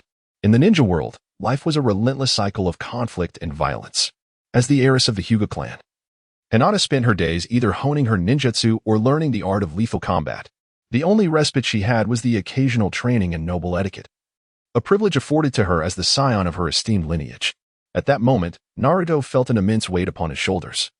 The thought of transforming the ninja world seemed an arduous task. He decided to set a modest goal first, to bring a change to his dear girlfriend. Hinata, would you be interested in joining me for some delightful adventures? He proposed, his gaze fervently fixed upon her. Upon hearing Naruto's words and feeling the intensity of his stare, Hinata's eyes sparkled with determination, as if she had made a monumental decision. She nodded vigorously and replied, as long as it's with you, Naruto-kun, I am all in. Overwhelmed by affection for his adorable girlfriend, Naruto could not help but lean in, and the two shared a shy kiss, their youthful inexperience evident. After a few breathless moments, they finally parted. As Naruto gazed at Hinata, who appeared slightly dazed, swaying as if intoxicated, he quickly shifted the conversation. Hinata, let us go. I'll take you somewhere fun. With that, he grasped her hand and led her toward the ship's cabin. Naruto presented a new set of clothing to Hinata. Hinata-chan, please put on this swimsuit first, and then we shall go to have some fun. Upon hearing the word swimsuit, Hinata found herself at a loss, unable to accept or decline. Just as she regained a semblance of composure, her face flushed crimson, resembling a scene where she might faint at any moment. Naruto hastily elucidated. Please take a look first. If you find it too revealing, we shall make a change.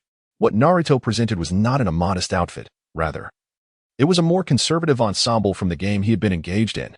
He had no desire for his beloved girlfriend to be taken advantage of. Inside the cabin, after changing into her attire, Hinata gazed at herself for a considerable time, ultimately summoning her courage to step outside. Naruto, upon catching sight of Hinata's little head peeking out, approached her with a chuckle and grasped her hand, pulling her towards him. As he beheld his beloved girlfriend adorned in her refreshing attire, complimented by her bashful expression, he couldn't help but feel a surge of admiration.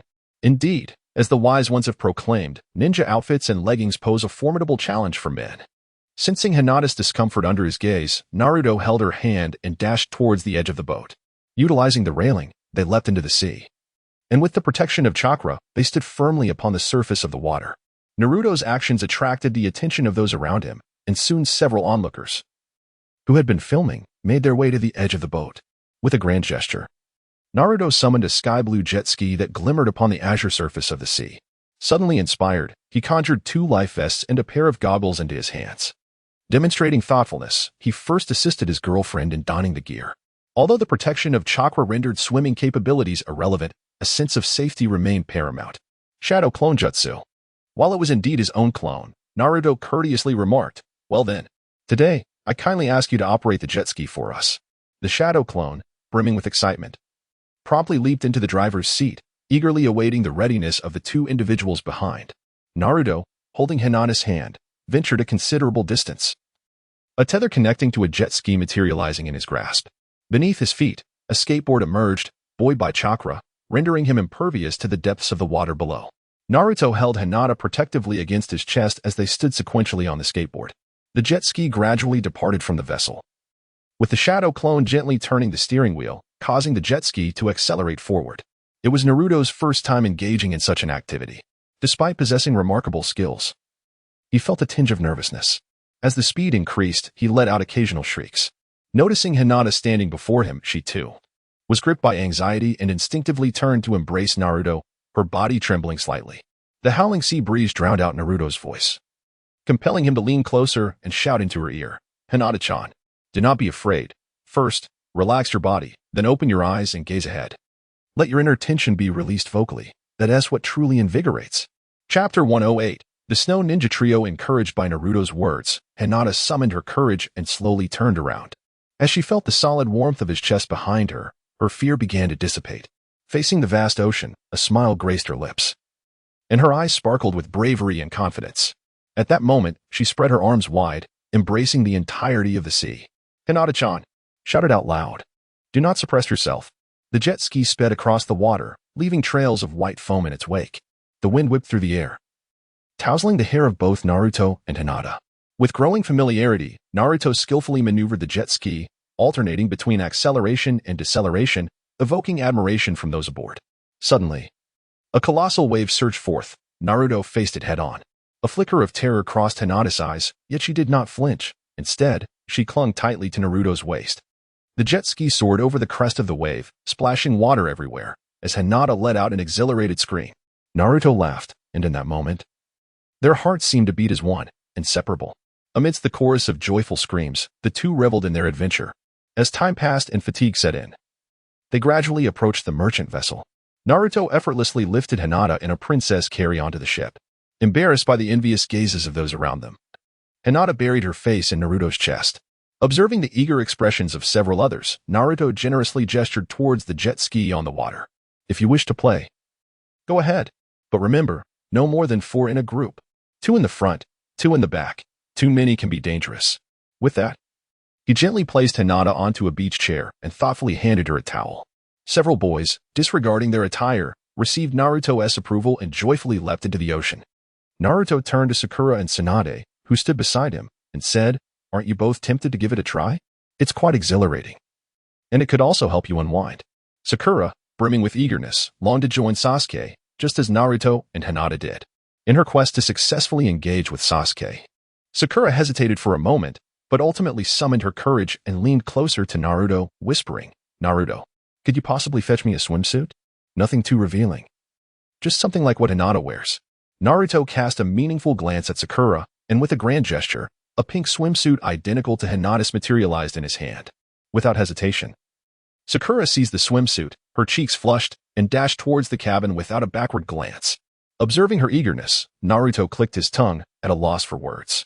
He turned to the more mature Kurenai Yui beside him and inquired, "Kurenai, would you like to try on a set as well?" Kurenai responded with a playful yet wistful look in her eyes, teasingly asking, "Are you eager to see me in a swimsuit?" In that moment, Naruto regretted his audacity, wishing he could slap himself for such a thoughtless question. Naruto did not respond to Yuhi Kurenai, instead quickly turning his gaze toward Hinata beside him. Seeing his beloved girlfriend appearing utterly indifferent, he dared not continue his cheeky remarks. Without uttering a word, he resumed his tasks, ignoring her increasingly melancholic glances as he prepared a beach chair, parasol, red wine, and fruits for Kurenai once more.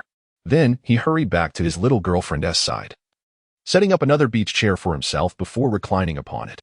Sakura, now clad in her swimsuit, approached with visible excitement, deliberately strutting before the trio.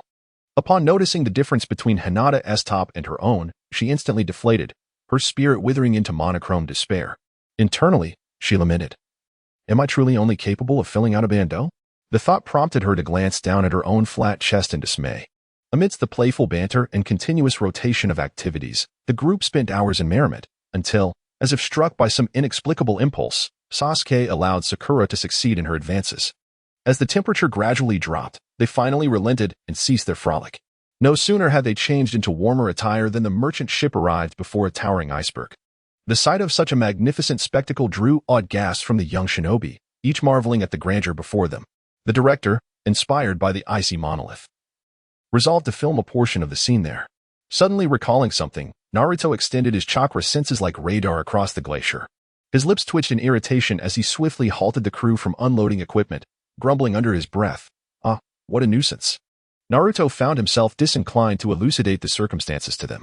Upon recalling that the individuals from the land of snow were adept in technology, a spark of inspiration ignited within him. The onlookers beheld Naruto balancing an array of peculiar contraptions upon his shoulder, seemingly intent on some unknown purpose directed towards the iceberg. At that moment, Naruto bore upon his shoulder an RG rocket launcher, and under the thermal sensor's gaze, 3 vibrant crimson silhouettes stood out strikingly against the icy backdrop. Naruto twitched his lips, pondering whether this might be considered a form of dimensional assault. Regardless, he selected a sizable mass of crimson and squeezed the trigger. Whoosh! The fiery red projectile soared swiftly towards the hillside. Before the 3 ambushes could react, a tremendous explosion echoed. The surrounding area rippled with shockwaves. One of the trio, A chubby fellow was unable to even utter a scream before being obliterated into mere fragments by Naruto's blast. Thus, this truly isn't my fault, after all. It was your larger mass. Meanwhile, the others aboard the vessel were oblivious to the unfolding chaos, their minds buzzing in disbelief as they gazed distantly. Then turned their attention to the object on Naruto's shoulder, astonished that such a diminutive item could wield such formidable power. Concealed beneath the snow. The two onlookers stared in terror at the nearby explosion, abandoning their cover in haste. They scrambled from their snowy hideaway, fearful of becoming the next target of a rocket barrage. Naruto gazed at the two figures in the distance, who were incessantly shifting about. He muttered softly, "TCH. They still wish to have another go. These two are quite the nuisance, making it difficult to land a hit. What will happen if this iceberg is destroyed?" With that, he lowered the urge from his shoulder. Kakashi, quick to react, utilized the body flicker technique and dashed towards the two on the iceberg. Sasuke, albeit a bit slower to respond, followed closely behind. At the signal from Kurenai, the members of Team 8, Kiba and Shino, also charged forward.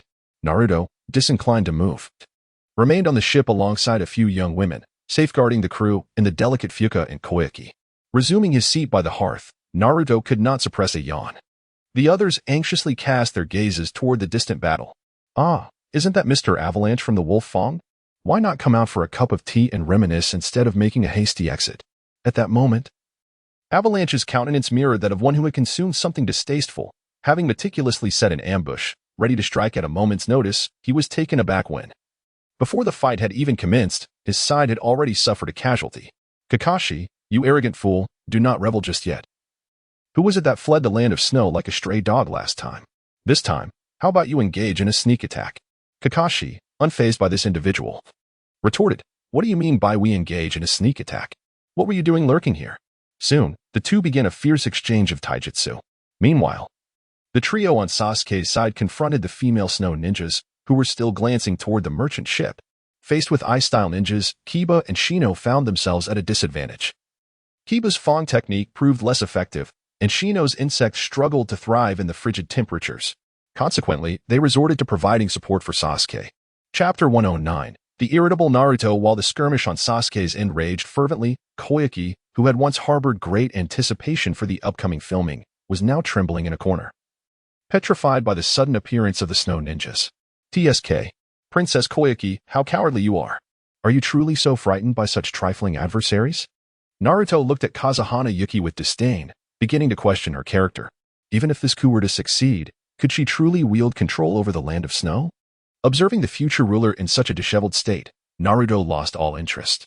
The ever-curious Santai, finally noticing the princess's unusual demeanor, hurried over with concern. Your Highness, are you all right? No, I refuse to go to any land of snow, she exclaimed, shrinking back as she retreated. Naruto cast a disdainful glance at Kazuhana Yukijetsu. TSK. Truly a case of mud that cannot be molded. That so-called princess, how about I take care of Kazuhana Nadu for you?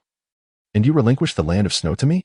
No sooner had the words left his lips than Kazuhana Yukijetsu's body collapsed to the ground, leaving one to wonder if she had even heard Naruto's remarks. Naruto rose, casting an irritable glance at the fallen Fuka and Koike. Lacking the patience that his original self possessed, were it not for her beauty, he might have been tempted to deliver a blow to awaken her from her stupor. Beside him, Hinata sensed Naruto's discontent and gazed at him with concern. Naruto-kun, are you all right? Coming back to himself, Naruto smiled and shook his head at Hinata, reassuring her. Hinata-chan, I'm fine. There's no need to worry. I merely feel that their battle is dragging on unnecessarily. Meanwhile, on Sasuke's side, the only female ninja among the three, named Fuyuki, was holding her own against her opponents, bolstered by scientific ninja tools. Ice Release, Snow Swallow. The ice sculpture, shaped like a swallow, soared towards Sasuke as if imbued with life. Sasuke swiftly evaded, creating distance while forming hand signs. Fire Release, Great Fireball Technique. The impending ice attack was melted away by the scorching flames. Before Sasuke could regain his footing, a new assault ensued. Ice Release, Ice Prison Technique. Fuyuki successfully immobilized Sasuke, encasing him in ice. With a resounding explosion, the massive ice block shattered into countless pieces. It turned out that Sasuke had employed the long-forgotten substitution technique, affixing an explosive tag to the substitute. Before Fuyuki could react, a shuriken whizzed through the air, binding her to the remnants of the ice. Seizing the opportunity, Sasuke unleashed the Uchiha clan's ancestral fire technique, sending searing flames toward the female snow ninja. Just as the flames were about to engulf Fuyuki, her scientific ninja tools unfurled behind her, transforming into a pair of bat-like wings.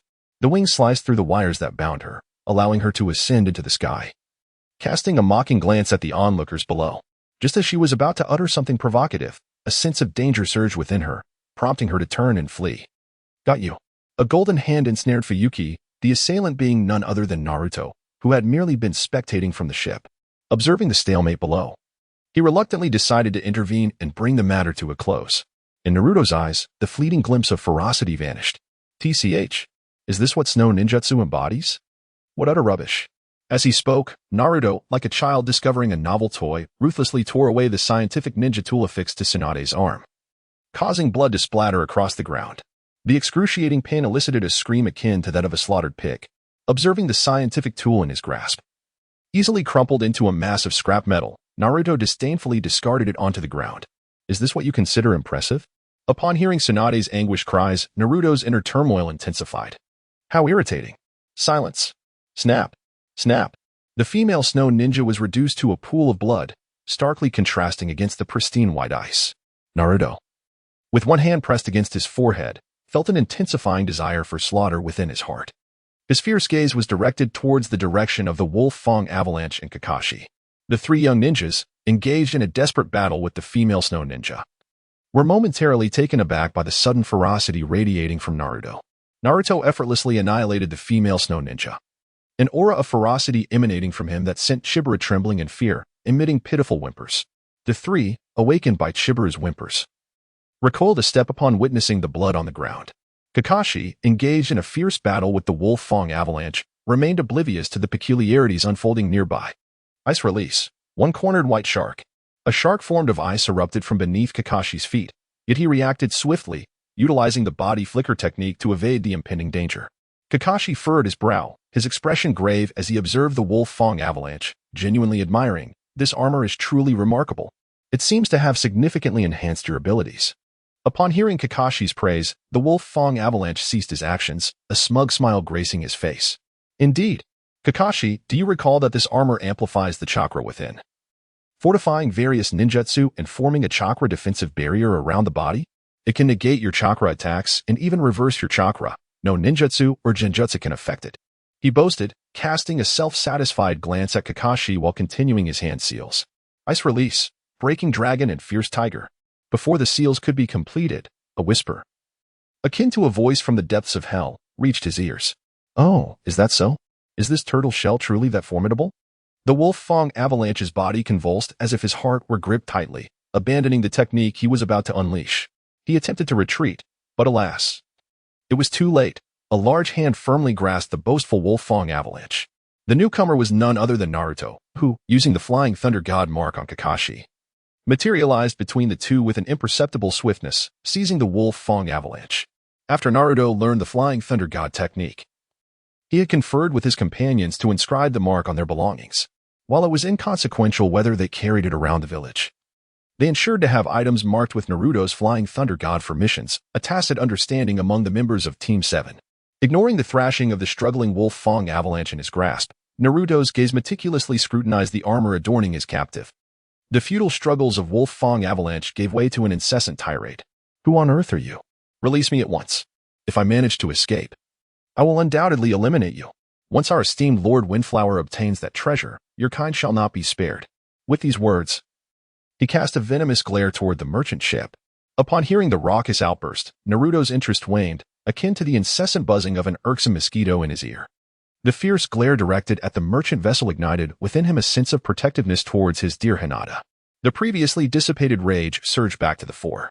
With a sharp crack, one of Wolf Fang Avalanche's arms was wrenched off with a force reminiscent of a blizzard, to stifle any further noise that might disturb his peace. Naruto thoughtfully sealed the man's mouth shut.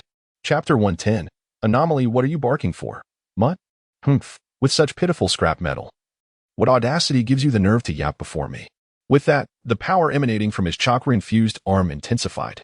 Sensing the palpable aura of fury radiating from Naruto, Kakashi furrowed his brow and urgently interjected, Naruto, cease this at once. At Kakashi's command, Naruto's movements hesitated momentarily, perceiving that Naruto's murderous intent had not yet abated. Kakashi hastily conjured a rationale. Leave him be. We need to ascertain the circumstances of the Land of Snow. We can dispatch him once we gather useful intelligence. Once more interrupted, Naruto's fierce gaze bore down on Kakashi's face. Naruto furrowed his brow, suppressing his emotions, and disdainfully tossed the wolf fang avalanche to the ground as if it were mere refuse. Kakashi, caught in Naruto's fierce glare, broke into a cold sweat, contemplating the possibility that Naruto's fleeting murderous intent had been directed at him as well. Despite the momentary flash of hostility, Kakashi, having endured numerous missions, was certain he had not misinterpreted the situation, and an unsettling sense of foreboding began to swell within him. Naruto no longer paid any heed to Kakashi and utilized the Flying Thunder God technique to return to the merchant ship. Kakashi, having narrowly escaped a dire situation, let out a sigh of relief.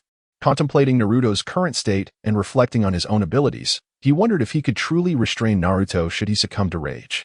With this thought weighing heavily on his mind, Kakashi yearned to swiftly complete this mission and return to the village to seek guidance from his mentor. Upon returning to the merchant ship, Naruto sensed a palpable tension in the air. The surrounding crew members dared not utter a single sound, instinctively distancing themselves from him. Naruto could comprehend the situation. After all, his earlier methods of dispatching foes were exceedingly brutal, which understandably instilled fear in others. Kakashi, emerging from his reverie, strode forward, intent on subduing the fallen avalanche of wolf fang. To his surprise, he discovered that Naruto had already departed. The once supine avalanche, feigning death, unfurled his wings and, in the moment of Kakashi's bewilderment, swiftly ascended into the sky, escaping without a backward glance towards the Land of Snow. By the time Kakashi regained his senses, the figure had vanished, leaving him powerless to do anything but watch as it disappeared into the horizon. Feeling a sense of awkwardness, Kakashi approached his companions and declared, "Let us return to the ship." He took the lead towards the merchant vessel. Once aboard, Kakashi sensed the atmosphere tinged with apprehension but remained indifferent. As a ninja, fulfilling his mission was paramount, and aside from his comrades, the others were merely transient figures in his journey. Contemplating Naruto's transformation, he noted the absence of the habitual lethargy in his demeanor, replaced by a profound worry and a grave intensity in his gaze. The somber ambience enveloped them, rendering the return to the ship a silent affair. Hinata, concerned, approached Naruto, followed closely by Yugao, who had momentarily shed her reserve. "Naruto-kun, are you all right? Your earlier demeanor was truly frightening," she exclaimed, grasping his hand and anxiously scanning his body for any signs of distress. Calming his emotions, Naruto smiled gently, taking hold of Hinata's delicate hand. "I'm fine, Hinata-chan. I was merely exhausted from today's activities and felt a bit drowsy. A moment of rest will suffice." He reached out with his other hand to caress Hinata's small face, smoothing the furrow of worry from her brow. Realizing the moment, Hinata guided Naruto towards the resting quarters. "Then, Naruto-kun, let us rest for a while. Otherwise, we shall have a lengthy journey upon our arrival in the Land of Snow." Observing their interaction, Yugao felt her fleeting courage dissipate like air escaping a deflated balloon. As she watched the pair depart, she extended her hand, wishing to voice something, but found herself rendered speechless, her words trapped within her. A wave of melancholy surged within her, causing her to retreat towards her companions. Clenching her teeth, she muttered softly, "It is time to let go." With that, it felt as though a heavy burden had been lifted, and she turned her gaze towards the azure sea, releasing a deep sigh of relief. Hinata ushered Naruto into the girl's resting area, disregarding any impropriety, and gently pushed him onto the small bed. "Naruto-kun, you should rest here for a bit. I will come to fetch you once the merchant ship reaches the Land of Snow." With that, she released her hold, allowing him to settle in for a much-needed respite. Naruto did not release his grip, gently pulling Hinata to the edge of the bed, signaling her to come closer. Upon witnessing Naruto's actions, Hinata's face flushed instantly, the warmth spreading throughout her entire being, and her hold tightened slightly. With a heart full of courage, Hinata appeared as if she were ready to face any peril, which made Naruto find it exceedingly amusing. "What thoughts are swirling in that lovely little head of yours? I merely beckoned you to come and take a seat." Naruto, upon speaking, caused Hinata to instinctively cover her face and attempt to flee the cabin, but alas, her strength was insufficient, and he easily restrained her. Delightfully, he settled into her lap, closing his eyes in contentment. His consciousness drifted into the seal space. As he entered, Naruto's expression turned grave as he called out, "Kurama, come here quickly. A serious matter has arisen." Kurama, engaged in a team battle, disregarded the plight of his teammates upon hearing Naruto's urgent summons, promptly logging out from his gaming haven. "I haven't even arrived. What's all this fuss about, Naruto? I'm in the middle of a battle." You've made me log out, and I'm surely going to be reported by those pesky players. Noticing the seriousness etched upon Naruto's face, Kurama's words faltered, replaced by a matching expression of concern. What has transpired? Feeling the warmth of Kurama's concern, Naruto was touched. It was evident that this brother of his would abandon a team fight due to a mere utterance from him. After pondering for a moment, Naruto recounted the events of the day. Kurama, it seems my emotions have spiraled out of control, and my body acts on its own accord. I'm unsure of the exact cause. Just moments ago, I eliminated several snow ninjas, and the urge to kill surged within me. I nearly succumbed to the violence and was on the verge of confronting Kakashi. Then, a thought struck him, and he curiously inquired, "Did you not notice the outside world? Aren't you supposed to be in sync with my thoughts?" Kurama cast a knowing glance at Naruto. "Didn't you once say there were no secrets between us? Yet we ought to maintain our privacy? You even mentioned that when you were with your girlfriend, oh yes, in your human terms, you call it mating. You instructed me not to eavesdrop during those moments. This morning, when I saw you and your little girlfriend playfully biting each other, I severed our connection." With that, he spread his claws, indicating that all of this was, indeed, at Naruto's behest. Realizing what was implied, Naruto felt his cheeks flush with embarrassment, comprehending that Kurama had, in fact, been privy to his most private moments. Naruto quickly shifted the topic. Ahem. Chapter 111, Arrival in the Land of Snow. Before Naruto could finish his sentence, Kurama sneered, baring his teeth. "Naruto, you coward, did you lose control of your emotions when you laid your hands on that little girl today? Is that what gave you the courage to speak up?" He gazed at Naruto with evident disdain. Although unsure, Naruto felt a surge of embarrassment and anger as he glared back at Kurama. "Get lost, you mutt. How could I possibly be like that?" Initially, Naruto spoke with unwavering confidence, but under Kurama's mocking gaze, his resolve diminished, and his voice grew quieter until he could no longer continue. After a brief playful exchange, both the boy and the fox regained their serious demeanor.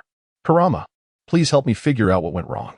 Today, I felt as if I were cloaked in your original crimson chakra. My emotions are difficult to control, and I have no idea where the issue lies." Upon hearing Naruto's concerns, Kurama fell into deep contemplation. Naruto's experience resembled a tailed beast rampage, yet it was distinctly different. Primarily because he was still able to maintain his rationality. Without witnessing the true situation, Kurama hesitated to draw any conclusions and merely nodded in agreement. "No problem. Leave it to me. I will investigate your physical condition first, and once I observe any emotional disturbances, I will reach a conclusion." "All right. Then I leave it in your hands." With that, Naruto's consciousness departed from the ceiling space. When he opened his eyes, he saw his young girlfriend peacefully asleep against the ship's railing. Naruto quietly lifted Hinata and gently set her on the bed, making space for himself. Before wrapping his arms around his little girlfriend and swiftly drifting into a peaceful slumber, time passed unnoticed, and the two were soundly asleep when a series of loud knocks echoed from outside the door. The first to awaken, Naruto gazed at Hinata, who was clinging to him like an octopus, a smile creeping onto his lips, a feeling of warmth enveloping him. Unfortunately, the person outside, receiving no response, continued to pound on the cabin door. Noticing Hinata's furrowed brow in her sleep, he suppressed the urge to smooth it out, knowing she would awaken soon. To spare her any embarrassment, Naruto quickly closed his eyes. "Where am I?" Hinata murmured, groggy from her slumber. As she regained her senses and caught sight of Naruto so close, she glanced at her own position and instinctively covered her mouth, fearing she might inadvertently shout. Hearing the persistent knocking and realizing Naruto remained undisturbed eased her tension, prompting her to hurry barefoot to the door. Hinata opened the door and peeked out, only to find Sakura standing there, leading her to ask in confusion, "Sakura, is there something you need?"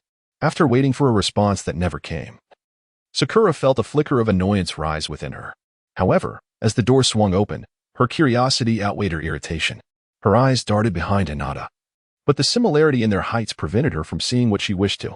Noticing that Hinata had no intention of inviting her in, she whispered, "Hinata, what were you two doing in there? I knocked for so long before you finally opened the door." Recalling the closeness they had shared, Hinata's cheeks flushed a deep crimson as she replied in a soft voice, "Nothing. I was just watching Naruto sleep and accidentally fell asleep myself." Observing Hinata's rosy cheeks, Sakura pieced together the situation. With a raised eyebrow and a knowing smile, she remarked, "Well, the ship has approached the shores of the Land of Snow. We are preparing to disembark, so be sure to wake Naruto and get ready." With that, she turned to leave, eager to avoid being a third wheel. As Sakura disappeared from view, Hinata quickly shut the door, only to turn around and find Naruto watching her with a bemused expression. After a brief rustle, the two exited the room one after the other. Spotting Kakashi holding a newly retrieved book, Naruto couldn't contain his curiosity. "Kakashi-sensei, you've picked up that book again? By the way, I haven't seen you reading it around the village lately." Kakashi sheepishly closed the book, thinking to himself that he only dared to read it in the privacy of his home. He feared the embarrassment of being caught by his own teacher. If Kakashi knew that not only his teacher and close friends were aware of his interests, but even his father, he might consider fleeing the shinobi world entirely. Observing the tension dissipating from Naruto, Kakashi felt a sense of relief wash over him. "All right, Naruto, gather your things. It's time to disembark. Everyone is ready and just waiting on you and Hinata to finish up," Kakashi urged. With the crew leading the way, they successfully boarded the prepared vehicles. Contrary to expectations, the anticipated chill of the land of snow was absent. The temperature was milder than Konoha's winter, likely due to the protective chakra surrounding them. The vehicles traversed the snowy terrain for a day and a night, with harsh weather impacting their speed. Yet, boredom was far from their minds, as Naruto ensured everyone was well fed and entertained. With the crew members joining in, Naruto brought out cards and mahjong, and soon all were lost in the merriment of the games. As the vehicle came to a halt, the sounds of commands echoed outside, signaling their arrival at the designated filming location. Two teams of ninjas, urged by one another, exited the vehicles. Just as everyone was stretching their stiff limbs, a frantic shout rang out from the distance. "This is bad. Mr. Santaifu, Miss Fujike's Yuki is missing again." A collective frown crossed their faces. And before Santaifu could react, Kakashi and Yuhi Kurenai exchanged nods, prompting the group to disperse in various directions. Naruto's figure leaped gracefully through the snow-laden forest, his sensory technique enveloping the maximum radius. "I found you." Naruto suddenly appeared before Fenghua Xiaoxue. Fenghua Xiaoxue fell onto the snowy ground with a thud. Naruto cast a disdainful glance at the woman seated on the ground, his words devoid of any emotion. "Let us go. Return with me," he declared, turning to leave. Gathering her courage, Fenghua Xiaoxue shouted defiantly, "I refuse. Do not jest. I say it is time for you to give up. Are you all fools? No matter how hard you try, it is impossible to match Fenghua Noda." Perhaps it was due to having fainted during their recent battle that she had failed to witness Naruto's prowess, causing her to overlook the fact that he was a far more formidable presence than Fenghua Noda. A glint of ferocity flashed in Naruto's eyes as he turned his gaze towards Kazahana Koyuki, regarding her as if she were a mere specter. His chakra-infused arm tightened around her neck, and with a voice as frigid as ice, he inquired, "Are you certain you do not wish to return with me?" Undeterred by the peril she faced, Kazahana Koyuki summoned an audacious spirit, relentlessly striking at his chakra-imbued limb, her voice rising in defiance. "I refuse. I refuse to go back, even if it means my demise." The violent aura emanating from Naruto surged uncontrollably once more. "Foolish woman, how long do you believe you can survive? Surely you are aware of what Fenghua Noda desires. Even if you were to cast aside the hexagonal crystal around your neck and sever all ties with the land of snow, I would still regard you with a modicum of respect." Fenghua Xiaoxue's body stiffened, her gaze blankly fixed on Naruto, as her hand instinctively reached for the pendant around her neck. Naruto leaned in closer, mockingly continuing, "Santaifu may be a good person, but he overlooks one crucial detail. How could he possibly orchestrate chaos in the land of snow without being aware of it?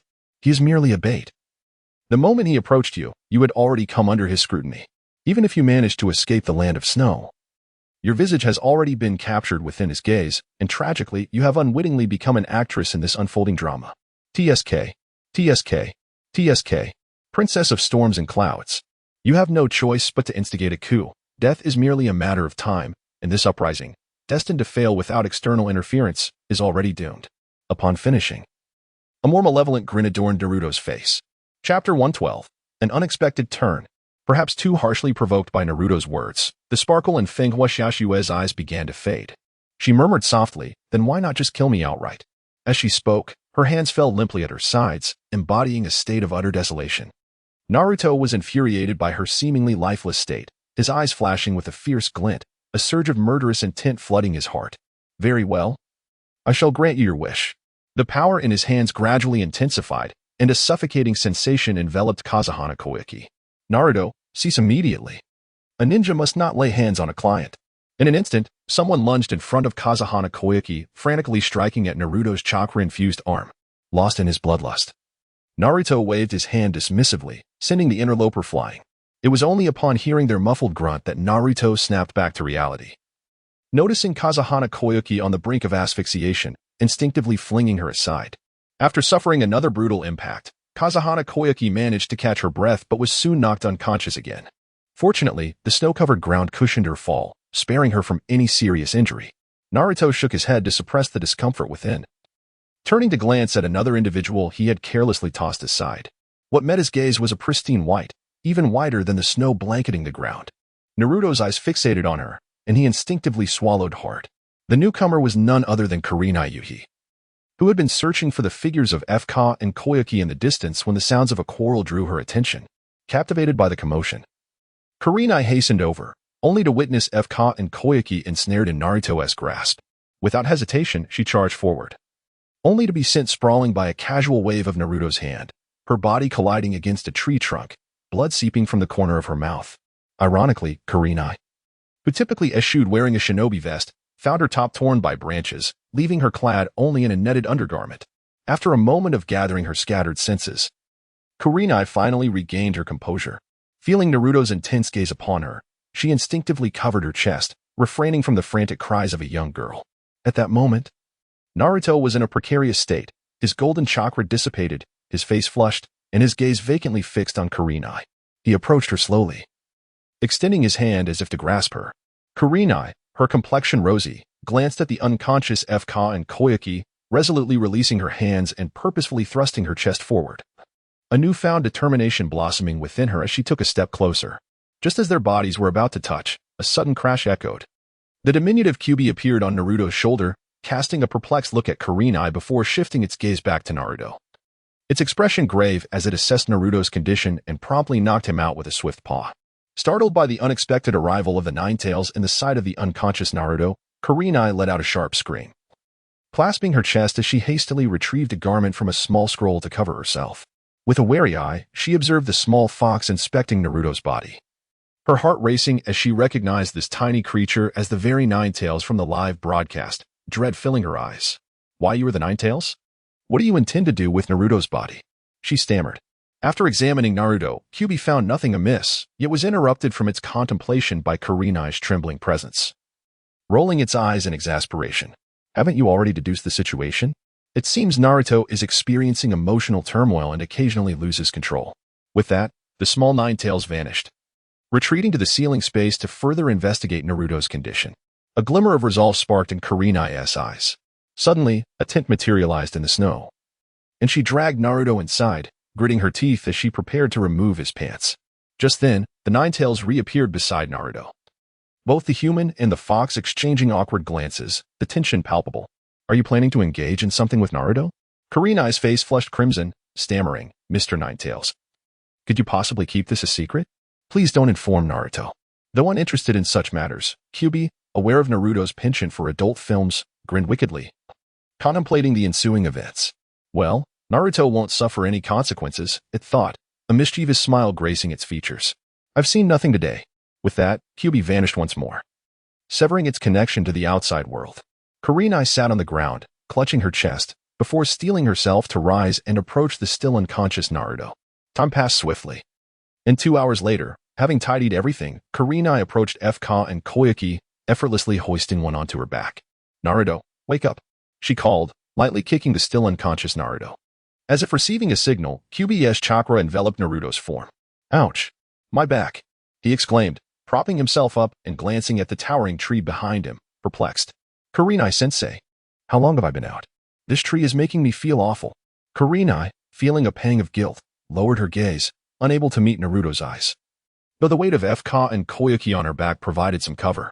It's been quite a while, both you and Fuka have been unconscious. And no matter how much I called, you wouldn't wake. As Naruto rose to his feet, he beheld the golden chakra enveloping his form and could not help but reflect on the severity of his condition. It was indeed grave, as he had only regained consciousness thanks to the healing power of the Ninetales chakra. Under the augmentation of the Ninetales chakra mode, he detected a faint metallic scent of blood in the air. Recalling the pristine whiteness he had witnessed before losing consciousness, he realized with alarm that it was not mere innocence but rather the bloodstains at the corner of Kurenai's mouth. A reminder that he had been the one to send her flying. Naruto awkwardly ventured, Teacher Kurenai, are you all right? Did I hurt you just now? The two were clearly not on the same wavelength. In her heart, Kurenai thought, I am indeed injured, and quite severely, having lost a fair amount of blood. She feigned a cough, raising her pale face to meet Naruto's gaze. It's nothing. Just a minor injury. A couple of days of rest will suffice. Let's hurry and regroup with the others. Observing Kurenai's pallid complexion, Naruto felt increasingly uncomfortable. He disdainfully glanced at the small creature, Windflower Snow, perched on Kurenai's back. And with a swift motion, his chakra-infused arm seized the creature. Leave this fellow to me. Let's make haste back. Unprepared for the sudden lightness on her back, Kurenai nearly stumbled and fell to the ground. Naruto, quick-witted and agile, instinctively offered his support to Kurenai, intending to guide her as they rejoined the others. However, Kurenai, feeling a sudden wave of embarrassment, promptly pushed him away. Her unexpected weakness left her somewhat flustered. As a ninja, she had endured numerous battles, and minor injuries were hardly perceptible. Dragging her weary body forward, she appeared no different from her usual self, save for the initial moment of unsteadiness. In Naruto's eyes, he felt responsible for her injuries, thus he eagerly followed behind her, carrying the exhausted FK. Chapter 113. The mission concludes before long. The trio's figures vanished into the forest, traversing a pitch-black tunnel on their way to the assembly point of the film crew.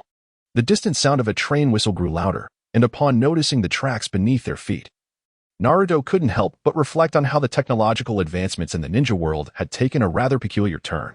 Startled awake by the train's horn, FK's face was etched with terror. A train hurtled toward them, threatening to collide with the three. In a swift motion, Naruto used his other chakra arm to scoop up Kurenai, who was ahead of him. The adamant chains on his body erupted instantaneously, spreading out like the tentacles of an octopus, firmly securing Naruto to the front of the train. As the dark scenery receded, the moment he glimpsed the light, Naruto gracefully landed and gently set the two down. The ensuing events unfolded just as they did in the original narrative, as the train burst forth from the tunnel. TF led a throng of dozens, charging fiercely toward the figures of RGA and FK standing atop the train. The sight of FK's anguished face contrasted starkly with that of the crumpled FK seated on the ground. Naruto scoffed. Isn't the Windflower Fury just hideous? Is this truly your uncle, princess? Windflower Snow stared vacantly at the throng led by the third Tofu, all of whom were mercilessly struck down by the shurikens shot from the Windflower Fury's train, leaving her lifelessly seated. Nearby, Kurenai, upon hearing Naruto's remark, examined the two figures atop the train. Indeed, it is rather unsightly. The battle concluded swiftly. With the aid of Sasuke, the third Tofu managed to preserve his life. Sakura, having spent considerable time in the hospital, hurried to assist with the wounds. With Naruto, a formidable force, present, the others refrained from recklessly engaging the two atop the train.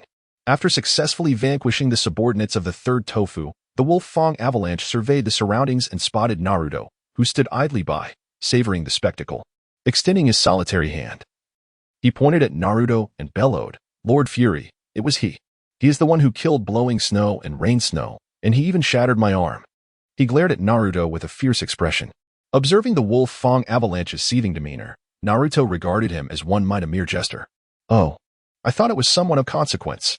Turns out it's just a frightened little mouse. Perfectly positioned, he decided to test his ninjutsu on him. Chakra coalesced in Naruto's palm, swirling into the familiar form of the Rasengan. Wind release, spiraling shuriken. With a series of explosive sounds, the train was cleaved in two. The two on the train sensed something amiss as Naruto launched his attack and leaped off just in time, witnessing the devastation wrought by Naruto's casual throw. They both swallowed hard, a sense of imminent peril washing over them. I've caught you now, little mouse. At the sound of that familiar voice, the Wolf Fang Avalanche felt his blood run cold. He had no chance to escape, as Naruto's Vajra seal pierced his heart. Under the guidance of his rather unremarkable father, Naruto instinctively leaves his unique Flying Thunder God mark during confrontations. Thus, it is not unjust that the Wolf Fang Avalanche met its demise. Seizing the moment when everyone's attention was captivated by the explosive range of Naruto's wind release, spiraling shuriken, Kazahana Fury took the opportunity to grasp the incapacitated Kazahana Snow and soared into the sky, heading towards the concealed treasure of the Land of Snow. Naruto disdainfully cast the corpse of the wolf-toothed avalanche onto the ground. His emotional turmoil led him to ponder something. Disregarding the abduction of Windflower Xiaoxue and the escape of Windflower Nuteo, by the time the others regained their senses, the enemy and those they were tasked to protect had long since vanished. Gazing upon the only familiar figure from the Land of Snow, the deceased Sand Taifu, They found themselves perplexed about their next course of action. Kakashi attempted to capture everyone's attention, ready to assign tasks, but was abruptly interrupted by Naruto. All right, everyone. I seem to be experiencing some physical issues, so I shall leave the upcoming mission in your capable hands. I will be returning to Konoha. With that, he produced several handbands of various colors, continuing, these are the battle suits I have devised, which should be far more advanced than the scientific ninja tools you encountered. He proceeded to hand one to each of them, adding, remember to return it to me upon your return to Konoha. These battle suits were crafted by Naruto himself. Born from his yearning for armor upon witnessing the Avengers, unlike Tony Stark, who truly engaged in metallurgy, Naruto made slight modifications to Mark 85 and infused it with elements unique to the ninja world. Even if the energy is depleted, he can replenish it using his own chakra, and through physical contact, he can absorb the biological energy of his enemies, which includes chakra as well. The metallic armor. A fusion of two worlds, possesses a hardness that is not easily shattered by ordinary shadow-level ninjas.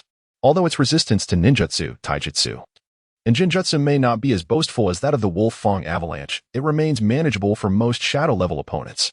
Of course, the pieces Naruto presented were direct copies. However, their capabilities remained unchanged. The original piece, crafted by Naruto himself, resides in his collection within the ceiling space. The designs are all his own, while the pieces he produced are varied yet resemble an unoriginal imitation of the Kamen Rider's suit. Regarding the utilization of the battle armor, Naruto was unconcerned about the others' unfamiliarity, as each suit was equipped with its own intelligent robotic assistant. After completing the handover, Naruto vanished amidst the anxious gazes of the onlookers, employing the Flying Thunder God technique. Kakashi, who had long coveted the chakra armor of the Land of Snow, was the first to use the wristband Naruto lent him, guided by the artificial intelligence. He successfully donned the armor, which strikingly resembled the form of the formidable Wang Xiaoming. Upon witnessing Kakashi successfully clad in the battle suit, the others curiously began to operate their respective wristbands. Fortunately, there were no bizarre motions or special effects, only a fleeting array of colors enveloped them, resulting in an assortment of battle armors adorning their forms. Kakashi, standing at the forefront, bent his legs and leapt skyward with tremendous force, akin to a cannonball soaring into the clouds. With the assistance of the intelligent butler, as Fenghua Nuda and Fenghua Xiaoxue arrived at the treasure site, they had yet to stabilize themselves when they were surrounded by individuals in various battle armors. Mr. Fenghua Nuda, could you kindly return Princess Fenghua Xiaoxue to me? Upon regaining his composure from the shock, Fenghua Nuda recognized the familiar voice. It's you, Kakashi, the Sharingan technician from Konoha. If you wish to rescue Fenghua Xiaoxue, it will depend on your strength. Do not become a lost dog like you did a decade ago. As soon as he finished speaking, Fenghua Nuda charged at Kakashi. The anticipated fervent battle did not occur. Due to his lack of proficiency with the armor, Kakashi found himself evenly matched against Fenghua Nuda in taijutsu. Eventually, Naruto and Hinata joined the physical confrontation. The others on the periphery unleashed various small missiles, even though their aim was rather poor. Naruto's battle suit could entirely disregard the impacts from his teammates. However, this proved to be a torment for Fenghua Nuda, who, without a helmet, struggled to defend against the missiles striking his head while simultaneously enduring the punches and kicks from his nearby opponents. Before long, Fenghua Nuda could no longer withstand the relentless assault and succumbed to the darkest beating of his life, known as the circle kick. The group dispersed into different positions, even taking to the air, treating Fenghua Nuda as if he were a soccer ball, flying about. The astonished Fenghua Xiaoxue placed her hands over her non-existent chest, her fear of Fenghua Nuda gradually diminishing. Ignoring her beleaguered uncle, Fenghua Xiaoxue retrieved a hexagonal crystal from her chest and inserted it into the legendary socket that would unlock the treasure door. Observing Fenghua Xiaoxue's actions while enduring his beating, Fenghua Nuda felt a shift in the surroundings and roared, No, impossible. My treasure, my security. It cannot be a geothermal generator. With a spurt of blood, he ceased to move. Chapter 114, Vortex Bamboo Shoots. Naruto no longer focused on the subsequent developments in the Land of Snow. His foremost concern was addressing his own issues. Sensing that his parents were not home, he returned directly to his room. Naruto's form swiftly vanished from the room, entering the realm of the seal. Upon entering this space, he immediately beheld the diminutive Ninetales fiddling with something. Naruto approached the Ninetales with a determined stride. Kurama, what are you up to? Startled by the sudden inquiry, the Ninetales, lost in contemplation, glanced irritably at Naruto and retorted, Take a look at this. He then handed over a small vial he had been holding. Naruto took the bottle, examining it with curiosity for quite some time, unable to discern any issues. Wasn't it merely an ordinary bottle? What was all the fuss about? As he spoke, he continued to toss the small bottle into the air. The Ninetales, observing Naruto's apparent lack of insight, retorted with irritation, "Can't you think a little harder? Is it the bottle I want you to focus on? Have you forgotten the purpose of this bottle?" Naruto's hand faltered as he recalled the contents of the bottle, his pupils dilating in shock, and the glass vessel shattered in response. Naruto wore an expression of sheer disbelief as he inquired, "Kaibai, are you implying that the soul of Uchiha has escaped?" The Ninetales regarded Naruto with a gaze reminiscent of one directed at a simpleton. "What do you think? In this sealed space, who could possibly flee without your consent?" Upon hearing the Kaibai's assertion that Uchiha's soul had not yet escaped, Naruto's anxiety instantly dissipated. Though Uchiha was indeed feeble, he was still a creature that had existed for over a millennium. Surely, he possessed some hidden trump cards. Furthermore, in the bizarre world of Naruto, there exists a plethora of enigmatic ocular abilities that remain utterly inscrutable. Naruto has never underestimated any opponent, even those who appear nonchalant. He never shows mercy in battle. Before Naruto could catch his breath, Kurama continued, "However, the current situation may be even more dire than anticipated." Naruto's heart raced, rising to his throat as he cast a grave glance towards Kurama. "Please, continue. Share everything you know and suspect." Kurama regarded Naruto with disdain, his expression one of utter annoyance. To be precise, the essence of the Uchiha has been consumed by the sealed space. Upon hearing Kurama's words, Naruto exhaled in relief, his face lighting up with joy. That's a relief. At least it didn't escape. If it was absorbed, so be it. It wouldn't have served any purpose remaining. Kurama, once again interrupted, roared in fury, "You insolent fool, do you even wish to listen? Is it amusing to continually disrupt my speech? Do you fancy a real-life solo showdown?" Faced with the irate Kurama, Naruto sheepishly took a seat, apologetically saying, "Kurama-sensei, please continue. Please, do go on." He even dutifully offered a bottle of soda. Thoughtfully twisting off the cap, Kurama accepted the drink, taking a substantial gulp while casting a mildly disapproving glance at Naruto. "Now, where were we? Your incessant interruptions have made me lose my train of thought." Naruto wore a cheerful smile on his face, but in his heart, he pondered. Could it be that the great fox had succumbed to senility? It seemed entirely plausible, given that it had existed for over a millennium. Sensing the malice emanating from Naruto, Kurama's eyes widened in alarm, fixated intently on him. Noticing the murderous intent, Naruto hastily repressed his discontent. Ahem. Kurama had just mentioned that the soul of the purist had been devoured by the spatial seal. Ah, indeed. The soul of the purist was consumed by this peculiar sealing space, and the majority of its benefits manifested within you. Upon hearing this, Naruto leaped up exuberantly. What divine benefits! Just recently, I nearly unleashed my full potential against those demons. Had my self-control faltered even slightly, I might have descended into darkness and become a mere shell of my former self. Yet again interrupted, Kurama swelled with indignation, his fist, as large as a cauldron, landing squarely on Naruto's face. After a flurry of blows, Naruto sat quietly, his face bruised and swollen, no longer daring to speak. Kurama surveyed his handiwork, nodding in satisfaction. The sealing space lacks its own consciousness. It merely absorbs the purest soul when it senses benefits for you or the space itself. Moreover, the purest chakra and soul have fused with your body, and it won't be long before you discover the advantages. Hearing this, Naruto obediently raised his hand. Kurama regarded him with approval, gesturing for him to speak. Would the purest, akin to what my troublesome son experienced, transform into some sort of wedge, seizing control of my body in search of an opportunity for reincarnation? Once Naruto finished, Kurama replied with measured calm. No. The purest's current state resembles that of Indra and Ashura's chakra. It will be reborn without any memories, posing no threat to you. Upon hearing this, Naruto furrowed his brow. Had he not seen the future in those videos, he might have been swayed. Kurama, do you truly believe that? This chakra within me, while it may bestow considerable power, does it genuinely have no impact? I refuse to revert to that state where I cannot retaliate or voice my grievances. Furthermore, you have witnessed my current condition. How shall we explain it? Kurama fell silent, harboring suspicions he dared not voice. Observing Kurama's demeanor, Naruto discerned his thoughts. Other souls exist, although I remain the primary influence. Numerous factors subtly shape my judgment, right? Just like the Naruto from the original tale, who was ever willing to forgive, I do not possess such a capacious heart. My recent state is likely a result of the purest influence. Rather than influence, it is more accurate to say that he has merely magnified all my inner desires. With that, Naruto waved his hand dramatically, collapsing onto the sofa, floating in the air.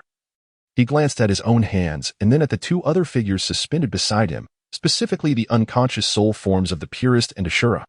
Naruto merged his soul with his body and contemplated for a moment. A small dagger materialized in his hand, and gritting his teeth, he severed a palm-sized chunk of flesh from his arm. Under the influence of spatial abilities, it rapidly restored itself, and were it not for the lingering sensation of pain, Naruto might have doubted the reality of his actions. The Ninetales gazed in astonishment at Naruto's maneuver, observing as he extracted cells from the flesh. Under the power of time, these cells swiftly transformed into a body strikingly similar to Naruto himself. The primary distinction lay in the fact that this new form bore an age comparable to that of the current Itachi Uchiha, thus presenting a notable difference from Naruto's present self. To preserve the bloodline limit of this body, he altered its hair color to black, employing spatial abilities once more. After completing this intricate task, Naruto surveyed his creation with satisfaction. Perhaps he could resurrect his parents using this method, but first, he resolved to address the immediate issue at hand. Naruto deftly harnessed the abilities endowed by space, reaching toward his heart as if plunging into the very air.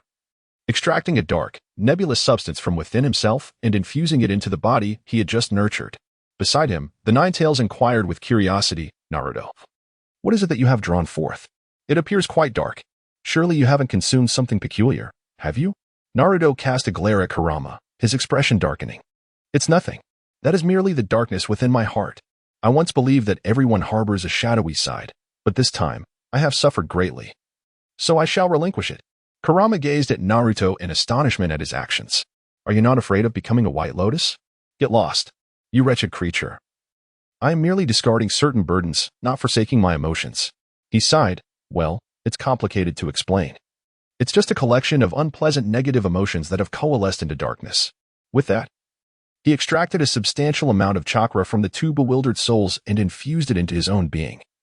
While the unconscious souls along with a small portion of chakra were swiftly absorbed into this body, Naruto, observing the body dominated by his inner darkness, proudly proclaimed, "From now on, you shall be known as Vortex Dried Bamboo Shoot." Upon hearing this name, the nearby Kaibai found himself unable to meet the gaze of the lifeless form sprawled on the ground. Instead of naming it Vortex Ramen, he opted for the whimsically unflattering title of Vortex Dried Bamboo Shoot, a blatant mockery. Kaibai gazed at the figure with a complicated expression, pondering, Vortex Ramen. How could it come to this? Having seen through it all, Naruto couldn't help but feel a surge of emotions within. "Kaibai, are you blaming me for severing Ashura's chakra?" The unspoken thoughts of Kaibai lingered in silence, as he understood that Naruto was already aware of his feelings. "Kaibai, we have endured so much together. Our years of revolutionary camaraderie should have imparted some understanding. This world is not as simple as it appears on the surface. When we were in that realm, we could treat it like an anime. Since our return to the ninja world, I have never felt secure, constantly on guard against this, and that has become exhausting. I do not wish for any rift to form between us. Regarding the Sage of Six Paths, your understanding of him likely surpasses my own. The mere gift of his chakra was enough to elevate figures like Hokage and the Uchiha brothers to the level of the Six Paths. Just how formidable must his power be? Certainly at least equal to that of his mother, Kagaya Tsutsuki. I refuse to believe he perished so easily. It is entirely plausible he could have continued to exist in another form. Even if he hesitated to harm his own mother, eliminating Kagaya's Black Zetsu should pose little difficulty. Do not speak to me of Black Zetsu's escape abilities. As for his two sons, their chakra continues to reincarnate, and each incarnation emerges as a formidable entity. Tell me, if the Sage of Six Paths truly met his end, would not his chakra also reincarnate, potentially becoming a strong being?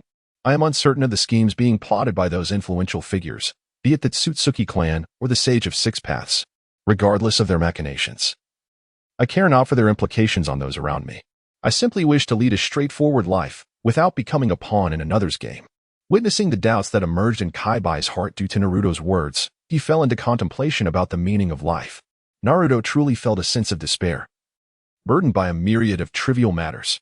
If only he could shatter the barriers of this dimension, he longed to inhabit a different world. Awakened from his slumber, Kurama spoke softly, a hint of embarrassment in his tone. "I apologize, Naruto. Regarding Ashura, I should not have." But Naruto swiftly interrupted him, not wanting his friend to feel awkward. "Oh, Kurama, do not dwell on such things. The reincarnated Ashura and Indra are no longer the individuals you once knew. You need not take it to heart. I understand your desire to preserve Ashura's chakra. After all, He is the son of the sage of 6 paths, speaking of which. Your tailed beasts were also created by the sage, so in a way, you are all his offspring. Besides, I never intended for him to vanish completely. Why the urgency? Kurama's eyes brightened as realization struck him.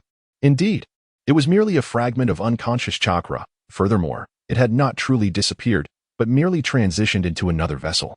With this self-affirmation, Kurama's previously dejected mood evaporated. Just as he was reveling in his newfound perspective, Naruto's tone took on a teasing quality. By the way, Kurama, considering your concern for Ashura and Indra, have you ever reflected on your own dark existence? Pardon me. I should say your dark fox life, shouldn't I? Kurama's eyes brimmed with confusion, unable to comprehend Naruto's words. Naruto's voice echoed once more, filled with an air of mischief. Look, Ashura equals Hashirama, Indra equals Uchiha Madara. Upon hearing these words, the Nine-Tails was reminded of unpleasant memories. At that moment, Naruto struck again. Uchiha Madara equals Indra, Nine-Tails. You tailed beasts are merely servants of ocular power. Become my loyal hounds.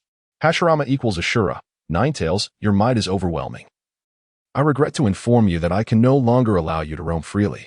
As the Nine-Tails was engulfed in recollection, familiar scenes rushed back, causing the entire fox to feel disoriented. The little fox's expression froze, and then it erupted in a torrent of curses. Damn you, Hashirama. Damn you, Madara. The Nine-Tails sensed something amiss and paused for a moment. Damn you, Ashura. Damn you, Indra. Naruto's head was filled with black lines as he recalled that he had just transferred Ashura, which meant there was nothing to worry about. After a brief moment of cursing, Kurama felt increasingly restless and uncomfortable. Naruto gazed at Kurama with disdain, yet he himself was in high spirits. By the way, Kurama, being sealed within the vessel of Uzumaki Mido, do you find yourself daily fed with morsels akin to dog food? Furthermore, is there a possibility that you are the reincarnation of that canine companion nurtured by Indra and Ashura? Otherwise, it is puzzling how, despite their demise ages ago, they continue to torment you, treating you like a mere hound. Naruto's final decisive blow utterly depleted the Nine-Tails chakra. The visage of the fox twisted in anguish, its eyes ablaze with crimson fury. How dare you, Naruto? I shall slay you. The words barely escaped its lips when the gargantuan beast lunged toward Naruto. Alas, Naruto's form had already vanished into the confines of the ceiling space. With the peril of his own existence resolved, Naruto felt a wave of relief wash over him as he collapsed onto his bed, swiftly succumbing to slumber.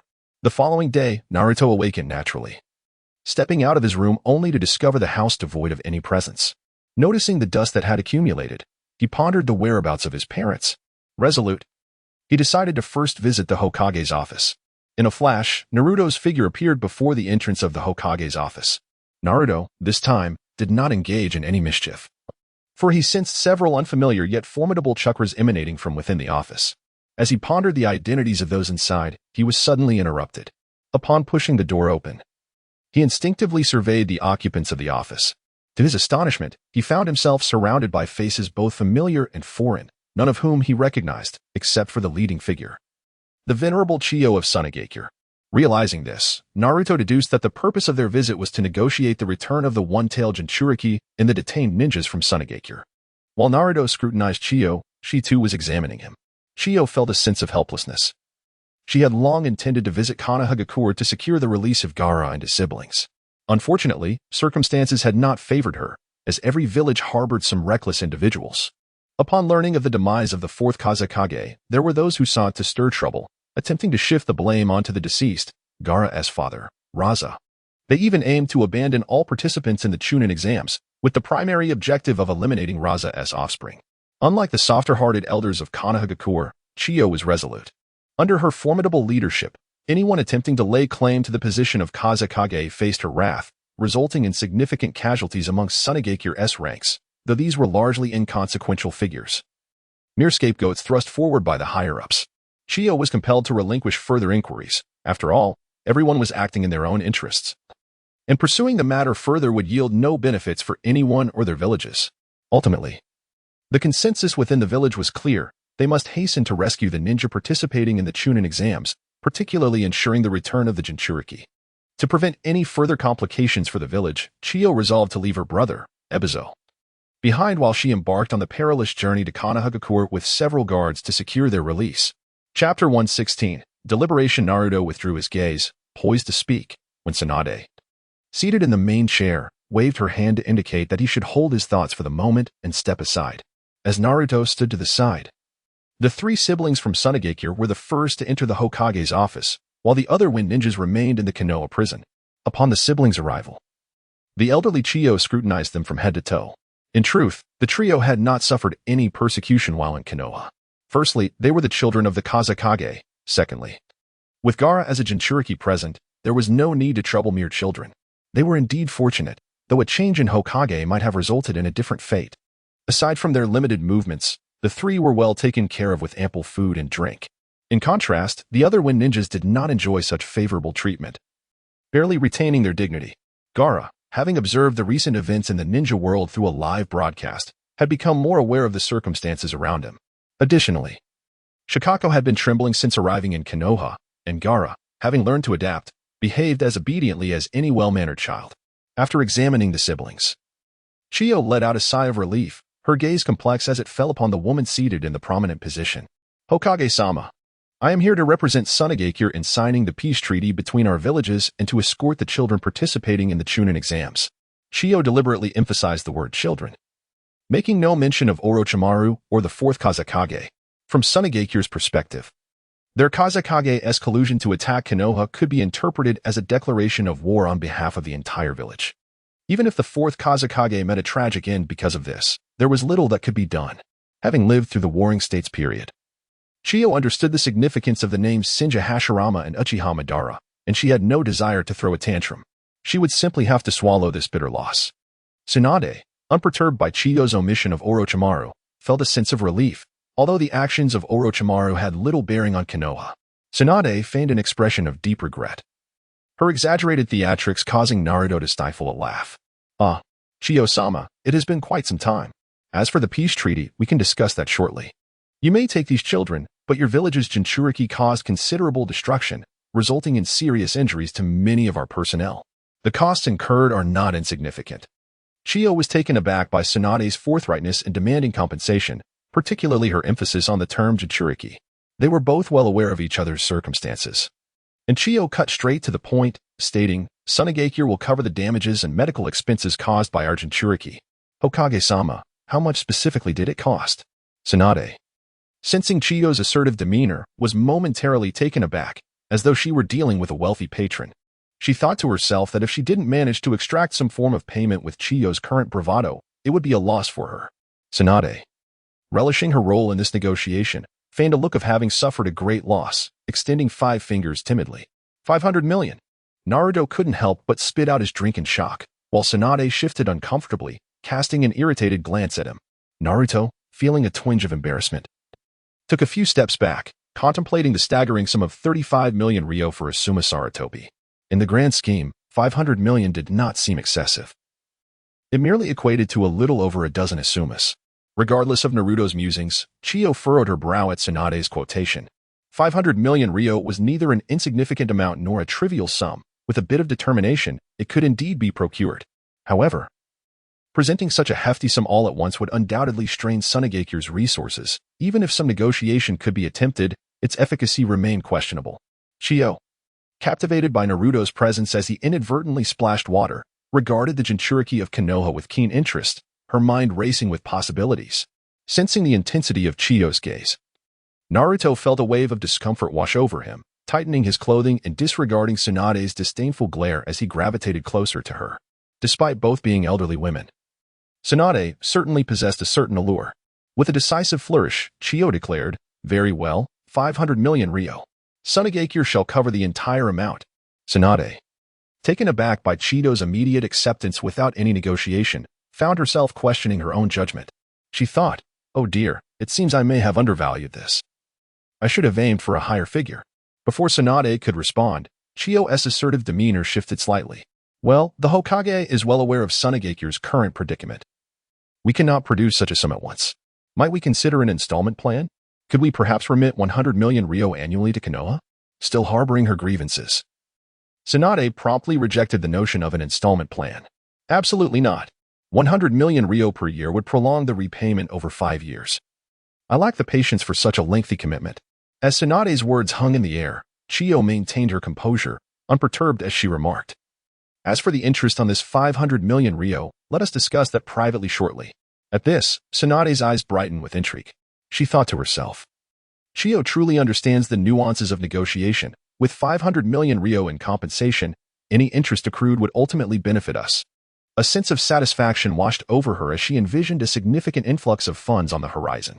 Naruto could no longer bear to watch. These two elderly women were blatantly engaging in bribery. Was there no one to intervene? Upon closer inspection of the office over the course of a week, it was evident that apart from the two Umbu guards, only Tsunade and Shizen were present. Alas, they were merely lowly genin and unworthy of provoking. Tsunade collected her expression, adopting a serious demeanor as she declared, "All right. 500 million ryo. 100 million ryo per year. I agree. We shall draft a contract shortly." Chiyo wore a knowing expression, clearly pleased. Indeed, the old are often the most cunning. Observing Tsunade's prompt acquiescence, Chiyo continued, "Lady Hokage, our Jinchuriki seal in Sunagakure is unstable. This child has scarcely slept throughout his life. Might we trouble your sealing team in Konoha to assist in reinforcing the seal?" She gestured towards Gaara, whose dark-ringed eyes betrayed his sleepless nights. Fearing Tsunade's refusal, the old woman added, "Of course, this would not be a request without remuneration. We are willing to offer an additional 5,000 ryo for labor." Initially inclined to refuse, Tsunade's eyes gleamed with the prospect of payment, transforming into shapes reminiscent of gold coins. With a grand gesture, she dismissed the concerns over sealing, readily agreeing to the task. Chiyo thought to herself, as expected, with sufficient funds, no sealing task is insurmountable. Contemplating the potential of the perfect Jinchuriki in the nearby child, her thoughts began to flourish once more. "Lady Tsunade, should you assist our Sunagakure in transforming our one-tailed Jinchuriki into a perfect Jinchuriki, we could offer an additional 150 million ryo. Adding this to the previous 5,000 ryo would total 200 million ryo, and payment could be made immediately." Upon hearing of the additional sum, Tsunade nearly salivated. Grateful for her retained sanity, her gaze shifted towards Naruto, seeking his counsel on how to help Gaara achieve the status of a perfect Jinchuriki. Upon hearing the possibility of turning the One Tail into a perfect Jinchuriki, Naruto's eyes sparkled with excitement. He had yet to give his consent. Within the ceiling space, Kurama roared. "Naruto, agree to her. This is the perfect opportunity to teach that Shikaku a lesson." Naruto nodded, indicating his agreement. Tsunade, with a satisfied grin, proclaimed, "Excellent. 200 million ryo, we shall undertake this mission for Konoha." At that moment, Naruto interjected, "We can agree to assist, but henceforth, regardless of what transpires. You must not intervene. If you consent, we will help the Jinchuriki of Sunagakure become a perfect Jinchuriki." Upon hearing this, the elderly Chiyo, without a moment's hesitation, readily acquiesced. Fearing that Tsunade might have a change of heart, and wishing to avoid any prolonged uncertainties, Chiyo boldly produced a universally accepted ninja bank book. "Hokage-sama, here is 100 million ryo. This is the advance payment. Once Gaara becomes the perfect Jinchuriki, we shall remit the remaining half." In that instant, Tsunade perceived Chiyo's actions as particularly commanding, especially the gesture of producing the funds. Tsunade's eyes sparkled with visions of wealth as she swiftly snatched the bank book and tucked it away into the unfathomable depths of her pocket. Naruto swallowed hard, watching helplessly as his small fortune vanished before his eyes. Naruto struggled to divert his gaze, extending his hand to indicate to Tsunade that he deserved his share of the money, although he was not in dire need of funds. Who would ever turn down an unexpected windfall? The money that would enter Tsunade's pocket was, after all, unlikely to be retrieved. The thought of having to split the spoils with the brat before him left Tsunade feeling disgruntled as she remarked, "Hurry up and help resolve the issue. The subsequent 100 million is your cut." All right. The thrill of acquiring 100 million without effort made Naruto's heart soar. The notion that someone was even paying him to beat Gaara only made him grin wider. "Lady Hokage, is there a more spacious battlefield? We should assist the Jinchuriki of Sunagakure immediately." Having anticipated certain complications, Tsunade pondered for a moment. There were indeed many locations capable of accommodating the battle of two-tailed beasts. However, the tailed beast bombs were no trivial matter. To err on the side of caution, it would be prudent to remain a safe distance from the village. With this thought, Tsunade's eyes brightened. She waved her hand decisively, declaring, "Let us go. Follow me to the forest of death." Successfully finding an excuse to avoid work, Tsunade pushed open the door to the Hokage's office and stepped outside, followed by the others as they made their way to the vast expanse of the Forest of Death. Naruto, who had initially considered live-streaming the event, decided against it upon remembering the existence of the Akatsuki. It was better not to provoke those lunatics for the time being. "Gaara, release Shikaku." Standing beside him, Gaara, upon receiving a nod of approval from Chiyo, stepped out of the Sunagakure ranks, leaving Kankuro and Temari with looks of concern. Sensing their worry, Gaara surprisingly turned back and reassured them, "It's fine. Naruto Uzumaki is quite powerful. We should be safe." To the astonishment of Kankuro and Temari, Gaara began forming hand seals. Napping technique. With a loud bang, a large violet-patterned cat appeared before them. Meanwhile, a small fox had mysteriously appeared on Naruto's shoulder. "Kyubi, do you want me to take action, or shall we handle him together?" The proud Kyubi glanced between Naruto and Shikaku, making up its mind. "No need. That little trash. Shikaku is all bark and no bite. I can handle this alone." Bah, one fox is more than enough. Just as the two were debating who would engage, a sharp voice rang out. "Ahahaha. Shikaku is finally out. No more confinement in that tiny cage." As Shikaku emerged, the surrounding crowd instinctively stepped back, creating a safe distance before stopping. At that moment, a teasing voice reached Shikaku's ears. Well, long time no see, Shikaku." Hearing the familiar yet infuriating voice, Shikaku scanned his surroundings and roared, "Kyubi, is that you? Show yourself." The Kyubi, witnessing Shikaku's foolishness, facepalmed in disbelief. "Are you an idiot? Look over here." Just as Shikaku was about to unleash a tirade of insults, he sensed the location of Kyubi's chakra, squinting for a long moment before spotting the minuscule Kyubi on Naruto's shoulder. "Ha. Kyubi, what happened to you? Have you turned into a cute little creature? You're killing me, ha. Shikaku rolled on the ground, laughing uncontrollably, his tiny paws clutching his belly, stirring up clouds of dust. The taunt transformed Kyubi's mood instantly.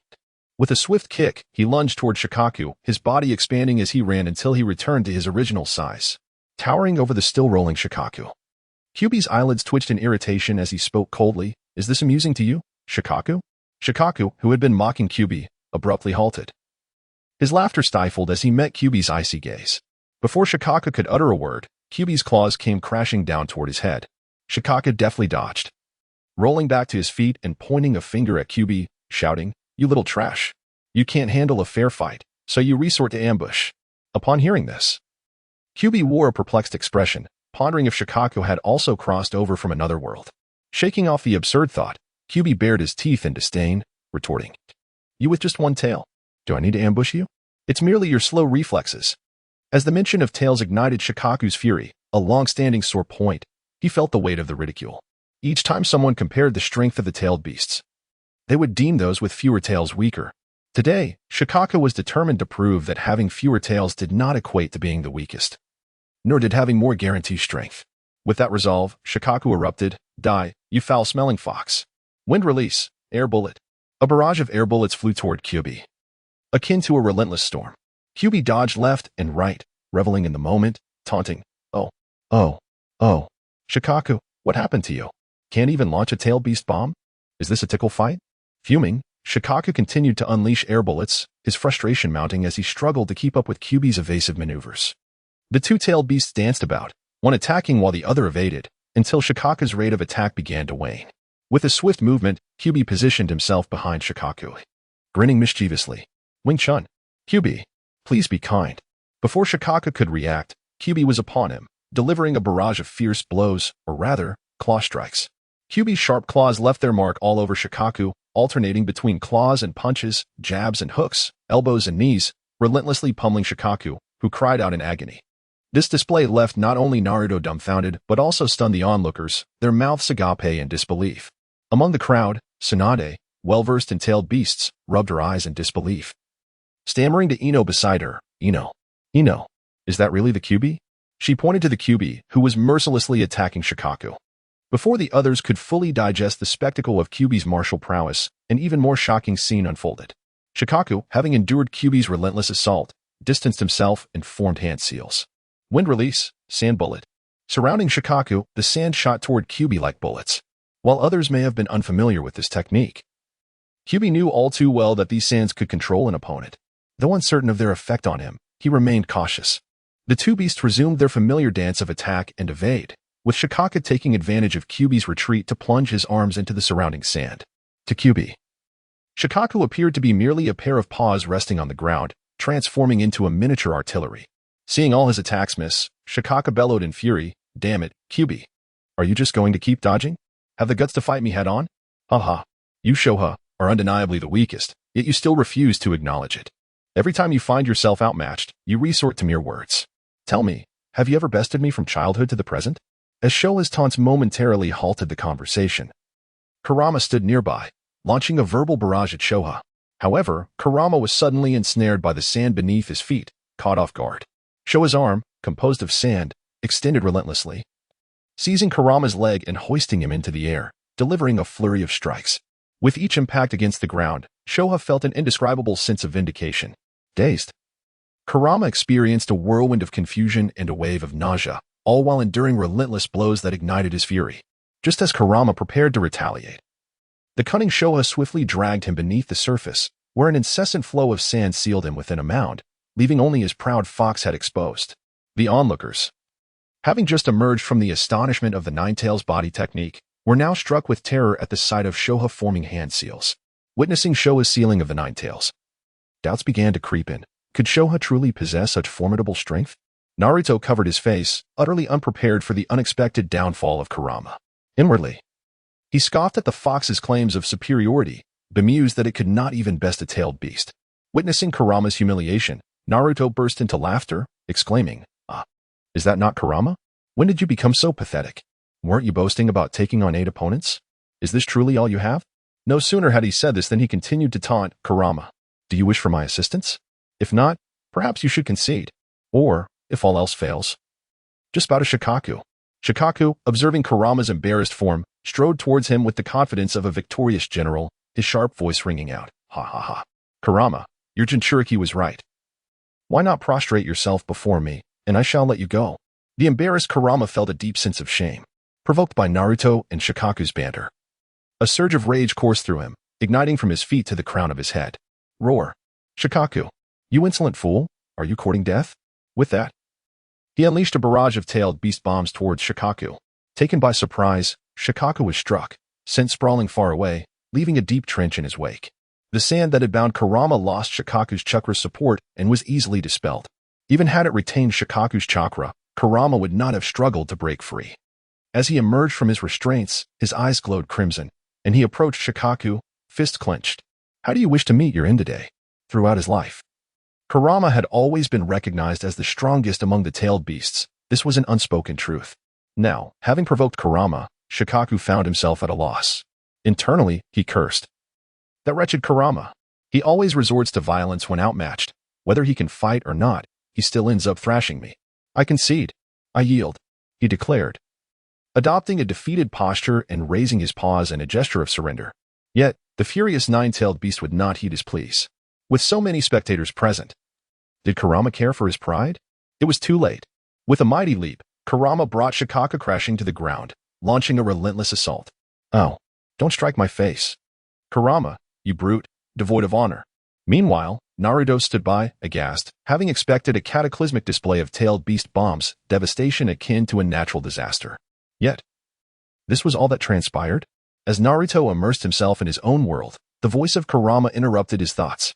The weary Ninetales called out to Naruto, "Naruto, bring me a weapon. Today I intend to teach that Shikaku a lesson." Snapping back to reality, Naruto was intrigued by the type of weapon Kurama desired. He inquired loudly, "Kurama, what kind of weapon do you want?" "A brick." "Pfft, what on earth, a brick?" Naruto's face darkened as he waved his hand, and a massive brick materialized at Kurama's feet. This was no ordinary brick. It was crafted from pure chakra metal. Kurama picked it up and weighed it in his hands, nodding in satisfaction. The onlookers gazed in awe at Kurama's weapon, swallowing hard. After all, chakra metal was a rare commodity in the ninja world, highly coveted yet seldom available. Just imagine how many chakra-infused weapons could be forged from such a large chunk. Despite the envy of those around him, Kurama wielded his cherished weapon with remarkable ease, swinging the brick with such vigor that it seemed to leave after-images in its wake. Watching this, Naruto felt an overwhelming sense of fatigue. This formidable fox was becoming quite the concern. Where had this all gone awry? As Naruto executed the Flying Thunder God technique, he found himself perched upon the shoulder of the Ninetales, who listened intently to the words escaping from his mouth. The Ninetales muttered, "TSK. Is it not said that the brick is the ultimate weapon for one-on-one combat? Was it not claimed that striking with a brick yields miraculous results? It was promised that it could inflict critical hits and cause dizziness." While grumbling, his hands continued to move deftly, swinging with increasing ease. as the form of Shikaku gradually diminished. With the passage of time, Shikaku's curses grew fainter and fainter until they ultimately faded away, mirroring the shrinking of his form. Naruto's lips twitched as he observed the diminutive Kaibai, dragging the palm-sized Shikaku, who had been rendered unconscious. "Naruto, bring me a teapot." Without a moment's hesitation, Naruto offered the teapot to the Ninetales. The beast, in a fit of mischief, forcefully crammed the diminutive Shikaku into its confines. A wicked grin spreading across its visage as it intermittently struck the vessel, checking if Shikaku had regained consciousness. Suddenly recalling something, Naruto turned his gaze towards Gaara, who lay not far away. Utilizing the body flicker technique, he swiftly approached Gaara and reached out to feel for his breath, exhaling a sigh of relief. Phew. Thankfully, he was still alive. As long as the tailed beast was not yet dealt with, the Jinchuriki would remain in jeopardy, and that would indeed spell trouble. Naruto surveyed his surroundings, observing the vast expanse of yellow sand, interspersed with trees that had been left askew by the aftermath of battle. He murmured to himself, "Humph. Isn't there someone responsible for cleaning up the battlefield? Why am I so concerned?" Perhaps influenced by the ideologies of the Blue Planet, Naruto found himself instinctively attentive to the environmental toll of each conflict. He hoisted Gaara, who lay on the ground, onto his shoulder and made his way toward the gathered onlookers.